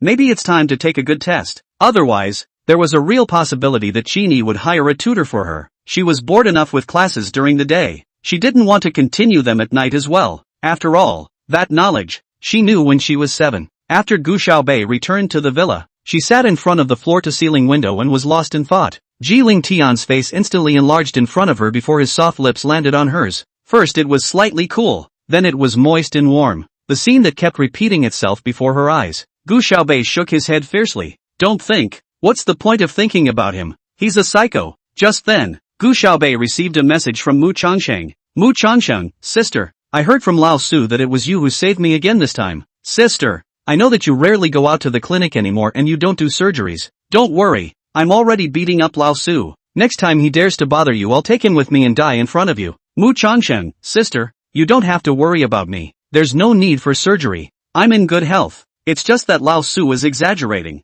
I'm as strong as an ox now. Gu Xiaobei, you're tossing and turning. So that Secretary Su will have less trouble with you as well. Mu Changsheng, he. Sis, when you care about me I immediately feel better. Sis, I just feel now. A great favor that I can't repay. Gu Xiaobei, can report. Mu Changsheng, sister, say it. I'm sure I can do it if you say it. Gu Xiaobei, don't call me sister in the future. System alert, Mu Changsheng withdrew a message. Mu Changsheng, hey, sis, I just didn't say anything. That suburb of Beijing is having an airplane piloting contest tonight. Are you interested, sis? An airplane flying contest? It had been a long time since Gu Xiaobei had flown an airplane since his last mission. I'm a little depressed today, so it's good to go fly a plane for a while and let off some steam. Gu Xiaobei, send me the address. Half an hour later, Gu Xiaobei arrived at the airfield. This used to be a civilian airfield, but when the airfield was relocated, the place was deserted and was plopped down as a place for a group of rich kids to spend their usual time. There are very many rich second generation in the imperial capital. Most of them play with cars, very few of them can play with airplanes, and a large part of today's people are here to see the fun. There are also a few can get started to drive a drive, but the aircraft is not a car. That dashboard a bunch of things, just look at the dazzling, not to mention the operation, so can drive up is good, can play with the flowers, there is basically no. Today, however, there was a rich second generation from Shengcheng who piloted an airplane that made several circles in the air and flew in an S shape. Letters like S without any crossover actually belong to simple shapes in airplane piloting, but nay the imperial capital, didn't have a single person who knew how to awe, so that rich kid made all sorts of taunts about how there's no one left in the empire at all. Mu Changsheng was a violent temper, and immediately wanted to get on the airplane and fight with others. Gu Xiaobei stopped him. Are you crazy? I don't care if you die on the plane this time. Sis, I can't stand to see him in this rampant state. Let me do it. Gu Xiaobei narrowed his eyes slightly and said, Chapter 127, I want to be a teacher. Mu Changsheng moved to the side. If Sis steps in, then there must be no problem. Secretary Su also pushed his eyes and said in a serious manner, Go big brother. Gu Xiaobei said, Secretary Su, please go and get me some red smoking agent. Don't you like to pose with airplanes? What's so great about white tail smoke? Big red is just enough to stand out. Secretary Su quickly fetched it. The rich kid named Zhang Yan was still scoffing. No way. There's not even one person who can fly an airplane in the whole imperial capital? How dare you call yourself a rich family? If you don't have the money to learn, you can come to me to receive a little poverty subsidy. When he finished, he burst out laughing. The Zhang family had recently wanted to develop their industry from Shengjing to the imperial capital, but Zhang Yan knew that there were many old and powerful families in the imperial capital, and they had always looked down on outsiders. So this time, he's here to give these giants a run for their money. Gu Xiaobei walked over with his long legs, Zhang Yan swept her from head to toe. What? A little girl wants to come out and play hero? What? You don't dare to let me drive? Gu Xiaobei laughed softly, coldly hooking her lips. What wouldn't I dare to do? I'm telling you, if you don't drive it properly and fall out of the sky later, it's your own responsibility if you fall to your death. Don't worry, Gu Xiaobei said in a clear and cold voice. I'll avoid you when I fall down. Zhang Yan snorted coldly. Not a big person, but not a small mouth. When he finished speaking, he stepped aside. I'd like to see what kind of flower you, a little girl, would blossom.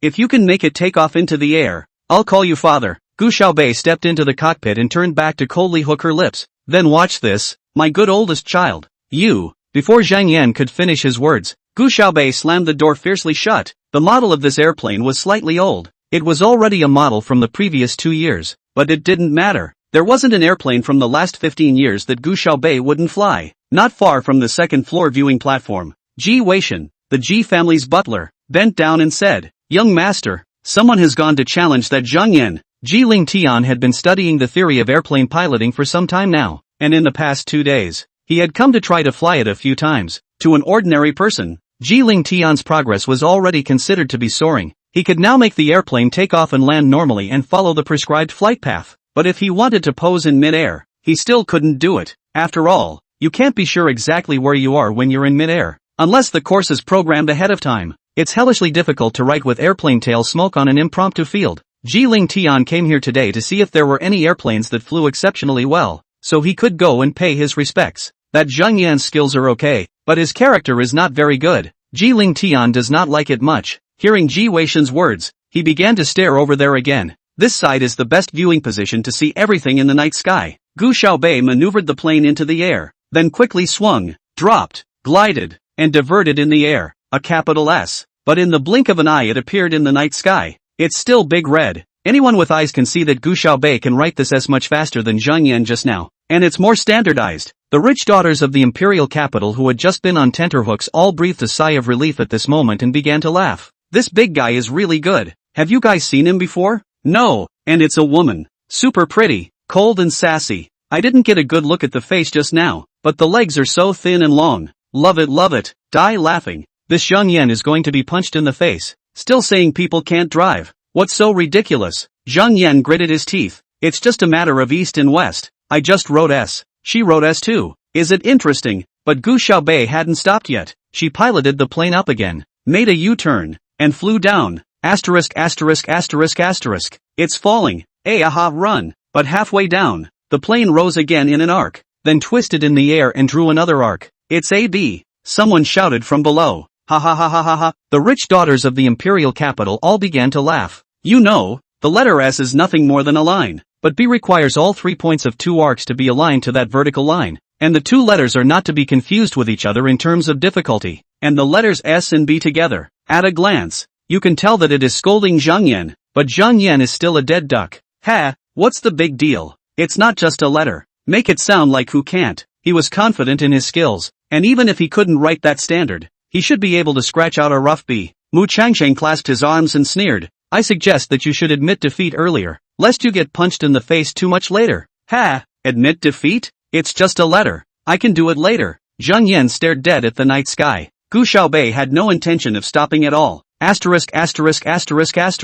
What is she doing? One man pointed to the sky and shouted. All of them tilted their heads. Only the airplane in midair was seen gliding so fast that it had created a virtual shadow, and the airplane's tail smoke crossed over, one moment horizontal, the next diagonally. I don't suppose she can't control the airplane, one man said. After all, the 2 letters Gu Xiaobei had just written had already taken a breath of fresh air for the people of the imperial capital, and they didn't want anything to happen to her. It really looks like it's out of control. It's not going to fall off. Mu Changxing tilted his head and couldn't help but pinch himself. 5 seconds later, Secretary Su pushed up his glasses and said with a look of surprise, Big brother is writing. Writing? All of them were shocked. It's hard enough to be able to draw a heart and write a letter with airplane tail smoke. It's amazing that anyone can write. You know, airplane exhaust smoke can only exist in the air for basically 20 seconds. And if you don't finish the word in 20 seconds, then the strokes you wrote down before will disappear. And there's no way to write a complete word. But Gu Xiaobei really finished writing a word.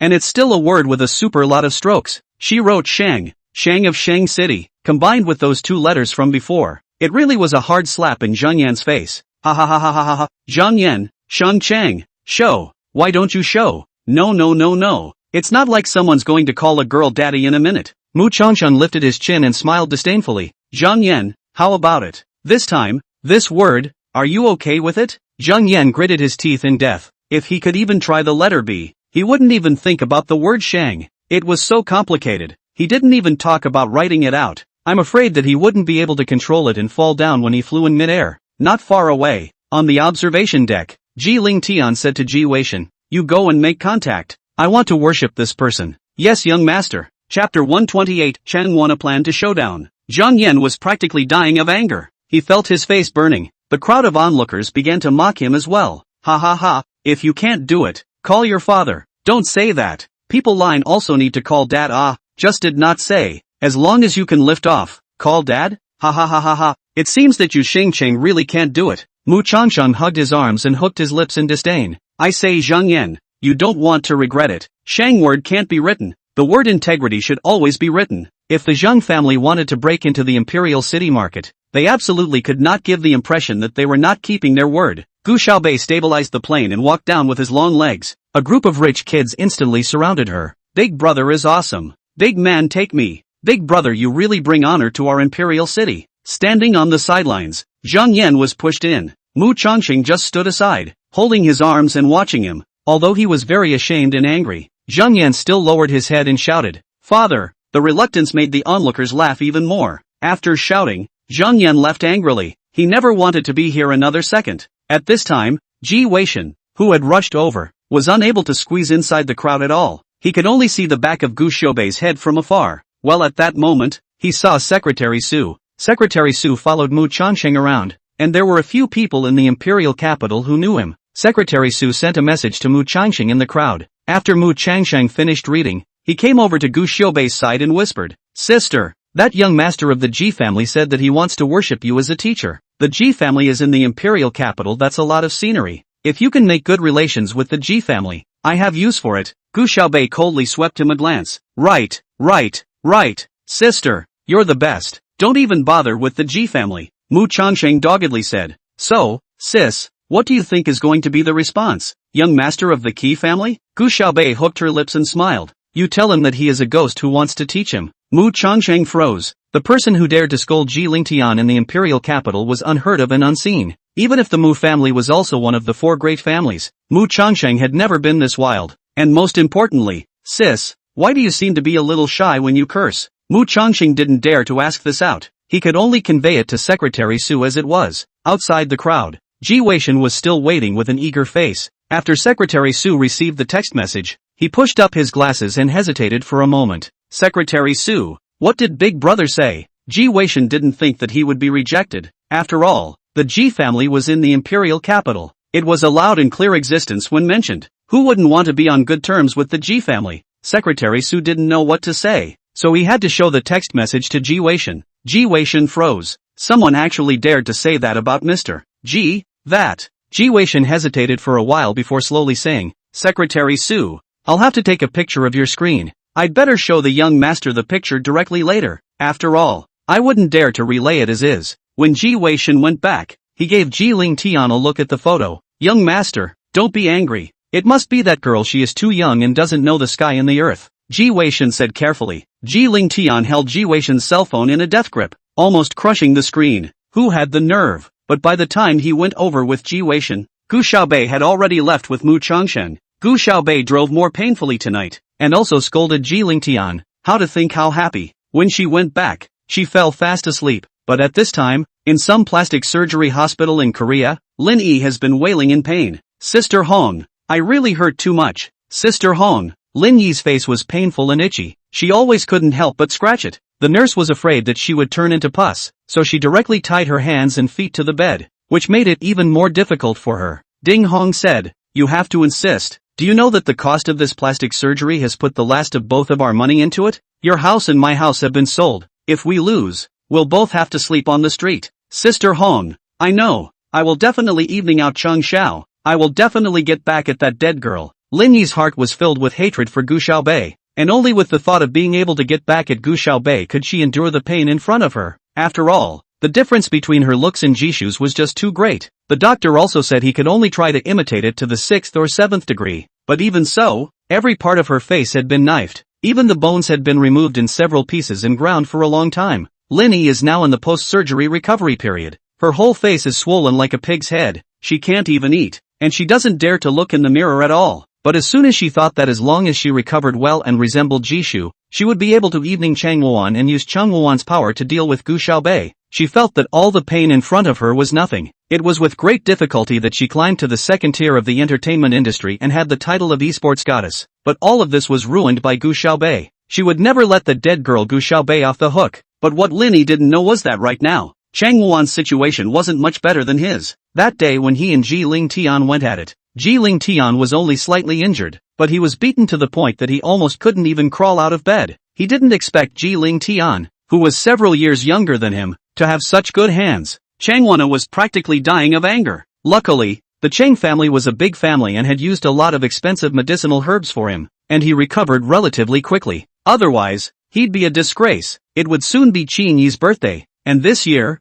Qin Yi had spent his birthday in the imperial capital and had feasted on quite a few people. The Chang family and the Qin family might also have subsequent cooperation, and as the Chang family was relatively famous in the imperial capital, Changwon was naturally on the list of those invited. If he couldn't get up by then, he would be laughed at by the entire imperial capital, because he has been lying on the bed for the past few days. Changwon has not been able to visit Gu Xiaobei again. Gu Yuran also had no choice but to pretend that Gu Xiaobei was sleeping with Changwon so that she could exchange a bit of jewelry and bags. She enjoys the feeling of being in the limelight so much that she is now desperate to have new expensive jewelry and bags again. Right now, it was Qin Yi's birthday. Gu Yuran thought that she would prepare a very thoughtful gift for Qin Yi, so that when Qin Yi was happy at that time, he might also send her a card. She can then buy whatever she wants. Obviously, she was the one who used to follow Qin Yuan to meet Qin Yi, but now her uncle was treating Gu Xiaobei even better than he was treating her. Gu Yuran couldn't swallow this breath. However, what Gu Yuran doesn't know is that Changwon has been so angry these days that he's determined to tell Qin Yi all about him and Gu Xiaobei in front of him. Chapter 129, Ji Ling Tian's absence from the exam.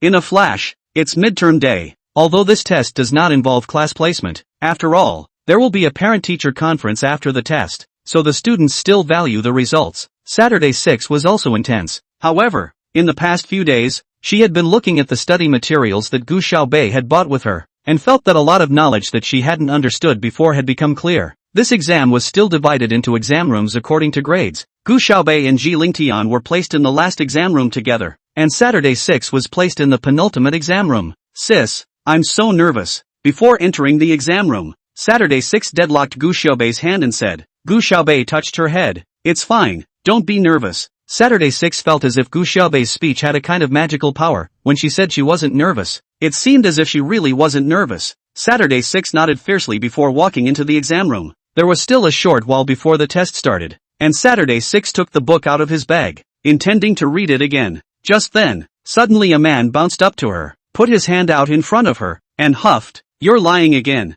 Saturday 6 looked up and it was actually Xia. His big little puppy dog-like eyes were wet and puffed out, looking aggravated. You promised me you'd bring me candy, and you didn't bring me any at all. I brought it, Saturday 6 explained, but I went to your class 2 days ago and couldn't find you. And because she kept going to Xia, the female students in class 3 were now hostile to her. Xia scratched his head a little embarrassed, the sunlight shining on his blonde hair, making him look like a clean and innocent little prince. I've been at home for the past 2 days looking up information about the swimmers, so I didn't come to school. Then you still say I lied to you, Saturday 6 said as he opened his school bag and placed a packet of candy in Xia's palm. See, I didn't lie to you. Thank you. Xia instantly cheered up, grabbing the bag of candy and bouncing back to her seat to eat it. The last exam room. Gu Xiaobei sat in the first row, and when the teacher handed her the paper, she passed it back. As she turned back, she glanced toward Ji Lingtian's seat. It's empty. I don't know why, but Ji Lingtian didn't show up for the exam. He hadn't missed any exams before that, although he had often turned in blanks as well. I don't know what's going on. Gu Xiaobei shook his head, clearing the clutter of emotions from his mind. What could have happened to Ji Xiao, the most prestigious family in the imperial capital? The first test was in language, and Gu Xiaobei quickly finished her paper. Many students were still doing the ancient reading, and they hadn't even started writing the modern reading and essay yet, when Gu Xiaobei had already handed in his paper. The invigilator couldn't help but shake his head when he saw her buckle her paper and head out the door. After all, It was the last one to take the exam, and it was surprising that he didn't even have the persistence to stick around until the paper was handed in. Also, it's torture to sit in your seat when you can't do anything. Gu Xiaobei walked out of the exam room and turned his cell phone on. It showed that she had received several messages. It's from Chuao. Chuao, King of the North, the finals are about to start. When do you have time for us to train together? The last victory had made the whole CWZ extraordinarily excited. And before that, CWZ was basically on the verge of disbanding. But now, they had become the big favorite for this fall combine, and a lot of investors had come forward to find their way to the door. Wu Jianchuan was so happy that he couldn't even keep his mouth shut. With enough investment, they can buy better equipment, bring in more talented young e-campaigners and create a better training environment for everyone. And all of this was brought to them by Gu Xiaobei. Wu Jianchuan already saw Gu Xiaobei as his god in his heart. With a win in the final, they'll have a clean slate. King's Honor is obviously a domestic game, but it has been taken by South Korea several times. Gu Xiaobei thought about it and replied, I'm in the midterm exams. Let's find time to meet up and train together after the exams. Chuo, okay King of the North, wait for you. Soon the next exam started again. Just like the first exam, Gu Xiaobei still turned in his papers quickly. Jiling Tian still didn't show up either. Midterms are quickly coming to an end. Because of the parent-teacher conferences, this test was a little easier than the last mapping test, with 70% being basic questions, 20% being slightly more varied questions, and 10% difficult questions used to close the gap. But even so, after the test, there were still a lot of students who were wailing and lamenting that this test was just too hard. In the evening study after the test, a class of students got together to check their answers. Yuran, what did you choose for the penultimate multiple choice question in math? Gao Xiaowan from the front table turned her head and asked Gu Yuran. I picked A. Ah, how did you do the math? I did the math and came up with a 2,534, but it turned out that there was no such answer, so I chose C. C is 2. Why is it option A, 6 or 9? How can it be two cases? Did you not consider the A equals 0 kind of situation? Ah, how really? Cry cry cry. Gao Xiaowan wailed as she hugged her paper. You're too good. Yuran, I shouldn't have matched the answers with you. My mind is broken now. Another classmate named Du Xiangyu also came over. Yuran, did you do particularly well this time? Gu Yuran was complacent in her heart, but on her face she just made a modest appearance. No way. I also have a few questions I don't dare to be sure about. What's the matter? This night and your right answer. All of them are you right? How can you still have uncertain answer? Ah, Du Xiangyu said. Yeah, Gao Xiaowan chimed in. Yuran, you're definitely number 1 this time. Gu Yuran was in the top 5 of her grade every time she took an exam, and she also took first in her grade a few times. However, Shi Mu and Yi Jieqiao, as well as a few other classmates' grades were also very good, and Gu Yuran couldn't do better than them every time she took the test. But this time, Zhao Yenya had already revealed the science paper to her in advance, and she already knew the answers. With the exception of science, the rest of the subjects were her strengths, and this time, first place was definitely hers. However, she also promised Zhao Yenya a condition, which was to set her up with Gu Igua. When she saw Gu Igua and Sun Yira's mom, Sun Shu, together earlier, Zhao Yenya's heart went cold, but she didn't expect that Gu Igua hadn't married Sun Shu until now, and she felt that her chance had come again. But how could Zhao Yenya know what Gu Yuran was thinking in her heart? Gu Yuran just wants to get the first place. When the time comes to show off at Qinyi's birthday party, as for Zhao Yenya's matter, just drag it out. Chapter 130, The Only Perfect Score. Teachers of all subjects are stepping up to grade papers in order for the parent-teacher conferences to go smoothly. Saturday 6 has been very stressful since the test. Her mom and dad were a little upset when she didn't do well on her last test, and she's always been a good kid and didn't want to embarrass her mom and dad at parent-teacher conferences. Sis, how many places do you think I can get this time? Saturday 6 said nervously. Jiling Tian hadn't come to school for the past 2 days, so it was convenient to talk to Gu Xiaobei on Saturday 6 when he ran next to her as soon as he got out of class. Gu Xiaobei half squinted his eyes and yawned, lazily saying, Top 80. Sis, don't joke. The top 80 can get into the second class. My best score is only 160th in my grade. I'll be satisfied if I can get 160 this time. Don't ever get more than 190 like last time. Gu Xiaobei's ears were getting calloused from listening to her ramble on about her grades for the past 2 days, and he fell headfirst onto the table and began to sleep again. How much will you get this time? Sis? Saturday 6 poked her arm. Gu Xiaobei propped up her head and said in a daze. First, right. Before Saturday 6 could speak, Sun Yiro snorted. First, bottom of the list. Gu Xiaobei, you're really blowing off steam. You're a country bumpkin and you still want to be number 1? What a laugh. Saturday 6 choked back. What are you laughing at? Last time my sister was number 1 in class 5. What about you? You still have the nerve to laugh at my sister. Oh, last time Gu Xiaobei herself how to test those perfect scores she knows in her own heart. Why the previous subjects are all perfect scores, just the last subject is 0, because the last subject can't be copied. Right, Gu Xiaobei suddenly raised her eyes, and when her cold gaze landed on Sun Yiru, she couldn't help but shiver. What's wrong? Am I wrong? How can you country bumpkin do so well in the exams? This time there will be a parent-teacher conference soon. Who are you going to ask to help you with the parent-teacher conference? That grandma of yours.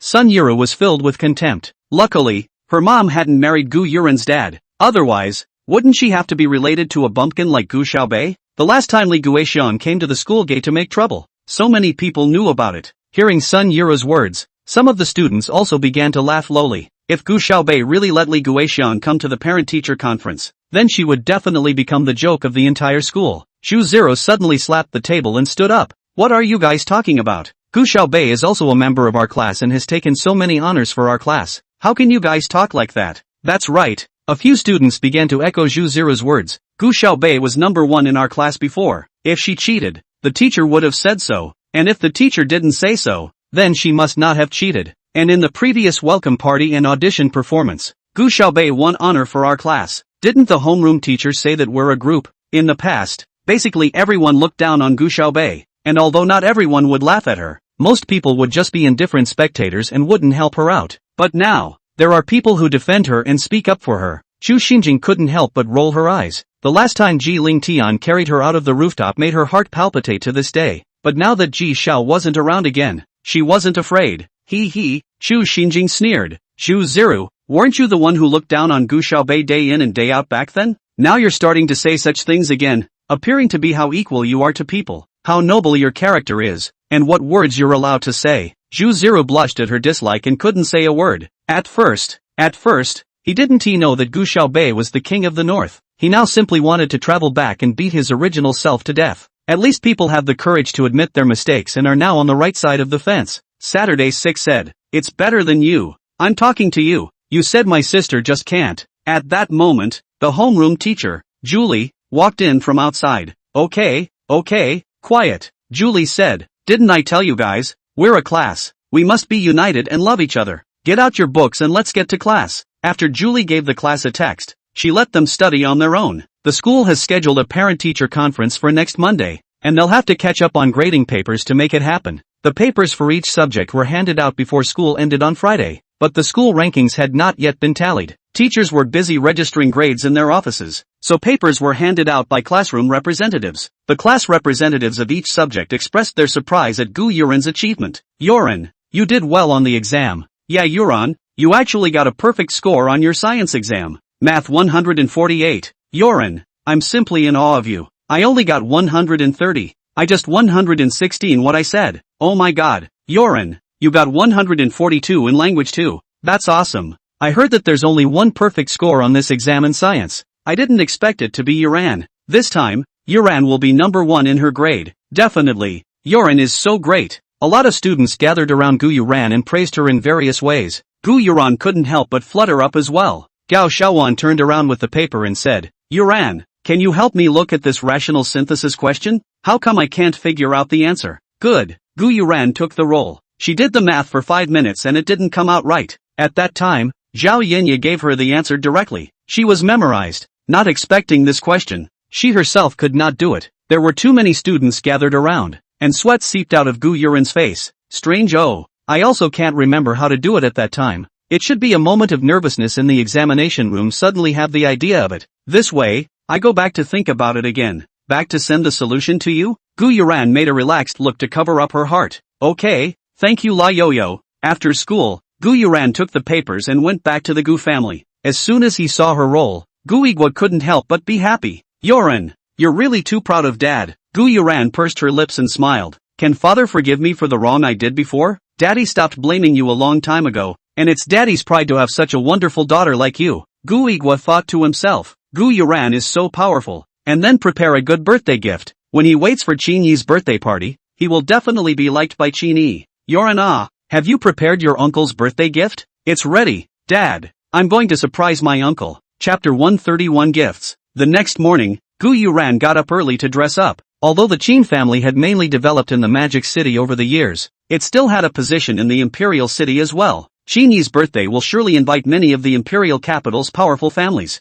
She must shine. Gu Yuran purposely wore a skirt that particularly suited her. The length of the skirt was just up to the middle of her calf, blocking her imperfect leg shape and slightly thicker thighs, only revealing her slender ankles. The waist was then cinched with a strap. She didn't even eat dinner last night so she could look thinner. She also wore very delicate makeup. Her big eyes fluttered, and she looked like a cute little princess. She put on the necklace Chang Wuan had given her earlier and walked down with her bag. Gu Yigua stood on the second floor waiting for her, and once he saw her outfit, he couldn't help but praise her. Yuran, you're so beautiful. You're daddy's pride. Gu Yuran became even more complacent. Although the banquet didn't start until noon, Gu Yigua and Gu Yuran went there early to show their sincerity. The banquet hall wasn't too crowded when they arrived. Qin Yuner was directing the setup on the first floor, and when he saw the two of them arrive, he nodded slightly and greeted them. Cousin, is there anything you need my help with? Gu Yuran ran over and hugged Qin Yuner's arm, pampering him. It looked as if she was familiar with Qin Yuner, but Qin Yuner was not used to being this close to her, and just pulled his arm out, faintly saying, "It's fine, you go over and sit with Mr.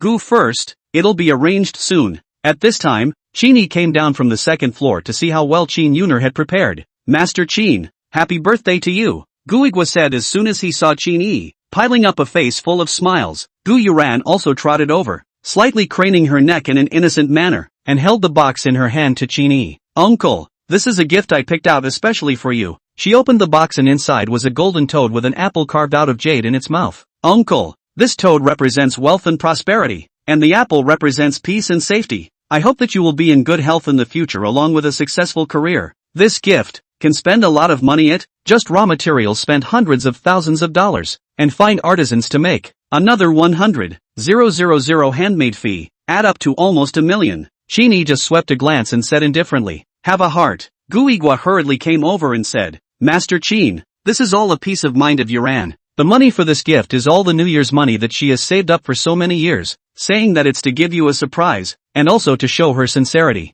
Yes, it's Uncle's first time to come to Imperial City for his birthday. I hope Uncle can have a happy time." There was still no fluctuation on Qin Yi's face. Just then, he suddenly saw a man walk in the doorway. As soon as he peeled away Gu Yigua and Gu Yuran, he headed for the door. "Kahoku, get over here." Qin Yi hurried over and grabbed Gu Xiaobei's hand. The more he looked at Gu Xiaobei, the more he felt like it. Gu Yuran clenched her teeth in anger at the back. She hurriedly walked over and said, "Sister, today is Uncle's birthday. Why are you so late?" "Xiaobei is not late at all. The time is just right." Qin Yi has a protective look on his face. "It's the two of you who came so early. Yuner hasn't even set up yet. Do you two have any manners anymore? If I invite you to dinner in the morning, you have to come in the middle of the night." Qin Yi's words made both Gu Yuran and Gu Yigua's faces burn hot, as if the two of them couldn't afford to eat. "Uncle, I don't mean that." Gu Yuran barely squeezed out a smile. "I just think, sister came so late. It should be the heart to go to the uncle to prepare a gift to go." "I don't know sister prepared what kind of gift is your sister preparing?" Gu Yuran couldn't help but feel smug as she looked at Gu Xiaobei's empty hands. If she didn't even prepare a gift, Qin Yi would definitely be angry. "Xiaobei, how can you be like this? How can you not even prepare a gift for Uncle's birthday?" Gu Yigua was also anxious. After all, Gu Xiaobei was his own daughter, and this was too humiliating. "It's up to you." Qin Yi took Gu Xiaobei's hand and said, "It must be because you didn't give Xiaobei any pocket money." He looked cross-eyed at Gu Yigua. "Xiaobei, in the past, you lived a life that was too hard. Is it that you don't want to spend money? It's okay, you can spend whatever you want on the card that Uncle gave you." Qin Yi resumed his incomparably gentle appearance when he spoke to Gu Xiaobei. Even Qin Yuner couldn't help but laugh and shake his head. Qin Yi had always wanted a daughter, but it hadn't worked out as he had hoped, and he had always been particularly strict with Qin Yuner, his son, and now it seemed that he was putting all of his compassion on Gu Xiaobei. Gu Yigua and Gu Yuran were dumbstruck. Didn't this Qin Yi just know Gu Xiaobei for a few days? Why would he defend her so much? Gu Xiaobei smiled and nodded, then took out a small box from his pocket. "Uncle, here's my gift for you. Happy birthday." This box is only slightly larger than a ring box. Gu Yuran rolled her eyes, thinking to herself that it must not be anything valuable. She had prepared such an expensive gift, but Qin Yi just swept it away and didn't even take it. But this gift from Gu Xiaobei, Qin Yi treated it as if it was a treasure, and after taking it, he carefully opened it. Inside was a small ornament, a circular stage 5 centimeters in diameter, on top of which was a small and delicate piano, in front of which sat a woman. This entire little ornament is pieced together with various colors of jade. The round stage was a fine ruby, as brilliant in color as pigeon's blood, and above the piano, white was alabaster, black obsidian, and the woman's dress, all set in crystals and diamonds. Bit by bit, Qin Yi froze all of a sudden, because this ornament, and a photo of Qin Yuan that he treasured, were identical. He gently pressed the button and the woman's fingers actually began to play the piano. The track that was played was Summer Green Grass, a tune that Qin Yuan had composed herself when she was a teenager,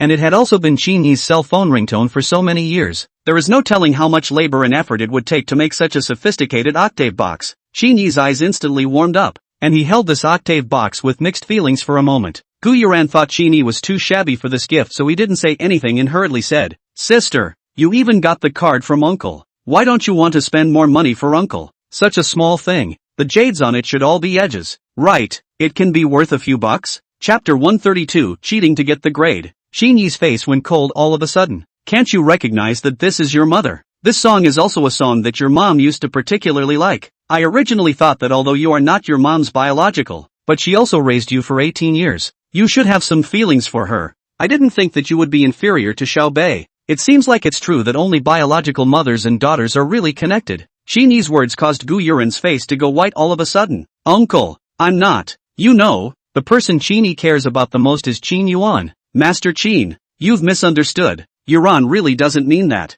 At this time, there were more and more people coming to the banquet, and there were quite a few people looking this way. If Qin Yi flipped on Gu Yuran would not be able to hold her head up in the high society of the imperial capital in the future. Yuan has raised Yuran for 18 years. How could Yuran not have feelings for Yuan? When Yuan's favorite is a child who learns well, and Yuran's homework has been tutored by Yuan herself for so many years, and now even with Yuan gone, Yuran's homework has always been at the top of the list, and this time, Yuran even got first in her grade. "Didn't you, Yuran?" Gu Yigua hurriedly pushed Gu Yuran. Although the big grade list hadn't been sent down yet, Gu Yuran felt that the first place should be secure, so she nodded and said, "Yes, Uncle, I've been studying hard just because I want to put my mom's mind at ease in heaven." And this time, Yuran even scored a perfect score on her science comprehensive. After Gu Yigua finished speaking, he looked at Gu Xiaobei again. "Xiaobei, Dad remembers that you got a 0 on your last science comprehensive exam? You need to study more with Yuran before you can do that.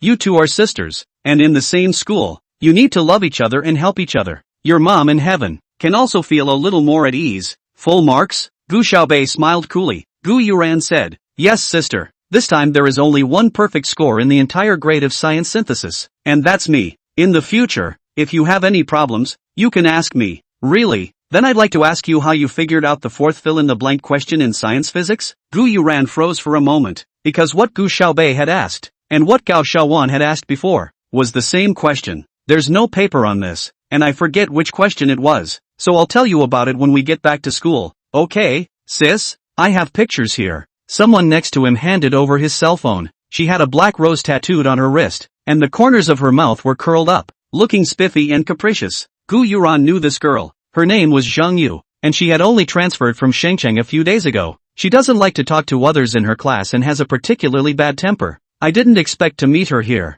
and that she would actually help Gu Xiaobei. It's true that haters and haters attract each other. Gu Yuran awkwardly said, "It's Uncle's birthday party now. I think the main character today should be Uncle. And there's no paper or pen here." As soon as her words fell, Zhang Yu fished out a piece of paper and a pen as if by magic. Gu Yuran looked at Gu Yigua with a look of help. She really couldn't do the math on this one. "Forget it, it's your uncle's birthday dinner. It's better not to." Before Gu Yigua could finish his words, he was interrupted by Qin Yi. "Since Yoran is so good, let's do some math on the spot. If he's really good, Kahoku won't have to hire a tutor." Qin Yi's words made Gu Yuran uncomfortable. It was as if she only existed to serve Gu Xiaobei, but she didn't dare to reject Qin Yi either. But after taking over and counting for 10 minutes, she was still clueless, stuck at one step and couldn't proceed any further. If the initial velocity is equal to 5, isn't it possible to calculate it? At this time, Gu Xiaobei suddenly spoke softly. Gu Yuran looked down. Sure enough, if you add this condition, the math just happens to be the answer.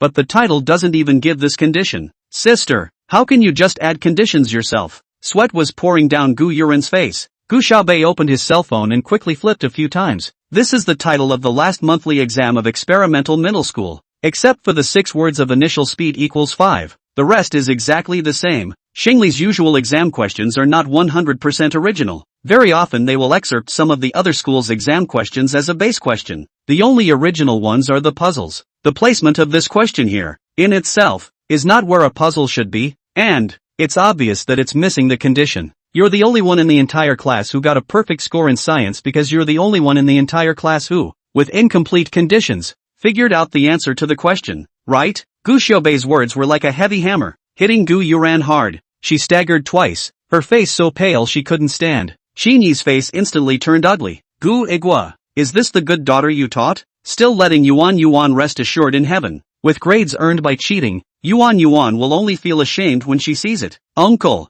no, I don't have. Gu Yuran bit her lower lip and shook her head fiercely, tears bearing down her face. Zhenyu flipped his cell phone aside and whistled. The big grade list is posted. This time, because of the time constraints, the grade level grand list was posted directly online, by each classroom teacher to his or her class group. What's the point of being number one even if you get your grades by cheating? Xinyi said with a cold face. Gu Xiaobei looked down and flipped through his cell phone. The news in the third grade 5 group was on the verge of exploding, and Saturday 6 was constantly tweeting at her. Sister, you're so awesome, you actually did come in first. Ah hi sis, I got 69 in my grade. I'm so happy I'm going to pass out. Uncle, I didn't cheat to get first place. Gu Xiaobei raised her head and smiled good-naturedly. You don't have to cover for her. She did this kind of thing. Wait, you mean, you're number one? Xinyi froze and snatched Gu Xiaobei's cell phone. Gu Xiaobei, 150 in language, 150 in math, 150 in English, 296 in science, 746 in total. Class rank 1, grade rank 1. Gu Yuran, 142 in language, 148 in math, 146 in English,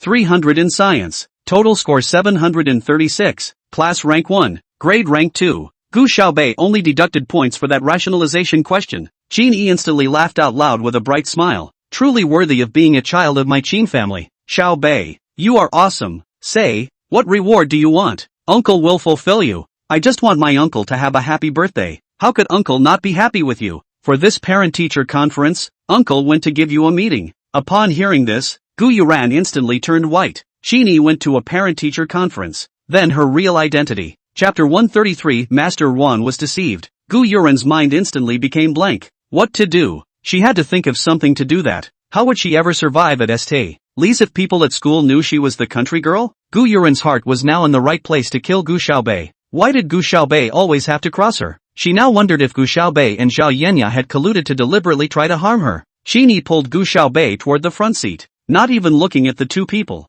Gu Igua and Gu Yuran. Yoran, what's going on? Gu Igua was also in a hurry. Obviously today it should be Gu Yuran making a big splash, giving gifts, dressing up nicely, or coming in first place. Why is it that the limelight has now become Gu Xiaobei's? Dad, I really don't know. Gu Yuran cried at once. It must all be Gu Xiaobei's trick. She huffed. Dad, you have to believe me. Gu Igua was impatient. What's the use of me believing you now? Your uncle doesn't believe you anymore. He looked up toward the front. Xinyi took Gu Xiaobei's hand and didn't know what he was saying. Gu Xiaobei wore a silver-white dress today, which matched her skin just right and made her look like jade. The dress only came down to her knees, revealing her slim, slender calves. With just a little bit of light makeup, she compared the heavily made-up Gu Yuran. A natural cold beauty was just going to attract a lot more attention than a deliberately dressed-up little princess like Gu Yuran. She really looks like a young Qin Yuan. Looking at Gu Xiaobei's back, he suddenly had a few moments of regret. If he had gotten on well with Gu Xiaobei before, wouldn't he have climbed the high branch of the Qin family by now? Only, unfortunately, it was too late.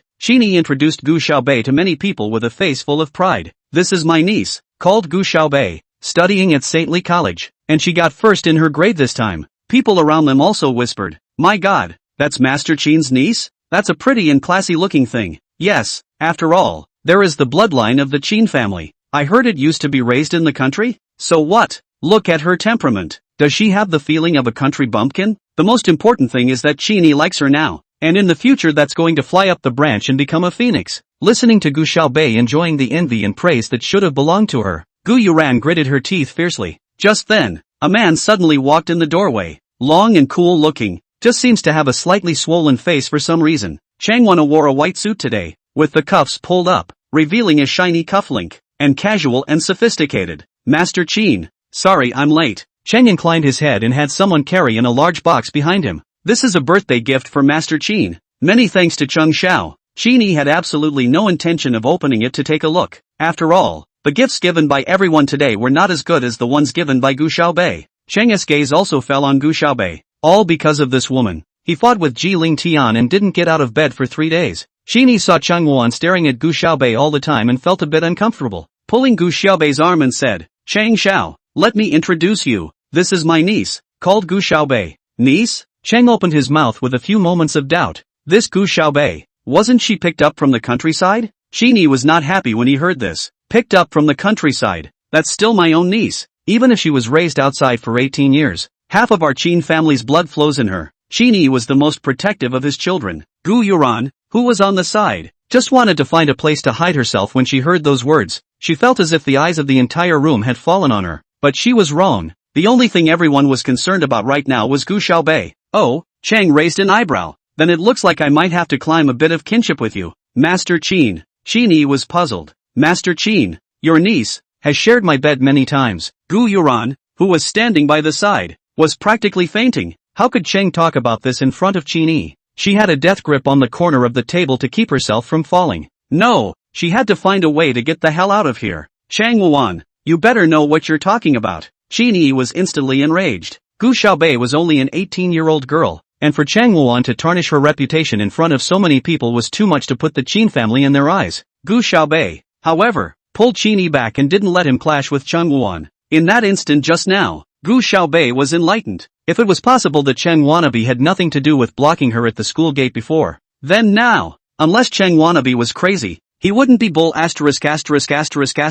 in front of Qini. Something must have come up in this that she didn't know about. Is Cheng Xiao sure that it's me who's sharing your bed? Nonsense. Who else could it be but you? I gave you so much jewelry and bags, and now you're coming at me with this flip-flopping thing? You're not like this in bed. How come you start acting all high and mighty when you're in a place with bright light? Cheng Wana's words hadn't finished when his speech suddenly slowed down, because he had noticed a few things wrong himself. The daytime Gu Xiaobei and the nighttime Gu Xiaobei are really different. Chang Xiao wouldn't have been tricked into sleeping with someone. Gu Xiaobei laughed softly. As for Chang Xiao's comment about jewelry and bags, Gu Xiaobei suddenly turned her head and looked in another direction. Gu Yuran, where do you want to go? Gu Yuran, who had just carried her bag with the intention of running away, froze for a moment. I just want to go to the restroom. Gu Yuran could barely even say a complete sentence. Gu Xiaobei hooked her lips and smiled, her body's cool temperament forming a huge oppressive force that made Gu Yuran unable to catch her breath. Your necklace is beautiful. Gu Xiaobei coolly hooked her lips. Changwana also followed Gu Xiaobei's gaze. What Gu Yuran was wearing around her neck was the necklace he had asked Chen Gang to send just a few days ago. That's Princess Limited Edition. In all of Asia, it's the only one. Gu Yuran instantly enjoyed the attention she was expecting from all the people. Only this time, it wasn't envy in everyone's eyes, but rather doubt and contempt. She was cold and sweaty, and her face was smudged with makeup, mascara and eyeshadow smudged together in a mushy mess. Cheng felt sick to his stomach when he thought that the person he had flirted with before was actually her. His hallowed imperial wrecking master. Always only he played the part of women. Did not expect this time, actually a woman to play him. Chapter 134, Gu Yuran being beaten. Gu Yuran's legs were trembling. She didn't dare to raise her head, and cold sweat dripped down her face like a waterfall. The other guests looked this way as well. What's going on here? I don't know. It sounds like Master Wrecker has been tricked. Ha ha, no, don't you think so? Don Cheng Xiao. There is also a day when he is cheated? For a while, everyone got together in twos and threes and laughed. What are you talking about? Shut the hell up, Cheng roared. He took a big step towards Gu Yuran.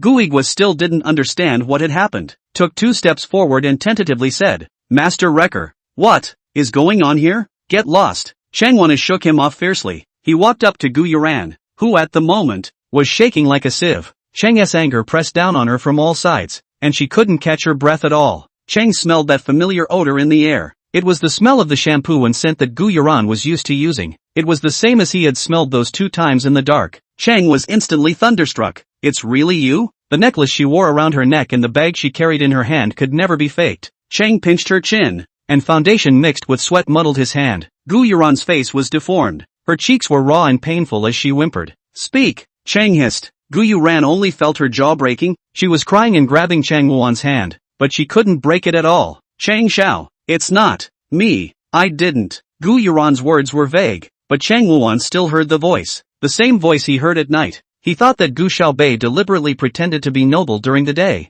and then winks and talks at night. But he didn't realize that it was simply two people. Chang Wuan was shocked and furious, grabbing Gu Yuran and slamming him hard forward. Gu Yuran's skirt strap was yanked off by him. A large part of her skin was exposed, and she fell hard on the wall with a bang. She felt like her insides were shattered, spasming and drooling at the same time, unable to control her mouth from closing in an unbelievable mess. Gu Yuran crooked on the ground, crawling cannot climb up, face makeup flowers into a pile, snot and tears mixed with saliva dripping down to drop down. Her clothes were also tugged in a mess, simply worse than a beggar. Heavens, this woman has too much guts. She actually dares to lie to Master Wrecker. Take a gamble while you're young. Wouldn't it be a lifetime of honor and fortune if you could marry into the process family? That's not true. Even if I were to be an ant kept outside for Changwana, it would still be better than being a daughter in the Gu family. But isn't she Master Qin's niece? The Qin family and the Chung family, their statuses aren't comparable. Don't you see? The one who was beaten is the country girl who was mistakenly carried in the first place. That one is Master Qin's own niece. The guests all came together in small groups to discuss it.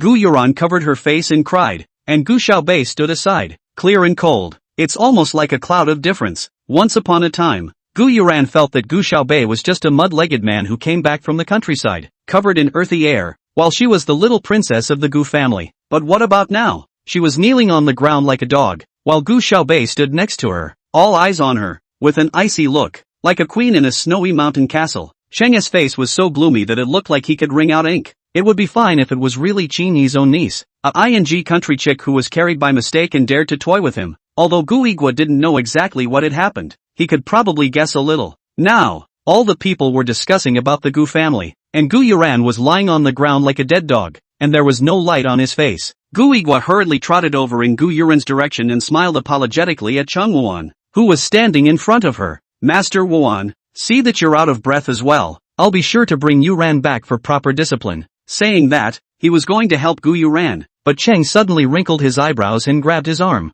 Hey, Gu Igua wailed. Who told you I've lost my temper? Chang Wana twisted his arm, his eyes glinting gloomily. All of you with the surname Gu have a lot of guts. You don't even take a piss to see what kind of things you are. Chang Xiao, Xin Yi, who had been silent all this time, suddenly opened his mouth and let out a low gulp. Today is my birthday. Are you intentionally trying to come and smash my scene? Just now Chang taught Gu Yuran a lesson, but he said Gu's surname. This is not even Xiaobei also scolded into it. Chang hooked his lips and smiled grimly. Master Qin, I was cheated out of my innocence by your niece, so if you don't teach me a lesson, won't you let me do it myself? Innocence? Gu Xiaobei hooked her lips. This is something that Cheng Wuan had the good sense to say, and she was embarrassed to hear it. Probably lost his innocence to some woman's bed 10 years ago, but this was a matter between Cheng Wuan and Gu Yuran. She wasn't interested in getting involved. Qin actually didn't want to care about Gu Yuran, but no matter what, she had been raised by Qin Yuan for 18 years, and now she was like this. She was also disgracing him and Qin Yuan. Besides, Gu Yuran had been taught a lesson,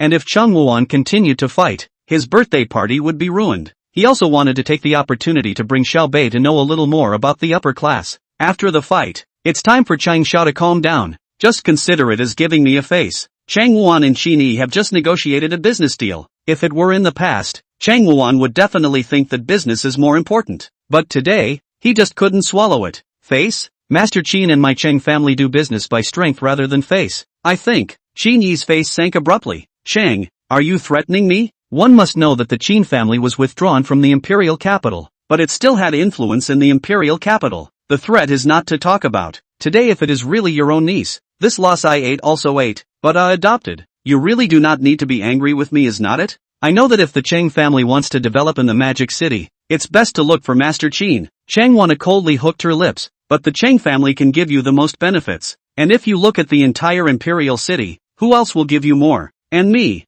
3 words, cold as ice. Cheng turned back violently. Everyone in the ballroom also looked toward the door. It's Ji Ling Tian again. Cheng Wuan was so angry that his eyes could almost burst out sparks of fire. Every time the person who badgered him was Ji Ling Tian. Ji Ling Tian came in with his long legs, and his gaze fell on Gu Xiaobei first. He hadn't seen her in days, so when he got off the plane, he rushed over first thing. Chapter 135 Ignite My Heart. Gu Xiaobei raised her eyes as well and locked gazes with him. The gazes of the two became entangled in mid-air. Gu Xiaobei moved his eyes away first. A little unnaturally, she feigned interest in the cake on the table and stared at it for half a minute. The corner of Ji Ling Tian's mouth slowly hooked into a smile as he walked towards Qin Yi. Hello Master Qin. I'm Ji Ling Tian. He reached out and shook Qin Yi's hand. Qin Yi laughed. It's really fluffy that young Ji is actually free to come over as well. Master Qin is having his birthday in the imperial capital. It's still time to come. It's just that I was a bit busy with some things a few days ago, and I wasn't able to prepare a gift for Master Qin. So why don't we let the Ji family take over from the Cheng family and cooperate with Master Qin? And I'll double the benefits that the Cheng family has promised before. Ji Ling Tian,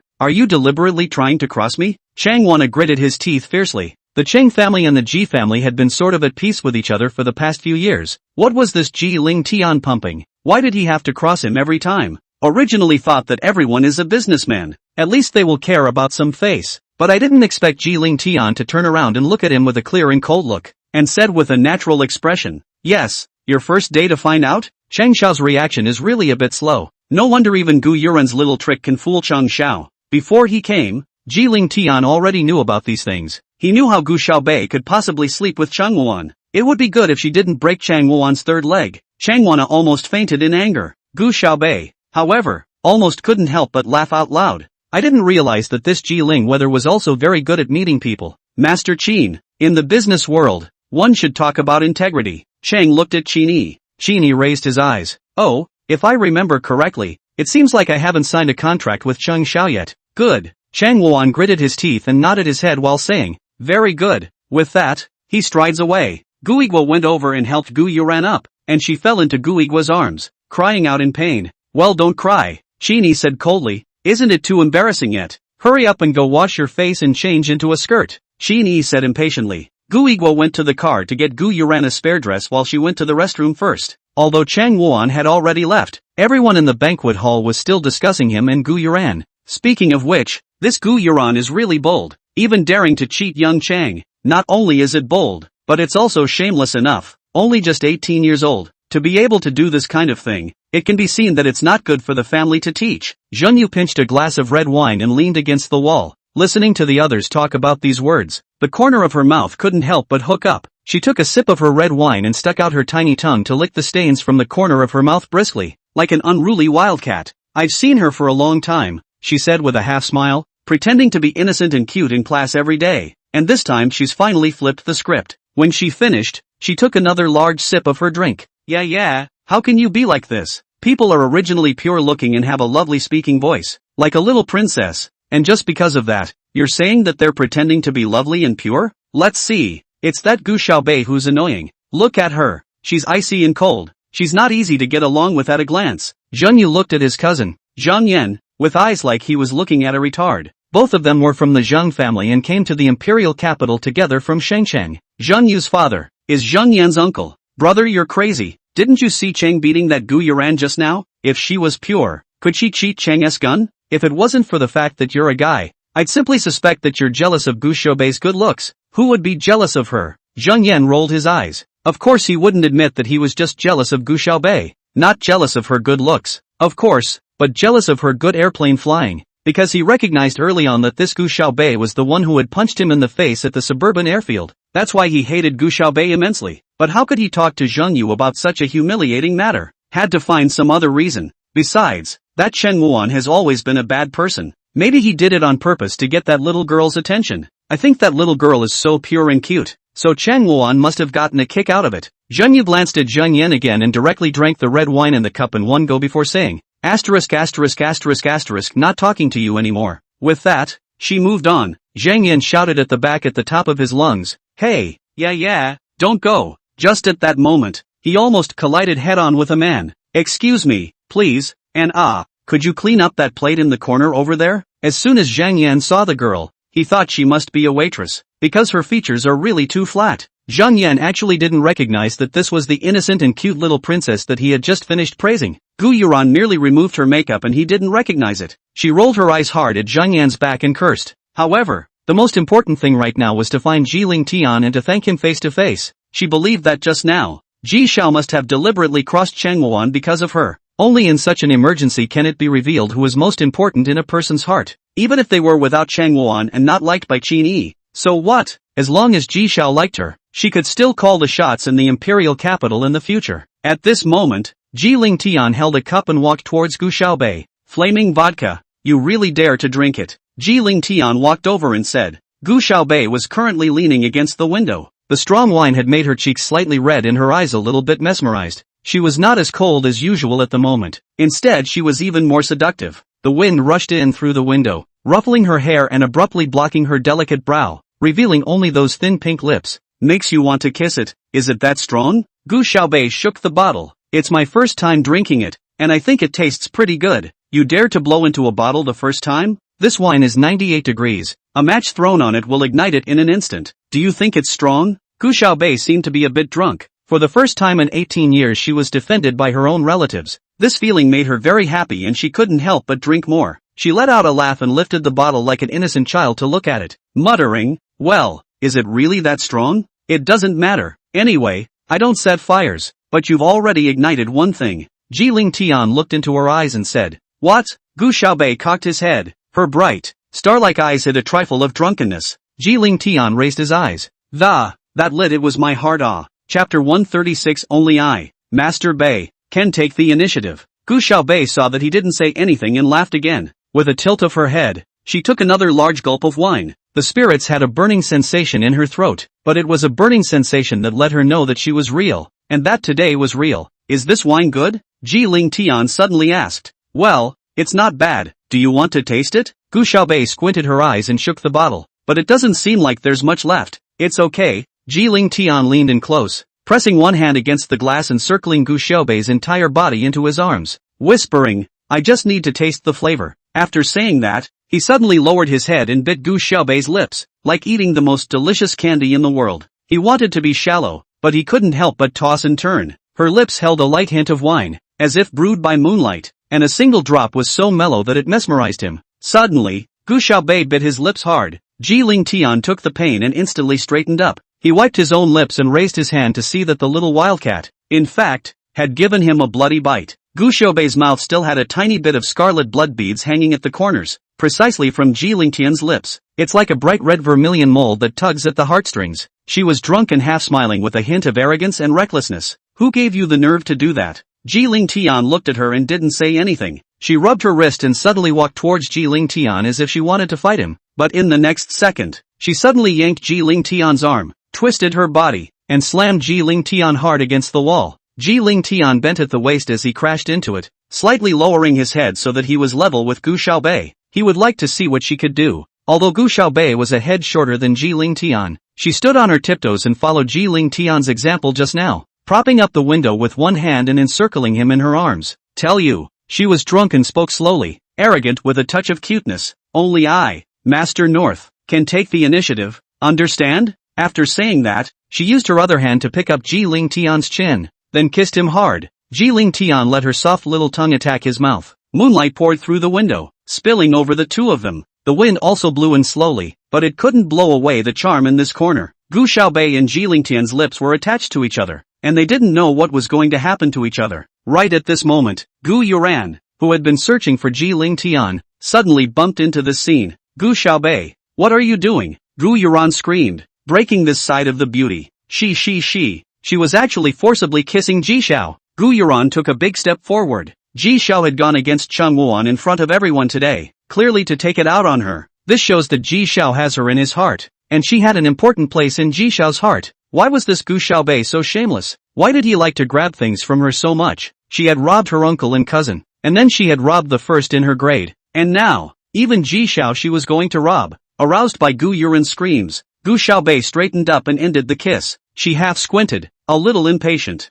Jiling Tian inclined his head and coldly looked at Gu Yuran. How she was so good at sabotaging him. Gu Yuran hadn't yet seen the disgust in Jiling Tian's eyes, full of the thought that she had just saved the hero from beauty. Ji Xiao must have been so touched that he might have confessed to her on the spot. Carrying her wine glass, Gu Xiaobei pushed Jiling Tian's chest and walked straight forward, her footsteps weak and slightly staggering. She rubbed shoulders with Gu Yuran. "TSK, Gu Xiaobei glanced at Gu Yuran and deflated. Looked so much like Gu Yuran, just uglier than Gu Yuran. Gu Xiaobei not only robbed her of Ji Xiao, but actually dared to call her ugly? Gu Yuran was going to be furious. Gu Xiaobei. Gu Yuran lunged towards Gu Xiaobei regardless. She's going to rip her mouth off, scratch her face. However, even if Gu Xiaobei was drunk, she was no match for Gu Xiaobei. Only to see Gu Xiaobei sidestep, she lunged and slammed hard into the wall. "You can actually see me?" Gu Xiaobei pointed at his nose with a puzzled expression. "I thought you didn't have eyes?" She half squinted her eyes and came closer to look at Gu Yuran again.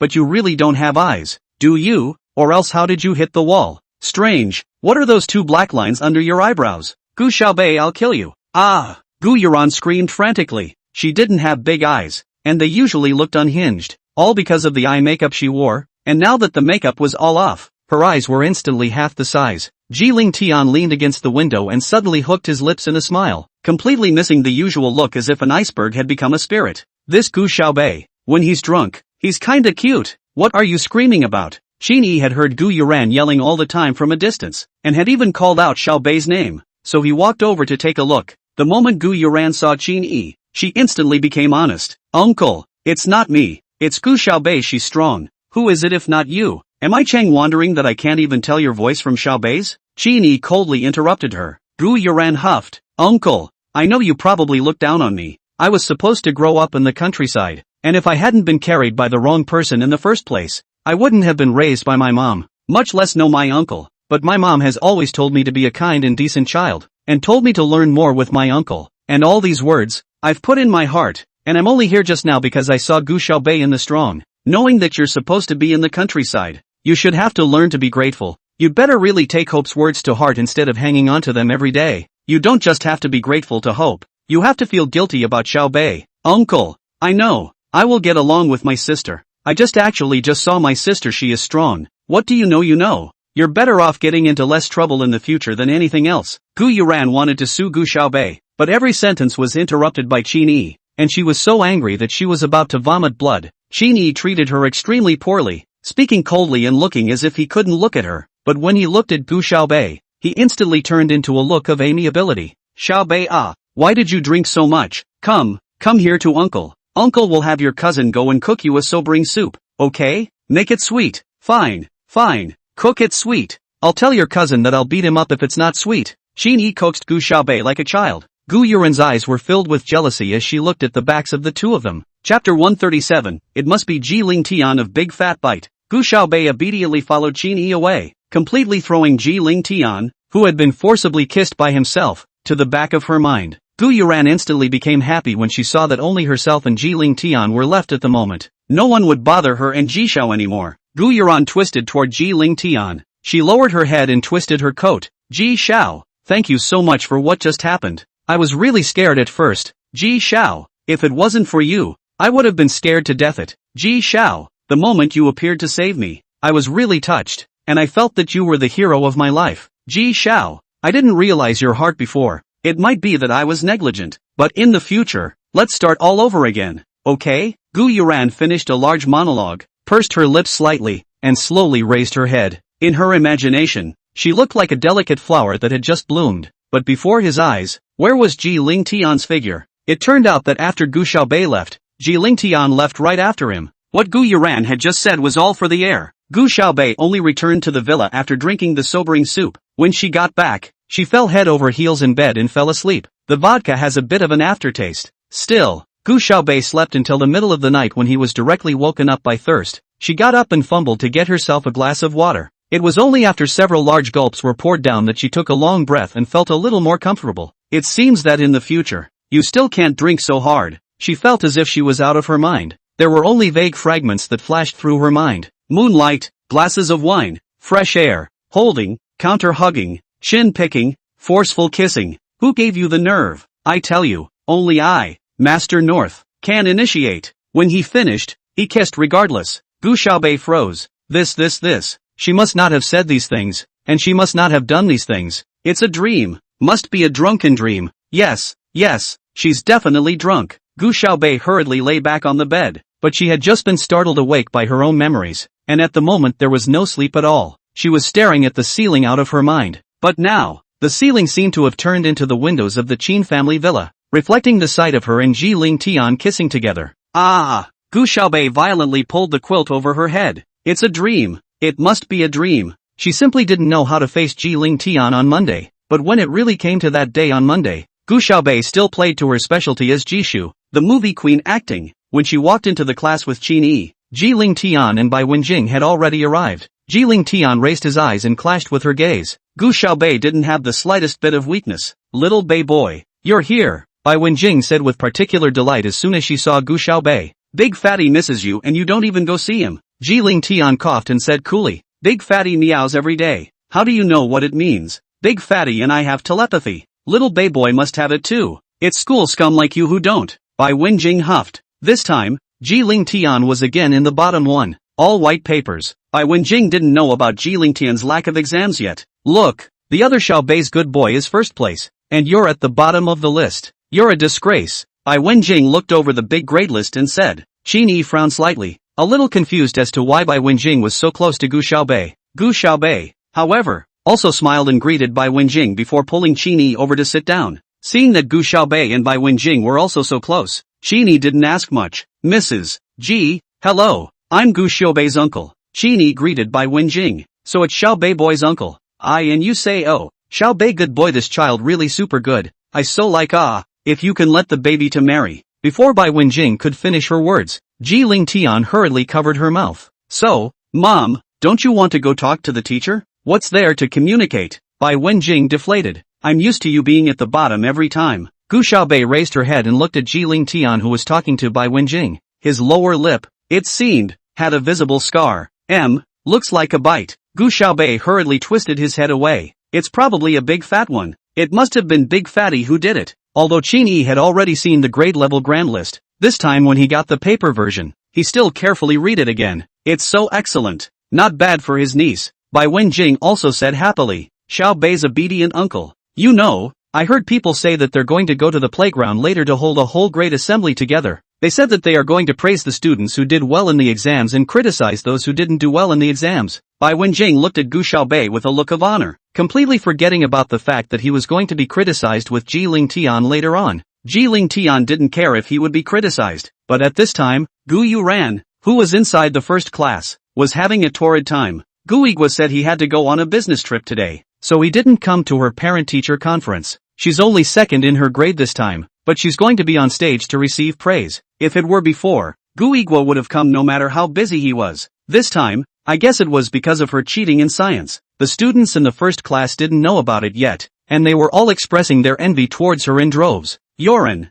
you're going to be praised on stage again. Look at others Gu Yuran students. They do so well every time. Can you also do better? So that mom's face is also a little light? Anyone who raises a kid like that is really lucky. Yuran is the eldest miss of the Gu family. Or is she Master Qin's niece? Really? It turns out that student Gu Yuran's family is so well off. Students and parents, in the neighborhood, were praising her, but when she looked up, she met Zheng Yu's gaze. Zheng Yu was looking at her with a smirk. Qin Yi's banquet only invited those at the top of the imperial capital. Their classmates and parents were not among the invitees. Except for this Zheng Yu who just transferred here. She knows everything. Gu Yuran couldn't help but shiver. Just then, the voice of the head of the teaching office suddenly sounded over the loudspeaker. Please all parents of the third grade section, all students, gather immediately in the playground by class. We will soon be holding the grade summary assembly. Everyone went down together. Qin Yi was invited to the stage early. As Gu Xiaobei's parent, he was to be the outstanding representative to speak. Chapter 138 Gu Yuran has no need to go on stage. The assembly proceeds to the first item. Please invite Gu Xiaobei's parent, Qin Yi, to make an excellent representative speech for everyone. Everyone applaud warmly. Only after the applause did Qin Yi walk to the microphone. Hello everyone, I'm Qin Yi, Gu Xiaobei's uncle, and I'm very happy to be standing here today to talk to you all. While Qin Yi was talking on the stage, the students below the stage began to whisper. Class 5 was in a state of excitement. Gu Xiaobei, your uncle looks so imposing. Yeah, the aura is super strong. Gu Xiaobei, you're amazing. You actually came first in the exam. You even pushed Gu Yuran down. That's right, this time the first in the grade is in our class. It's finally a raised eyebrow. Let's see if they still dare to look down on our class in the future. I'll never speak ill of Gu Xiaobei again. Me too. Gu Xiaobei has done so much for our class. I'll definitely be on her side from now on. Xu Xinjing heard these words and was so angry that her teeth itched. What's the big deal? Isn't it just a first place test? It's just a one-time first place test. People in the first class don't know how many times they've been first. There's no need to show off so much, Xu Xinjing said in a conspiratorial manner. Originally, she had thought that everyone would echo her to bash Gu Xiaobei, but she didn't expect that this time, everyone was actually helping Gu Xiaobei. Xu Xinjing, you're talking too hard. That's right. Are you from class 1 or class 5? Why are you helping someone from another class? And what just took the first place test once? If you're good, you try taking it once too. Xu Xinjing was so disliked that her face was red in her neck thick, and she stretched her neck and said, "It's not like I'm showing off that I'm good at studying. You've got something to show for it. Oh, you can't study and you're jealous of others. You guys." Listening to her class getting louder, Julie hurriedly turned her head and said, Okay, don't argue. Just focus." The students shut up then, but one by one they looked indignant. Julie couldn't resist the urge in her heart either. Not only was first in their class this time, but the average score was the highest ever. If they didn't count Ji Ling Tian, the average score of their class could even surpass that of the fourth class. Julie couldn't help but raise a smile at the thought. She turned back to the class and whispered, "Not only Gu Xiaobei, many students in our class did well this time, such as Saturday 6, who actually got 69th in the grade, a very big improvement." Embarrassed by the compliment, Saturday 6 smiled, and her father patted her on the shoulder and said, "6, keep up the good work." "Aha, Dad, I'll definitely keep learning from Sis." Saturday 6's father was originally worried that her transfer to class 5 would delay her studies, but he didn't realize that class 5 actually had a school bully like Gu Xiaobei, who brought up Saturday 6's grades by so much in one breath. Amidst the crowd's discussion, Bai Wenjing propped her head up and looked at the stage. After a short while, she suddenly turned her head and said, "Baby, didn't they say that parents who didn't do well on the test could also speak on the stage? And why didn't anyone arrange for me to do so?" Ji Ling Tian had a black line on his face. "Do you want the principal to criticize you in public?" "No, don't you see that Xiaobei's obedient uncle just went up to the stage to speak? It wasn't the principal speaking either. So what are you going to go on stage and say? Teach people how to play chargers?" Humph. Hearing that Ji Ling Tian was mocking his king's poor play, Bai Wenjing pouted. "Not at all. Anyway, go up on stage and say whatever you want. I also want to go up and praise Xiaobei boy. I feel like her uncle didn't praise her enough in a comprehensive way." Gilliam. He was completely speechless this time. "Why don't you let me speak on the stage when you're in the bottom half of the exams? Baby, just help me think of something." "No, then I'll call Brother Cole to tell him off." Bai Wenjing huffed, and at that moment, over at class 1, the discussion was about something else. "Yuran, isn't that your uncle? Why did he go to Gu Xiaobei's parent-teacher conference?" "Yeah, you don't even have parents. Your uncle is so over the top. Is it just because Gu Xiaobei took first place? But isn't she an adopted child of your family? Even if she's number 1, she shouldn't be more important than you." Listening to these words of defense on her behalf, Gu Yuran's cold sweat came down. "Yuran." Gao Xiaowan looked like she remembered something and suddenly said, "It couldn't be because you pitted Gu Xiaobei for not having anyone to come to the parent-teacher conference, so you let your uncle out." "Geez, Yuran, you're too kind." Gu Yuran smiled awkwardly, unable to say anything. She couldn't help but look in Zhang Yu's direction, but Zhang Yu was still looking at her with a leathery smile on her face, and she became even more vain and scared. "Yuran, what's wrong with you?"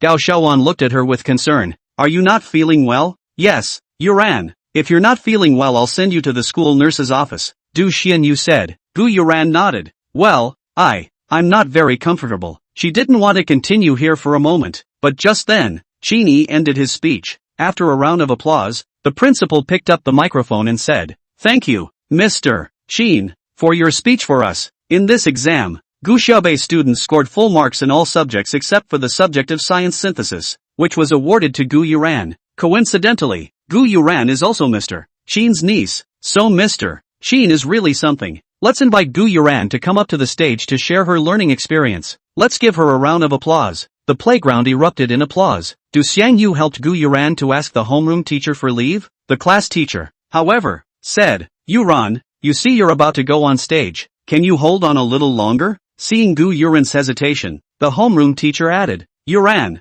this time our class's limelight has been stolen by class 5. If you don't go up as well, won't they be too proud of themselves?" You know, he had taught for so many years, always with the best classes, and it was the first time he had ever encountered such a thing. First in the grade, actually taken by the worst class. Just then, Qin Yi, who was just about to get off the stage, folded back up and he stood beside the principal and said in a deep voice, "Headmaster, I don't think there's a need for this sharing of Gu Yuran's learning experience." His voice, through the microphone in the principal's hand, reached everyone. "Mr. Qin, what do you mean by this?" The principal was a little less understanding for a moment. Chapter 139. Gu Yuran is the country girl? I wonder which teachers are responsible for the third grade physics class. Qin looked at the stage and said. A few teachers stood up, wondering what Qin was going to do. Teachers, there was only one person who scored full marks in the science exam this time, and there was a fill-in-the-blank question that only one person made it out of. So have you tried to do this question? Several physics teachers looked at each other and shook their heads. Did all the teachers also not wonder why only one person in the entire grade could do that question? Although Qin Yi's words were still polite, his voice had gone cold. Those teachers had a few snappy looks on their faces. Because the task of grading the papers for this midterm exam was rather urgent, they were all busy marking the papers and didn't have much time to do the questions. And the one who made out that question was Gu Yuran, who had always been a good student. If it was Gu Xiaobei, maybe there would be some skepticism. Then let's trouble the teachers to do this question on the spot now. Qin Yi looked at the principal. The principal naturally wouldn't refute Qin Yi's words. He hurriedly had papers brought in and given to those physics teachers. The students and parents off stage, still unaware of what was happening, stretched their necks to look forward and discussed heatedly with each other. What's going on here? I don't know. Only one person made it, and that person is awesome. Yeah.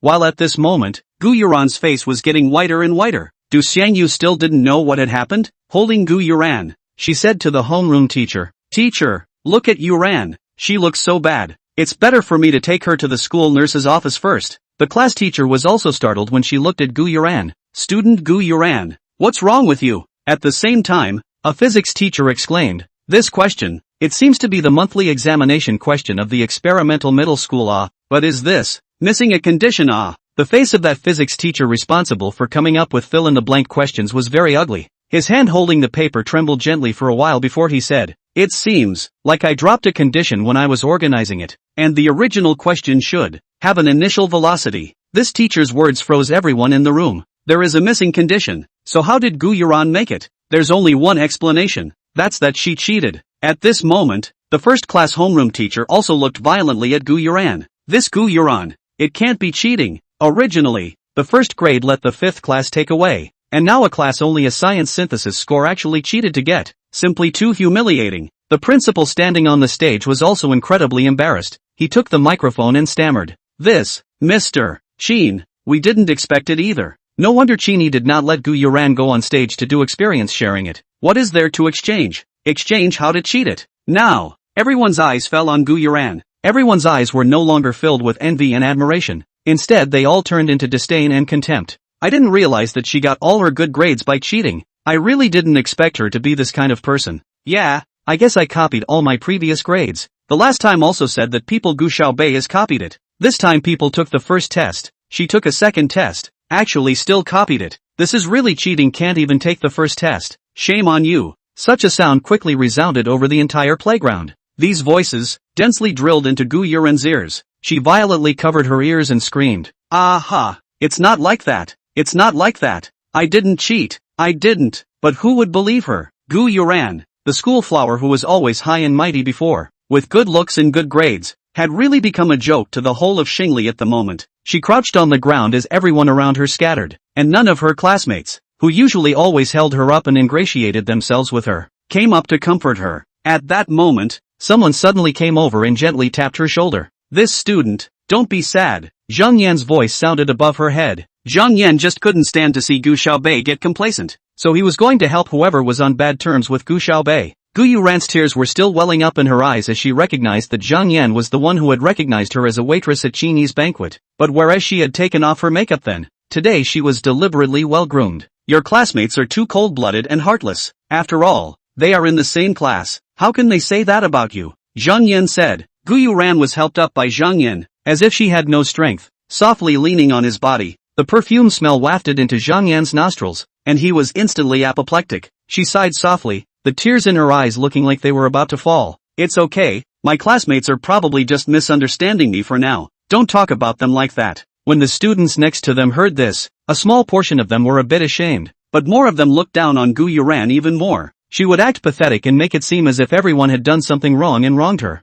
Zhang Yu couldn't help but roll her eyes as she watched the scene from afar. If it wasn't for the fact that only she and this cousin had come to the imperial capital, and the rest of her relatives had stayed in Shangchang, she wouldn't have let him come to the parent-teacher conference. "Shame on him," Du Xiangyu said with a few moments of embarrassment. "Yuran, what's going on? Why is your uncle helping Gu Xiaobei and not you?" After her words, everyone was puzzled as well. "Yeah, why would Qin Yi help an adopted country bumpkin? My uncle has always been such a kind person," Gu Yuran explained with tears in her eyes, looking aggrieved. "And since my sister just came to us say, Li, my uncle is afraid she won't get used to it. It's not kindness, but because Master Qin himself is helping his own niece." Zheng Yu hooked her lips and smiled. What do you mean? Where did Master Qin help Yoren? Gao Shaoan was puzzled. Zheng Yan's face sank. Yeah. But Zheng Yu didn't care. She rolled her eyes.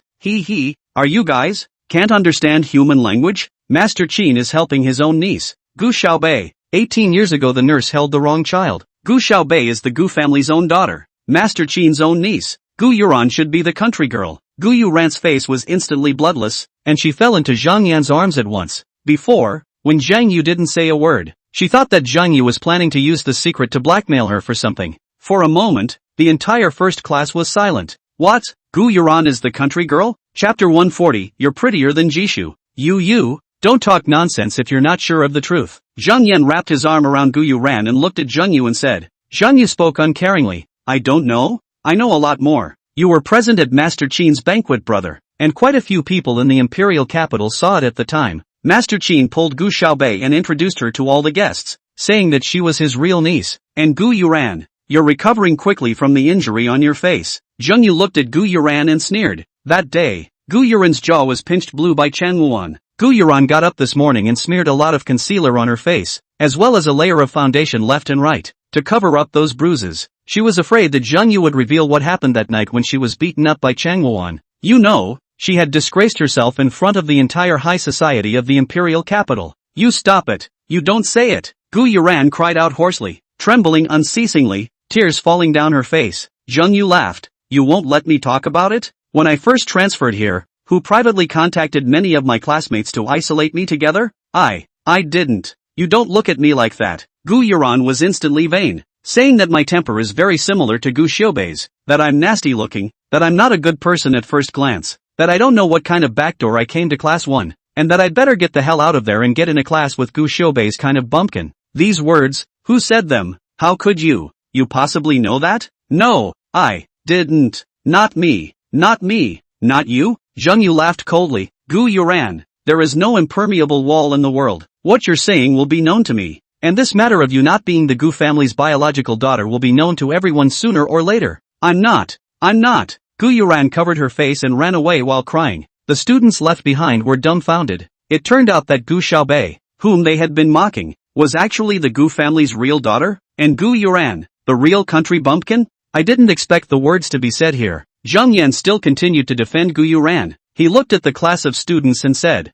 even if it's a hugging mistake, so what? Gu Xiaobei has been raised in the countryside for 18 years, and that earthy smell can't be changed even if he comes to the imperial capital now. But you guys take a look at Gu Yuran, and what a good temperament he has. After saying that, he went after Gu Yuran. Zheng Yu rolled her eyes again, completely speechless to her unproductive cousin. Everyone in the first class was shocked by this news, and it took a while for someone to come back to their senses and cautiously ask Zheng Yu, what other secrets do you know? The person who asked this question was one of the lapdogs that used to be around Gu Yuran, and every time Gu Yuran said something, she would go and do it. When Zheng Yu was isolated by her previous gang, she was also the most active in jumping up and down. Zheng Yu snorted coldly. Want to know the truth? Then go ask Chang Xiao yourself. Chang Xiao? The man froze when he heard that. With a family like hers, how could she possibly be able to talk to Chang Xiao? Unlike the awkwardness and silence of Class 1, on Class 5 side, there was a lot of laughter. After the great assembly, the parents left first, and Shini still had some things to do on his side, so he also said goodbye to Gu Xiaobei.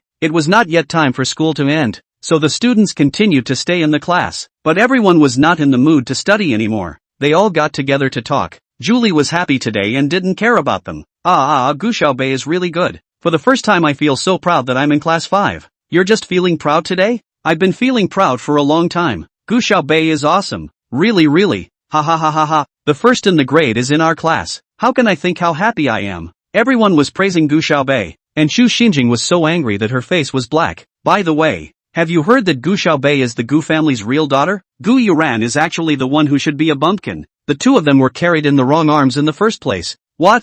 It's really not true. When Xu Xinjing heard this, she instantly got up and said angrily, what are you babbling about? With Gu Xiaobei's dirt-poor appearance, would she be the Gu family's own daughter? It was. I personally heard it from the people in the first class. Besides, Gu Xiaobei is pretty and has a good temperament. Where's the dirt? That's just it. If it weren't for that, how could Master Qin deliberately help Xiaobei today? Yeah, and Gu Xiaobei even took a signed photo of Jishu and gave it to Saturday 6 before. How could an ordinary person have this? That's right, I also want Jishu's autographed photo. When Chu Xinjing heard everyone praising Gu Xiaobei, she was so angry that she directly slammed the door and went out. How could that be? How could Yoren be the one who was the bumpkin? She was going to ask. No one in class 5 cared about Chu Xinjing's departure at all. Everyone gathered around Gu Xiaobei's seat. Gu Xiaobei had a bit of a headache for a while. She didn't care about signing some autographs, but where did she get so many pictures of Jishu? After all, she's also been out of the game for over 2 years now and doesn't have many photos from back then on hand. Right at this moment, Ji Ling Tian, who had been sleeping on his back, suddenly raised his head and coldly said, "What's all the noise?" With these 4 simple words, the students who had just been chattering instantly dispersed like birds and beasts, and none of them dared to continue pestering. If they disturbed Ji Xiao's speech, they would have to eat their words. Gu Xiaobei looked at Ji Ling Tian, originally wanting to thank him for helping her out, but her gaze couldn't help but fall on his lips. The scar on it is still a bit noticeable. Gu Xiaobei unnaturally averted his gaze. Ji Ling Tian said, "Do you still have Jishu's autographed photo there? Give me one." Gu Xiaobei looked at him suspiciously. "No, Qi, you drive everyone else away because you want to? Joe likes Jishu a lot. He's been a little unwell lately. I'll send him a signed photo of Jishu and he should be fine." "Okay, then I'll just turn around and give it to him directly." It just so happens that after school today, Yosuke Joe asked her to go to a location shoot for a music video. It was a twilight shot, and it was just the right time to go after school. Aha! The two were silent. Just when Gu Xiaobei thought Ji Lingtian had fallen asleep on his back, he suddenly said again, "Is Jishu pretty?" Gu Xiaobei looked at him with a puzzled expression. Jishu was a national goddess back in the day, and Ji Lingtian could actually ask such a thing? Well, pretty, I guess. Gu Xiaobei didn't feel too good about stiffly praising herself, but I don't think she's as pretty as one. Who? Gu Xiaobei was instantly galvanized into victory. Ji Lingtian was the first to say that Jishu was not beautiful. Ji Lingtian got down and didn't say anything, but at that moment, he whispered in his mind, "You." Gu Xiaobei waited for Ji Lingtian for a while, but didn't wait for his reply and also got down. Humph. Saying that Jishu is not beautiful and has no aesthetic. Chapter 141, The Beauty That Amazes the World. After school, Yi Jiachao came to wait for Gu Xiaobei at the class entrance. In the envious eyes of the crowd, Gu Xiaobei carried her school bag and went out. Wow! It feels like Gu Xiaobei and Xiao Xiao are so well matched. Yes, one is high-strung and the other is gentle. So good match. Young Xiao is mine. Gu Xiaobei doesn't deserve him. Oh, you can still compare yourself to others, Gu Xiaobei? If Gu Xiaobei and Xiao Xiao were together, I would eat dog food until I died. Ji Lingtian's face grew more and more ugly as he heard these words. He grimaced. What's all the noise about if you're not leaving after school? When he finished, he strutted out with his book bag as well. These girls are so annoying with their chirping. After he left, the girls looked at me and I looked at you, all looking puzzled. What's wrong with Ji Xiao? I don't know. It feels like Ji Xiao has been acting strange lately. Yeah, it feels as if my temper is a little better than before. Not like before when I was always losing my temper, but today is so weird. I guess it's because I didn't do well on the test. It's possible. It's rumored that if it weren't for Ji Xiao, our class's average score would have surpassed the 4th class. Don't talk about my boy god like that. He's the best. Dare to talk about Ji Xiao like that. You're crazy. The girl instantly covered her mouth, a look of horror on her face, and glanced out. Only after seeing that Ji Lingtian had indeed left did he pat his chest and let out a long breath of relief. Yang Zio, the agent of Yijiaqiao, took them along to the shooting site. When he saw Gu Xiaobei change into that red ancient dress skirt, he instantly froze. Beauty. Beautiful. Breathtakingly beautiful. He is also considered to be an old man who has been immersed in the entertainment industry for many years. And what is the entertainment industry? It is a gathering place for handsome men and women from all over the country. But even so, he had never seen one as beautiful and temperamental as Gu Xiaobei. Pretty, these 2 words, in the entertainment industry is not difficult. Every year there are a large number of large batch of good bottom of the handsome and beautiful influx. A little rest, all are very beautiful. But you can't fix something like temperament. It was born. Gu Xiaobei's body had the same feeling that Jishu had back then. It's like the tip of the tenderest bud in March, the twinkliest star in June. It's a wonderful thing that you can't find in this world. Gu Xiaobei followed the script, steering her horse slowly through the bamboo forest. Then when the song progressed to the chorus, she turned back abruptly, and as the autumn wind picked up, the bamboo leaves swirled together with the wind from the top of her head, and a single leaf fell down, just covering her brow. In the next second, she raised her eyes and the heavens were awestruck. The light of dusk was a dark golden color, and against her red dress, there was more than a little pallor. But her body of the arrogance and coldness cannot be ignored, as if the tsetse in the world. Beauty shocked the world, but also with the world against. In that moment, Yasuki Chao almost blurted out a Jishu. It's too similar. Really too similar. Ever since Jishu retired, I don't know how many people have wanted to use her as a template to get plastic surgery. Plastic surgery to make their eyes look like her. Plastic surgery to make their noses look like her. There were even people who, after the whole thing, looked almost exactly like Jishu from a certain angle when they took pictures. But no one is her. She had that look, that movement that no one could imitate. But this moment's Gu Xiaobei was really too much like Jishu. Yang Ziyou had taken a small video and wanted to send it to his friends to show off. But when Gu Xiaobei raised his eyes, he was also stunned and instantly cancelled sending it. That's the kind of treasure he'd want to keep to himself. Young Qiao, where did you find this baby? Is she really not related to Jishu? If it wasn't for the wrong age, I would have even suspected that she was Jishu. Jishu should have been in her 20s this year, and her looks were a little more mature than Gu Xiaobei's, and she wasn't so cold, and most importantly, on the tip of Jishu's nose, there was a small mole. The mole was only a little bit in size, but it was easy for people to focus their eyes on her nose, knowing that Jishu's nose was a perfect shape that even plastic surgery couldn't fix. Yi Jiaqiao also stared at Gu Xiaobei for a while. Yang Ziyou continued, Xiao, do you think it's possible to develop her to come to our company? I think if she's in with you, she'll definitely explode. By then our company will definitely be able to crush the other agencies. She should not want to. Clothier Zhou spoke slowly. Yang Ziyou suddenly froze. Why? These days, how many people are cutting their heads off to get into the entertainment industry, wanting to make a wave of fast money while they are young and beautiful? Gu Xiaobei was so good that she didn't even need much packaging to make her debut right now. And she was actually unwilling? Before that Lin Yi, looks in Jishu 8 pole cannot hit, but also can play the name of the small Jishu debut it. This Gu Xiaobei, even if she is to say that she is Jishu's own sister, it is estimated that there are people believe, if she can rub up against Jishu's heat, coupled with this condition of her own, into the circle is estimated to take less than 3 months, it will burst into flames, make more money than the average person will ever make in their lifetime. I don't know why, it's just a feeling. Yi Jiaqiao lowered his eyes and spoke gently. If you don't believe me, you can ask her yourself. If it was in the past, what Yi Jiaqiao said, Yang Ziyou would definitely listen. But with such a good seedling, he really didn't want to give up. After Gu Xiaobei finished changing his clothes, he hurriedly greeted him. Little sister, your performance just now was really great. Are you interested in joining the entertainment industry? I can definitely promote you. Yang Ziyou looked confident. After the revelation that Gu Xiaobei was Jishu, Yang Ziyou would be so embarrassed every time he recalled his moment that he would pick his toes out of the ground and gouge out a 3-room house in place. He told Jishu that he could definitely make her a star? What does Jishu need him for? But at this moment Yang Ziyou didn't know it yet. Gu Xiaobei raised her eyes, clearing them and saying, not interested. Changed the ancient red dress. She did not have that kind of loneliness and coldness. The rest is full of people do not enter the cold. No little sister, you reconsider. I can definitely make you earn lots and lots of money. I'm not that kind of black-hearted agent.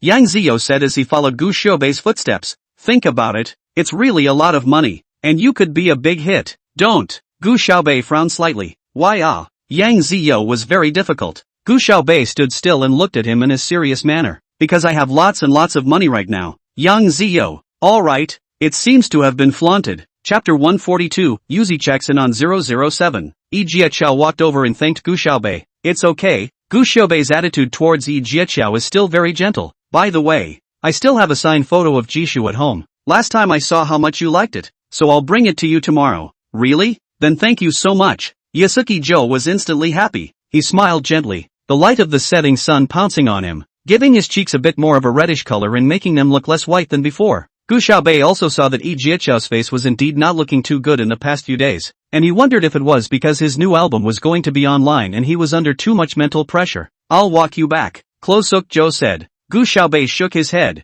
No need, I still have some things to do. She said goodbye to Closuk Joe and then left straight away. Looking at her back, Yang Ziyou couldn't help but sigh. Xiao, is it really impossible? It looked like Yi Jiaqiao was on good terms with her, and Yang Ziyou was still fantasizing that maybe Yi Jiaqiao could think of a way to persuade Gu Xiaobei. What did she say? She says she has lots and lots of money right now. Aha, you say she's a student. How much money can she have? If the family has money, it can't be much more to give pocket money, right? Wait, Xiao, did you just Yeah, Aicho said with a flat face. Do you remember Prey? Is that the $30 million piano? I remember. Why? She's the one who gave it to me. Crouching. Trough. Yang Ziyou exclaimed, almost biting his tongue. It's really a hidden rich bigot. $30 million for a piano and you say you'll give it away? Gu Xiaobei. who was walking on the road, was messaging with Little Beaver. Little Beaver, boss, Chang Wuan's side is urging again, saying that Chang Wuan is in a bad mood, so he wants to catch 007, and asking when we can make it. Little Beaver, by the way boss. Chang Wandering also said that if he can find 007's whereabouts within 3 days, he can add another 100 million. Gu Xiaobei hooked her lips and let out a light laugh. Chang Wana had just been robbed of his business by Ji Ling Tian, and wasn't very generous at the moment, but in order to take out his anger, he was quite generous. After all, it's $100 million. It's a no-brainer. Gu Xiaobei, okay, you tell him that I've got an eyebrow. Beaver, okay boss. Gu Xiaobei sent a message to Chang'an. Gu Xiaobei, have there been any missions in the last few days? Chang'an, ancestor, you remembered me. There's nothing particularly urgent to do. I don't need you. Just let the newcomers practice. 007 and 005 were now both national treasures of the Special Security Bureau, and there was no need to bother the two of them with ordinary missions. After all, the agents trained by 007 were now able to hold their own in the Special Security Bureau, and had even started training newcomers as well. Gu Xiaobei, a random mission. Chang'an, what's wrong with you? Ancestor, who has upset you? Gu Xiaobei, what a lot of nonsense. Chang'an, okay ancestor, I'll send you all the information right away. If you and who percent are and F. Gu Xiaobei, what's that mess of code behind you? Chang'an, huh? How did it turn into a messy code? I've asked people to develop a new function. In the future we can also post love in this internal chat tool. Just now I just sent an expression to you I guess it doesn't work too well. I'll ask them to change it later. Gu Xiaobei. She projected a virtual keyboard, then held her cell phone in one hand and opened the chat tool's code page, operating it on the fly. 3 minutes later. Gu Xiaobei, try again. Chang'an, honestly, JPG. Chang'an, ***** ancestors are awesome. Even this one knows how to do it. Looking up to the big guy. JPG, Gu Xiaobei, sends out information. Chang'an, good ancestor. Gu Xiaobei quickly received the mission information sent by Chang'an, and after decrypting it, she read it quickly. Soon, she had a task picked out. She sent it to Chang'an. Gu Xiaobei, I'll take this one. Send me the address. Chang'an, good ancestor. After receiving Chang'an's address, Gu Xiaobei turned around and sent it to Little Beaver. Gu Xiaobei, tell Changwana that 007 will show up here tonight, between 7 o'clock and 8 p.m. Tell him that I intercepted their chatting band, but they change the band every time they communicate, so I can't guarantee that I'll be able to intercept it next time. If 007 shows up there tonight, regardless of whether he went or not, and whether what he wanted to do worked or not, there will be no refunds, and you'll need to pay another billion if you want to check again. Beaver, okay boss. On Chang's side, he soon received a message from Little Civet. Master Wrecker, this wanderer actually did find out 007's whereabouts. Should we go? Changwana raised his eyes coldly. Why don't you go? If you don't go, will you pay me back this $1 billion? But Master Wrecker, your body. The butler was a little hesitant. Originally, the last time in Ji Ling Tian hands, Chang Wuan body injury is not yet well. 2 days ago to beat Gu Yuran and pulled the wound, and because of anger and fire, the corner of the mouth with several large blisters, voice are mute. These 2 days have not eaten anything. Bring more people. I don't believe it. This 007 was actually able to steal something from me unknowingly last time. I'd like to see what kind of god she is, Chang said angrily through gritted teeth. He would kill that 007 today even if he blew up that abandoned factory. Once the housekeeper saw that he really couldn't persuade Chang Wuan, he could only respond. Fair enough, it's $1 billion after all. Gu Xiaobei set off when the twilight was slightly drooping. That abandoned factory on the outskirts of the capital is near the airport, still a bit far from the city center. Tonight, a smuggling gang is going to make a deal with a foreign power at this abandoned factory, and all that needs to be done on the S.A. side is to take out the smuggling ring's connectors and take their stuff away from them, because he could kill people and wasn't afraid that he would be discovered. He didn't need much skill. Originally this mission, Chang'an was planning to take it to the newcomers to practice, but I didn't expect that 007 would take the initiative to take on this mission. This side of the capital suburb was sparsely populated, and few people would usually come. Gu Xiaobei wore a mask like a brisk cat, her footsteps sounding light as she darted forward, and outside the abandoned factory, Chang Wana had long ago brought many people to ambush it. In the darkness, I don't know how many blackened muzzles of guns were aimed outside. Chang Wuan also lay down in the middle of the grass and ambushed together. He couldn't believe that with so many people, he couldn't kill a single 007. As if Gu Xiaobei hadn't noticed anything, he was about to walk up to this abandoned factory. Chapter 143, A Meeting of Haters. As he watched someone approach from afar, a sudden burst of ecstasy rose within Chang Wuan. It seems that the swimmer, still so, did not lie to him. This hack is still kind of awesome. Buzz. A mosquito chirped in his ear. The weather has gotten so cool, but there are still a lot of mosquitoes in the grass out here in the countryside. Chang Wuan has been lying here for 20 minutes and has been bitten by a dozen big bags. If it weren't for the fact that he had to watch 007 die with his own eyes, the most exquisite wrecking master in the imperial capital wouldn't be sprawled out on the muddy ground in such a sorry state. Now it was so bad that he didn't even dare to scratch it in order not to be noticed.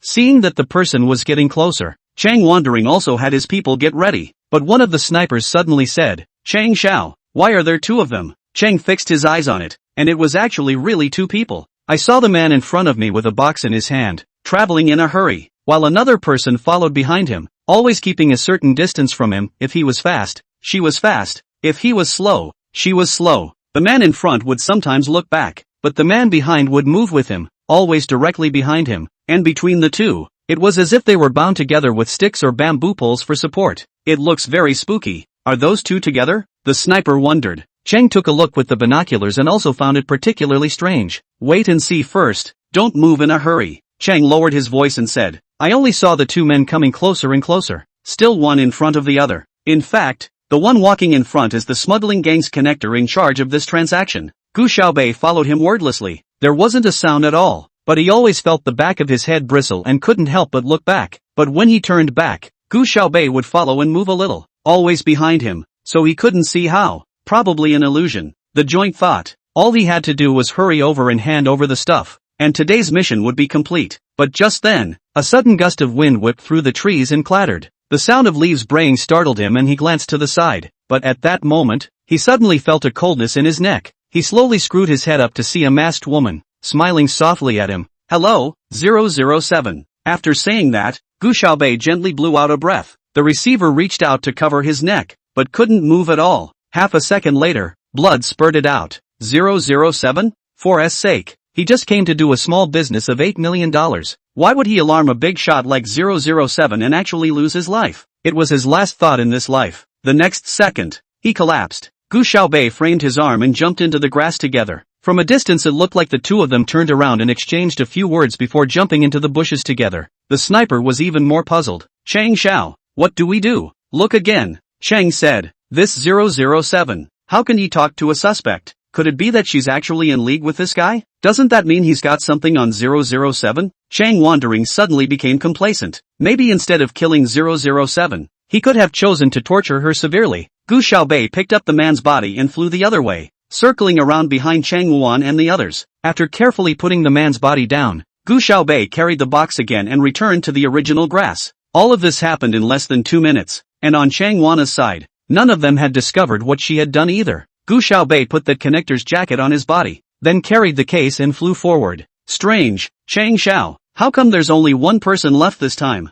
The sniper said. Chang took a look with the binoculars and was also surprised, because Gu Xiaobei had her head lowered. He couldn't see the mask on her face either. Look again, he whispered. Gu Xiaobei quickly approached their circle. Whether it was someone with a sniper rifle or a rifle, they were all ready and waiting for Chang Wuan's command. Gu Xiaobei, carrying the box, had already walked to the door of the abandoned factory. She knew that there was a camera here that just happened to catch her. She turned back and smiled in the direction of Chang Wana in the darkness. On the camera, you can only see the back of her head, not her expression. Chang was instantly startled. This mask, it's 007. Chang Wuan instantly threw the thoughts he had just had to the back of his mind and shouted, shoot! The sound of thumping was incessant, and the light of the fire was so intense that it was hard to open one's eyes. Even the surveillance was broken. Chang Xiao, the man is gone. Suddenly, someone realized something was wrong. All stop, Chang hurriedly shouted. He straightened up to see where 007 was in the doorway. Strange, just now there was a big living person standing here. How come it's gone? How could Cheng Wana know that just half a second before they fired?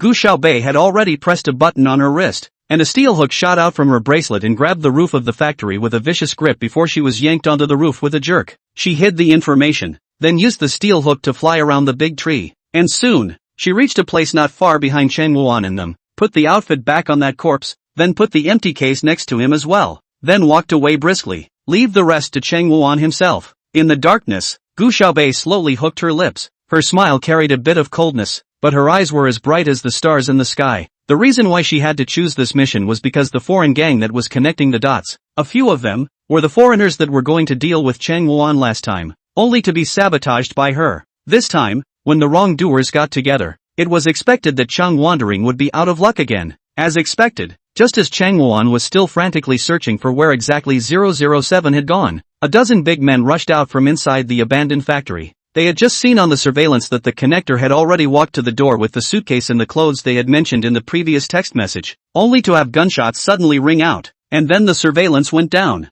They rushed out to see what was going on. One of the strong white men cursed as soon as he saw Chang Wuan. Asterisk asterisk asterisk asterisk. It's you again. It's you again. Chang Wana looked up and froze as well. How the is this guy? The big white guy came straight at him. What that asterisk asterisk asterisk asterisk do you want? Chang Wuan had lost the information before, and he had wondered if it was true. And now, this kid Chang Wuan actually dared to come and intercept his things directly. Chapter 144, Mutual Assault. Are you deliberately trying to cross me? This big white man was called Weems, and he had previously given Chang Wuan a considerable fee for the secret information he held. Originally, Chang Wuan thought that after doing this business, the Chang family's cash flow would immediately be abundant, and it would have an advantage in the competition in the future. As a result, he didn't expect that the sapphire that had been hanging around his neck would be taken away by 007 without his knowledge. Weems, Chang Wander said with a helpless look on his face, communicating with Weems in fluent English. I'm just trying to catch 007.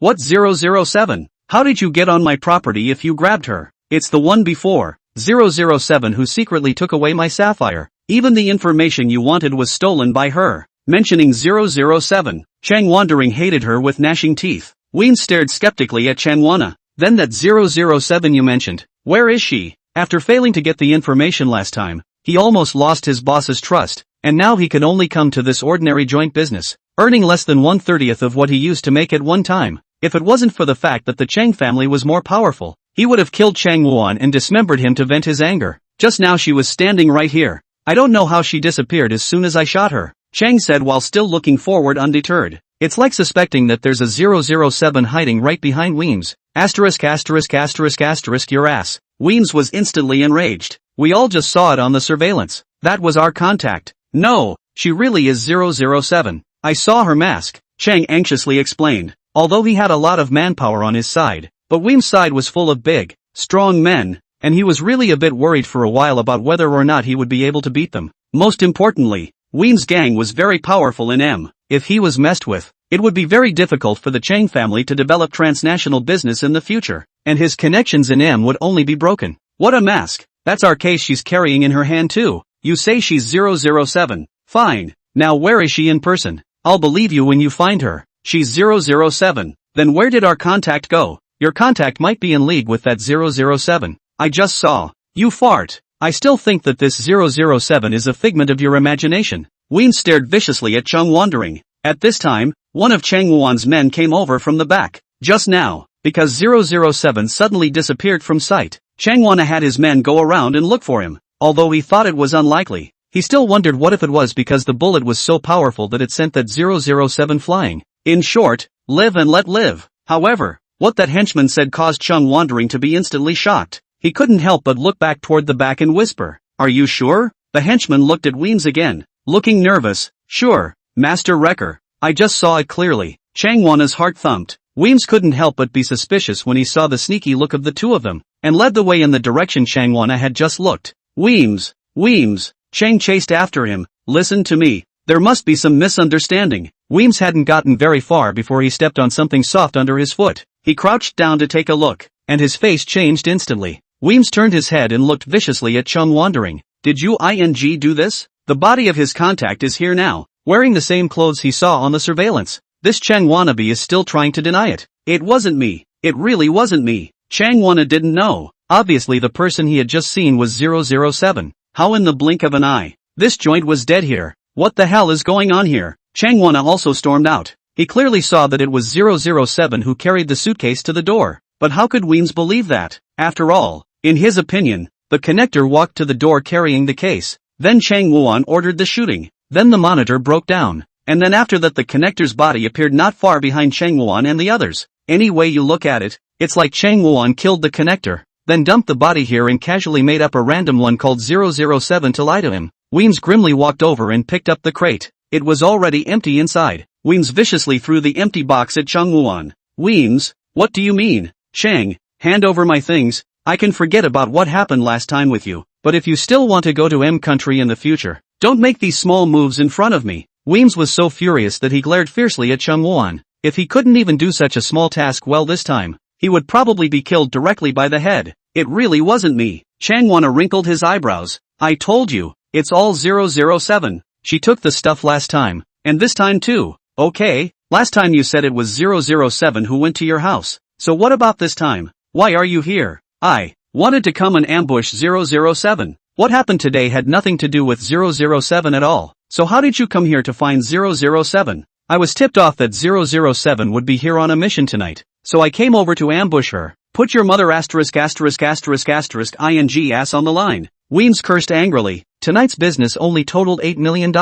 Didn't you say that 007 was great? She would come on a mission like this? And you actually didn't tell me even though you knew 007 was coming. I think you can't even make up lies. Chang really didn't know how to explain this now. How does he know what 007 is thinking? Brothers, give it to me. Weems roared. Beat him to death for me. This bad breath. He had to get it out. Changwon's side was certainly not going to be passive and rushed over together as well, but both sides did not dare to use a gun. Weems was concerned about the power of the Chang family, and Changwon was also afraid of affecting his own network in M country, and even more afraid of making a big mess and causing trouble. But then, how were these men under his command a match for the burly men of Weems? After a vicious fight, Changwon's side didn't get any advantage. By the time he got back, he was all bruised up again. The last time he fought Ji Ling Tian, his old wounds were still fresh and this time he added new ones. Changwon felt the muscles in his body tugging painfully even as he breathed, but he still gritted his teeth and got up, smashing everything in the house. He and 007,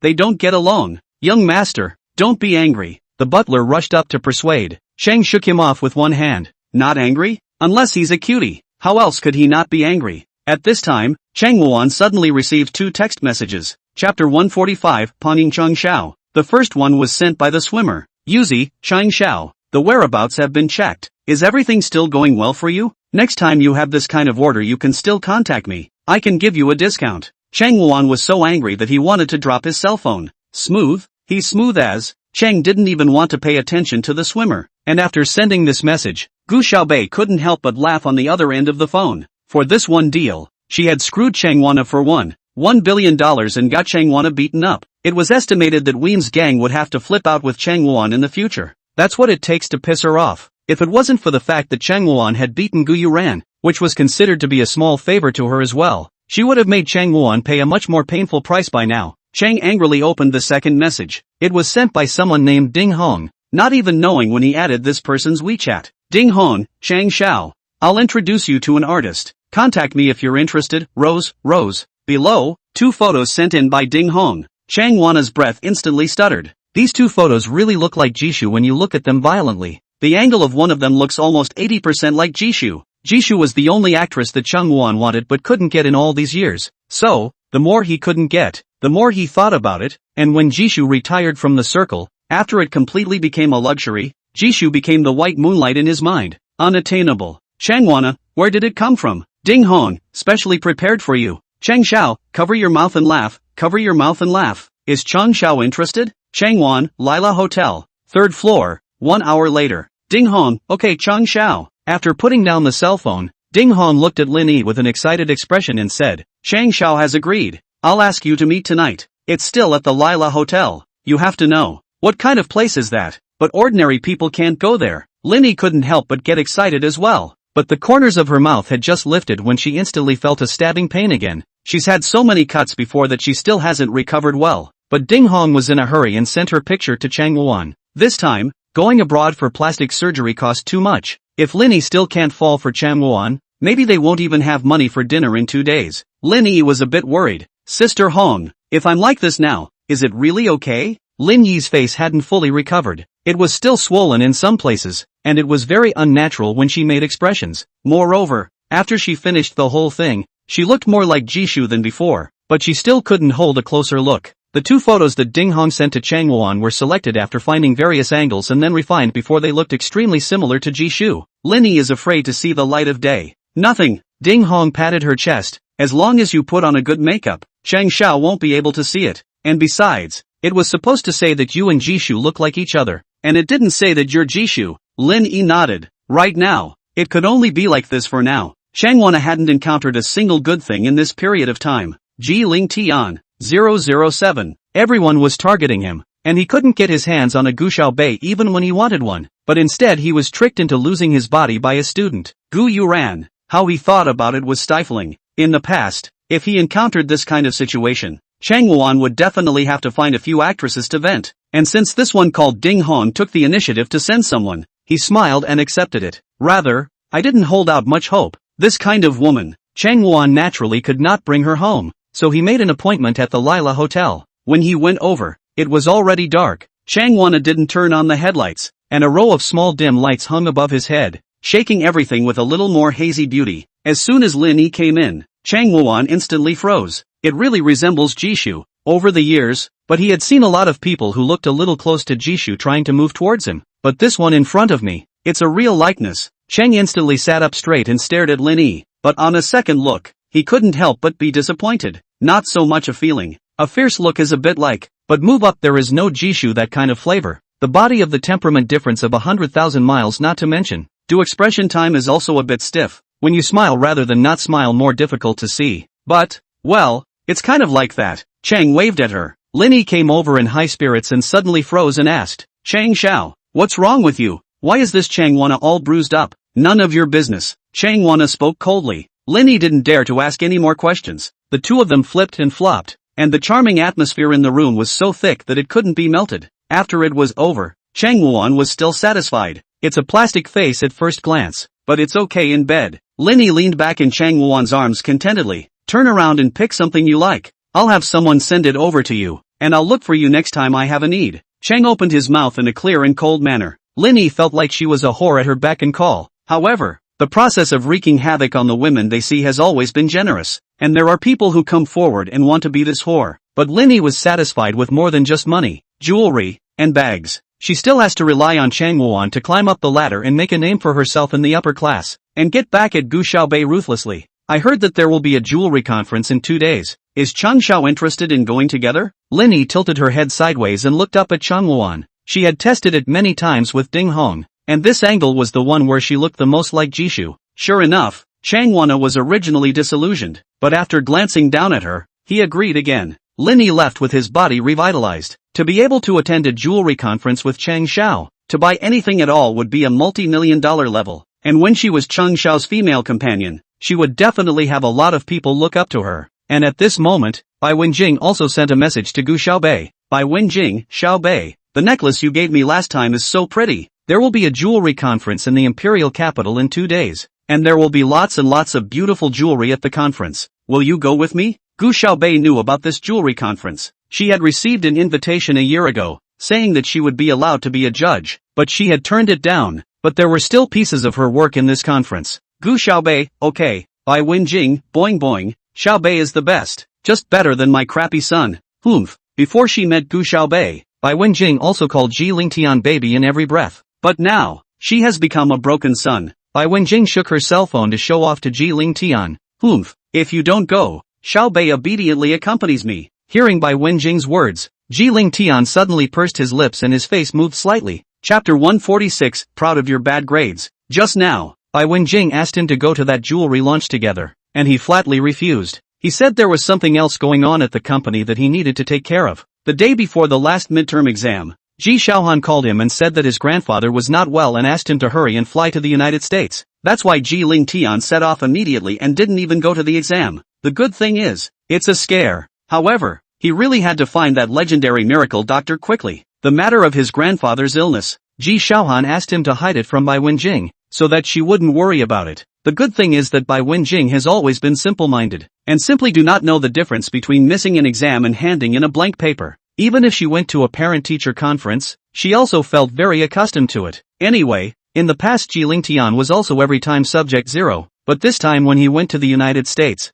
in addition to visiting his grandfather, Ji Xiaohan also gave him quite a lot of business in the country, as well as a number of projects that were linked with overseas, all of which required him to follow up. Ji Lingtian has also been quite busy lately, but when he heard that Gu Xiaobei was going, he hesitated. He pretended to be contemplative for a moment, then said, I think I actually have time to go. Bai Wenjing glanced at him, gave a humph and stopped talking. Actually, It's not too late to do all those things when I get back from watching the launch, and Dad told me that spending time with Mom is the most important thing. Ji Ling Tian thought to himself. Ji Xiaohan is attached to his daughter-in-law by Wen Jing, while he is attached to, I see through you. You're not there to accompany me at all. Bai Wenjing stood up on the sofa in a flash, condescendingly accusing Ji Ling Tian. You clearly have other little thoughts. Don't think I can't tell. Ji Ling Tian's earlobes instantly reddened when she poked him, and in order to cover up his emptiness, he dragged Big Fatty over as soon as he could, placing it on his knee and rubbing its head. Big Fatty meowed and rubbed his little head against Ji Ling Tian's palm.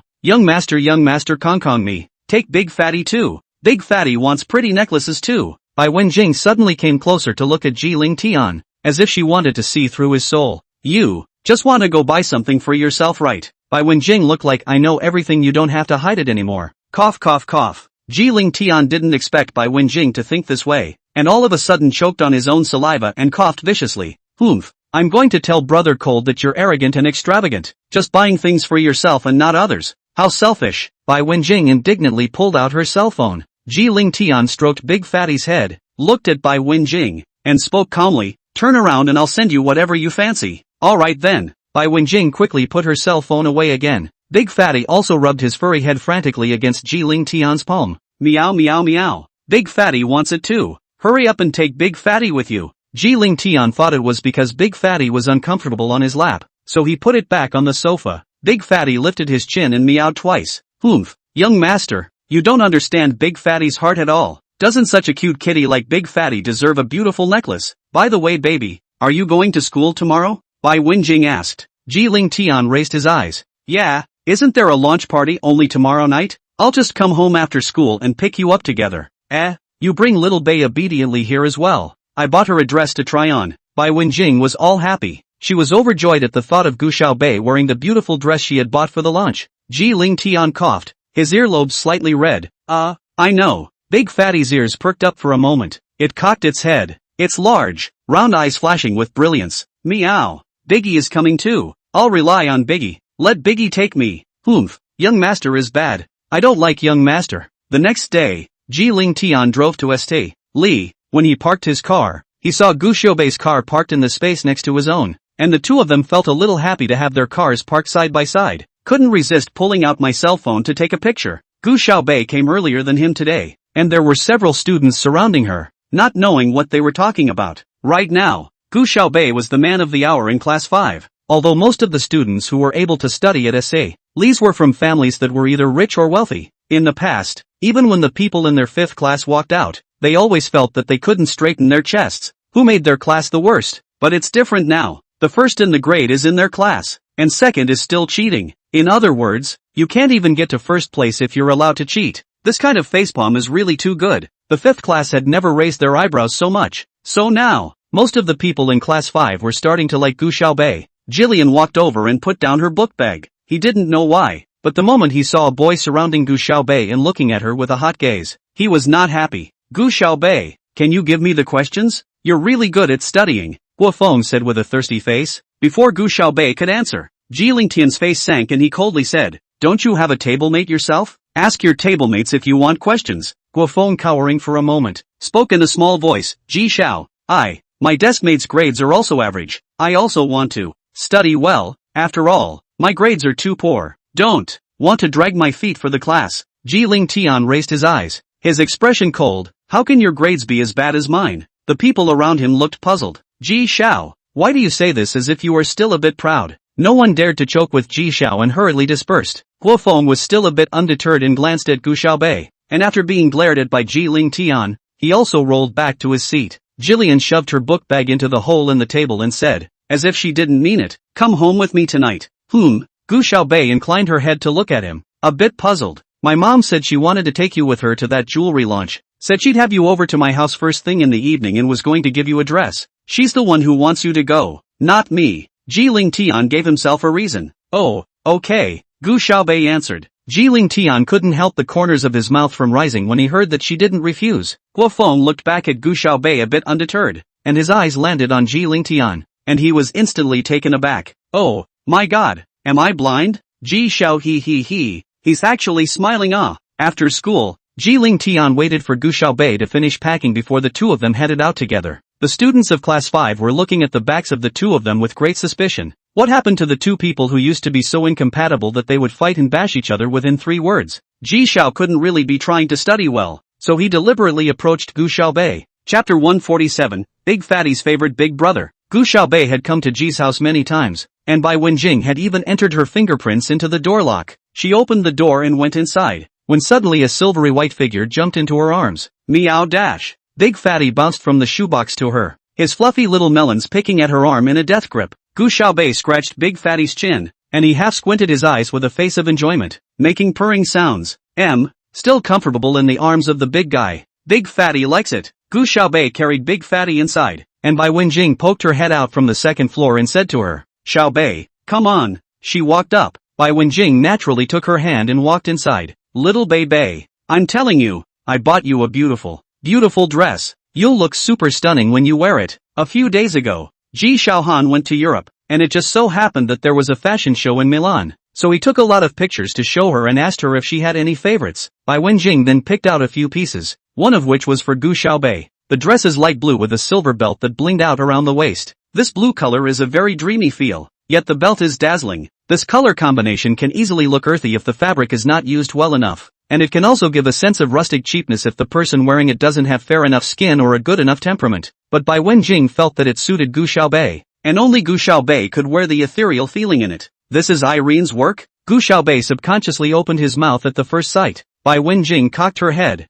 "Xiaobei, you still recognize this?" At that time, Brother Cold bought it when he went to the exhibition. I think the designer called it by this name. I've also forgotten. Gu Xiaobei could tell at a glance that the dress had a very obvious errand style. That's where the clothes are particularly provocative. Many designers want their dresses to be accepted by the general public, so they will be clever in the details so as to cover up some of the flaws on a person's body. Deliberately raise the waistline to show leg length, show waist thin. In the position of the neckline to sit some treatment to appear more slender neck and so on. But not Erin. She firmly believes that modeling and clothes go hand in hand. The clothes have to fit the model, but the model has to fit the clothes too. So the clothes she designed are extremely picky. People with bad figure wear out is a disaster scene, but people with good figure wear will be more and more emphasize the figure. When Gu Xiaobei finished changing, Bai Wenjing was instantly stunned. "Xiaobei, it's really beautiful." Bai Wenjing couldn't help but marvel. She picked up Big Fatty and gently shook its paw. "Big Fatty, do you think sister is pretty?" Meow dash. "Big brother is the prettiest." Big Fatty likes Big brother, and Big brother takes Big Fatty to buy a necklace. "Let's go, Xiaobei. The conference is about to start, so we need to hurry up and get going." Bai Wenjing had already changed her clothes and headed down with Gu Xiaobei. Jillian just stood in the living room waiting for them. Upon seeing Ji Ling Tian, Gu Xiaobei froze for a moment. Ji Ling Tian hadn't been wearing this during the day when he went to school, so why had he suddenly changed his set? And it actually looks, kind of, like a couple's costume? Ji Ling Tian turned around, and once he saw Gu Xiaobei's skirt, he froze as well. When he got home, Li Ma gave him a set of clothes, saying that Bai Wenjing had asked him to change. He was wearing a more casual outfit. His shirt was light blue with a silver trim around the collar. Gu Xiaobei and Ji Ling Tian looked at each other across a staircase. Bai Wenjing blinked at Ji Ling Tian before pulling Gu Xiaobei's hand down. Hurry Xiaobei, or we'll be late." Big Fatty instantly became anxious when he saw that they were going to leave him at home again. Meow dash. It jumped onto Gu Xiaobei's body in a flash and stuck its fluffy head into the crook of her arm. "Big Fatty, what are you doing?" Bai Wenjing said as she was about to go and carry it down. Meow dash. Big Fatty turned his butt towards Bai Wenjing, his claws grabbing Gu Xiaobei and refusing to let go. Big Fatty is going out too. Big Fatty don't want to be at home. Big Fatty wants to buy a necklace. Looking at Big Fatty being so adorable, Gu Xiaobei couldn't help but let out a laugh as well. "Never mind, bring it along." "Okay." Seeing that she was going to be late, Bai Wenjing could only agree. She slapped the big fat one on the ass and huffed as she headed out the door. Big Fatty twisted his butt and stuck his head deeper into Gu Xiaobei's embrace. Big brother is the best. Big brother is going to take Big Fatty to buy a necklace. Big Fatty likes Big brother the most. While Gu Xiaobei and the others were still on their way, Chang Wuan and Lin Yi had already arrived. Previously, because of the gaming goddess thing, Lin Yi was basically a state where everyone was shouting at her. But because her looks weren't distinctive enough, coupled with the fact that her Weibo posts were basically pictures that had been retouched many times, not many people could recognize her in real life. Now that she's had plastic surgery, even fewer people will recognize her. She strolled around the showroom with Chang Wuan's arm in a dignified manner. Chang Wana was not so happy. The injuries on his body hadn't healed until now. and the thought of 007 made him hate his guts. Chang Xiao, this necklace is so beautiful. Linny pulled Chang Wuan forward, but just then, a woman came over next to her as well, targeting the necklace as well. Linny was a step too slow, and the necklace was taken by another woman. Chang Xiao, I really like this necklace so much. Linny grabbed Chang Wuan's arm and pampered him. Chang Xiao? The woman was also a bit surprised and turned her head as she grabbed the necklace. Chang wrinkled his eyebrows slightly and said suspiciously, "Are you, Chang Xiao? Have you forgotten? I am Qi Mingyue." Qi Mingyue couldn't help but feel a few moments of embarrassment. This had been several encounters and Chang Wuan hadn't once remembered her. Qi Mingyue? Yes, young Chang. My uncle is Lu Haishang. Oh, it's you. Chang then remembered. Linny looked at Qi Mingyue, then at Chang Wuan, and suddenly hugged Chang Wuan's arm tightly, slightly lifting her chin to look at Qi Mingyue, with a look of swearing sovereignty. Women knew women best, and with a glance, she knew that Qi Mingyue had thoughts about Chang Wuan. Chang Xiao. Linny pinched her voice and pouted. I really like this necklace so much. Chang coldly raised his eyes and looked at Qi Mingyue. Qi Mingyue smiled sarcastically. Chang Xiao, I got this first. Well, but she's my woman now. Chang Wuan spoke in a cold voice. Chang Wuan didn't see how much he liked Linny, but giving Linny face was giving him face. Qi Mingyue felt like she had been slapped in the face and could only hand this necklace to Linny again. Linny was instantly smug. Chapter 148, Your gold master isn't rich enough. Some people just don't deserve this kind of flashy jewelry. Linny placed the necklace around her own neck and twisted it left, right and left, looking in the mirror to see how she wore it. Qi Mingyue was angry and jealous on the side. Chang Xiao has changed so many women around him. How come it's not her turn? The sapphire on this is so beautiful. It's as pure as the color of the sky. Linny turned her head to look at Chang Wuan. Chang Xiao, do you think it suits me? This clean color is the best match for her kind and naive personality. Chang Wuan's face wasn't very pretty, and Qi Mingyue grunted and said, this outside circle isn't sapphire. It's topaz. What are you babbling about? It's all blue and topaz. You're not color blind, are you? Ha ha ha ha ha. Linny laughed loudly at Qi Mingyue. Qi Mingyue rolled her eyes. Topaz is just a common name. Its real name is topaz, and topaz is not just yellow. Blue and green and pink belong to the more valuable varieties of topaz, and real sapphires can't do this kind of effect. She had taken several years of jewelry design abroad and had always wanted to open her own jewelry design company, so she still had some knowledge of this basic information. But Linny was originally from a bad family, and also relied on her gold master to enter the entertainment industry. She was simply in two minds about these things. The people who had just been attracted by her loud laughter were now looking at her with a look of contempt. Linny simply hated being able to find a crack in the ground. Qi Mingyue was smug. This person is so low that he can't even tell the difference between a patois and a sapphire. Yes, nowadays really what kind of people can come to a jewelry launch? It would be too much of a waste if such beautiful jewelry fell into the hands of such people. That's just it. The onlookers discussed it in small whispers. The staff not far away saw the noise over here and thought something had happened and rushed over. Hello everyone, what's going on here? Is there anything I can help you with? With a twinkle in her eye, Linny quickly grabbed Chang Wuan's arm and said to the staff member, I'll take this necklace. Wrap it up for me. Now that she's been ridiculed by so many people, the only way to get her back is to buy the necklace. It just so happened that Chang Wana had said he was going to buy her something before, so he might as well buy this. Unexpectedly, that staff member bent down and said, Sorry, this young lady, this necklace is our boss's private collection. This time it is only for exhibition. It is not for sale. You don't sell it. What are you putting it out for? Showing off. Linny instantly became anxious. As soon as she became angry, the muscles on her face became a bit stiff and her expression looked extra strange. I'm sorry ma'am, we are labeled exhibition only. Linny stared at the booth, and sure enough, next to the booth, there was a small sign with the words exhibition only written on it. She had just focused on grabbing things from Qi Mingyue's hands, but she hadn't paid attention to this. But Chang Xiao, I really want it so badly. Linny grabbed Chang Wuan's arm and swayed, constantly pampering herself. Chang Wana spoke coldly, Go and see if there is anything you want in the front selling area. Linny has no face. Chang Wuan can't afford to lose this person. He had said so Linny didn't dare to continue saying anything. She followed Chang Wuan and walked towards the front. Qi Mingyue also quietly followed behind. The more Qi Mingyue followed, the more Linny wanted to show her close relationship with Chang Wuan, and her whole body was almost glued to Chang Wuan. Just then, Chang Wuan suddenly stood still and looked at the few people in front of him. Bai Wenjing was looking at a necklace. Gu Xiaobei stood beside her holding Big Fatty and talking to her, and Ji Lingtian stood beside her with his hands in his pockets, his eyes all falling on her, whereas Gu Xiaobei and Ji Lingtian wore what seemed to be a couple's outfit.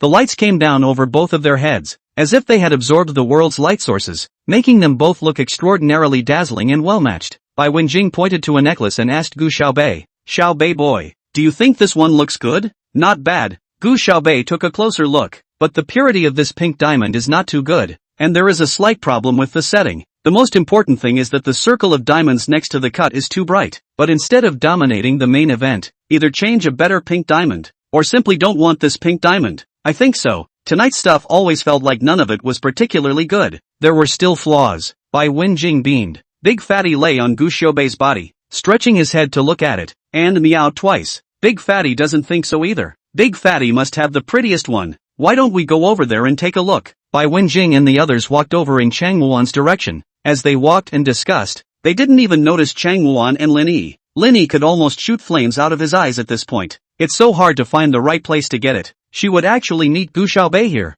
It's been a long time. As he rubbed his shoulders, Chang Wuan smiled coldly. Only then did Ji Ling Tian and Gu Xiaobei notice him. Gu Xiaobei almost laughed out loud as soon as she saw Chang Wuan in this state. Although the bruises had receded, his face was still swollen. I guess those big guys didn't show him any mercy that day. What's wrong with Chang Xiao? Gu Xiaobei tilted her head as if she didn't know anything. Who has the guts to make a move on Chang Xiao? Ji Ling Tian also said coldly, it seems like Chang Xiao has made quite a few enemies in the imperial capital. Chang gritted his teeth. Lin Yi, however, pointedly said, what are you two? How dare you tell Chang Xiao what to do? Gu Xiaobei looked at Lin Yi and frowned slightly. By the way her muscles tugged when she spoke, it was clear that she must have had this face fixed. And seemingly, it's still going in the direction of Jishu's whole thing. But besides the fact that she looked like Jishu in her entirety, Gu Xiaobei also felt that she was a bit familiar. And yet, I couldn't tell you exactly what was familiar, because Lin Yi moved around so much. Gu Xiaobei didn't recognize her. Bai Wenjing suddenly pointed to the front.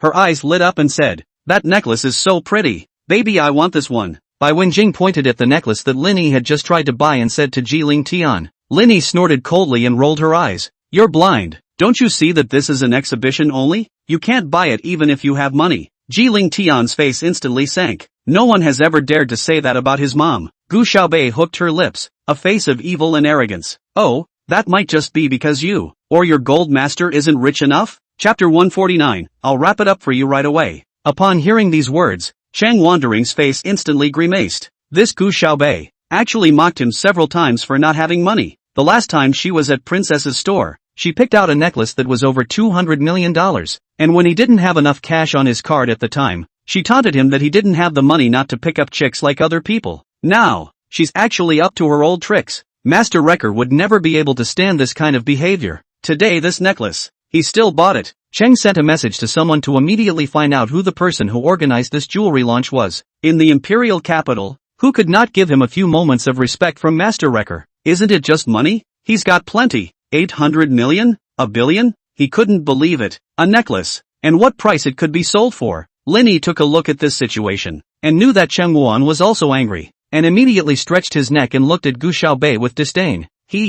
I can smell the poured gas on you from a long way away. What are you pretending to be here? How much money can you have? How much money can you have? If you're rich, can you be richer than Master Wuan? Bai Wenjing turned her head toward Ji Ling Tian and asked with a puzzled expression. Baby, why does this woman have to cross us? Ji Ling Tian spoke coldly. Because she's menopausal. Oh, Bai Wenjing nodded plausibly. Who are you calling menopausal? Lin Yi was instantly anxious. She seemed to be trying to come over and shake Ji Ling Tian, but before she could move, Ji Ling Tian raised his eyes coldly and she was instantly frozen. Gu Xiaobei's mouth held a cold, bone-chilling smile. The hairs on the back of the big fat man nestled in Gu Xiaobei's arms also stood up, flashing his sharp teeth at Lin Yi and giving a low meow. Lin Yi suspected that if she really dared to take a step forward, she would be torn to shreds by the two men and the cat, with no bone crumbs left. She honestly hugged Chen Wuan's arm again. Gu Xiaobei looked at this woman who looked a bit like Jishu and felt more and more bored. She could tell at a glance that this face had definitely gone under the knife many times before it was plasticized like this, but because it really did resemble Jishu by 4 or 5 points, she did such disgusting things that instead made Gu Xiaobei even more annoying.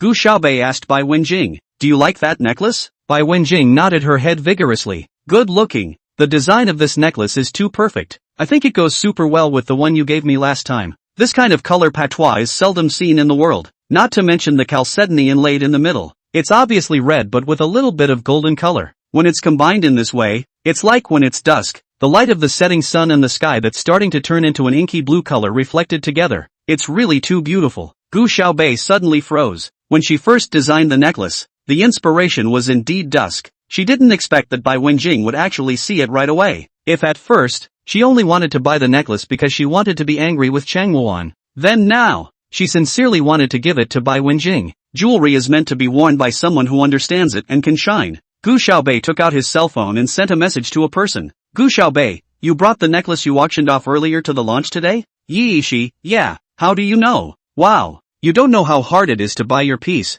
I managed to grab it with great difficulty. Of course I have to take it out and show it off, so that all those mortals will know that I finally own this necklace.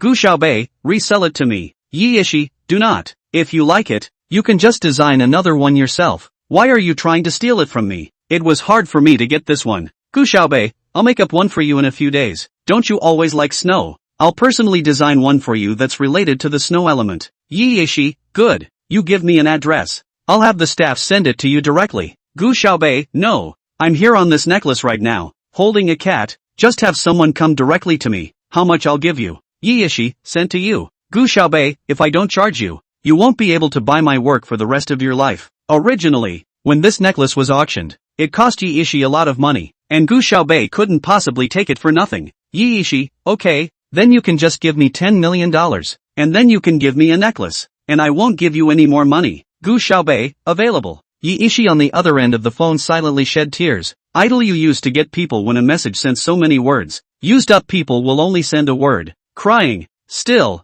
she hurriedly asked the staff to find Gu Xiaobei in the exhibition hall. After all, Gu Xiaobei had promised to give her a necklace specially designed for her. If she hadn't been abroad right now, she definitely would have gone over there herself. Yi Yishi couldn't help but laugh out loud as she rolled on the bed clutching her cell phone. It's really so happy. And now, at the conference, Lin Yi was still holding Cheng Wuan's arm, looking at Gu Xiaobei and the others in front of her with a look of contempt. Cheng family in the imperial capital that is a number of powerful family. Gu Xiaobei is a bumpkin. The entire Gu family sold, but not compared to Cheng Wan, a 1% of the family's wealth. She is rich, can be rich to what extent? Gu Xiaobei, however, stroked Big Fatty's head with a cloudy face. Big Fatty's pupils became elongated and narrow, and he kept staring at Lin Yi, purring in his throat, looking ready to jump over and tickle her hard at any moment. Meow dash. This woman is so annoying. Big Fatty hated her. Big Fatty wanted to use her face to sharpen her claws, but Big Fatty thought it was too dirty. Meow meow meow.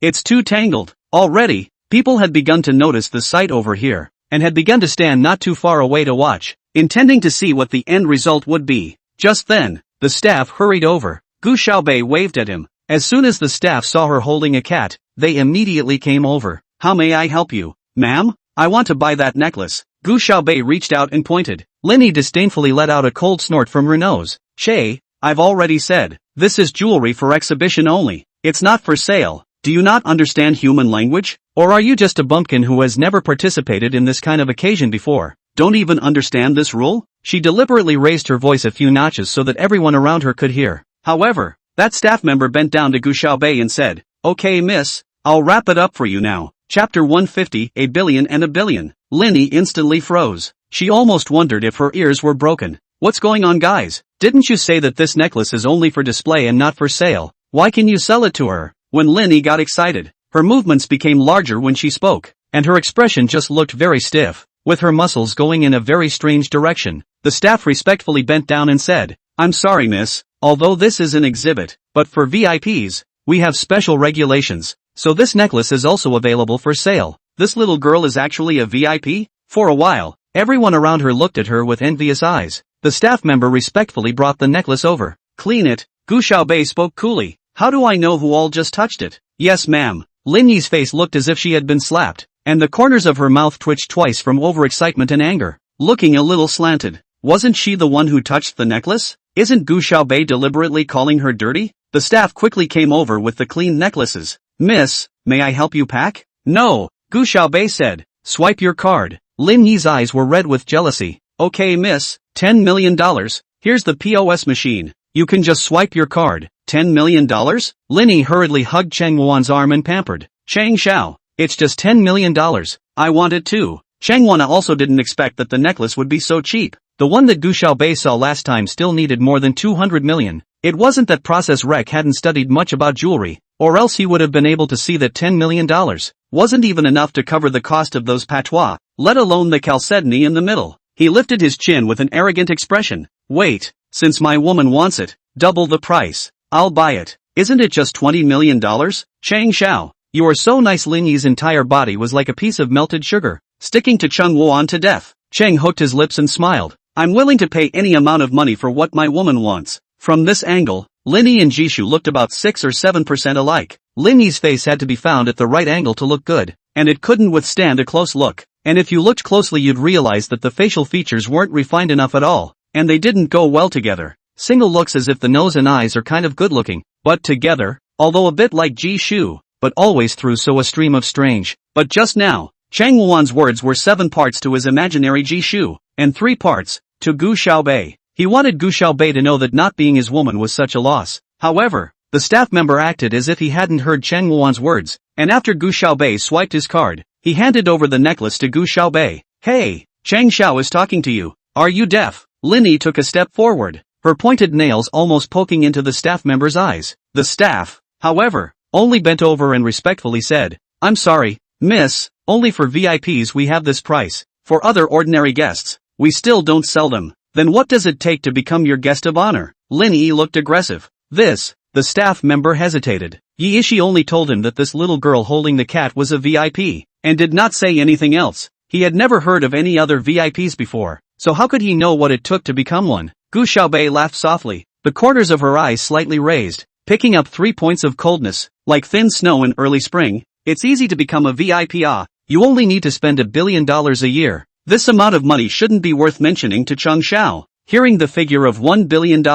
Chang Wandering was just on fire. Last time, he took most of the company's cash flow and paid Yuzi $1 billion in commissions, but as a result, 007's whereabouts were found out, but he was almost killed by Weems. He still doesn't know how the hell 007 got away with it. Lin Yi didn't dare to speak for a while. After all, that's $1 billion.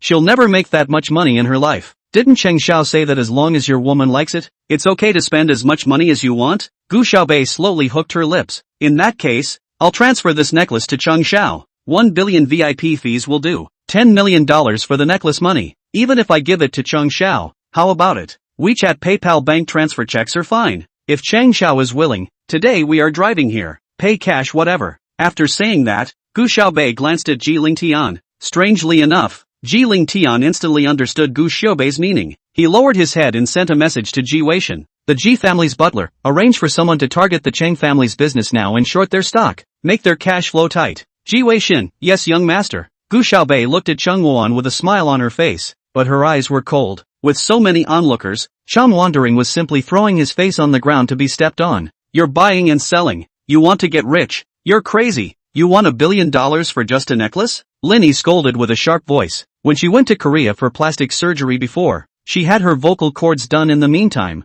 and her voice wasn't quite the same as it used to be, so if she deliberately tried to learn it, she could still be a bit like Jishu, but when she gets excited and curses, she sounds a bit like her old voice. Gu Xiaobei frowned slightly, feeling a bit of familiarity. The necklace is not worth $1 billion, but love is priceless. Your family's gold master likes you, so what if he throws thousands of dollars for you? Gu Xiaobei coldly hooked her lips. Or is it that Cheng Xiao can't spare the money? Her eyes were cold with a few moments of contempt. Cheng Xiao, if you don't have money, don't learn from others to pick up girls. These words completely enraged Cheng Wandering. It's not just $1 billion.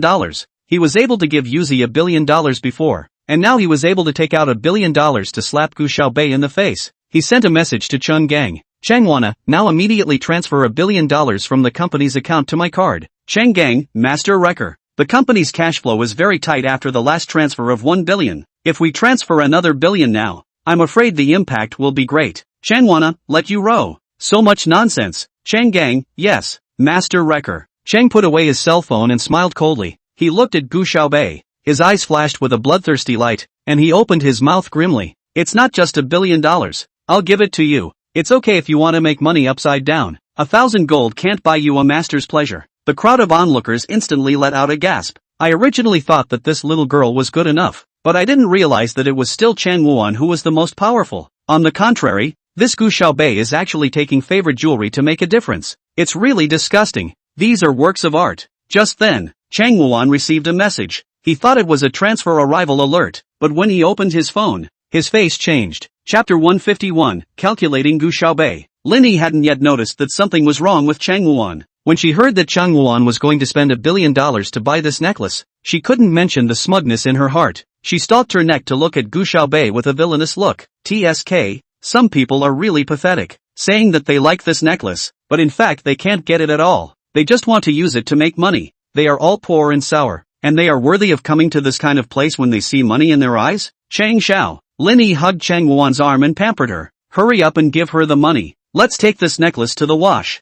I don't want such a beautiful necklace to be covered with a poor gas. Chang's entire body stiffened. He received a message from Changgang. The program just did. Linny took a look at Chang Wuan's silence and shook his arm again. Get lost. Chang wandering shook off Lin Yi's hand fiercely. He looked angrily at Gu Xiaobei and Ji Lingtian. His intuition told him that this matter was definitely related to the two people in front of him. Gu Xiaobei smiled coolly. It looks like Chang Xiao really doesn't have any money then. In the future, Chang Xiao doesn't have money or don't learn from others to pick up girls. After saying that, she turned around and put Big Fatty in Ji Lingtian's arms, putting this necklace on by Wenjing, removing the original one and putting it in the bag. It's so pretty. Bai Wenjing also raised her lips and smiled, happy as could be. Thank you little bay boy. Big Fatty probed his body, trying hard to climb from Ji Lingtian towards Gu Xiaobei's arms. Meow dash. Big brother con me. Big Fatty wants a nice necklace too. Ji Lingtian pressed Big Fatty back down with one hand. The big fat furry head arched around,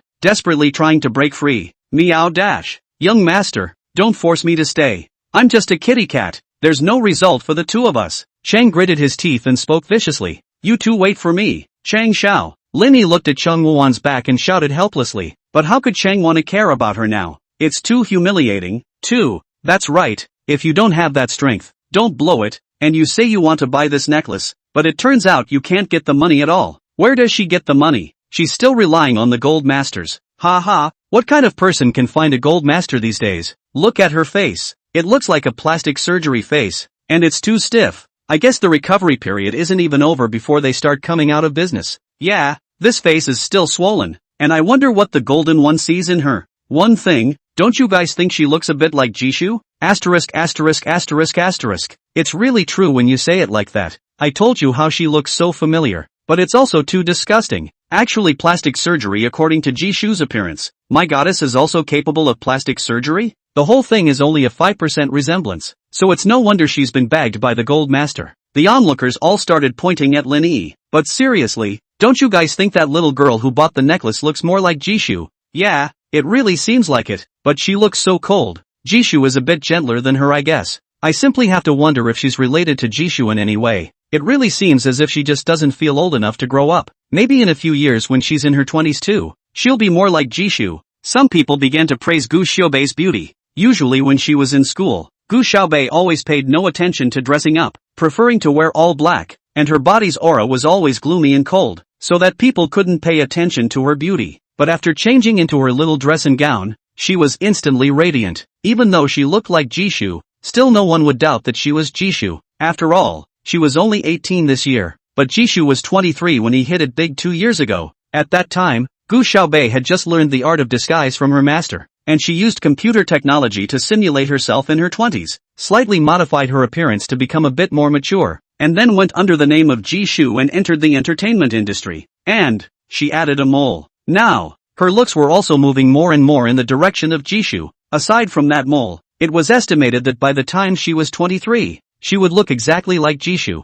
When Lin Yi heard that everyone was envying Gu Xiaobei but ridiculing her, she was instantly humiliated and furious, and she fiercely gouged out Gu Xiaobei before stepping on her high heels and rushing out of the crowd. What are you crowding for? Get out of the way! Lin Yi yelled at the onlookers. She rushed to the restroom, wanting to cool off before leaving. Originally thought that when she got on Changshao she would have the chance to hit Gu Xiaobei hard, but she didn't expect that the first time she met, she would be hit in the face by Gu Xiaobei again. Lin Yi looked at his face in the mirror. Even though it's been a while since she finished her plastic surgery, she's still a little unfamiliar with what she looks like. Every time she looked in the mirror, she felt like she was looking at a stranger. She raised her hand and touched her face. The man in the mirror moved in unison with her. She smiles, the person in the mirror smiles. She frowns, the person in the mirror frowns. Only, her expression was still a bit stiff and unnatural, but now she is much prettier than before. When her relationship with Changwon got a little better and her face recovered some, she could enter the entertainment industry again.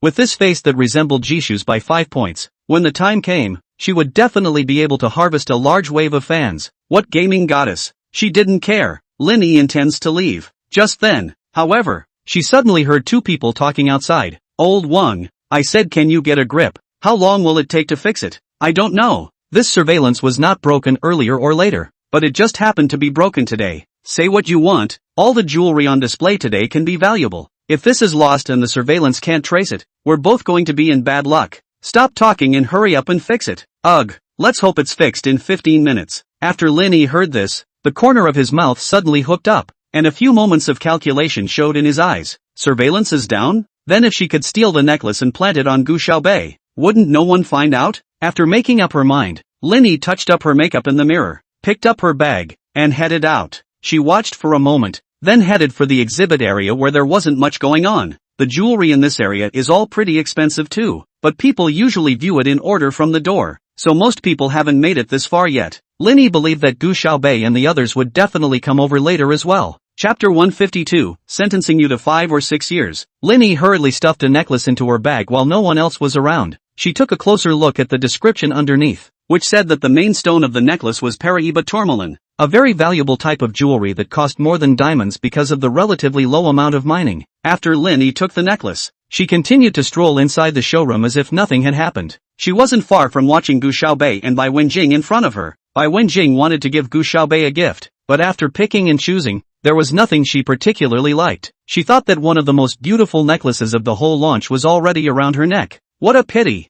I don't think the designs of these are very good. They don't match my Xiaobei's good looks. Bai Wenjing sighed. How come the jewelry design industry is so recessionary now? She took 2 more steps forward, then said, I don't want to continue shopping. It feels like there are no pretty ones at all. Wait for me to customize one for Xiaobei directly from Milan's side. And if I can get in touch with Su Xing and have her personally design one for Xiaobei, it would be even better. Gu Xiaobei guffawed. I wonder if Bai Wenjing would be surprised if she knew she was Su Xing. Alright, let's go back when we're tired. Big Fatty is sleepy too. Gu Xiaobei scratched Big Fatty's chin and said. Big Fatty made a purring sound. I'm not the one who's sleepy. I'm just lazy. You humans don't understand kittens at all. Meow dash. Big Fatty can't even get a necklace if he wants one. Big Fatty's meow life is meaningless now. Bai Wenjing nodded and said to Ji Ling Tian, baby, you're tired from accompanying me out today, so feel free to buy one. We'll go home afterward. Ji Ling Tian turned his head to look at her with a few doubts on his face. What do you mean?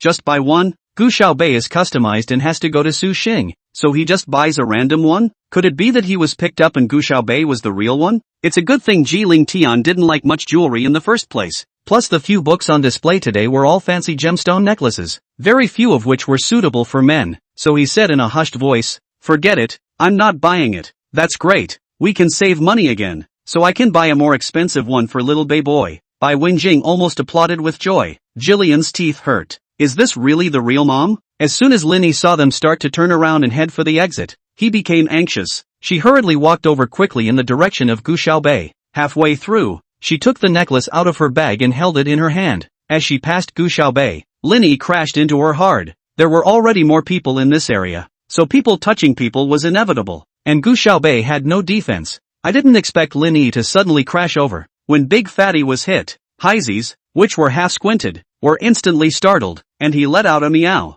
His back arched, and his fur exploded all over his body, and he almost jumped out of Gu Xiaobei's arms, stretching out his claws and fiercely scratching Linny. 3 bloody wounds instantly appeared on Linny's arms. Ah dash! She screamed, reaching for the big fat one. Gu Xiaobei violently hugged Big Fatty and stepped back. The onlookers were also startled, fearing that they would be tickled. They all tried to move to the side, and it was even more crowded. Just then, Linny took advantage of the chaos and threw the necklace into Bai Wenjing's bag. Several people blocked between Bai Wenjing and Gu Xiaobei, squeezing Gu Xiaobei so hard that she stumbled. Ji Lingtian pulled Gu Xiaobei in and hugged her waist. The crowd was packed, the two of them sticking that close together. Ji Lingtian almost felt like his breath was entwined with Gu Xiaobei's. Her arm was cool against him, a cool sensation, and then a few moments later, a little warmth came through. Her eyes were as brilliant as the stars in the sky, and all the flashy jewelry inside the entire showroom combined were not as beautiful as her eyes. Ji Lingtian's breath suddenly stuttered. He couldn't help but remember that day,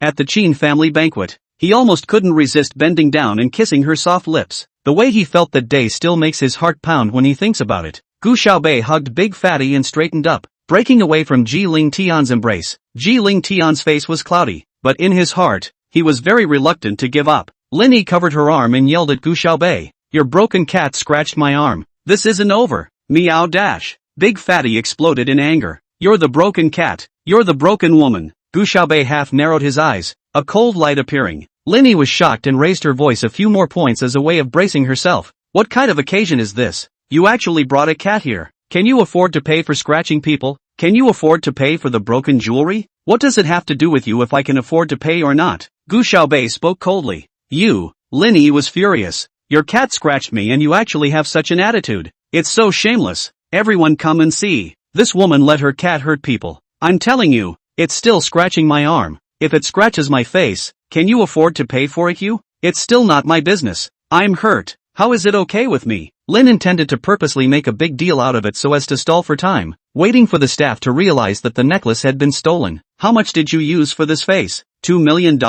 How come I can't afford to pay for it?" Gu Xiaobei saw through Lin Yi's price for going for plastic surgery at a glance. She guessed pretty much the same thing. Lin Yi and Ding Hong together sold the house, put together 2,200,000. After going to plastic surgery, only 80 or 90,000 left. Lin Yi was so angry with her that the prosthesis in her nose was about to fall out. "Your cat hurt someone and you're still so cross. Do you believe I'll call the police?" "As you wish." Gu Xiaobei's face did not change. "Even if the police. This is a civil dispute. Nothing more than compensation. Your arm injury to do identification. I guess even $10,000 are not used. Compensation for 2 or 3,000 top day." Gu Xiaobei coldly opened. "So that, in the end you came to a trip. Can't let you too much of a disadvantage, and then arrest you too. To you, I can't let you suffer too much, so I'll arrest you twice more and give you $10,000. After saying that, Gu Xiaobei hugged the big fat again and came closer to Lin Yi. Big Fatty understood and showed his teeth to look at Lin Yi, revealing his sharp claws again. Lin Yi was taken aback and quickly took out her cell phone to call the police. "Uncle Police, you guys come quickly. Someone here is threatening my personal safety," Lin Yi said with a sobbing voice. She gave the address quickly. In fact, she called the police, not really because of her injuries. Mostly, she thought that if the staff found out later that the necklace was missing, it would save her from having to call the police again. By then, Gu Xiaobei and the others would be taken away. That necklace cost at least $10 million. Enough for a 5 or 6 year sentence. Chapter 153. How do you know the surveillance is broken? Lin Yi finished reporting to the police and looked at Gu Xiaobei triumphantly. She took a step forward and pointed at Gu Xiaobei's nose. "Let me tell you, you and your broken cat are waiting to go to jail." But just as she finished her words, Gu Xiaobei suddenly picked up Big Fatty and came closer to Lin Yi. Meow. Big Fatty reached out his claws and scratched Lin Yi hard again. Ah. Lin Yi raised her hand to block her face. Her neck was tickled a little, and 3 more bloody marks were added to her arm. "I'll kill you." Lin Yi screamed and was about to grab Big Fatty. But how could she be a match for Gu Xiaobei? Only to see Gu Xiaobei make an easy turn. Lin Yi pounced and slammed into the display case. Luckily, these glasses were specially made, or else Lin Yi would have shattered them with this crash. But even so, the jewelry inside was still knocked around by her. Big Fatty leaned in Gu Xiaobei's arms, meowed twice, and extended his paw in front of Gu Xiaobei's face. Big Fatty's paw just scratched the woman. "Quickly wipe it for Big Fatty. Big Fatty is too dirty." Meow. Seeing that Gu Xiaobei didn't seem to understand what he meant, Big Fatty stuck out his tongue again and approached his paw, looking like he was going to lick it to clean it up. But as a result, just as it approached, it instantly made a dry heaving motion and raised its paw in great disgust. "This little look is so cute." A chuckle erupted from the crowd of onlookers. Only then did Gu Xiaobei understand what Big Fatty meant. But she didn't bring any tissues today, so she rummaged through her bag for a design she had drawn earlier, helped Big Fatty wipe his little paws, and tossed it into a side trash can. She wasn't happy with this design anyway, and it was only half drawn and unfinished, and then she got a better idea and discarded this. It was casually placed in a bag and was meant to be thrown away as well. Only then did Big Fatty look at his paws in satisfaction, meowed twice, and shrank back into Gu Xiaobei's arms. "Okay, big guy, seeing as how you just protected Big Fatty and wiped his paws and claws, Big Fatty will forgive you for not buying the necklace thing." Oomph, Big Fatty is the most big-hearted kitty ever. That's when the staff noticed the mess over here and rushed over. "What's going on here?" the staff exclaimed. "Nothing happened here, right?" Lin Yi held up her arm and gritted her teeth. "What do you mean nothing happened? My arm is injured. What if it leaves a scar?" The staff went straight to the display case and was relieved to see that the jewelry inside the glass was just messed up and not lost or broken. I'm sorry, miss. We were just asking if there was anything wrong with the jewelry. Linny was so angry that his nose was crooked. Miss, do you need medical attention? No need. I've already called the police. Linny gritted her teeth. It was then that someone finally noticed the necklace was missing. Why is this booth empty? Someone not far away exclaimed. The staff froze at that. What? A couple of staff members hurried over. Sure enough, that booth was empty, and the Paraiba tourmaline necklace was nowhere to be found. Hurry up and close the gates. Go check the surveillance. The staff exclaimed. Someone came in the doorway and pushed his way through the crowd. Who just called the police? Linny hurriedly raised her hand. Uncle Policeman. It's me, a young junior officer, just 20 years old, walked in. Hello, my name is Chicheng. May I ask why you called the police? He had a businesslike demeanor. Linny deflated in aggravation and cried. Look at this. My arm was scratched by this cat. It's bleeding a lot. I'm in so much pain. How important a woman's skin is. What if it gets scarred? She does her best to show her softer side to Chicheng. Unexpectedly, Chicheng was not the least bit moved, but just looked at Gu Xiaobei and said, Is this your cat? Gu Xiaobei nodded. That's right. I'll pay for all the medical expenses for the appraisal, including the money for the rabies vaccine. Chicheng froze. He hadn't dealt with such a smooth dispute. Since Gu Xiaobei admitted everything, he also said in a businesslike manner, That's good. Turn around. You two go to the hospital with me to do an injury appraisal. Then you can leave after you've paid the money. Linny looked at Chicheng with dissatisfaction. Just let her go? This is a civil dispute. Your injuries are minor injuries. The normal process is this. And since you don't need mediation at all, and she's willing to bear all the costs, next time you don't even need to call the police to waste the police. Just go to the hospital yourself. Okay, now go. Chicheng said. Linny definitely wouldn't let Gu Xiaobei off the hook so easily. Her eyes rolled and she said with a strained neck, No way. She came to the conference with a cat in her arms. That's malicious intent. Besides hurting me, who knows what else she's done. And just now a necklace of tens of millions of dollars was lost in the showcase. So you're not allowed to take care of it? Upon hearing this, Chicheng was instantly alerted. The loss of a necklace worth tens of millions of dollars can be a much bigger case than an uncontested civil dispute. Did you guys lose the necklace? Kisei looked to the staff. The staff member nodded. Yes, we're going to close the gates and check the surveillance first. What are you guys checking when the surveillance is down? I suggest checking everyone's bags only. It must have been stolen by someone here. Maybe some of them are not only behaving badly, but their hands and feet aren't clean either. Linny stared at Gu Xiaobei. Gu Xiaobei half smiled and said coldly, How do you know the surveillance is broken? Linny realized that she said the wrong thing and stuttered instantly. I just know. I want you to care. It can't be that you stole the necklace and deliberately changed the topic. You. Gu Xiaobei sneered. I still want to ask you. You're standing here, so far away. How do you know that what's lost in the display case over there is a necklace worth tens of millions of dollars? Linny's cold sweat came down on his head. Today's launch is all very expensive jewelry. I'm just guessing. I'm just saying it off the top of my head. How about that? At this time, the staff member who ran to check the surveillance also ran back. His face was very ugly. The surveillance is broken. It was just repaired. All the images from the previous 20 minutes were not recorded. Linny hooked her lips in triumph. It's fine if it's broken. I suggest checking everyone's bags. Anyway, the necklace certainly won't grow legs and run away on its own. It's on the people present. After Linny finished speaking, he suddenly pointed at Bai Wenjing and said, This can't be the necklace. What is it? This is what I changed down. Bai Wenjing looked down at her own bag and suddenly froze. Chapter 154, Arrest Them All. Before, she was wearing the necklace that Gu Xiaobei had given her, and then after she bought a new one and took off the previous one, she casually put it in her bag. But this one, now, was clearly not the one she had replaced. Bai Wenjing was puzzled and wanted to take this necklace out and look at it. Don't move. Ji Ling Tian suddenly spoke coldly.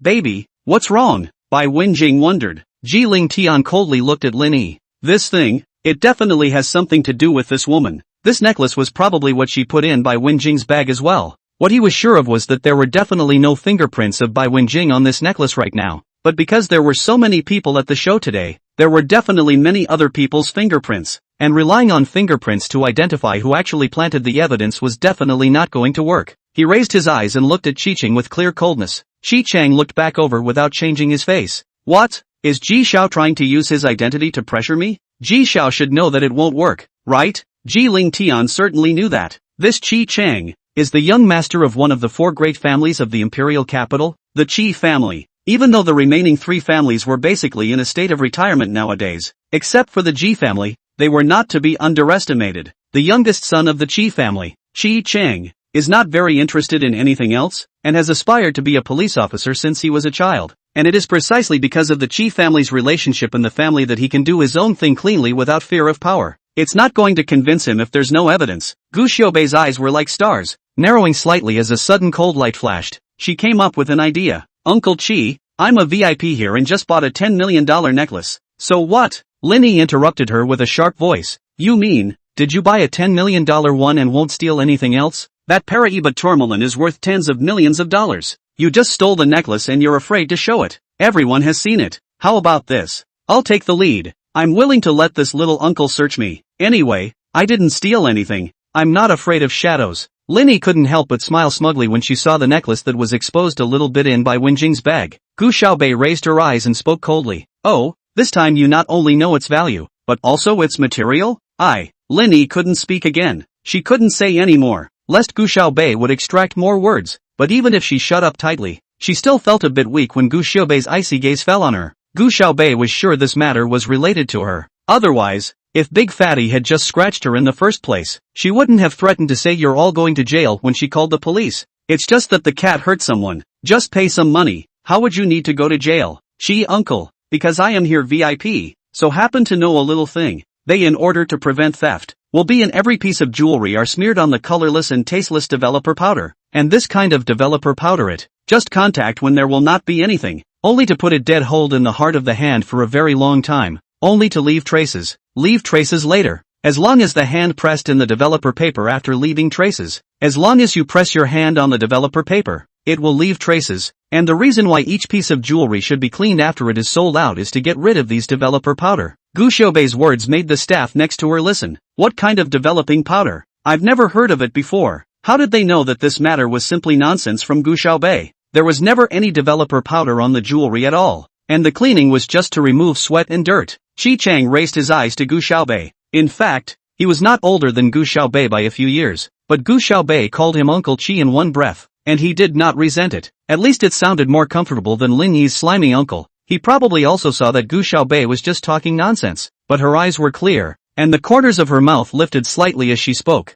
with a little bit of wanton arrogance and chest thumping. The light is so bright that you can't take your eyes off it. So can Uncle Qi give me a chance? Kisei couldn't be bothered to shake his head at those beautiful eyes. 5 minutes, he said in a clear, cold voice. You guys go prepare something. Gu Xiaobei pulled a staff member and whispered something in his ear. Quickly, the staff member hurriedly answered and went down to get ready. This was a VIP that Missy had personally certified, so they didn't dare to treat it lightly. Aren't you deeply righteous? You just volunteered that you're willing to be searched. How about this? When the developer paper comes in a while, we'll try it together. How about it? Gu Xiaobei looked at Linny in a clear and cold manner. Linny was startled, put her own hands behind her back and kept rubbing them. I am not afraid. Just try. While Linny was thinking about how to get rid of the developer powder on her hands, the staff had already brought over the prepared stuff. As soon as she saw those things, Linny smiled, because the developer paper, it's in a box. When the time comes, she just has to keep her hands off the paper. Staff explained that the developer paper and developer powder need to react in conditions protected from light in order to develop, so they must be contained in a box. This, in turn, put Linny's mind at ease. The staff sprayed a little mist of water onto each person's hands, saying it would speed up the reaction. Then, a couple of boxes were brought in for people to put their hands in. Linny had a confident look on his face. Her hand was dangling inside the box anyway, and no one would even notice. After a short while, everyone took their hands out of the box. Linny looked at Gu Xiaobei triumphantly. People don't leave traces anyway, so I'll see what you can do. The necklace was in by Wenjing's bag, so she couldn't get away with it. Once the staff opened the box, everyone was instantly shocked. This was because Gu Xiaobei, Ji Lingtian, and Bai Wenjing's boxes all had a large red handprint in them, whereas Lin Yi's one was clean and dry, with nothing in it. For a moment, the onlookers spoke up. My God, why are there handprints all over? Does that mean all three of them stole something? Oh my God, this is so humiliating, to be caught stealing. Although Linny didn't know what had happened, she was instantly delighted and pointed at Gu Xiaobei's nose. See, I told you that you guys stole it, and you actually refused to admit it. Now it's good. I thought there was only one thief among you, but I didn't realize it was a gang. Uncle Junior, hurry up and arrest them all. Linny had a smug, villainous look on his face. Chapter 155, A Thief Shouting to Catch a Thief. Gu Xiaobei, however, glanced at the staff member. The staff took the water in the small spray bottle and the developer paper to Qiqing. Qiqing looked carefully, and then also sprayed a little water on his hand, pressed on the developer paper. Not a moment later, a red handprint appeared on the paper. What's going on? Can't be. Does that mean the officer stole the necklace too? How can it be? People have only just come in. Just saying. At this point, everyone was confused. Qiqing put the developer paper under his nose and smelled it. So true. Qiqing suddenly hooked his lips in a light smile and looked at Gu Xiaobei. This little girl with radiant eyes and a cold and stunning look did not expect to be so smart. Seeing Qiqing hook his lips and smile at Gu Xiaobei, a few points of displeasure suddenly rose in Ji Ling Tian's heart, and he moved a few points closer to Gu Xiaobei and stood beside her. The duo wore clothes with extremely similar color schemes, and their looks were both absolutely beautiful, and the temperament on their bodies was also generally cold. So anyone who looked at them would be a perfect match. Ji Ling Tian looked like he was swearing sovereignty. Linny looked at that red handprint left by Qiqing and froze for a moment. What's going on here? She was suddenly a little uneasy. Linny colored and said, "Little uncle, hurry up and arrest them. They're the ones who stole the necklace." Qiqing looked at Linny and didn't say anything. Linny's heart became more and more weak, and his voice also followed and lowered. Little uncle? The water in this small spray bottle is phenolphthalein reagent, and this so-called developer paper is actually an alkaline test paper. Qiqing said, "Phenolphthalein reagent turns red when it meets alkali, and you sprayed phenolphthalein reagent on your hand at that time as well, so why is it that on this paper, there is no red handprint left?" Lin Yi's face turned pale all of a sudden. She looked violently at Gu Xiaobei. "It's you!" she screamed. "You deliberately counted on me. I'm counting on you? If you're not vain, why don't you dare to put your hand on the paper?" Gu Xiaobei hooked her lips in a cold smile. The tide of public opinion has completely reversed. Is this woman a thief crying out to catch a thief? That's right, you don't even dare to put your hand on it, if you don't have a weak heart. I told you, look at her. She doesn't look like a good person. That little girl is so pretty, and she's pretending to be cute. How old is she? At least older than that little cop, actually calling people uncle with every mouthful. Wicked or not, TSK, wasn't she just the woman who wanted to buy a necklace but didn't get it? Her gold master went off by himself and left her here. She's jealous of other little girls, so she deliberately set them up. So shameless. How shameless. There was even someone who pulled the staff and said, "You guys should raise the standard of the conference in the future. How can you put in any kind of people? What if she does something worse and hurts us?" That's right, this kind of lowly villain. You guys don't let them in from now on. Okay, still let us come and enjoy the jewelry. Those who can participate in today's conference are all non-rich or noble people inside the imperial capital, and the staff didn't dare to offend and hurriedly apologized, but they can't do anything about it. This Linny is a person brought by Cheng Xiao, and they can't afford to offend Cheng Xiao. Linny instantly panicked when she saw that everyone was accusing her. She took 2 steps back and stiffened her mouth. So what if I didn't put it on? Isn't the necklace in her bag? Why are you all targeting me? Gu Xiaobei smiled coldly. You didn't even look at it. And you know that this is the necklace that was lost? You also know the price and material of that necklace. Do you have the ability to foretell? So you didn't calculate before you left the house that you would be in danger of bloodshed and imprisonment today? Big Fatty plopped down in Gu Xiaobei's arms and flashed his sharp fangs as well. Meow dash.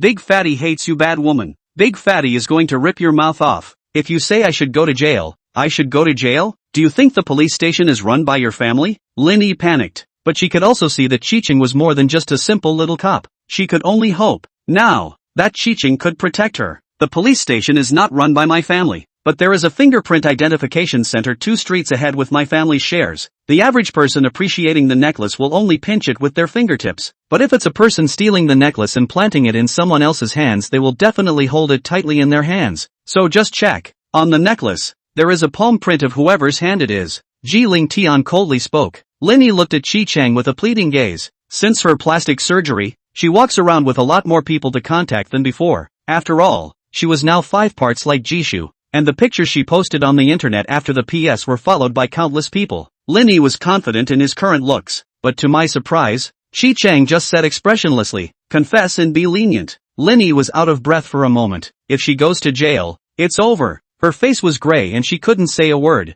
One look at her like this and Qiqing understood everything. Come on, come back to the station with me. I want to find out more about the case. Linny also didn't want to continue to stay here to be ridiculed. Hurriedly followed behind Qiqing, lowered his head grayly intending to go out. However, at this time, she still sent a message to Cheng Wuan, Master Wuan save me. Chi Chang pulled out a business card from his shirt pocket and handed it to Gu Xiaobei, saying, Chi Chang, you can contact me in the future. As soon as Ji Ling Tian saw that Chi Chang actually dared to hook up with Gu Xiaobei in front of him, he instantly became upset, and with 2 fingers, he pinched the necklace out of Bai Wenjing's bag and shoved it into Chi Chang's hand, coldly saying, alright, you can go now. Chi Chang raised his eyebrows and winked at Gu Xiaobei. Then, he gave Ji Ling Tian another provocative-like look and left with Lin Yi. Bai Wenjing froze in place for a while before reacting to what had happened. Oh my god, that woman just now. She's the one who stole the necklace. Gilliam. Mom, you're too slow to respond. Catch up with the 2G network. I don't want to stay here anymore. It's so scary. Bai Wenjing deflated her mouth and said with resignation. Gu Xiaobei nodded. Good, then we'll leave now. After such a mess. Many people had no desire to see the show and left. Chi Mingyue missed the fracas because she was admiring one of her own creations in the corner. By the time she responded, there weren't many people left. Just as she was about to head out as well, she suddenly noticed something strange about a piece of paper in the trash can. She picked it up and instantly her eyes lit up. This design is only half drawn, but it's really so beautiful. She had gone through all the trouble of submitting almost 100 entries before one finally made the cut and was still only put in the corner. But if this design had been made, she could guarantee that it would definitely have made it into the top 20 of the show. Chi Mingyue hurriedly received this diagram into her bag and then hurriedly left. For the contest in a little while, she was going to go back and complete this picture and go ahead and submit it. Chapter 156, You're responsible for me. After coming out of the conference, Ji Ling Tian's face had been gloomy. Bai Wenjing went to the bathroom, and he and Gu Xiaobei stood outside waiting for her. Why are you being so nice to Chi-chun? Good. Gu Xiaobei rubbed Big Fatty's head, every now and then coming up for a kiss. I think it's average. General. Ji Ling Tian's heart burned with rage. Changwana is also in hot pursuit of her. Chi Chang actually also in his face when she hooked up. This is when he is dead. Ji Ling Tian hadn't realized that without realizing it. He had already thought that Gu Xiaobei should be his. Why don't you treat him the way you treat Chang Wuan? Is it because he helped you today? Ji Ling Tian was sulking in his heart. No. Gu Xiaobei naturally opened her mouth and replied without thinking. Because he's better looking than Chang Wuan. If Chang Wuan had heard it, he might have died on the spot. He's the imperial capital's wrecking ceremony master. How many young girls dream of him? How many people rush to his bed? And Gu Xiaobei actually said that he didn't look as good as Chi Chang? Ji Ling Tian was also furious. What about me? You what? Gu Xiaobei asked, cocking his head. Ji Ling Tian was furious in his heart, but he didn't move on his face. He gritted his teeth, a bunch of words going up in his throat that he couldn't get out. What about me? Am I not better looking than Chi-chun? I'm the schoolmaster of Xingli, and I'm recognized as the first handsome man of the imperial city's mansion. Why are you being so nice to Chi-chun? Don't you know I like you? What's wrong with me? I'm pissed. You're responsible for me. Ji Ling Tian said without changing his face, but he was taken aback himself after that statement. Gu Xiaobei was instantly puzzled. To you, responsible? Why? Why was Ji Ling Tian strange today? It couldn't be that he was pissed off in the head by what had just happened. Jillian thought to herself, because you hugged me, and you forcefully kissed me. You got drunk and kissed me against the window, and you bit the skin of my mouth. You're still wearing a couple's suit with me. The words flashed through his mind one by one, but in the end, he just lowered his eyes and swept a glance at Big Fatty, who was nestled in Gu Xiaobei's arms, only to see that Big Fatty was lazily being tickled by her chin with a look of enjoyment. He blandly said, because you jacked my cat, Gu Xiaobei. Big Fat, meow meow meow. Young master, don't misunderstand. I really want to be with Big Brother. I'm not being forced. Young master, can you tell Biggie for me that I really want a necklace? Doesn't Big Fatty deserve a necklace? Gu Xiaobei jerked another handful of Big Fatty's furry head before stuffing it back into Ji Ling Tian's arms. Petty. Why is Ji Ling Tian so petty? You can't even pet the cat. Ji Ling Tian didn't know how he had just said those words, and lowered his head to look at Big Fatty 2x2. Meow dash. Big Fatty yelped and was about to break free from Ji Ling Tian's arms and leap towards Gu Xiaobei's arms. Ji Ling Weather clenched his teeth. Now Bai Wenjing liked Gu Xiaobei even more, and even Big Fatty was sticking to Gu Xiaobei even more. When Gu Xiaobei went to his house, Big Fatty even bit her shoes. As soon as he did, he pressed the big fat one back again. Meow dash. Big Fatty meowed mournfully. Young master, don't be like this. I'm just a pretty and cute little kitten. It's useless even if you force me. I have only Big Brother in my heart. Unless you buy me pretty necklaces. Big Fatty arched around in Ji Ling Tian's arms and received a solid chestnut from Ji Ling Tian. Meow. Big Fatty huffed and opened his mouth to bite him. As soon as Ji Ling Tian let go, Big Fatty caught a chance and jumped back onto Gu Xiaobei. It gently arched into Gu Xiaobei's palm with a pleasing look. Meow. Big Fatty raised his head and licked Gu Xiaobei's chin. Gu Xiaobei felt itchy and scrunched her neck to laugh. Big fatty.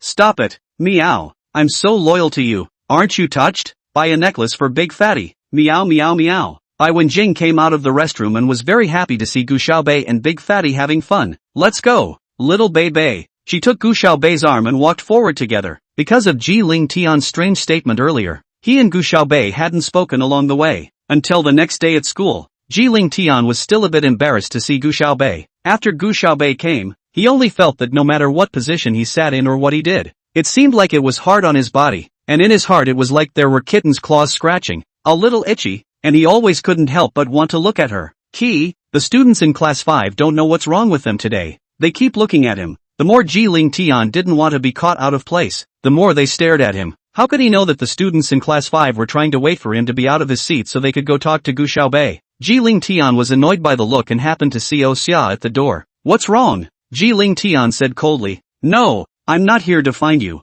Xia hurriedly waved her hand, her big round eyes full of innocence. He puffed out his cheeks and said in a cute and adorable manner, I'm here to look for Saturday 6. Ling Tian, will you call her for me? Saturday 6. Ji Ling Tian shouted coldly towards the inside. As soon as Saturday 6 heard Ji Ling Tian call out his name, he was startled and almost rolled off the stool. She walked out of the classroom and many girls in class 5 poked their heads out. Wow, it's Xia coming for Saturday 6. Hey, when did those two meet? I heard that last exam, Saturday 6 gave something back to Xia. Saturday 6 is so lucky to be able to talk to O'Shaughnessy. I don't even see baby O'Shaughnessy at school a couple of times a year. Woo hoo hoo. Saturday 6 is also too shameless. How dare he seduce Xia? What a bang. Gu Xiaobei picked up the book in his hand and smashed it. The girl looked miserably at the book that had smashed into her face. The corner of the book had embedded itself into the desktop, showing how much force Gu Xiaobei had just used. If you dare to talk nonsense again next time, it'll be your head that gets smashed. Gu Xiaobei coldly stared at the girl and said,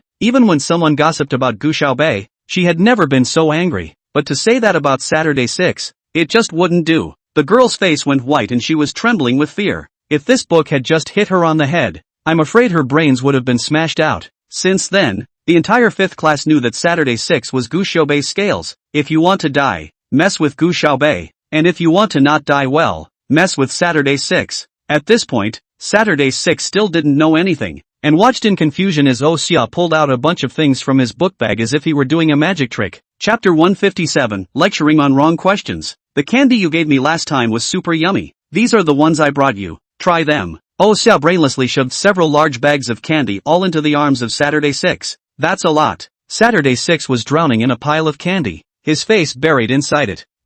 I heard that you did pretty well on your last exam too, so consider it a celebration gift from me to you. Xia's big eyes blinked, looking like a simple and cute little puppy. And last time, Xia had bruised Saturday 6's arm, and he felt a little guilty about it. These candies are all the best ones that he searched for from candy websites in various countries around the world, but he couldn't finish so many, so he shared a big pile with Saturday 6. Saturday 6 struggled to hold those candies. But what kind of person gives so many candies as a gift? I can't eat them all. Just try whichever one tastes good and I'll send you what you think tastes good next time. Saturday 6 was still a bit touched in his heart, but after hearing Xia's words, a few doubts suddenly surfaced. She tilted her head, revealing 2 eyes from the edge of the big mountain of candy and stared at Xia. Hey, you wouldn't want me to be a guinea pig for you to taste which ones are delicious because you can't eat them all yourself, right? Xia's face instantly reddened when she was poked at what she was really thinking. Talking to Saturday 6 the other day, he realized that they had both eaten so many of the same kinds of candy, and the flavors were especially similar, so he felt sure it would be okay to have Saturday 6 try it out.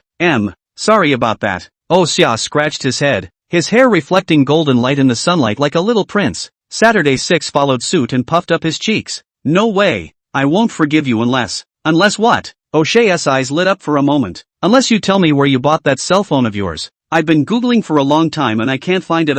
Is it discontinued? Can you sell me yours? I'll buy you whatever latest model phone you like. Saturday 6 had been saving her allowance for quite some time, and she was sure she could afford it. No way. Xia instantly refused, but one look at Saturday 6's deflated mouth softened his tone. Well, I'll help you go online to see if there are people selling this kind of cell phone. I'll help you think of a way, but not this one of mine. I want to use it to find the whereabouts of the wanderer, and I've already got an eyebrow now. At the mention of the swimmers, Xia was super happy, like she had eaten a delicious candy. He'd be super happy if he could find out where the swimmer is and talk to her. He'd be happier if the Wanderer was willing to teach him a little about hacking. Saturday 6 was also happy to hear Xia promise that she would help herself. Okay, then I'll help you gauge which of these candies are tasty. And by the way, who's the swimmer? Swimmer is the greatest person in the world. I'm super in love with Swimmer. Then I'll help you find her too, Saturday 6 said confidently. She felt that she and Xia were now considered friends, and friends should help each other. No way.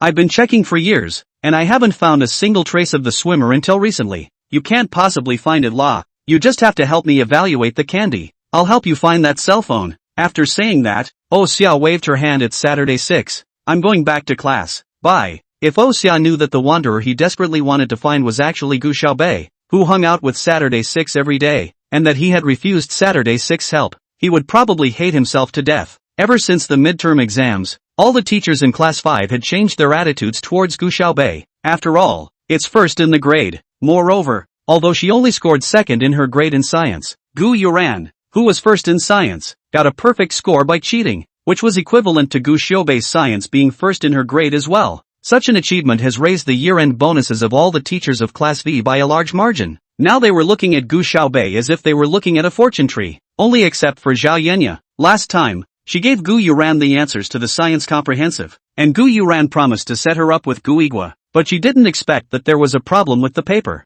and everyone knew about Gu Yuran's cheating. Now the principal is still tracking down who actually leaked the test questions and answers, and I don't know if he suspects her. But yesterday afternoon the principal even called her into his office to talk for a long time, with a very bad attitude. Odds are, if the principal does get hold of any evidence, she won't be able to hang around at St. Lee's. Originally, if she was able to get on Gu Igua's good side, it wouldn't have mattered if she couldn't make it, and it wouldn't have mattered if she went back to being a full-time wife. But now, not to mention setting her up with Gu Igua, Gu Yuran hadn't returned her messages for days. Since the midterm exam incident, Gu Yuran never came to school. Zhao Yenya was also distracted during class. She didn't pay much attention in lectures either. That's the end of this problem. Does any other student have any questions? If not, we'll move on. Suddenly below, Saturday 6 raised his hand. Zhao Yenya didn't bother to speak and simply ignored it. Okay, since everyone is okay with that, we'll move on. Teacher, I have a question. Saturday 6 raised his hand a little higher again.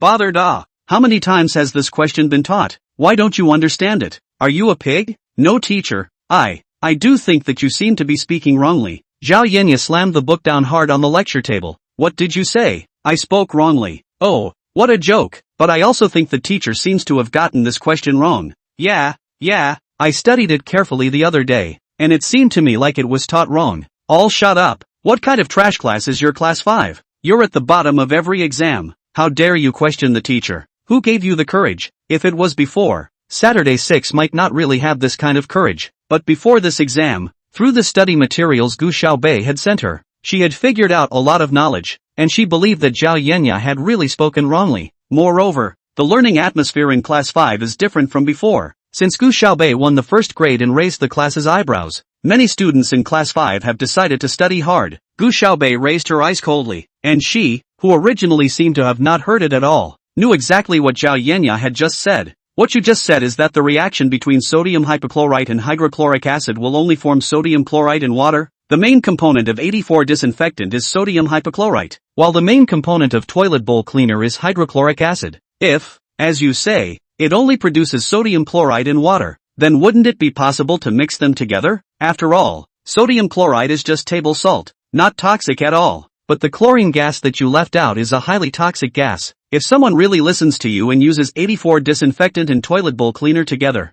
and someone dies, are you going to be responsible? Chapter 158 MV Female Leader. Zhao Yenya instantly panicked as she took half a step back, her right hand gripping the corner of the table in a death grip. With the words of Gu Xiaobei, the number 1 in the grade, the other students had more confidence in questioning Zhao Yenya. That's right, teacher, can you use your heart in lectures? Just because our class is not doing well, can you just lecture? That's right, our class is just bad grades, you need to speak properly. You're wrong about this kind of knowledge, and if something happens you're a murderer. You look down on our 5th class, and our 5th class doesn't want a teacher like you. Right, we don't want a teacher like you in Class 5. For a while, the whole class began to crusade against Zhao Yenya. Zhao Yenya usually always looked down on their class and made all sorts of digs at them, and they'd had enough of that for a long time. There were still quite a few students in Class 5 whose families were all very well off, and they directly told their parents about it. How can parents allow their children to be taught by such a teacher? The principal was contacted immediately. Once he saw that so many people had complained about Zhao Yenya, the principal simply didn't protect her, and directly fired her,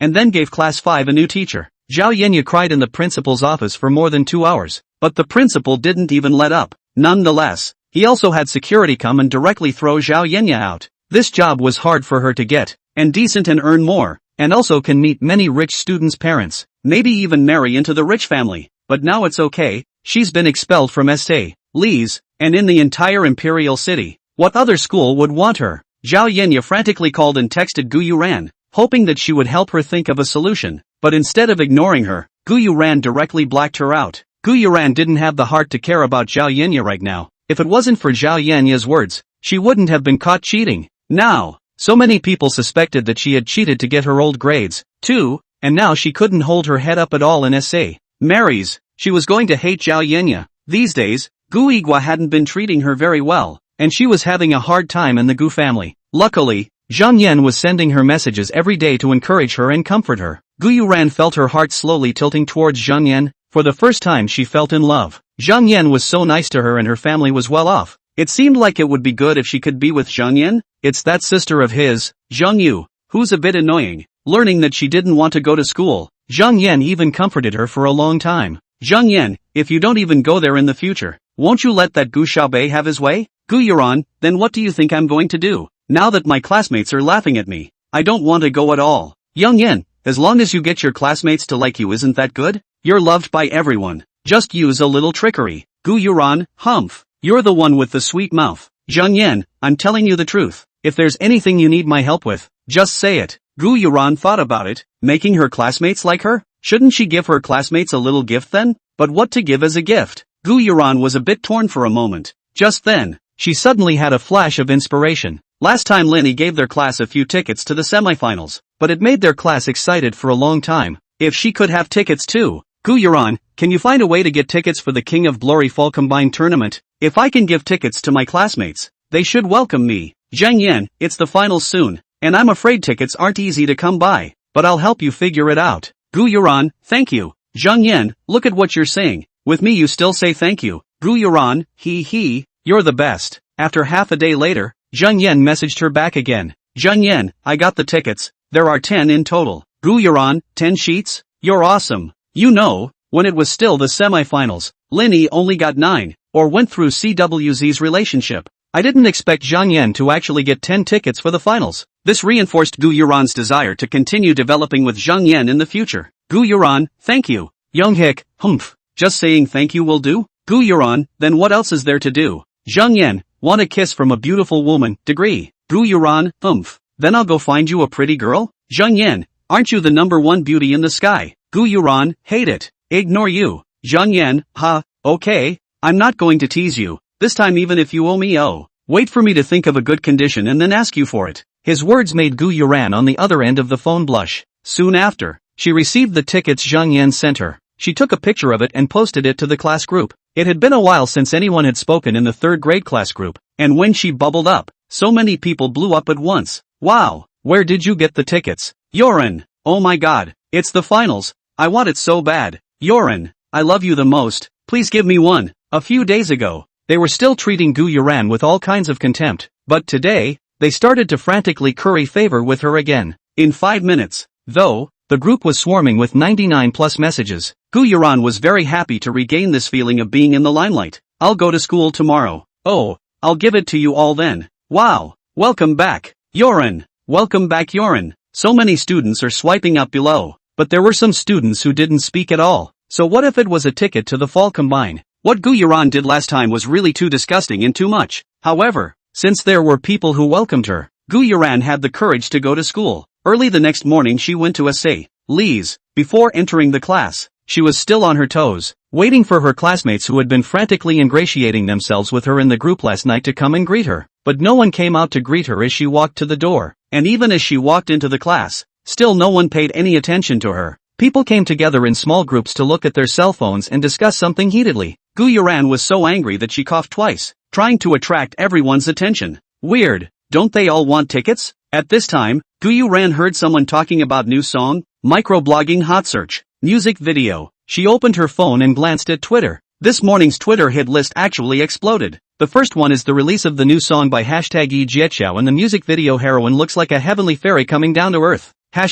After clicking in, it was littered with compliments for the MV's female lead, even more than the people who were paying attention to Klo Suk-jo's new song. Chapter 159, It's Gu Xiaobei. Early this morning, Klo Suk-jo's new album went online, and the lead single is Listen to Her in the Season. It went live in the middle of the night, but it still stirred up a buzz. This song is really so good. Ejiachao's vocal line was originally very special, plus he put a very deep emotion in this song. It makes the song sound poignant and lingering, but also with a few points of not belonging to the world of the ethereal. Fans frantically retweeted it. Marketing numbers followed it to rub off on it. And overnight, all social media platforms were screened by the song. My Xiao Xiao is simply a genius. This song is also too good. Paid download. I'm taking it to school tomorrow for all my classmates to listen to. I'm going to buy 10 copies of the new album for my collection. Upstairs don't dream. It would be nice to grab one. Ooh, I want to go to Zhou Xiao's concert so badly. There is a say one. I pure passerby. Originally saw the brush screen a bit annoying, but clicked in a really god. Powdered.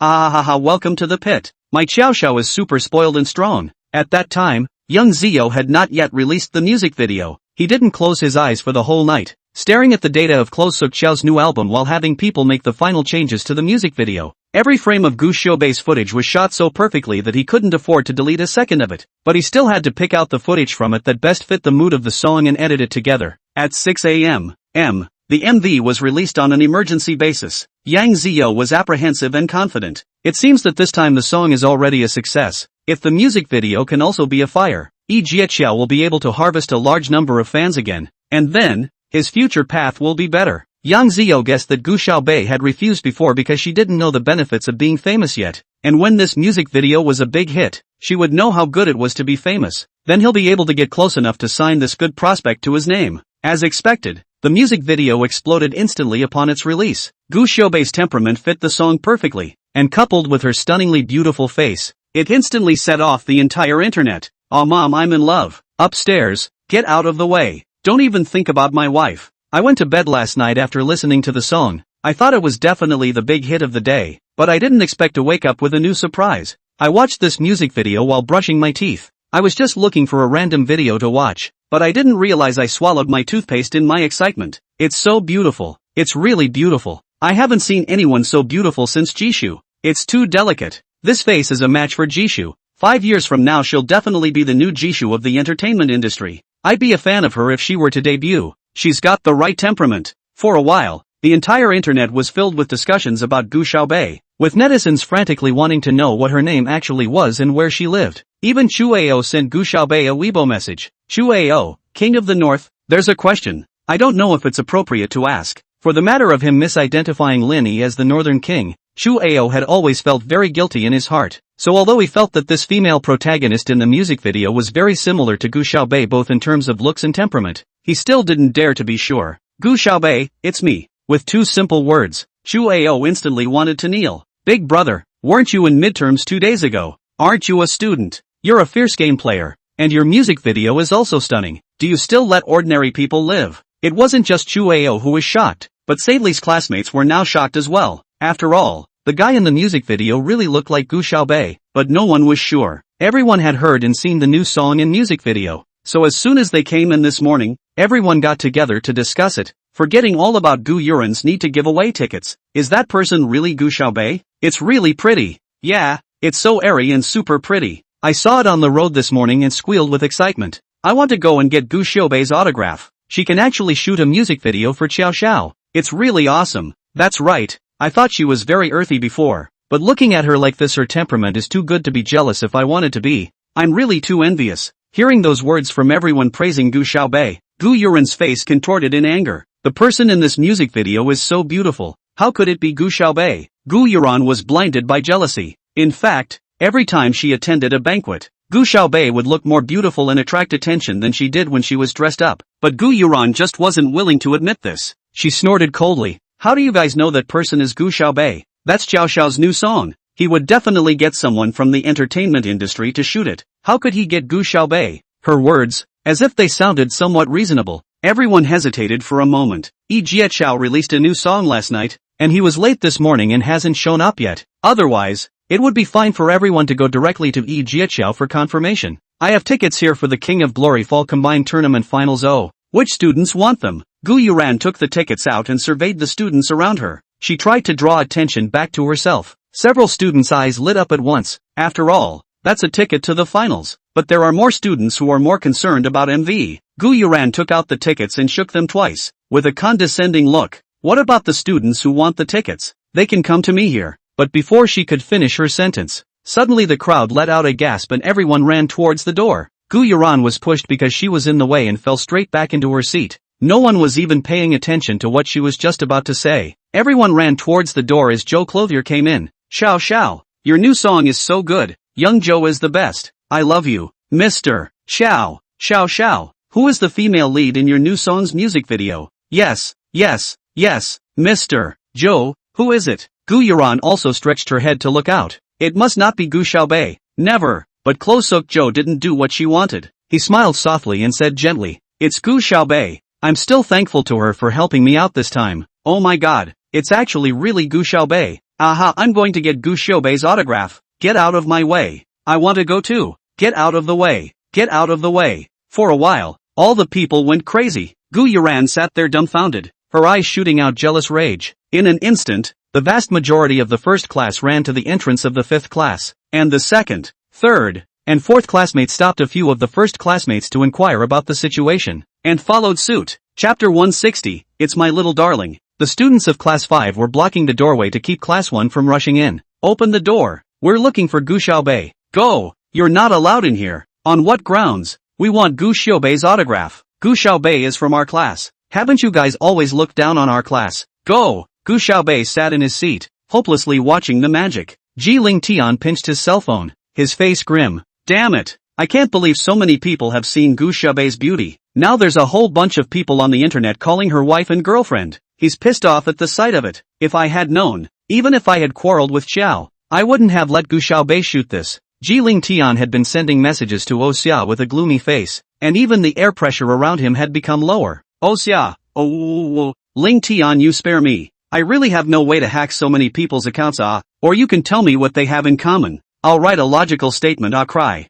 Just now Ji Ling Tian sent a list of more than 2,000 people to Xia, asking him to hack all of these people's accounts. Xia hacked less than 100. He sent another 500 over. In fact, if Ji Ling Tian told Xia to hack all the accounts with the keywords wife and girlfriend in the comments below, Xia would easily do it. But, doesn't that just sit in the way of being jealous? Kirito didn't want it. Osha whined on the other end of the phone. The great demon King Ling Tian went too far. Ji Ling Tian coldly replied to him, quickly black. Xia aggrieved. Okay, got it, QAQ. Class 1 and Class 5 had never had such a large-scale conflict break out before. After all, in the past, people from Class 1 looked down on Class 5, so they rarely interacted with their class. But it's different now. Gu Xiaobei had just scored first in her grade in the midterm exams, and now she was the main female lead of Yasuki Qiao's music video, which was a big hit all over the internet. They're hardening their backs in Class 5. Classes 1 and 5 argue through the door. Xu Xinjing slammed the book on the table and rolled her eyes. What's so great about it? Isn't it just shooting a music video? Do you need to be so draggy?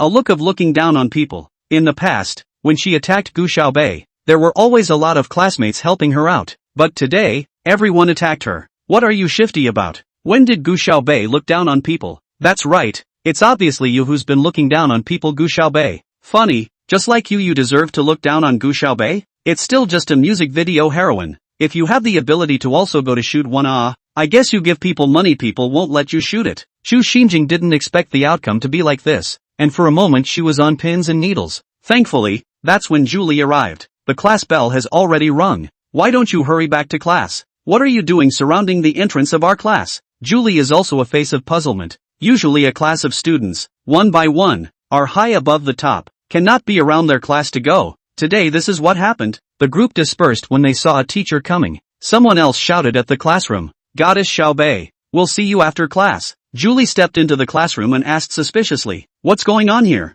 Sun Yiru and Xu Xinjing hurriedly said, Teacher, it's because of Gu Xiaobei that he's lured all the other classes to the entrance of our class, making so much noise that we can't even study. Gu Xiaobei? Yeah, teacher, it's Gu Xiaobei. After she made a music video, she's all kinds of flaunting it inside the school. All those people from the other classes are coming to get her autograph. Ha! When Chu Xinjing finished speaking, she had thought that Julie would criticize Gu Xiaobei, but she didn't expect Julie's eyes to light up as well. Wow, Xiaobei, so it's really you in that music video. I thought I was mistaken. You acted really well. In the future, all of our classmates should learn from Gu Xiaobei. Not only are they good in academics, but they're great in all other aspects as well. Everyone give Gu Xiaobei a round of applause. As the words fell, most of the students, led by Julie, began to applaud, while Chu Xinjing and Sun Yiru's guys were furious. I can't believe that even the homeroom teacher is helping Gu Xiaobei. She's a bewitching demon, and I don't know what kind of sorcery she's using. As soon as class ended, those students came running to the door of class 5 again.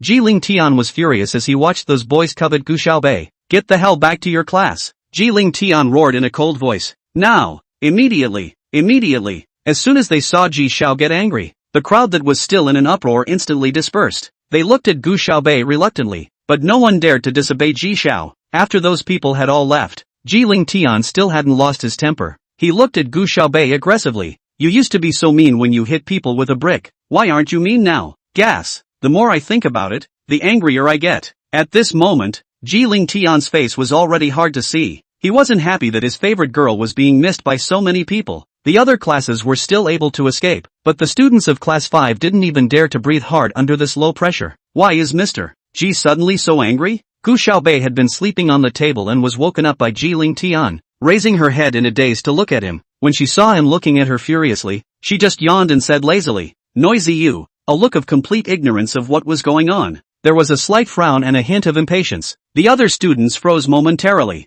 Gu Xiaobei actually dared to talk to Ji Xiao like this. The last person who talked to Ji Xiao like that had grass on his grave. Just as they were all sweating over Gu Xiaobei, Ji Ling Tian actually held his breath and sat down. Class 5? What's wrong with Ji Xiao? Just as everyone froze, a man suddenly rushed in at the door. Cutie, I watched your music video. It's so beautiful. Little cutie. The next time Joe shoots a new music video, if you're the female lead, I'm definitely going to be the male lead. Shimu shouted as he rushed in and sat straight in front of Gu Xiaobei. Shimu rested his cheeks and looked at Gu Xiaobei. His little cutie just looked good anyway. And it was true that he had been wise enough to realize the beauty of his little cutie a long time ago. But the next second, Shimu was picked up by Ji Ling Tian by the collar. Hey Ling Tian, what are you doing? Shimu exclaimed. I still have to bond with my little cutie. When did it become your cutie? Ji Ling Tian said with a gloomy face. Shimu raised his eyebrows slightly. Whose little cutie is it if not mine? I haven't looked for a new girlfriend for 2 weeks for my little cutie. Sweetie, do you know how much I've sacrificed for you? It's mine.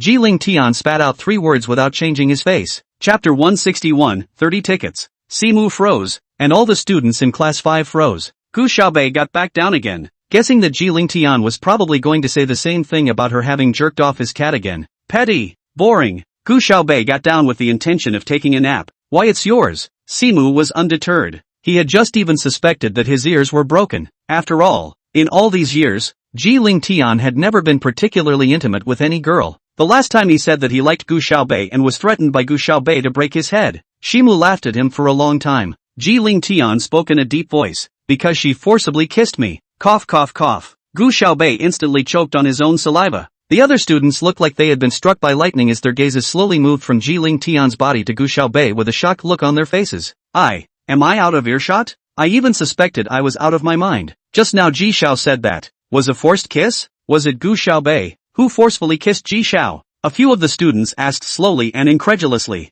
Shimu also looked at Gu Xiaobei. The last time Ji Ling Tian said he liked her, she was so annoyed that she almost fought with Ji Ling Tian. Originally, Shimu thought that it would be the same this time, but he waited for 2 minutes, and Gu Xiaobei actually made no move? Nonetheless, Gu Xiaobei looked as if he was blushing a bit. The fragments of memory remaining from that night flooded back into Gu Xiaobei's mind. The moonlight was gentle, the evening breeze was cool, and she, all drunk, pressed Ji Ling Tian against the window, propped him up with one hand, circled him into her arms, and then lifted his chin. Stop.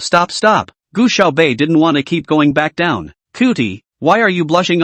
You won't really force kiss. Hey. Before Shimu could finish his question, he was grabbed by Gu Xiaobei and thrown out. Shimu grabbed the doorframe with a sad face. Why am I the one who gets hurt every time? I just want to know if you really force kissed. Hey! Gu Xiaobei didn't wait for him to finish before rushing to him and gritting his teeth. One more word and I'll smash your head with one punch. Looking at Gu Xiaobei's slightly flushed cheeks, Ji Tian couldn't help but hook his lips for a moment. Usually she was always cold, but now with this annoyed look, she was actually kind of cute. Simu returned to his first class with a mournful look on his face. Xiao. He grabbed Yi Jiachao's hand and said, next time you shoot a music video, make sure you let me be the male lead. I'm going to pair up with Cutie and piss off Ling Tian. With his good looks in Gu Xiaobei, he's bound to be a hit. I don't really care. I'm just afraid that you'll be killed by Ling Tian. Yi Jiachao shook his cell phone and laughed. Shimu snatched Yi Jiachao's cell phone over, only to see that on it was a Weibo message from Ji Ling Tian. I'll beat him to death if he dares to let Shimu and Gu Xiaobei act together in a music video. Ah,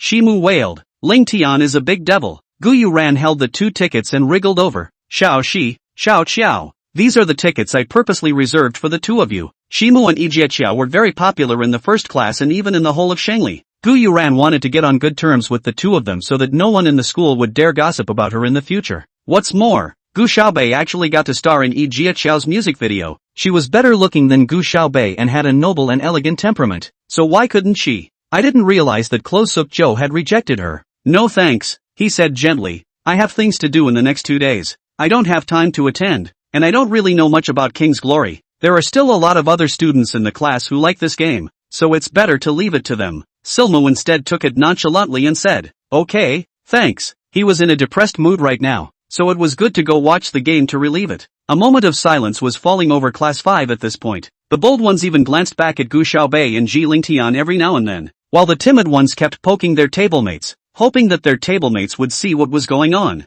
Just then, Chu Xinjing slowly packed up her pencil case, inadvertently letting her deskmate see one thing. Her tablemate exclaimed, Xin Jing, this is a ticket for the King's Glory Fall Combined Tournament Finals, isn't it? Noticing that he had broken the silence of the class, the table hurriedly covered his mouth. Chu Xinjing lifted her chin in a condescending manner. This is the ticket that Yuran gave me. Now the finals are hard to find. Do you want it? May I? The table looked at the ticket and was a little perturbed. How much is it going to cost? I can pay for it. Alas, Yuran sent several to the first class. Originally she wanted to send a few to our classmates as well. But she just can't stand some of the people in our class. It's really nasty. A mouse spoils the pot of soup. Last time, Linny had used this method to get the students in class 5 to squeeze Gu Xiaobei, so Gu Yuran was also using the same technique. Originally, she thought that Linny had given her a ticket for the semifinals, which had made the people in class 5 isolate Gu Xiaobei, and this time she had gotten it, but it was a ticket for the finals. But I didn't expect that Chu Xinjing would be sprayed again. It's just a ticket. What's so rare? That's right, Gu Xiaobei is the face of our class. You'd better stop being shady here. Oh, I don't know who the hell is a rat turd yet. If you don't want to stay in class 5 you can get out. Let's see if class 1 wants you. Chu Xinjing did not expect the result to be like this, and was instantly furious and red in the face. Her tablemate, taking a look at her classmates, also cautiously said, Then Xin Jing, I won't go either. Love to go or not? You bunch of dirtbags, you don't even get to see the game live. Gu Xiaobei looked up at her and coldly hooked her lips in a smile. She sent a tweet to Chuo. Gu Xiaobei, are tickets for the finals still available? Chuo, I haven't distributed the internal tickets to them yet. Do you want them, King of the North? Gu Xiaobei, give me 30? As a participant in the finals, CWZ was able to get a certain number of in-house tickets, but it's only like 50 or 60 sheets in total. Chuo didn't hesitate in the slightest. Chuo, okay, I'll have someone send it to you later. Is 30 enough? Gu Xiaobei, enough. Before school was out, Chuo had the tickets delivered.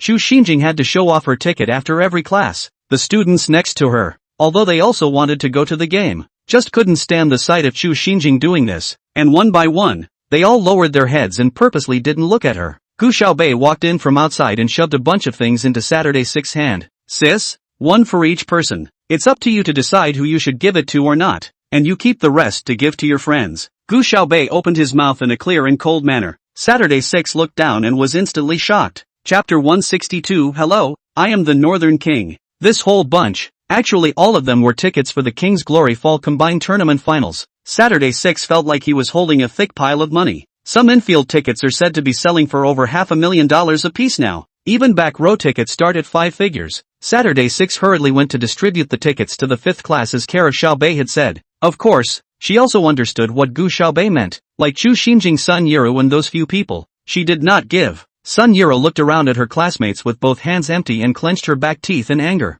Gu Xiaobei, what the do you mean? Sun Yiru slapped the table. Why give it to someone else and not me? Now the students of the 5th class, one by one, are holding the tickets in that look and look, but also take pictures to send a friend circle to send microblogging, although Chu Xinjing did not share, but before Gu Yuran also gave her you still have the nerve to ask. It's not like you're always targeting my sister. Saturday 6 explained, but was interrupted by Gu Xiaobei. She raised her eyes, like starbursts held a galaxy of ice. Because you're ugly. Gu Xiaobei, say that again. Because you're ugly. Didn't you hear me? Do you want me to go to the school radio station and broadcast it so the whole school can hear it? Sun Yuru was so angry that she couldn't speak. The students on the side all laughed out loud as they watched Sun Yuru's defeat. Xiaobei, you're amazing. That's right. It's annoying to watch Sun Yuru's usual condescending behavior. She's usually always bullying her classmates and swearing. Only you, Xiaobei, can keep her in check. Xiaobei, I love you so much. Thank you so much for the tickets. So many people in my circle of friends are envious of me now. Gu Xiaobei wasn't quite used to being so close to her classmates, and for a while she didn't know what to say. But it could be seen that these classmates in class 5 were not bad kids by nature. And now most of them were on Gu Xiaobei's side. And as much as Sun Yuru and Chu Xinjing bounced around, there were very few people responding to the two of them. Soon it will be the day of the King's Pride Fall Combined Tournament Finals. Gu Xiaobei went earlier, intending to familiarize himself with everyone again. As soon as they saw that Gu Xiaobei had arrived, the CWZ players were all very happy. You've come, King of the North. The North King is awesome. There was also that Wang Mingho who was playing auxiliary. He used to look down on Gu Xiaobei, but last time he was completely brought to lie by Gu Xiaobei, and now when he saw Gu Xiaobei, he was even more excited than when he saw Chu Ao. King of the North continues to bring lie this time. Ha ha ha, I feel like I don't even need to fight. King of the North can lose them casually. Wang Mingho laughed out loud. Although Chu Ao was also happy, he still patted Wang Mingho's shoulder and said, we can't take the enemy lightly. Although HS Team's record is not as good as King Team, every team has their strengths.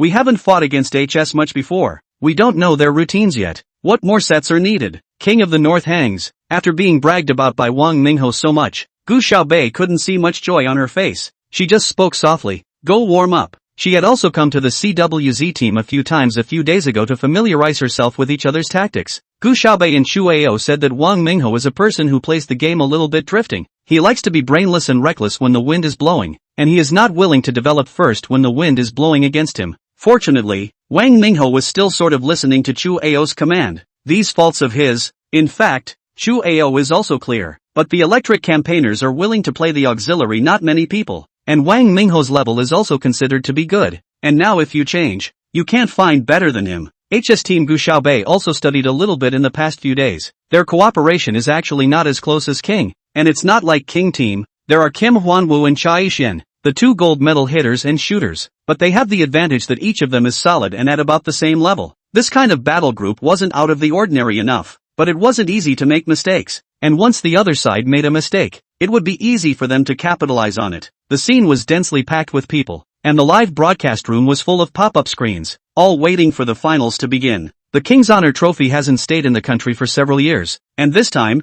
everyone is putting their hopes on Team CWZ. Gu Yuran came with a few of her classmates. She wanted to come with Simu too, but Simu said he could just go by himself. As soon as they entered the scene, these first-class students were shocked. Countless limelights and cameras were trained on the stage, with two large screens holding the perspectives of each of the two teams. Yoran, thanks to you. Otherwise we wouldn't have had the chance to come at all. That's right. Really thank you so much, Yoran. You're really beautiful and kind-hearted. Yoran. Hearing these compliments, Gu Yuran couldn't help but feel a little fluttery. But they had only just found their seats when one of the students pointed to the front and said with a look of surprise, hey, you guys, look, aren't those the people from Class 5? Class 5? Gu Yuran looked in the direction of his finger. As expected, those from Class 5 were sitting several rows in front of them, and by careful count, almost the entire class had come. How come so many people in their class got tickets? Someone wondered. Gu Yuran also looked at Chu Xinjing in puzzlement. Yuran, that. Gu Xiaobei did not know where to get 20 or 30 tickets. In the class, a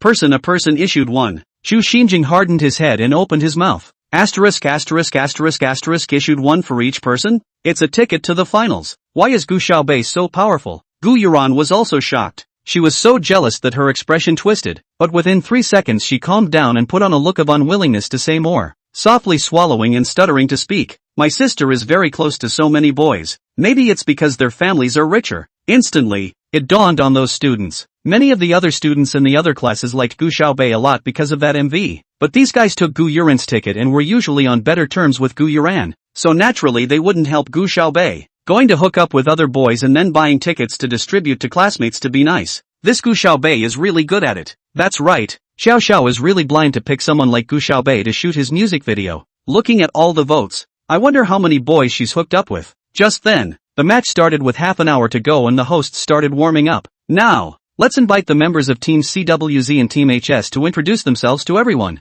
Hello everyone, I'm CWZ's auxiliary Wang Mingho. Hello everyone, I'm CWZ's shooter Chueo. As soon as Chueo's words fell, a cheer rang out from the stage. Chuo, we love you, go Chuo. Only when the voices below the stage calmed down did a clear and cold voice ring out from the stage. Hello everyone, I'm the CWZ's batter, the North King. Chapter 163, meeting Kim Hwan-woo again. Gu Xiaobei raised her head, and the limelight just happened to shine on her. She is wearing the CWZ teen uniform today. Her hair is tied casually behind her head, and there is a shallow coldness between her eyebrows. Lonely and cold, like a beauty made of ice. Gu Yuran and the rest of the first class froze, unable to believe their eyes. Is that Gu Xiaobei? Asterisk asterisk asterisk asterisk. Gu Xiaobei is actually king of the north, the CWZ's playing field? The person who led CWZ to win the semifinals before was actually Gu Xiaobei? Those classmates are catching up. You know, Bei Wang is now a goddess in the gaming circle. Although there were only a few blurry side shots,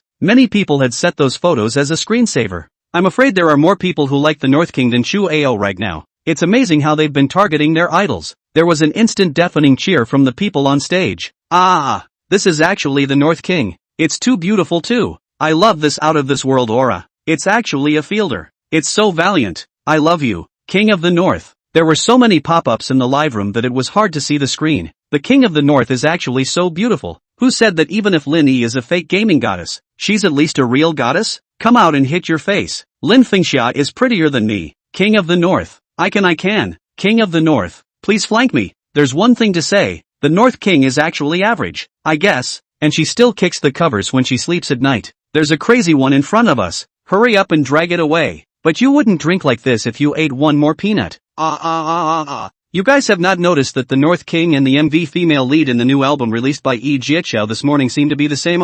Asterisk asterisk asterisk asterisk. It seems like it really is when you put it that way. You can't, can you? Isn't that music video girl in the entertainment industry? It is said to be a vegetarian. Really too much like. Temperament looks exactly the same. Is the North King now no makeup? Without makeup it's all pretty like this. Nuwa, did you take a nap when you pinched me? The host said a few words to Team CWZ and then turned to Team HS. The people in their battle team introduced themselves in Korean at a rapid pace, while the translator beside them spoke Chinese at a rapid pace. Hello everyone, I'm the HS team's batter, Kim Hwan-woo. The audience on stage instantly froze again. How many surprises are in store for them in tonight's finals? Wasn't Kim Hwan-woo from Team King? And King had already been eliminated by Team CWZ. So how did he come back to Team HS? Jin Huanyu raised his eyes to Gu Xiaobei and hooked his lips in a smile. Gu Xiaobei also cleared her eyes with him. Kim Hwan-woo's eyes were filled with resignation. He was Korea's gold medal hitter, and last time he actually lost to this little girl and was humiliated by her. He couldn't swallow this breath no matter what. Therefore, he had to come back and compete with Gu Xiaobei once more. Gu Xiaobei didn't put Kim Hwan-woo in his eyes in the slightest. If it was the HS original battle team, it might have been a bit of a fight, but Kim Hwan-woo was capable. But he wasn't familiar enough with the HS battle team, and after the last match, she had an understanding of Kim Hwan-woo's playing style. At this point, there were less than 10 minutes left before the game started. The host walked over to Kim Hwan-woo with a microphone. Jin Shin, you were previously the playing field of Team King, yet you switched to Team HS before this finals, and purposely waited until the match to explain this matter. May I ask what your intentions are? Is it because you still want to remain on this battlefield? Kim Hwan-woo said. No. I just want to get back what's mine. He has been the center of attention in this fall combined since the auditions. King is touted as the team with the best hope of getting the championship trophy this year. And he, in the eyes of the crowd, is the one most likely to get the player of the year. But because of this Gu Xiaobei, King was actually eliminated in the semi-finals. He terminated his contract from King, but he lost a large sum of money in liquidated damages. And he spent a lot more money to be able to get the original HS team's playing field to give up this position to participate in the tournament. The purpose, to take back the glory that was rightfully his. The host said. Then let's applaud the Golden God. The applause from the stage. However, was only a few sparse. Gu Yuran fell back on riveting applause. After all, this is the country and everyone wants the championship trophy to stay in the country. What's more, Gu Xiaobei's previous operation had already shown off the esports circle, and now that she was revealing her true colors, she was shockingly beautiful again. However, all individuals hoped that Gu Xiaobei would lead CWZ to victory, but Gu Yuran was different. Gu Yuran was not a human being. She hoped that Kim Hwanwoo would hit Gu Xiaobei hard in the face. The host turned to CWZ side again and handed the microphone to Gu Xiaobei. King of the North, as the player who saved the day in the semi-finals, you have a lot of fans at the moment. What would you like to say to your fans about this finals? Gu Xiaobei raised her eyes and locked gazes with Jin Hwanwoo across from her. She could see the anger and resentment in Kim Hwanwoo's eyes. She hooked her lips in a smile, and all that was contained between her eyebrows was coolness and disdain. I just checked. She shook her phone. Flights to South Korea are a lot cheaper after 2 hours than after 4, and you're going to be at the airport for almost an hour from here. So for the last one, you're not going to play. A deafening applause instantly erupted from the stage. The North King is awesome. Ha ha ha. It's finally the domestic team's turn to be cocky too. I've been watching Kim Hwanwoo get upset for a long time, being hanged by my North King once, and actually changing teams. Ha, changing teams will still beat you to tears. The host smiled awkwardly. On stage, after all, it was still important to maintain calm, so she gave the microphone to Chu Ao again, hoping that he would say a few words on the scene. After all, Chu Ao has been in many competitions and interviewed many times, so I'm sure he'll speak politely and give HS and Kim Hwanwoo some face. Well, for what the North King just said it, I want to add a sentence. 2 games to win the HS team this matter it. We cannot now say it is 9 out of 10. In the end, there is a bias. I can only say that it is 10 out of 10 it. The host froze. What's going on with this CWZ team? How can one not give face to another? Ha ha ha ha ha. Chu O is awesome. I think Chu Ao and the North King are so good together. Die laughing.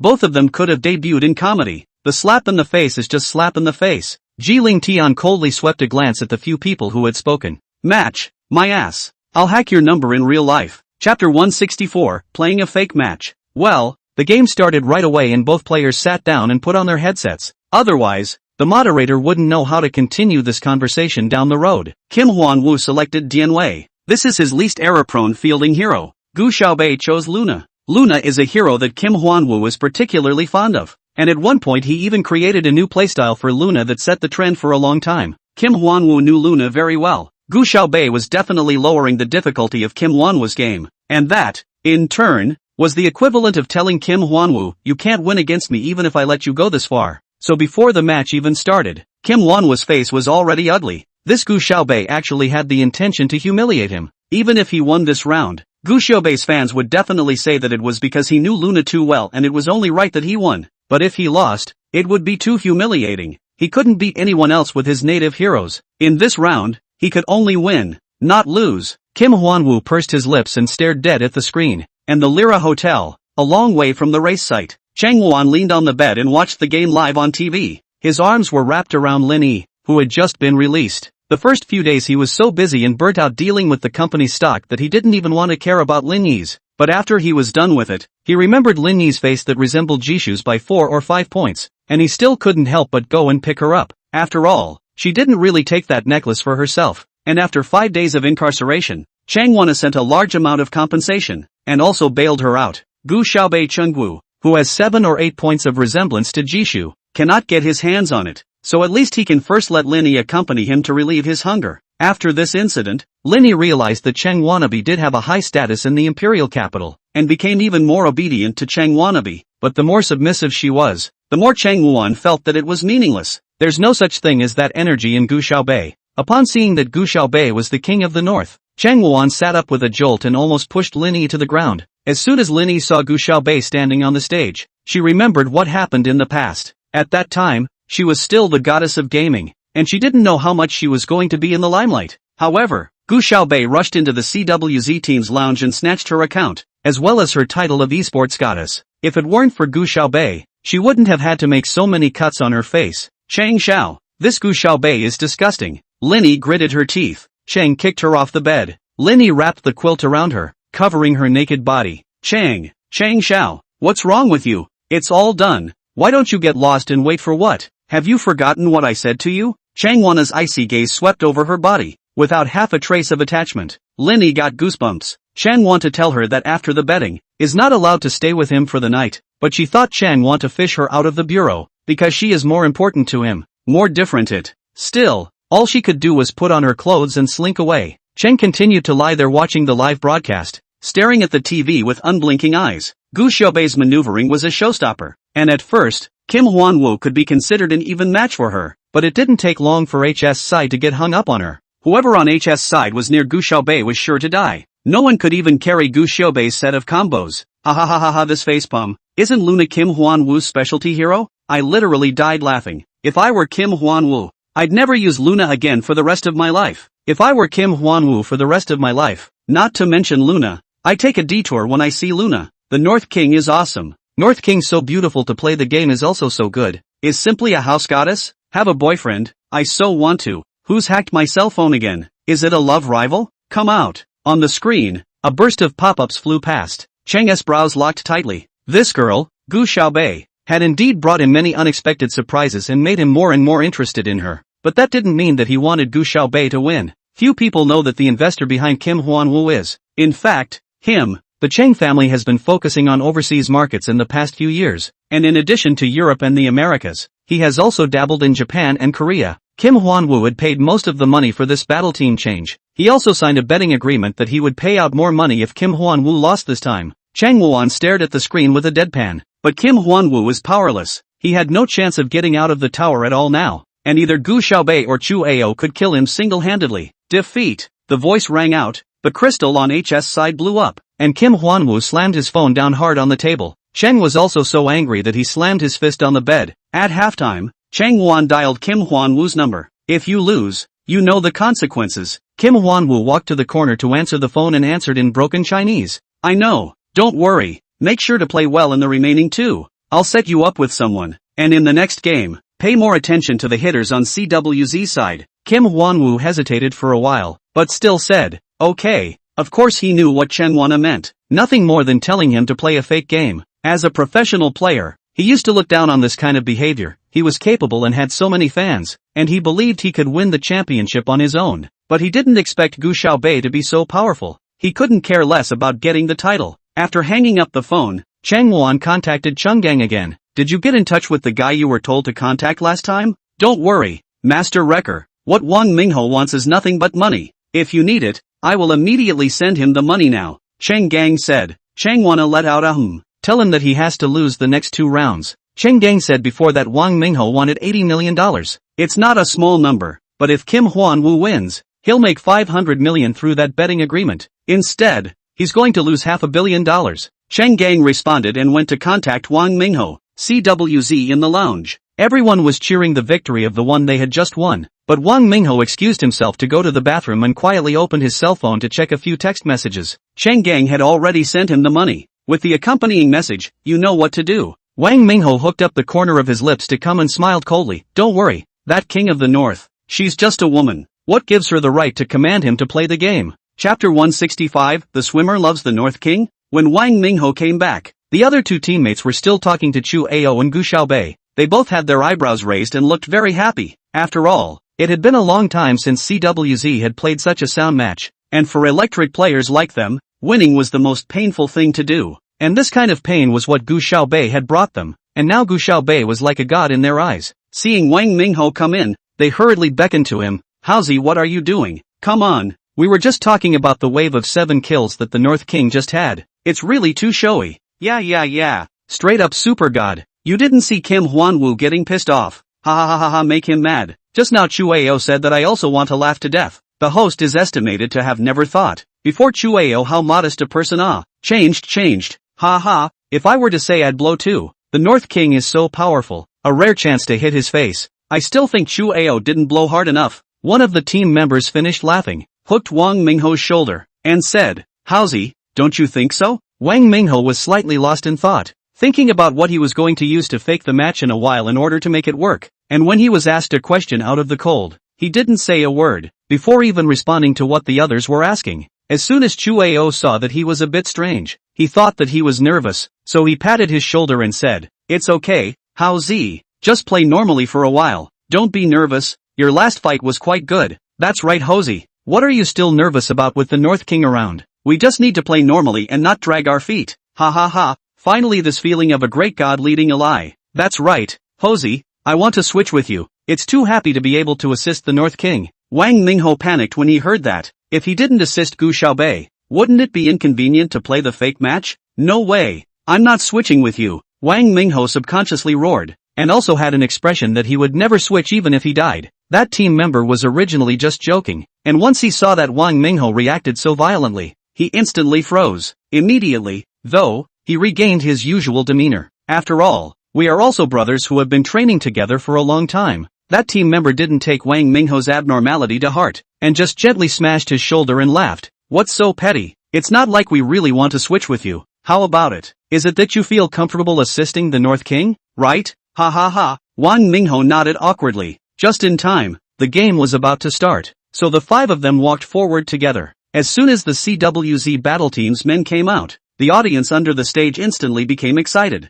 especially after Gu Xiaobei showed up. Those fans erupted in cheers. The Northern King Kong Kong me. The North King is awesome. I love you, King of the North. Ah, the King of the North is my wife. The live feeds weren't idle. Excuse me, excuse me, excuse me. Give out candy in the front row. My wife is here. Upstairs. Get out of here. That's my wife. Asterisk asterisk asterisk asterisk. How did I get hacked again? Have you guys noticed that whenever you call out your wife on the air, you get a black number? Asterisk asterisk asterisk asterisk. Is it that the live streaming administrator also likes the North King and is purposely taking revenge on us? System alert, not relevant to administrators. Don't lie. Who else could it be if not the administrator? Draw your sword. Fight for your wife. System alert, it's really not the administrator. It doesn't seem to be the administrator can only ban, right? The black number should be done by a hacker. Hacker? What kind of hacker is so powerful? The international most powerful kings honor live broadcast can be hacked in? Will it be a wanderer? Asterisk asterisk asterisk asterisk the swimmer? The swimmer likes my wife too? At this moment, Oh Xia, who was fighting in front of the computer and helping to hack the number according to Jiling Tian's request, had a big smile blooming on his face. Wow, I can't believe someone thought he was a swimmer. Doesn't that mean he's closer to the wanderer? Happy, have a candy bar to celebrate. The people on the HS battle team's side were already seated, and when they saw CWZ's people coming up, they looked up. Jin Huanwu's gaze fell on Gu Xiaobei, and it was icy cold. Gu Xiaobei didn't panic at all, only coldly hooking her lips in a way that she didn't put him in her eyes at all. Kim Huanwu glanced over to Wang Mingho's side if anything, and Wang Mingho didn't dare to meet his eyes and hurriedly lowered his head, afraid that others would find out the end of the story between him and Kim Huanwu. After all, something like playing a fake match is a stain on a professional player's career, but he had already thought about it. He was just a support anyway, just put the blame on Gu Xiaobei when the time came, and as long as he wasn't found out, who would know that he was playing a fake match? After all, he won't get much of a cut if he wins the match, but he'll get 80 million if he plays a fake match. Wang Mingho instantly strengthened his resolve. The match started, and as per usual, Wang Mingho followed behind Gu Xiaobei and helped her play the field first. Chuao went down the road by himself. The center mage let out a laugh in the team mic. Hosey, why did you start playing Big Chow this round? Wasn't it you who used to say that the thing you hated the most was Big Chow? Wang Mingho's hands shook and he bought the wrong equipment. He laughed awkwardly. Wasn't I thinking that even if I don't play well with Big Joe, the King of the North can still take us to win? Ha ha, Hosey, you've gone wild too, Chuao said in a deep voice. No matter what, we still can't underestimate the other side. Whether it's HS original team members or Kim Huanwu, they're all very powerful. Got it, don't worry Chuao. Although the upper meat titan and the middle mage joked a few times on their mouths, they could tell from the expressions on their faces that they were still playing the game very seriously. But Wang Mingho was a bit distracted. It didn't take long for Wang Mingho to give up a blood in the opening round. When he was pushing the tower with Chuao, he was actually killed directly by the tower because he didn't retreat in time. This is the kind of thing that you don't see very often in the professional game. The fans who had just been fiercely cheering for CWZ offstage froze at once. It's okay, Chuao said in the team mic. Howsy you pay attention and walk better back there. Although the words were said, Chuao's face was already a little unsightly. He also said this because he hoped that it wouldn't affect Wang Mingho's mood for the match, but he also felt that it was so wrong. This is a professional match. Sending one blood is humiliating enough, but it was actually killed by the tower. The opponent's center sent a good job, and taunted Wang Mingho. Wang Mingho gritted his teeth. Asterisk asterisk asterisk asterisk. This then, Lousy will definitely single-handedly kill him in a while. Chapter 166, Do you know how to fight, King of the North? Hosey, don't be impulsive. Chu Ao hurriedly shouted at him. The most important thing in this kind of professional game is to be calm. Once you are impulsive, it is easy to go wrong. However, Wang Mingho acted as if he hadn't heard Chu Ao's words at all. When he and Chu Ao pushed the tower, the HS battle team's shooter was under the tower and had refused to come out. And after being beaten to a crippled blood by Chu Ao, he suddenly turned around and ran. Don't chase, Chu Ao said in a deep voice. He perceived that the other party should have deliberately used the shooter as a lure to tempt them over. The enemy hadn't appeared in the minimap for a long time, and Chu Ao suspected that they were all in ambush in the wilderness. However, Wang Mingho charged up regardless, muttering, "They're all bloodied. They'll kill him in no time." Wang Mingho, Chu Ao shouted again. Who gave him the courage? The shooter is bloodied that is also a shooter. Wang Mingho is just an auxiliary. The attack power is not at all. As expected, those guys were in the field, and Wang Mingho instantly fell into the enemy encirclement. Chu Ao gritted his teeth and wanted to go up to receive him for a moment, but Gu Xiaobei said in a deep voice, "Don't go." In the time that Chu Ao hesitated for a moment, Wang Mingho's head was taken down, and the HS side is coming towards Chao again. Gu Xiaobei had just finished fighting the dragon and ran over to pick up Chu Ao, and just as Chu Ao was about to be killed, Gu Xiaobei went over with a set of combos and directly took away two people. The audience, which had just been silenced, instantly came alive again. Worthy of being the king of the north. Awesome. 1 for 2. No loss. If Wang Mingho hadn't been reckless just now, he might have been able to exchange 0 for 2. Wang Mingho's face was very ugly. Bei Wang, why didn't you just go up to help me? 3 against 3 we won't necessarily lose. Gu Xiaobei observed everyone's position in the minimap and ignored Wang Mingho. King of the north. You're so skilled. If you had just come over together, you would have definitely gotten 3 kills. As soon as Wang Mingho saw that Gu Xiaobei was ignoring him, he even came on strong. He just wanted to praise Gu Xiaobei more, and when he lost, he would put the blame on Gu Xiaobei. Aren't you great? Why can't you lead the way and win? It's all your fault. Wang Mingho's heart was playing as if it were his own. The middle mage was also a bit embarrassed and hurriedly broke the silence. How Z? Don't say that. Just now the North King was fighting the dragon. If she went over without finishing the fight and couldn't add the buff, I'm afraid that she wouldn't be able to beat the other side, and at that time, her blood recovery skill shouldn't have been good yet. So I'm afraid that she would have to give away another head if she went over there rashly. Wang Mingho said. I thought I could really be brought to lie down. It looks like I still have to fight on my own. Even the audience under the field and the people in the live broadcast room felt the flavor of gunpowder in Wang Mingho's words. Chu Ao instantly raised his head and glanced towards Gu Xiaobei. When we first met in the past, the king of the north hated people who played games with emotional outbursts, especially hate people who are vegetable and talkative and like to put the blame on others. Chu Ao didn't expect that Wang Mingho would suddenly appear like this during the finals. Hosey, cut the crap. King of the north, don't be angry. Chu Ao had said so. So Wang Mingho grunted and didn't say anything else. Gu Xiaobei wrinkled his eyebrows, his thin lips pursed slightly, and did not say a single word in the meantime. The audience on stage could only see the side of her staggered face. Her face was so delicate and pretty that she couldn't help but attract attention, but the movements of her hands were even more splendid to the extreme. It looked as if she was always on cloud 9, but on the screen her positioning was incredibly precise, not giving the enemy any chance at all. In the previous matches, since Gu Xiaobei was the most skilled person on the team, it had always been for the assistants to follow her. But in this game, Wang Mingho was always on Chu Ao's ass. Every now and then, he goes and hangs out in the middle of the road. I don't know if Wang Mingho was too unlucky, but in any case, whenever he appeared, he would be targeted by the other side, and his timing for opening big this game was particularly bad, always summoning his teammates into the enemy's encirclement, not to mention that there was even a time when he opened big under the opponent's tower, and as soon as the mage went over, he was killed by the opponent's tower. Asterisk. Hosey, after the center mage died 3 times, his mind finally broke down. Don't you come to assist me. I'm becoming a pig raised by Kim Huanwu. Kill me whenever you want. Yeah. The meat tank on the upper road followed suit. Their shooter over there has developed. The damage is too high for me to carry. Wang Mingho said helplessly. Okay, then I'll go down the road. Chu Ao is fighting the dragon. I'll go help him guard the tower, okay? At this point, CWZ's side was already slightly down, so Chu Ao was also trying to beat up the Storm Dragon King so that he could gain a little bit of an advantage. His Dragon King was already halfway through the game, but Wang Mingho had only just reached the river when Gu Xiaobei suddenly spoke in a cold voice. Chu Ao, come here, King of the North. Chu Ao froze for a moment. I'm almost done fighting the Dragon King. Now. Gu Xiaobei didn't say much, just coldly said. The audience froze. Anyone could see that Chu Ao could not be seen on the HS side right now, but Wang Mingho would immediately go to guard the tower. And the probability was that the HS guys would think that Chu Ao was hiding in the bushes next to the lower tower, so they should go down the road.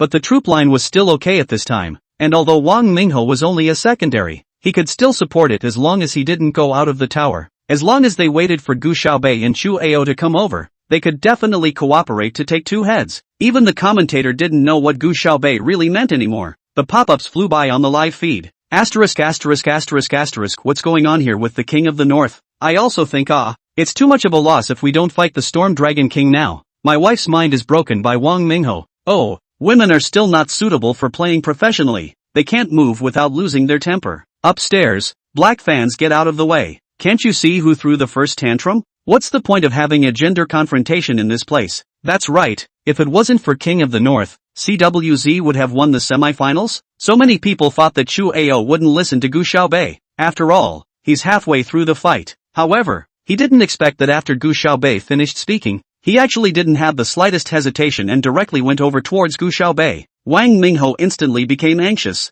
North King, what do you mean? You don't let Chu Ao continue to fight the dragon and tell him to go to the middle to find you for what? At this moment, Gu Xiaobei had just come out of the wild area and was heading towards the middle road, preparing to meet up with Chu Ao. The mage in the middle road was already dead and was preparing to resurrect, and at this point in the middle road, there were only two people, Gu Xiaobei and Chu Ao, but on the HS side, there were four guys going down the middle from different directions. Gu Xiaobei and Chu Ao were surrounded. Wang Mingho was furious. North King, can you fight or not? Chapter 167, Hate Being Betrayed. Wang Mingho instantly became smug once he saw that Gu Xiaobei and Chu Ao were surrounded, but on his face, he still made an angry face. How can this still be a fight? If you lose later, it's all your fault. Wang Mingho was bent on putting all the blame on Gu Xiaobei. Don't you say that, Hiroko. That's right, the King of the North didn't expect it at first. The remaining two teammates were helping Gu Xiaobei, but at this time, Gu Xiaobei suddenly opened her mouth in a clear and cold voice. Yes, two simple words and everyone froze. This is a professional tournament. This is the finals of the fall combine. Gu Xiaobei took all the blame on herself. Did she know how grim a thing it was? Wang Mingho was also dumbfounded. Mage Resurrection. Come to the middle to guard the tower. Chu Ao retreat to the second tower. I'll go back to the city to add blood. Don't want the middle tower. Gu Xiaobei calmly said. Her vocals are clean and pure, yet they carry a power that you dare not question. The mage rushed out the door, and Shuao listened to her. Taking a few steps back, Gu Xiaobei tapped the back to city button. Oh, you guys really listened to her. Wang Mingho sneered. A tower says don't want it. Are you guys the dogs she raised? Do you guys know? Gu Xiaobei got up and gently rubbed his knuckles. Pop! Before Wang Mingho could finish his words, before the smug look could recede from his face, his cell phone was snatched by Gu Xiaobei and thrown ruthlessly to the ground. You're ing crazy. Wang Mingho instantly stormed out and was about to rush over to hit Gu Xiaobei. Even the people over at HS were shocked and looked this way. Gu Xiaobei snatched Wang Mingho's earphone and threw it on a side table. She pointed at Wang Mingho's nose and said coldly, if I've wronged you,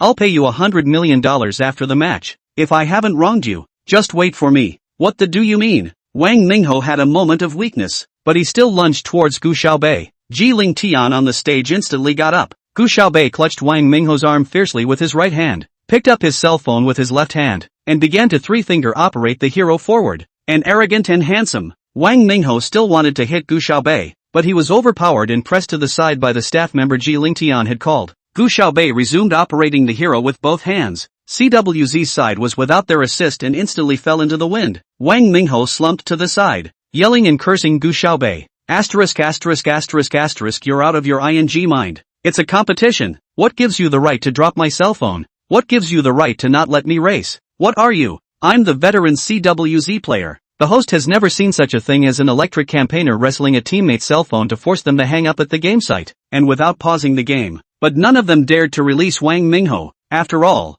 Ji Xiao was right next to him, watching coldly. This venue is still sponsored by the Qi family. Gu Xiaobei acted as if he couldn't hear Wang Mingho's tirade as he calmly commanded the remaining three men. Although Chu Ao and the three of them didn't know why Gu Xiaobei suddenly slammed Wang Mingho's cell phone, they still obediently followed Gu Xiaobei's command. There was a murmur of confusion from the audience on stage. Can you still play without the assist? Yes, this is a professional match. HS side is not weak. CWZ lacks a person. How can we play? What's going on with the King of the North? I don't know. It feels like I'm going to lose this one. Wang Mingho was already talking badly. I'm the King of the North. I'd slam his cell phone too. but this is a tournament after all. Alas, let's hope for a change in the next game. If we can win the next game, we can still get the championship. The HS players had happy faces. With one less person, there's no way CWZ can win, but CWZ didn't give up. It's strange to say that earlier. The people on HS side, especially Kim Hwan-woo, seem to have penetrating eyes, always knowing the movements of their side and everyone's position. But right now, they're bouncing around like headless flies. The gap between CWZ and HS is getting smaller,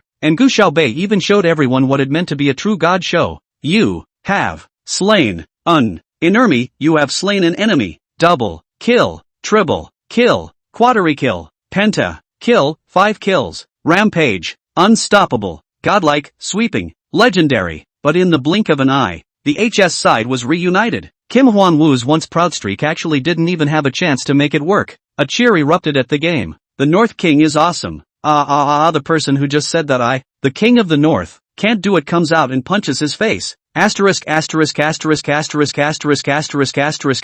This ticket is a great buy. The guy over at HS doesn't even have the heart to pick up his cell phone and fight back because there's no chance. Chu Ao had already pushed out their crystal with his troop line. The blown-up crystal was the same color as Kim Hwan-woo's face. The 5th class on stage screamed until their voices went hoarse. Bei Wan was in their class. The gaming goddess was in their class. It's something that each of them can brag about for the rest of their lives. Guyu Ran's face was going to be askew with anger. Just now, she really thought HS was about to win, but she didn't expect Gu Xiaobei to actually save the day. She actually won? She actually managed to win. Why was she so lucky? The HS were stoic and ready to leave. All the cheers and glory that followed belonged to CWZ. Gu Xiaobei stopped Kim Hwan-woo. Her eyes were cold, and a cold, bone-chilling smile played at the corners of her mouth. If I let you be alone, you won't be able to fight. Gu Xiaobei sneered. Kim Hwan-woo was furious. HS team members were upset about losing, but they still helped Kim Hwan-woo out. Even if you won, you don't have to taunt people. Gu Xiaobei was still in Jin Hanyu's path, coldly hooking her lips. What?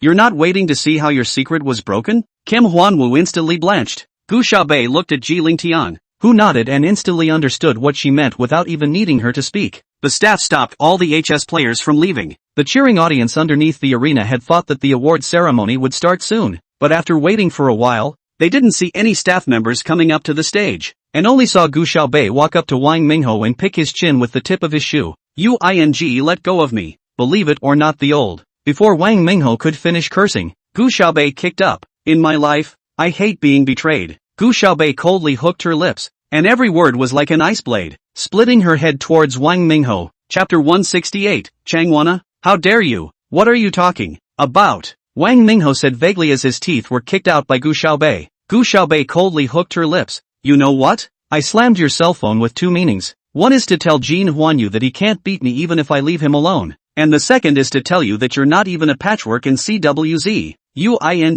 Wang Mingho wanted to curse something, but she kicked him again. Gu Xiaobei walked over and picked up the cell phone that Wang Mingho had thrown next to her, and the headset that she had dropped next to her, only to see her operate something quickly. And soon, she projected Wang Mingho's cell phone screen onto the big screen on the stage. Every word in his cell phone was clearly visible to the live audience and the users in the broadcast room. $80 million has already been credited to you. You have to lose the remaining 2 games. I know. And then above that, a reminder of the arrival of the XX Bank. And the amount of the transfer just happened to be $80 million. Gu Xiaobei flipped Wang Mingho's earpiece a few times, plucked out a small object from it, and threw it in his face. Bugs? Ha? She sneered. You've got a lot of nerve, playing with these things in front of me. The staff aside also rummaged through the headset Kim Hwan-woo had used and found the monitor that went with this. For a while, all the people started cursing Wang Mingho. No wonder he was always pushing for the game just now. One moment he wanted to go to the middle, the next to the top, and he always reported where Chu Ao and the North King were at. Yeah, how could Kim Hwan-woo's side have known if he hadn't reported it? That's, at that time, when Chu Ao fought the Storm Dragon King, he also reported his point, and if it wasn't for King of the North shouting Chu Ao away, it was estimated that Chu Ao would have given his head to the other side even with the Dragon King. That's disgusting. It's really too disgusting. This kind of person has no work ethic at all. That's right. I used to like Kim Hwan-woo. Now that I think about it, it's disgusting. This is what Korea's gold medal hitter is this year? The gold medal cheating king. Right. From now on, only the North King will be powdered. ********. My North King's action of just dropping his cell phone was really awesome. The action of kicking Wang Mingho in the face is also super handsome. It's just that the force wasn't quite enough. Why didn't you kick him to death? 4 against 5 can win. Gaming miracle. Kim Hwanwoo left with a grim face. He was supposed to be the hottest rising star of Korean gaming this year, but the fake match was exposed and his future career is kind of over. Not to mention Wang Mingho, it's all over. Not only is his career over, but he's sure he'll be claimed by CWZ for the $80 million, which isn't enough just to pay for it. CWZ's head coach Woo Jianchuan was now looking at Wang Mingho with fire spewing out of his eyes. He asked himself that he was good to every member of CWZ, but he didn't expect that in the end. It was one of his own who stabbed him in the back. If it wasn't for King of the North, this year's championship would again be out of reach for domestic teams. Tonight is destined to be a sleepless night for all domestic gaming fans. After 3 years, the King's Glory Championship trophy, once again, returns to the country. Award ceremony. The fans on the scene had already shouted their voices,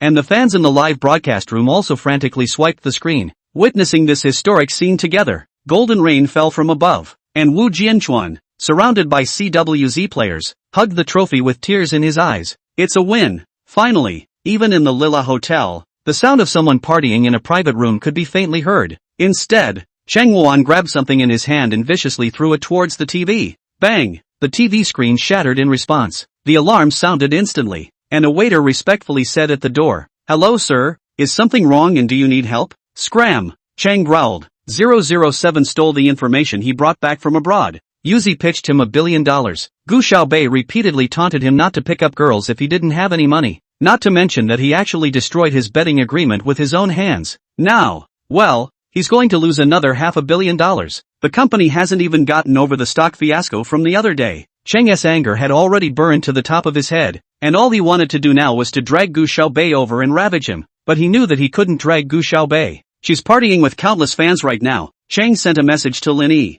"Chengwana, get back here. I want to sleep with you." Lin Yi cheerfully replied, "Okay Master Wrecker." After receiving this message, Chang Won threw his cell phone aside. Instantly, his cell phone rang. Cheng touched it and casually picked it up. He thought it was Lin Yi who wanted to see him, and gave an impatient hello. He gave a cry, but the voice on the other end of the phone was cool and mesmerizing, like a knife smeared with a tantalizing spice. You can't help but lick it knowing it will slit your throat. Chang wondering, "How dare you?" Gu Xiaobei sneered on the other side of the phone. Changwana didn't expect that Gu Xiaobei would be able to check on him so quickly, and was instantly startled. How could he know that Gu Xiaobei was the most famous international hacker swimmer? And there was no information on the internet that she couldn't find out if she wanted to. Who gave you the guts to talk to me like that? Chang flashed a moment of weakness, but in his eyes, Gu Xiaobei was just a little girl. There's nothing to be afraid of. Changwana, you wait. After saying that, Gu Xiaobei hung up the phone. Chang Wuan gritted his teeth. His hallowed master Wuan was actually threatened by a woman.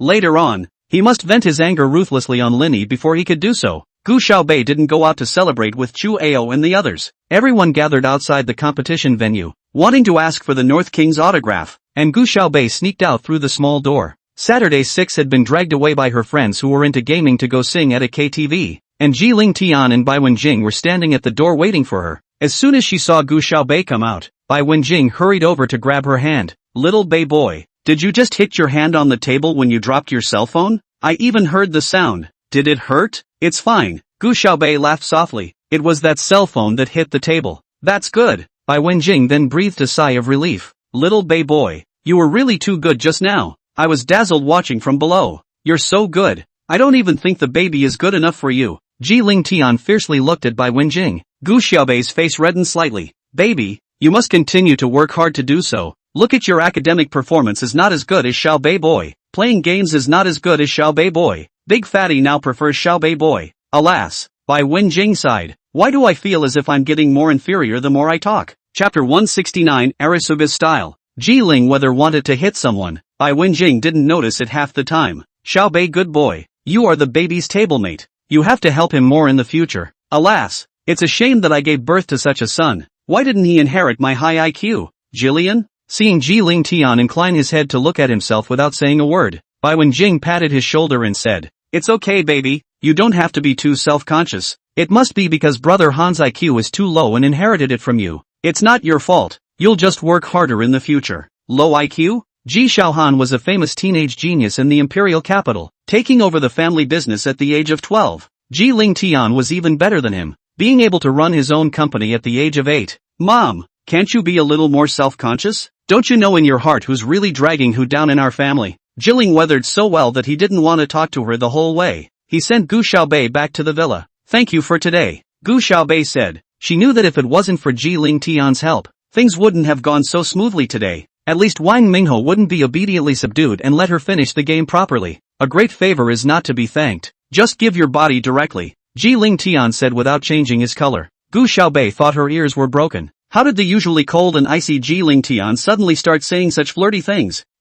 We'll go back first. Gu Xiaobei said goodbye to him. Ji Ling Tian's earlobes were also slightly red as he looked at Gu Xiaobei's back. He had just said that to no one else before. He felt that he should only say such things to Gu Xiaobei more often in the future. If you like someone, you have to tell her. Love is only good when it's great. Gu Xiaobei entered the villa. Beaver was out on a mission, and she was alone in the entire villa. Without turning on the lights, she fished herself a bottle of wine out of the refrigerator and sat down in front of the floor-to-ceiling window to drink it. The moonlight outside was a bit hazy and couldn't shine into the room. The darkened villa looked emptier and emptier. Gu Xiaobei's heart suddenly rose with a sense of desolation. She really hated being betrayed. If she hadn't been betrayed in the first place, she wouldn't have killed someone on the operating table, much less been unable to hold a scalpel steady ever since. If it wasn't for what happened in the first place, she might have cured Mu Changqing's illness a long time ago. Maybe she wouldn't need to push back when Ji Ling Tian approached her. That's when she received a message. It's from Ishiyi. Ishiyi, idol. The domestic jewelry design competition is about to start. Are you going to be a judge? This competition had been held for a few years now,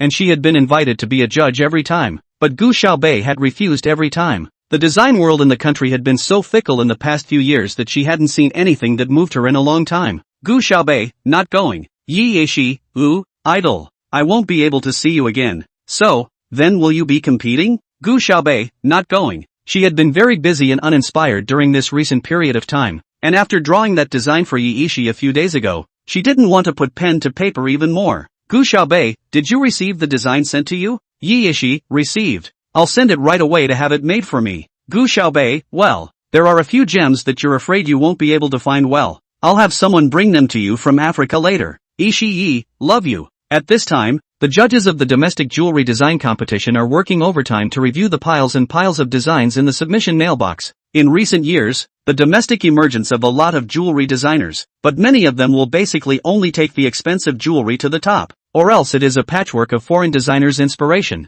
A good necklace design is not like, with the hodgepodge of the same. In the past few days, they've reviewed a few thousand designs, and barely managed to pick a few dozen out of them that were still good. Suddenly, one of the judges exclaimed, "Look at this, you guys." The judge next to him rubbed his eyes and yawned. "What's the matter? You got a virus on your computer?" "No, look at this design." Several of the judges came over and got in front of his computer. "It's great. It's been a day of looking at wasted pictures, so I can finally wash my eyes. Good looking." Those few judges looked excitedly at a middle-aged man sitting in the corner. This middle-aged man's surname was Tang, and he was Professor Tang, who was famous in the design industry. He is the head of the design department at Taito University, and has also won gold medals at several prestigious design awards both at home and abroad. Professor Tang had come over today to help them review those works they had screened out, to see if there were any seedlings that could be tapped for further study at the Imperial Capital University. "Professor Tang, come and see," one of the judges said excitedly. Professor Don put on his glasses and walked over. As soon as he saw the artwork, he too was shocked. Quite the vegetative star. "Right, Prof. Tang, you think so too? I also felt at first glance that this piece looks like Master Su Xing's design style, but it's the moment of inspiration that has the feeling of a vegetal star. The edges and details at the back don't work. There's the feeling of a dog's tail." Professor Tang pushed up his glasses and looked at the picture carefully, and there are also a lot of flaws in the details, overly valuing the jewelry's fame and ignoring the jewelry's intermatch. A bit pompous. Several other judges nodded as they listened to Professor Tang's comments, but I have to say, it's also one of the best of all the drafts this year. "Right, Prof. Don. I think so too. Yeah, it feels like this is the #1 spot this year." Professor Tang looked at the design and couldn't help but sigh softly. Pity. There are some parts that really aren't on par with Vegetarian Star's level anymore, but the edges and detailing are so rough that it rather ruins the inspiration that came before it. He even thought that the chart might be better if it was only half as good. Inspired by this image, several of the other judges stepped up and looked at the manuscript, hoping to find a comparable design from their own submission inboxes as well. But sadly,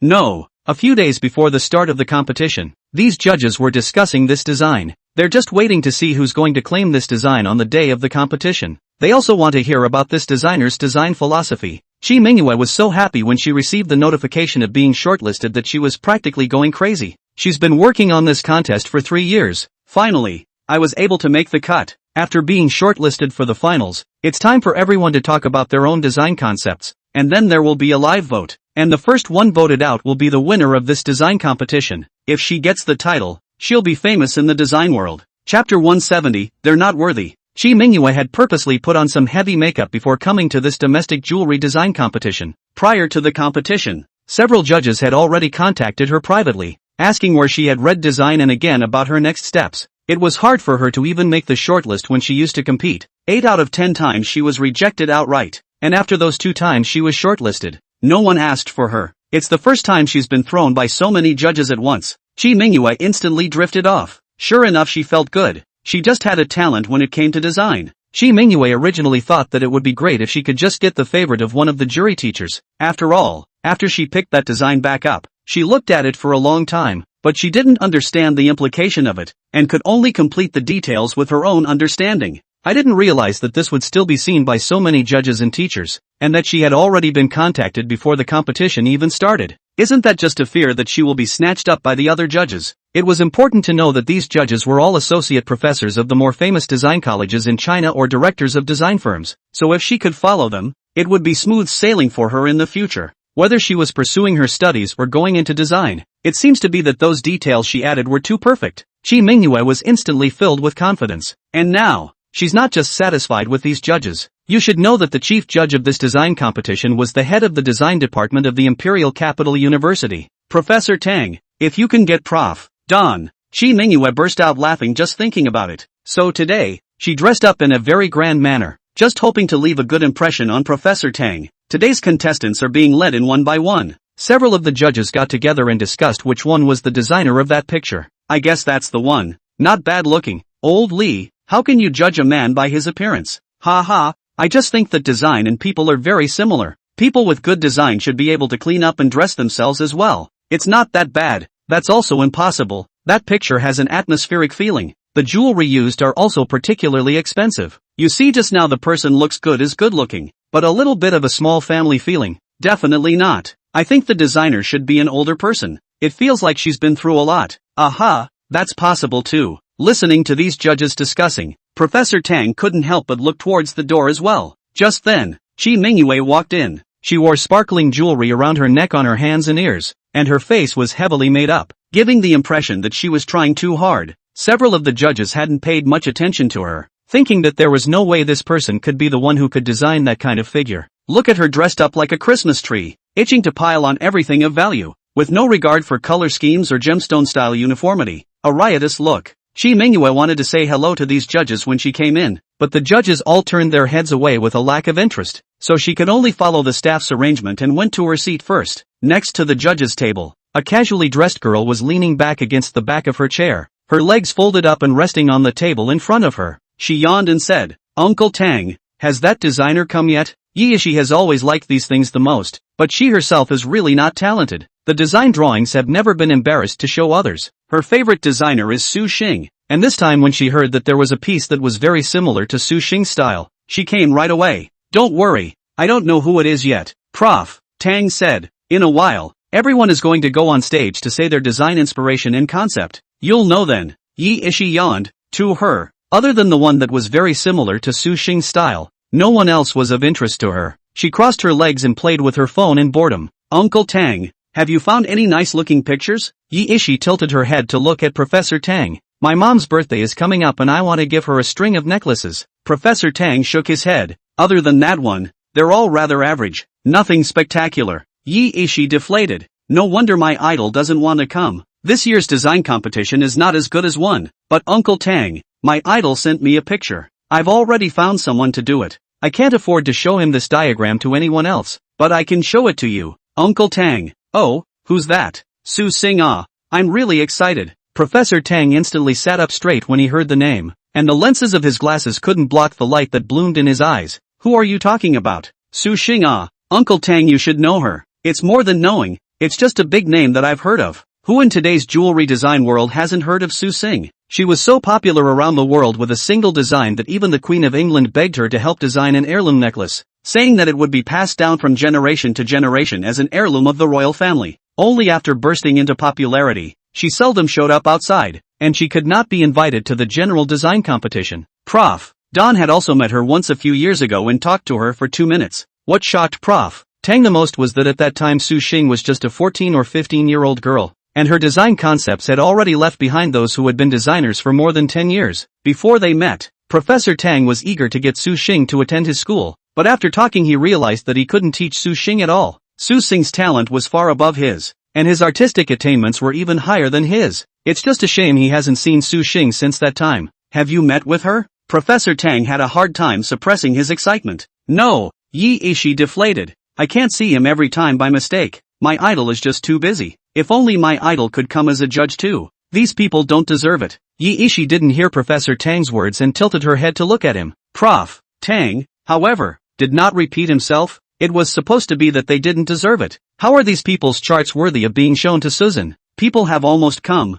so the hosts follow the order of the list and let everyone go up to the stage to introduce their works and design concepts. Qi Mingyue came in fourth. The works of the first 3 people were very ordinary and the statements were super boring, which made Yi Ishi doze off for a while. Before Qi Mingyue came, she had wanted to take this time to prepare what she was going to say later again, but instead, she had been staring at the 2 people in front of her left since she sat down. Chapter 171, The garbage I throw away is not to be insulted either. Chang Xiao actually came too. Just after sitting down and seeing Chang Wuan sitting right in front of her, Qi Mingyue got excited. However, when she saw Lin Yi beside Chang Wuan, her face instantly went cold again. Chang Xiao is really too good to this plastic surgery girl now, isn't he? He takes her with him everywhere he goes. Lin Yi leaned on Chang Wuan's body and pampered herself. Chang Xiao, thanks for bringing me here. I'm super fond of jewelry. Buy it if you like it. Chang Wana said coldly. Your performance last night was okay. Thank you, Chang Xiao. Although Lin Yi was enthusiastic, Chang Wandering was all lovey-dovey. Qi Mingyue couldn't tell how happy she was to see Lin Yi's hot face on her cold ass from behind. Let's invite contestant number 4 to tell us about her design ideas and concepts. The host dropped the design Qi Mingyue had pitched on the curtain. Instantly, the field sucked in a breath of cold air. Just because they can't paint that beautifully doesn't mean they don't have a level of appreciation. Asterisk asterisk asterisk asterisk, this is too pretty. Instant low self-esteem. Oh, it's not much of a big deal. The detailing is rough. Details? I think the frame is a win when it's drawn. That's right, it's just hanging, crying, so low self-esteem. I'm actually number 5. Instantly don't want to go on stage. Amidst the praise and envy of the crowd, Qi Mingyue walked onto the stage carrying her dress. Yi Ishi quickly photographed it and sent it to Gu Xiaobei. Yi Ishi, idol, the style of this design seems like you. My mom is about to have a birthday and I plan to buy it for her. In the back, a picture she took. The judges are looking forward to seeing Qi Mingyue in the ring. As soon as she stepped onto the stage, though, a few moments of disappointment instantly flashed in the eyes of several of the judges. Such a stunning piece of work, designed by such a person? It instantly felt eclipsed. However, these few judges were not people who judged people by their appearance, and still waited patiently to hear Qi Mingyue's story. Hello judges, let me tell you about the design concept of my necklace, which is inspired by love. Qi Mingyue said, her gaze slowly falling on Chang Wuan, pulsing with love. Lin Yi hugged Chang Wuan's arm and smiled in the direction of the camera as if she was swearing sovereignty. Chang impatiently pulled his arm out. Although Lin Yi's face looked like Jishu and also Gu Xiaobei, her temperament and aura were far worse. Seeing Chang Wuan resenting Lin Yi, Qi Mingyue was even happier. She continued, the ruby in the center then represents the heart when you love someone. What about these light-colored sapphires around it? They represent the veins that surround the heart, and to avoid clashing colors, so I didn't choose red for the stones around the edges. And while blue represents melancholy, sapphires also symbolize the love that is sought after. Qi Mingyue thought she had explained herself perfectly, but after Professor Tang heard her words, he was incredibly disappointed. The concept was nothing like he had imagined. And, instantly, it takes this design down a notch. Prof. Tang left straight away. The other judges were still whispering. It doesn't feel like the concept is very similar to the style of the design drawings. Yeah, but people are the originals, so let's not impose our thoughts. I can keep it if you don't want it. I think she's quite talented. She's a makeable talent. Qi Mingyue didn't know that she had already lost her status in the hearts of the judges, and still said smugly, and my inspiration for creating it came from a person on the stage. He is Chang Xiao. Qi Mingyue curled her lips in a smile. She felt that she was doing a very brave thing by confessing to Chang Wuan in public. What's more, she's the center of attention today, but but Lin Yi's face instantly turned ugly. She inclined her head to look at Chang Wuan. Once Cheng allowed it, she rushed up and slapped Ji Mingyue, but Chang Wuan looked like he didn't care. He hadn't planned on staying for anyone after all those years of wandering. What's more, even if he wanted to stay, he wouldn't do it for a commodity like Lin Yi. It's just a woman he's playing with. Do you really want a name? The unknown people on stage are still up in arms. Wow, what about confessions on the spot? So sweet. Confessing with a design is really sweet. Promise her. Promise her.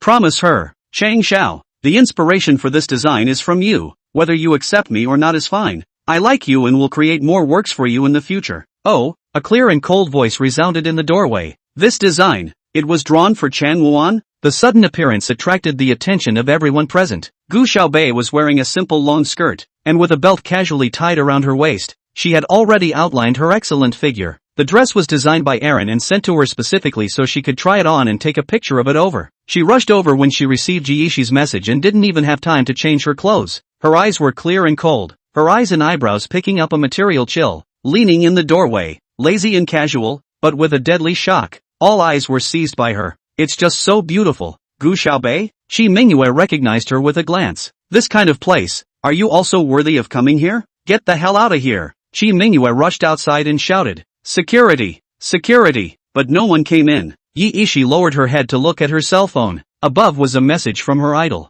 "Give me the address. I'm coming over now." This overwhelmingly cold and beautiful big beauty in front of her. It can't be her idol. Chang also hooked his lips and surveyed Gu Xiaobei. She had just badgered him and made him lose the parley agreement, and now she had the nerve to show up in front of him? He was now becoming more and more interested in Gu Xiaobei. After losing so much money on Gu Xiaobei, how could she repay it with her body? Chang Wuan tore his tie loose and leaned back in his chair, licking the corners of his mouth, his eyes blooming with the light of a wild beast seeing its prey. "Shi Mingyue," Gu Xiaobei spoke in a clear and cold voice. "The garbage that I throw away is also not to be insulted casually." "What do you mean? A found design, and you dare to bring it to the competition?" Gu Xiaobei's words instantly triggered the entire room. "Picked up? What does she mean? I don't get it." Shi Mingyue was instantly weak, but still colored and said, "What are you babbling about? Believe it or not, I'll sue you for slander. This is the picture I drew for Chang Xiao." "Chang Xiao," Shi Mingyue pouted at Cheng Wuan on the stage. "Gu Xiaobei insulted my gift to you like this.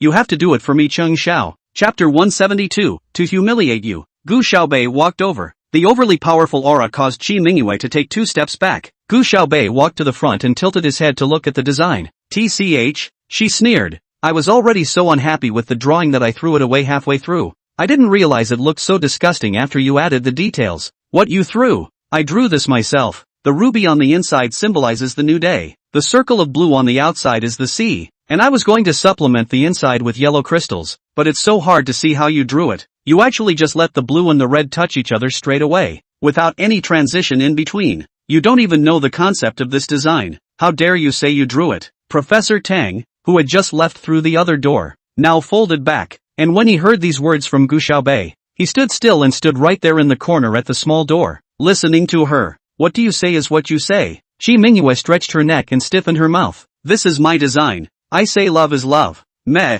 Gu Xiaobei, what kind of attitude is that?" Shi Mingyue pointed at her nose and scolded. "Do you know that my design level was praised by Su Xing herself? How come I don't know? You still know everything? What do you think it is? Su Xing compliments me. Do I have to tell you? Why don't I know that I complimented you?" Gu Xiaobei swept a cold glance at her. Was I ever blind? Everyone froze. What does she mean? She's a vegetarian star? Can't be. Su Xing was a worldwide sensation a few years ago. She doesn't even look 20 yet. Asterisk asterisk asterisk asterisk I'm really super into Su Xing. She really does. Aha, my idol is actually this beautiful. It's not confirmed yet. What's the excitement? The people on stage whispered. Some very excited. Others still skeptical. You're crazy. You actually dare to pretend to be Su Xing. You're too shameless. It's my name that's written on this design. It's my work. First you slandered me and now you're pretending to be Su Xing. What the hell are you trying to do? She's Su Xing. Just as everyone was torn between believing Qi Mingyue or Gu Xiaobei, Professor Tang suddenly walked in through the corner door. Su Xing,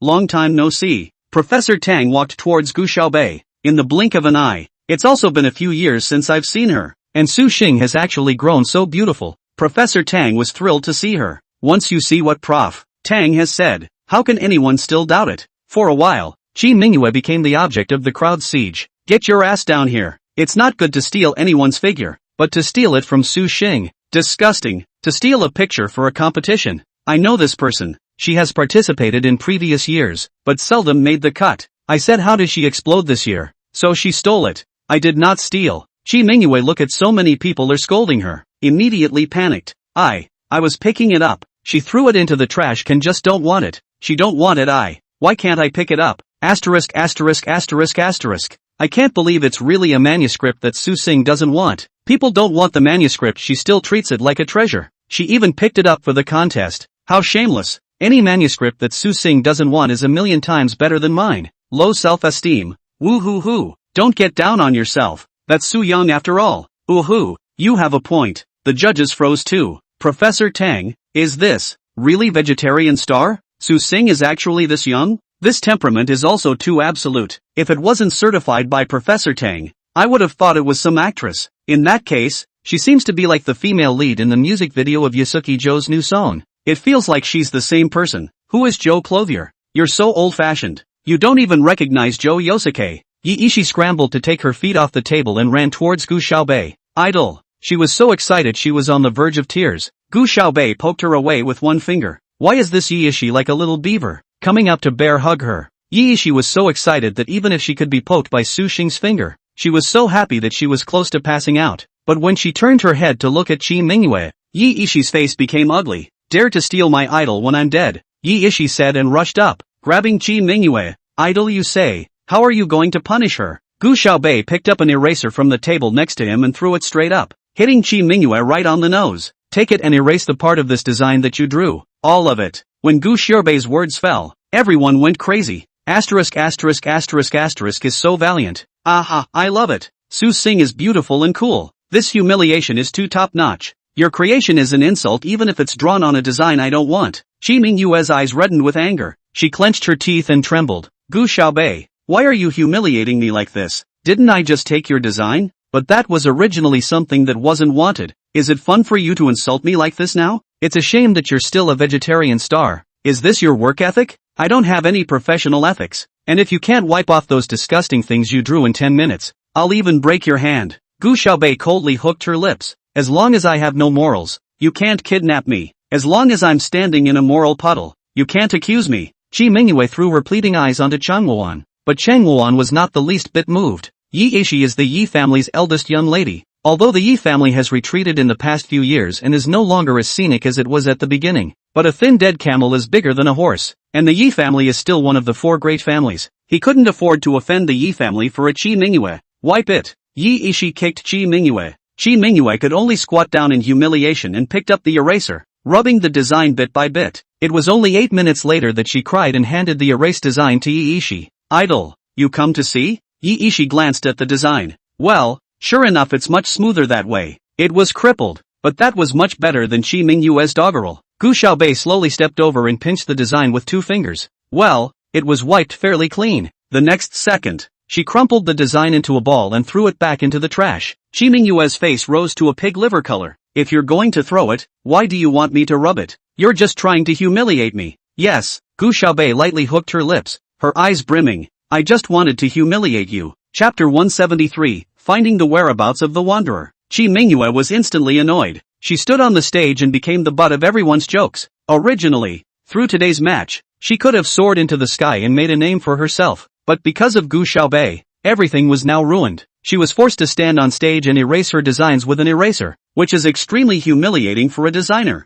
Chi Mingyue could no longer face those humiliating gazes from the stage and covered her face and ran out. Cheng's face was also extremely unsightly. Gu Xiaobei is actually Su Xing? The last time he took Gu Xiaobei to the Imperial Plaza, the $200 million necklace she was looking at could be Su Xing's work. Once Su Xing's works are sold, they all get a commission. That means that at that time, Gu Xiaobei had calculated that if he really bought it, she would make a steady profit. If he doesn't buy it, she pays for it herself and receives a portion of the commission in return, not to mention that she also taunts him in passing that if he doesn't have any money, he shouldn't learn how to pick up girls. Dare I say that Gu Xiaobei had started counting on him a long time ago. Chang Wuan coldly hooked his lips and glanced at Gu Xiaobei on the stage, his eyes flashing a few shades. Very good, Gu Xiaobei. You have, now, managed to get my attention. Once Linny saw that Chang Wuan had left, she hurriedly followed. She jogged all the way before she could keep up with Chang Wuan. Chang Xiao, look at that Gu Xiaobei. That's. Before she could finish her words, Chang Wannabe turned his head coldly. Who told you to follow me? Chang Xiao. Get out. Chang Wuan had always been temperamental, and every time he lost his temper, he was extraordinarily frightening. Linny instantly dared not move. Chang wandering left Linny where he was and left with a big stride. And at this moment, Gu Xiaobei was still surrounded by a bunch of people and hadn't left the competition site. Su Xing, I really like your design. Su Sung, can you come and study at our school? Studying? I think you're being whimsical. Su Xing still needs to go to your school to study? Su Xing, why don't you come to our school and become a professor? Even the department head, all the judges gathered around Gu Xiaobei to please her. This is the most famous design genius of the 21st century. Some of the contestants below had a look of jealousy on their faces, but there were many more who were fans of Su Xing and excitedly took out a pen and paper to get an autograph. Many people had taken pictures of Gu Xiaobei.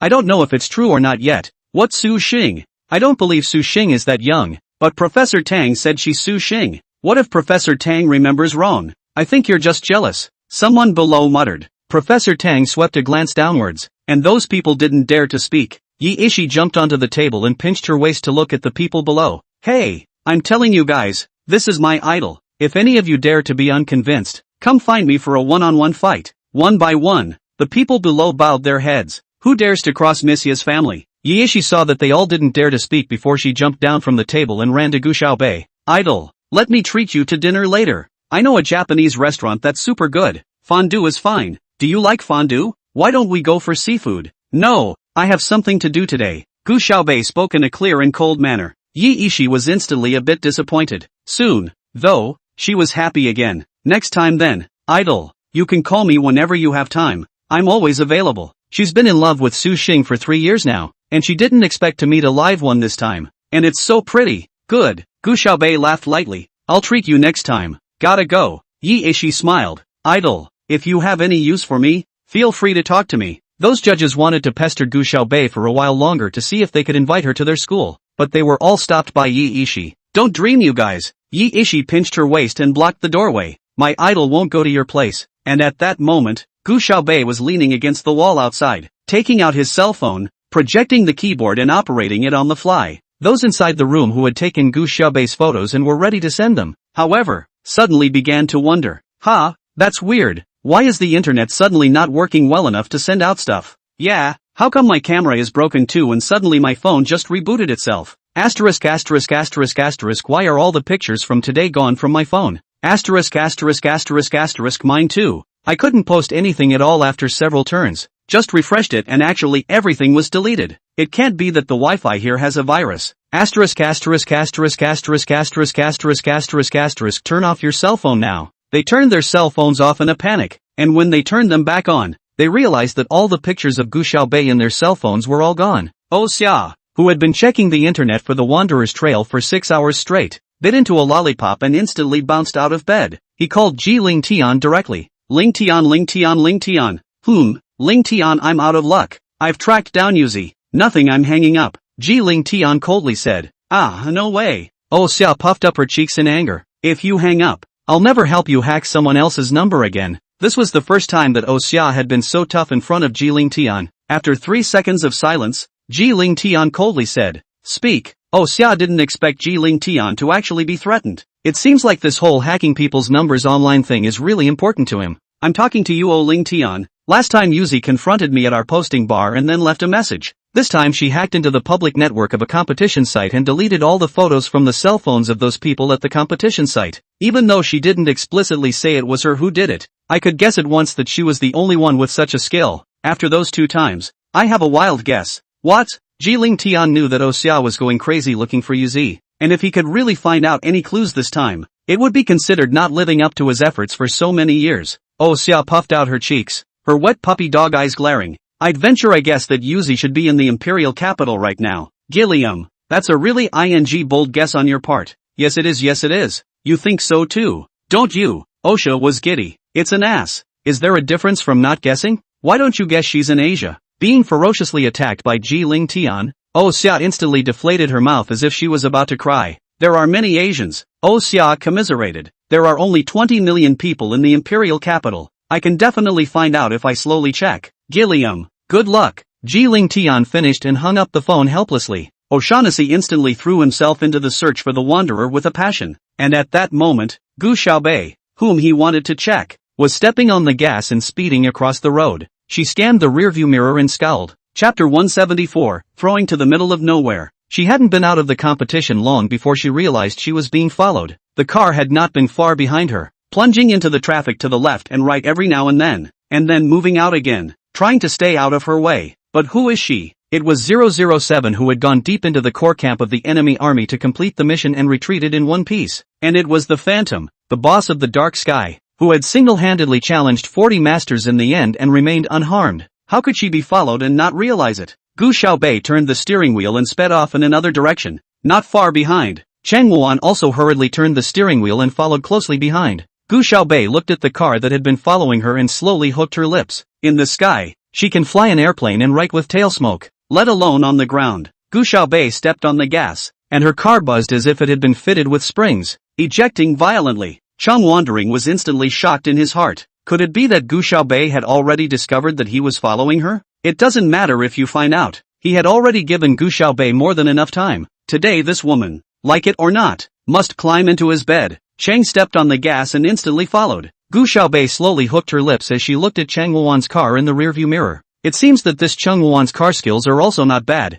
Sort of a couple of things. She was driving more and more remotely, already out of the outskirts of the empire. Chang had countless times wanted to overtake her and cut her off, but as soon as he accelerated, she would follow suit, and the distance between the two cars was always kept at a similar range. After driving about 20 kilometers more, Gu Xiaobei suddenly stepped down hard on the gas. Chang was shocked in his heart and instantly followed suit, but in the next second, Gu Xiaobei jerked the steering wheel, then half-stepped on the brake. A beautiful drift, instantly turning a sharp corner. Chang Wuan was unprepared and almost ran off the highway at once. Below that was a deep ditch, and below the ditch was a river, and although he didn't necessarily die if he fell, he would certainly be seriously injured. Chang Wuan had most of the car hanging out, and hit the steering wheel hard before stumbling around the corner. If he hadn't been a good driver, he would have fallen out just now. That's good. This feeling of his life hanging in the balance fueled his adrenaline even more, and now, his entire body was in a state of bloodlust. Gu Xiaobei, I'll take you. Cheng turned the corner and instantly fell behind Gu Xiaobei by a large margin. He could only see Gu Xiaobei's car but from afar, but there was only one road ahead, and Gu Xiaobei was definitely heading that way. Cheng Wandering pressed down hard on the gas again. After turning a corner, Gu Xiaobei and her car suddenly disappeared. There's only one road here. Where can Gu Xiaobei go? Cheng slowed down. The subconscious mind made him feel as if there was some kind of danger around him. It's a suburb of a suburb now. The road was lined with high mountains, which were sparsely wooded and could not hide much. This kind of place would not be infested with wild beasts. After all, it wasn't exactly a deep forest, but he still thought it would be dangerous. The mountains on either side were quiet enough to make one's heart grow fuzzy. Cheng stepped on the gas, intending to go to the front to see where Gu Xiaobei had actually gone. She shouldn't be going this fast even if she is flying an airplane. How come he's gone in a flash? Boom! Suddenly, a deafening sound rang out. Cheng Wuan only felt that the earth was trembling. The car also followed a few bumps. His whole body flew up. If not for the seatbelt pulling, he had already hit the roof of the car. A boulder had rolled down the hillside and was coming right at his car. The ear-piercing sound of brakes rang out, and Cheng Wuan managed to stop the car. The boulder hit the front of his car with a bang, flattening the front of his car. If it wasn't for the fact that he had applied the brakes in time and the car was in good shape, he would have been smashed into mush by now. Cheng Wandering's foot hadn't been released from the brake yet. His face was pale, and bean-sized beads of sweat rolled down from his forehead. He liked the feeling of playing with his life, but that didn't mean that he actually intended to put his life on the line. He stared blankly at the boulder in front of him with a pang of fear, but if he had been any slower, he would be dead at this moment. Cheng Wuan was out of breath. This Gu Xiaobei is afraid that he is not crazy. The front hood of his car had been smashed flat and was still smoking. The car was definitely undrivable. Gu Xiaobei sped down the mountain in his car. It turned out that just now, she had hidden the car behind a boulder, and then installed explosives underneath the boulder, blowing it right up and pushing it down the mountain. Chang Wana, don't you like to follow me? Then suffer the consequences. Gu Xiaobei. Chang opened the car door and got down, intending to fight her, but Gu Xiaobei didn't slow down at all, stepping on the gas and speeding past Chang Wuan. As she went over, she held the steering wheel with one hand outstretched, and swept past Chang Wuan. Chang Wuan only felt a lightness in his pocket before he realized what had happened. Gu Xiaobei touched Chang Wuan's cell phone, then quickly glued a miniature bomb to the back and threw it behind him without looking back. The whole action was done in a single, dashing and handsome movement. Gu Xiaobei hooked her lips and smiled coldly. The cell phone with the miniature bomb stuck to it drew a beautiful parabola in the air before landing perfectly on Chang Wuan's car. Chang Wuan had wanted to catch the phone, but when he saw what was stuck on the back of the phone, he was instantly shocked and rolled directly to the side. Boom! The car, which had only had a broken front end, was now blown into a pile of pieces, like pretty fireworks exploding. Chang Wuan was pushed out a long way by the aftershock of the explosion and crashed hard into a tree. He was halfway up when he felt something itchy crawling out of his nose, and when he touched it, he was actually bleeding. Asterisk asterisk asterisk asterisk. Gu Xiaobei, Chang cursed, grimacing in pain. His car was wrecked, his cell phone was blown up, and now he's in this place hundreds of kilometers away from the imperial capital screaming for help, so he's going to have to walk back on his feet. Gu Xiaobei, wait for me. The clothes on Chang Wuan's body had just been torn from the fall, and his nose was still bleeding out. He had never been in such a sorry state in his life. He limped on, and after 10 minutes of walking, he felt like his legs were breaking, but when he looked on both sides of the road, there were still endless mountains and trees. His cell phone blew to pieces. There was no way to contact anyone, and the place was usually so rarely visited that he couldn't even stop a car. At this time, Gu Xiaobei, however, stepped on the gas and traveled all the way to the imperial capital without a hitch. She rested her right hand outside, caressing the passing wind. Through the car phone, she was talking to Beaver about the Chang family. Chang Wana still has a lot of markets overseas. The Chang family is so big that it might be a bit difficult to swallow it all at once. So let's start with the Korean side first. The fact that Chang Wana and Kim Hwanwoo had discussed a fake match together, almost causing CWZ to miss out on the championship trophy, was something Gu Xiaobei hadn't forgotten. No matter how many benefits Chang Wana had eaten in Korea over the years, he had to spit them out with interest. Chapter 175, Celebrating with a Banner. Early morning, St. Lee's College. Gu Xiaobei didn't realize what a big surprise her classmates had prepared for her. Yesterday, she ruthlessly pitched Chang Wana, and estimated that Chang Wana would have to walk for at least 3 hours or more before he could see someone and get a taxi. Gu Xiaobei couldn't help but laugh at the thought of Chang Wan walking late into the night in the middle of nowhere. In this world, she was the only one who punked other people, and the one who could have counted her out hadn't even been born yet. Gu Xiaobei hummed as he drove. If young Zio heard her singing, I'm afraid that not only would she be poached to become an actress, but she would also be asked to become a singer, because her vocals are just so excellent, lilting and moving with a hint of coolness, very recognizable. She had just turned into the school when she suddenly realized that a large group of people surrounded the small flower bed in front of her, and had pulled a banner with a few big, hot gold letters warmly welcome 3rd grade class 5 Gu Xiaobei to school. Gu Xiaobei had casually glanced at it and instantly froze when she saw her name on it. What the hell is this? Just after getting off the bus, Gu Xiaobei was surrounded. The students, clutching flowers and others with glow sticks, all gathered him around her in excitement. Gu Xiaobei, you've come to class. Warmly welcome 3rd grade class 5 Gu Xiaobei. Gu Xiaobei, you're the pride of our 5th class. Class V was overjoyed. Ever since they had attended the academy, they had been reading in the class with the worst grades and were always looked down upon by the first class. This time, Gu Xiaobei could be considered to have helped them gain a long face. The students of class 5 thought about it, but they still had to thank Gu Xiaobei and show off at the school gates in the meantime before they could do so. That's why today's welcome ceremony was organized. Some 1st and 2nd graders passed by and looked over uncertainly. Sisters, what are you doing? Schoolgirl, you don't even know that? We're welcoming Gu Xiaobei. Gu Xiaobei? There was a first-year freshman who was a bit puzzled. A second-year girl next to her exclaimed, is that Gu Xiaobei? I heard that she was the female lead in Young Qiao's music video the other day. Female lead?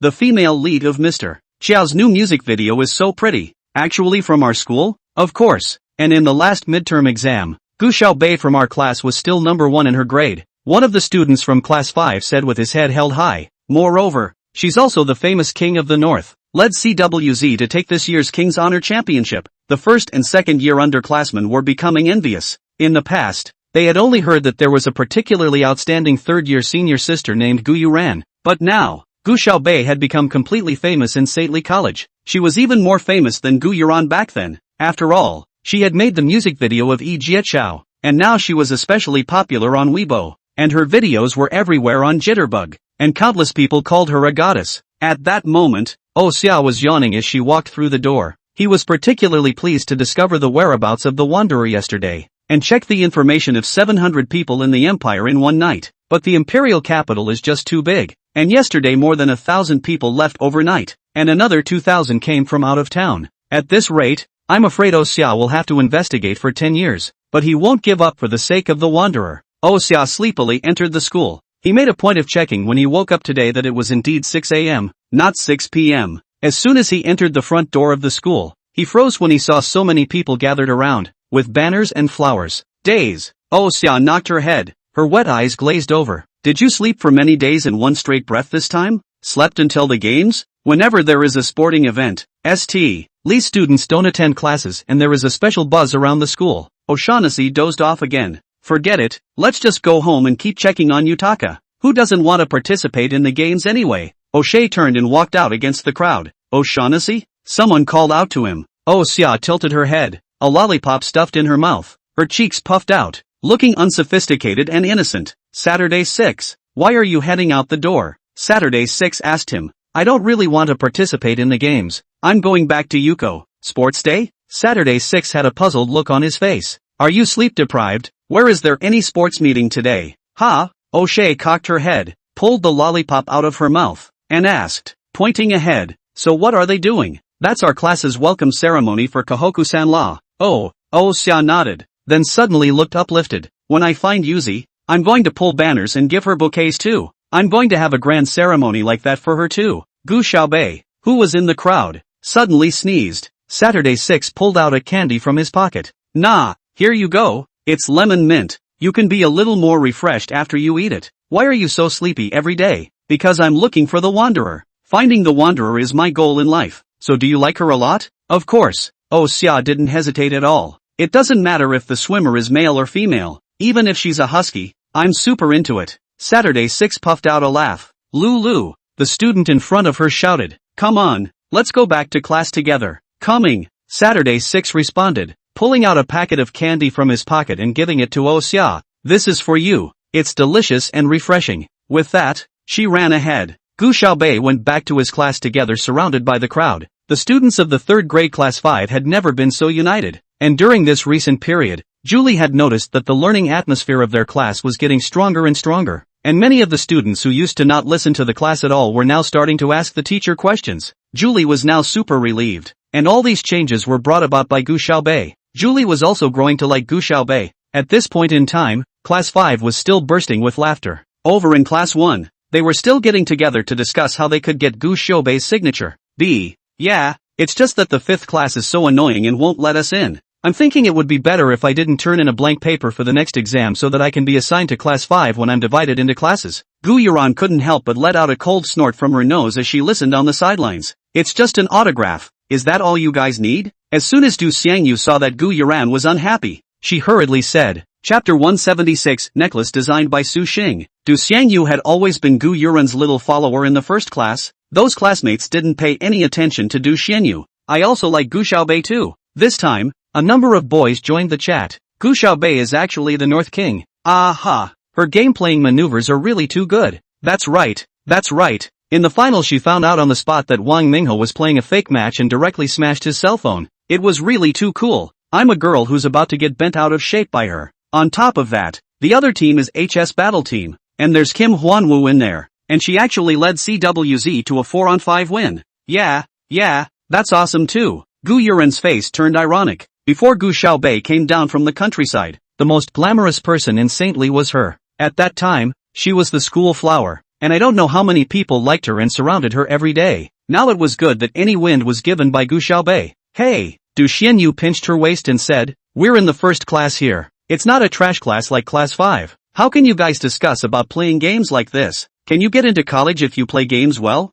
A boy rolled his eyes. Aren't good e-campaigners worth more than college students nowadays? Besides, Gu Xiaobei is a good gamer, but he's also a good student. He's still number 1 in his grade in the midterm exams, unlike some people. Ha, Gu Yuran sneered. It's almost time for class. I think it's better not to make any noise, so as not to affect other students' studies. It's funny how people who cheat say they love to learn. One boy choked back. One must know that right now. In the eyes of the few boys in the 1st class, Gu Xiaobei was a godlike existence. Looking pretty is only one aspect of it. The main thing is that she plays King's Honor too well. Gu Yuran's eyes instantly reddened. How can you say that? She said with a sobbing voice. Do you mean that I cheat on every test? That I don't deserve to study? Or are you saying that the other students don't deserve to study either? We're obviously in the same class. Shouldn't we unite and fight for the honor of our own class? How can we implode? Yeah, talk as if our first class is not as good as the fifth class. A few students also began to help out. Gu Yuran's ability to stir up trouble is first class. The boy is obviously talking about her cheating. She can be hard to pull into the people are saying that the first class is inferior to the fifth class. That way, she could mobilize the rest of the class to attack the boy. Gu Yuran cried even harder. She deliberately controlled the tears to swirl in her eyes and not come out,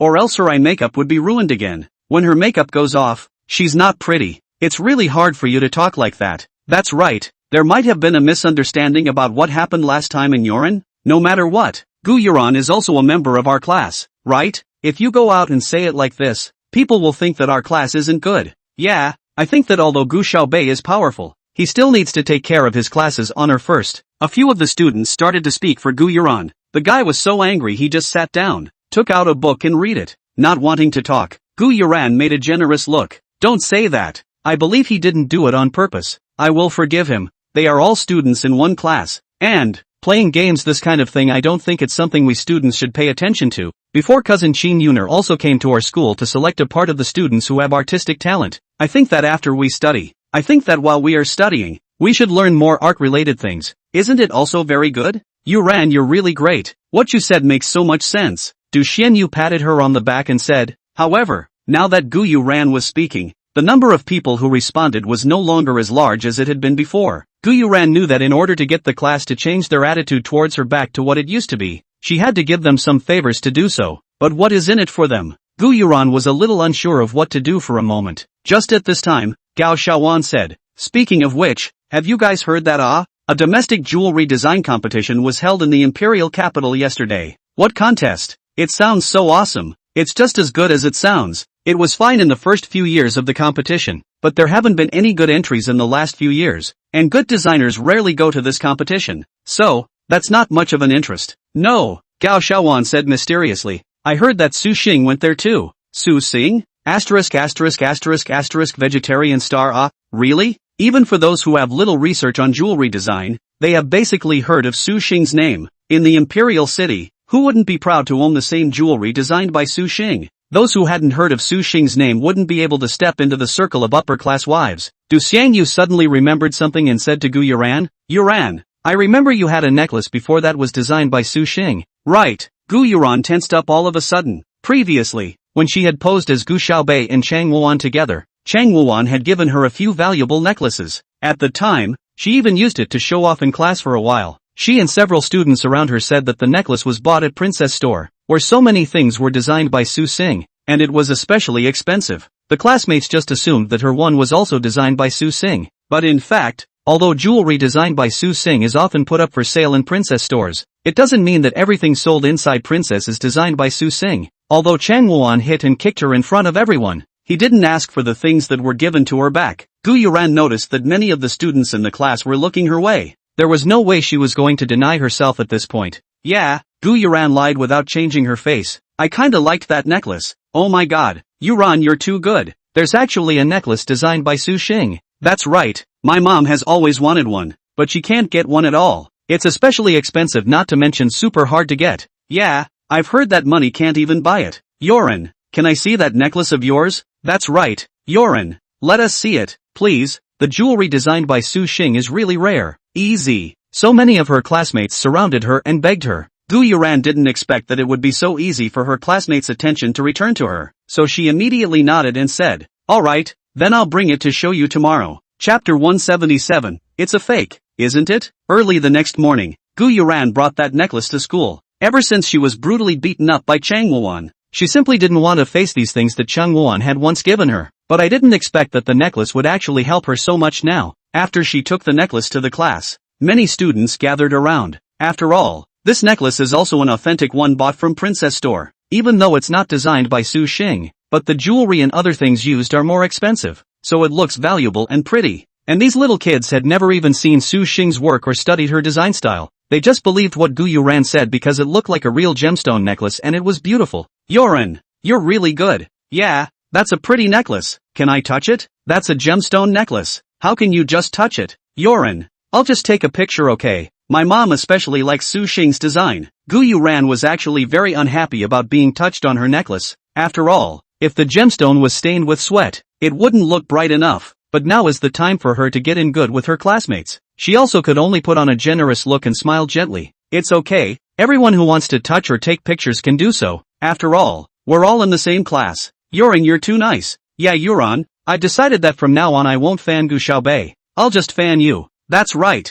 Yuran is our classmate. How can we go and like another classmate and not like our own? Everyone gathered around her and chattered. And for a while, Gu Yuran began to drift off as well. A student named Sun Liangyu stared at the necklace for a while, feeling a bit strange no matter how he looked at it. She took out her cell phone again and looked at it. Above is a transcript of a chat she had with her mom. Mom, what the heck? This isn't even Su Xing's design. I can tell at a glance. Your classmates are being cheated. Sun Liangyu, Mom, could you have read it wrong? My classmates said they bought it at the princess store. Mom, princess store and not just have Su Xing's work. Su Xing usually half a year to draw a design. And a lot of design in the public sale before the design will be bought. The last time she sold that necklace is said to have been spent more than 200 million to buy away. Your classmates only a few tens of millions of dollars. It is simply not possible. If the real few tens of millions of dollars can be bought, then it would have been snatched up. How could it be it took so long for her to buy it? Sun Liangyu, really? Mom, of course it's true it must be your classmates were cheated. Sunryu, so should I remind her? Mom, it's up to you. I'm going to go watch TV. So you do well in class. Sun Liangyu held his cell phone for a moment, not knowing what to do, because Gu Yuran had brought a necklace designed by Su Xing. A large portion of the students in Class 1 were surrounding her today, and very few people went to Class 5 to see Gu Xiaobei. But this was good. Gu Xiaobei originally hated being surrounded by others, because the people from the first class weren't coming. Jiling Tian's mood changed a little bit for the better. He always lost his temper every time a class gathered at the door. That was his Gu Xiaobei. How could he let these people miss it every day? Because Ji Xiao was in a good mood. The atmosphere of Class 5 became active. It's really great that the first class isn't coming. Exactly. I hate them to death. That's it. Tired of it all. Used to look down on our class. Now they come to our class every day. Who made them incapable of being in the same class as Xiaobei? Who says it isn't? If they like Gu Yuran, they can just guard Gu Yuran. Speaking of this, I really laughed my ass off. Someone actually told me that their first class has a school flower. And the school flower is Gu Yuran. My god, are they blind? How can Gu Yuran look as good as one toe of Gu Xiaobei? It's not because our Xiaobei doesn't care to compete with her. Otherwise, she would still be the school flower? That's right, the next school flower contest, Gu Xiaobei will definitely surpass her. But do you know why those guys from the first class aren't coming? Why? Several people patted over curiously. Because Gu Yuran brought a necklace designed by Su Xing. A necklace designed by Su Xing? My god. That has to be extra expensive. Yeah, that's why those people are now surrounding Gu Yuran to look at the necklace. That's why they're not coming, listening to their conversation. Saturday 6 asked a bit puzzled. Sis, is Su Xing's necklace worth a lot of money? Saturday 6's family was also fairly wealthy, but in St. Li it was very ordinary and common, even a bit of the bottom. Her dad only owns a small company and her mom is a housewife, but both of her parents are very close to each other, which is why she was raised to have such an innocent and sweet personality. Gu Xiaobei thought for a moment and said, "It's okay." Okay? Jiling Tian glanced at her. The last time Su Xing that necklace was bought by Gu Xiaobei and given to Bai Wenjing. Later he went to check. That one cost more than $200 million. There are no more than 10 people in the whole of St. Li who could afford this necklace. And you call that okay? Saturday 6 let out an O. I did pretty well on this test, and my mom said she was going to take me to buy a bracelet in a couple of days. Gu Xiaobei rummaged through his school bag and found a small box, handing it to Saturday 6. What's this, sis? A bracelet. It's been in my book bag for a long time, and I don't usually like wearing bracelets, so I'll give it to you. Saturday 6 opened it and was instantly shocked. The design of this bracelet is actually quite simple, a thin silver chain with a bead dangling from it. The bead took on a particularly rounded golden color with a tiny bit of green light in the center, and it looked like a cat's eyes, which was particularly nice. Saturday 6 can't even touch it. Sis, isn't it expensive? Average. Gu Xiaobei said flatly, just a cat's eye stone. Saturday 6 thought it was the kind of cat's eye stone jewelry that sells for $200 or $300 in boutiques, and accepted it without any psychological burden. Thanks sis. What Saturday 6 does not know is that, in fact, gold green cat's eye stone is the top grade of cat's eye stone.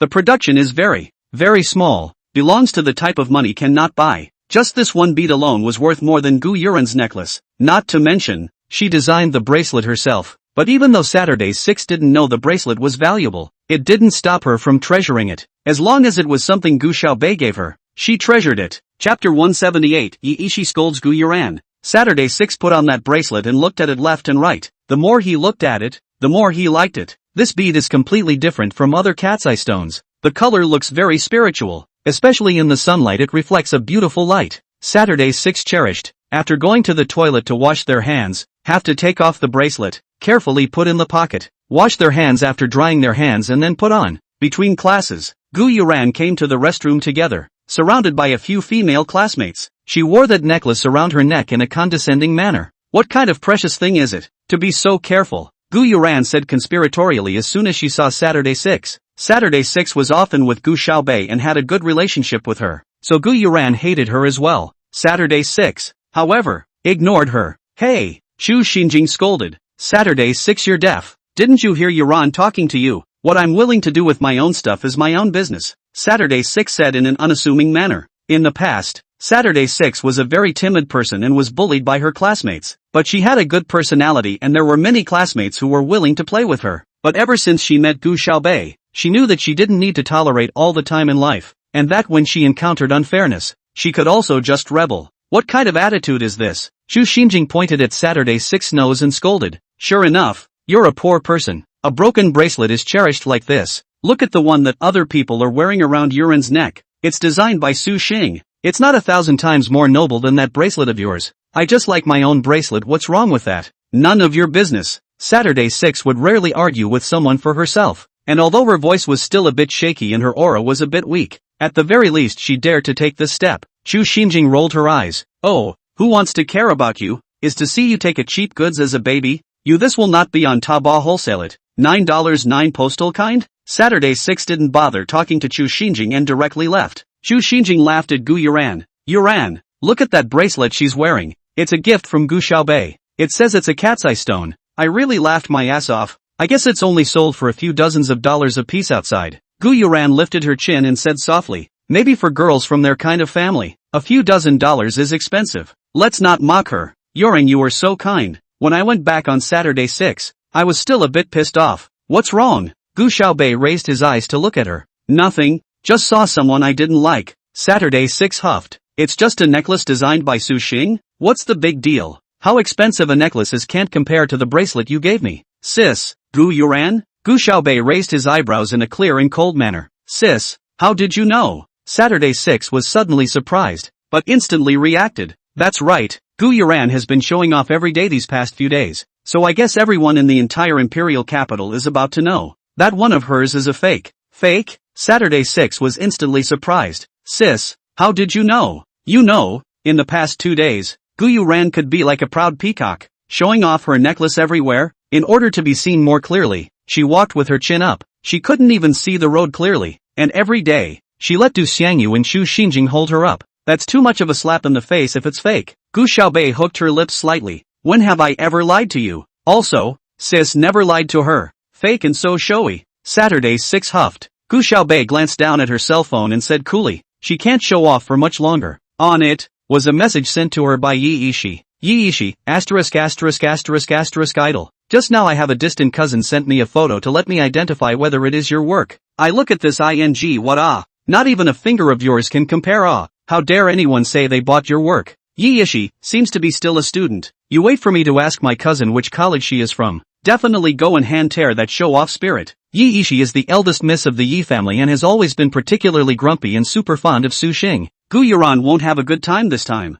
Gu Xiaobei had originally wanted to do it himself, but now it seemed unnecessary. After all, she didn't want to expose her identity as a vegetarian star. Yi Ishi quickly rushed to come to Saintly College. She went straight to the 3rd grade section and asked which class Gu Yuran was in. What do you want with Yuran? I heard she has a necklace designed by Su Xing? Yi Ishi said. Gao Shaowan laughed at the inside of the classroom. Yuran, look at how your fans have grown outside the school. That's Yuran. She has the necklace designed by Su Xing, and she's super nice, so she'll definitely be willing to show it to you, Gao Shaowan said. Yi Ishi took it in stride. Gu Yuran sat in her seat and raised her neck condescendingly. She didn't think that actually saying that she had a necklace designed by Su Xing would actually attract people from outside the school. So it's you ugly. Yi Ishi pressed her hands on her table, looked straight into her eyes, and coldly said, if you dare to talk nonsense outside again, believe it or not I'll tear you apart. What do you mean? Gu Yuran's face went white all of a sudden. A few other students stood up as well. What are you doing? That's right. Why did you come to our class to bully people?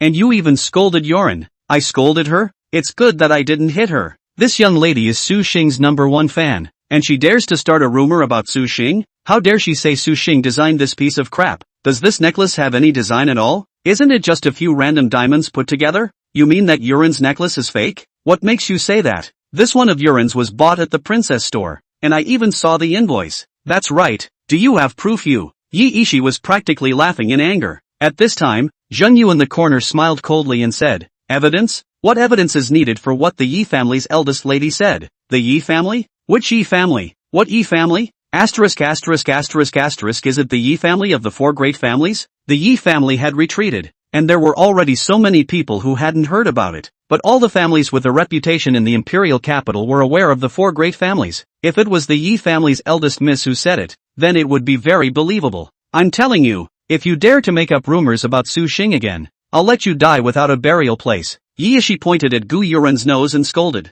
After Yi Ishi finished speaking, she left with big strides. But the class, however, looked at Gu Yuran with an odd look. Chapter 179, Feng Su also hates Chang Wuan? During this period of time, Gu Yuran didn't even know how many times she had lied. Originally, because of her generosity in letting everyone view Cixing's work, everyone was on the verge of forgiving her for cheating on the midterm exams earlier and discrediting the class. But now, actually, even this necklace is fake. Gu Yuran, how could you? It is. You're disgusting too. At the expense of us treating you as a classmate. Is that how you deceive us? Gu Yuran's face was pale, biting her lower lip and shaking her head constantly. No, I didn't. She tearfully said. I've been lied to too. Yes, Du Xianyu said. That necklace of Yuran's was bought from Princess. Ah, I've seen all the invoices. It must be that Yuran was also cheated. And she didn't mean to cheat everyone. Gu Yuran almost sobbed uncontrollably, looking like she had suffered a great deal of aggression. I also just want to share what I have with everyone. I didn't expect something like this to happen, but 1,000 wrongs are my fault. It's me that's sorry for everyone. No matter how much everyone scolds me, I'll take it. When she said that, people were too embarrassed to scold her. Zheng Yu coldly smiled. If all the ones you buy in Princess are designed by Su Xing, wouldn't that mean that everyone who hangs out in the entertainment industry is Jishu? Zheng Yu, what do you mean? Yoran has already apologized and has said that Yoran was also tricked. Why are you still being so aggressive? Du Xianyu huffed. Gu Yuran reddened her eyes and sniffled. It's okay, you don't have to speak for me. It's all my fault. I am to blame anyway. It's not much fun. Zheng Yu rolled her eyes. I don't think it's much fun to stay in this class. I might as well go to class 5. Gu Yuran cried again. Student Zheng Yu, if it's because of me that you feel bad about class 1 as a class group, I apologize to you. 1,000 mistakes are my fault. Please don't slander class 1 like this, okay? She had thought that by saying this, she would provoke the other students to attack Zheng Yu as well, but she didn't expect the other students to help her at all anymore. It seems that although people are too embarrassed to scold her, they still resent her in their hearts. Gu Yuran felt that she had to think of a way to do so. She sent a message to Yang Yan. Gu Yuran, oh, your sister is bullying me again. Zhang Yan, don't cry. Don't cry. Zheng Yu, that person is just like that. You just ignore her. Gu Yuran, but she provoked my classmates to ignore me too. Oh, Young Yun, didn't you use the ticket I gave you last time? Gu Yuran, it's all ruined by Gu Xiaobei. I'm dying of gas. Gas.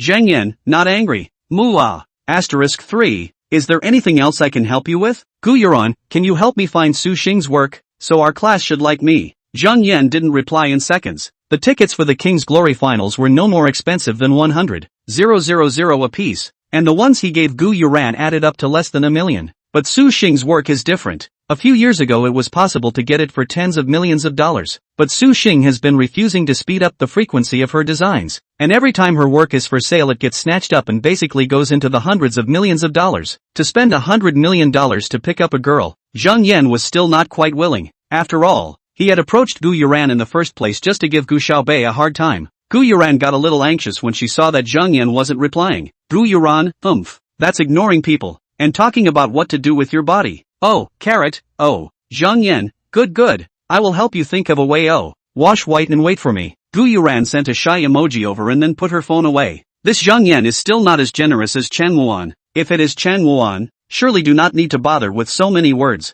Gu Yuran began to miss Chen Wuan. But what she doesn't know is that because she was pitched by Gu Xiaobei, Chang Wuan walked for more than 3 hours in the middle of nowhere before she could get a cab. Her feet were covered with blisters, and her legs were so sore that they were about to break, so she couldn't even climb out of bed. But that's not the worst of it. These days, his company is being targeted like crazy, with stocks diving, top employees jumping ship, and clients breaking contracts. He had already had his people check it out, and all of these things were done by Feng Su. Phoenix Void is a very big organization. They are very mysterious, and the only thing that is known about them is that they have many people in their organization and many companies under their umbrella. Another thing that is most important is that their nemesis is Dark Sky. Dark Sky is also the only organization that can compete with Phoenix Void. Cheng Gang sighed as he rubbed Chang Wuan's leg. Master Wuan, I don't know how we got into trouble with Feng Su. How could they have known that Ji Ling Tian, after learning that Gu Xiaobei had pitted Chang Wuan in the middle of nowhere, had immediately instructed Qiu Mo to use the power of Feng Su to punish Chang Wuan? One was to celebrate Gu Xiaobei's success in pitting people, and the other was also because Chang Wuan was bold enough to dare to touch his woman's idea. Chang Wuan was physically and mentally crippled by Gu Xiaobei and Ji Lingtian this time. He was so angry that he gritted his teeth and said, "How much did we lose this time? Master Quan, not only domestic, overseas business, we also lost a lot of money. The Korean side is basically blood money." Cheng Gang cried and mourned. Before and after adding up, there are 3 billion. The master had a big temper. 3 billion? Chang Wuan instantly blacked out. Add to that his previous search for Yuzi and all that mess. Wouldn't it be a direct loss of almost $5 billion? Master Wrecker, if we don't do something about it, we might be facing bankruptcy. The Chang family was a big family, and his branch was the best developed in the Chang family at the moment. Once he fell, those cousins, uncles and uncles of his would rush up and drink his blood dry. Chang gritted his teeth and thought for a while. I remember that Dark Sky has been wanting that piece of land on the outskirts of the capital before. Go and contact them. As long as Dark Sky is willing to step in and help us deal with Feng Su, that piece of land will be given to them. Yes, Master Wrecker. Soon, Gu Xiaobei's side received a message from Little Beaver. Little Beaver, boss, Chang Wana's side contacted us, saying that they hope to let us take on Feng Su, and the price offered is the piece of land we've been wanting in the outskirts of the capital. Gu Xiaobei, Phoenix Void? Little Beaver, yes. Feng Shu has been targeting the Chang family for the past few days. I don't know why. Gu Xiaobei looked at the message and couldn't help but hook her lips in a smile. That's odd. Dark Sky and Phoenix Void have always been deadly rivals, looking at each other unfavorably, but unable to each other up. Now, there's actually someone who hates it just as much? Chapter 180, Give me the 7 demons. Taking care of Xiaobei's instructions, Xiao Beaver contacted Feng Su's side. Little Beaver had thought that Phoenix Void's side wouldn't give any reply. After all, Dark Sky and Phoenix Void had been deadly rivals for many years, but unexpectedly, Feng Su actually replied very quickly and made an appointment to meet at a time and place. Xiao Beaver forwarded Feng Su's reply to Gu Xiaobei. Boss, which mask are you going to use? The 7 demons or the Phantom? Phantom is the boss of the Dark Sky, but the 7 demons are just a relatively ordinary person in the Dark Sky. In addition to the Little Beaver, even in the Dark Sky, very few people know that the 7 demons and the Phantom is a person. Phantom, Gu Xiaobei said. After all, we're going to talk about cooperation, so we still have to give Feng Su some respect. Although Dark Sky and Feng Su had always been at odds, they both recognized that the strength of the other party could not be underestimated. Gu Xiaobei wore the Phantom's mask to the appointment. Feng Su's side had an appointment with her on the 11th floor of the Lila Hotel. Here, few are qualified to wait in. Phantom directly took the elevator to the 11th floor. The door was hidden. It seems that the people from Feng Su's side have already arrived. Here, even if the door was left open, no one dared to just barge in. Gu Xiaobei pushed open the door and walked in. The Phantom's face is a very sultry looking one, like a demon on earth. She closed the door behind her and looked at the man sitting on the couch. The man on the couch looked up when he heard her enter. With just a glance, Gu Xiaobei was instantly startled and almost blurted out his name. She hadn't seen Nightbrook in a long time. At that time, she saved Nightstream as a 7 demon, and Nightstream even pestered her for a few days. And then, it disappeared. She had long known that Nightstream was a person of Phoenix Void, and originally thought that she would never meet again in this life. But she did not expect that Nightstream was actually the extremely mysterious behind-the-scenes leader of the legendary Phoenix Void. Nightstream raised her eyes and saw the way Phantom was looking at her, and for a moment it was a bit strange. Why was this Phantom looking at him as if she knew him? At this time, Gu Xiaobei extended his hand and said, "Hello, Dark Sky Phantom." Ji Ling Tian also got up. Fengshu Nightstream. Gu Xiaobei hooked her lips and smiled. Fengshu is busy with his affairs. It is truly an honor for you to come out. Ji Ling Tian also smiled coldly. Dark Sky must be the same. Since they're all busy, I'll get right to the point. I won't budge on the Chang family matter. The fact that Chungwana had found Dark Sky to deal with Feng Su was something that Jiling Tian also knew about. But what about the Dark Sky? Since Cheng had hit Gu Xiaobei's head, he would have to wait to receive his thunderous wrath. This time Changwana had to be greatly injured before he could do so. Gu Xiaobei raised her eyes and smiled, her amber-colored eyes brimming with light. I wouldn't have asked you to come if I was going to cross Phoenix Void. After all, it's been like this for so many years, and there's no need for extra notice. Gu Xiaobei's words were, in fact, said very unkindly. Jiling Tian's face instantly sank. You mean Phoenix Void is inferior to Dark Sky? After years of being evenly matched, looking down on Fengshu is also looking down on Dark Sky.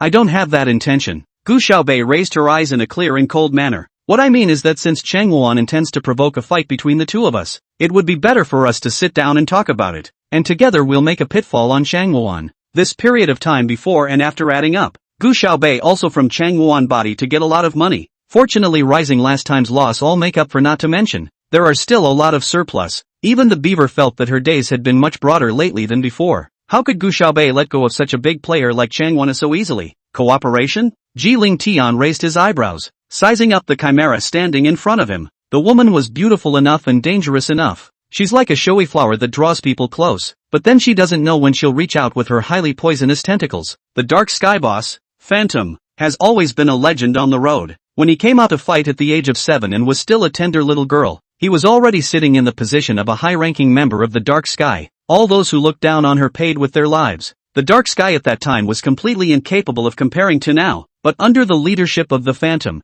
it hardened and became an existence that could equal Phoenix Void. It wouldn't be too much of a stretch to say that Dark Sky was developed by Phantom. Cooperation is not impossible. How to cooperate? Jiling Tian raised his eyes and looked at her coldly. Gu Xiaobei picked her lips and smiled. 7 for me and 3 for you. 30%? Jiling Tian sank his voice. Could it be that I, Feng Su, am this kind of existence in your eyes that is willing to reside under others? If others wanted to cooperate with Feng Su, let alone sharing 70% of Feng Su's benefits, even if they were to be given 80%, Jiling Tian would have to think about it. This Phantom actually only gave him 30%? The price offered by Chang Wuan is not expensive. Only sharing 30% is also extra income for Feng Su, and there is no need to do anything else at all other than accompanying us in a play. But if Feng Su doesn't agree, Dark Sky doesn't mind helping the Chang family out either. If we win, everything we earn is Dark Sky's, and if we lose, there's also the money Chang Wannabe gave us to cover the loss. In the end, which choice is more cost-effective?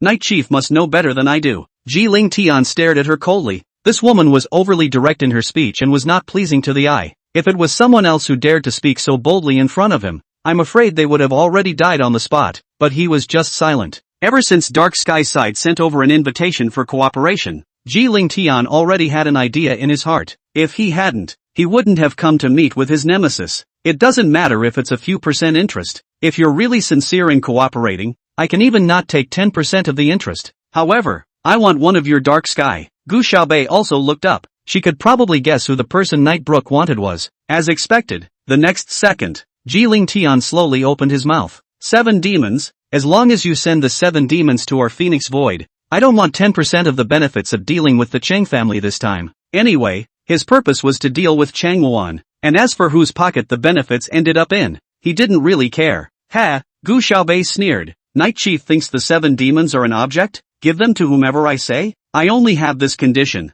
Jiling Tian sat directly on the sofa and crossed his legs as he spoke coldly. As for whether or not you want to agree, you decide for yourself. Phantom's temper was also notoriously bad, and Jiling Tian had expected her to simply flip out. Unexpectedly, she just hooked her lips and smiled lightly. Good, the 7 demons can go to Phoenix Void. Jiling Tian froze for a moment, obviously not expecting Phantom to agree so readily. Good, then, good cooperation. 2 cool tinged hands clasped together. How could Nightstream know that the 7 demons he had been trying to find and explore were actually the Phantom in front of him? Gu Xiaobei also wanted to know why Jiling Tian and Nightbrook were both so interested in the 7 demons. Chapter 181, likes to take advantage. All this night, Gu Xiaobei was arranging to work with Feng Su to count on Chang Wuan. This sum, she planned to pit a little more from Chang Wuan. She hadn't slept much this night. The next morning she yawned and went to school. Jiling Tian also slept on the table, not knowing what he did last night again. Gu Xiaobei also yawned and plopped down on the table. In a daze, she thought she heard a few students in front of her arguing over a question.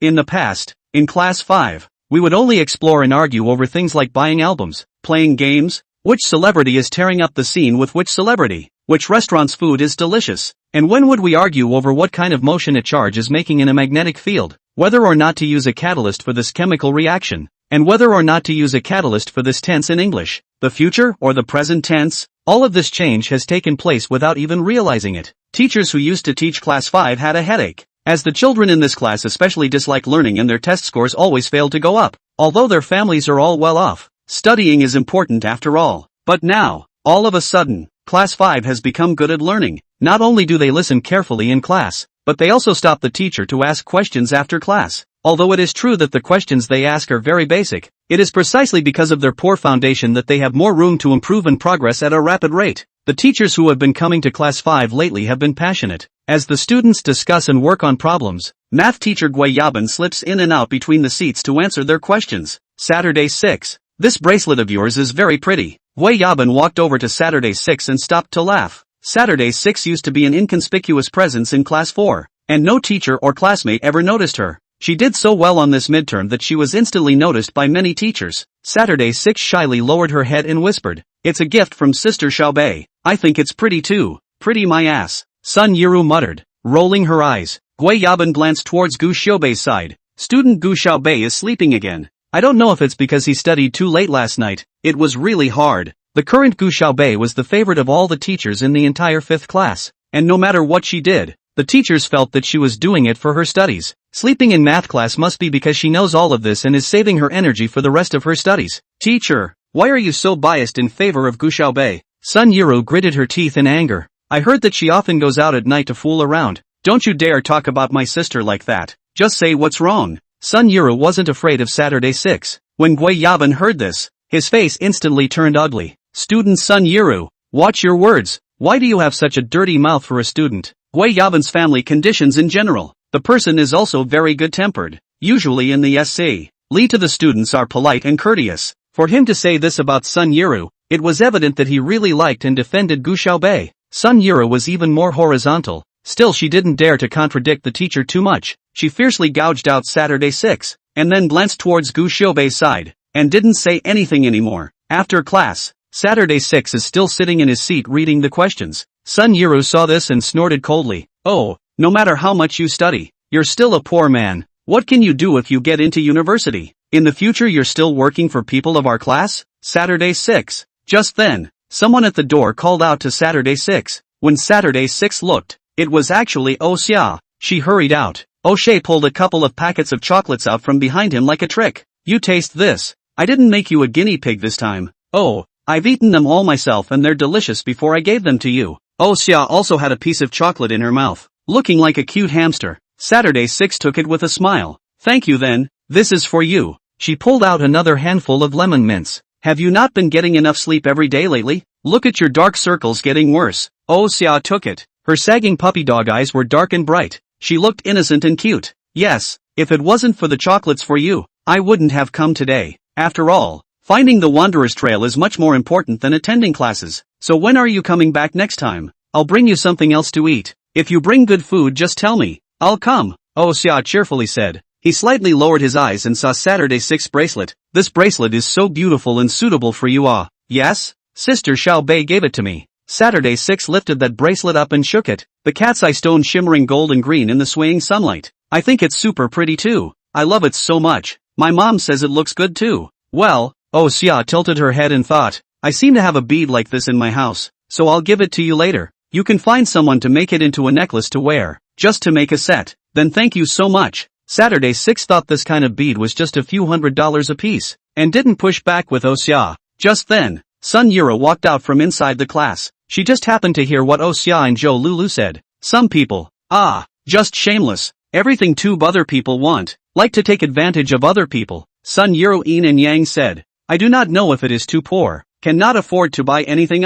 Saturday 6 face turned red and he was so angry that he didn't want to talk to her. Sun Yiru, however, said to Xia, Xia, don't be fooled by this Saturday 6. She looks honest, but in fact, she can be calculating. Look at these candies she gave you. She doesn't know how many people she has shared them with. So many boys in our class have eaten this candy she gave them. She just likes to use these small things to please others and then get more benefits from them. This kind of girl can be really disgusting. That's right, Look at how she smiles so fawningly at the boys every time. Just cold to us girls. Ha! The two girls next to Sun Yiru followed and helped. Saturday 6's eyes instantly reddened with anger. Since her last midterm, the students around her have been nice to her, and they usually share small snacks, and in return, she gives out her candy to others. There are both male and female students among them, but how is it so disgusting to ask them to say it? As if she'd done something shameless. Saturday 6 was so afraid that Oh Xia would misunderstand himself just because of Sun Yiru's words. After all, Oh Xia was now, sort of, her friend. Chapter 182, Lady Luck. Oh Xia just looked at Sun Yiru without saying anything.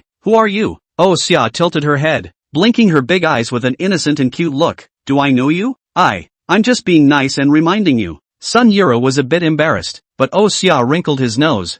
Said, I don't need you to remind it. I'm not long eyes won't look at things. 6 to share the sugar to others, so what? I'm also sharing with 6 and these things is originally I'm willing to give to 6. It's not 6 to take the initiative to be if you're like me. I won't give it to you even if you ask for it. Sun Yiru was so disliked by Oh Xia that she couldn't speak. Even if she dared to go against the teachers, she wouldn't dare to go against the 4 schoolboys. Oh Xia grabbed Saturday 6's wrist and pulled her back a bit, standing away from Sun Yiru. 6, you have to stay away from her from now on. It's so annoying. Oh Xia looked at Sun Yiru and frowned. Inside the 4 school herbs, Oh Xia is actually the most innocent and cute. His temper is like that of a small child. Sometimes he likes to play pranks, but most of the time he is still innocent and kind. At the same time, he likes what he likes and dislikes what he dislikes. When Saturday 6 was good to him, he was good to Saturday 6. And when Sun Yiru annoyed people, he wouldn't give her a single bit of face. At this moment, a person also came out from class 5 and said in a clear and cold voice, I think so too. Sun Yiru turned around and happened to collide with Gu Xiaobei's gaze. Gu Xiaobei's eyes were cold, like sharp ice swords. Instantly, she couldn't help but shiver. 6, turn around and switch with my front table. You come sit in front of me. Gu Xiaobei's front desk was a boy with a big waist. Usually he could perfectly block Gu Xiaobei just by sitting there, so that she could sleep in class without worrying. Sun Yiru definitely wouldn't dare to bully this boy. Gu Xiaobei, who do you think you are? Is Xingli run by your family? You can let whoever you want sit wherever you want? Sun Yiru snorted coldly. Their Sun family is much richer than the Gu family. You can try. Gu Xiaobei coldly hooked her lips. After saying that, Gu Xiaobei took Saturday 6 back to class. Oh Xia didn't even bother to look at Sun Yiru, hugged the candy that Saturday 6 had given herself and left. Sun Yiru was so angry that she ran to call Sun Shu for a while. Mom, didn't you say that Gu Xiaobei's father likes you? Mom, I don't care. If he doesn't teach Gu Xiaobei a lesson, I definitely won't agree to you marrying him.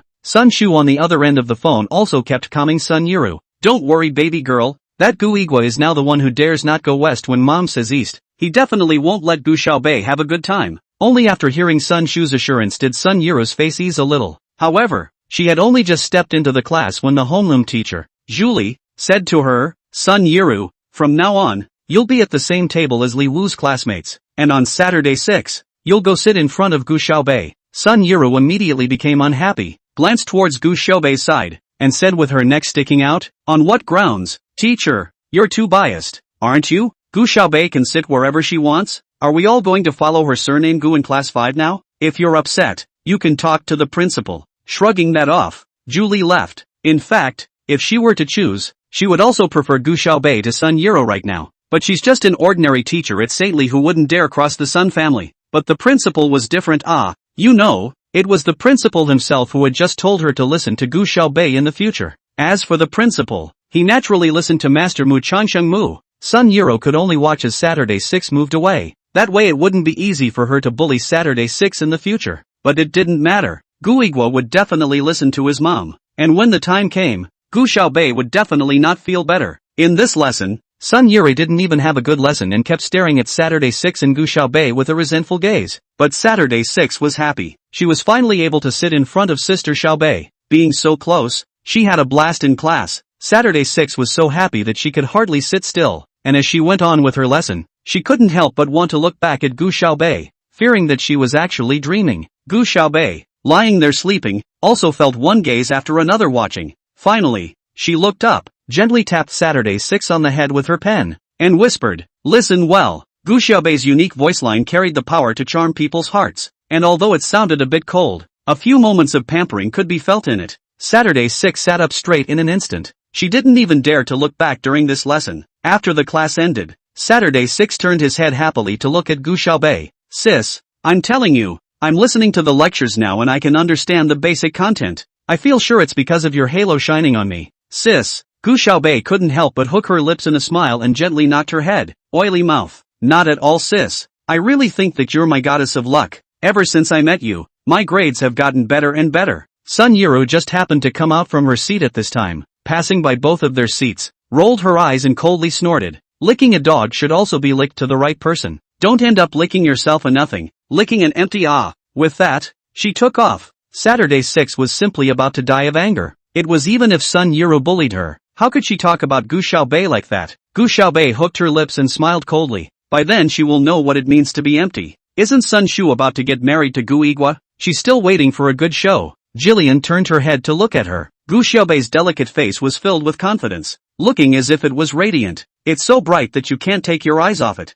Gu Xiaobei also turned her head to look at him, and their gazes collided. Just then, someone shouted from the doorway. Gu Xiaobei, someone is looking for you outside in the playground. Jiling Tian was dissatisfied that his stare-off with Gu Xiaobei was interrupted and frowned impatiently. Someone peeked out the window and exclaimed, asterisk asterisk asterisk asterisk. How did someone drive a car onto the playground? It's still a Ferrari. Gu Xiaobei headed out, and many of his classmates followed along to see what was going on. That's a Ferrari. I don't know what kind of big shot is coming. And only after they went out did they realize that the playground had been surrounded by so many security guards that the students who wanted to run during recess had been whisked away to a small playground on the other side. There was also an RV parked next to the Ferrari, and a lot of people were moving stuff underneath. Gu Xiaobei frowned slightly. Who was this person? Was he really here to find her? Chapter 183, Gu Xiaobei doesn't want what Linny dreams of. I just saw a whole bunch of umbrellas, recliners and such being carried out. Everything was set up before one of the men opened the car door. The staff had relayed like an umbrella, and the man got out of the Ferrari, walked quickly under the shade, and then lay down on a chaise lounge. What about that Gu Xiaoxi? A man with huge sunglasses on his face and fair skin leaned back on a recliner and asked, biting on a straw. This man, Zhou Chen, the flow boy who had just caught fire, was the star of several idol online dramas, and had achieved a lot of success. Because of his fan base, he can now act in dramas as well. And this time the female lead of the drama is the girl who can play esports games. And there are several other male actors competing for the role of the male lead. And it was the agency that gave him the idea to first come to the recently bursting into flames of Bei Wang. And at the same time, Gu Xiaobei, who is the female lead of the music video of the new song of Yi Jieqiao. Brother, it's Gu Xiaobei. Assistant Xiao Wang bent down and whispered. I don't care if she belongs to Gu Xiaonan or Gu Xiaodong. I've personally come over to look for her. And she's still not coming? Is she not giving me face? Zhou Chen was very dissatisfied. He is now a big star. Going out is possible to be recognized by fans. Personally condescend to find a student. Already very give her face. Unfortunately, though, only about a third of the crowd gathered around could recognize him. And the remaining two-thirds were just there to see what all the fuss was about. You're Gu Xiaobei, right? As soon as Xiao Wang saw Gu Xiaobei, he was instantly stunned. Previously,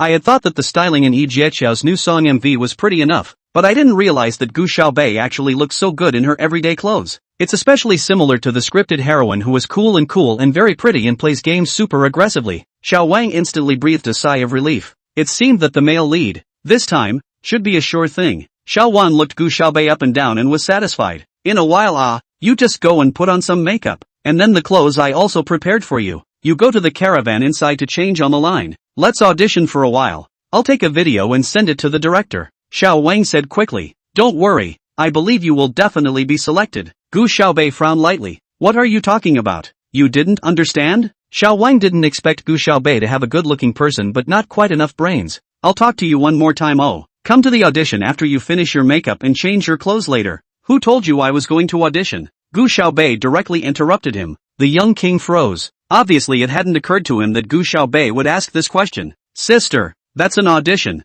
and you have high hopes. As long as you can be chosen by the director, you'll be a big star in the future. Xiao Wang believed that no one would resist this temptation. There's nothing going on, I'll leave first. Gu Xiaobei had thought that it was someone who came to look for him, but he didn't expect to come out and see that he was actually so bored. Hey! Xiao Wang hurriedly chased after him. Zhou Chen had originally sat on the recliner in the back boredly sipping his drink, waiting for Xiao Wang to communicate with Gu Xiaobei. I didn't expect that this Gu Xiaobei would actually refuse. Zhou Chen immediately got up and huffed towards Gu Xiaobei. A staff member held an umbrella over him the entire time. Is the pay unsatisfactory? Joey Chen swept Gu Xiaobei a glance from behind his sunglasses, with a condescending look. How about this? I'll have someone arrange a few more roles for you at the back. All of them will be the scripts of the big hit online dramas. And by then I can have someone arrange for you to be on the role of a female third or fourth. Definitely not the kind of small supporting roles that have no lines. How about that? Gu Xiaobei looked at him with a clear and cold look in her eyes as if she was looking at a retard.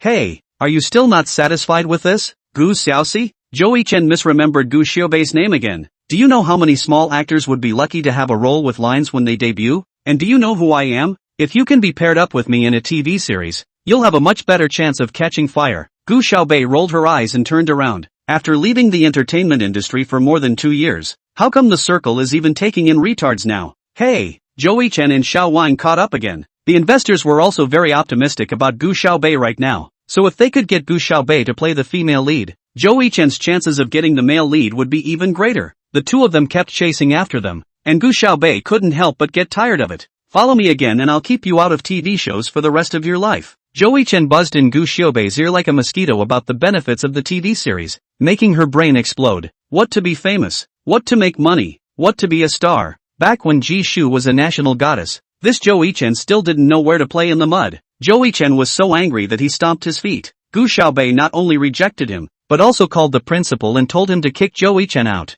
Gu Xiaobei was someone that Master Mu had mentioned repeatedly in front of the principal, and the principal didn't dare to disobey her. So, the principal not only told the security guard to throw Joey Chen out, but also told the security guard not to let these people in easily in the future. Joey Chen was almost angered and crooked his nose. He's a big star now. It's been on fire for several Netflix shows. Why did Gu Xiaobei not pay any attention to him at all? But now, there was another person who was even more angry than Joey Chen. For the last few days, Cheng Wandering hadn't asked Lin Yi to look for him. Lin Yi had to spend most of her time cowering in that rented house with Ding Hong. The two of them sold their houses just to raise money to give Lin Yi a facelift so that they could fall in love with Cheng Wan and get back into the entertainment industry. That drama where the female lead is an electric campaigner. It's rumored that someone has already gone to talk to Gu Xiaobei. Ding Hong looked like he hated it. After spending so much money to give Lin Yi a facelift, it turned out that she was now good, just a bed partner of Chang Wana. When Chang wanted her she had to send her to the door, and when she couldn't think of her she could only nestle here. Moreover,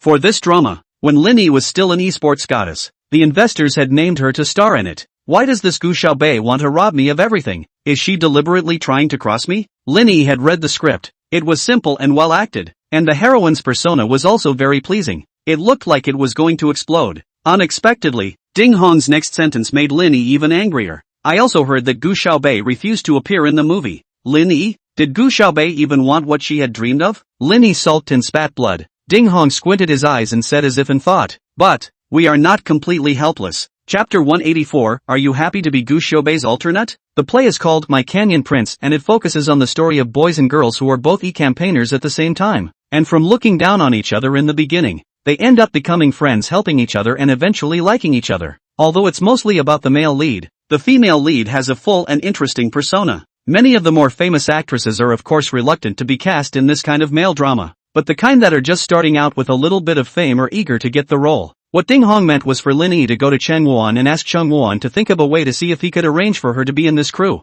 Lin Yi was so angry that she clenched her teeth. Sister Hong, can't it be that if Gu Xiaobei doesn't even want something, do I have to beg Chang Xiao to find a relationship for me to get it? She felt like she was practically picking up Gu Xiaobei's leftovers. Gu Xiaobei is a cutie. Could it be that you are also a cutie? Is it? You've always wanted this movie before. Just something happened and you didn't get it. The main part of this movie is on the male lead, and you don't need to have any acting skills, just go and sell your face. Moreover, this face is your biggest advantage now. Your recovery period is almost over now. As long as you put on makeup, plus lighting and finding angles, and fixing the film later, you and Jishu will still look very much alike. Lin Yi touched his face. Before, when she was in the recovery period, her face was still a bit swollen, and she resembled Jishu by about only 4 points. But at that time, when she walked on the street, there were already a lot of men who would ask her for WeChat, and it's because of her face that she managed to fall for Changwana. Now that the recovery period is over, she already looks 6 parts like Jishu. With this face, can she really succeed in killing her way back into showbiz? But Sister Hong, didn't you say before that I was already blocked? Thinking about this, Lin Yi gritted her teeth in anger. It's fine. So many people come and go in the entertainment industry every day. As long as you change your name, who will remember you? Anyway, your face has changed now. As long as you change your name, no one will know that you are Linny. Change your name? She had already changed her name once before from Lin Fengxia to Linny, but she kinda liked the name Linny. Yes, since your face already looks like Jishu, why don't you just change your name as well, and call yourself Lin Shu, the Shu with a female and a Zhu character, so that, even more, you can rub off on the heat. Although Jishu had left the entertainment industry for more than 2 years, the heat was still very high. As long as she could rub off on Jishu's heat, Linny would definitely be able to turn the tide this time. After discussing with Ding Hong, Linny went to find Chang Wuan. Chang Wuan's mood had gotten slightly better in the last few days. With Dark Sky's help, Feng Su hadn't been targeting the Chang family so much lately,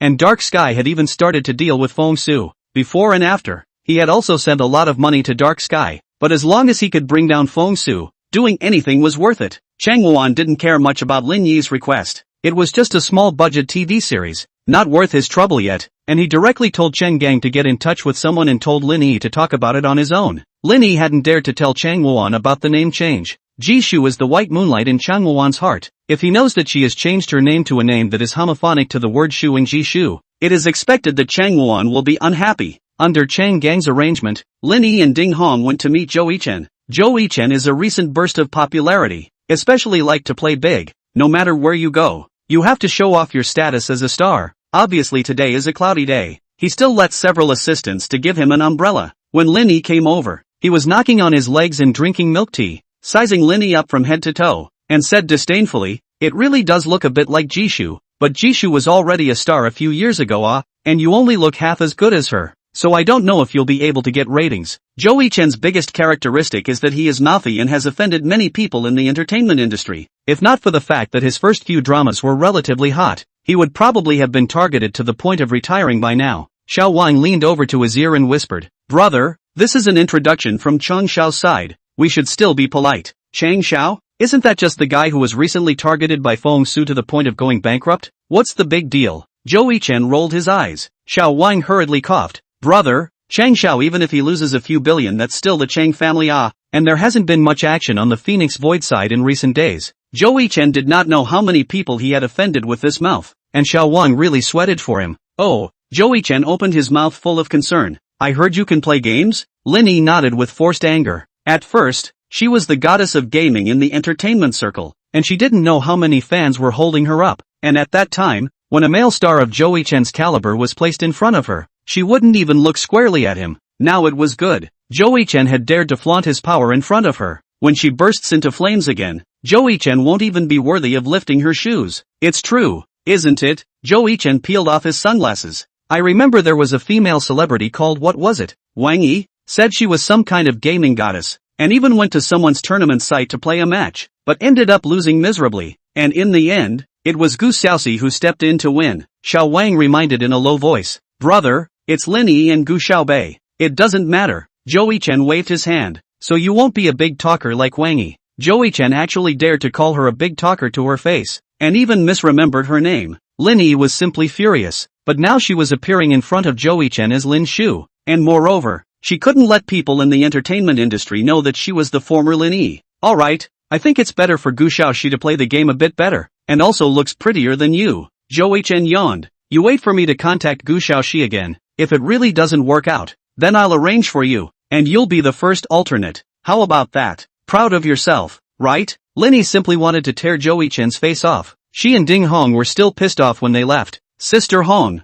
this Zhou Yichen is nothing, daring to talk like this in front of me. I have to be happy to be Gu Xiaobei's first alternate? I'm happy as hell." Okay, don't curse. Cheng Xiao is not willing to step in to help you, so let Cheng Gang pull the strings. Now the only person we can contact is Zhou Yichen. As long as we can get this opportunity, are you afraid of not having a turnaround?" Lin Yi gritted her teeth. After she made it big after this drama, she would definitely make Zhou Yichen and Gu Xiaobei look good. On Zhou Yichen's side, he tried to contact Gu Xiaobei again. Chapter 185, Threatening Gu Xiaobei. Xiao Wang called Gu Xiaobei several times in the past few days, and Gu Xiaobei answered at first, but then she just blacked him out. Once Zhou Yichen saw that she was so difficult to rip off, he also got interested. I don't know how many female fans have liked him and coaxed him since he's been on fire. Gu Xiaoxi actually ignored him. Zhou Yichen changed someone else's phone to call Gu Xiaobei, but as soon as Gu Xiaobei heard it was his voice, he directly hung up and pulled the plug. A few days down the road, the entire brokerage was running out of calls. Zhou Yichen simply texted Gu Xiaobei, Gu Xiaoxi, I've already asked. As long as you're willing to act, I can make you not need to audition. I've seen your MV. I feel that your sense of camera is not bad, and I'm just a little bit different. Ha ha ha ha, how about it? Surprise! Surprise, Gu Xiaoxi? System tip, the other party has refused to receive your message. Zhou Yichen changed another number. Gu Xiaoxi, let me tell you, I've also contacted you to be the second female lead in a web drama. I'm the male lead, and you can even act out a kissing scene with me. How's it going? Gu Xiaoxi, excited or not? System tip, the other party has refused to receive your message, because Gu Xiaobei would pull in black after receiving one message each time. Gu Xiaobei could only see his first message each time, but even so, Zhou Yichen was still happy to change his number to send it to Gu Xiaobei. Gu Xiaoxi, I've decided to be generous. I've just received an invitation, sent to me by Qin Yuner, who asked me to go to their family's banquet. Qin Yuner, Gu Xiaoxi, that's a senior student at the Imperial Conservatory of Music, just a little bit worse than me. As long as you're willing to star, I'll take you to the Qin family's banquet and introduce him to you. How about it? Gu Xiaoxi, who gave you the guts not to return my messages? System tip, the other party has refused to receive your message. Zhou Yichen didn't expect that even the Qin family's banquet couldn't tempt Gu Xiaobei. Little Wang carefully asked, brother, which outfit are we going to wear to the banquet tonight? Zhou Yichen gritted his teeth and threw the phone aside. Wear the most handsome one. Little Wang was just about to pick out clothes for Zhou Yichen when he suddenly thought of something and hurriedly said, but brother, you look the most handsome in anything you wear. Zhou Yichen's face then looked a little better. Gu Xiaobei's sighed. She was sitting on the couch with her legs crossed and was connecting with Nightbrook. In these recent days, Feng Su and Dark Sky had joined together to put on a show, and Chang Wuan really thought that Feng Su's side had been struck down by Dark Sky. Elder Chang also reminded Chang Wuan to pay more attention. After all, the Chang family does not know how many people are now eyeing Chang Wuan's family. If Chang Wuan loses, those of his older brothers and sisters and uncles and aunts will instantly replace his position in the Chang family. However, the process wreaked havoc or didn't worry too much. After all, Dark Sky and Feng Su were mortal enemies. For so many years Dark Sky and Feng Su were in a hostile relationship. How could they possibly unite against him? Chang Gang, who was on the side, bent down and asked, Master Wrecker, are we going to the Qin family's banquet tonight? Go my ass. Chang gritted his teeth. It's only good if that old man Qini gets the hell out of here. Qini had been in the imperial capital for a while, and there was still something on the Magic City side that he had to go back and deal with first. So, tonight is kind of a party to send him off the empire. Qini deliberately invited a lot of people, but also let Gu Xiaobei invite a few classmates to come along. He wanted to introduce Gu Xiaobei to some more people to know, so that even if he was not in the imperial capital, other people would not dare to belittle her. Originally, Qini did not want Gu Igua to come as well, but thinking that Gu Igua was, after all, Gu Xiaobei's own father, he more or less had to give him some face. Gu Yuran didn't know how happy she was to learn that she could go to the Qin family's banquet. Last time she had lost face at the Qin family's banquet. This time she would have to go and make a big splash to get her face back before she could do so. Gu Yuran had a good relationship with Zhang Yan lately, and Zhang Yan had given her quite a few things, so she put on her makeup, and a pretty dress, and jewelry, and set off with Gu Igua. Yuran this time you go must have a good relationship with Gu Xiaobei. No matter what, your uncle will soon leave the imperial capital. Before leaving, if your uncle can also recognize your identity in front of the people, in the future, won't the two of us be able to have a better life? Before, Gu Igua had wanted to give up on Gu Yuran. However, he had contacted Gu Xiaobei several times, and Gu Xiaobei not only ignored him, but also directly pulled the plug on him. He was out of options and could only place his hopes on Gu Yuran. Luckily, his relationship with Sun Shu has been getting better lately, and Sun Shu has given him a lot of favors, and this time, as long as he can get married to Sun Shu, he will be able to get Sun Shu's capital injection for his company in the future. If Gu Yuran pleases Qin Yi again, he won't have to be afraid of Gu Xiaobei. Don't worry Dad, Gu Yuran spoke sweetly. My sister and I were all misunderstandings before. After all, we're still sisters. We're all family. I'll be sure to get along with my sister. Gu Yuran had thought that she would definitely be able to overwhelm the crowd tonight, but as soon as she got out of the car and saw Gu Xiaobei standing in the doorway, her eyes instantly erupted with jealous rage. Gu Xiaobei is also wearing a skirt designed by Aaron today. Last time Aaron sent her a number of them over, all tailored to her figure. Even if she changes one a day, it's enough to wear for 3 months. She was wearing a very simple necklace around her neck, lining her slender swan neck white and nice. Her outfit today looked simple at first glance, but every part of it was exquisite, so good that people could not move their eyes. It was this casual yet noble dress, coupled with her stunning face, that made people think she was the main character of this party. Qin Yuner was joining her at the door to greet the guests. After all, Gu Xiaobei was now considered a member of the Qin family, and in this banquet, she was considered the host. Gu Yiguo and Gu Yuran walked over together. Sister is so pretty today. Gu Yuran barely managed to squeeze out a smile. Gu Xiaobei, however, acted as if he hadn't heard her. Gu Yiguo said, Gu Xiaobei, Yuran is talking to you. How can you ignore her? You two are sisters. You have to get on good terms. Gu Xiaobei sneered and didn't say anything.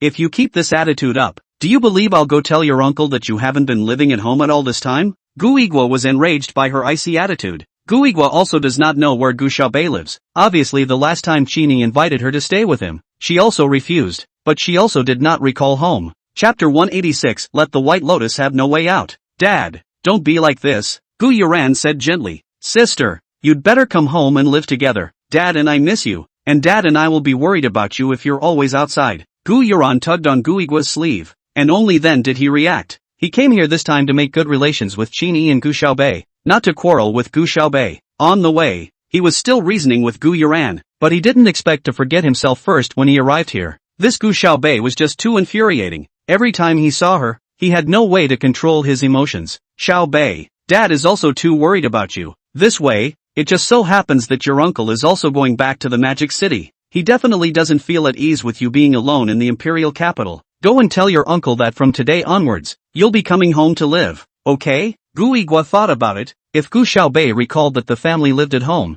Qini would definitely give him a lot more benefits in order for him to treat Gu Xiaobei better. Just at this time, Qin Yuner finished talking with the person next to him and also walked over this way, and with a gentle smile said, What's wrong, cousin? Me and Dad. Before Gu Yuran could finish his words, he was interrupted by Gu Xiaobei. Cousin, the two of them said they have something to say to uncle. Gu Xiaobei's eyes were as bright as stars, and with a slight pursing of her lips and a smile, she was already a rare and stunning color in the world. Her attitude towards the Qin family was much better than towards the Gu family. Since Gu Yiguo wanted to threaten her, she would simply make the first move and let Gu Yiguo see if she was afraid of threats or not. Oh, something to tell me? Qin Yi also walked out from inside. Master Qin, uncle. Gu Yiguo and Gu Yuran's faces instantly became a bit embarrassed. Qin Yi extended his hand towards Gu Xiaobei, who naturally placed her hand in the crook of Qin Yi's arm and hugged his arm. Watching Gu Xiaobei and Qin Yi being intimate, Gu Yuran's eyes turned red with jealousy. Uncle, I heard that you're going back to Mordor. Dad and I specially came to see you off for a bit. I hope that after Uncle goes back to Mordor, he should also be happy every day. And think of us often. Gu Yuran had a dainty look on her face. Qin Yi acted as if he hadn't heard Gu Yuran's words, only inclining his head to look at Gu Xiaobei,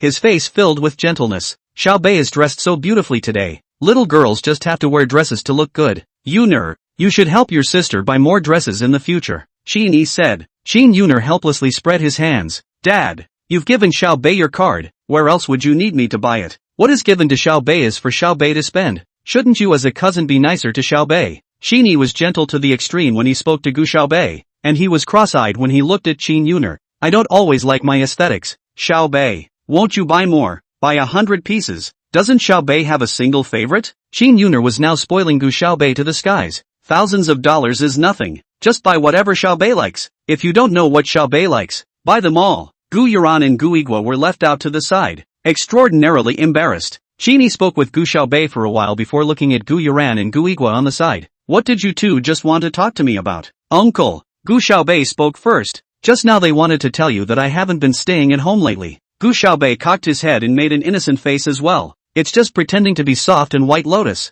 Who wouldn't? How can Gu Yuran's acting skills be better than her Jishu's? What's wrong? Is it that Gu's house is uncomfortable to live in? Is the Gu home too small? What don't you like about it? After hearing this, Qin Yi didn't get furious as Gu Yiguo had imagined, mistaking Gu Xiaobei for having an affair outside. His first reaction was actually that the Gu family was too small and uncomfortable, which was why Gu Xiaobei didn't live there anymore. The Gu family is a 3-story single-family house at the very least. Why did it make Qin Yi speak as if it were a thatched hut? No, uncle, Gu Xiaobei sniffled, her eyes instantly moist. It's just because Dad will be getting married soon, and then Auntie Sun and Sun Yuru's classmates will have to live in it. So it should be more crowded with so many people living in it. And Dad has already been living with Yuran for 18 years. They should be also be used to each other. I'm just an outsider. It's better not to disturb their family. Gu Yuran looked on in disbelief. Wasn't this tearing up of her eyes her specialty? Gu Xiaobei actually dared to speak in her tone. Gu Xiaobei also looked at Gu Yuran. The corners of his mouth slowly hooked up, holding a trifle of coldness. This is what she's doing. Going the way of the White Lotus and leaving the White Lotus with no way out. Qini instantly became furious after hearing Gu Xiaobei's words. Who are you marrying? He glared angrily at Gu Yigua. Gu Yigua instantly trembled in fear.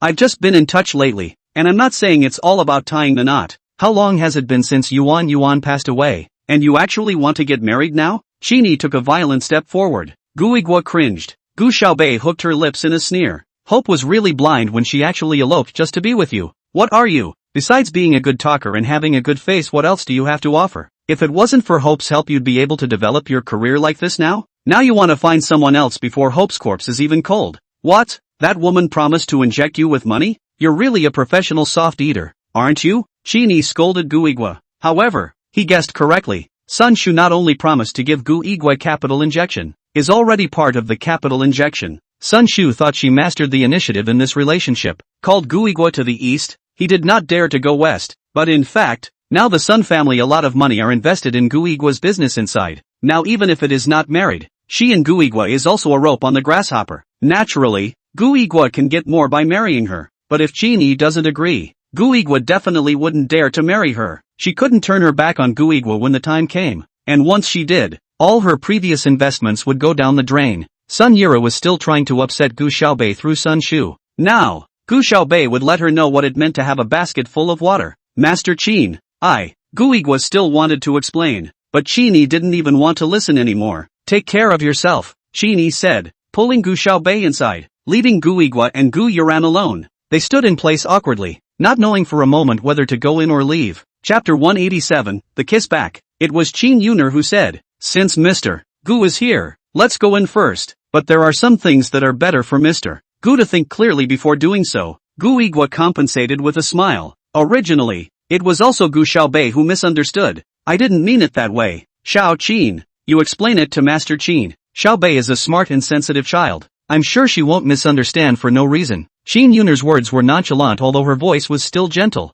Mr. Gu take care of himself. After saying that, Qin Yuner also went in. Gu Yigua and Gu Yuran could only shyly walk inside. Qini was taking Gu Xiaobei with him, introducing her to some important guests. Xiaobei, you sit here for a while, I'm going to take a call. Qini picked up the phone and saw that it was Elder Qin calling, so he hurriedly stepped aside to answer it. Gu Xiaobei sat there, picked up a drink and sipped it to himself. Taking a sip, she looked down again. The last time I drank at my uncle's was pretty good, but this time she didn't dare drink it either, in case if you forcefully kiss Qi Ling Tian again. Just as this thought popped up in her mind, Gu Xiaobei's face instantly became a bit hot. She knew that she had always been bold after drinking too much, but she didn't think that she could actually be so brazen. Think of Chow Chow and Chow Chow arrives. When Gu Xiaobei looked up, Ji Lingtian was standing in the doorway. She hurriedly ducked to the side. She didn't want to be seen blushing by Ji Lingtian. Hey, do you have eyes? Do you know who I am and you dare to bump into me? A man said impatiently to Gu Xiaobei.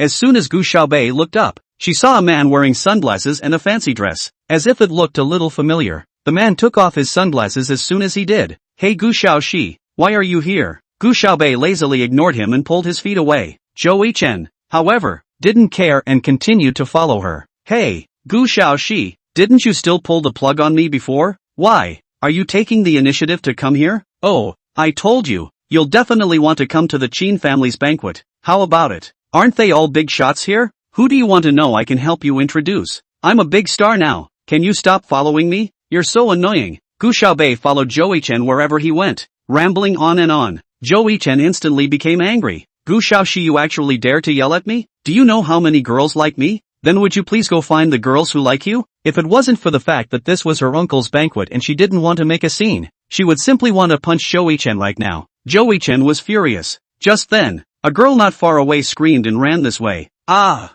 Zhou Chen pushed up his sunglasses with a condescending look. Gu Xiaoxi, see, my fans are here. Let me tell you, as long as you agree to come and star in this drama, you'll have fans in the future too. When the time comes, I'll help you and teach you how to act. You know, no one else in the entire entertainment industry has this kind of treatment. Ha ha ha, happy, Gu Xiaoxi, I'm happy your grandma's leg. Gu Xiaobei really couldn't stand it this time. Why is Zhou Chen so noisy? She's hiding in a corner and he still won't leave her alone. Gu Xiaoxi, how can you curse? A moment in front of my fans are not allowed to swear. You later into the entertainment industry to maintain the persona. Even if you want a curse can only be in the heart secretly think. By this time, the girl had rushed over. Joey Chen took the pen out of his pocket and prepared to sign. Gu Xiaoxi, I'm usually very high-strung, but this fan is so fanatical that she's chasing me here, and I'm a little embarrassed, so let's sign her an autograph. Gu Xiaoxi, I can send you an autograph later too. Excited? Gu Xiaobei turned her head, her eyes cold. Joey Chen didn't notice at all and was still rambling. Gu Xiaoxi, Before Joey Chen could finish his words, Gu Xiaobei threw a punch. Joey Chen instantly covered his nose. My nose is super expensive. Gu Xiaoxi, are you crazy? Gu Xiaobei looked at him coldly and blew into her fist. She just didn't use much force at all. Joey Chen just felt pain. If she used 3 points of force, Joey Chen will probably have to go to the hospital to redo a nose. Gu Xiaoxi, you actually hit me in front of my fans. By this time, the girl had rushed to heal. She didn't even look at Joey Chen and rushed straight to the back. Brother Ling Tian, you're here too. I haven't seen you in ages. After she finished speaking, she glanced at Joey Chen again and pinched her waist. Hey, you're not getting a nosebleed, are you? Get lost. Don't splash on my brother Ling Tian. Joey Chen was so angry that he almost fainted, covered his nose and went to the restroom. Gu Xiaoxi, I'll clean you up when I come back. Gu Xiaobei slowly turned his head. Unbeknownst to her, Ji Ling Tian was standing behind her. There was another girl standing next to him. The girl's name is Lu Qingrong. She's Lu Haixing's daughter. Brother Ling Tian, I miss you so much. You don't even want me? I have gone abroad for 3 years. Every time I send you a text message you don't return me. Brother Ling Tian, people are so sad. Ever send a text message? Jillian frowned. Of course, Lu Qingrong said. I sent several of them every day, saying that I super missed you, but you didn't reply at all. Then I called and couldn't get through. Did you change your number, Brother Ling Tian? Oh, so that one was you. Ji Ling Tian spoke coldly. I thought it was a harassing text message and directly pulled the plug. Even when Ji Ling Tian was talking to Lu Qingrong, his eyes were always on Gu Xiaobei. Under his gaze, Gu Xiaobei was surprisingly a little vain. But what does she have to be vain about? Gu Xiaobei glared back again. Lu Qingrong deflated her mouth. But Brother Ling Tian, I'm back now. We can finally be together. I have a girlfriend. Ji Ling Tian spoke coldly. Lu Qingrong froze. What? Brother Ling Tian, are you lying to me? How could you possibly have a girlfriend? Gu Xiaobei instantly sensed a few dangers as she watched Ji Ling Tian keep staring at her. As expected, the next second, Ji Ling Tian directly wrapped his arms around her waist. Gu Xiaobei covered her mouth with lightning-like speed, but Ji Ling Tian bit her finger hard. Gu Xiaobei let go in pain, and Ji Ling Tian instantly kissed him, driving straight in. This kiss was extremely overbearing. In an instant, Ji Ling Tian seized all the air from Gu Xiaobei's mouth. She just felt her mind go blank. Chapter 188. Gu Xiaoxi, you are degrading yourself. Lu Qingrong instantly froze. Who is this woman? How dare she rob her brother Ling Tian? Gu Xiaobei pushed Ji Ling Tian away with force and wiped her mouth. Ji Ling Tian. She shouted his name angrily. Ji Ling Tian had an innocent look on his face. As a courtesy, didn't you forcefully kiss me last time too? Gu Xiaobei's cheeks warmed slightly. You are really your initiative. Lu Qingrong was so angry that she couldn't speak well. Ji Ling Tian had just looked at Gu Xiaobei with a smile on his face, but when he looked at Lu Qingrong, he instantly had a cold look on his face. Don't point your finger at my girlfriend. Ji Ling Tian spoke coldly, and Lu Qingrong only felt like the air around her was freezing. Lu Qingrong cried at once and covered her face and ran to find Lu Haixing. Just at this time, Shini finished his phone call and walked over. Xiaobei, come on, I'll take you to meet a few more people. Young Qi is here too. Mr. Qin. Ji Ling Tian nodded slightly and greeted. I'm sure Ji Xiao already knows Xiaobei, so I don't need to introduce you. The Ji family was one of the most important existences in the imperial capital, and even in the whole country, so Qini was still relatively polite to Ji Ling Tian. Ji Ling Tian lightly hooked his lips. Of course, I know her well enough. He bit down on the pronunciation of the word deeper, and his gaze fell on Gu Xiaobei's lips. Gu Xiaobei gouged him fiercely, gritted her teeth, and demonstrated at him. Ji Ling Tian, however, only felt that she looked like a grimacing kitten. Extraordinarily cute. Good. Then I'll take Xiaobei that way first. Please make yourself at home, Mr. Qin. Qini left with Gu Xiaobei and Ji Ling Tian stood in place, looking at her back with a slight smile. He raised his hand and touched his lips. Once upon a time, when I watched Shimu fall in love, I always felt that hugging and kissing together was a particularly disgusting thing, but now I felt that he couldn't wait to kiss Gu Xiaobei every now and then. This feeling of his lips being attached to each other was really mesmerizing to him. Joey Chen also walked out of the bathroom. His nose wasn't bleeding, but it hurt like hell. He contacted Wang and took him to the hospital later to check for any problems. He's pretty good looking on his own already, but to make his nose more straight, he went for hyaluronic acid last month. The one used was the most expensive kind, and now it was so good that Gu Xiaobei punched it up, and he suspected that the effect of the hyaluronic acid was completely gone. I may have to get a refill before the new movie starts. Zhou Yichen covered his nose and walked out, and suddenly saw Gu Xiaobei standing with Qin Yi. He snapped his eyes wide. No wonder Gu Xiaobei was so arrogant. Turns out it's a big shot. Gu Xiaoxi's reluctance to step into the entertainment industry was surprisingly because she was evening out big money. Maybe it's because the big money doesn't want her to show her face? To be kept as a canary at such a young age.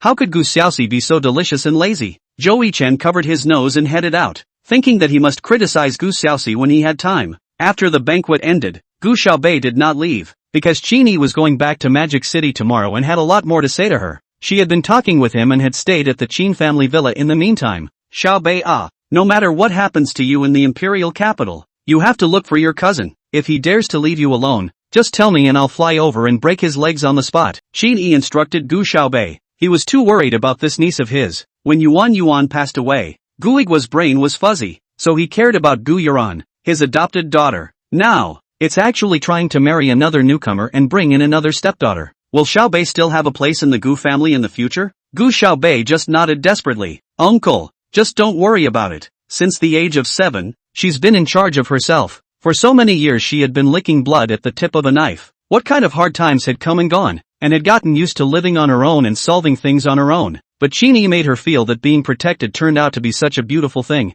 Just then, Gu Xiaobei's mind suddenly popped up with the figure of another person. In fact, besides Qin Yi, there was another person who had protected her many times. That would be Ji Ling Tian. But he just had the audacity to forcibly kiss her. Gu Xiaobei clenched her teeth in anger again at the thought. Her fingertips were bitten through. Is this guy a dog? Gu Xiaobei and Qin Yi chatted for a while before going back to bed. Even if she didn't usually live here, the Qin family had always prepared an extra large bedroom for her, and the sheets and covers inside would all be sun-dried and dried by the servants every day. When Gu Xiaobei slept on it, he could still smell the smell of sunlight and felt warm. She opened her cell phone to find several unread messages. Strange number. Gu Xiaoxi. I really didn't think you were this kind of person. You can't go on falling like this. You come to the movie quickly. I'll help you get a little higher pay. Strange number. Gu Xiaoxi. How dare you not return my messages. There was also a message that was received from that number of 7 demons. Night Creek, meet me tomorrow. I'll send you the address. Gu Xiaobei suddenly thought that Phoenix Void had been cooperating with Dark Sky for several days, and according to what Phantom had promised before, the 7 demons should also go to Phoenix Void now. She immediately replied, okay.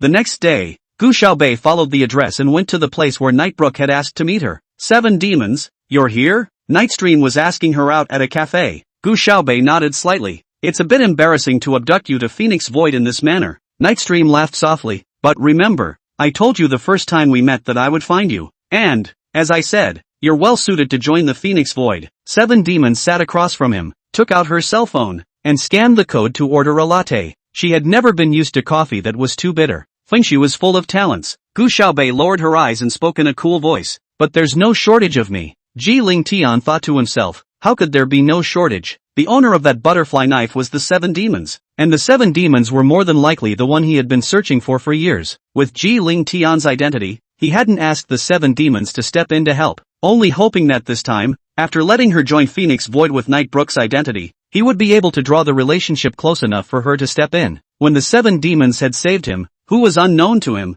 he felt that the 7 demons were not essentially a bad person, and there must be some reason why she didn't admit that she knew medical skills. Your hands. Nightbrook's eyes suddenly narrowed as she looked at the 7 demons' hands. On her finger, she had a band-aid. This is still last night Qin Yuner put on her. She didn't take it off after washing her face this morning, and now the band-aid isn't even sticking. The edges are a bit warped, revealing a bit of the wound inside. Looks like a bite. Chapter 189, You're My Girlfriend. Gu Xiaobei lowered her eyes and glanced at her fingers. This band-aid is blue with a pink piggy drawn on it. It was bought for her by Qin Yuner on purpose. It was as if the Qin family treated her like a child at all times, trying to make up for all those childhoods she had lost before. She reapplied the band-aid with disinterest and said, oh, it's nothing, a pig bite. By a pig? Ji Ling Tian frowned. There will always be all sorts of characters in the organization, and it's inevitable to get hurt sometimes. Night Chief has been in Fengxu for many years, so he still understands this, right? Gu Xiaobei lied without changing his face. Ji Ling Tian couldn't see a single break from her face. After all, it is the showbiz industry put all the awards won a grand slam of the movie queen Ji Shu. Her acting skills, but first class. Ji Ling Tian only felt a little strange. It's true that you have to perform all sorts of tasks on a regular basis in the organization. And it's also true that injuries are commonplace. But what kind of task would you perform that would get you bitten by a pig? Noticing Nightbrook's doubts, Gu Xiaobei spoke with a flourish. The previous missions were all secrets within the dark sky. And now that I've joined Phoenix Void, I feel that I'm obligated to keep the phantom secrets from the past. What's with the secrecy? It's not because she didn't make it up at all. However, there was no way for Ji Ling Tian to refute this reason. Feng Su and Dark Sky had always been arch rivals, and he was the one who had forced the 7 demons to come over. If the 7 demons had just come over to talk to him about the Dark Sky, then how could he be sure in the future that the 7 demons wouldn't go out and talk about Feng Su? Naturally, Ji Ling Tian said softly, "Did the Night Chief call me out this time for something? After all, you also saved my life once. Just call me Nightstream."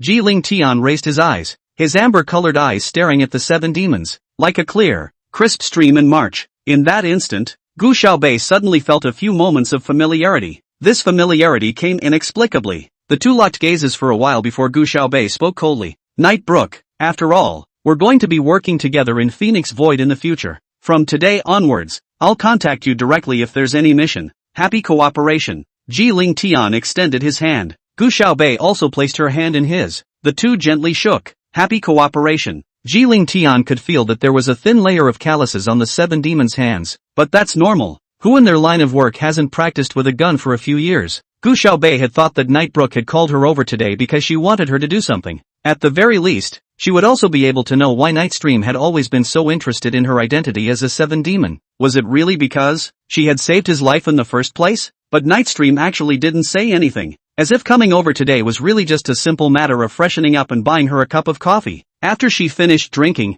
when she left, Nightbrook even asked her if she wanted to see her off. Gu Xiaobei gently shook her head. "I still have some things to do, so I'll leave first." Ji Ling Tian stood in front of the coffee shop and watched as 7 demons drove a car out of the parking lot. It was a very ordinary BMW, marketed at about $300,000. The kind you couldn't find if you threw it in traffic. It was also in line with the identity of the 7 demons. After all, she was only an ordinary member in the dark sky. But the car Gu Xiaobei drove was worth $1 or $2 million. It seemed that, after all, he was overthinking it. Ji Ling Tian lowered his eyes and laughed softly. The kind of cartoonishly cute band-aid that didn't look like something Gu Xiaobei would use at first glance. Could it really be that he liked Gu Xiaobei so much that when he saw anyone, he would think of her? Ji Ling Tian lowered his eyes and smiled, his long eyelash feathers blocking the joy in his eyes. He raised his hand and touched his lips lightly. It was as if the flavor of Gu Xiaobei still lingered there. It was as if Ji Ling Tian was addicted to this feeling, and he thought that the next time he had the chance, he would have to kiss a little deeper before he did. Early the next morning, Ji Ling Tian had just arrived at the classroom when his gaze landed on Gu Xiaobei's lips. Morning. In an unprecedented move, Ji Ling Tian actually greeted Gu Xiaobei. Gu Xiaobei gritted her teeth and gave him a look, waving her fist as if in demonstration. In Ji Ling Tian's eyes, such Gu Xiaobei was as cute as a kitten with open teeth and claws. Saturday 6 in the front looked back dazed. "Geez, didn't they say that Ji Xiao was the coldest and never greeted anyone?" Kirito gave her a disgruntled look, and Saturday 6 hurriedly turned back to her. This Saturday 6 was simply Gu Xiaobei's heart and soul, and Ji Ling Tian couldn't help but be a little jealous. Luckily, Gu Xiaobei just let Saturday 6 sit in front of her, not taking his place at the same table. Otherwise, he'd just throw Saturday 6 into class 3 and go be at the same table with Oxia. I don't know if it was a connection of the mind, but Ji Ling Tian's name had just popped up in his head when Oxia came running to the door of their class. "Rokuroku." Osha waved at her happily, her blonde hair reflecting brightly in the sunlight. The whole thing looked super energized. Saturday 6 bounced and ran out. Gu Xiaobei couldn't help but turn her head to look at Saturday 6 back. At first, Saturday 6 was bullied by so many people in class 4, which was why Gu Xiaobei had her transferred to class 5. But when she first came to class 5, the other students didn't treat her too well. But now, her relationship with so many of her classmates was kind of good, especially after meeting Oxia, who seemed to be getting happier and happier. Saturday 6 would often talk to her about Oxia lately, and he even shared a lot of the chocolates and candies he gave to Gu Xiaobei. Gu Xiaobei liked sweets, but not to the extent that she was as addicted to sweets as Saturday 6, and Gu Xiaobei was more accustomed to eating bubblegum, because it was chewed in her mouth. She could always spit it out and stick it to the cat's eye, making it easier for her to carry out her mission. Ji Ling Tian also turned his head to look at her. Gu Xiaobei sensed the gaze of his gaze and slightly inclined her head, and their gazes became entangled together. Look at, Gu Xiaobei said fiercely. Jiling Tian spoke clearly and coldly. You're not the fart. You're my girlfriend. Gu Xiaobei? Jiling Tian, you're not finished, are you? Gu Xiaobei leaned over at once, wanting to grab him by the collar and teach him a good lesson about being a human being, but Jiling Tian also twisted his body in a smooth manner. One foot hooked onto Gu Xiaobei's stool, and as she swayed, Jiling Tian leaned forward and she fell solidly into his arms. The entire 5th class all froze. Am I dreaming? Am I blind? Ji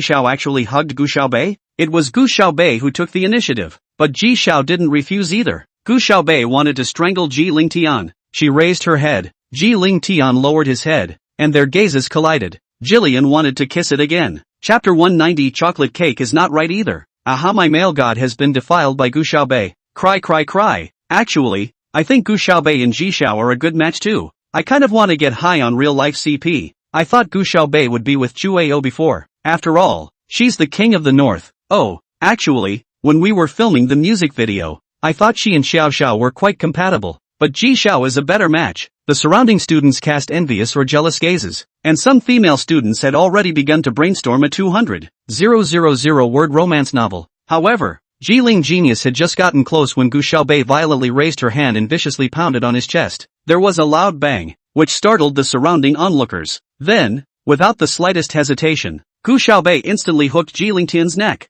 Jiling Tian took the pain and leaned back, trying to avoid her control while holding her waist. But the iffy aroma coming from Gu Xiaobei's body made him a bit apoplectic for a moment. The movement was then a beat slower than Gu Xiaobei. Gu Xiaobei hooked his neck, and just as the onlookers' classmates let out a gasp thinking that the two of them were going to hug and kiss, no one could see how Gu Xiaobei moved. In short, the next second, Jiling Tian was immobilized by her shackles on his neck. If it wasn't for Jiling Tian's timely counteraction, she would have been pressed onto the table by now. It seemed that this Gu Xiaobei's stance was really good, and he was actually able to fight against him. The corner of Jiling Tian's mouth gently hooked. Gu Xiaobei gritted her teeth slightly, her side face slightly red. The others thought it was because they were tired from the strenuous movements just now, but Jiling Tian could see clearly that she was because she was shy. He couldn't help but laugh again. Wow, what a lucky day it is to see Ji Xiao smile. Ji Xiao is really too handsome. I'm going to faint. Who was it that just said it was a good match? This is all a fight. It's a good match for a fight. You've seen who beat up Ji Xiao and is still in one piece. When you put it that way, it seems true.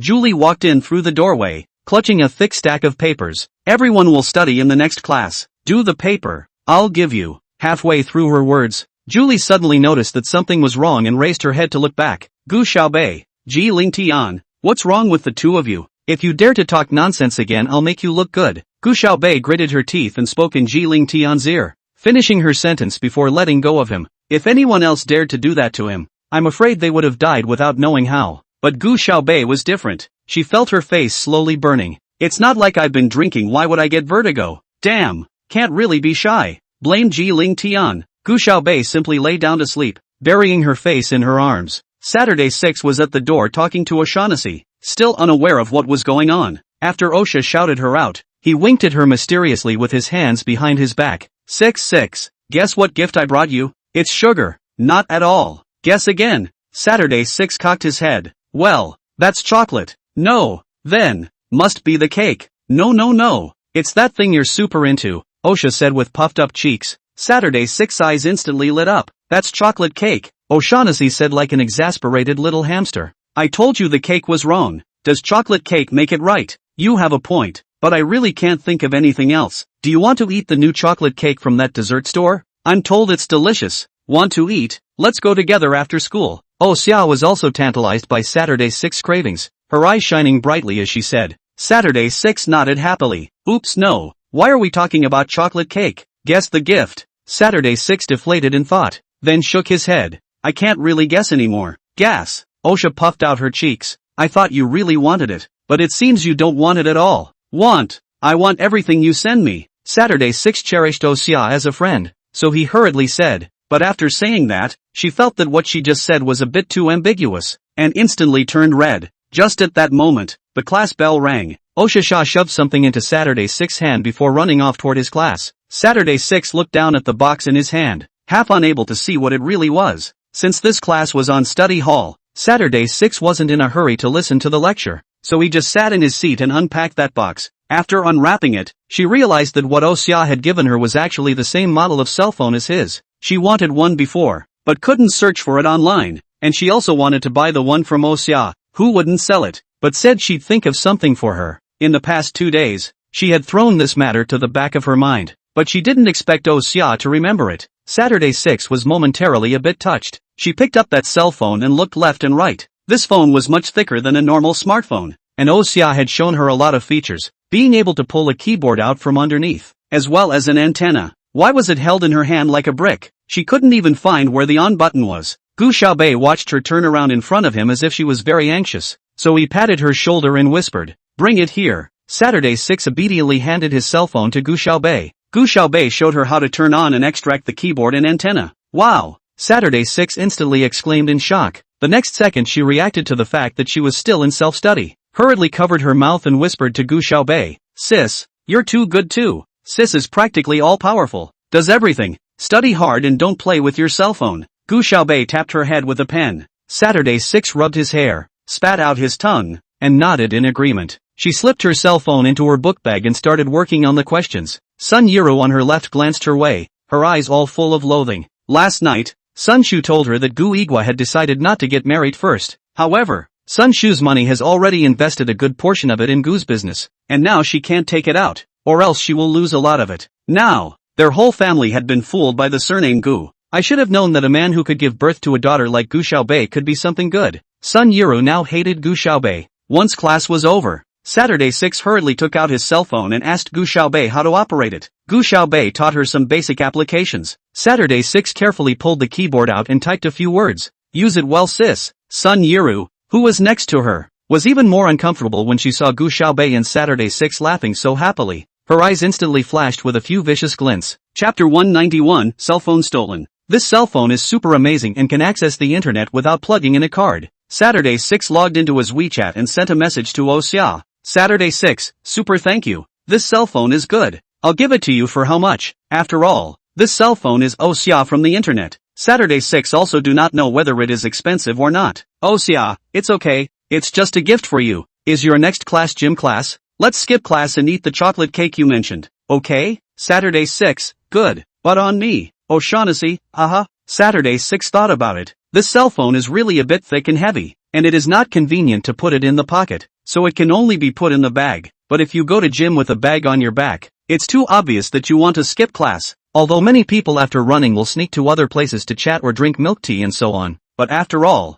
can not do too obvious well. Saturday 6 carefully placed that cell phone in the compartment of his book bag and took his own cell phone out to gym class. In gym class, the teacher did the same thing as before, had them warm up and run 2 more laps, then took the boys to play ball, leaving the girls and the boys who didn't want to play ball free. Many girls walked towards the supermarket in the school in 2s and 3s, and Saturday 6 saw Osea standing right under the tree next to him waving at him, and after saying goodbye to Gu Xiaobei, he hurriedly ran that way. Really super thank you. Isn't that phone hard to find though? I couldn't find it online before. Will it be expensive? Saturday 6 asked. Osea waved her hand. No, it's just a giveaway from people who participated in the event. It wasn't sold publicly so you can't find it. A giveaway Saturday 6 thought to himself. That shouldn't be too expensive. Osea's words were actually not wrong. It was indeed a giveaway for the event, but for those who could participate in the event, there were only a total of 50 of the most powerful hackers in the world. At that time, he still wanted to go and see the swimmer, but he didn't realize that he had tried his best to participate in the event, only to be told that the swimmer had long ago claimed his cell phone and left. Then I'll treat you to that super yummy chocolate cake. He's super flavorful, and the cream isn't greasy at all,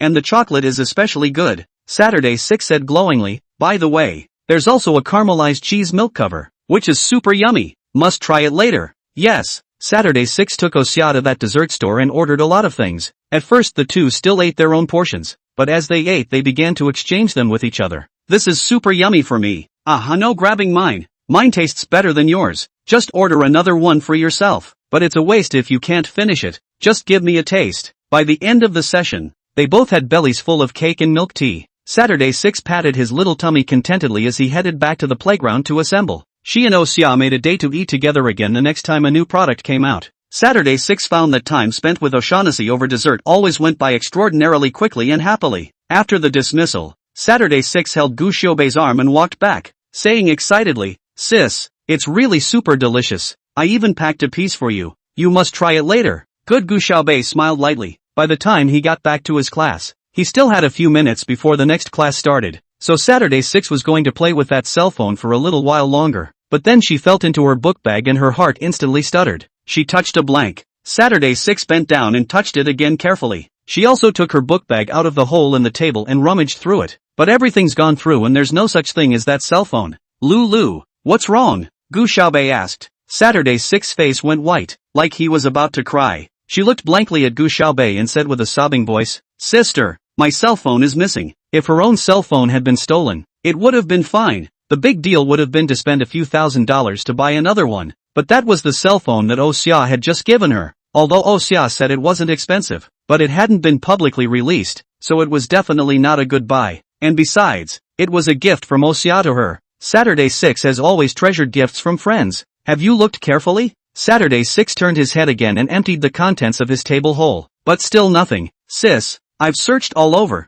There really isn't any," cried Saturday 6 at once. "What to do, sis?" At this time, Gu Xiaobei suddenly looked up and met the gaze of Sun Yiro next to him. Sun Yiro's eyes carried a bit of sarcasm in them, and she hurriedly looked away just as she clashed with Gu Xiaobei's gaze. It was there before gym class. It was gone after class. Last gym class. Did any of the students go back to class? Did they see anyone suspicious? Gu Xiaobei looked up and asked. Recently, Gu Xiaobei's status in class 5 was very different, and many students liked her. Everyone looked at each other after hearing Gu Xiaobei's words. In the old days, there were students who would come back to class during gym class to study, but midterms just finished. Who's coming back? After a while, a boy raised his hand and said, "I think I saw Zhu Zero make a trip back to class." "Not me," Zhu Zero hurriedly retorted. Gu Xiaobei's gaze fell clear and cold on him. "So have you seen any suspicious people?" "No, I didn't see anyone. I just came back for a bit and left." Zhu Zero was a little afraid to look at Gu Xiaobei. Everyone instantly became suspicious of him when they saw how vain he was. "It's you.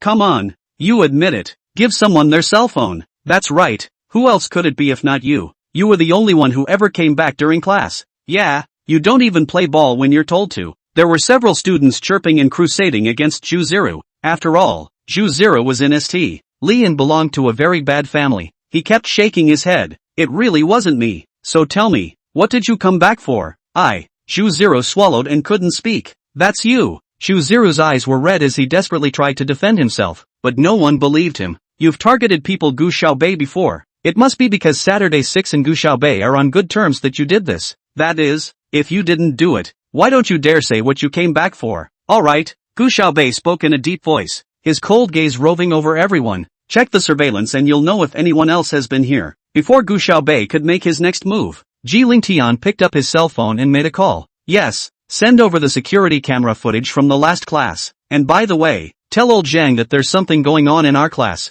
so he doesn't have to come to class next period." When Ji Xiao speaks, what teacher dares not to listen? Chapter 192, A Big Gift for Sun Yiro. Soon the security footage was delivered. The video surveillance did show that Zhu Zero went back to his class not long after the lesson. And, as soon as he entered the class, he peeked around and then, when he saw no one around, he made his way to the back. "How dare you say it wasn't you?" one of the students shouted. However, Zhu Zero did not stop in front of Saturday 6's table, but went directly to Gu Xiaobei's seat. He dropped off one thing and then hurried away. Some students voiced their doubts. "In that case, isn't it Zhu Zero? Zhu Zero, what did you put in Gu Xiaobei?" "Yeah, Zhu Zero, what did you put in there?" a student pressed his curiosity and asked. Zhu Zero was red-faced and stammered, unable to say a word. However, Gu Xiaobei couldn't help but frown. She hadn't noticed anything on the table when she'd just come back. The surveillance video continues to play. Just then, another stranger walked into their class, and after realizing that no one was there, he quickly ran to Saturday 6's seat, fished something out of her book bag, and headed out the door. When he passed by Gu Xiaobei's seat, he paused for a moment and swept a glance, then picked up the thing that Zhu Zero had just put down, opened it and took a sip, held it in his hand and left, probably because of thirst. Zhu Zero took a look and his eyes went round. The milk he had specially prepared for Gu Xiaobei was actually drunk by a thief? It took him all night to carve on that milk bottle. As soon as Gu Xiaobei finished drinking, he would be able to see the love letter on top of the bottle. Ever since he realized that Gu Xiaobei was the king of the north, he had been feeling more and more guilty and concerned about Gu Xiaobei. He didn't know when he had realized that he had fallen in love with Gu Xiaobei. When he saw Ji Xiao and Gu Xiaobei so close in the last class, he had a very hard time in his heart, and after thinking about it, he decided to confess to Gu Xiaobei. I didn't realize that it was actually stolen by a thief. This person is not from our class. Hey. Yeah, how can we find out? The students couldn't help but sigh. Saturday 6 was also red-eyed. Ji Ling Tian's gaze was icy cold as he said in a deep voice. This person didn't stop for a second and went straight to Saturday 6's seat, which means he knows our class very well. So there must be a mole. Step forward yourself and return the item. I can consider dealing with it lightly. Ji Ling Tian spoke coldly, and the air in class 5 seemed to freeze. When Saturday 6 things were stolen, Gu Xiaobei would be unhappy, and the person who made Gu Xiaobei unhappy deserved to die. Ji Ling Tian slightly gritted his teeth. How about a body search? A classmate whispered a suggestion. He was really scared looking at Ji Xiao's icy look. During this recent period of time, Ji Xiao's temper was so good that many people had forgotten how scary the old Ji Xiao was. It's not good. We are all in the same class. Isn't it a bit too much to search? Someone else also retorted. If you don't want to be searched, quickly come forward yourself. Ji Ling Tian furiously wrinkled his eyebrows, his eyes like swords. There was a silence. Gu Xiaobei hooked her lips in a sneer, not saying, fine. Lu, you call Xia over. There are only 50 of these phones in the world, each with its own unique serial number and tracking code, and as long as the radio wave function is not turned off, someone who knows the serial number and tracking code will be able to find the phone. And she had told O'Shaughnessy all this stuff when she sold him this phone anonymously online. She didn't want to reveal her identity, which is why she gave this phone to Saturday 6 by selling it to Xia at a low price. Now, O'Shaughnessy sure knows how to find that cell phone. As expected, O'Shaughnessy came and pulled his cell phone out, darting around the keyboard. He puffed out his cheeks and looked a little serious. Sun Yiru, who was next to him, was a bit nervous. Her right hand was a little unnatural, covering her pocket, and she tried to move out. She hurried out the door with her head down while everyone was so focused on the matter that no one noticed her. Without looking back, Gu Xiaobei reached out and stopped her. Gu Xiaobei, what are you doing? What am I doing?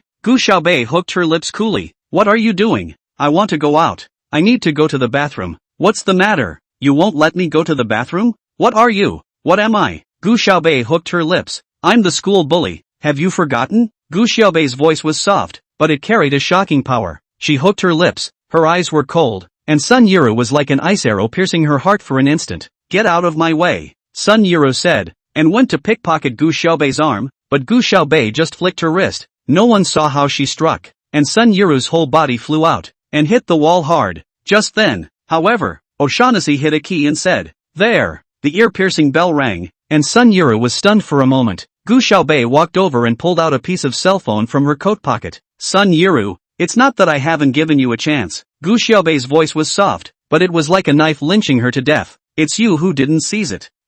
Sun Yiru violently cringed and trembled. At that moment, her entire body was enveloped in Gu Xiaobei's shadow. Gu Xiaobei's mouth was tinged with coldness, like a fallen angel spreading its wings and sweeping her into hell. From now on, you can get the hell out of Xingli. Ji Ling Tian spoke coldly from behind. In the entire sacred prophet, no one dared to say no to Ji Ling Tian's command. Even principals are no exception. When he said he wanted Sun Yiru to roll, Sun Yiru really rolled. Gu Xiaobei looked back at Ji Ling Tian. He got her line in, but it didn't matter. She had other gifts for Sun Yiru. Gu Xiaobei ambled over to Sun Yiru's ear and smiled coldly. How many more assets does your Sun family have? $700 million?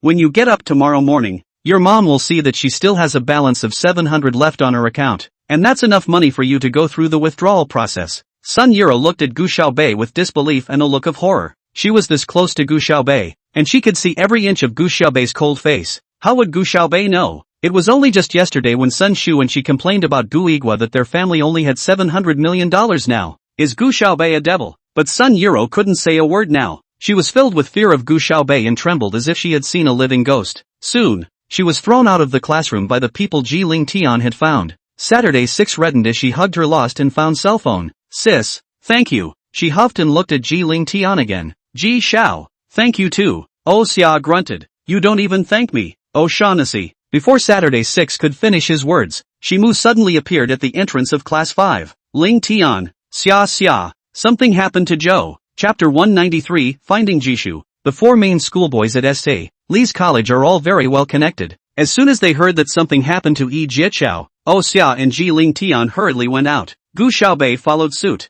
Aside from Saturday 6, Yi Jiaqiao was also someone who had helped her many times since they first met, and since he was so gentle, Gu Xiaobei treated him as a friend. Simu drove and talked to them roughly on the way. This morning, Yi Jiaqiao felt uncomfortable, but thought it was because of the change of season and cold, so I didn't care. So I went to drink some hot water and took some anti-inflammatory medicine. Who knew he wouldn't be able to speak just after second period? Recently this period of time Yi Jiaqiao's voice has not been very good. The last new album release he stayed up all night to sing again. After catching a cold his voice was mute for several days. The new album had just been released and he didn't have time to go to the hospital, so he took some pills to carry him through. As a result, this time to carry the accident, and hurriedly contacted Yang Ziyou to take him to the hospital. Simu followed suit. Yi Jiaqiao was afraid of delaying Shimu's study, so he let him go back first, and in the meantime, he helped himself to take notes. Before Shimu left, he instructed Yang Ziyou to tell him once something happens. Who knew that I had just received a call from Yang Ziyou saying that Yi Jiaqiao was in the middle to late stages of throat cancer. Gu Xiaobei's heart thumped.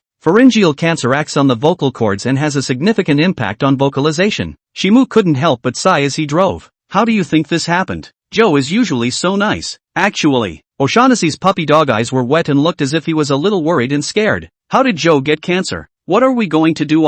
Cancer is the hardest disease to cure in this world, even if you have money. Ji Ling Tian was considered the calmest, and asked in a deep voice, what did the doctor say? The specifics aren't quite clear yet. Shimu turned the steering wheel. The peach blossom eyes that were usually always upturned were now full of sorrow. Yang Ziyou said that Joe was a bit uncooperative with the treatment, so he asked us to go over and take a look. Since they stepped on the gas the whole way, they arrived at the hospital quickly. Yang Ziyou was standing right outside of Yi Jiaqiao's hospital room, a man in his 30s who was already in tears. I don't know what to do. Yang Ziyou's voice is also mute. The doctor said, now must be chemotherapy, and it is best to remove the vocal cords, but Joe does not agree. You all know, he entered the entertainment industry's biggest dream is actually not acting, but singing. He said he would rather disfigure than remove the vocal cords. I also cannot persuade. You guys go in to accompany him to talk. A few of them pushed the door open and entered. Clothier Joe was lying on the hospital bed and was looking out the window. On the windowsill stood a little bird, twittering and chirping, taking 2 steps, then tilting its head to look at him and chirp twice more. Silmu hurried over to chase the bird away,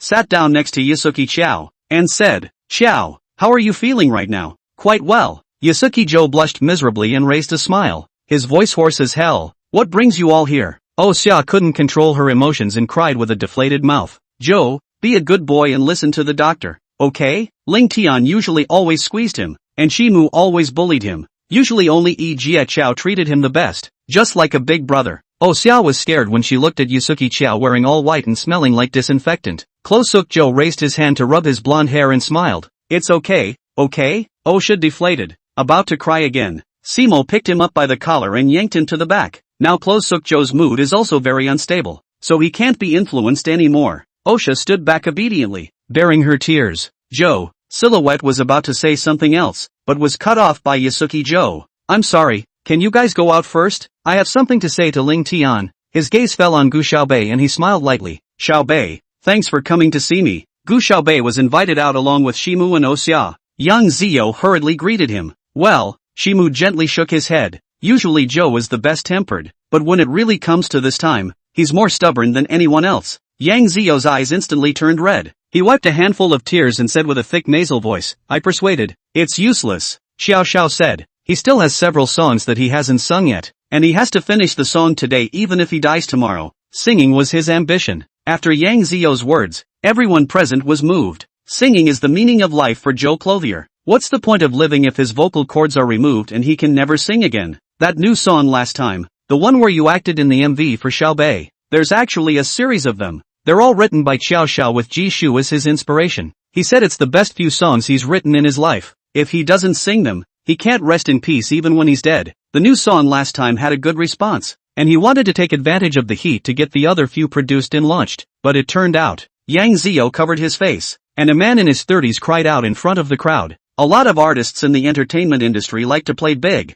but Yi Jiaqiao is always polite to him. At this time, Ji Ling Tian pushed the door out from the hospital room. Everyone looked at him hopefully. Although Yi Jiaqiao and Ji Ling Tian's usual temperament were simply two extremes, they all knew that Yi Jiaqiao was considered to listen to Ji Ling Tian the most. Oftentimes, only Ji Ling Tian could understand his heart. That's why he just left only Ji Ling Tian behind. However, Ji Ling Tian only gently shook his head. Yang Zio's gaze dimmed for a moment. It looked like Ji Ling Tian hadn't been able to persuade Yi Jiachao either. Joe really valued those songs, and I talked him into it, and he said he might as well die if he couldn't make a sound for the rest of his life. We can help Joe find a good doctor. There must be a way, Ling Tian. Isn't there? Oh Xia looked at Ji Ling Tian with tears in her eyes. Although he usually called Ling Tian Demon King in one breath, he knew that at this moment, if there was anyone else who had any way to help Xiao, it would definitely be Ji Ling Tian. Getting a doctor is only one aspect of it, and also, Joe's thoughts of a cure aren't very strong right now, and we have to come up with something. But Joe, he won't even listen to you now. Silhouette sighed.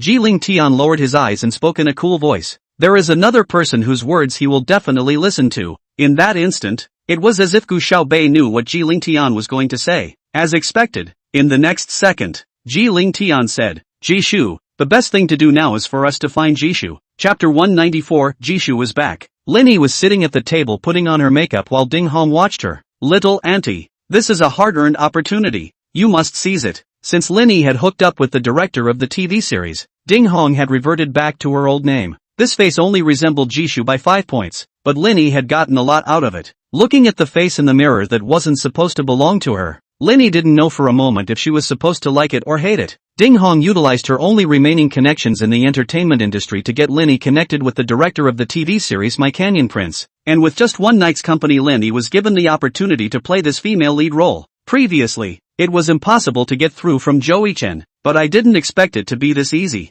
Although Ding Hong was happy, he wasn't completely without worry. If Linny starred in this drama and it could be a big hit, then all of her previous investments with Linny would be recouped. But if this matter is known to Chang Wuan, Ding Hong didn't dare to think further. Chang Wuan refused to give Linny a name, but Linny, after all, is now considered Chang Wuan's woman. She dared to go behind Chang Wuan's back and get together with another man. This is not to Chang Wuan cuckold? Chang is not a good-tempered person. Linny stared at Ding Hong from the mirror, as if she could see what was going on in her mind. Sister Hong, no matter what, this matter must not be known to Cheng Xiao. The director of the play My Canyon Prince was old and ugly, and Linny would never have slept with him if it wasn't for the leading lady. But Chang Wuan was different. Although his attitude towards Linny had never been good, but he was generous, good-looking, and the Chang family's position in the imperial capital was not to be underestimated. Ding Hong was now on the same rope as Linny, so naturally she wouldn't take the initiative to tell Chang Wuan about this matter. Joey Chen's side soon found out about Lin Yi's intention to star as the female lead. Of course, the name he knew was Lin Shu.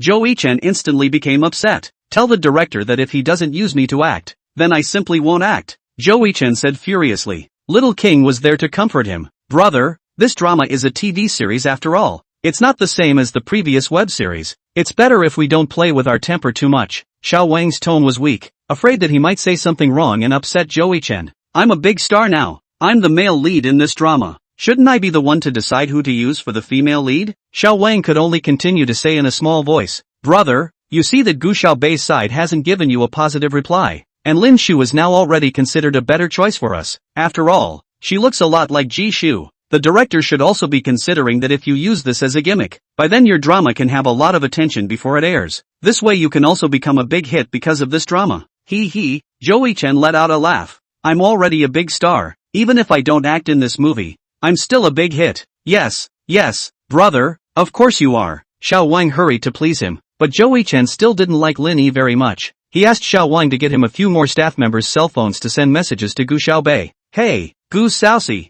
I gave you a chance before, but now it's good that someone else took it away from you. Gu Xiaoxi, you're really out of your depth. System tip, the other party has refused to receive your message. Joey Chen changed his cell phone again. Gu Xiaoxi, I'm telling you, you'll regret not acting in this drama. Do you know how many people want to become famous every year? I'm already a big star now, so I can impart a lot of experience to you. If it weren't for the fact that I hate that female leads so much, do you think I would still contact you? Gu Xiaoxi, I'll give you one last chance. As long as you agree now, I'll go talk to the director. System tip, the other party has refused to receive your message. Gu Xiaoxi, you're pissing me off. If I get a pimple on my face tomorrow morning, it'll be your fault if I'm not able to start shooting. Gu Xiaoxi, get back to me. System tip, the other party has refused to receive your message. Bang! Joey Chen was so angry that he slammed his cell phone hard. Xiao Wang watched from the sidelines, practically in tears. He's going to have to compensate people's staff for buying cell phones with his meager paychecks again. Gu Xiaobei threw her cell phone to Xiaobei, asking her to help her blacken Joey Chen's number.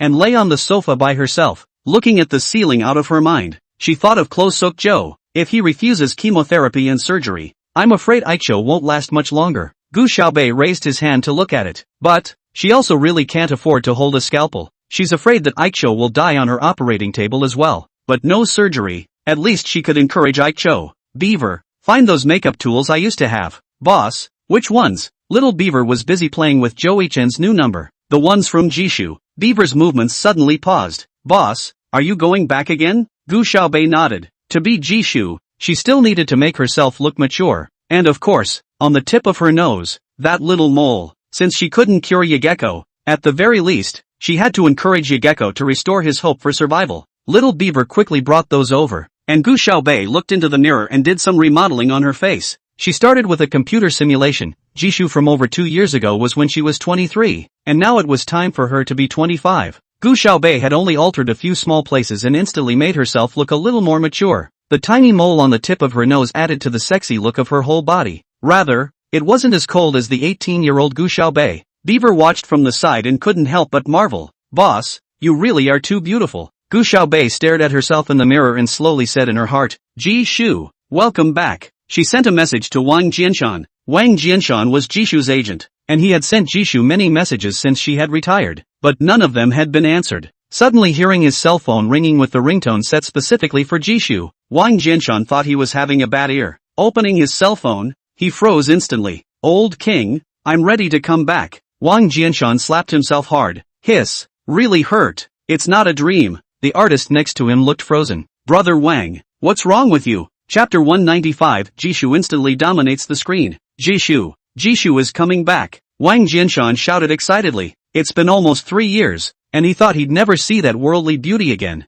never be able to enjoy the audiovisual feast of her acting. But I didn't realize that she was actually coming back. The female artist in front of Wang Jianshan froze. Jishu is coming back? Is that the same Jishu who bagged all the awards in the first place and no one in the entertainment industry is her rival? Many of the staff present had worked with Jishu in the beginning, and as soon as they heard she was coming back, they were excited. Brother Wang, really? Aha, my goddess is coming back. What you goddess? That's my goddess, okay. Brother Wang, when is the goddess coming back? I miss her so much. Goddess, what's the next movie to be filmed? I'm going to be a lighting technician again. It's okay if I don't get paid. Woo-hoo-hoo. Yeah, it's okay if you don't pay. I want to go to the playhouse too. Being able to work with Jishu was their greatest joy. Wang Jianshan said. I don't know yet. She just said she wants to come back. Wait for me to talk to her specifically. Brother Wang, I'm counting on you. Yes, Brother Wang, waiting for your good news. Everyone present was so excited that even the director gave everyone a day off, saying that they didn't need to shoot the movie today first. After all, everyone was so excited after learning the news that they probably didn't have much of a mind to work. Might as well take a day off first. The director also came to Wang Jianshan's side and said, I say Brother Wang,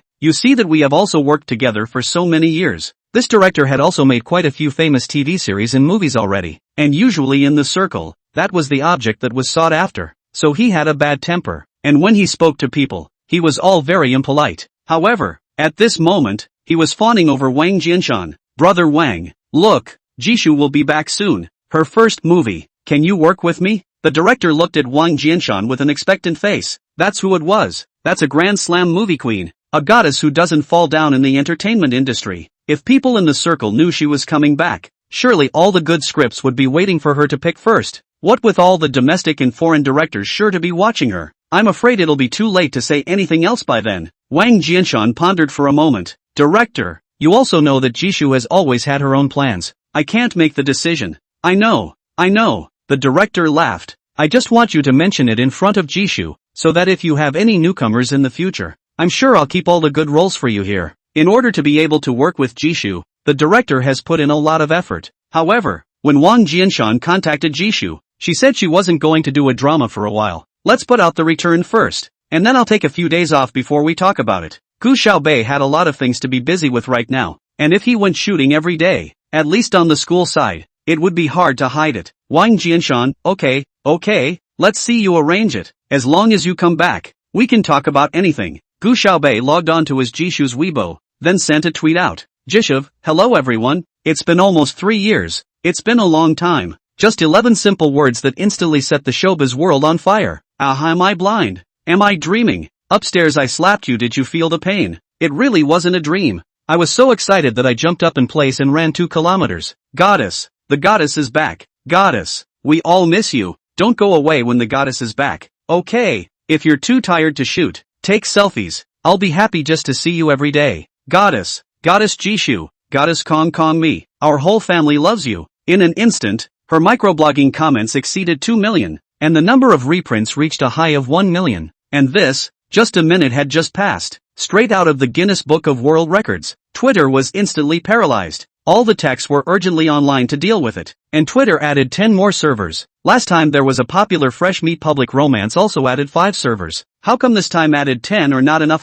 That's Jishu. If it wasn't for the fact that the boss had to let us work first, I would have wanted to go ahead and comment on it. Darn it. I wouldn't have gotten married if I had known Jishu was coming back. It's hard to believe that you still want to marry Jishu. Ask all the men present who don't want to marry Jishu. Those Twitter techs were chatting as they flew around fixing the servers. Yeah, you know, Jishu is a recognized goddess in the country. She is the unified version of everyone's aesthetic. The hashtag Jishu returns instantly skyrocketed to number 1 on the Hot 100. And today, a whole hot search, all about Jishu. Hashtag goddess Jishu. Hashtag the plays Jishu acted in all those years. Hashtag when did you start liking Jishu? Hashtag reasons for Jishu's return. Hashtag Jishu's hidden marriage and children? Hashtag Jishu's husband. These true and false news took over the entirety of the hot search in one breath. Tonight, all the marketing numbers were retweeting about Jishu. Even the news. We're talking about Jishu. She is an era. Bang! A crackling sound rang out as Linny swept everything on the table to the ground.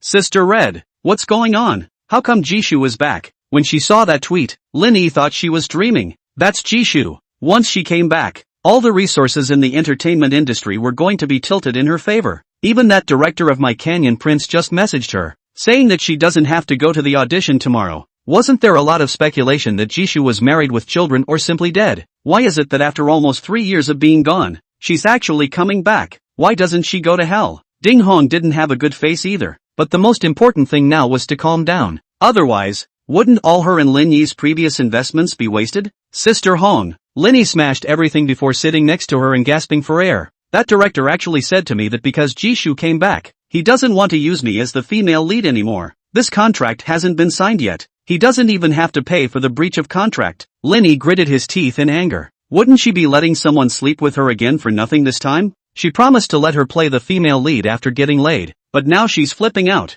Linny wanted to rip this face of his off and throw it to the ground. What a Jishu. It will bring her bad things. Chapter 196, Visiting Yasuki-jo. Just take it easy for a moment. I'll sort this out, Ding Hong said in a deep voice. Lin Yi nodded. The only person she could count on now was Ding Hong. Ding Hong took his cell phone out and called the director. Yes, director. I know. Jishu is back. Ding Hong had a sneer on his face, but his voice sounded curt. But think about it, how could Jishu come to act in this drama? Moreover, our Lin Shu and Jishu look so much alike, and now that Jishu is back, she'll definitely bring out a lot of heat, and by then, won't our Lin Shu's heat follow? If you don't use it, Lin Shu will be picked up by another director. Okay director, I know you must have just been thinking clearly for a moment. Yes, I'll bring Lin Shu over to sign the contract with you right away. Ding Hong, after all, had been in this business for a long time, and his 3-inch tongue was still very powerful. After Ding Hong hung up the phone, he cursed fiercely. Asterisk.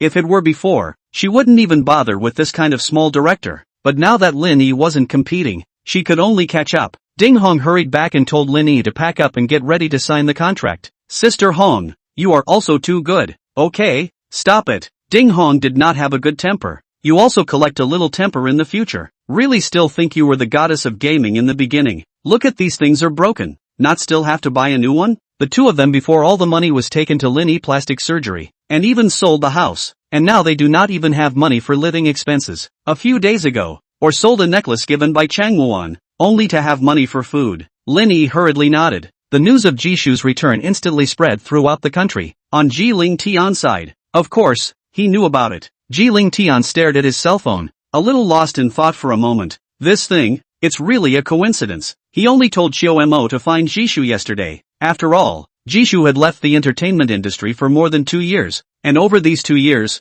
I don't know how many people wanted to find Jishu, but they couldn't. This man, it's like he's evaporated. But Jishu actually came out on his own today? How can this be such a coincidence? It was as if a few doubts surfaced in Ji-Ling Tian's heart, but he himself couldn't say exactly where this doubt came from. On Yang Zio's side, he directly contacted Wang Jianshan. Wang Jianshan originally didn't want to bother Jishu, but he and Yang Zio were also old friends in the entertainment industry and usually exchanged resources with each other. Moreover, Yang Zio wasn't planning to annoy Jishu with work matters. He said that he was asking Jishu to save his life. Jiaqiao, this young man from the former Wang Jianshan, has seen a few times. Singing good. Acting is also considered good. The most important thing is that people are very polite. Not like some small actors. Just a little fame. Began to play the big name. Wang Jianshan still gave Yang Zio Jishu's contact information. Yang Zio was still a little worried when he called Jishu. After all, that's the goddess of showbiz. Unexpectedly, after he said a little bit about Jiaqiao,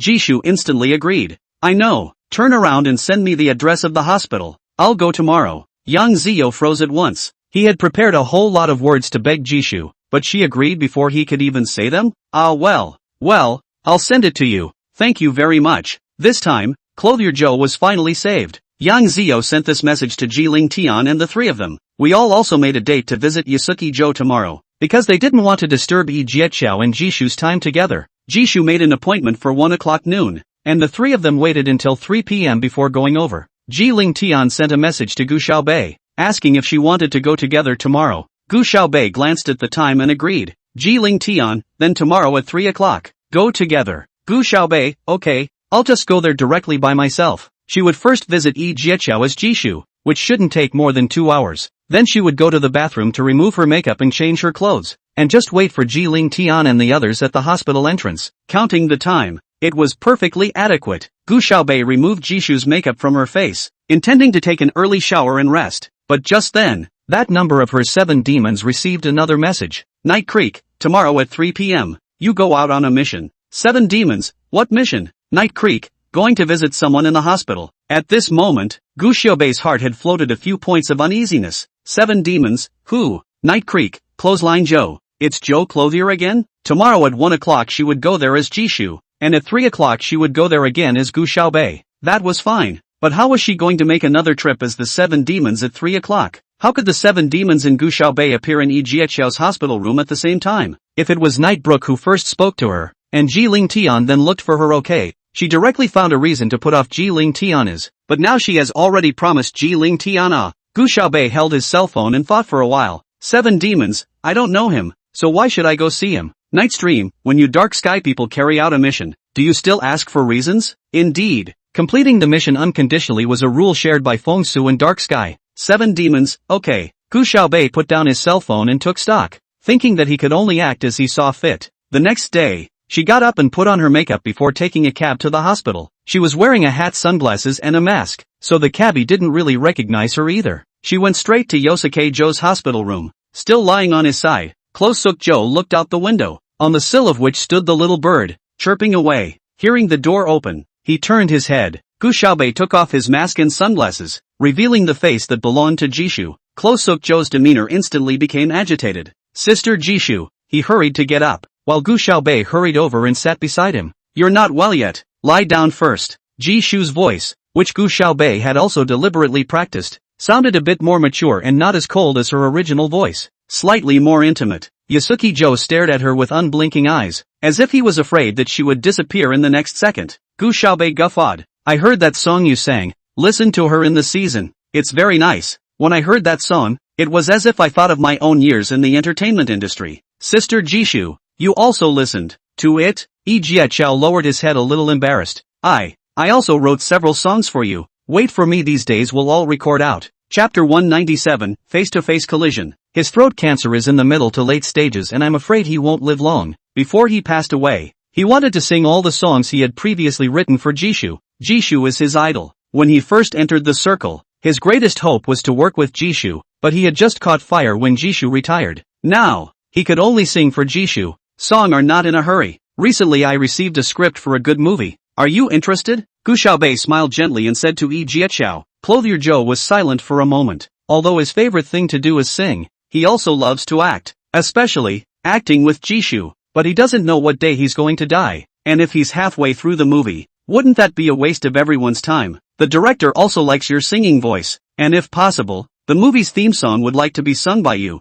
Gu Xiaobei looked at Yusuke Chao. The eyes of the two met. Yi Jiachao had never been in such close contact with Jishu before, but she was still as warm at heart as she had been 3 years ago, albeit with a touch of detachment. Gu Xiaobei hoped he could inspire Yi Jiachao's hope for life. For a moment, it was as if she saw Ikecho's eyes light up, but it only lit up for a moment and then dimmed. The birds outside the window chirped again. Closuk Joe inclined his head and glanced at the bird. The bird's voice is so crisp and clear. However, his voice had begun to hoarse now because of the spread of the cancer, and he still didn't know if he could sing out those songs he had written to Jishu. Even if the vocal cords are removed, there is only a 30% chance of survival. He's not willing to gamble. No, Sister Jishu, Yi Jiachao sighed softly. I'd rather not go. My acting skills are not really that good. You can find a better leading man. As for the theme song, Closuk Joe's eyes dimmed. There are still 3 songs left to sing that he wrote for Jishu, and he may not even be able to sing all 3 of them. Yi Jiachao, Gu Xiaobei said softly, do you remember what one of your favorite movies of mine was? The Long Silence of the Mountains and Rivers. Closuk Joe said, it's my favorite, and it's the first one you made your debut with. Gu Xiaobei nodded. At that time, she was still a newcomer in the entertainment industry. Because of her pretty face, she has gotten a bit more attention than others, but because of her pretty face, a lot of people won't pay attention to her strength. The Long Silence of the Mountains and Rivers is the story of a fallen princess who rose from the bottom, suffered bullying and insults, went through all kinds of trials and tribulations, and finally killed her enemies on the dragon chair with her own hands, ascended the throne herself, and restored the old dynasty. There are very many scenes of martial arts training, beatings and suffering in this movie, but Jishu never used a stand-in. She went on all by herself. In the middle of winter, she jumped into the icy water with a poof, and the scene where she stood on the castle tower and jumped down, although it was shot on a green screen, the platform was more than a meter high at that time, and she didn't even hesitate. She leaned back and fell down. It took a lot of hard work for her to show everyone what she was made of and take home all the awards. The deceased princess in the mountains and the rivers are long silent is full of temptation in every step she takes. Many people think that the prime minister who loves her and says he will marry her, help her hide her identity, and let her live well in the future to give up her revenge is the temptation. However, when she used to suffer, when she practiced martial arts until she broke down, when she was bullied and humiliated in the street, when she fought with wild wolves, when she was dying and was about to die, or when she desperately tried to stuff herbs into her mouth. In fact, giving up was also a heavenly temptation for her. Jishu's vocal line had a power that tugged at the heartstrings. Her voice was like a spring breeze in March, drilling from one's pores into one's body. Giving up is the easiest thing in the world. Death is just a moment. Whatever comes after you close your eyes has nothing to do with you anymore. Yi Jiachao almost didn't dare to look at Jishu's eyes. I've heard your songs, Ike Cho, and if you were really an easy quitter, I wouldn't have come to see you today. After Gu Xiaobei finished speaking, the two of them didn't speak again for a long time. There was a silence in the hospital room. The bird on the windowsill, still unaware of what was happening, stood hopping around, cocking its head and chirping every now and then. Sister Jishu, thank you. Closuk Joe spoke slowly. Gu Xiaobei pursed her lips at him. Get some rest. I won't bother you. Here's my phone number. You can find me anytime. Thank you, Sister Jishu. Gu Xiaobei walked out. The time she had agreed with Ji Ling Tian and the others was almost up, so she had to hurry to remove her makeup and change her clothes. Gu Xiaobei went into the bathroom and sent a message to Night Brook while removing her makeup. 7 demons, I'm almost there already. How about you? She thought that she could first meet with Night Stream as the 7 demons and turn around, and Ji Ling Tian and the others would have to go to see Yi Jiachao first, so she thought that Night Stream wouldn't go along? That way you can stagger a time difference. Night Stream, I'm not going today. Just go visit yourself and let me know how he's doing later. Gu Xiaobei was instantly delighted. That's right up the alley. Everything would have been a lot easier if Night Creek hadn't come. Gu Xiaobei sent another message to Ji Ling Tian's side. Gu Xiaobei, I'm here. Where are you guys? Jillian, almost there. About 10 minutes to go. Gu Xiaobei, okay, then I'll go up to see him first. After sending the message, Gu Xiaobei went up first. But first, she put a human mask on herself before pushing the door open. She would have to use her identity as a 7 demon to meet with Yasuki Joe before she could do so. Yi Jiachao had never seen the 7 demons before, so when he saw her come in, he was still a bit confused. Hello, Gu Xiaobei said icily, in a businesslike tone. I was ordered to visit you. By order? Clothier Joe was a little puzzled. Gu Xiaobei put down the fruit in his hand and said, how do you feel? Yi Jiachao is a very gentle person. If he were replaced by Shimu or Ji Ling Tian, Gu Xiaobei would probably have been kicked out long ago if he came in as a stranger. It's okay, but may I ask on whose orders you came to see me? That's fine with you. Since you're okay. Gu Xiaobei picked up his cell phone and glanced at the time. Ji Lingtian and the others were probably arriving soon, so she had to hurry to get out. Yi Jiaqiao watched Gu Xiaobei walk out with another puzzled expression. This guy is too weird. However, Gu Xiaobei had only just pulled open the door when she saw Ji Lingtian and Shi Muano Xia had already walked over. It's you? Ji Lingtian instantly raised his eyebrows when he saw Gu Xiaobei. Previously, when Lucky Shang and Ryan were negotiating, Ji Lingtian had seen this face of the 7 demons, so it's not surprising that he knows her. Chapter 198. Did you ask for it yourself? Gu Xiaobei just nodded to Ji Lingtian before hurriedly running out. As she closed the door, she heard Ji Lingtian ask Yi Jiaqiao in the hospital room, did Gu Xiaobei come?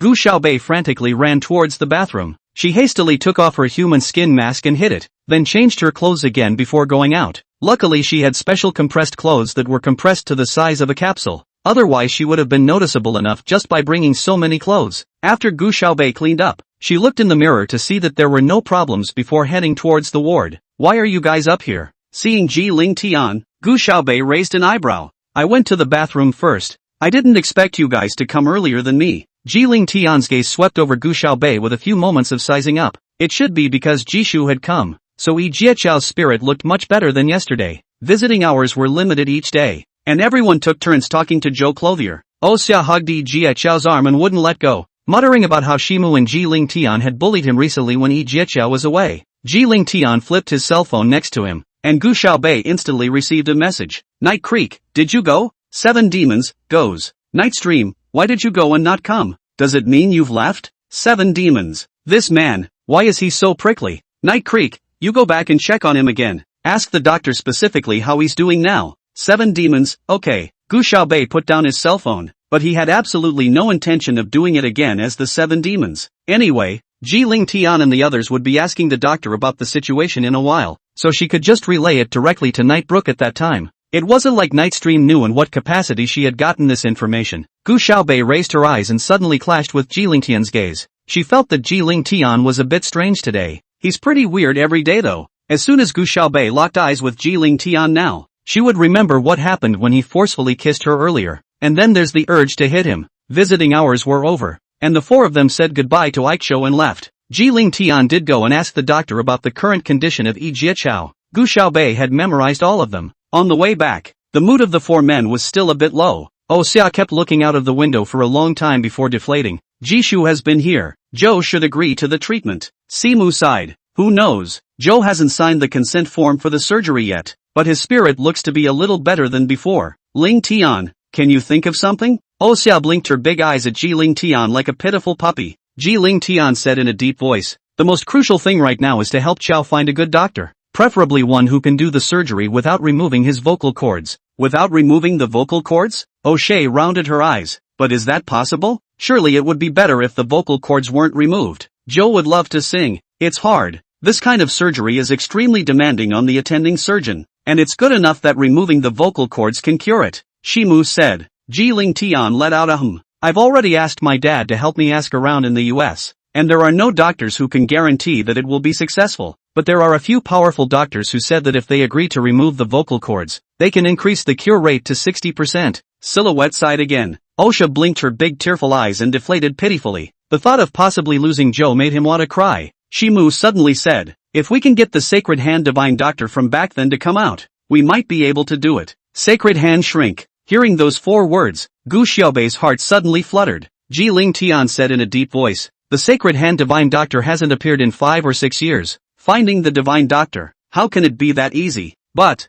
Xia was instantly anxious. But didn't Jishu also leave the entertainment industry for more than 2 years and appear again? Maybe there is still hope? After returning, Gu Xiaobei had Little Beaver find himself a patient who needed an operation. Boss? Little Beaver had always received strange requests from Gu Xiaobei in the past 2 days. One moment she wanted to return to the entertainment industry, and the next she was looking for a patient? Doesn't the boss never operate on people anymore? If I tell you to find it, you go, Gu Xiaobei said in a deep voice. It's not hard to find a patient who needs an operation. There are plenty of them inside the hospital. Gu Xiaobei put on her white coat and walked into the operating room that Little Beaver had already arranged for her. The patient has received anesthesia and is lying there peacefully. Gu Xiaobei picked up the scalpel and walked towards that patient. It's just an appendicitis operation. A minor surgery like removing an appendix is as easy as blinking for her. Even if you're a novice doctor, nothing can go wrong. but Gu Xiaobei held the scalpel and walked over to that patient. The bright surgical light hit down and she looked at a person lying there peacefully and quietly, and her eyes instantly began to dazzle. The past flashed before her eyes. Gu Xiaobei's hands began to tremble.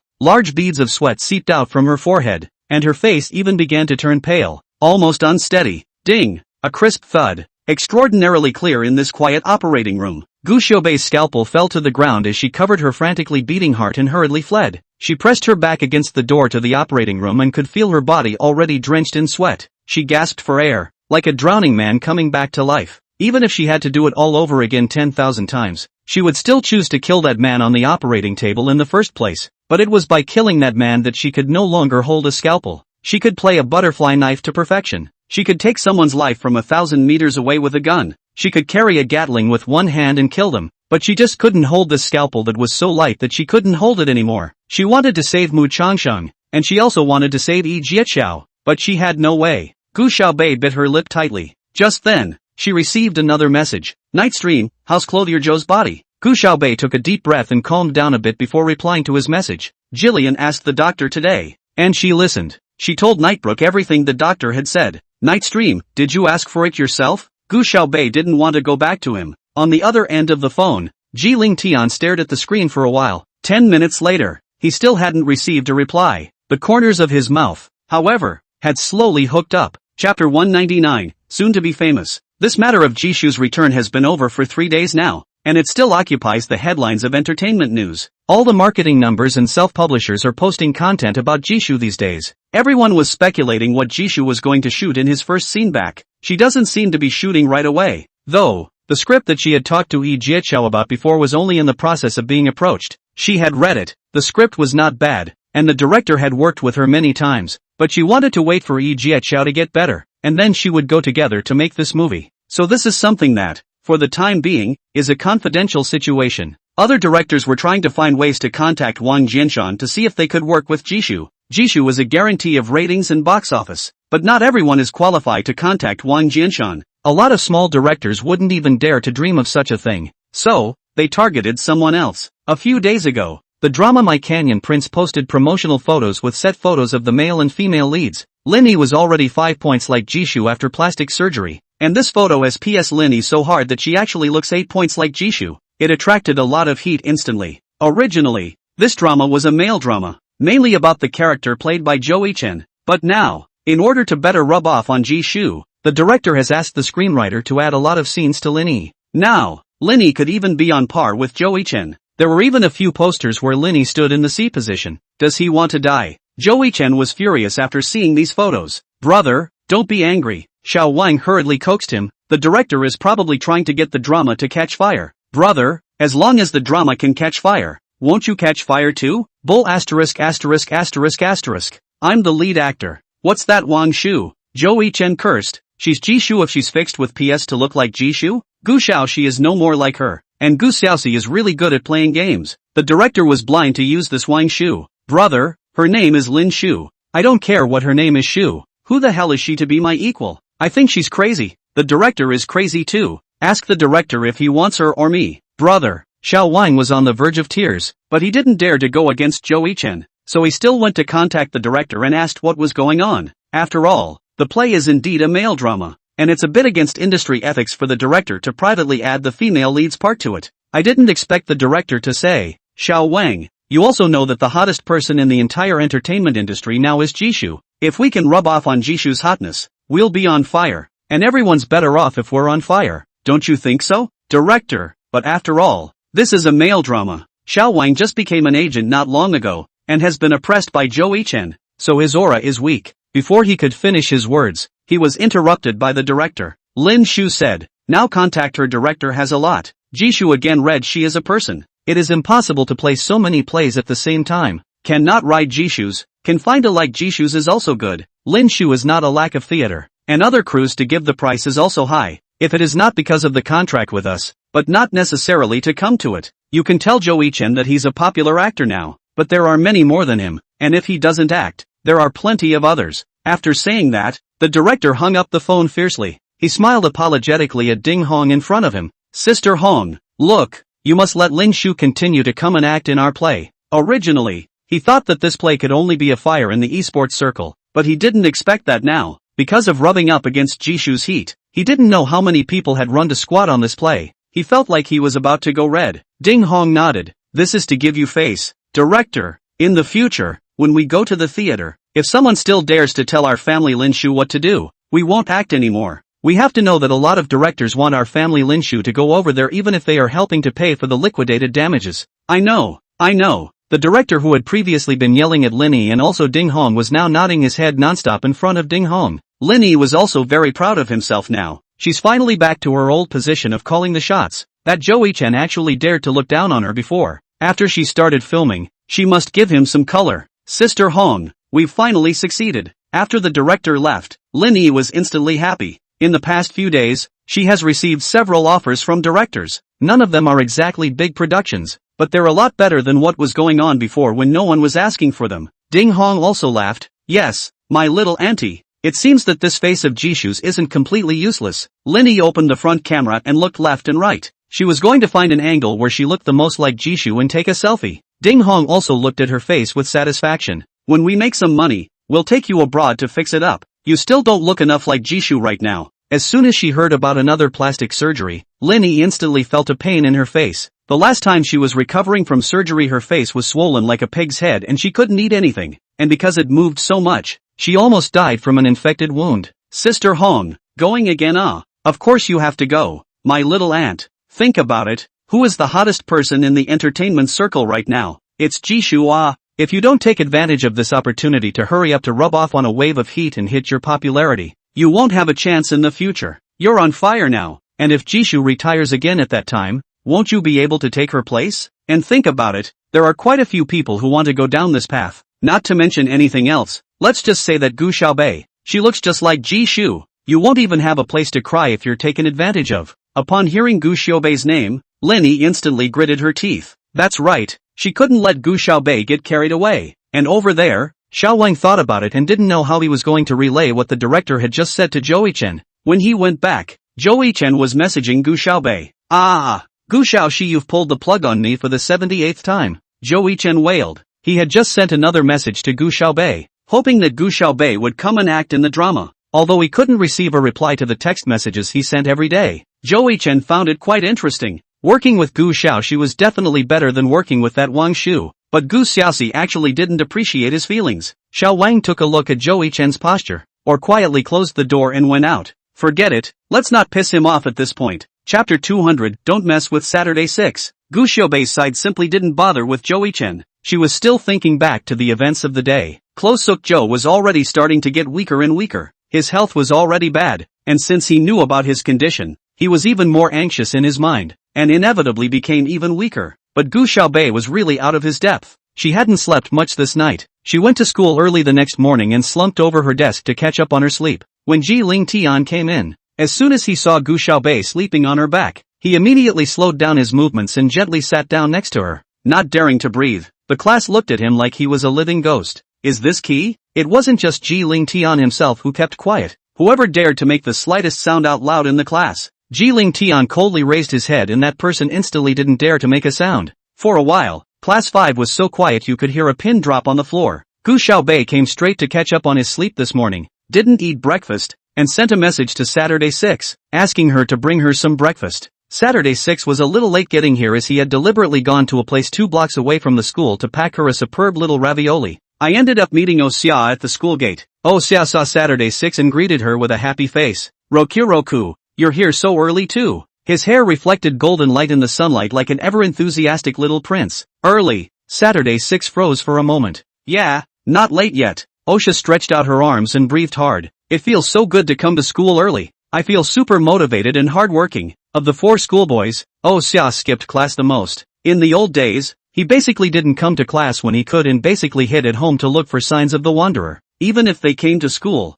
they were basically late. There was even a time when I slept in and thought that 5:30 p.m. was 5:30 a.m. and that everyone was out of school by the time I got here. Lately, though, O'Shaughnessy had found school to be quite interesting. To be able to see Saturday 6, to be able to share candy with her, and to be able to skip class with her for chocolate cake. Well, it's all pretty sweet anyway. He loves sweet things. Did you have breakfast? Saturday 6 asked him. Oh Xia obediently shook his head. No, I woke up and came over. Auntie made breakfast, but I didn't want to eat it. It's a bit hard to swallow bread in the morning. I packed some delicious little ravioli and I'll share it with you. Saturday 6 didn't have enough to eat this morning either, so he just bought an extra portion, which he had planned to eat with Gu Xiaobei. Wow, it smells so good. Oh Xia happily picked it up. Rokuroku, you're so nice. Are you like this the kind of? Oh yeah, beautiful person with a good heart that they always say you are. Saturday 6 blushed at Oh Xia's compliment. It's just a small wonton la. If you like it, you can send me a message and I'll buy it for you in the morning from now on. Aha! Oh Xia nodded happily and hugged the small portion of ravioli as if she was hugging the most delicious thing in the world. He's just so super easy to satisfy and has a super nice personality. No matter what he's sad about, all he needs to do is eat a piece of candy and he'll be happy. That's why Saturday 6 loves being friends with him. 2. Right Rokuroku, can you use that cell phone now? I only know how to switch on and off and go on the browser now. I'm not very good at anything else yet. Saturday 6 scratched his head. I don't even know how to download an app. This cell phone looked thick and heavy and super old-fashioned, but the functions inside were so technologically advanced that Saturday 6 had studied it by himself for half a day and didn't understand it at all. Let me teach you. Oh Xia and Zhou Lulu were talking as they walked towards the school building. Since he was going to teach Saturday 6 how to use a cell phone, the two of them were close together, their two heads pressed together. Saturday 6's hair was blowing up in the wind, occasionally raking past Oh Xia's earlobe. When he feels a little itchy, he raises his hand to scratch it. Saturday 6 could smell the clean scent of laundry detergent on him, momentarily blushing a bit. At this moment, on the third floor of the teaching building, there were a few girls staring at the two of them with jealous faces. These 3 girls were all from class 3 and were classmates with Oh Xia. Although Oh Xia had a good personality, he didn't usually come to class, so he didn't know the class very well. But there were a lot of girls in St. Lee's Academy who liked Oh Xia, and even more girls in their class liked him. The anger in his eyes was on the verge of burning now as he watched him get close to the girls in the other classes. Oh Xia and Zhou Lulu were completely oblivious. The 3 girls were standing by the window in the hallway looking down. Who's that? Always pestering our Oh Xia schoolboy. That's right, it's so annoying. Wasn't she the one who came to our class last time to look for the Oh Xia schoolboy? It seems like hey, she has a lot of guts. Who doesn't know that schoolmaster Oh Xia and Chang Wine have the best relationship After saying that, both girls looked at the other girl. This girl's name was Lu Qingjiu, the second miss of the Lu family, Lu Qingrong's younger sister. The last time she almost fell in class, it was Oh Xia who helped her. After that, she liked O'Shaughnessy. Every time she saw Oh Xia, she would greet him, and Oh Xia had a good personality and responded to her. The Lu family is rich, and the other 2 girls have been holding up Lu Qingwine. Qingwine, I heard that your sister and Ji Xiao are also very close. Yes Qingwine, your family is rich and powerful, and you even have a lot of cooperation with the Chang family. That girl really has too much guts. She actually dares to steal the Oh Xia boyfriend from you. Lu Qingjiu gritted her teeth and looked down viciously, as if she wanted to poke 2 holes in Saturday 6's body with her eyes. Suddenly, the 3 of them heard someone talking next to them. Hey, isn't that Saturday 6 from class 5? Yeah, she's here with Osha again. That's not true. She's so scheming. She often waits for Oh Xia at the school gate, creating chance encounters and making Oh Xia mistakenly think he's destined for her. That's who Oh Xia skipped class with last time to go out for cake, isn't it? Isn't that right? Who doesn't know her? After that, the 2 girls left. Lu Qingjiu hadn't noticed that those 2 people, one of them was Gu Yuran and the other one was Chu Xinjing. They had already known that Lu Qingjiu liked Oh Xia, so they said that on purpose. At this moment, the anger in Lu Qingjiu's heart was already blazing. Saturday 6? Great! Lu Qingjiu gritted her teeth, but the 2 girls next to her were a little worried. Qingwine,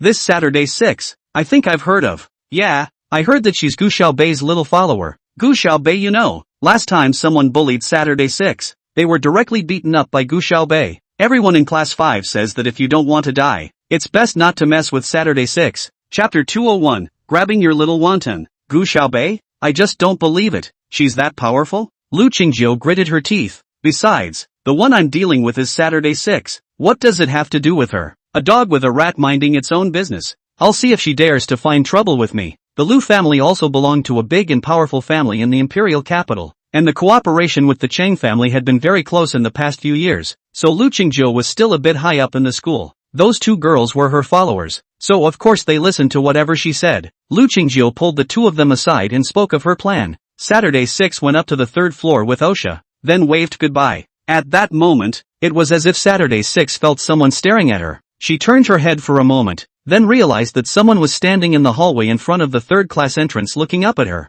Seems like there's a bit of ill will in the gaze. Saturday 6 doesn't know that girl. She took another closer look, but the girl went back to her class. I think it's a misreading. Saturday 6 was in a hurry to deliver ravioli to Gu Xiaobei and didn't care that much. Sis, Saturday 6 shouted happily as soon as she entered the classroom. This little ravioli is super delicious. Try it. For a moment, all the students turned their heads. Saturday 6 actually dared to speak up. She's got a lot of nerve. Gu Xiaobei yawned and looked up sleepily. Her eyes were half-lidded, and her delicate face held a lazy, unconscious beauty. I'll taste it. Woken up by Saturday 6. Gu Xiaobei wasn't the least bit upset and directly stretched out his hand. The gazes of the other students in the class fell on Ji Lingtian again. Ji Xiao, who had just been furious and immediately grimaced at anyone who dared to make the slightest sound, was now acting as if nothing had happened. The 4 words temperamental were indeed the most suitable to describe Ji Xiao. Gu Xiaobei took a bite and nodded. How's it going, sis? Is it good? Yummy. Then I'll bring it back to you later. Saturday 6 was all happy. I've been eating it for years,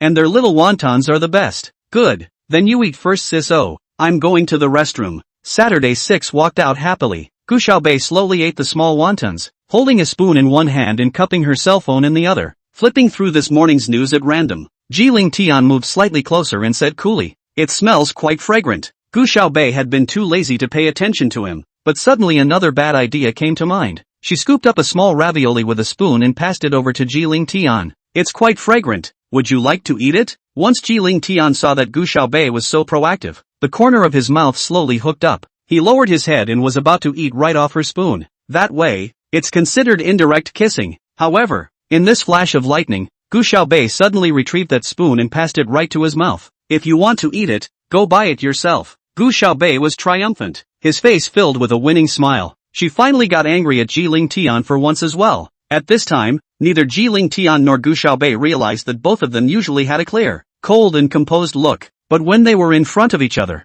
they were so childish. Gu Xiaobei had just bitten into that wonton when Ji Lingtian suddenly leaned over and flew over to grab her waist with one hand and pressed the back of her head with the other. With a gentle kiss, Gu Xiaobei only felt her lips being softly touched before Ji Lingtian was satisfied and snatched that wonton back. He raised an eyebrow and chewed on that wonton. The corner of his mouth gently hooked up as he looked at Gu Xiaobei. The students next to him looked on in disbelief. Just now, Ji Xiao was snatching food from Gu Xiaobei's mouth? Gu Xiaobei sat there frozen, as if she hadn't reacted to what had happened. No one has ever dared to be so bold. Ji Lingtian took advantage of the situation and contentedly got up and headed out. "I'm going to the restroom first. Bye." Sweet. Gu Xiaobei waited until he had gone out before reacting. Really sweet? How can this ravioli be sweet? Ji Lingtian was taking advantage of her again. Gu Xiaobei's hand exerted force and instantly broke that spoon. "Ji Lingtian, if you come back, I'll make you look good." Watching the movements of Gu Xiaobei's hands, the surrounding students didn't dare to watch the fun. If they looked any further, it might be their skulls that Gu Xiaobei broke.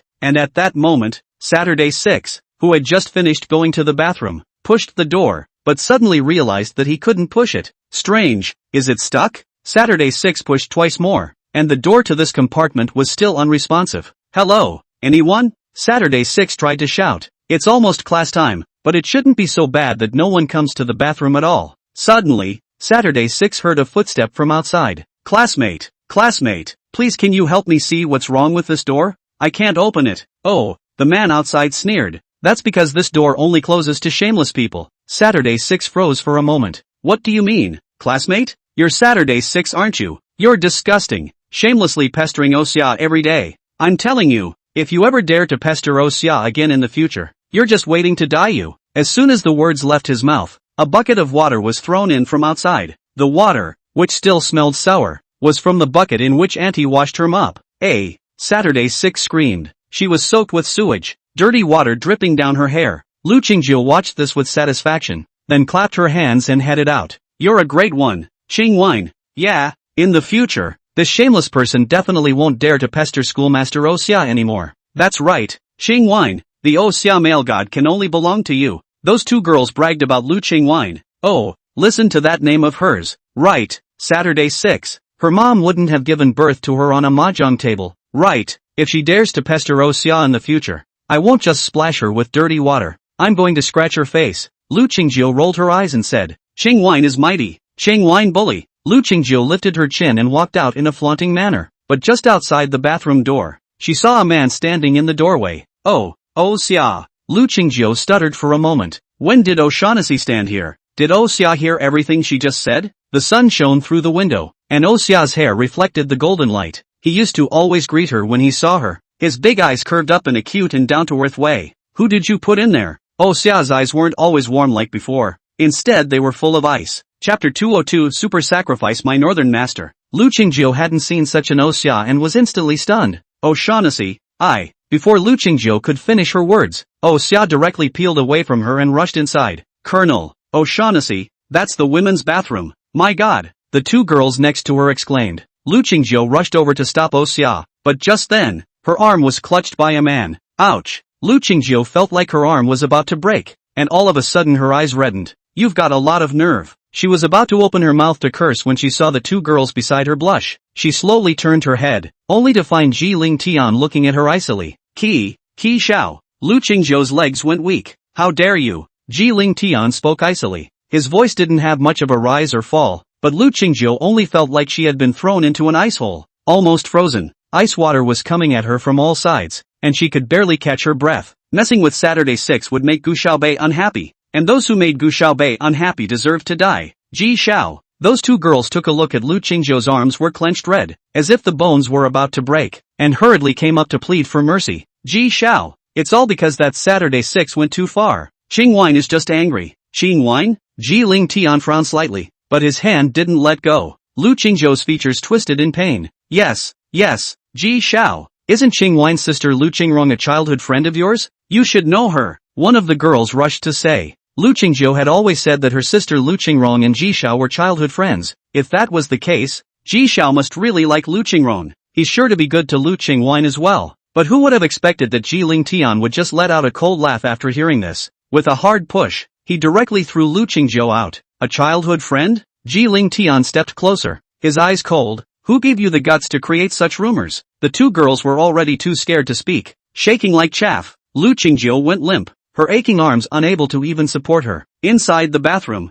Osha had kicked open the door to the cubicle. Saturday 6 ran crying. O'Shaughnessy hugged her. Even though she was all covered in sewage and her hair was dirty, he still didn't mind her at all. 6 good boy. Don't cry. Xia gently patted her back. Saturday 6 cried until he couldn't catch his breath, and grabbed Xia's arm with a death grip, as if he was grasping the last straw. Xia helped Saturday 6 walk out together. When he spoke to Saturday 6, his voice was still gentle, and he looked as if he was still the sunny and cheerful Xia, but the ice coldness in his eyes was impossible to ignore. It's all because of him that Lulu was bullied. Those who bullied 6 must pay. O'Shaughnessy helped Saturday 6 walk out. Ji Ling Tian was tugging on Lu Qingjiu's arm, picking her up. Lu Qingjiu cried until she couldn't catch her breath. Ji Xiao, please, spare me. Lu Qingjiu originally thought that she had bullied a soft persimmon. How come in a flash? Xia and Ji Xiao both came to help Saturday 6. Spare you? Xia said. Why didn't you spare 6 when she was crying inside the cubicle just now? Before Lu Qingjiu could say anything, her entire body was yanked up by Ji Ling Tian. Ji Xiao. Lu Qingwine screamed. She didn't yet know what awaited her. However, in the next second, a person suddenly came over like a gust of wind and snatched the Lu Qingwine from Ji Ling Tian's hand. Lu Qingjiu spun in place and hit the wall hard. She hadn't even gotten a good look at who had actually yanked her, and she was already starting to get misty-eyed. The two girls who were watching next to him also received a kick from one of them and hit the wall hard. Lu Qingwine was yanked back again. The next second, she was thrown off again. She hit the wall with a thud and felt her nose break. Several classes ran out to watch. Class 3's eyes instantly widened. Isn't that Lu Qingwine? Yes. Someone actually dared to hit Lu Qingjiu. ******, I'm going to film this. It's horrible. Who is this guy? You don't even recognize this. This is Gu Xiaobei. ******, is that Gu Xiaobei who made Xiao Xiao's music video? Yeah, and it's the king of the north in the CWZ. Oh my god. I thought it was simply too pretty when she wore a dress when she was filming Xiao Xiao's music video before, and now I think it's also too valiant and cool. She can actually throw Lu Qingjiu out with one hand. It's too much. No matter what, Lu Qingjiu is also a member of our 3rd class. What gives them the right to beat up a member of our 3rd class from their 5th class? There were more Class V students running out as well. Our class, Xiao Bei, is super well behaved. Yeah, excellent character and academics. He even came first in his grade in the last exam. And he's super good-tempered. Yes, Yes, yes, and super nice to your classmates too. The people from class 3 instantly turned their heads and glared at the people from class 5. Does your class have a conscience? You call that being a good boy? You call that being super tempered? You call that being nice to your classmates? The people in class 5 rolled their eyes, each with a sentence written on their faces. Who let your class Lu Qingjiu commit the first offense? Anyway, all of us in class 5 know that Saturday 6 is the last one to be messed with. Sister. Watching Gu Xiaobei stand up for herself, Saturday 6 tearfully called out to her. Forget it, sis. She also didn't want Gu Xiaobei to cause any more trouble for her. But how could Gu Xiaobei let it go? As soon as she went out and saw Saturday 6's wretched appearance, and then saw Ji Ling Tian carrying Lu Qingjiu, she probably knew what had happened. Gu Xiaobei tugged Lu Qingjiu downward. Lu Qingjiu was woefully dragged by Gu Xiaobei, stumbling and rolling down the steps. Ji Ling Tian, Gu Xiaobei shouted without looking back. Kick them both down too. The corner of Ji Ling Tian's mouth hooked, and those two little followers of Lu Qingjiu were kicked down together. Outside the corner of the building there is a large tank, which puts a lot of rainwater. Is the cleaning auntie stored up to water the flowers? There is also a faint odor emanating from the inside. You're crazy, Lu Qingjiu screamed, but Gu Xiaobei directly threw her into that tank. The remaining two did the same thing. Gu Xiaobei. Lu Qingjiu raised his head from the tank, his hair still covered in some moss. Extraordinarily wretched.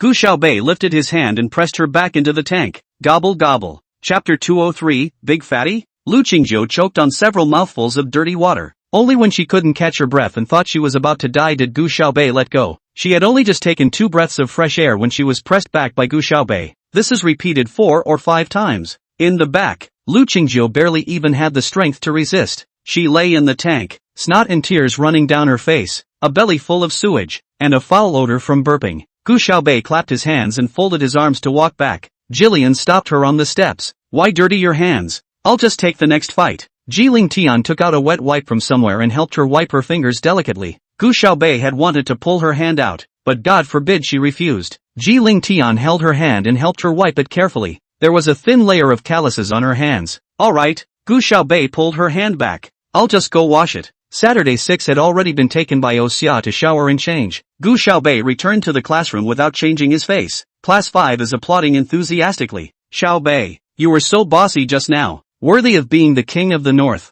Yeah, the North King is awesome. Let's see who dares to look down on our class from now on. Gu Xiaobei sat down without changing her face and saw that Saturday 6 had sent her a message. Sister, thank you for just now, but I don't want to go back to class right now, so please take a vacation for me. With Xia accompanying her, Gu Xiaobei wasn't worried. Good, you're in no hurry to come back. Take a walk outside. Xia took Saturday 6 to one of her favorite dessert stores and ordered her milk tea and cake. Saturday 6 wasn't very excited and just took small bites. She still felt bad when she thought about what had just happened. Those girls scolded her for being a toad wanting to eat swan's meat. She was a small family who actually wanted to climb up to Xia. What a shame. O'Shaughnessy sat across from her, working his cell phone rapidly, not knowing what he was doing. Saturday 6 lifted his head to look at him and lowered it again. Maybe, she really should stay away from Xia. O'Shaughnessy looks like a little prince. However, in the next second, Xia suddenly put the cell phone down and firmly said, Lulu, no one will ever dare to bully you again. Saturday 6 looked up, his eyes a little startled.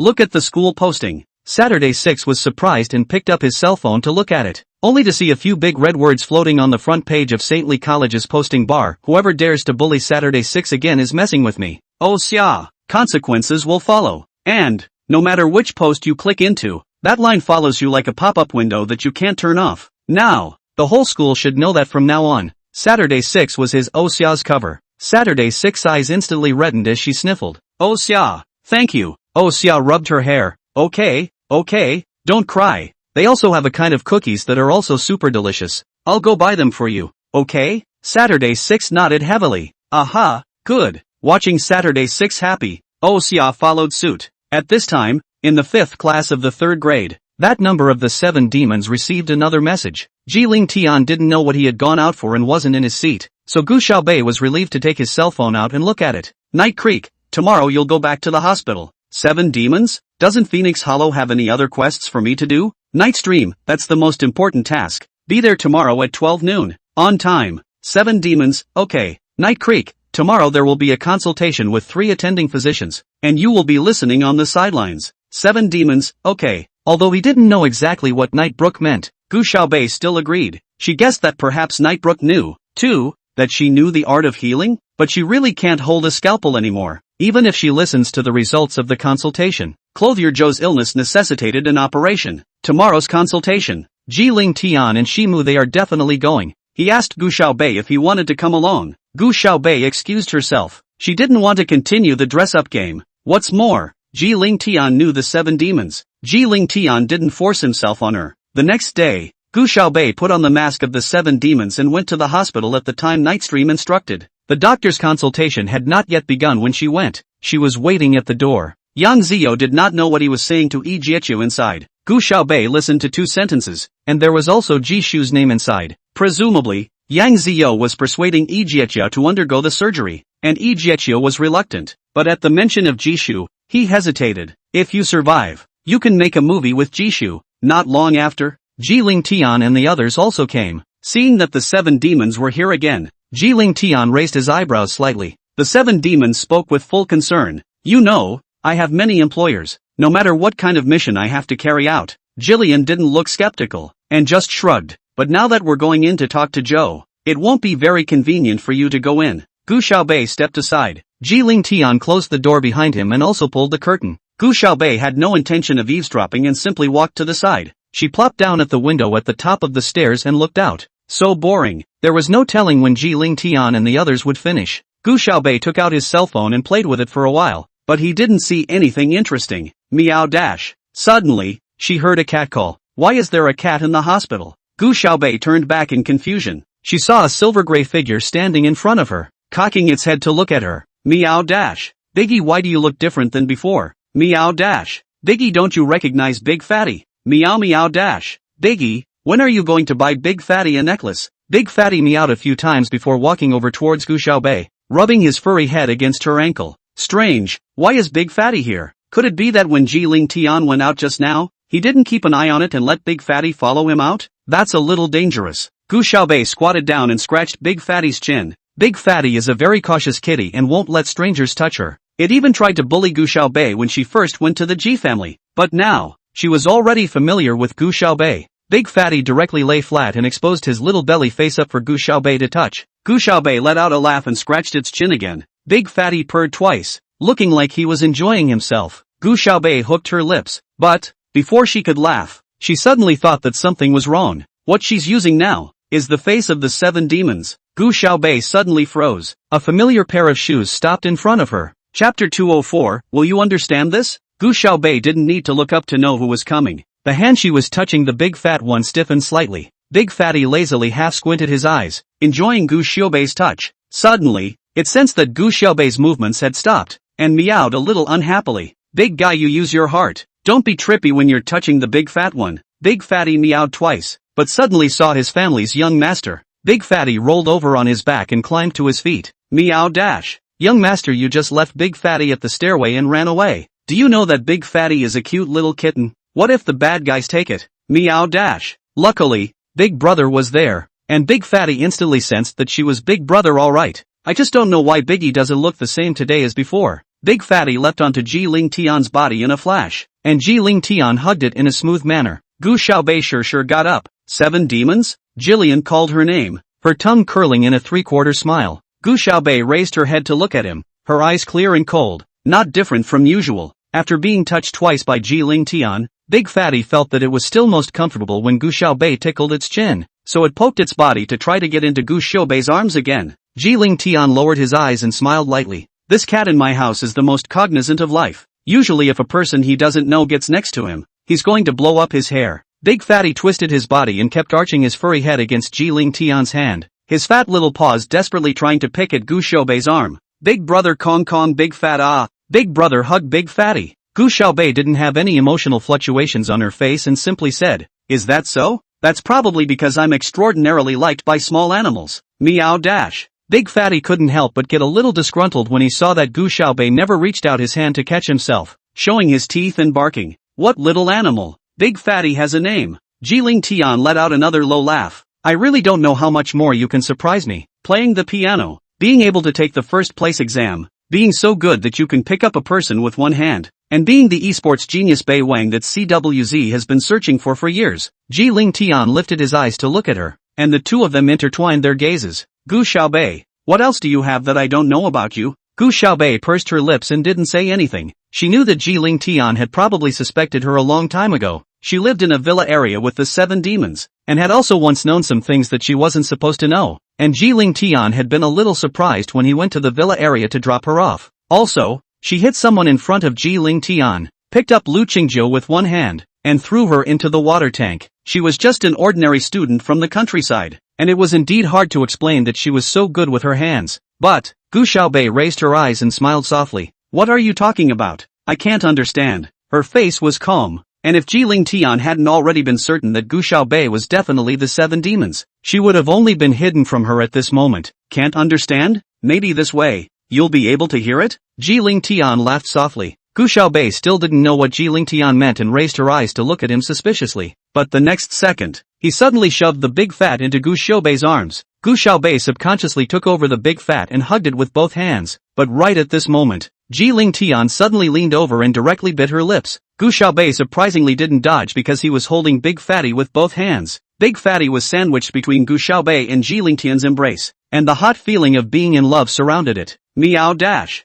Big Fatty wants to fall in love too. Big Fatty wants to kiss too. Big Fatty desperately arched at Jiling Tian, who wrapped one hand around Gu Xiaobei's waist and held Big Fatty's head down with the other. The two's breaths intertwined as Jiling Tian attacked the city, almost seizing all the air from Gu Xiaobei's mouth. Gu Xiaobei was lost in thought for a moment. She heard Jiling Tian let out a soft laugh next to her ear. The hot breath sprayed on her earlobe. Gu Xiaobei felt a little itchy and turned red again. Jiling Tian. She instantly got up, and with a vicious leg lift, she kicked towards Jiling Tian while holding her big fat. However, Jiling Tian instantly dodged out of the way. He was 3 steps away from Gu Xiaobei. The corners of his mouth slowly hooked up. You know, whether you're in disguise or not, you're so cute when you're shy. Jiling Tian, I'll kill you dash. Gu Xiaobei was infuriated and instantly couldn't care less about hiding his voice. He directly shouted out in Gu Xiaobei's voice. To do so would be tantamount to recognizing her. In that instant, a few moments of joy rose in Jiling Tian's heart. The 7 demons were Gu Xiaobei, and he had asked for them from Phantom's hands. Although Feng Su and Dark Sky had always been arch rivals,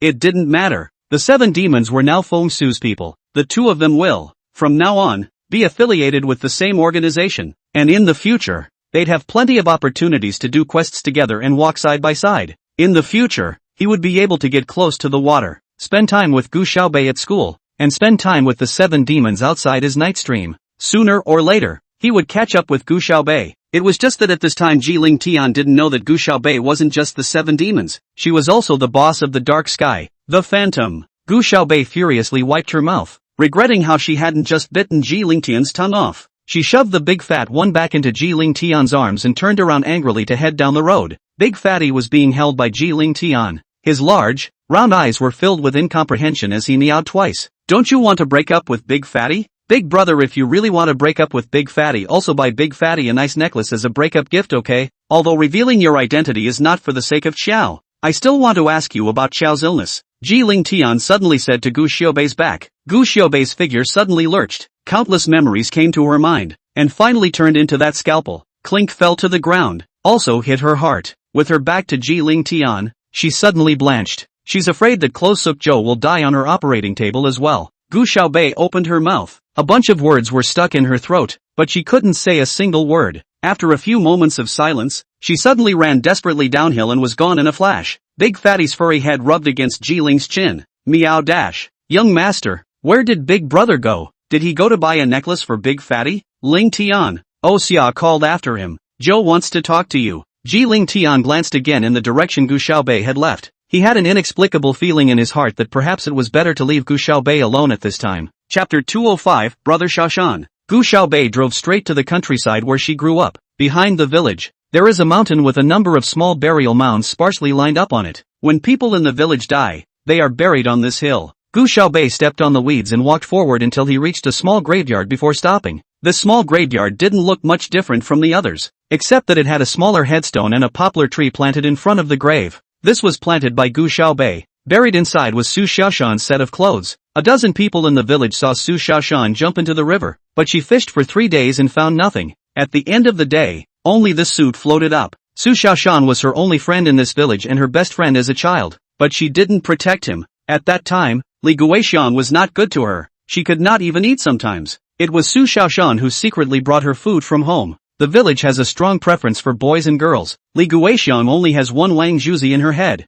and although Su Xiaoshan is also a boy, his life is not much better, because he's not biological. Su Xiaoshan's mom couldn't give birth to a baby, so his dad brought Su Xiaoshan back from the outside. Some people outside say that Su Xiaoshan was bought, while others say that he was born to his father and another woman. After all, his mom wasn't nice to him. At that time, Gu Xiaobei was only with Su Xiaoshan, and she thought that when she grew up and became successful, she could take Su Xiaoshan away. After she ran away from home, she joined Dark Sky by mistake. Frantically taking on tasks every day gave her little time to go back and see Su Xiaoshan. Then she learned a message. It was like a bolt from the blue. Su Xiaoshan was persecuted by a man. The man was a repeat offender from the next village, always liking little boys. After the incident, everyone said that Su Xiaoshan was the one who misbehaved and ran away to another village to play. They said that it was all Su Xiaoshan's fault, that Su Xiaoshan deserved it. Su Xiaoshan lay there bleeding for 3 days, and no one took him to the doctor. Because his mother was pregnant and the village barefoot doctor said it was a boy,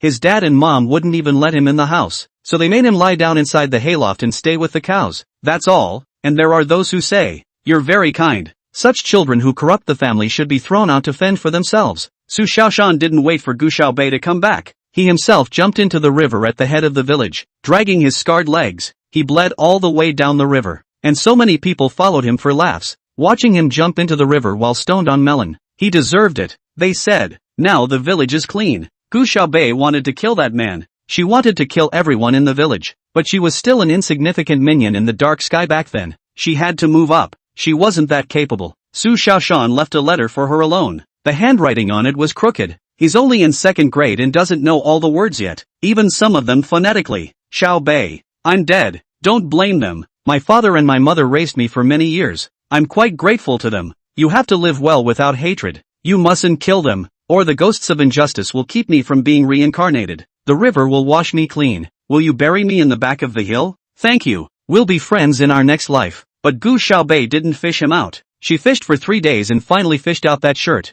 She set up a burial mound for him, and anyone in the village who dared to obstruct it was kicked off the mountain by her. Then later on, her countless talents were stimulated, and she was only just 10 years old, and she was known far and wide as a divine doctor. She never cured those villages, but the aide she trusted the most sent the man who had harmed Su Xiaoshan to her hospital bed. The man had lost so much weight that he went to the hospital and said he had terminal liver cancer and only she could save him. She doesn't want surgery. The man recognized her. He lay on the hospital bed and laughed, telling how he had harmed Su Xiaoshan in the first place, and how he had watched Su Xiaoshan jump into the river. Gu Xiaobei screamed and plunged the scalpel into his heart. She was familiar with the structure of the human body, and the matter of killing someone with a single stab was simply too easy for her. It wasn't the first time she'd killed someone, but it was the first time she'd killed as a doctor. Su Xiaoshan didn't want her to become such a person with hatred. He wanted her to be a good doctor. But since then, she's never been able to have surgery again. Every time she picked up the scalpel she thought of the man in the scene he had described.